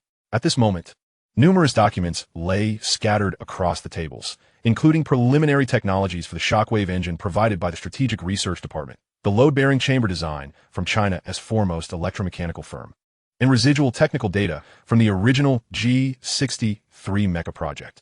With a rustling sound, the pages were flipped, leading to Qi's earlier comments. He gazed at the documents before him and stated, "I acknowledge that these technologies are impressive and could indeed serve as the core for the new mecha. However, your previous mention of the ion barrier and pulse resonator is conspicuously absent." Zhou You replied, "That was merely my conceptualization. It does not necessarily constitute a feasible plan." "I must interject." Wang Shiji raised his hand. "It is indeed not strictly necessary to have a pulse resonator. I calculated that achieving the instantaneous sharp angle steering technical specification requires 9 rotary centrifugal forces. As long as this standard is met, could we possibly increase the number of shockwave engines?" Wang Yu, the most formidable mechanical expert present, immediately countered, "That is not feasible. Even if shockwave engines were maximally miniaturized, it would be impossible to fit so many into a single device. Not to mention other factors, the material strength wouldn't withstand such immense forces." Dong Lin suggested, "Could he not explore multi-directional modifications to the shockwave engine? Mathematically, it seems achievable." Song Qiming waved his hand dismissively, raising his head with a smile. "I have some familiarity with this area. Your reasoning is sound, but the feasibility is too low. The industry has yet to fully comprehend the principles of shockwave engines, let alone make modifications. I would like to remind you that what lies before us is merely a preliminary proposal, essentially a work in progress." Song Qiming's words plunged everyone into silence. At this moment, even the usually taciturn physics prodigy, Guiyun, could not help but voice his concerns. The theoretical issues remain unresolved, let alone practical applications. Li Dongshan and Shang Qiu exchanged glances and spoke in unison. The material science does not support the enhancement of the shockwave engine. Chemically, there is no liquid with such a strong damping and dissipative capacity. They spoke simultaneously and then fell silent. Everyone exchanged looks, their expressions reflecting a consensus. After a brief discussion, it became evident that they had stumbled into a complete dead end, with no necessity for feasibility verification. "We do not comprehend the ideas of Zhou You, this unparalleled genius. However, from a purely scientific perspective, it is undeniable that mechas are far from an optimal choice." Just then, Zhou You, who had been quiet for a long time, finally spoke. Sitting at the forefront, he lifted his head, lowered his hand that had been caressing the pattern on his wrist, and made eye contact with everyone one by one. His expression bore no trace of the seriousness or frustration that might come from being dismissed by all. Instead, he appeared remarkably at ease, a cryptic smile playing at the corners of his mouth. "Have we all finished?" he inquired. "If so, let us explore something new together." He perused the thoughts swirling in his mind, internally marveling at the leap in technology. It was indeed quite remarkable. Chapter 118, Curvature Engine. Just as the discussions were swirling around them, Zhou You discreetly touched the star diamond pattern on his wrist while contemplating the preliminary proposal for the shockwave engine. The next moment, a cold mechanical voice echoed in his mind. "Detected A-class kinetic device shockwave engine. Would you like to use technological leap for an upgrade?" "Yes." As the words resonated in his mind, a surge of warmth shot from his wrist straight to his brain. Zhou You felt a flash of countless white lights, enveloping the document detailing the shockwave engine proposal, which then transformed into a myriad of characters and patterns, dancing as if imbued with life. The entire process lasted but a fleeting moment. Then, with a thunderous reorganization, the characters comprising the shockwave engine proposal instantaneously rearranged into a more complex order, rushing into the depths of his mind. Along with this influx came a tremendous sense of vertigo. Once again, congratulations. You have successfully utilized technological leap to upgrade the A-class kinetic device shockwave engine to an S-class kinetic device low-power curvature engine. Remaining usage count, 2. An abundance of knowledge suddenly flooded Zhou Yu's consciousness. At that moment, all the members of the Golden Generation posed their inquiries. Zhou Yu, with a cheerful demeanor, lifted his head. "Have we all finished? If so, let us delve into something new." This statement left the assembly in utter confusion. Something new? Zhou Yu abruptly stood from his seat, walked over to a nearby computer, and deftly navigated to open the display screen. his fingers dancing over the keyboard to input an exceptionally intricate formula. What is this? The group exchanged bewildered glances, unable to comprehend why Zhou You, amidst their discussion on the limitations of the shockwave engine, suddenly began writing an unrelated formula. Just then, Dong Lin and Gu Yun exchanged startled looks, their expressions mirroring shock. Zhou You, Gu Yun exclaimed as he sprang to his feet. Isn't this the fundamental operational logic of curvature technology? Why are you writing this? As a physics prodigy, he was undoubtedly familiar with the topic of curvature technology that had perplexed countless frontier physicists. For decades, humanity's research on curvature technology had never ceased, yet it had yielded no tangible results. The only progress that could be termed as such was that some brilliant scientist had deciphered the basic logical formula underlying the phenomenon of curvature, which Zhou You was now typing on the screen. Curvature technology? Gu Yun's reminder sparked a collective realization among the group. How could the illustrious Golden Generation be unaware of this renowned concept? Curvature technology operates on principles somewhat akin to shrinking distances, leveraging the non-planar characteristics of space to leap from one curvature point to another, thereby significantly enhancing speed. However, this technology is largely regarded as a subject of science fiction within the industry. Research on it has been scant, if not entirely lacking. Why would Zhou You suddenly write down a logical formula for curvature technology? As everyone exchanged perplexed glances, Zhou Yu's voice resonated from the podium. Initially, the 8 members of the Golden Generation struggled to comprehend what he was saying, but as realization dawned, their pupils widened in shock. He stated, "You were right. Developing a pulse resonator is quite challenging and impractical. Therefore, I have decided to incorporate a low-power curvature engine into the mecha as a substitute for the pulse resonator, addressing the mecha's mobility issues." With this declaration, the room fell into a silence so profound that even breathing ceased. The astonishment was not due to the content of his words, but rather the sheer absurdity of it all. Are you serious? What do you mean you've decided to use a curvature engine instead of a pulse resonator? Why not say you've decided to resurrect Einstein and build a time machine to go back and obliterate the United States? Shang Qiu remarked, eyes wide in disbelief. Qi Ji's expression grew stern. We did not come here to listen to your fanciful dreams, Zhou You. Even Li Dongshan, who had always held the utmost faith in Zhou You and had a reputation for being unrestrained, now stood with his mouth agape. Come on, mate, you can't be serious. At that moment, the group was utterly flabbergasted, unable to determine whether to be angry or amused. Logically, Zhou You was an exceptionally accomplished scientist, the principal developer of nuclear fusion technology. This singular achievement would undoubtedly place him among the ranks of history's most illustrious researchers. Without question, a historic genius. This was an indisputable fact. Even the proud Golden Generation acknowledged that Zhou Yu's prowess far surpassed their own. He was in a different league altogether, and they should not question him. Yet, the words they had just heard were simply too ludicrous. Using a curvature engine to replace a pulse resonator? This notion, no matter how one looked at it, sounded like the whimsical fantasies of a child. Even in the complex and daunting field of nuclear fusion, there had at least been some research outcomes, theories, techniques, and patents. It was not without foundation. But curvature engines? Humanity had yet to even establish a credible theory regarding them. The reliability of such an idea was even less plausible than a time machine. In the face of the crowd's skepticism, Zhou You suddenly smiled mysteriously. Why are you all so anxious, Gu Yun? Just tell me, can a curvature engine resolve the reliability issues of a mecha? Gu Yun, suddenly called upon, looked momentarily taken aback. Although he did not understand the significance of Zhou Yu's inquiry, he instinctively began to contemplate his response. Space does possess curvature. If a curvature engine, even a low-power one, could facilitate small-scale jumps, it could indeed address numerous issues. The mecha's turning speed, evasive maneuvers, and it could even reduce the requirement for 2 shockwave engines, allowing space for armor reinforcement or firepower enhancement. Before he could finish, he suddenly realized, casting a discontented glance at Zhou You, this technology does not exist. How is my answering this question any different from speaking nonsense? Who says it doesn't exist? Zhou You countered. Qi Ji, from a distance, interjected. Human technological capabilities cannot possibly realize it. Not now, nor even in 100 years, will anyone present a feasible plan for a curvature engine. What if? Zhou You resumed his operation on the computer, a series of clattering sounds resonating as a plethora of data and simulation diagrams materialized on the screen before him. A cunning smile crept across his face. I possess a complete set of solutions right here, he declared.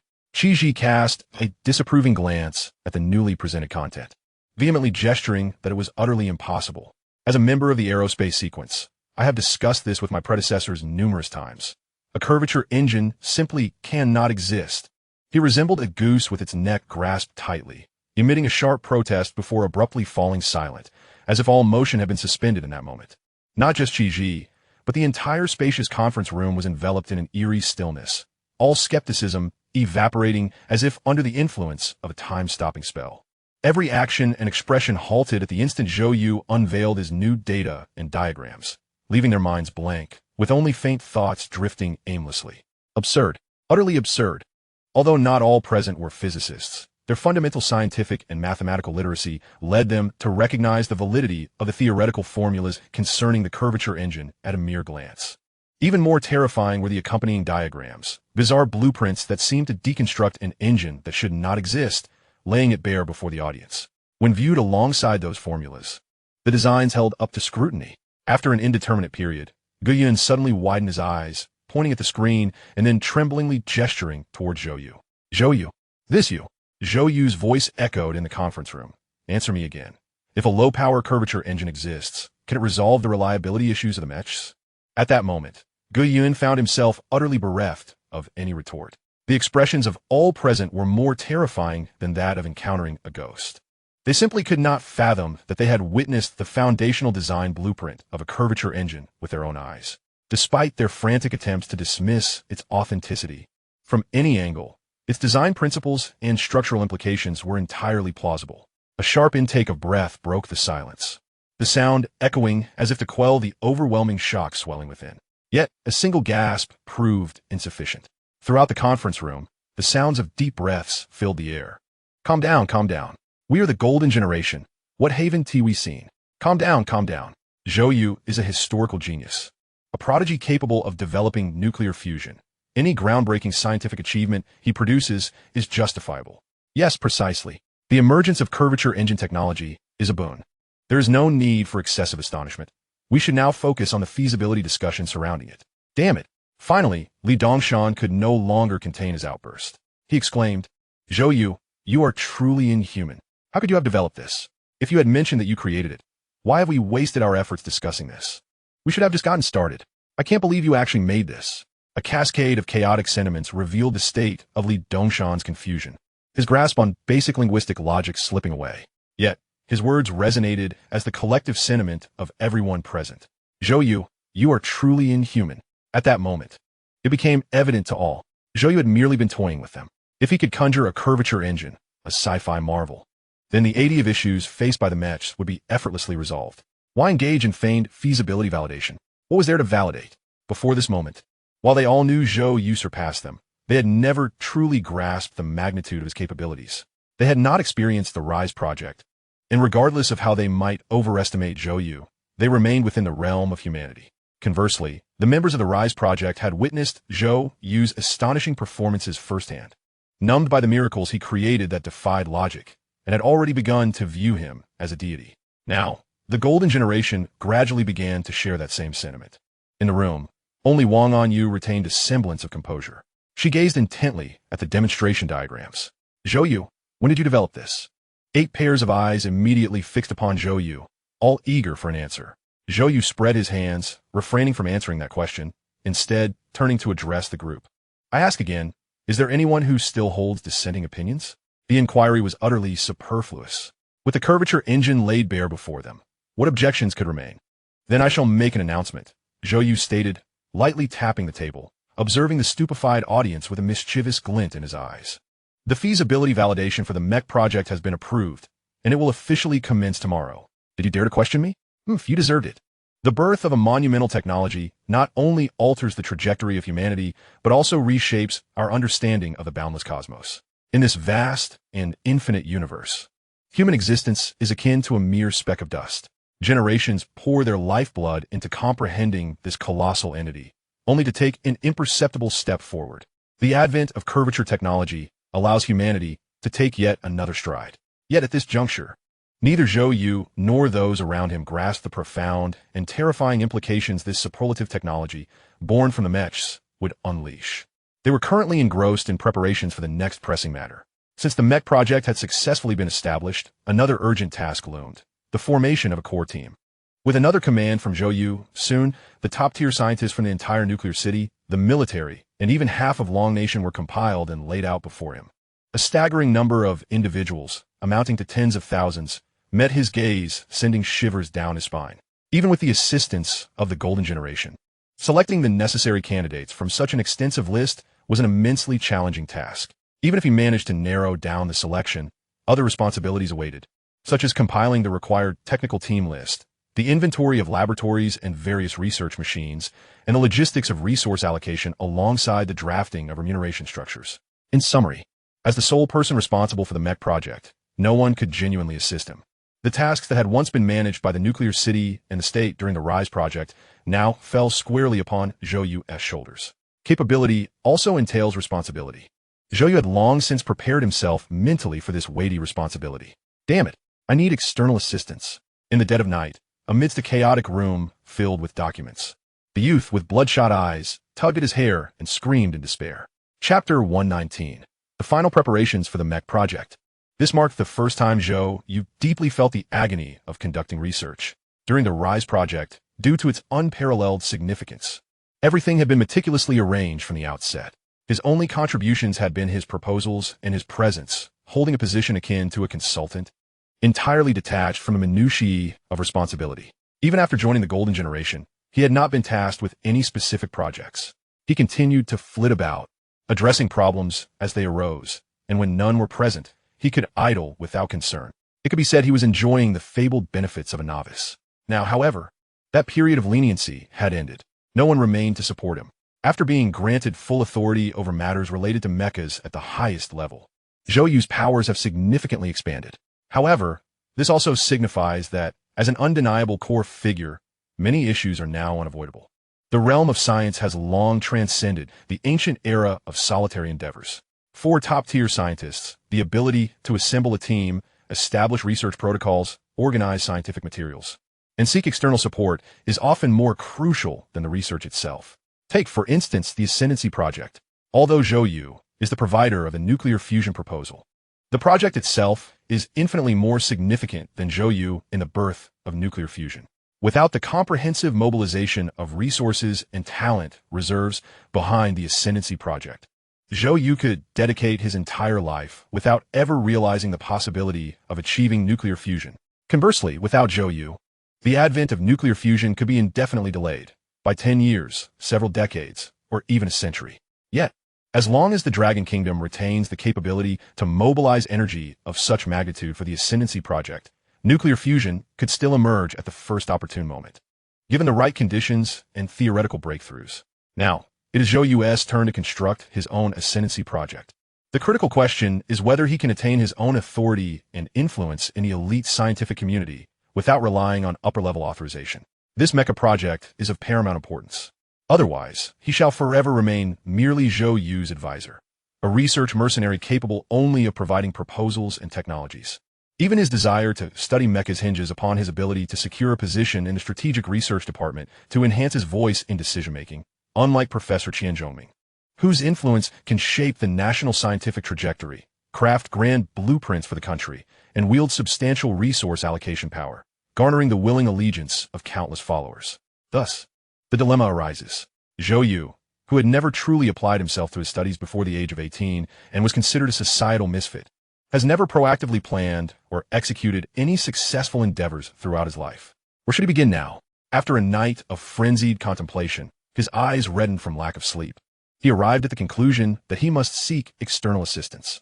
He needs to find someone well-versed in the scientific community, possessing a degree of resource mobilization capability, preferably with some influence in the military, and adept at handling such affairs to serve as his advisor and executor.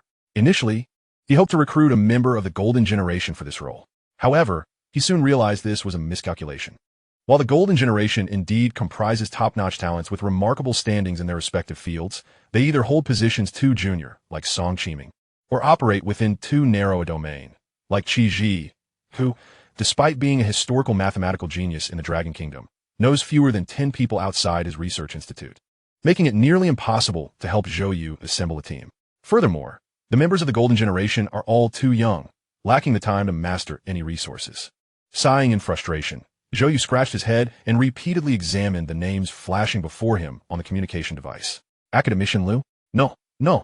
His team and expertise do not align with the Mecha project. It would be unreasonable to expect an esteemed academician to serve as a mere assistant. Montak Yuhun? While old Mo could be brought into the project group, it would be better to leave the management of team affairs to someone else, as he is rather bookish. Wang Zhuang from the materials group? Although his experience is noteworthy, his area of expertise is far too specialized. Major General Fong from the actuator laboratory? Given the imminent war, it would be prudent to avoid military personnel altogether. One name after another flitted through his mind, only to be swiftly dismissed, either due to mismatched identities or qualifications. Or if both were suitable, the individual was preoccupied with their own projects or entirely unrelated to the Mecha initiative. This is proving to be challenging, Zhou You lamented, gazing skyward. The personnel from the Strategic Research Department are set to arrive the day after tomorrow, and he has yet to prepare anything. How can he justify the grandiose claims he previously made? Suddenly, as he was perusing the communication device, his hand froze, his gaze lingering on a familiar name, Wei Lu Jia. Ning Wei Lu, with the rank of Lieutenant Colonel, captain of the Dragon Team, and his affairs officer during the Ascendancy Project, possesses a trifecta of backgrounds in talent training programs, military, and nuclear city. She was one of the early engineers of the G63 Mecha project, intimately familiar with all the resources required for the Mecha initiative. Is she not the ideal candidate? However, he is uncertain of her current whereabouts. Zhou Yu furrowed his brow. Is she engaged in a special mission? I suppose I should inquire. He opened the computer at hand, composed a letter, and sent it to the Nuclear City Management Office. Soon, a response arrived from the Nuclear City Management Office. Dear Comrade Zhou Yu, regarding your request to recall Lieutenant Colonel Ning Weilu due to the reactivation of the G63 Strategic Mechanical Project, our reply is as follows. Due to the execution of a special task, Lieutenant Colonel Ning Weilu is temporarily not under the management of the Nuclear City sequence. Considering the priority of reactivating the G63 Strategic Mechanical Project, we will actively communicate with the cooperating units and provide you with a prompt response. Upon reading this reply, Zhou Yu let out a sigh of relief. The official language of the Dragon Kingdom is typically cautious. If the matter were particularly troublesome or had a low probability of success, they would state it plainly to avoid giving false hope. Since they have expressed intent for active communication and a prompt response, it is practically assured. This revelation felt like a reassuring balm to his previously anxious heart, restoring a measure of calm. He decided to wait and see. Zhou Yu gazed out the window, briefly closing his eyes to ponder before slowly reopening them. He reached for the document files. It seemed he would have to pull an all-nighter tonight to sort out the low-power curvature engine proposal in its entirety, ensuring that when the personnel from the Strategic Research Department arrived tomorrow, they could begin work immediately. He wondered how things were progressing over at the lighthouse. He hoped everything was on schedule. Chapter 119. The Arrival of the Strategic Research Department. September 2nd. The Dragon Kingdom, a land flourishing with vitality. A week has passed since the advent of nuclear fusion in the Dragon Kingdom, with Longxi No. 1 nuclear fusion successfully integrated into the capital's power grid, heralding a wave of transformative change. Simultaneously, the two administrative orders from the Lighthouse Nation not only signify the capitulation of the Western camp, but also mark the dissolution of the constraints and shackles that the West has imposed on the Dragon Kingdom over the past few months or even years. The technological blockade has been lifted, financial and trade relations restored, the flow of goods increased, patent usage standards lowered, and tariffs from multiple countries reduced to historic lows. In an instant, this planet's most powerful industrial nation has found itself experiencing the fulfillment of its long-cherished aspirations. Industrial products, already highly competitive, can now be freely and abundantly sold into the robust Western market. Even those who harbor animosity towards the Dragon Kingdom cannot resist casting their votes with their wallets upon witnessing the attractive prices of Dragon Kingdom goods. The 6 trillion losses incurred due to the Western blockade have been recouped by over 3 trillion in just 1 week. All factories in the Dragon Kingdom can finally utter the long-awaited proclamation, open for business, free trade, though countless companies faltered under the blockade. The influx of this trillion-dollar foreign exchange profit has allowed even more enterprises to spring forth like mushrooms after rain. In this context, the populace of the Dragon Kingdom is naturally thriving. However, for many politically sensitive individuals, the international situation appears somewhat enigmatic. Logically speaking, the total capitulation of the Lighthouse Nation essentially equates to the wholesale surrender of the entire Western camp, which indeed is the case. In the past week, The entirety of the Western world has, in an uncanny display of solidarity, extended its utmost goodwill towards the Dragon Nation. It would not be an exaggeration to say that this sentiment is a matter of selective choice, yet therein lies the peculiarity. One must recognize that this world is a tapestry woven from various interest groups. While it is common to hear the phrase national will, in reality, such a concept is nearly non-existent, at least within the capital-driven Western nations. The true forces that steer the course of a nation each harbor their own divergent interests. Some yearn for cooperation with the Dragon Nation, undeterred by the potential downfall of their own country if it means engaging in commerce with it. Others seek to oppose the Dragon Nation, for as long as it thrives, their own goods cannot flourish both domestically and abroad. There are those who wish for warfare, driven by the prospect of profiting from arms sales. Then, there are those who desire to impose blockades, seizing the opportunity to inflate their stock prices. In essence, from the lighthouse nation to Ireland and extending to France and even Neon City, amidst nearly identical ideological frameworks, there inevitably arise diverse demands and political voices within their borders. Yet now, these voices have entirely vanished. It is crucial to note that this is not a matter of unified viewpoints, but rather a complete disappearance. Since the advent of nuclear fusion, apart from a handful of research institutions and small enterprises expressing various opinions on the subject, both the official channels of Western nations and the prominent conglomerates, including the loudest media outlets, have conspicuously maintained a silence that is almost conspiratorial. The stillness is reminiscent of a stagnant pool. It is as if nuclear fusion had never graced this world, even amidst fervent public discourse. The official entities of various nations have exhibited an extraordinary level of silence. This official silence even includes the Dragon Nation. Aside from the occasional updates regarding the production and development of nuclear fusion, as well as plans for future initiatives, the official discourse from the Dragon Nation has been remarkably sparse. In previous eras, such a monumental breakthrough would have dominated the headlines of various publications, newspapers, and all online platforms for months, akin to the mushroom cloud. It is bizarre, unquestionably bizarre. The world has transformed into a dark, eerie forest, a tranquility that sends shivers down one's spine. There are no celebrations, no lamentations. It is as though everyone is quietly gathering their strength, polishing their firearms, and cautiously gazing into the endless abyss of darkness. Only the exceedingly perceptive can catch a whiff of an unusual, metallic scent of blood wafting through the forest. A whisper from the depths of shadows. On that fateful evening, the long-awaited figure finally arrived in the heart of Nuclear City. Dozens of helicopters glided through the night sky, descending into the vast square, where against the swirling dust, over 70 dignified figures stepped down with poise. This was Nuclear City, at the forefront. A silver-haired elder knelt to caress the square, now covered in fine gravel, his eyes ablaze with emotion. I never imagined it would develop into this, old dang. I have returned. It had been 40 years. 2 golden stars gleamed on his chest, a testament to his valor. All members of the Strategic Research Department could recite the history with vivid clarity. 60 years prior, in response to the nuclear deterrence of Western nations, the Dragon Nation had mobilized a cadre of elite talents to endure the harsh desert, ultimately succeeding in the test detonation of the mushroom cloud. Subsequently, the Dragon Nation's rocket and hydrogen bomb initiatives followed suit, solidifying its standing in the global arena as one of the foremost wielders of military might.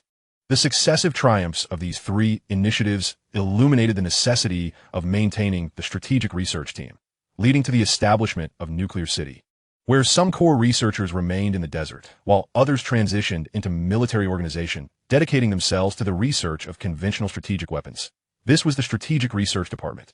In many ways, the Strategic Research Department and Nuclear City are entwined, akin to twin entities born from the same lineage, perhaps even sharing a singular soul. One exists within, the other without, together, forging formidable instruments for a great nation. This is why Zhou Yu's foremost endeavor in reviving the Mecha project is to garner the support of the Strategic Research Department. This also explains the extraordinary excitement and respect shown by the members of the Strategic Research Department upon learning that Zhou Yu was an advisor for the Rising Initiative. Even Zhou Yu's closest acquaintance in Nuclear City, Colonel Ning Walayu, a confidant of General Zhou Jiangguo, had previously served in the Strategic Research Department. Understanding this historical context elucidates why, upon arriving in Nuclear City, this general adorned with 2 golden stars would be so profoundly moved. For in his youth, he had labored upon this very soil. He was not alone. Many others shared this moment of profound emotion, their eyes glistening with unshed tears. The sealed ruins, the tales passed down through generations, and the names immortalized in history books were the vibrant lives they had each experienced. The most glorious and unforgettable of lives. Chapter 120. The Astonished Golden Generation. In the distance, Zhou You and the Golden Generation observed this scene in silence. Zhou Yu's expression was complex. While the Golden Generation appeared somewhat bewildered, they had only heard that today was the arrival of the first batch of researchers for the Mecha project. But unexpectedly, a group of soldiers had disembarked, their uniforms unfamiliar, their emotions a mix of laughter and tears. Are they all right? Li Dongshan hesitated to ask. Zhou Yu shook his head. They're just a bit emotional. It's only natural. Let's wait here and not disturb them. The Golden Generation exchanged glances, their expressions tinged with confusion. When they first arrived in Nuclear City, they too had been immensely excited. Yet at this moment, they found the intensity of the soldiers' emotions almost surreal. Logically, one would expect soldiers to possess a stronger psychological resilience.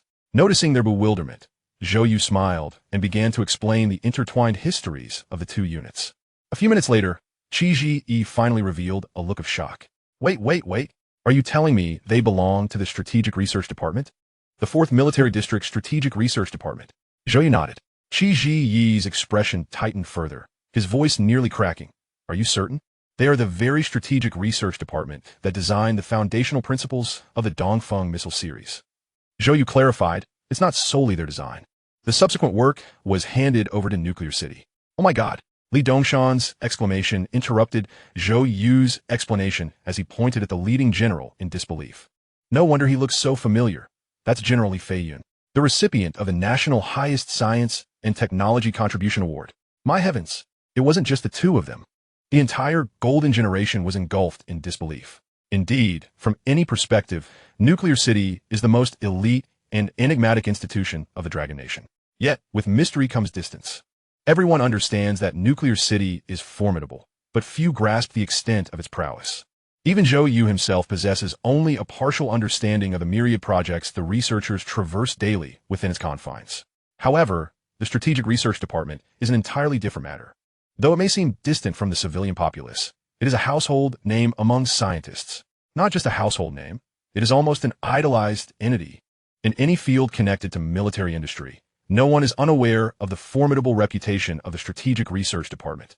For instance, Qi Ji, who works in National Aerospace Engineering, has certainly heard countless tales of the various missile technologies from the Strategic Research Department while studying rockets, each tale more awe-inspiring than the last, reaching heights that leave one breathless. For instance, Li Dongshan, a brilliant materials scientist with a military background, has delved into an unquantifiable number of extraordinary special materials originating from the Strategic Research Department, each more astonishing than the last. Then there is Zhou You, whose laboratory reference materials were acquired at great expense from the Military Strategic Research Department, consisting of valuable research logs. Now, this legendary super department has materialized before them in its entirety, and they are poised to work alongside it.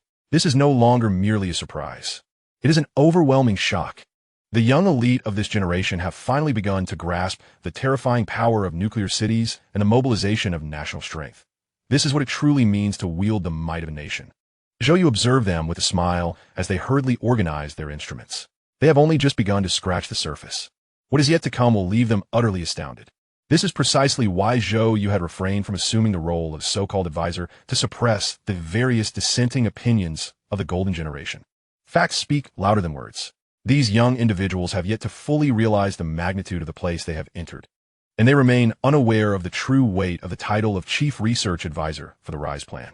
Even though they have repeatedly overestimated its significance, they still fall short of comprehending it.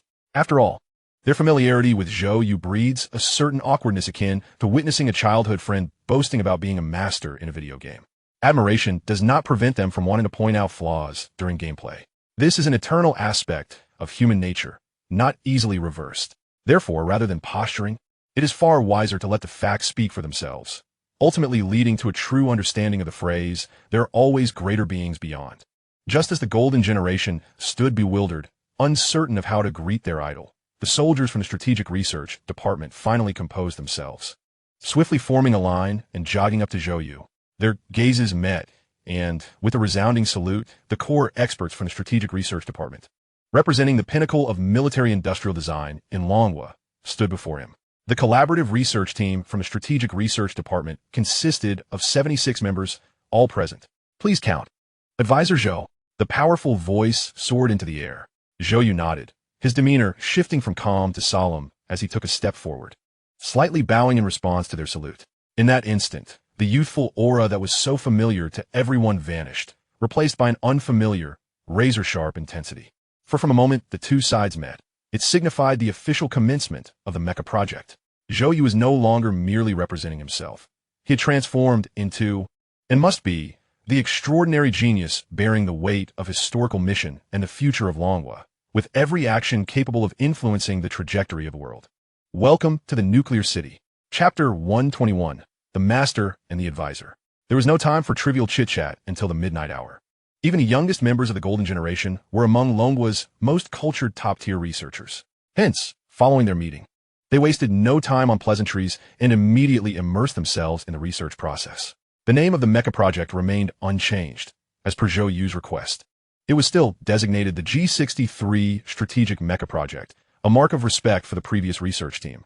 The first task at hand was to develop a low-power curvature engine based on the detonation engine technology that Zhou Yu had acquired through technological leap. As anticipated, the presentation of the plan sent the Strategic Research Department into an uproar. Curvature engine? Advisor, are you referring to the same curvature engine that I am familiar with? Their reactions mirrored those of the Golden Generation. Faced with this sci-fi level technology suddenly appearing before them, even seasoned scientists were unable to maintain their composure. When they learned that this curvature engine would be applied to the Mecha, their astonishment only intensified. Is such a thing truly possible? General Li Feiyun, the lead authority of the Strategic Research Department and recipient of the nation's highest scientific contribution award, trembled as he touched the surface of the Mecha. The deep lines etched across his face quivering like musical notes. This uses a thermal control scenery device for battlefield scanning. The U7 dry spray drive system has been modified like this? Huh. The 8-fold variable track can indeed be used this way. Genius. Simply genius. Everyone, come take a look. This is the design for the low-resistance, grinding-type, high-frequency friction joint. Pay close attention, and don't let the rapid-fire cannon's transmission system end up like that hideous mess again. General Li Feiyun meticulously examined every aspect of the Mecha project as if it were a treasure. This project, once declared a failure and terminated, appeared to him to be brimming with potential. After all, even a failed project still bore the name of the Nuclear City. The scientific merit behind having once been labeled a strategic machine is beyond measure. Moreover, the Mecha itself is a weapon. Now, encountering what could be Longguo's foremost weapons expert felt akin to a fine steed meeting a discerning master. More significantly, the Mecha, designed for next-generation battlefield environments, had been discussed multiple times within the Strategic Research Department. It was astonishing that the Nuclear City had also conducted prior research. Unlike the Golden Generation, even without the emergence of the curvature engine, General Li Feiyun's attitude indicated his recognition of the Mecha's significance. Advisor, have you calculated the power output of our curvature engine on the Mecha? If the figures align with the proposal, achieving over 40% efficiency would indeed be revolutionary. Facing such eager eyes, Zhou Yu could only shake his head. There had not yet been time. The team was still being organized, and the specific production line inventory had yet to be prepared. My suggestion is that we first focus on the development of the curvature engine. To Zhou Yu's surprise, General Li Feiyun immediately shook his head. That cannot be. Your curvature engine proposal is practically foolproof, even without our Strategic Research Department. Leveraging the reserves of detonation engine technology would make successful production a manageable task. The real challenge lies in these aspects. General Li pointed to various components of the Mecha, speaking with the familiarity of one recounting cherished memories. In order to adapt to the subtle gravitational impacts of the curvature engine, the materials for these joints will need to be redeveloped. I recall you mentioned that the energy system would utilize micronuclear fusion, meaning the entire energy transmission apparatus must be designed from scratch, preferably compatible with the new P-type quantum tubes. Its production process remains an unknown. You also stated in a prior meeting that this was designed for special operations, so we must find ways to prevent remote locking. We should consider adding ion barriers, as the stability of other anti-targeting systems is inadequate. Ultra-low latency operation devices are also of paramount importance. The Golden Generation looked on in astonishment as the two engaged in dialogue. Is this the prowess of the Strategic Research Department? Prior to their arrival in the Nuclear City, They knew only that Zhou Yu intended to develop a next-generation superweapon, unaware that it was indeed a mecha. In just a few fleeting minutes, General Li Feiyun not only grasped the strategic significance of the mecha, but could also effortlessly articulate the various configurations and technical specifications required, even down to the model. What was even more astonishing was that the items he mentioned were nearly identical to what Zhou Yu had previously countered them with. Are these two even human? No. One might well ask if they are truly human at all. Originally, the Golden Generation represented the pinnacle of youth, with most possessing capabilities akin to those of half-step Changjiang scholars. While not quite top-tier scientists, they were certainly close. However, at this moment, their confidence lay in tatters, shattered like fragments of glass. It is no wonder that during the feasibility verification, Zhou Yu exhibited a nonchalant attitude, seemingly dismissive of them. It turned out that they were simply not on the same level. Now, with the arrival of General Li Feiyun, a leading expert from the Strategic R&D Department and a recipient of the nation's highest scientific contribution award, there was no need for explanations. The two communicated effortlessly, leaving the 8 members of the Golden Generation standing by like fools, appearing woefully ignorant and naive. In truth, it was not just the Golden Generation that felt this way. A significant number of experts within the Strategic R&D Department were also engulfed in a daze, overwhelmed by the magnitude of the revelations they encountered that day. First, there was the curvature engine, followed by the mecha, and then the series of required technological reserves that General Li Feiyun casually mentioned. It was not that these technological reserves were lacking. The issue was, General, do you truly comprehend what you were discussing? P-state quantum tubes, ion shields, and new materials adapted to microgravitational impacts. Did you think these were as common as cabbages in the market? Just contemplating the challenges of these legendary concepts sent shivers down their spines. They were too intimidated to respond, fearing that if the general were to directly assign this task to them, they would be utterly unprepared. Unbeknownst to them, General Li Feiyun, who appeared to be confidently engaged in discourse, was far from the calm facade he projected. To accommodate the microgravitational impacts of the curvature engine, the materials for these joints would require complete redevelopment. Indeed, I not only intend to redevelop them, but also plan to incorporate 4 weak electric isolation mechanical joints, enabling millisecond-level maneuverability in the face of widespread fire coverage. Ideally, they should be compatible with the new P-state quantum tubes. However, that alone is insufficient. It occupies too much space, and a modified P-state quantum tube, made entirely of nanomaterials, will be preferable. An ion shield would need to be installed, which was the original plan. However, if feasible, I would prefer to merge the pulse resonator with the ion shield, ideally allowing us to disregard individual firepower altogether. While this conversation appeared to be in perfect harmony, General Li Feiyun, gazing at Zhou Yu, who was speaking so closely, felt as if he were riding a tiger, unable to dismount. His mind was buzzing. What exactly are you discussing, advisor? Certainly, I have spoken at length, but I deliberately raised the stakes, discussing ideas' theoretical limits and the ideal forms. Achieving even 1/10 of this would be a monumental success. Yet, you do not seem to be joking. You are researching individual mechas, not star destroyers. Chapter 122, Rapid Progress. Ultimately, youth is youth. Even the exceptional Golden Generation, due to their age, lacks the breadth of experience found among even the most ordinary researchers in the Strategic R&D Department. It was only at this moment that they comprehended the implications of the technologies Zhou Yu had previously described for integration into the mechas. In hindsight, their earlier objections seemed utterly absurd. It was akin to the joke of an expert asking a farmer what to do about insufficient rocket thrust, to which the farmer nonchalantly responded that the fuel purity was inadequate and suggested using wash coal for greater power. This lack of experience was precisely why Zhou Yu painstakingly sought to involve the Golden Generation in the nuclear city. A lack of awareness implies an ignorance of the vastness of the world. Only such fearlessness can yield astonishing and groundbreaking results. Meanwhile, General Li Feiyun's brow continued to knit tighter. The frequency of discussion between him and Zhou Yu steadily diminished until it fell into silence. Advisor, your proposed ideas are excessively ambitious, he said, half amused and half exasperated. However, without a concrete plan, even if we were to develop the curvature engine, we would be at a loss for how to proceed with the engineering adaptations. At that moment, everyone in the Strategic R&D Department was inwardly murmuring. This Zhou Yu, if one were to call him a genius, would undoubtedly rank among the highest echelons. He is truly extraordinary. Whether it be the nuclear fusion plan or the curvature engine proposal, both perfectly validate this. Yet, how could such a genius occasionally convey an inexplicable sense of naivete and unreliability? It was unprecedented to approach research in such a manner. How could there be a complete absence of an overall plan? Developing a portion while simultaneously assembling a team and taking things step by step is a process no third-rate scholar would dare to undertake. However, due to Zhou Yu's esteemed position, no one dared to voice these concerns openly.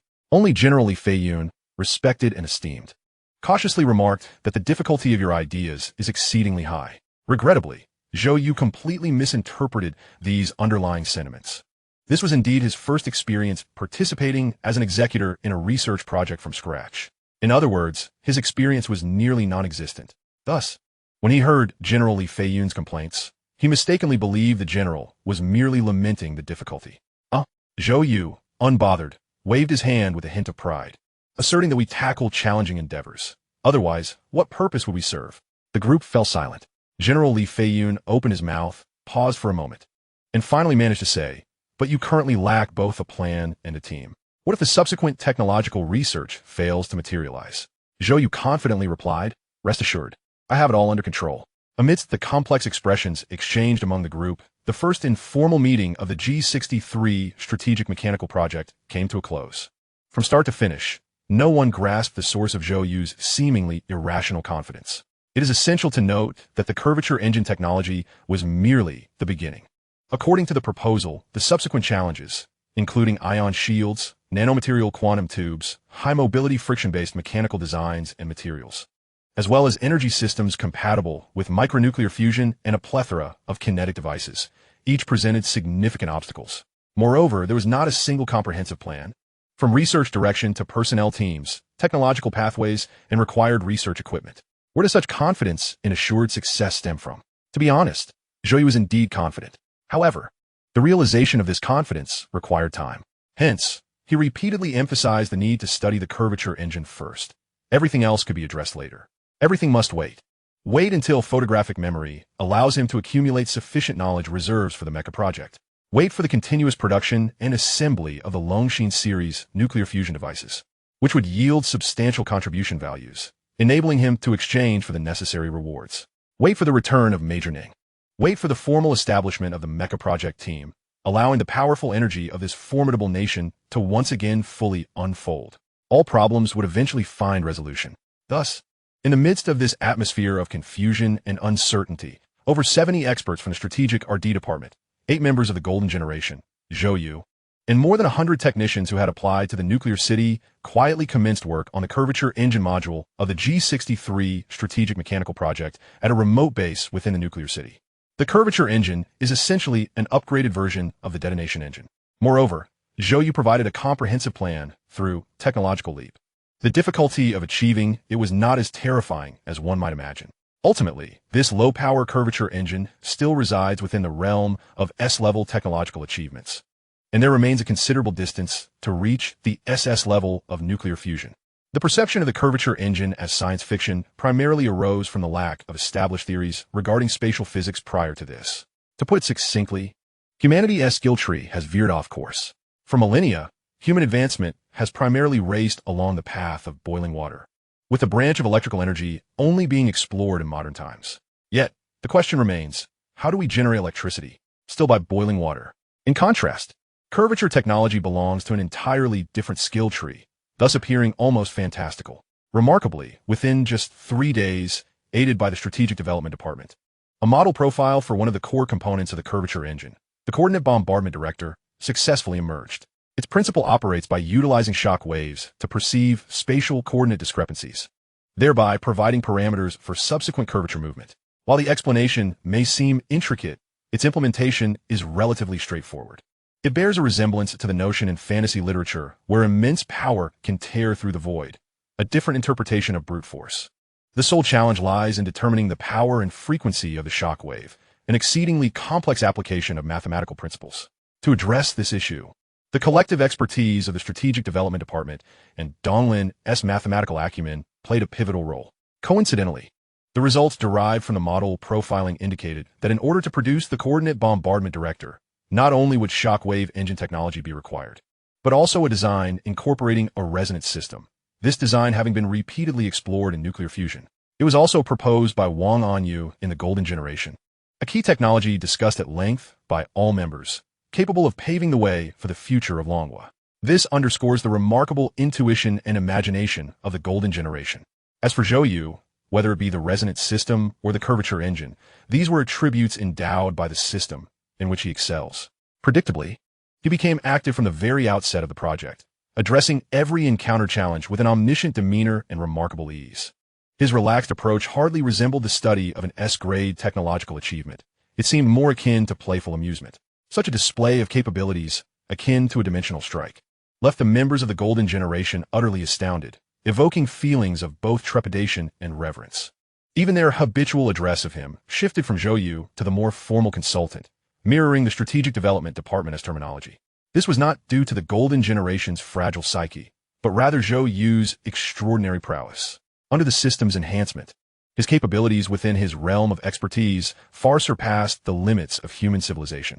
Anyone who witnessed this could only marvel in awe. However, this did not impede his exceedingly low baseline performance outside his area of expertise. On several occasions, when General Li Feiyun inquired about subsequent research plans and proposals, Zhou Yu would hastily stifle a yawn and divert the conversation. "Haha, it's coming soon," he would exclaim, before retreating into his study to fervently peruse various materials. Alas, Sister Weilu, when shall news of you arrive? Zhou Yu gazed forlornly at the sky. With the progress of the curvature engine advancing so smoothly and all key technologies nearing fruition, what should he do if she did not come? As days passed, on September 6th, the modeling of all components of the curvature engine was completed. By September 11th, all crucial parameters for the 9 modules of the curvature engine were established. On September 13th, laboratory simulations of 4 new alloy materials passed. By September 18th, the initial assembly of experimental components for the curvature engine commenced. Everything proceeded in an orderly manner, with the exhilaration of success mingling with the anxiety of an uncertain future, lingering in the hearts of every project member. On September 22nd, the autumn equinox arrived. The sweltering heat gradually receded, giving way to the coolness of autumn. The nuclear city, situated in the desert, transformed overnight into a region of extreme temperature fluctuation, with winds turning somewhat biting and a hazy mist occasionally appearing. On this day, the initial assembly phase of the experimental components for the G63 strategic machinery project was officially completed. Inside the laboratory, nearly 100 figures encircled a transparent casing the size of a fish tank. Thudding sounds intermittently resonated. Everyone held their breath in tension. Within the transparent barrier, a fist-sized, intricately designed mechanical device floated in mid-air, intermittently emitting fine sparks, and began to move in a mysteriously erratic manner, seemingly traversing through the fabric of space itself. The trajectory of its movement was barely discernible. Zhou Yu, along with General Li Feiyun and others, sat before a high-speed device, fixated on a series of parameters appearing on the right. 7 cycles of curvature operation stabilized at 1. 8 cycles stabilized at 1. 9 cycles. 14 cycles. Each movement of the mechanical device triggered fluctuations in the parameters on the high-speed monitoring equipment, with the rightmost pointer consistently settling at 1. This number represents the range required for the stability standard of the curvature engine. The margin of error must not exceed 1/10,000th. Otherwise, it would crash into the turbulent chaos of spatial discrepancies, shattering into fragments. Moreover, it must run stably at least 60 times to meet the criteria. 37 cycles stabilized at 1. 44 cycles. 53 cycles. As the count approached the standard, Zhou Yu and General Li Feiyun dared not even breathe, exchanging glances that revealed their shared tension. Finally, the experimental recorder beside them, trembling slightly, announced the crucial result. 60 cycles of curvature operation stabilized at 1. In an instant, the room fell into silence.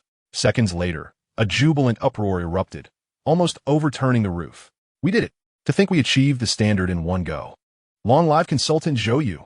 The core component of the curvature engine has thus been completed. Hurrah for the age of curvature." Amidst the celebration, Zhou Yu exhaled deeply, wiping his forehead, which had inexplicably become slick with perspiration. However, his expression did not betray any extraordinary excitement. This success had been anticipated. While the achievement was indeed gratifying, it also implied that the other components of the G63 mech project must be initiated. There was no more time to spare. Otherwise, the subsequent development work for the curvature engine could not proceed. How to ascertain the specific shape. How to determine the operational parameters within the engineering framework. How to establish the exact operational environment. Everything required the collaboration of other device components. Sister Weilu still had not made contact. Zhou Yu furrowed his brow, contemplating that according to the management office's statements, news should have arrived in the past few days, yet there was still no word. At that moment, a series of beeps emanated from his communication device. Zhou Yu paused, stepping out and hurriedly shedding his lab coat as he rushed to the corridor. A soldier from the nuclear city stood respectfully in the hallway. What is it? Zhou Yu inquired, puzzled. Report, consultant. The management office has issued an order. Personnel from the G63 Strategic Reporter Project have arrived. Please proceed to meet them. Personnel from the project department? Zhou Yu was momentarily taken aback, as all members of their project department were present alongside the Strategic Development Department and the Golden Generation. Suddenly, a thought struck him. Before the soldier could react, he bolted out like a wild horse, disappearing in a flash. Quick, to the nuclear city square. Upon reaching the ground floor, he leapt into the armored vehicle that had been waiting by the roadside, urgently issuing commands, breathless with anticipation. If he was correct, the new member of the G63 Strategic Machinery Project could only be her. It had to be her. Please let it be her. The armored vehicle sped through the tranquil nuclear city, racing through the yellow sands. Along the way, countless soldiers saluted from a distance. But Zhou Yu had no inclination to return the gesture. His eyes were fixed intently on the outside through the front window, and as he drew nearer to the nuclear city square, his heartbeat quickened, accompanied by an inexplicable sense of agitation.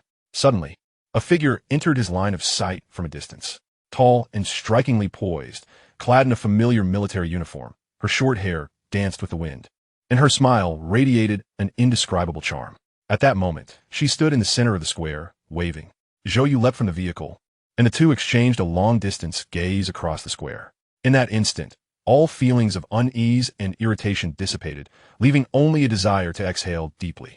Sister Weilu, it's been a while. The Jiaolong Squad's Ning Weilu reporting for duty.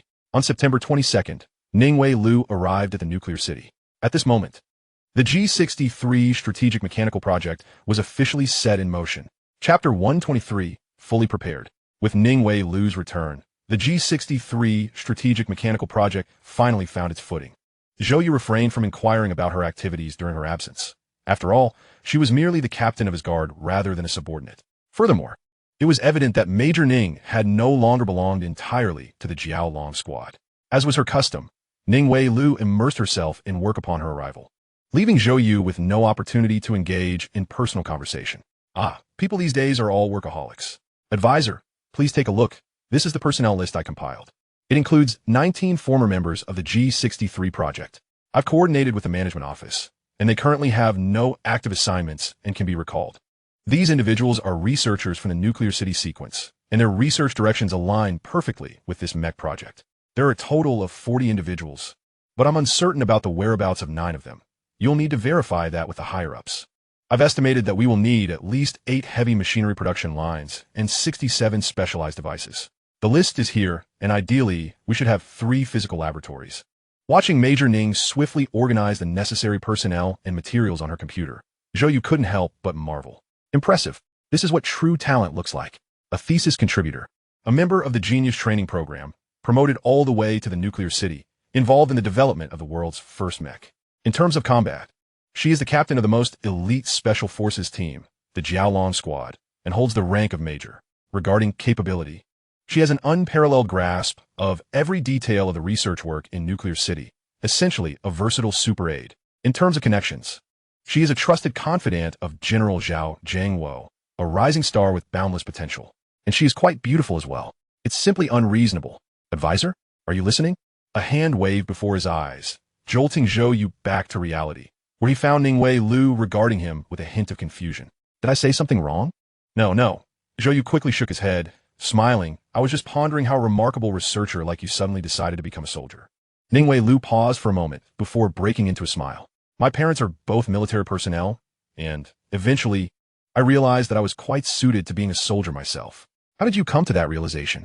Ning Weilu reflected at that time. Transitioning from strategic R&D department to nuclear city to research mechs, I discovered that my aptitude for research was not particularly outstanding.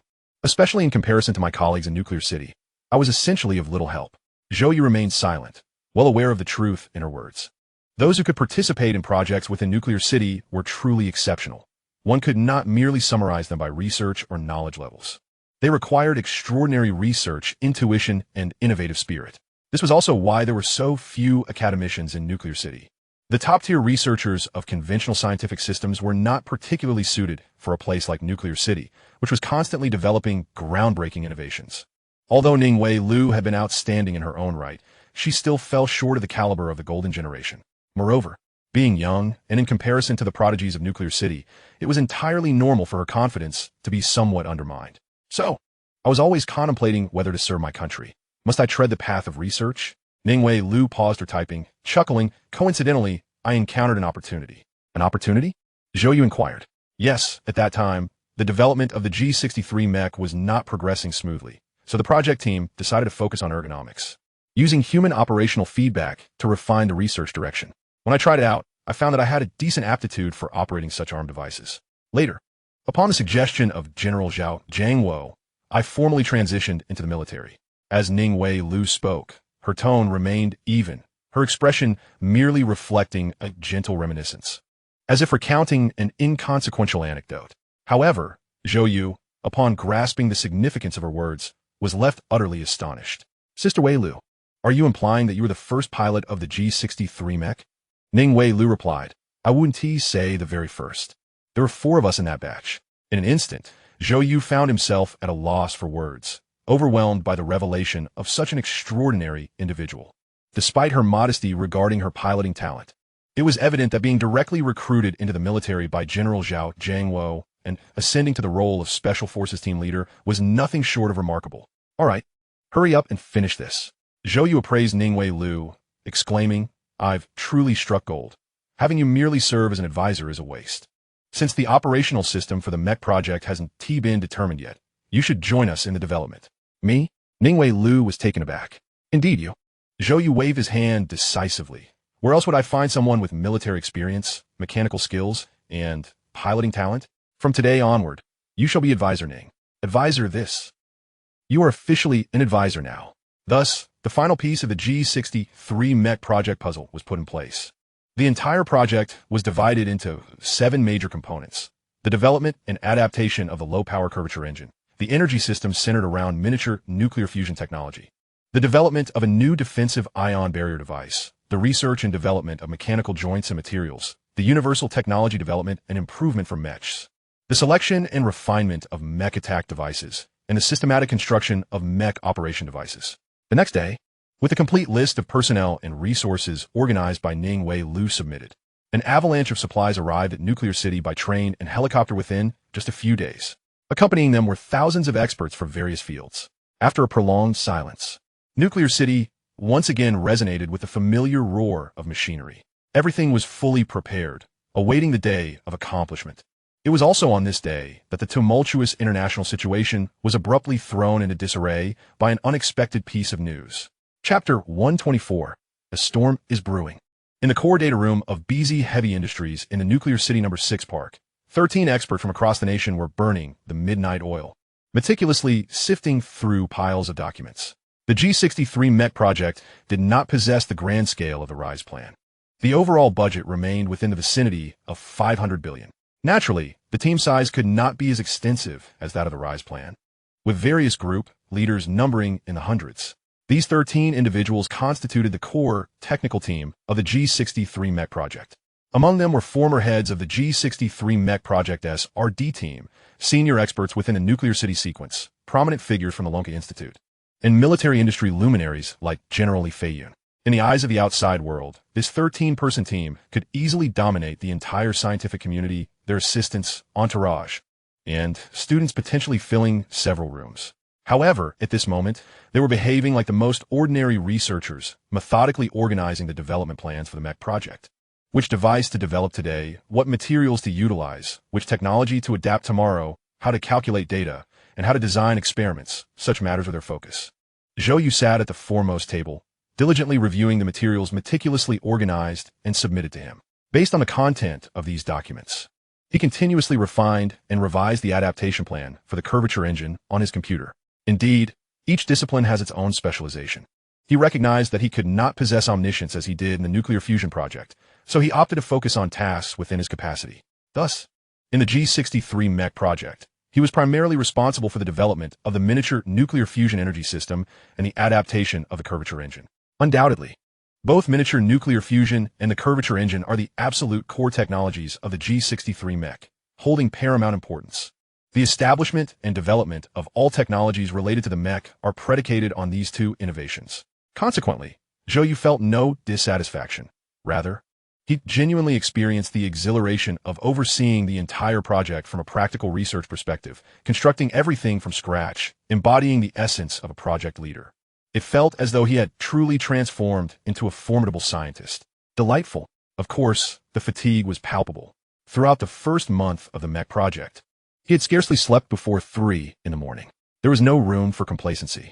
A late-arriving weapon would be as useless as a blade of grass. Who could predict when a lighthouse nation would whimsically instigate trouble?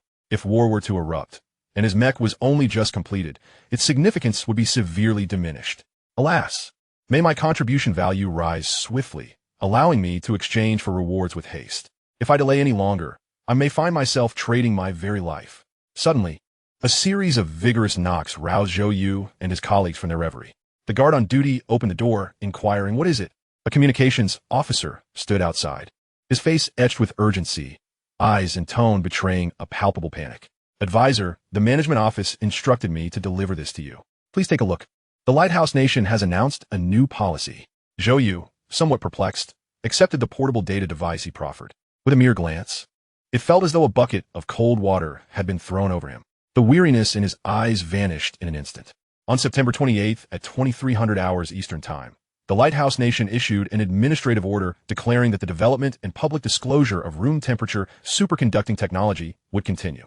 They expressed regret for the interruption of previous shared contracts due to unforeseen circumstances, assuring that they would fully share existing room temperature superconducting technological achievements at no cost with partner nations within multiple political alliances.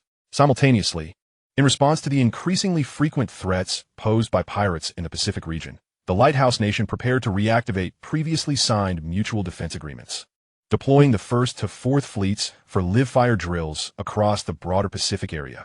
Due to the detection of multiple technological products from the Dragon Nation posing a threat to the national security of the Lighthouse Nation, a temporary ban and boycott were put into effect. Such simple yet profound news sent a chill down Zhou Yu's spine. He was neither a political nor a military expert, yet he could unmistakably sense the unbridled, intense animosity emanating from this information. He had anticipated this day would come, but he had not expected it to arrive so swiftly